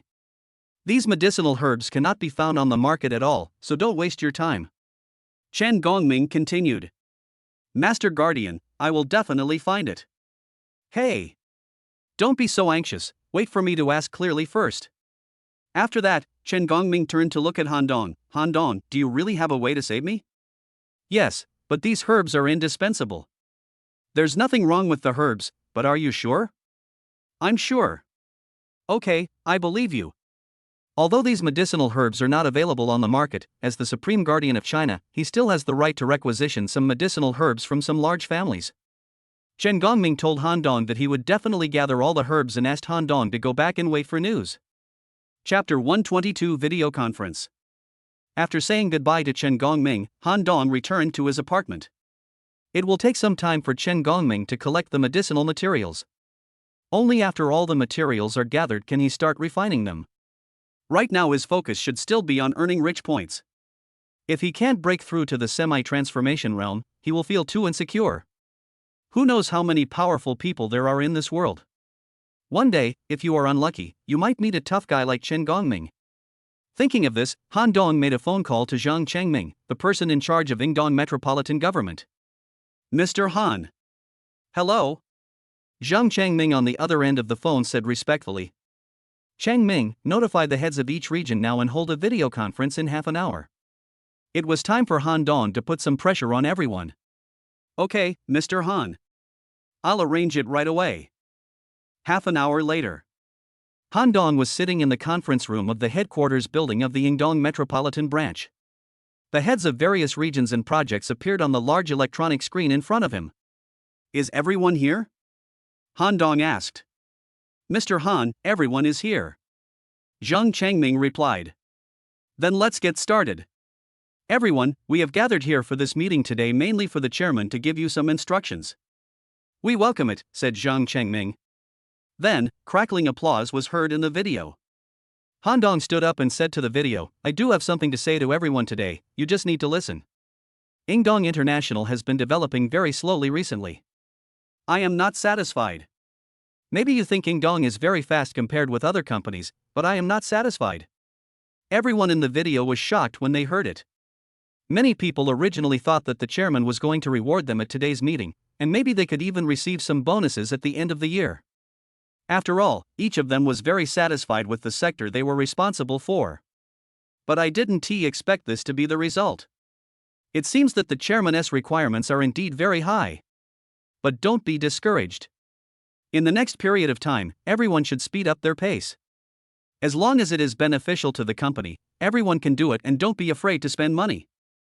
But I also want to remind everyone here that the company will check the accounts every month, so don't even think about doing something crooked. The reason why Han Dong said this was mainly because he was afraid that someone would embezzle the company's public funds. If it is embezzled by an individual, the system will determine it as a gift, and then there will be no rich points left. The key point is that Han Dong does not want to be a sucker. In short, I hope that everyone here can work together sincerely to build Ingdong into a world-class giant as soon as possible. Other companies always think about how to save costs when they develop, but Ingdong never cares about costs. If you still can't do it, then I will consider whether I should find a group of more capable people to do the job.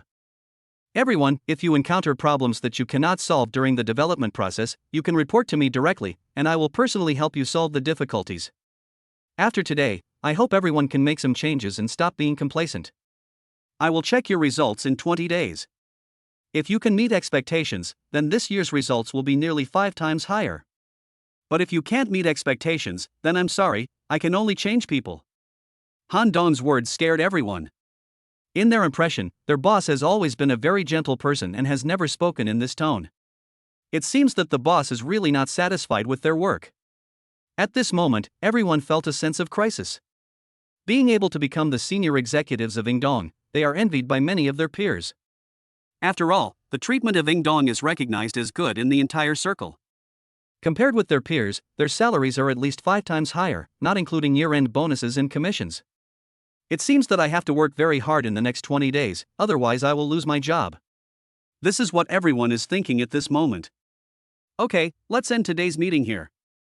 I hope you don't mind the way I speak. In 20 days, show us your results and prove that the company didn't make a mistake in you. Bang, bang, bang, bang. The people on the screen applauded again. After the meeting, Zhang Changming personally escorted Han Dong out of the gate of Ingdong International Building. After Han Dong left, the whole of Ingdong was in chaos. The chairman has set a deadline. He will come to check the performance in 20 days. If it's not good enough, you will be laid off. This is no joke. No one wants to lose such a good job, so the heads of various projects and regions are taking the lead in working hard. In fact, no one knew that Han Dong's only idea was to get everyone to spend money, and he didn't care whether it was a loss or a profit. But Han Dong couldn't say it openly, otherwise others would think he was sick. So now everyone thinks that Han Dong just has to make achievements on his own, but this understanding is also correct, because for an investment company, if you want to achieve results, you have to spend money. On the 5th day after the meeting, Han Dong's rich points growth rate slowly improved. Although the growth rate is not very fast, it is indeed much happier than before. It seems that everyone still listens to me. Time flies, and in the blink of an eye, another week has passed.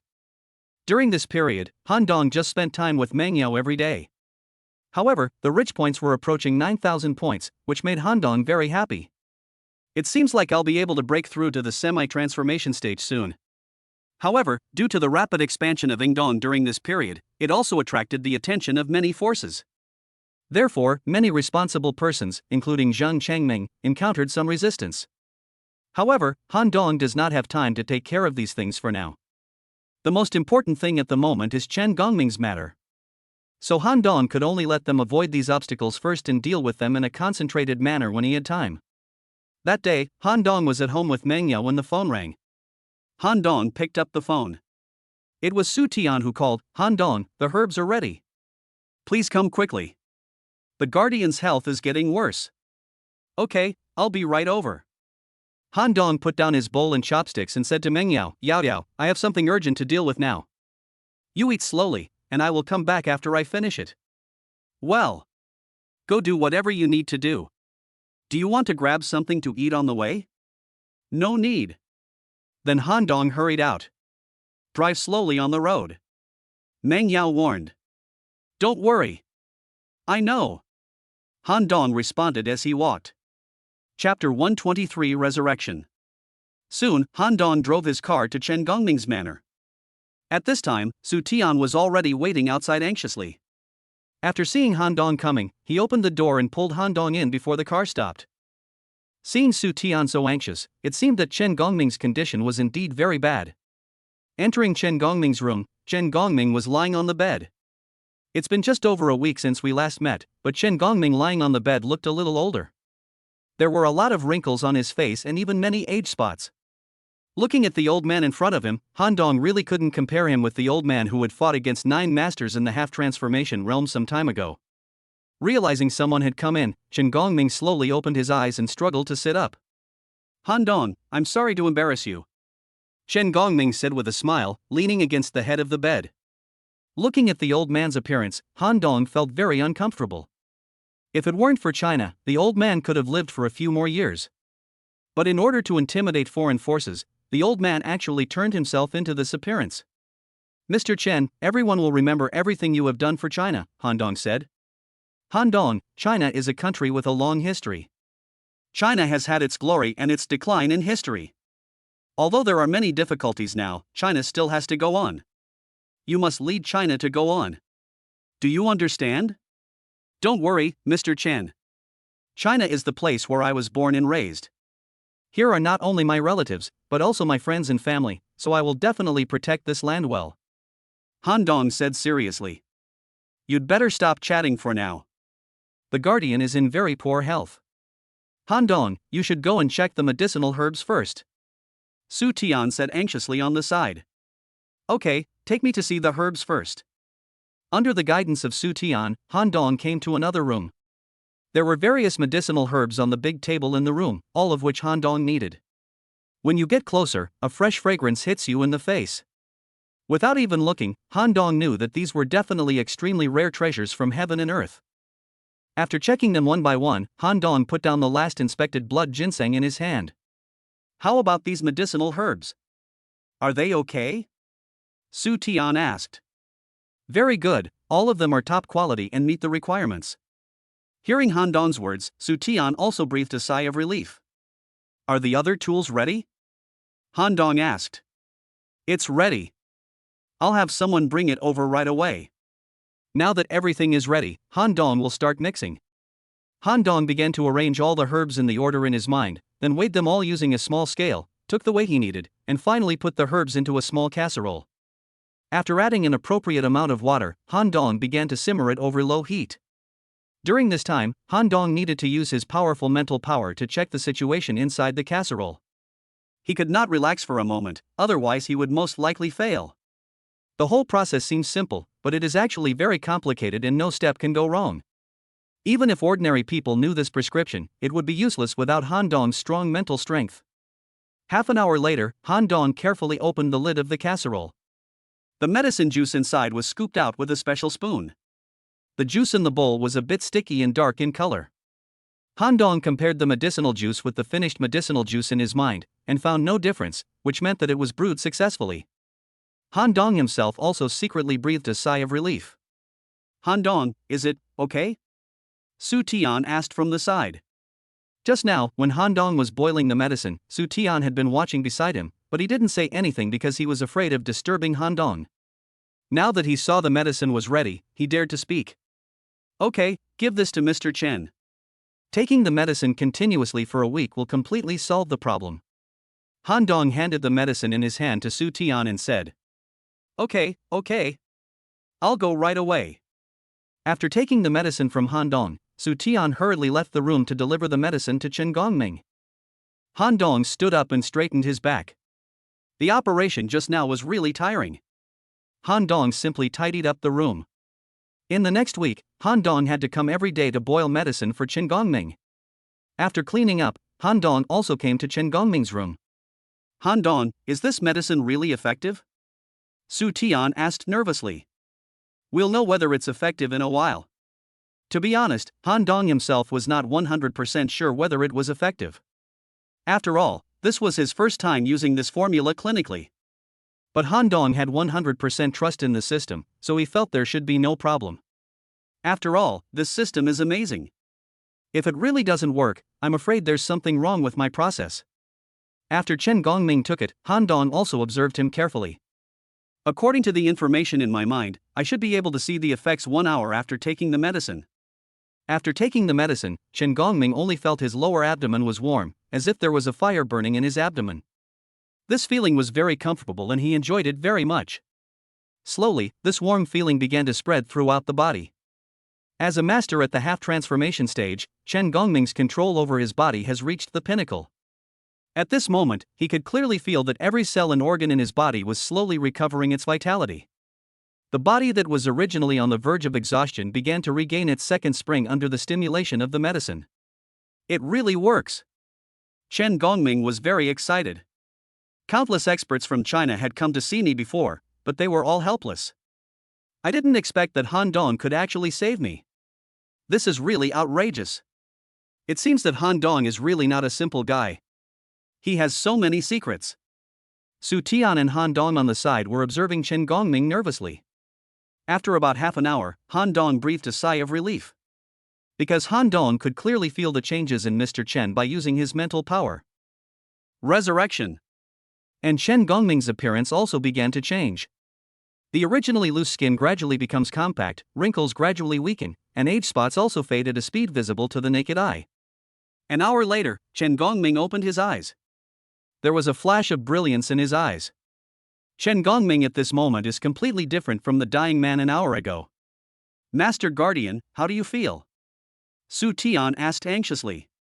Chen Gongming did not answer Su Tian, but looked at Han Dong and said, "Thank you, Han Dong." At this time, Chen Gongming's voice was full of energy. He was indeed grateful to Han Dong because Han Dong gave him a second life. Chen Gongming is not a person who is afraid of death, but if he can stay alive, he can do more for China. You're welcome, Mr. Chen. It's my honor to be able to do something for you. In the next few days, Mr. Chen will have to continue using the medicine so that the problem can be completely solved. Thank you for your hard work.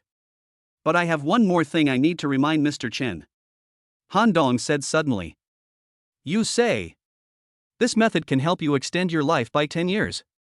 But it's not absolute.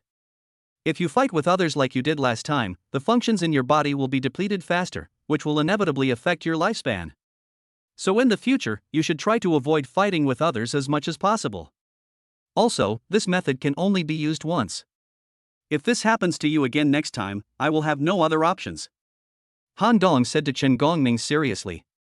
China's ancient medical skills can indeed help people live longer, but they cannot make people immortal, so it will depend on Mr. Chen himself to take good care of his body in the future. Chapter 124 Tian Yuan Club.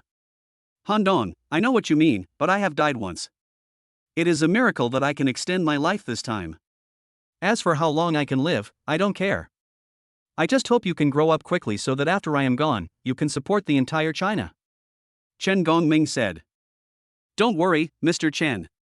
I will definitely work hard. Well, in my limited life in the future, I will definitely try my best to help you remove the obstacles. Han Dong looked at the old man. He didn't know how to persuade this old man who valued his general more than his own life. It seems that he has to seize the time to improve his strength. As long as he is capable of dealing with those villains, there is no need for Chen Gongming to waste his life to take action.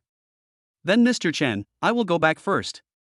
I will come back to help you make medicine tomorrow. Okay, thank you for your help. It was already 5 o'clock in the afternoon when Han Dong came out of Chen Gongming's manor, so he did not go to Meng Yao's house, but went straight home to take a shower. At night, Han Dong lay on the big bed. He was really exhausted today. However, such opportunities for practice are indeed rare. As the saying goes, practice makes perfect. I believe that making medicine tomorrow will not be so tiring. Han Dong opened his system and found that his rich points had exceeded 9,000. He was very excited. Once he broke through 10,000 points, he would be able to cross the semi-transformation realm. Just as Han Dong was imagining the future, the phone rang. It was Zhang Changming calling. Hey! Director Han! What's wrong? I have something to report. Speak. Due to the rapid expansion of the company during this period, it is inevitable that we have taken advantage of other people's business. Isn't this normal? If you want to develop, you will definitely take advantage of other people's cake. After all, the market is so big. Didn't we say it in the last meeting? Just go for it. Han Dong said. But this time things are a bit tricky. The other party is one of the 4 supergiants in Kyoto. Looking at the whole of Kyoto, their strength is one of the best. With Ingdong's current strength, it is difficult to compete. So I would like to ask if we can give up some markets, which can also ease the conflict between the two sides. According to your idea, how much do we need to give up? Han Dong asked. At least give up half of the market. What if you don't give up? After all, the other party is a super wealthy family, and they will definitely make trouble behind the scenes. I understand. Just do it according to normal competition. Don't worry about other things. As for the market, we won't give up even a cent. If there is any problem, I will solve it. But Mr. Han, It's settled now, do as I say. I understand, Mr. Han. To be honest, Han Dong didn't take this super family seriously at all. Once he broke through the semi-transformation realm in a few days, he would not be afraid of these small fry at all.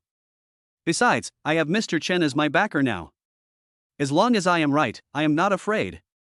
The next day, Han Dong arrived at Chen Gongming's manor early.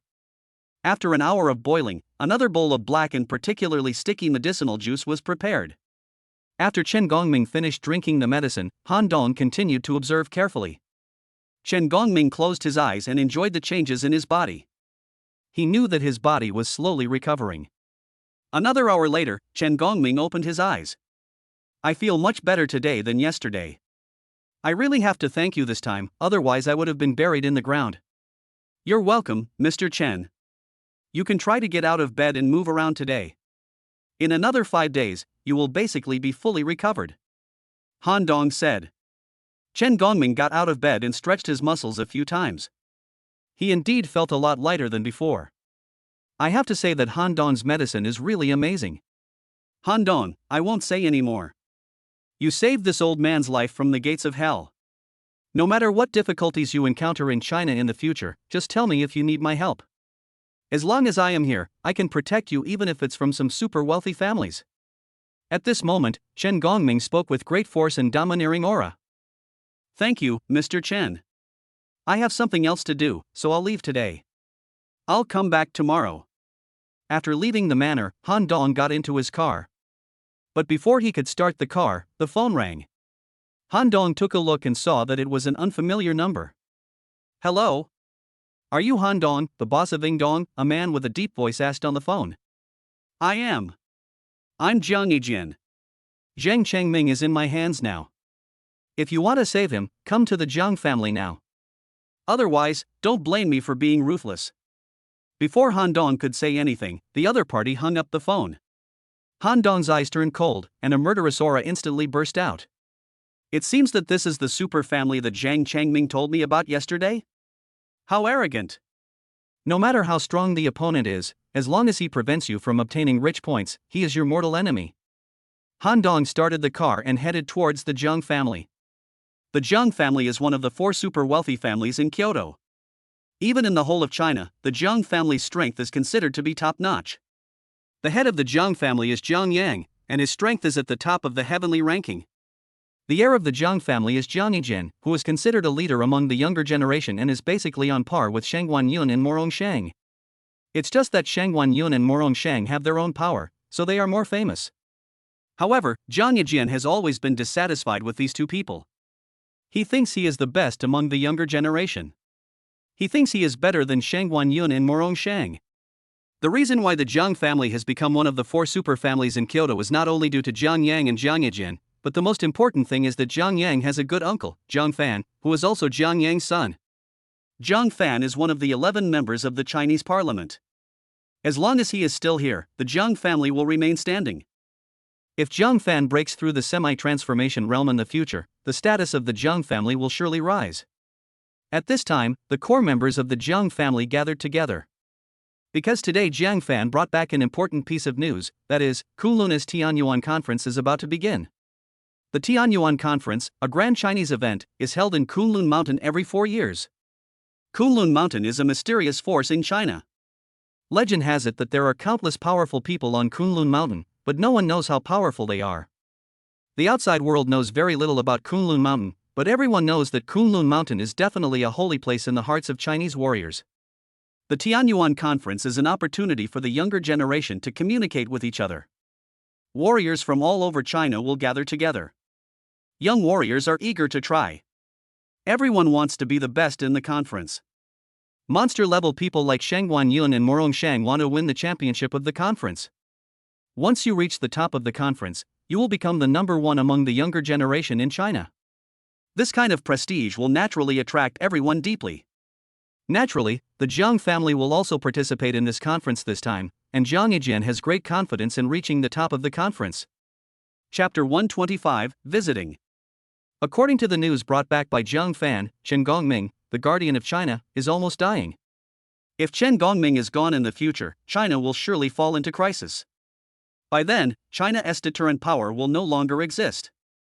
Therefore, in order to enhance the influence of the Jiang family, they must make some achievements in this Tianyuan meeting. At the same time, other super families in China also learned the news of Tianyuan society and were holding emergency meetings. While the Jiang family was discussing something, Han Dong actually walked into the Jiang family's hall with arrogance. Han Dong's powerful mental power swept through. Good job. The Jiang family is indeed a big family. There are 6 or 7 masters at the top of the heavenly ranking in the hall. What a generous deal. Could it be that the Jiang family knew I was coming and was planning to give me a warning? But this can't scare Han Dong. He has already crossed the heavenly ranking. The gap in level cannot be made up by numbers. As long as they are not at the half-transformation stage, he is not afraid even if there are 60 or 70 of them. However, after careful observation, Han Dong felt something was wrong. Because he had a vague feeling that these people were not prepared for him, and they seemed to be discussing something important in the hall. In fact, these people were naturally not prepared for Han Dong, because in Jiang Yijian's eyes, Han Dong was just an ant and did not deserve such treatment at all, or it could be said that Jiang Yijian had never taken Han Dong seriously. Who among you is called Jiang Yijian? Han Dong asked loudly after coming to his senses. There was silence in the hall, and everyone was staring at Han Dong. How did this guy get in? No one answered his question. Let me ask again, who among you is called Jiang Yijian? Han Dong raised his voice and asked impatiently again. Who are you? Do you know where this place is? After a brief moment of distraction, Zhang Yang was the first to ask. Isn't this the Jiang family? Did I go the wrong way? How dare you act so wildly here knowing that it is the Jiang family? Are young people nowadays so ignorant of etiquette? Whose family are you from? TNND, are you sick? If you are sick, go see a doctor. You were clearly the one who called me to come, and now you are doing this again. What? Do you think I don't have a temper? Han Dong was so angry that he cursed. Han Dong was already furious. His people were arrested, and the other party even called to threaten him. He was really angry. If no one else stands up, then he will have to take action. It's just a room full of people on the heavenly ranking. Han Dong doesn't take them seriously at all. As soon as Han Dong finished speaking, everyone in the room looked at him in shock. The Jiang family is one of the 4 major superfamilies in Kyoto. Because of Jiang Fan, the Jiang family has some connections with the official authorities. This kid actually dared to come to someone's house and point at their noses and swear.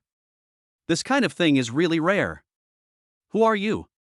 If you don't tell the truth, I will teach you a lesson today on behalf of your parents. Zhang Yang stared at Han Dong with a hint of coldness in his eyes. Han Dong's silent entry already made him very angry, and now he was speaking rudely. The dignity of the Jiang family could not be trampled upon by a yellow-haired boy. If this kid is not taught a lesson, then in the future anyone will dare to ride on the Jiang family's neck. Now everyone thinks Han Dong is finished. What will be the consequences of offending someone at the top of the heavenly ranking? Maybe there will be results soon. Who am I? Damn it! You Jiang family captured my people and asked me to redeem them, but now you're asking me who I am? You're really weird. Forget it.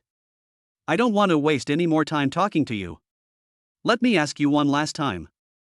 Who is Jiang Yijian? Han Dong asked as he squinted his eyes and scanned the people on the field. At this point, Han Dong no longer had the patience to continue dealing with them. Yijian, what's going on? Did you find this person? Jiang Yang seemed to understand that Han Dong was looking for Jiang Yijin, so he asked Jiang Yijin on the side. At this time, Jiang Yijian also reacted and realized that Han Dong should be the boss of Ingdong International. However, he did not expect Han Dong to come so soon. He was really brave. Jiang Yijian felt that people like Han Dong would be too scared to come after learning his identity. At most, he would contact him through other means, and then he could extort money from him. Ingdong International is really bold. It actually dares to step into the business field controlled by the Jiang family. How can we not let them bleed a lot? Seeing this, Han Dong walked towards Jiang Yijian step by step. No one in the hall knew what Han Dong wanted to do. It was you who arrested Zhang Changming? Han Dong asked Jiang Yijian. Being stared at by Han Dong, Jiang Yijian felt as if he was being stared at by a ferocious beast and felt very uncomfortable all over. It's me, Jiang Yijian said after calming down. Han Dong nodded. Everything would be easy once the real culprit was found. Han Dong didn't say anything and quickly grabbed Jiang Yijian's collar. Jiang Yijian didn't even have time to react and could only instinctively raise the sword in his hand. Han Dong flicked the sword lightly with his index finger, and Jiang Yijian, who was holding the sword, was instantly struck by lightning and collapsed. Han Dong grabbed his collar and started to walk out. Jiang Yijian looked at Han Dong in horror. He was dragged away by Han Dong without any ability to resist, and he couldn't even speak. So horrible. Han Dong dragged Jiang Yijian to the center of the hall. Only then did everyone come to their senses and stared at the harmless young man in front of them with wide eyes. A young man with no aura fluctuations in his body actually subdued Jiang Yijian with just one move. How on earth is this done? Jiang Yijian captured my people, and now I am just repaying him. If anything happens to my people, I will not let them have an easy time, Han Dong said to Jiang Yang with a smile. You are really looking for death. Jiang Yang's aura of being at the top of the heavenly ranking was released instantly. He flew down and arrived in front of Han Dong in an instant. Jiang Yijian had no idea what Han Dong had done to him, and he was unable to move. Now he was being held in Han Dong's hand. When has the Jiang family ever suffered such humiliation? Han Dong's action directly ignited Jiang Yang, the head of the Jiang family. Jiang Yang flew down. He must make Han Dong regret everything he had done. He must make Han Dong pay the price. The price is death. Only by killing the other party can the humiliation suffered by the Jiang family be washed away. Chapter 126. Let him go. Han Dong stood in the middle of the hall holding Jiang Yijin in his hand, looking at Jiang Yang, who was releasing the aura of the top of the heavenly ranking in front of him, without any fluctuation in his heart. However, to others, his actions seemed as if he had been completely frightened by the aura released by Jiang Yang. Jiang Yang came to Han Dong's side in an instant and slapped Han Dong with his palm. Jiang Yang looked at Han Dong with gritted teeth. He was determined to beat this arrogant boy into a pulp with one palm. Even this would not satisfy Jiang Yang. He had to find this kid's family and make sure his entire family was destroyed.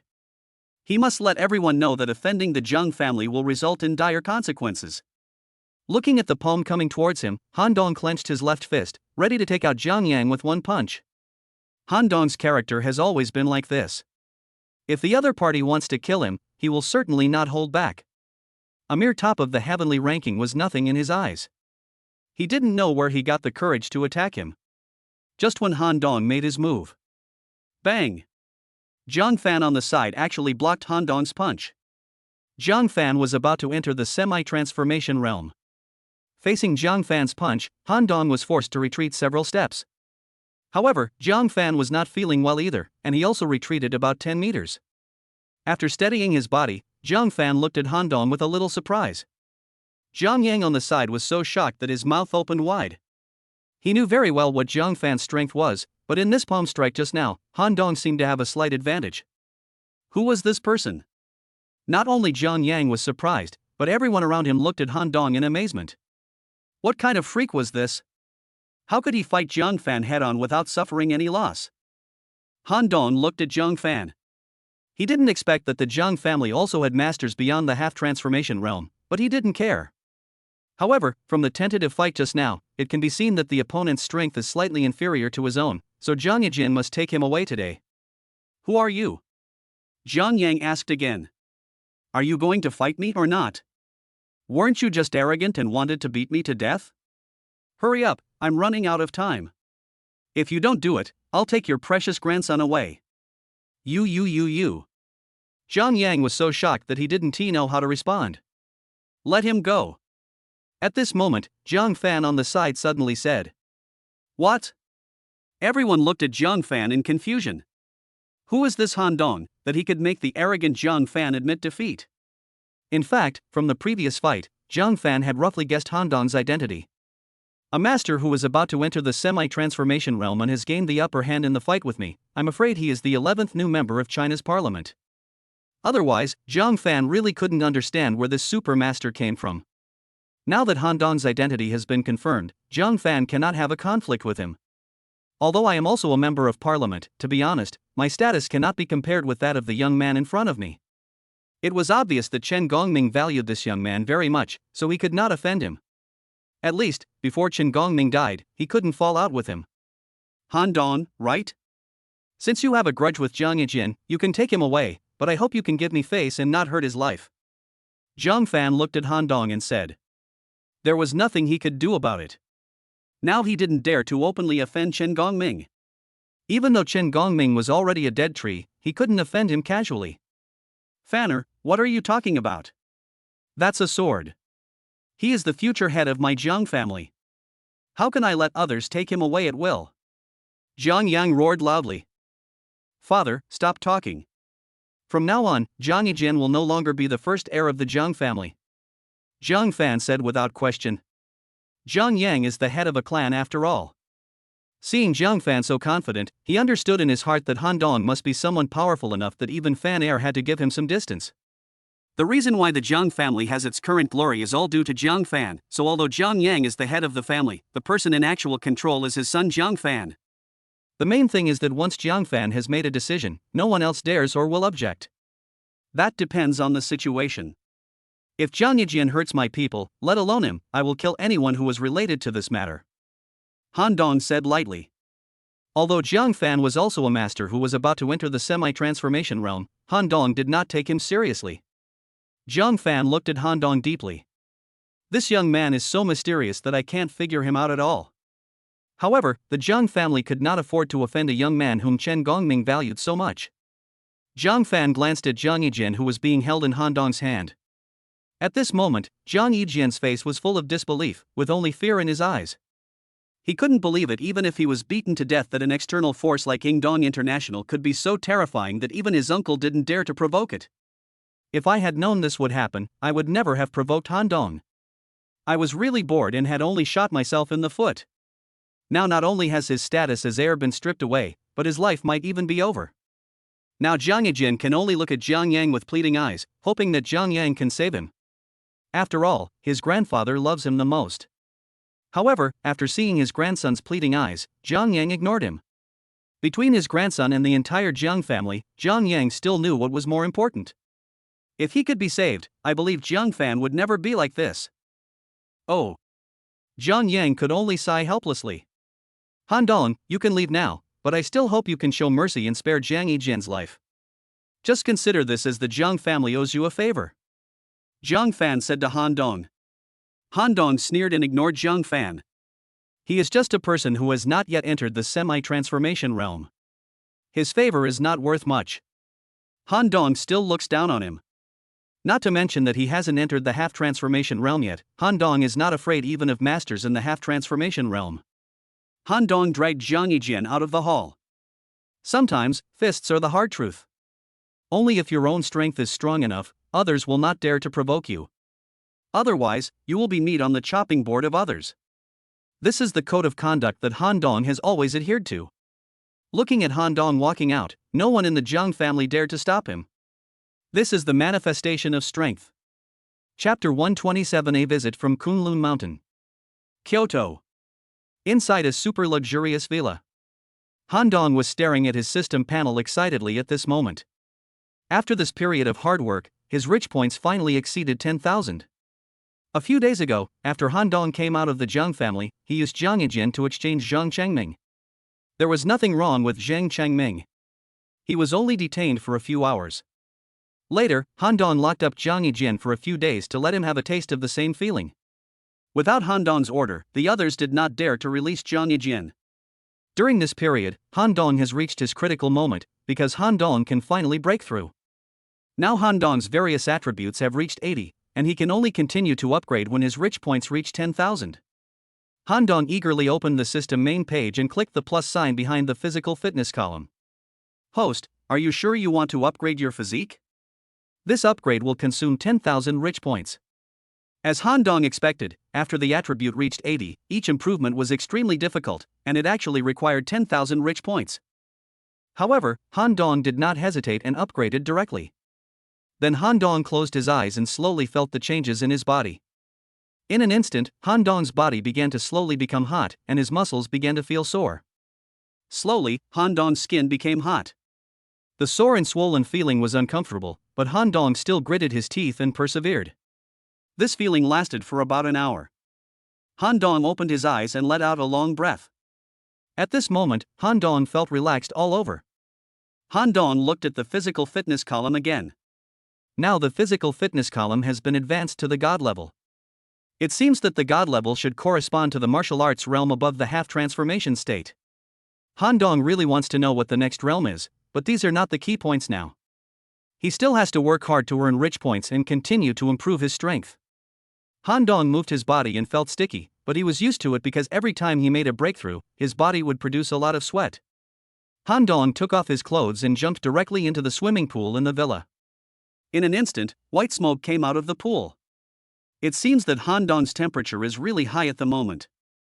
While washing the dirt off his body, Han Dong felt the changes in his body after the breakthrough. Having entered the semi-transformation state, he seemed to have endless power, with endless strength. The airflow in his body also filled his whole body, making him feel very comfortable. After washing, Han Dong used his true energy to dry his body. He waved at the clothes by the pool, and a stream of air wrapped around the clothes fell into his hands. The state of half-transformation is really awesome. It can actually pick up objects from a distance. This feeling, TTMD, feels so good.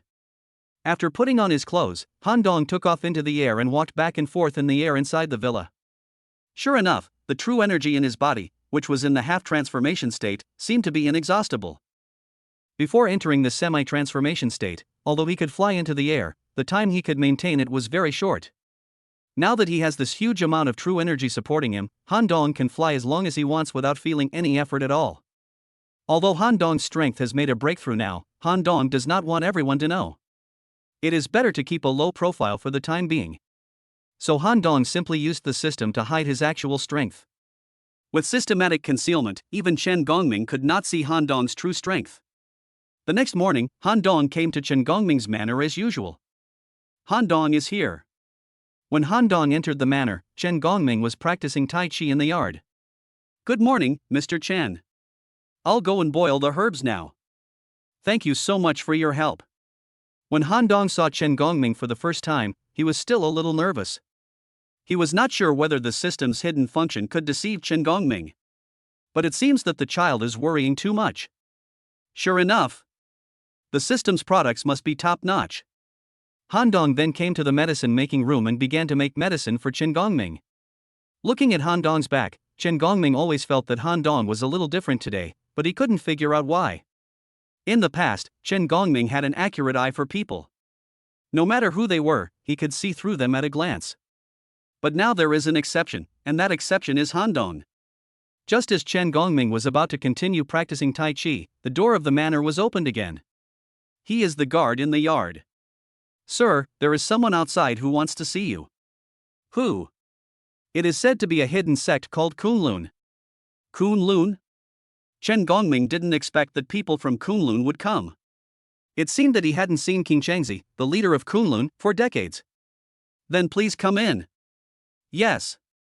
As soon as the guard left, Han Dong walked in with the medicine. After drinking the medicine, Chen Gongming sat in the yard, quietly feeling the changes in his body. Now, every time he took the medicine, he could clearly feel the recovery of his body functions. A few minutes later, the guard came in with two people. Chen Gongming opened his eyes and looked at the two people in front of him. Really good, worthy of being taught by King Chengzi, very excellent. But it depends on who you compare with. If you compare with Han Dong, then he is far behind. Are you Kunlun's disciples? Chen Gongming asked. Yes, The younger generations Dongfang Tai and Zhao Ruyu pay their respects to Mr. Chen, they said in unison. The moment Chen Gongming opened his eyes, the two men felt that they had been seen through. The eyes of the old man in front of me can see through everything. No wonder the head sect leader highly respects this old man. Is King Chengzi okay? My master is doing well, thank you Mr. Chen for your concern. My master often mentions you and says that you are the person he admires most. Dongfang Tai said. Mr. Chen, the reason why we came to visit you this time is, firstly, that my master missed you, so he asked us to visit you after we came down the mountain. Secondly, I, Kunlun, have been hiding for many years, and now I am ready to enter the world, and my master hopes to get your support. Dongfang Tai continued. King Chengzi is an old friend of mine, and he also lent a helping hand to China when it was in the most dangerous time. It is natural that you want to enter the world now. It's just that you have been hiding for many years, and I am afraid you don't know much about China's rules and regulations, so I hope you can understand the rules first. If you can abide by them, I will naturally welcome you. Thank you very much, Mr. Chen. Dongfang Tai said happily. With Chen Gongming's permission, the mission of going down the mountain was basically completed. What the two brothers need to do next is to understand China's system and the distribution of various forces, and then return to Kunlun to report. But don't be too happy. The system of China is very different from the system of Kunlun Mountain. In China, fairness is the most important thing. No matter whether it is an ordinary person or a warrior, no one can be killed at will. No one has any privileges, so I hope you can understand the system well and tell King Chengzi when you go back. We understand. Dongfang Tai and Zhao Ruyu answered in unison. Chapter 128, Intention. After Han Dong finished packing the herbs, he went out and saw Dongfang Tai and Zhao Ruyu outside the door.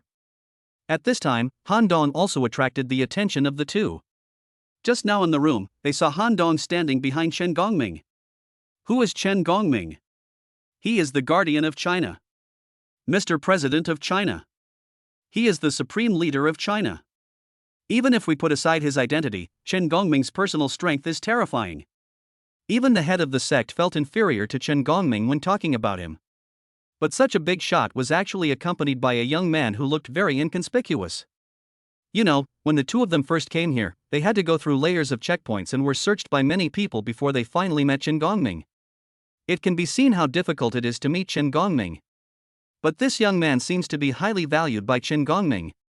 It seems that this young man has a complicated background. After all, anyone who can be related to Chen Gongming must be a very powerful person.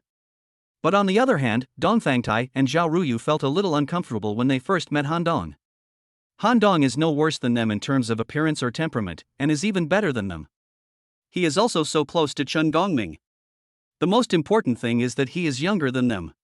This was difficult for the two brothers, who always thought highly of themselves, to accept. Mr. Chen, I'll leave today. I'll be here on time tomorrow. Han Dong walked up to Chen Gongming and said. Well, Han Dong, remember what I said, no matter what happens in China, you can come to me. I understand, Mr. Chen. If I really encounter something that I can't solve in the future, I will definitely bother you. Okay then, it's settled, said Chen Gongming. For Chen Gongming, Han Dong has now become his successor, and he will never allow any accidents to happen to Han Dong. After saying that, Han Dong walked towards the gate of the manor. When he walked in front of the two brothers from Dongfang Tai, Han Dong nodded slightly as a greeting. I am Kunlun Dongfang Tai. I am Zhao Rui from Kunlun. At this time, Dongfang Tai and Zhao Ruyu were a little shocked. Just now, Chen Gongming said that if there is any problem in China, they can come to him and he will help to settle it. Doesn't that mean that there is a golden ticket to immunity from death in China? Oh my god. Who is this young man? When Han Dong approached, the two of them took the initiative to introduce themselves. Nice to meet you. My name is Han Dong. Nice to meet you. Han Dong said. After saying that, Han Dong left the manor. Mr. Chen, we in Kunlun will definitely abide by the Chinese system. This is also what the leader told us before we went down the mountain. After Han Dong left, Dongfang Tai said to Chen Gongming. That's good. Then Mr. Chen, we will take our leave first. Go. If King Chengzi comes in the future, I must ask him to come and see me. I haven't caught up with him for a long time. I will. After Dongfang Tai and Zhao Ruyu left, Chen Gongming sat on the rattan chair. Now that troubled times are approaching, these hidden sects and various forces all want to come out to get a piece of the pie, or want to come out to find a glimmer of hope for survival. By the way, I have to thank Dong. If I really died, then the whole of China would be in chaos. Now that Han Dong has saved me, these people won't be able to make any waves for the time being. Outside the door, a luxury car drove away from the manor. Zhao Rui in the car asked, "Brother, can you see through that Han Dong?" He knew that his master once taught his eldest senior brother a secret technique that could see through other people's cultivation levels. However, there was a condition, which was that the other person's cultivation level had to be lower than that of the person using the secret technique. I also want to know her skills, but unfortunately. Can't you see through it? Yes. It's true that I can't see through her. Her body seems to be wrapped in a layer of mist. Among the younger generation, she is the first person I have met who I can't see through. My intuition tells me that he is very dangerous. Both of them fell into silence. This means that the strength of the two of them is not comparable to Han Dong's, otherwise it would be impossible for Oriental TV to see through Han Dong. Although both of them were a little unwilling to accept it, this was the fact and they had to accept it. She is so young. And she has such a close relationship with Mr. Chen. She is full of mystery. This young man is so scary. After leaving Mr. Chen's manor, Han Dong drove directly to Meng Yao's house. I haven't seen Meng Yao for several days.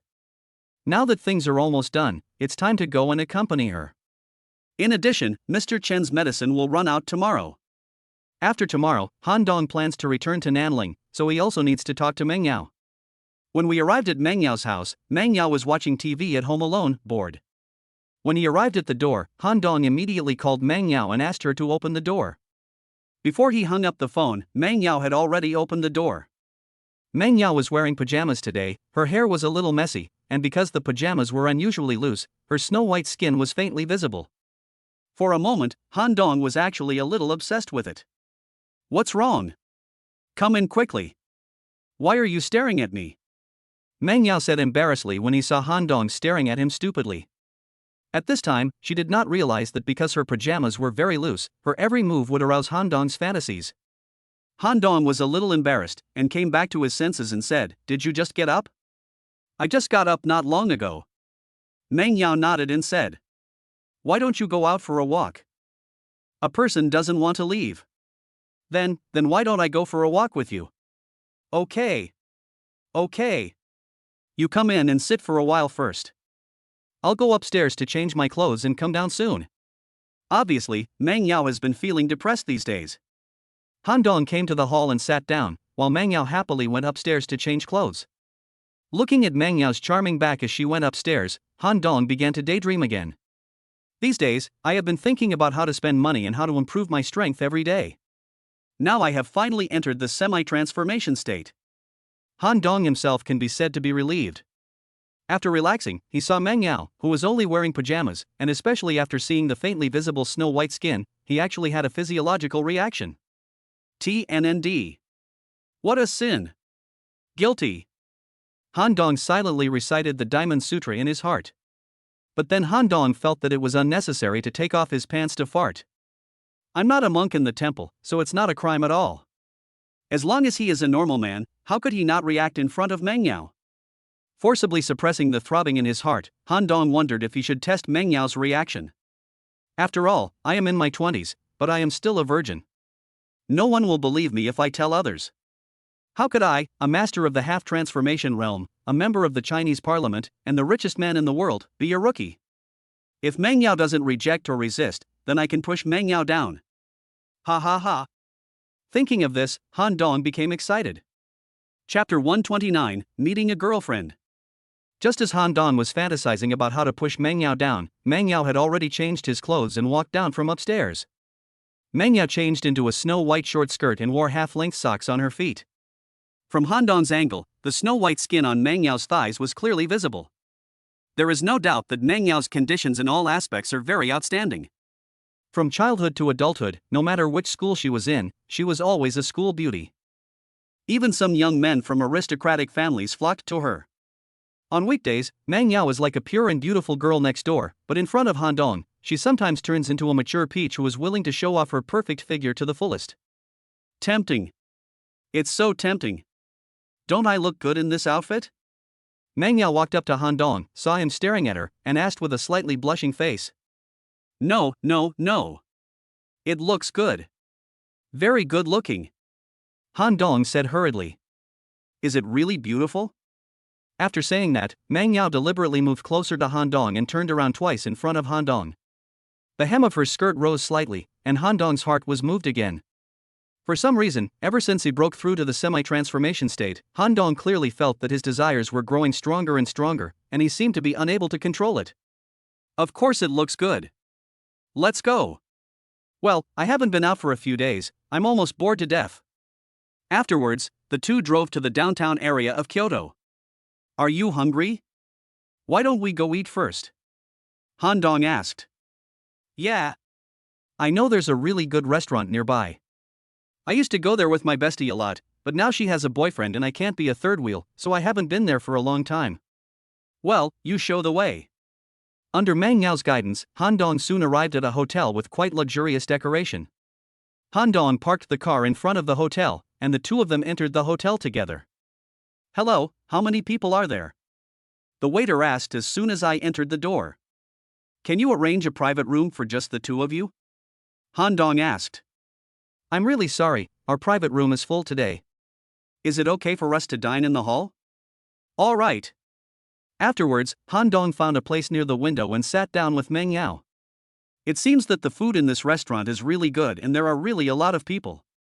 After Meng Yao ordered the dishes, the waiter took the menu and left. Soon, the waiter brought the dishes and the two ate and chatted. Hey! Yao Yao!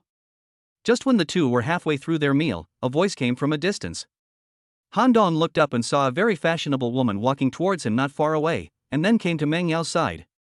Yun Yun! Why are you here to eat too? Meng Yao said. It's really you, Yao Yao. I didn't ask you, but you asked me first. I asked you out recently, but why do you always refuse? It seems that you went out on a date without telling me. Yun Yun, it's not what you think. Meng Yao's face turned red and he hurriedly explained. Is this your boyfriend? The girl named Yun Yun pointed at Han Dong and asked, when did you two start? Yao Yao, you did a great job keeping it a secret. Well, we. Meng Yao glanced at Han Dong, his already red face became even redder with embarrassment, like a ripe apple. Forget it, I won't tell you anymore. Then Yun Yun asked Han Dong directly, handsome boy, are you Yao Yao's boyfriend? What's your name? Hello, I'm Yao Yao's boyfriend, my name is Han Dong. Han Dong replied politely. Han Dong, right? Tell me the truth, how did you catch up with Yao Yao? There are so many handsome men and rich second generations in Kyoto who want to catch up with our Yao Yao, but I didn't expect that you would get there first. Yao Yao and I have known each other for a long time.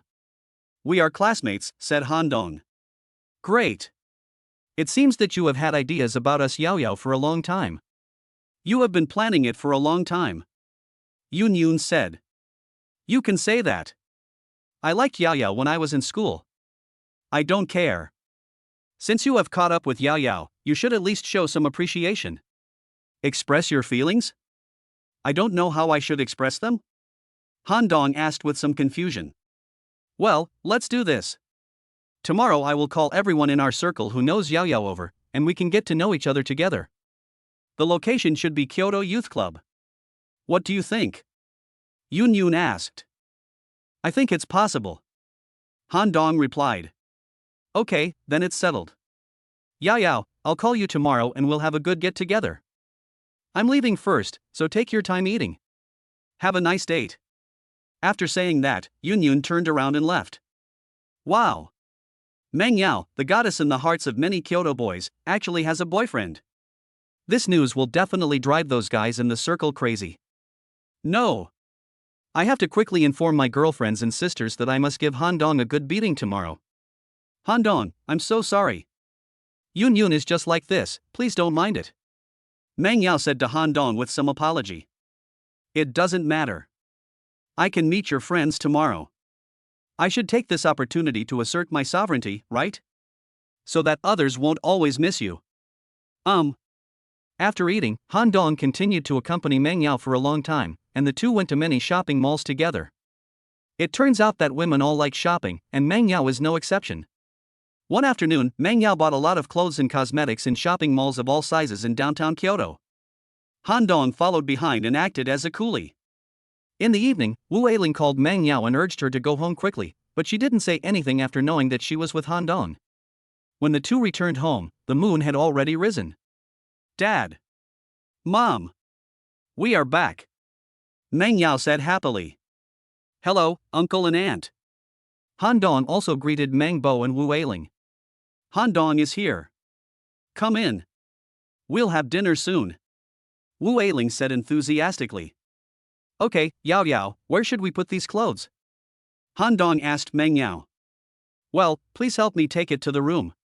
After saying that, Meng Yao ran upstairs by himself. Take it back to the room? Han Dong glanced at Wu Eiling and her husband awkwardly, but they didn't react. So Han Dong followed Meng Yao upstairs carrying his bags. Chapter 130 Almost lost control. After arriving at Meng Yao's room, Han Dong seemed to have entered a pink ocean. This is the room of a little girl who has never grown up. It was also Han Dong's first time to come to Meng Yao's boudoir. He put away all the clothes and cosmetics that Meng Yao bought. Meng Yao sat on the bed and changed his shoes. When going out, Meng Yao was wearing high heels. Now that she is back home, she naturally needs to change into a pair of comfortable shoes. However, the stockings on Meng Yao's feet were too tight, and it was quite difficult to take them off. Let me help you. Han Dong walked to Meng Yao's side, squatted down, lifted up Meng Yao's slender legs, and then helped her take off her stockings. After taking off the socks, what came into Han Dong's eyes was a pair of slender and soft, beautiful legs. Han Dong reluctantly put down his leg, then pulled up Meng Yao's other foot and took off his socks. Okay. Han Dong looked up at Meng Yao and said. At this time, Meng Yao's cheeks had already blushed, and his entire face was pink. Han Dong, thank you, thank you. Meng Yao spoke in a voice as low as a mosquito. This is the first time since I was a child that a man has touched my feet. It feels so strange. Let's go. Uncle and aunt are still waiting outside for dinner. After saying that, Han Dong prepared to go downstairs. Han Dong really didn't dare to stay here for another minute. Meng Yao's temptation was too great. It would be troublesome if he couldn't control himself. But before Han Dong could leave, he was stopped by Meng Yao. Han Dong. What's wrong? Han Dong turned around and asked. You, close your eyes. After saying this, Meng Yao's cheeks turned even redder. Han Dong looked at Meng Yao stupidly. Meng Yao's big eyes were blinking, and his delicate face made Han Dong unable to resist, so Han Dong closed his eyes directly. As soon as he closed his eyes, Han Dong heard a rustling sound coming from the small bed next to him. Then Han Dong's face was caressed by a soft little hand. A fragrance wafted into his nose, and Han Dong felt his lips become wet. Damn it! Although Han Dong is still a novice, it does not mean that Han Dong does not understand matters between men and women. I haven't eaten pork, but I have seen pigs run. When I was in college, I watched those art films in the dormitory for a long time. It was obvious that he was forcibly kissed by that girl Meng Yao. Originally Han Dong had been suppressing his evil fire, but now, Meng Yao, this girl, actually took the initiative to tease him, and the desire in his body was completely ignited. Feeling the softness on his lips, Han Dong completely lost control. He stretched out his big hands and hugged Meng Yao. Meng Yao was half kneeling on the bed, so he was the same height as Han Dong. Originally, Meng Yao just wanted to kiss Han Dong and leave, but now he was hugged by Han Dong. At the moment, Meng Yao was very nervous and didn't know what to do. Han Dong just hugged Meng Yao like this, greedily asking for things from him, and the two of them just quietly experienced the feeling of a passionate kiss. Han Dong became more and more excited as he kissed, and his other hand slowly groped towards Meng Yao's forbidden area. Suddenly, Meng Yao's body froze as if he was struck by lightning. Han Dong, what is he doing? Meng Yao's brain froze. This was the first time she had done this with a boy. She didn't know what to do. She could only passively let Han Dong's big hands caress her body back and forth. After about dozens of seconds, Meng Yao suddenly came to his senses. She pushed Han Dong away, jumped off the bed and said, Han Dong, I'll go down first. My mother is still waiting for us to go downstairs for dinner. Looking at Meng Yao running away quickly, Han Dong smacked his lips, trying hard to savor the sweetness in Meng Yao's mouth. Then Han Dong looked down at himself. Oh my god. Now he couldn't even get out of the door. If he met Meng Yao's parents, how embarrassing it would be. Han Dong could only sit on the bed helplessly and began to count sheep silently in his heart. A sheep. 2 sheep. 3 sheep. 98 sheep. 99 sheep. 100 sheep. Han Dong's physiological reaction disappeared only after he counted 100 sheep, and it should not be noticeable now. When Han Dong went downstairs, Wu Eiling had already prepared the meal. Han Dong, come down and eat. Okay, auntie. Seeing Han Dong coming down the stairs, Meng Yao buried his head deeply, not daring to look directly at him. The family sat together to eat and chat while eating. Han Dong, I haven't seen you for a while. I heard that your Dong International encountered some troubles in Kyoto. Is it serious? Meng Bo asked. Now, both Meng Bo and Wu Eiling have long regarded Han Dong as their son-in-law, so they naturally pay special attention to Dong. It can be said that we have encountered some minor troubles. Han Dong said. So are you dealing with this these days? Yes. Han Dong replied. Han Dong couldn't say that he was with Huaxia's chieftain Gongming these days, right? This would probably scare the Meng family directly. After all, the identity of China's chief minister is too far away for ordinary people. Some things still need to be kept hidden. Is it solved? Meng Bo continued to ask. It's been taken care of. That's good. Then who did you offend? Uncle Meng, it's not that we have offended them. We and Dong have always used formal means to compete, but these local forces think we are easy to bully, so they always use some shady means to attack us. Naturally, I have to respond to this. Han Dong explained. Who is the other party? The Jiang family in Kyoto. Han Dong said indifferently. What? Kyoto Jiang family? Meng Bo was shocked. He had worked hard in Kyoto for so many years and was naturally familiar with the power in Kyoto. The Jiang family is considered an old established force in Kyoto, and is known as one of the 4 major superfamilies in Kyoto. Jiang Group is considered to be the strongest company in Kyoto. And Han Dong actually had a conflict with the Jiang family. Something bad has happened. The Jiang family is not someone you can easily mess with. What should I do now? Meng Bo and Wu Eiling were both a little anxious. If Dong is destroyed because of offending the Jiang family, what will happen to his daughter in the future? That's not right. Han Dong seemed to say that the problem was solved just now. Han Dong, you had a conflict with the Jiang family, and you said the problem has been resolved? Meng Bo asked tentatively. Yes, we and Dong are just normal competitors, and the Jiang family is behind this, so now they have publicly apologized to Dong. Han Dong said. As soon as these words were spoken, Meng Bo and Wu Eiling were shocked. What is the status and position of the Jiang family? They actually apologized to Han Dong? It's unbelievable. You know, in Kyoto, the Jiang family is a notorious bully, and I have never heard of them apologizing to anyone. Han Dong actually made the Jiang family bow their heads? It seems that Han Dong's identity and background are not simple. At the same time, Wu Eiling also began to worry. Han Dong's background is so strong, can his daughter still marry him? Although his daughter is very outstanding, judging from the strength Han Dong has shown now, he can no longer describe her as excellent.